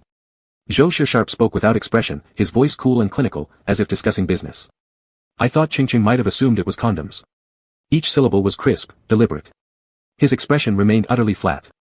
Without the glasses, Zhou Shisharp's features were even more striking, sharp, ascetic, intensely defined. His pale, thin lips and fully buttoned shirt, down to the very last top button, added to the image of rigid discipline. Now, this contradiction reached its peak. Lecheng froze mid-breath, face burning. Though the night air was cool, he felt like he was melting. Take it. Zhou Shisharp said no more. Having traveled such a long way, the hours on the plane clearly taking their toll, he clearly had no intention of going further. He bent down slightly, smoothed Lecheng's hair, and softened his voice. Go upstairs. Make some tea and drink it. Still reeling from the shock, Lecheng blurted out almost automatically, You're not coming up. I'll come up. Zhou Shisharp fixed him with a steady gaze. Not afraid of your mom and dad anymore. That's not what I meant. Lecheng flushed red, yet still tugged at the hem of Zhou Shisharp's shirt, bargaining gently, You're already here, my room's got the AC on, it's nice and cool. It's so late, where else would you go? A hotel. What hotel? Lecheng coaxed, unable to hide a hint of temptation. It'll take ages to drive anywhere else. Come up. We'll be quiet. He didn't want Zhou Shisharp to leave, not now. Sensing the other man had already calmed down, no longer angry, only relief and joy remaining, he couldn't help urging, Hurry, hurry, the sooner the better. My mom might wake up soon. Zhou Shisharp frowned slightly. If your mother. There's no if. Lecheng assured him firmly. Since when did you become so hesitant? Unless, you really can't handle it. Zhou Shisharp fell silent immediately. His dark eyes locked onto Lecheng's, brimming with dangerous intent. For a second, Lecheng felt scorched by that look, momentarily cowed. Then he quickly turned his head away. I was just kidding. Come on, come on. Half pulled, half guided, Zhou Shisharp followed him upstairs. Moving quietly into the house and entering the bedroom, it wasn't until Zhou Shisharp heard the soft click of the door closing behind him that he finally felt the absurdity of the situation. He had actually followed him up. He watched as Lecheng bent over, his upper body pressed flat against the door, ear pressed to the wood, listening carefully for any movement outside. After half a minute, he relaxed and tilted his chin toward Zhou Shisharp with smug satisfaction. See? I told you it'd be fine. Smirking like a cat with a raised tail. Seeing him like this, Zhou Shisharp felt helpless, and painfully aware, once again, that he had never truly held any principles when it came to Lecheng. Even such an almost reckless act, he couldn't resist the pull, and ended up doing exactly as Lecheng wanted. Don't sit on my bed with your pants on, Lecheng whispered. Take off your pants and shirt. I'll find you some shorts. Lecheng rummaged through the closet and quickly pulled out a pair of shorts, shorter than ideal, and tossed them to Zhou Shisharp. Then another long t-shirt, one too big for him but likely just right for Zhou Shisharp. After stepping out to rinse down the hangover pill with hot water, they climbed into bed. Lecheng curled tiredly into his arms, feeling the taut muscle lines beneath Zhou Shisharp's skin. Lecheng almost laughed. He pinched the firm bicep lightly and lifted his head. Why so tense? Zhou Shisharp's voice was tinged with resignation, This isn't right. No, it isn't. But you still did it. Lecheng raised his eyebrows, suddenly at ease as if he were in his own territory now. Zhou Shisharp's Adam's apple moved. My fault. Lecheng, what fault? Couldn't say no to you. Zhou Shisharp kept his eyes closed. Too greedy. Too eager to hold you. Touched by the honesty, Lecheng suddenly became noble again. Don't worry. Once they leave, I'll let you go, I promise I won't expose you. He knew exactly what Zhou Sharp feared, suddenly appearing at the future mother-in-law's house, being discovered would utterly ruin his reputation. Yet now, even he felt a flicker of guilt. Maybe I shouldn't have dragged you up here. But I missed you so much. Lying in a bed soaked with Lecheng scent, Zhou Sharp held him close, and at those words, a strange, swelling fullness filled his chest, an overwhelming sensation, dangerously tender and clingingly intimate, stirring every nerve. He dipped his head and kissed the corner of Lecheng's lips, slowly parting them, sucking gently on his tongue, threading their fingers together as they sank into a deep, tender kiss. When they parted, Lecheng's eyes glistened faintly, his chest rising and falling slightly. "Don't worry," Zhou Sharp murmured, nipping at his lips. "This is my choice." He wouldn't admit that this thrilling sense of shared risk, this intimacy that bound them tightly together, made his blood pulse hotter without reason. "Okay." Lecheng nodded firmly. "I'll do my best to protect you." Zhou Sharp chuckled softly. Drunk and restless the night before, Lecheng was genuinely exhausted now. Nestled in Zhou Sharp's arms, his eyelids drooped heavily and he fell asleep quickly. It was the sound of knocking that woke him. "Ching, sun's already on your butt, get up and eat." Hehe called through the door. Lecheng jolted upright, jerking too hard, he nearly fell off the bed. Zhou Sharp caught his waist and soothingly patted his back, signaling him to respond. Oh. Lecheng said quickly. "Yeah, I'm getting up." He scrambled into his slippers, catching sight from the corner of his eye that Zhou Sharp was already dressing. "Did you book the hotel?" Lecheng asked in a low voice. Zhou Sharp nodded. "Good. Once they head to work, I'll send you off." He stepped out and quietly shut the door, rubbing his eyes and pretending to be drowsy. "Dad." Lecheng yawned dramatically, putting on a flawless performance. "What are we having today?" "Soy milk and fried dough sticks." Hehe urged. "Go wash up." "Aha." Lecheng squeezed toothpaste onto his brush and suddenly, mouth full of foam, asked, "Dad, do we have any disposable toothbrushes?" Probably." Hehe turned toward the kitchen. "Xiaoqin, where are those disposable toothbrushes?" "They're under the TV cabinet," Chao Fanqin replied. "Why?" "Need one." Ching does. Hehe bit into a stick of youtiao. "Hey, why do you need a disposable toothbrush?" "I didn't ask." Lecheng played dumb. "Just wondering." "All right. Your mom's heading out later to visit your Auntie 3.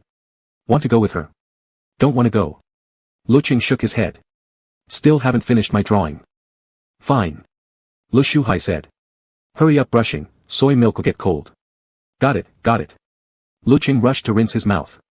Sitting there eating his youtiao, he waited eagerly, counting down the minutes until they left. Hehe was about to head to work, and Lecheng eagerly handed him his bag. Soon after, Chao Fanqin finished outlining her eyebrows and hurried out the door in a rush. Everything had gone perfectly smoothly. "Oh, almost forgot." Chao Fanqin slapped her thigh. "Still need to grab a box of milk." Lecheng froze, then watched helplessly as Chao Fanqin strode quickly forward, crossing the living room with clear intent toward his bedroom. It was a family tradition, milk, snacks, they were all piled up in Lecheng's room, nominally for the kid. His heart thudded violently twice. In desperation, Lecheng blurted out, "Don't." Chao Fanqin startled, turning around. "What is it, Ching? Don't go in." Lecheng swallowed hard, mind racing. "What do you need in my room?" "There's a carton of walnut milk, I'll take it for your Auntie 3 to drink." Chao Fanqin said. "You're acting strange this early in the morning." "Mom, you haven't changed your shoes." Lecheng quickly set down his bowl. "Go change first, I'll get it for you." He stepped in front of her, gently grasping her shoulders and turning her away. "I just woke up, my room's a mess." "I'll get it." "Now you're shy." Chao Fanqin laughed, half exasperated. "Why weren't you shy before?" "Ah, come on, Mom, I'm grown up now," Lecheng mumbled, guilt gnawing at him. "Let me get it for you." Fine. Chao Fanqin began switching her shoes. "Look at you, suddenly so concerned about appearances. You scared me, anyone would think you're hiding something in there." Lecheng. Silence. Indeed, little Lecheng was hiding something. After several seconds of quiet, he forced a dry laugh. Mom, you're such a joker, how could I possibly be hiding anything?" Ha. It truly proved that people really do laugh when they're embarrassed. Like a rabbit bolting, he whipped open the door, darted inside without even looking around, grabbed a random box of milk, slammed the door shut, boom, and scurried over to hand it to her. "Here." Then I'm off with your dad," Chao Fanqin said. "When you go out, remember to turn off the gas and unplug everything." "I know," Lecheng muttered, feeling awkward. "I know already." Normally it wouldn't matter, but Zhou Sharp was home now. Lecheng didn't want him to know he was still being treated like a child. It was so embarrassing. Oh, and another thing, Chow Fanqin added. Remember what I told you earlier? When are you going to invite Xiao Zhou over for a visit? Lecheng stiffened, nervously tapping his fingers together. Xiao Zhou. Xiao Zhou had done more than just visit, he was lying in bed right now. I remember, Lecheng said. Soon, Mom. Don't worry. Good that you're thinking about it, Chow Fanqin said. Even if you're young, you should learn to be responsible. Mom. Lecheng's face flushed red. Stop it. I really like him, okay? Alright, Chow Fanqin finally smiled. Really like him, got it. We're leaving now. Lecheng nodded firmly. Boom. The front door closed behind them. Lecheng instantly turned, yanked the bedroom door open, and before he could even speak, his waist was suddenly seized. The world spun, Zhou Shisharp pulled him in close, locking him against his body. Huh. Lecheng blinked dazedly, but still instinctively reached up to stroke his back. You've already gotten ready. Zhou Shisharp. Then go brush your teeth, wait 10 minutes until they're out of the compound. Just now, Zhou Shisharp suddenly spoke, say it again. Lecheng blinked. Which part? The last sentence. Oh. Lecheng finally caught on, scratching his cheek sheepishly. You heard that? Zhou Shisharp gazed intently at his face. Say it again. I really like you, Lecheng smiled brightly. This one. His eyes sparkled, warm and bright, curving into crescents, his dark, feather-soft lashes lifted slightly, radiating charm that warmed Zhou Shisharp's chest like slow-baking embers. He nodded softly. This one. So. Zhou Shisharp looked straight into his eyes, voice low. When will you bring me to meet your parents?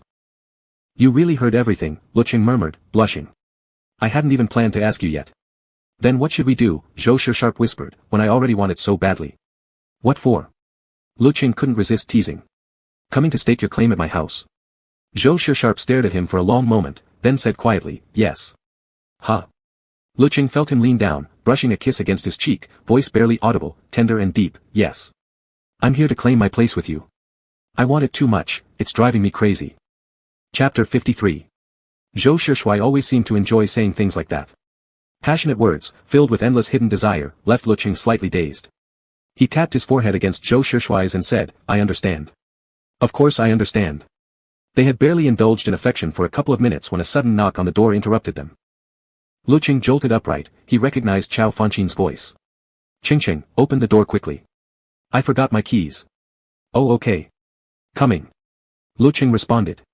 Panicking, he swiftly shoved Zhou Shishui into the room behind him, tiptoed to the entrance, snatched the spare key from the cabinet and opened the door. Mom. He handed over the key. Here. He was breathing heavily after just those few steps. Chow Fanqin took the key, glancing at him with mild surprise. If you're hot, just turn on the air conditioner in the living room. Lecheng blinked rapidly. Why yeah. Why are you so flushed even at home? You really need more exercise. You should go out for walks sometimes, Chow Fanqin added, don't tell me your belly's started getting soft lately. That's not true, Mom, stop it already, Lecheng frowned, squirming under her words. The door closed again, and only then did Lecheng release a quiet breath of relief. Turning around, he saw Zhou Shishui leaning casually against the doorway, watching him with a faint, unreadable gaze. Lecheng couldn't help but chuckle. We're like lovers sneaking around, aren't we? Zhou Shishui nodded, his tone cool and indifferent. Well, our situation isn't exactly legitimate. What else can we do? Lecheng. After that scare, Lecheng didn't dare let Zhou Shishui stay any longer. Once Zhou finished freshening up, they quietly slipped out of the apartment and walked toward the compound gate. Waving goodbye at the entrance, Lecheng asked, which hotel did you book? Zhou Shishui, coming to see me? Yeah. Lecheng nodded. I'll visit when I have time. Zhou Shishui, when you have time. Lecheng quickly corrected himself, no, I mean specially. I'll come specially to see you. Zhou Shishui sent him the hotel's name. Don't forget. I won't forget. Lecheng promised easily. On his way back, Lecheng glanced at his phone. First, he copied the hotel name Zhou sent into the navigation app to check its location. Then he noticed the messages from Tan Xiaobai. White Little Rabbit, Lu Xiaocheng, awake yet? White Little Rabbit, still asleep, huh? White Little Rabbit, holy crap, how could Zhou Shishui be such an inconsiderate jerk? White Little Rabbit, so he actually flew all the way there. Damn, that's intense. White Little Rabbit, when you wake up, remember to apply some ointment. This one's on me. White Little Rabbit, sobbing while biting a handkerchief. JPG. That last emoticon, a smug little rabbit shedding crocodile tears, left Lecheng utterly baffled. Recalling the tense moment last night when his neck had been gripped, his fingers pressing against the screen grew firmer. Orange, apply what ointment? Who needs ointment? Orange, wait, also tell me, what even happened? Orange, how did I pass out? There was too much to say, so Tan Xiaobai called instead. Ahem. Actually, it's super simple, Tan Xiaobai explained briefly. Sorry, man, I accidentally handed you strong refresh thinking it was regular soda. But after that, I don't know what went down, Tan Xiaobai continued. You have no idea, the moment Zhou Shishui called me and asked, where is Lecheng? His voice, damn scary. The second I heard it, I just confessed to everything. Lecheng corrected him, no, it was your fault. You should say took responsibility bravely. Fine, I took responsibility bravely, Tan Xiaobai conceded. But still, I never thought Zhou would actually fly over there, to find you. I messed up this time. Tan Xiaobai paused, then added, honestly though, nothing to be embarrassed about. To make it up to you, I'll mail you some medicine. Lecheng paused, confused. Medicine? Why? Tan Xiaobai bluntly replied, he flew across the country for you, if your ass hasn't suffered yet, then dude, he's got serious self-control. Lecheng. It was only now that he finally blushed, not because of Tan's crude comment, but because everyone seemed to doubt his physical endurance. Kind of embarrassing. He didn't bother explaining. Mumbling awkwardly, he shot back, so what? It's not like I need ointment anyway. Tan Xiaobai wasn't looking down on his friend, he just, based on years of reading people, genuinely believed Zhou Shishui, with his cold, quiet demeanor, was exactly the type who'd be gentle and reserved in life but relentless and wild in bed. Unavoidable male intuition. Ignoring his stubborn friend, Tan Xiaobai decided to save him some face, alright then, if you don't want to apply it, don't. Just make sure to rest. After hanging up, Lecheng returned home, sweating profusely from the heat. He turned on the air conditioner, plugged in his tablet, and got ready to finish the remaining illustrations he had pending. After paying off his debt, he told his family he could now earn money through freelance art. At first, Chao Fanqin and Lu Shuhai didn't believe him, so Lecheng showed them his bank balance. That finally convinced them, so much so that they were moved to tears. My good boy, Chao Fanqin said, wiping her eyes. I used to worry endlessly about how you'd manage once you entered society. Would you still be unable to endure hardship? Would you still be just as careless and playful as before? But now I'm at ease, Chao Fanqin continued. I never even realized you could be this capable. Looking into those slightly clouded eyes, Lecheng squeezed her hand tightly. He'd been given a strange, unexpected second chance by fate, receiving this identity, this life, and naturally, he meant to cherish it and fulfill his responsibilities. Mom, don't worry, Lecheng promised. From now on, I'll always take care of everything. With his earnings, Lecheng bought Chao Fanqin a thick gold necklace and replaced Lu Shuhai's fishing rod, making both of them overjoyed. The two gifts flooded their social media feeds for an entire week. Even their family group chat was spammed with them non-stop for 7 days. Lecheng felt both helpless and happy, he knew this reaction came from them having rarely, if ever, received such thoughtful gifts. Quietly, he resolved to earn even more from commissions, to make up for lost time. That night, before bed, Lecheng made a video call to Zhou Shishui. I'm kind of nervous, Lecheng said, lying on his bed, fingers fidgeting with a shedding stuffed toy at the headboard. Zhou Shishui, are you ready? Though it was Zhou Shishui coming to his home, Lecheng felt as though he were the one meeting the parents. Zhou Shishui, I'm okay. You've got great composure, Lecheng complimented. It's not composure, Zhou Shishui replied honestly. I've just been preparing for this for a long time. Lecheng had already thought about why Zhou Shishui was so eager to meet his parents. The reason was simple, and obvious. He just wanted to hold on, really hold on. Because the things he cared about were few, the ones he truly desired to have, he always pursued fiercely, striving desperately to draw near. Bubbles of warmth rose inside Lecheng's chest. I know. He looked deeply touched. Sometimes Zhou Shishui was completely honest, other times, he only said half of what he meant. It depended on whether he wanted Lecheng to remember, whether he wanted to add another weight, another reason, that would make Lecheng unable to leave him. Right now, for example, he wanted Lecheng to understand how much he cared, how hard he tried. So Lecheng said gently, don't worry. My parents are really nice. They've actually been wanting to meet you for a while. Zhou Shishui nodded. By the way, Lecheng stared at the screen, suddenly uneasy. I forgot to ask, your mom, how is she taking your sudden return? Zhou Shishui paused slightly.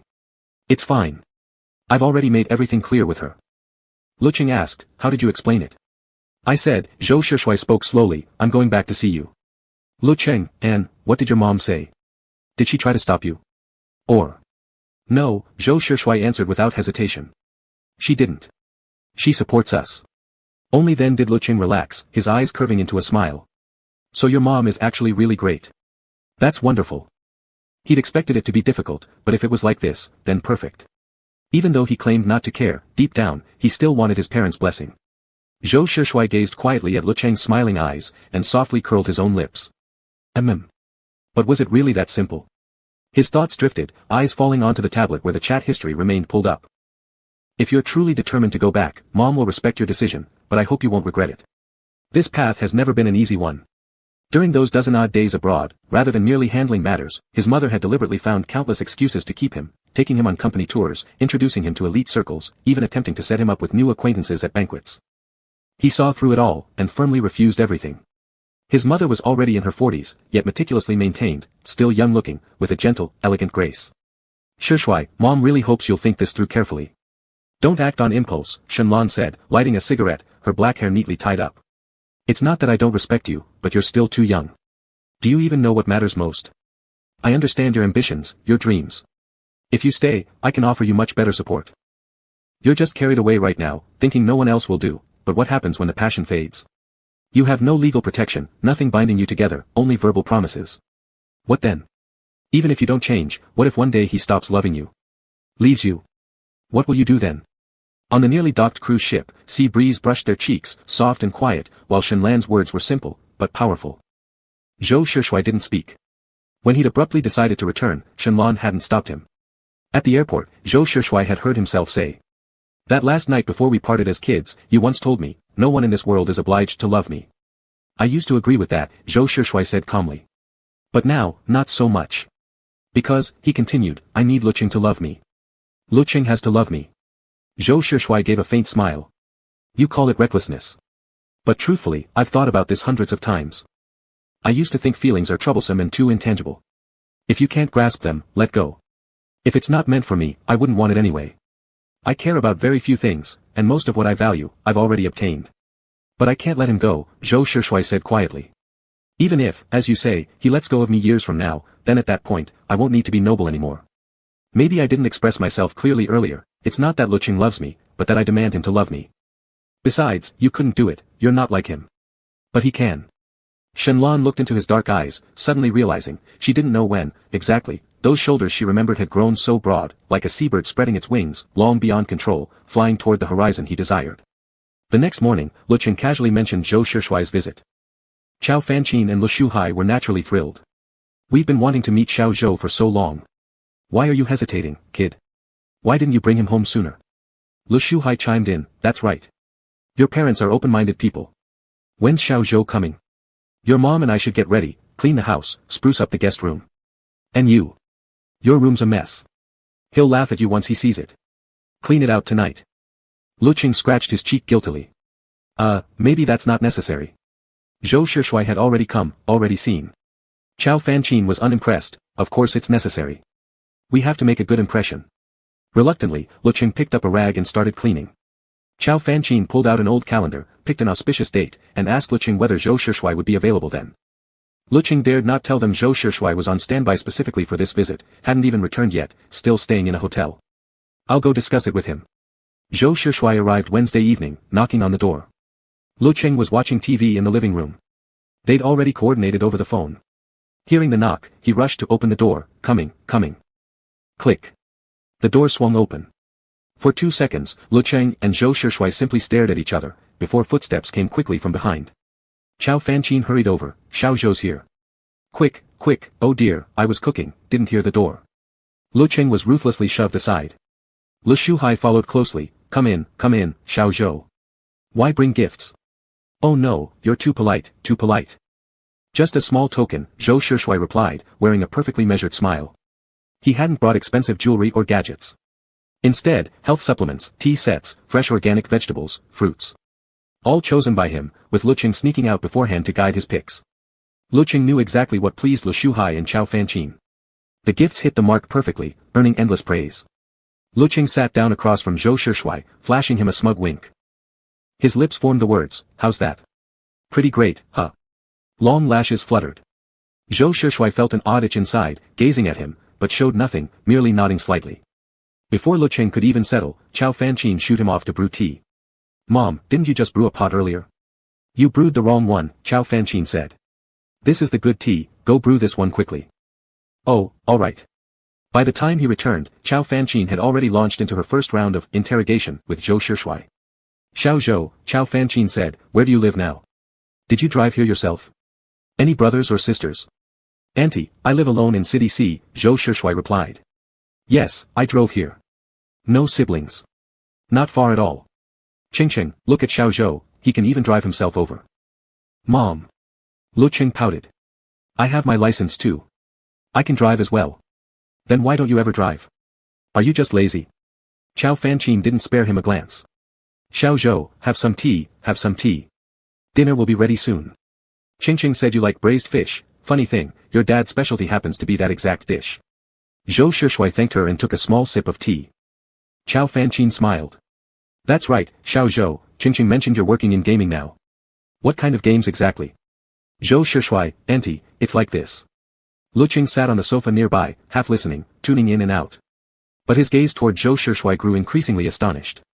He never expected that Zhou Shishui, who usually seemed quiet and aloof, could handle parental questioning so effortlessly. It was unbelievable. No wonder he'd said he'd prepared for so long. Lecheng realized his earlier anxiety had been completely misplaced. Lu Shuhai carried a dish to the table. Alright, we'll chat later. Let's eat first. Xiao Zhou, drink? Dad, he doesn't drink. Before Zhou Shishui could speak, Lecheng shot back instantly. Lecheng feared that if Zhou Shishui drank, his sharp mind might dull, and that would not be good. I'm asking Xiao Zhou, Lu Shuhai looked at him. Does Xiao Zhou drink? I've got fine wine here, someone gave it to me. $1,000 a bottle. I have more say than him, Lecheng stepped forward and slammed the wine glass down. He doesn't drink. See, Lu Shuhai sighed, smiling helplessly at Zhou Shishui. So domineering. Well then, no drinking today. Chao Fanqin emerged from the kitchen with a bowl of soup. Honestly, didn't the doctor tell you to cut down? Kids these days are more responsible than you. Lu Shuhai scratched his head sheepishly. Just celebrating, that's all. They sat down to eat. Chao Fanqin promptly began round 2 of her interrogation. Lecheng stayed silent, focusing instead on stuffing himself. 4 people, but 12 dishes, so many they covered the entire table. Lecheng ate happily, occasionally tugging on Zhou Shishui's sleeve to signal him to reach a dish he couldn't. Cough. Cough. Cough. He choked, burned by a beef ball, and turned bright red, immediately drawing everyone's attention. Scalded? Chao Fanqin said. Spit it out quick. Lu Shuhai turned to grab tissues. So careless, where's the trash can? Zhou Shishui reached out, gently pressing a finger under Lecheng's chin. Spit it out. With a plop, the half-chewed meatball dropped into Zhou Shishui's palm. Immediately after, a water glass appeared at his lips. Hold it. Lecheng drank deeply from Zhou Shishui's hand. Thankfully, he'd spit it out in time, just numb from the burn, no real pain. Only then did Zhou Shishui lower his eyes, tossing the meatball into the trash before getting up to wash his hands. Chao Fanqin watched the scene unfold, so natural, so effortless, and quietly turned her head, exchanging a glance with Lu Shuhai. Lu Shuhai raised an eyebrow and gave a small, knowing smile. Lecheng remained oblivious to their silent exchange. Zhou Shishui came back after washing his hands, fingertips still damp. He didn't touch Lecheng's face, only said, let me see. Lecheng understood what he meant, but in front of his parents, something about it felt strangely awkward. He quickly shook his head and subtly tugged Zhou Shishui's sleeve under the table. Not hurting anymore. I'm fine. Zhou Shishui stared at him for 2 seconds, then relented. Drink more water. Okay, Lecheng nodded. The meal lasted 3 hours. By the end, Lecheng's stomach was so full he groaned softly with every breath. As night fell, Lu Shuhai sat in the living room deep in conversation with Zhou Shishui about fishing techniques. Miraculously, Zhou Shishui responded with genuine knowledge and ease. Ching, Chao Fanqin called, get up. Don't just sit there being lazy. Wash some fruit for dessert. Mom, I'm so full, I can't eat anything else. Lecheng rubbed his belly miserably. If you won't, will Xiao Zhou eat? Chao Fanqin pushed. Go wash some for him. Alright. Lecheng stood up and went to the kitchen, picking out a tray of fruit and rinsing it under the tap with a steady stream of water. Click. Someone opened the door and came in. Lecheng turned, he saw Chao Fanqin. Mom, why'd you come? Lecheng lowered his lashes. I can do it myself. You wash then. Chao Fanqin stood beside him, watching. Lecheng sensed something was off and whispered, do you want to talk to me about something? Ching. Chao Fanqin nodded, her expression turning serious. I really do have something to say.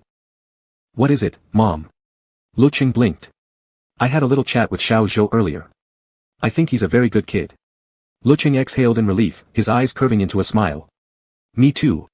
Chow Fanqin moved closer, lowering her voice. But exactly because of that, I noticed just now, the car Xiao Zhou drives isn't cheap, is it? We've never even seen this brand around here. And those teapots he bought, someone like me who knows nothing about them could still tell they're expensive. And his family background, you only mentioned before that his mom is abroad and his dad in China. Why didn't you mention his family runs a company? I've heard of his father's business. A child from such a wealthy household, Lecheng, tell me honestly, how did you two even meet? Lecheng faltered under the question. We met at school, Mom. What are you trying to say? Of course Mom isn't doubting you, Chow Fanqin said anxiously. But, our family is just ordinary. We've never thought about climbing up or chasing status. It's great that you have a rich boyfriend who treats you well, that should be happy news, but precisely because of that. His parents don't come visit. You said it was because they divorced and don't care for him, but I wonder, Chow Fanqin asked sharply, don't they disapprove? Lecheng didn't know how to explain. He nodded slightly, then shook his head. Well, kind of. But it's true, they stopped caring for him when he was little. After college, he's never asked his family for a single cent. Only then did Chow Fanqin relax slightly. When Lecheng carried the fruit out, Zhou Shishui happened to look up. Lecheng paused briefly and gave him a reassuring smile. After eating fruit, it was time to leave. Chow Fanqin and Lu Shuhai walked him to the door, warmly saying, Xiao Zhou, come by whenever you have time. Of course. Zhou Shishui nodded. Uncle, Auntie, it's hot outside. Please go back in. Ah. They agreed. Lecheng slipped on his shoes quickly, blurting, I'll walk you out, I'll walk you out. Chow Fanqin teased with a laugh, oh my, go on then. So clingy. Embarrassed by her words, Lecheng hurriedly shut the door and rushed forward, taking Zhou Shishui's hand. The indoor AC was cold, their fingertips were slightly chilled. Their fingers intertwined as Zhou Shishui quietly asked, how was it? Lecheng, What? How did I do today? Zhou Shishui lowered his eyes, gazing at him seriously. Lecheng grinned. You were amazing, I was shocked. I never thought you'd be good at all those polite little phrases. You were even smoother than me. Zhou Shishui pinched his cheek. Is that supposed to be a compliment? Of course, Lecheng nodded. Definitely a compliment. Zhou Shishui accepted it. And your parents? Did they say anything? Amidst the sweltering cicada cries, Lecheng looked at him, as if to drown out his pounding heart. After a brief pause, he shook his head. No, they didn't say anything. Really? Oh, wait, I remember. Lecheng's eyes crinkled into crescents, sparkling like stars. They did say. Now we can finally hand Qingqing over to you. Zhou Shishui froze, then, as if waves of wheat rippled through his chest. Clearly moved, he pulled Lecheng into an impulsive embrace, arms locking tightly around his waist. Lecheng rested his chin on Zhou Shishui's shoulder, feeling the thudding heartbeat beneath. His mind drifted back to the room. Just before, Chow Fanqin had asked him again, Qingqing, Xiao Zhou is a good boy. You're a good boy too. But your mother still worries. Without your parents' blessing, without legal bond, and given his family background, right now you love so deeply. But what about later? What if one day he stops loving you? Then what will you do? Lecheng thought for a moment. But right now, I really do love him. And he loves me too. I know, Qingqing, Chow Fanqin said. Mom's just worried, that's all. I'm not trying to break you apart now. But you should think about it too. The road ahead is long. You're a loyal child, but what about the other person? Can you control someone else's heart? Lecheng thought, he couldn't control another's heart. The two timelines seemed to overlap, different times, same setting, yet the same choice made all over again. So, how had he put it? This was exactly what he said, Mom, I understand. I can't control anyone else's heart, but Zhou Shishui's heart is already in my hands. I have to take good care of it and never betray his trust. So please, hand me over to him. Chapter 54. Hand in hand, they slowly made their way downstairs. The dry summer breeze blew past, but neither of them let go. Soft moonlight poured down from above, stretching their shadows into long tails.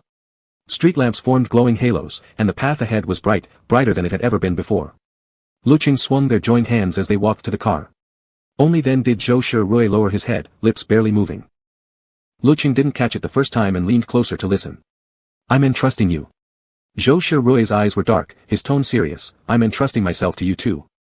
Lecheng froze for a second, then quickly smiled as if nothing unusual had been said. Of course I know. Now it was Zhou Shishui's turn to be stunned. Know what?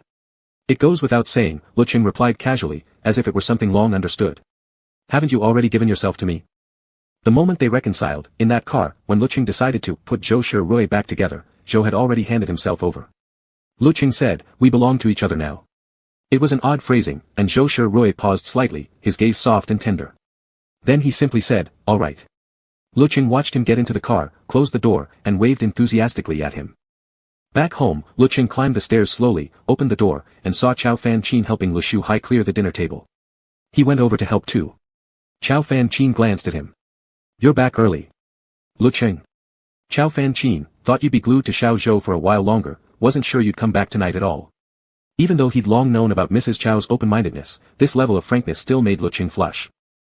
He played dumb. "Mom, his house is really far from here." "Police," Chao Fan-chin snorted. "You think you can fool your mom? Isn't Xiao Zhou staying at a hotel nearby?" Lecheng was shocked and blurted out, "How do you even know that?" "Humph, trying to deceive me." Chao Fan-chin chuckled and glanced at Lu Shuhai. "Back in my day, your father and I were in a free romance.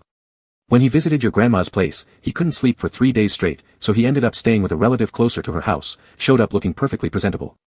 Lu Shuhai, who had been sweeping the floor, scratched his head. "Why tell the kid everything?" Lecheng got it. "So Dad's already done all this before." Chao Fan-chin raised an eyebrow. "Exactly. Now you understand. Though back then, your grandparents weren't nearly as enlightened as your dad and I are," Chao Fan-chin continued. "Your grandma thought your dad was too handsome, wearing glasses and all, said he clearly wasn't cut out for farming. She insisted he stay at our place for a whole week to prove himself." Lecheng burst out laughing. "And? Did Dad pass the test?" "Well, of course he did," Chao Fan-chin said. "He worked in the fields during the day, and I sneaked out every chance I got to bring him water and meals, even helped him sometimes. Nearly wore myself out. That's why," Chao Fan-chin wiped the table, "because your father and I know how hard it is, that's why we understand how you feel." Lecheng's heart lifted gently. "Mom." "But," Chao Fan-chin added, "if you want to go see Xiao Zhou, that's fine, but you must tell us. No sneaking out." Lecheng nodded firmly. "I know." Before bed, Lecheng brought it up in a message to Zhou Shirui. "So I can go see you. No more hiding. Openly, properly." Zhou Shirui replied with a quiet then after a pause, as if smiling, "It really does feel different when it's justified." Lecheng laughed so hard he could barely breathe. After struggling for a long time, Lecheng had finally gathered all the conditions needed to unlock the hidden event. Excited, he shared the news with Zhou Shirui. It was such a pain, finally collected everything, Lecheng couldn't help but quietly complain. "Your game's hidden event requirements are way too strict. It feels like it wasn't meant for ordinary players." In fact, he wouldn't have succeeded at all if Zhou Shirui hadn't revealed the final 2 hidden conditions. When the game first launched, players noticed the mention of a hidden event in the announcement. But unlike typical hidden events, this one never revealed all its unlock conditions. Instead, only when a condition was met would a prompt appear, "You've obtained 1 clue." To this day, no complete guide existed online. Fortunately, the event wasn't tied to any achievements, and supposedly offered no extra rewards, which made it just bearable enough. Most players pretended they didn't even know about it. If you couldn't play it, better act like it didn't exist. So Lecheng, who held the complete walkthrough, became the first person to trigger the hidden Easter egg. Zhou Shirui didn't refute his words. He simply said, "Give it a try." "Can I record this?" Lecheng asked eagerly. "I want to be the first one." Every time he saw someone achieving a milestone as the very first player, he felt an overwhelming sense of accomplishment. Now that he'd become that person himself, how could he not show off just a little? "Zhou Shirui, record if you want to." "Alright, then I'm recording." Lecheng agreed. Activating the Easter egg, after more than 10 seconds of black screen, the final boss stage of the game finally appeared. But there was no boss, just an empty, desolate scene. Lecheng controlled his character, running around the map in confusion, when suddenly, something strange caught his attention. With nothing obstructing his view, he quickly realized that the scenery of this level bore a striking resemblance to a university. More precisely, it resembled a section of road commonly found on university campuses or in parks, lined with greenery and trees, rendered incredibly lifelike under the game's subtly gloomy rainy sky. The air-conditioned room was cool and comfortable, yet Lecheng felt sweat gathering in his palms. His heart pounded in his chest, sending waves of nervous energy through his nerves. A sudden thought surged into his mind. But he didn't confirm it yet, only continued guiding his character forward. Soon, without warning, a guide character appeared. Lecheng approached, clicked the mouse, and initiated dialogue. "I've been waiting here for a long time. What about you? Who are you waiting for? The rain is getting too heavy. Want to go take shelter over there?" After speaking, an arrow appeared on the previously flat road. Almost instinctively, Lecheng walked toward it. At the end stood a small platform. When Lecheng stepped onto it, a prompt popped up, "Switch to first-person view." "Confirm." The perspective shifted. Not long after, someone holding an umbrella slowly approached. The figure was so familiar, despite wearing the game's generic outfit, that Lecheng instantly thought of the very first time he'd met Zhou Shirui. His heartbeat quickened. The thought growing stronger by the second. The person under the umbrella drew nearer, until a speech bubble appeared above their head. Have you been waiting long? Are you hungry? Let's go get something to eat. Choice appeared, okay/wait a bit longer. Lecheng selected, okay. The two characters began walking down the path together. At this moment, Lecheng was certain, this was exactly how their first encounter had unfolded. But something felt off. In his memory, it had been him doing all the talking, while Zhou Shirui remained quiet and reserved. Yet in the game, it was completely reversed. Zhou Shirui initiated conversations, called him cute whenever he made choices similar to what he'd done in real life. Each option triggered different responses, as if he were unusually talkative. The Easter egg was short, no more than 20 minutes from start to finish, replaying only those initial 20 minutes of their first meeting. Ding! Congratulations! You've completed the side quest Easter egg. Reward obtained, swapped hearts, eternal sun. Lecheng sat in stunned silence. He opened the menu and checked his collection log, neither item was recorded. He switched to his inventory, hovered the cursor over swapped hearts, and a description appeared. Across time and space. For eternal sun, the description read. When you appear. Lecheng stared at the screen, unblinking. Fragmented pieces of information snapped together in his mind, and suddenly, he understood. This entire Easter egg, from beginning to end, was made solely for him. That explained why nothing was saved in the collection, why it wasn't tied to achievements, and why the requirements were so strict. It wasn't meant for others to see, the meaning would be lost, perhaps even questioned. The flipped perspectives, the shift in who took initiative, mirrored how Zhou Shirui, after realizing his own feelings back then, had wanted to explain, to confess. But that explanation was never delivered. It had been cut short. Lecheng struggled to describe what he felt inside. All he knew was, he desperately wanted to hear Zhou Shirui's voice right now. He dialed. Zhou Shirui answered quickly. Zhou Shirui, Lecheng called his name. Zhou Shirui responded. Finished it? I finished it, Lecheng said, gripping the phone. I watched everything. An abrupt silence followed. Not happy? Zhou Shirui asked, as if trying to lighten the mood. Or, does my character feel out of character? Lecheng couldn't help but chuckle softly. You're a little OOC. You're not nearly this talkative in real life. But if we could do it all over again, Zhou Shirui mirrored his smile, lips curving upward just the same. I think I'd say these words. When facing someone you love, people reveal a different side of themselves. Lecheng blinked hard, unable to resist asking a lingering question. But why did you choose this particular scene? Does this scene not work? Zhou Shirui countered. It's not that it doesn't work. Lecheng paused, thinking. It's just, wasn't our first meeting somewhere else? For Lecheng, yes, it had been their first time. But clearly, for Zhou Shirui, it wasn't. After all, before Lecheng had entered this world, he hadn't been himself. Zhou Shirui had already seen him once across a banquet table. But in my mind, there's only this one image, Zhou Shirui said after a pause, uncharacteristically hesitant. I don't know how to explain it. To me, the moment I truly saw your face, truly listened to your voice, truly got to know you, that was right here, at this time. A soft ripple stirred within Lecheng. The feeling was strange, as if an invisible thread, unnoticed and intangible, had stretched through time and space, binding them tightly together, pulling them closer no matter how far apart they drifted, because in the end, everything would still lead to this one outcome. Then Zhou Shirui added, actually, there was another game. Lecheng was surprised. You made a whole separate game? Zhou Shirui nodded. But I deleted it when I returned your computer. Is this what engineering romance looks like? Lecheng smirked. Can we still find it? I want to play it. We can. Zhou Shirui replied after a while. But playing it wouldn't mean much anymore. What? You can find it but won't let me play? Lecheng teased. So stingy. Zhou Shirui ignored him, clearly immune to his provocation. Lecheng strongly suspected Zhou Shirui had created something back then that now made him feel embarrassed. With feigned understanding, he said, all right then, I won't play it now. When you're ready to show me, just show me then. On the other end of the phone, Zhou Shirui let out an audible sigh of relief. Good. What on earth could he have done that made Zhou Shirui so nervous? Lecheng couldn't help laughing. Can you at least give me a spoiler now? Zhou Shirui said firmly, no. Fine, fine. Lecheng tried the tactic one last time. So stingy. Zhou Shirui didn't answer that. Instead, he asked, do you still want to upload it now? Lecheng shook his head. No. I don't want to post it anymore. Call him selfish, call it possessiveness, but moments like these, he decided, should belong only to him. Zhou Shirui said simply, whatever you prefer. Lecheng knew he'd say exactly that. Then he remembered something. When are you coming back to City C? For days had passed since meeting the parents, during which Lecheng had even slipped out to see him once.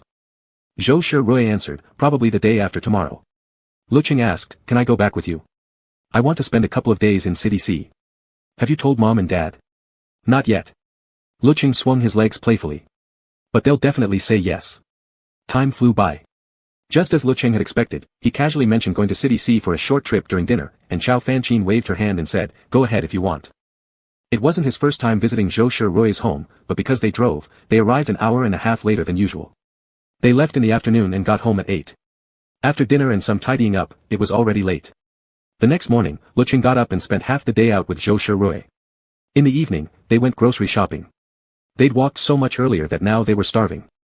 Let's have fish tonight, Lecheng suggested. I want sweet and sour. Zhou Shirui nodded. Fine. Lecheng added more. And chicken too, I want it stir-fried, slightly spicy. Zhou Shirui, okay. Lecheng blinked innocently. And snacks. I want ice cream. Zhou Shirui, help yourself. Lecheng thought Zhou Shirui was being unusually agreeable today. Practically giving him anything he asked for. Zhou Shirui pushed the cart while Lecheng picked and chose ahead, grabbing a whole chicken, fish, shrimp, vegetables, fruits, plus an armful of snacks. Zhou Shirui didn't say a word the entire time. Back home, Lecheng joined him in prepping the ingredients, but barely 5 minutes in, Zhou Shirui shooed him out, warning, don't eat too many snacks. You still need to eat dinner. Lecheng agreed readily. When Zhou Shirui finally brought the meal out, Lecheng was already sitting there, chin propped on his palm, eyes fixed longingly on the kitchen. Zhou Shirui put down the dishes and walked over, counting the empty snack bags. Is that all of them? Lecheng froze. Huh.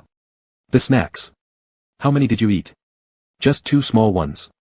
Lecheng answered honestly. I was just waiting for dinner. Only then did Zhou Shirui let it go. Go wash your hands. Lecheng didn't quite understand why he was being questioned about snack consumption, but at the scent of food, he perked up instantly and rushed to wash up. Though there were many different dishes, the portions weren't large. After eating for a while, Zhou Shirui suddenly reached over and gripped his wrist. Enough. You can't eat anymore. Lecheng frowned slightly. Why? I don't even feel that full yet. He knew Zhou Shirui had a stronger than average controlling streak, but why was he micromanaging meals now? You'll feel uncomfortable if you eat too much, Zhou Shirui said firmly, taking away his chopsticks without room for argument. Lecheng tried to negotiate. Sure, feeling overly full isn't pleasant, but I'm not there yet. Zhou Shirui lifted his gaze, dark eyes locking onto his. He was silent for a moment before parting his lips slightly. It'll still make you uncomfortable. Lecheng was thoroughly confused. He opened his mouth to argue, but Zhou Shirui handed him a piece of candy instead. Lecheng peeled one open and popped it into his mouth, sweet on his tongue, his attention easily diverted. He retreated from the conversation without another word. That night, just before bed, Lecheng stepped out of the shower first. Dressed in loose pajamas, he sat cross-legged on the bed playing a game, the wide leg of his pants slipping aside to reveal a stretch of fair, slender calf. His fingers moved slowly over the screen. He was simply terrible at games by nature, and his expression was intensely focused, tense with concentration. He didn't even notice when Zhou Shirui emerged from the bathroom, until he got headshot again and turned, startled, to see him. Fresh out of the shower, Zhou Shirui was still wrapped in a faint humidity. His shoulders broad, the long line of his neck disappearing beneath his collar, his lashes gently lowered. Calmly, he asked, lost? Lecheng hummed in agreement. Go blow-dry your hair. Next round, help me play, okay? Alright. Zhou Shirui paused. But only 1 round. Lecheng nodded eagerly. 1 round is fine, 1 round is fine. Not long after, Zhou Shirui settled beside him. Long fingers danced smoothly across the screen. Lecheng watched, mesmerized. Watching him dominate such a basic match was like watching someone drop dynamite into a fish pond. Delighted, Lecheng tilted his head and kissed him on the cheek, eyes sparkling. Can we play a few more rounds? I want to level up. Normally, when Lecheng wore that kind of expression, earnest and hopeful, Zhou Shirui found it nearly impossible to say no. But tonight was an exception. No. Zhou Shirui's dark eyes lowered. It's too late. Too late. Lecheng tilted his head. Zhou Shirui placed the phone on the nightstand, then slowly leaned closer, looming over him, pressing him down. It's too late. Lecheng understood what he meant soon enough. Zhou Shirui's elegant fingers, sharp, well-shaped, always graceful whether holding a pen or typing, now pressed gently against Lecheng's own. His calm, deep eyes watched him steadily. In a low, heavy voice, he murmured, okay. And so, Lecheng couldn't bring himself to say no. Even though they'd both prepared mentally, their movements were still clumsy. Lecheng removed his glasses with his own hands. The lights went off. The room dimmed. Zhou Shirui furrowed his brow slightly, breathing in sharply through clenched teeth. His grip tightened around Lecheng's fingers as he whispered hoarsely, "Relax." It didn't feel good. Tears welled up uncontrollably in Lecheng's eyes, only to be gently kissed away. His entire body trembled, beyond control. Zhou Shirui asked softly, "Does it hurt?" And no. Not exactly. Lecheng couldn't explain. Time dragged. Lecheng felt his head knocking against the headboard. His shoulder blades quivered. His tear ducts had never felt so fragile. His lips were bitten red. Zhou Shirui flipped him over, using his knuckles to pry open his clenched teeth. "Don't bite." The sudden movement made Lecheng tense completely, a bow pulled taut.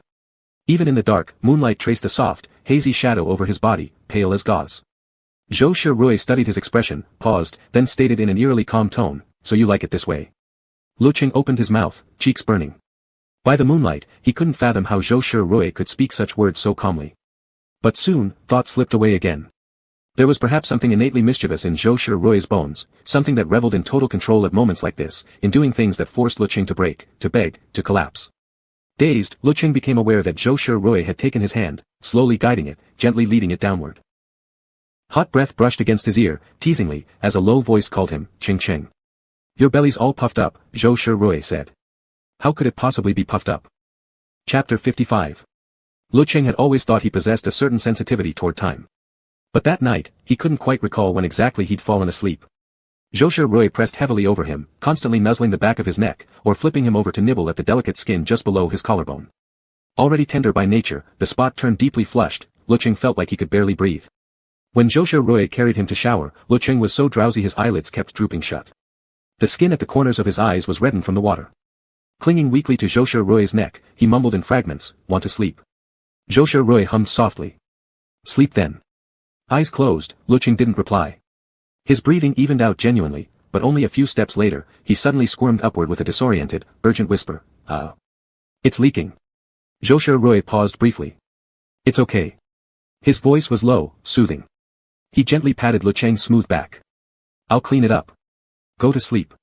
Only then did Lecheng tilt his head and finally drift off. The next morning. When Lecheng woke up, he didn't feel as if he'd been run over by a truck, that would have been hyperbolic, but close enough to make him frown instinctively, drawing sharp breaths. Every part of him ached uncomfortably. Sure, it had felt good at the time, but afterward came this lingering soreness, as if every muscle had been pushed beyond its limit. He propped himself up on his elbows and found even that hurt, the joint ached, and there was a pulling sensation radiating into his shoulder blades. With a sigh, he gave up and sank back down. The room, however, was immaculate. They'd both fallen asleep late into the night, yet someone still had the presence of mind to clean up thoroughly. Lying under the covers, eyes slightly wet, Lecheng couldn't help thinking, why am I even comparing myself, In the end, he didn't dress himself.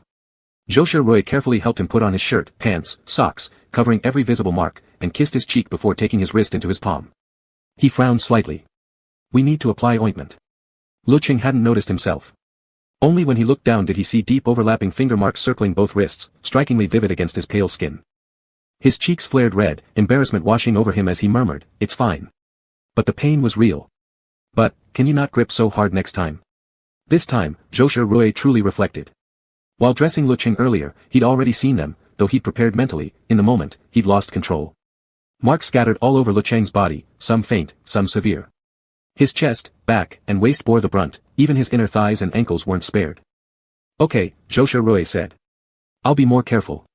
After breakfast, Lecheng leaned against the couch scrolling through his phone, but his butt hurt and his lower back ached from sitting. Unable to bear it, he retreated to the bedroom and lifted his shirt in front of the full-length mirror, finally discovering the culprit. On either side of his dimpled lower back were two round bruises, darkened and clearly outlined by fingerprints, almost perfectly matching the curve of his waist dents. Just looking at them made him wince. Flashes of memory replayed involuntarily in his mind as he silently cursed Zhou Shirui under his breath. Too embarrassed to confront him directly, even after everything they'd done, this kind of intimacy still felt new, he feared losing ground just by blushing first. For various reasons, all plans for the day were scrapped. That night, while being firmly held down and having ointment applied, Lecheng lay on the bed, face flushed, muttering protests, "Next time, I'll do it myself." Zhou Shirui wiped his fingers with a tissue and capped the ointment. "No. Why not?" Lecheng, already flustered, started rambling. "Your fingers are too rough. I think I can handle it. Zhou Sherui ignored him, walked to wash his hands. When he returned, Lecheng was absorbed in a game, seemingly having forgotten his earlier complaint. Zhou Sherui wrapped an arm around him, watching quietly for a while. Just before sleep, he heard Lecheng murmur again, almost inaudibly, I still want to do it myself. Zhou Sherui stayed silent for a moment. Fine. Lecheng's eyes lit up. Nestling his fluffy head against Zhou Sherui, he asked, you agree? Zhou Sherui turned to look at him, expression calm. Yes. But I have to watch. Lecheng. He glanced away, cheeks automatically reddening. I won't let you watch. Why do you need to watch? Zhou Sherui answered with perfect logic, his tone utterly composed, what if you don't apply it properly? Are you trying to deceive yourself or me? Defeated, Lecheng rolled over, flustered. Fine, fine. You do it then. Only then did Zhou Sherui pull him back, pressing a sincere kiss to his cheek. Sleep. Lecheng didn't stay in City C for long. He had to go home for his birthday. His birthday had already been missed before the holidays even began, but not by accident, deliberately. Birthday wishes had arrived on June 1st, but according to his family's tradition, the celebration wouldn't happen until he returned home. The same went for the birthday gift. He could have made up for it right when the holiday started, but since Zhou Sherui had initially gone overseas, Lecheng decided to wait for him to come back. By then, they were already late, what difference would a day or two make? So it was postponed to now. In the first few days after returning home, Lecheng and Zhou Sherui hadn't been in much contact. Zhou Sherui might have been busy with work, while Lecheng was preparing something else. On the day they decided to hold the belated celebration, Lecheng received countless blessings. Tan Xiaobai shouted from the other end of the phone, Lu Xiaocheng. Happy birthday. But since I already wished you happy birthday last time, this time I'll just make sure you got my present, did you receive it? Lecheng had indeed received it, a beautifully crafted ship model. He loved it, unable to stop smiling. Thanks, Xiaobai. Right after Tan Xiaobai hung up, another call came through. Lecheng answered one after another, puzzled, since he hadn't posted anything on social media, how did everyone who knew him find out? It wasn't until Su Yuan sent him a message that he realized there was a big mouth among the crowd. How about that, my promotion was pretty good, right? Su Yuan was clearly pleased with himself. Birthdays should be lively. Lecheng's phone was practically ringing off the hook. Great job, Lecheng said sincerely. But next time, don't do it again. Zhou Sherui arrived late, at 3 in the afternoon. Lu Shuhai and Chao Fanqin were busy cooking, too occupied to greet him, so it was Lecheng who opened the door, asking, was there traffic on the way?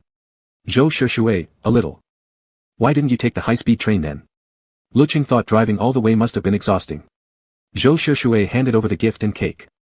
The train isn't convenient. Lecheng glanced down, it was a box, contents unknown, but heavy to the touch. Have some water, Lecheng said, not rushing to open it. My dad bought new tea, really fragrant. After drinking, Zhou Sherui prepared to head to the kitchen to help. Lecheng quickly stopped him, you don't need to go. How big is my kitchen? It'd be crowded enough with just 3 people. He picked up the nearby gift box, looked into Zhou Sherui eyes, and asked, can I open it now? Zhou Sherui, it's yours. Open it whenever you want. Lecheng swiftly tore it open, and found a pair of handmade ceramic dolls inside, strikingly similar to the ones he'd once given Zhou Sherui, along with a small black object whose purpose wasn't clear. He took out the dolls, inspecting them curiously, eyes widening slightly, mouth forming a soft, oh, so similar. It was almost a replication of his own style, one might mistake them for sculpted by the same hand, though the poses differed. Back then, his figures had nuzzled cheeks, now, Zhou Sherui held hands, him, laughing, while Zhou Sherui tilted his head, gazing at him. Lecheng couldn't help but beam. So cute. I love it. Zhou Sherui observed his expression. Good, if you like it. Beaming with joy, Lecheng proudly carried the dolls to the kitchen, thrusting them toward the 2 cooking adults, look. Made by Zhou Sherui. Chao Fanqin, still trimming vegetables, praised Zhou Sherui for being skillful and considerate, then shooed Lecheng back out. Unbothered, Lecheng scurried off and placed the dolls prominently on display. Only afterward did he pick up the small black object, examining it closely, he realized it was a USB drive. Lecheng frowned, confused. What's this? Zhou Sherui, a game. Lecheng repeated, game. Is this the one you promised to show me? Yes. Zhou Sherui. You fixed it now. Lecheng lifted the drive with his fingertip. Are we free to play together sometime? Can it be played by 2 people? Yes. Zhou Sherui pursed his lips slightly. It's meant for 2 players. Lecheng was delighted. Just as he tucked the drive away, Chao Fanqin called them to dinner. 8 dishes were served. Lecheng didn't eat much, he still had to save room for cake.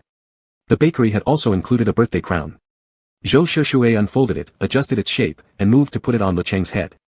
Lecheng thought the hat was childish, but considering he only wore it once a year, he let it go, wearing it without guilt, winking playfully at Zhou Shishue. Feels like I've turned 10 years younger. Chao Fanqin came over and lightly hit his shoulder. What are you saying? You're young to begin with. Alright, Lao Lu, go turn off the lights quickly, Chao Fanqin directed. Xiao Zhou, help Qingqing stick in the candles. With a soft click, the room plunged into darkness, only the faint glow of the candle on the cake remained. Qingqing, make a wish. Lecheng murmured an agreement, closed his eyes, and stayed silent for nearly a minute before slowly opening them again. Lu Shuhai teased him. Qingqing was reciting a whole checklist. It took so long, the gods might have gotten bored. Lecheng blushed slightly. Well, I had to be clear about it. Lu Shuhai laughed. Fine, be clear. Lecheng puffed out his cheeks and blew out the candle. There. Done. Only then did everyone begin cutting the cake. After dessert, they watched some TV together. It had grown quite late. No one in the family mentioned it, so naturally, and openly, Zhou Shishue ended up staying the night at Lecheng's home. Just before bed, Lecheng walked toward his room with a glass of water when Chao Fanqin suddenly coughed once. Qingqing, this residential building is too old. The sound insulation isn't great at all. At first, Lecheng didn't catch her meaning. Only after realizing what she was hinting at did he awkwardly cough twice in denial. Ahem. Right, of course, I know that. Satisfied, Chao Fanqin finally left. Lecheng quickly shut the door and gulped down a large sip of water. Zhou Shishue, leaning against the bed, glanced up. What's wrong? Only then did Lecheng declare firmly, we're not doing anything tonight. Zhou Shishue nodded. I wasn't planning to either. It had been a few days since they last saw each other. Now sleeping together again, Zhou Shishue naturally slipped a hand into Lecheng's pajamas, gazed down at his skin, and murmured, finally healed. After their last intimate moment, Lecheng had gone straight home. He'd lived rather quietly these past few days, and now blinked innocently. Of course it's healed. The marks on my wrist disappeared ages ago. During those 2 days it hadn't healed. Lecheng hadn't even dared wear short sleeves. Zhou Shishue kissed him gently and whispered, next time won't be like that. Lecheng squirmed from the tickle, laughing, okay. But next time, could you please not take so long? Zhou Shishue, usually so decisive, didn't answer at all this time. Lecheng found it amusing. He'd never seen Zhou Shishue act like this. After turning off the light, he deliberately poked him. Why aren't you talking? Didn't you hear me? Zhou Shishue didn't move. Only when Lecheng purposefully nudged him a second time did he reach out and pin him down. Lecheng wouldn't dare provoke him for real, especially not here, in his own home. After a brief silence, he reached into the cabinet beside the bed, pulled something out, then asked, Zhou Shishue, were you happy today? It was his birthday, yet he was asking Zhou Shishue. Zhou Shishue felt a soft ripple in his chest, no hesitation, happy. There's something even better, Lecheng said mysteriously. Do you want it? Zhou Shishue looked at him. Lecheng said, close your eyes. Zhou Shishue stared at him for 2 seconds, then slowly closed his eyes. His thick lashes settled gently over his eyelids. Blindness sharpened touch and hearing. A cool sensation brushed his fingertip, something sliding onto it. Zhou Shishue froze. His heart gave a light thud, as if sensing what it was, and abruptly, he opened his eyes. Under moonlight, Lecheng's eyes curved into crescents. Tada. Look. Zhou Shishue looked down, stunned. In the dim light, a silvery white band encircled his ring finger, glinting softly under the moon. Lecheng gazed at him expectantly. And Zhou Shishue felt another illusion, that what shone brighter, what moved him more, were Lecheng's eyes at this very moment. He couldn't describe the feeling. His lips moved silently. I made it by hand.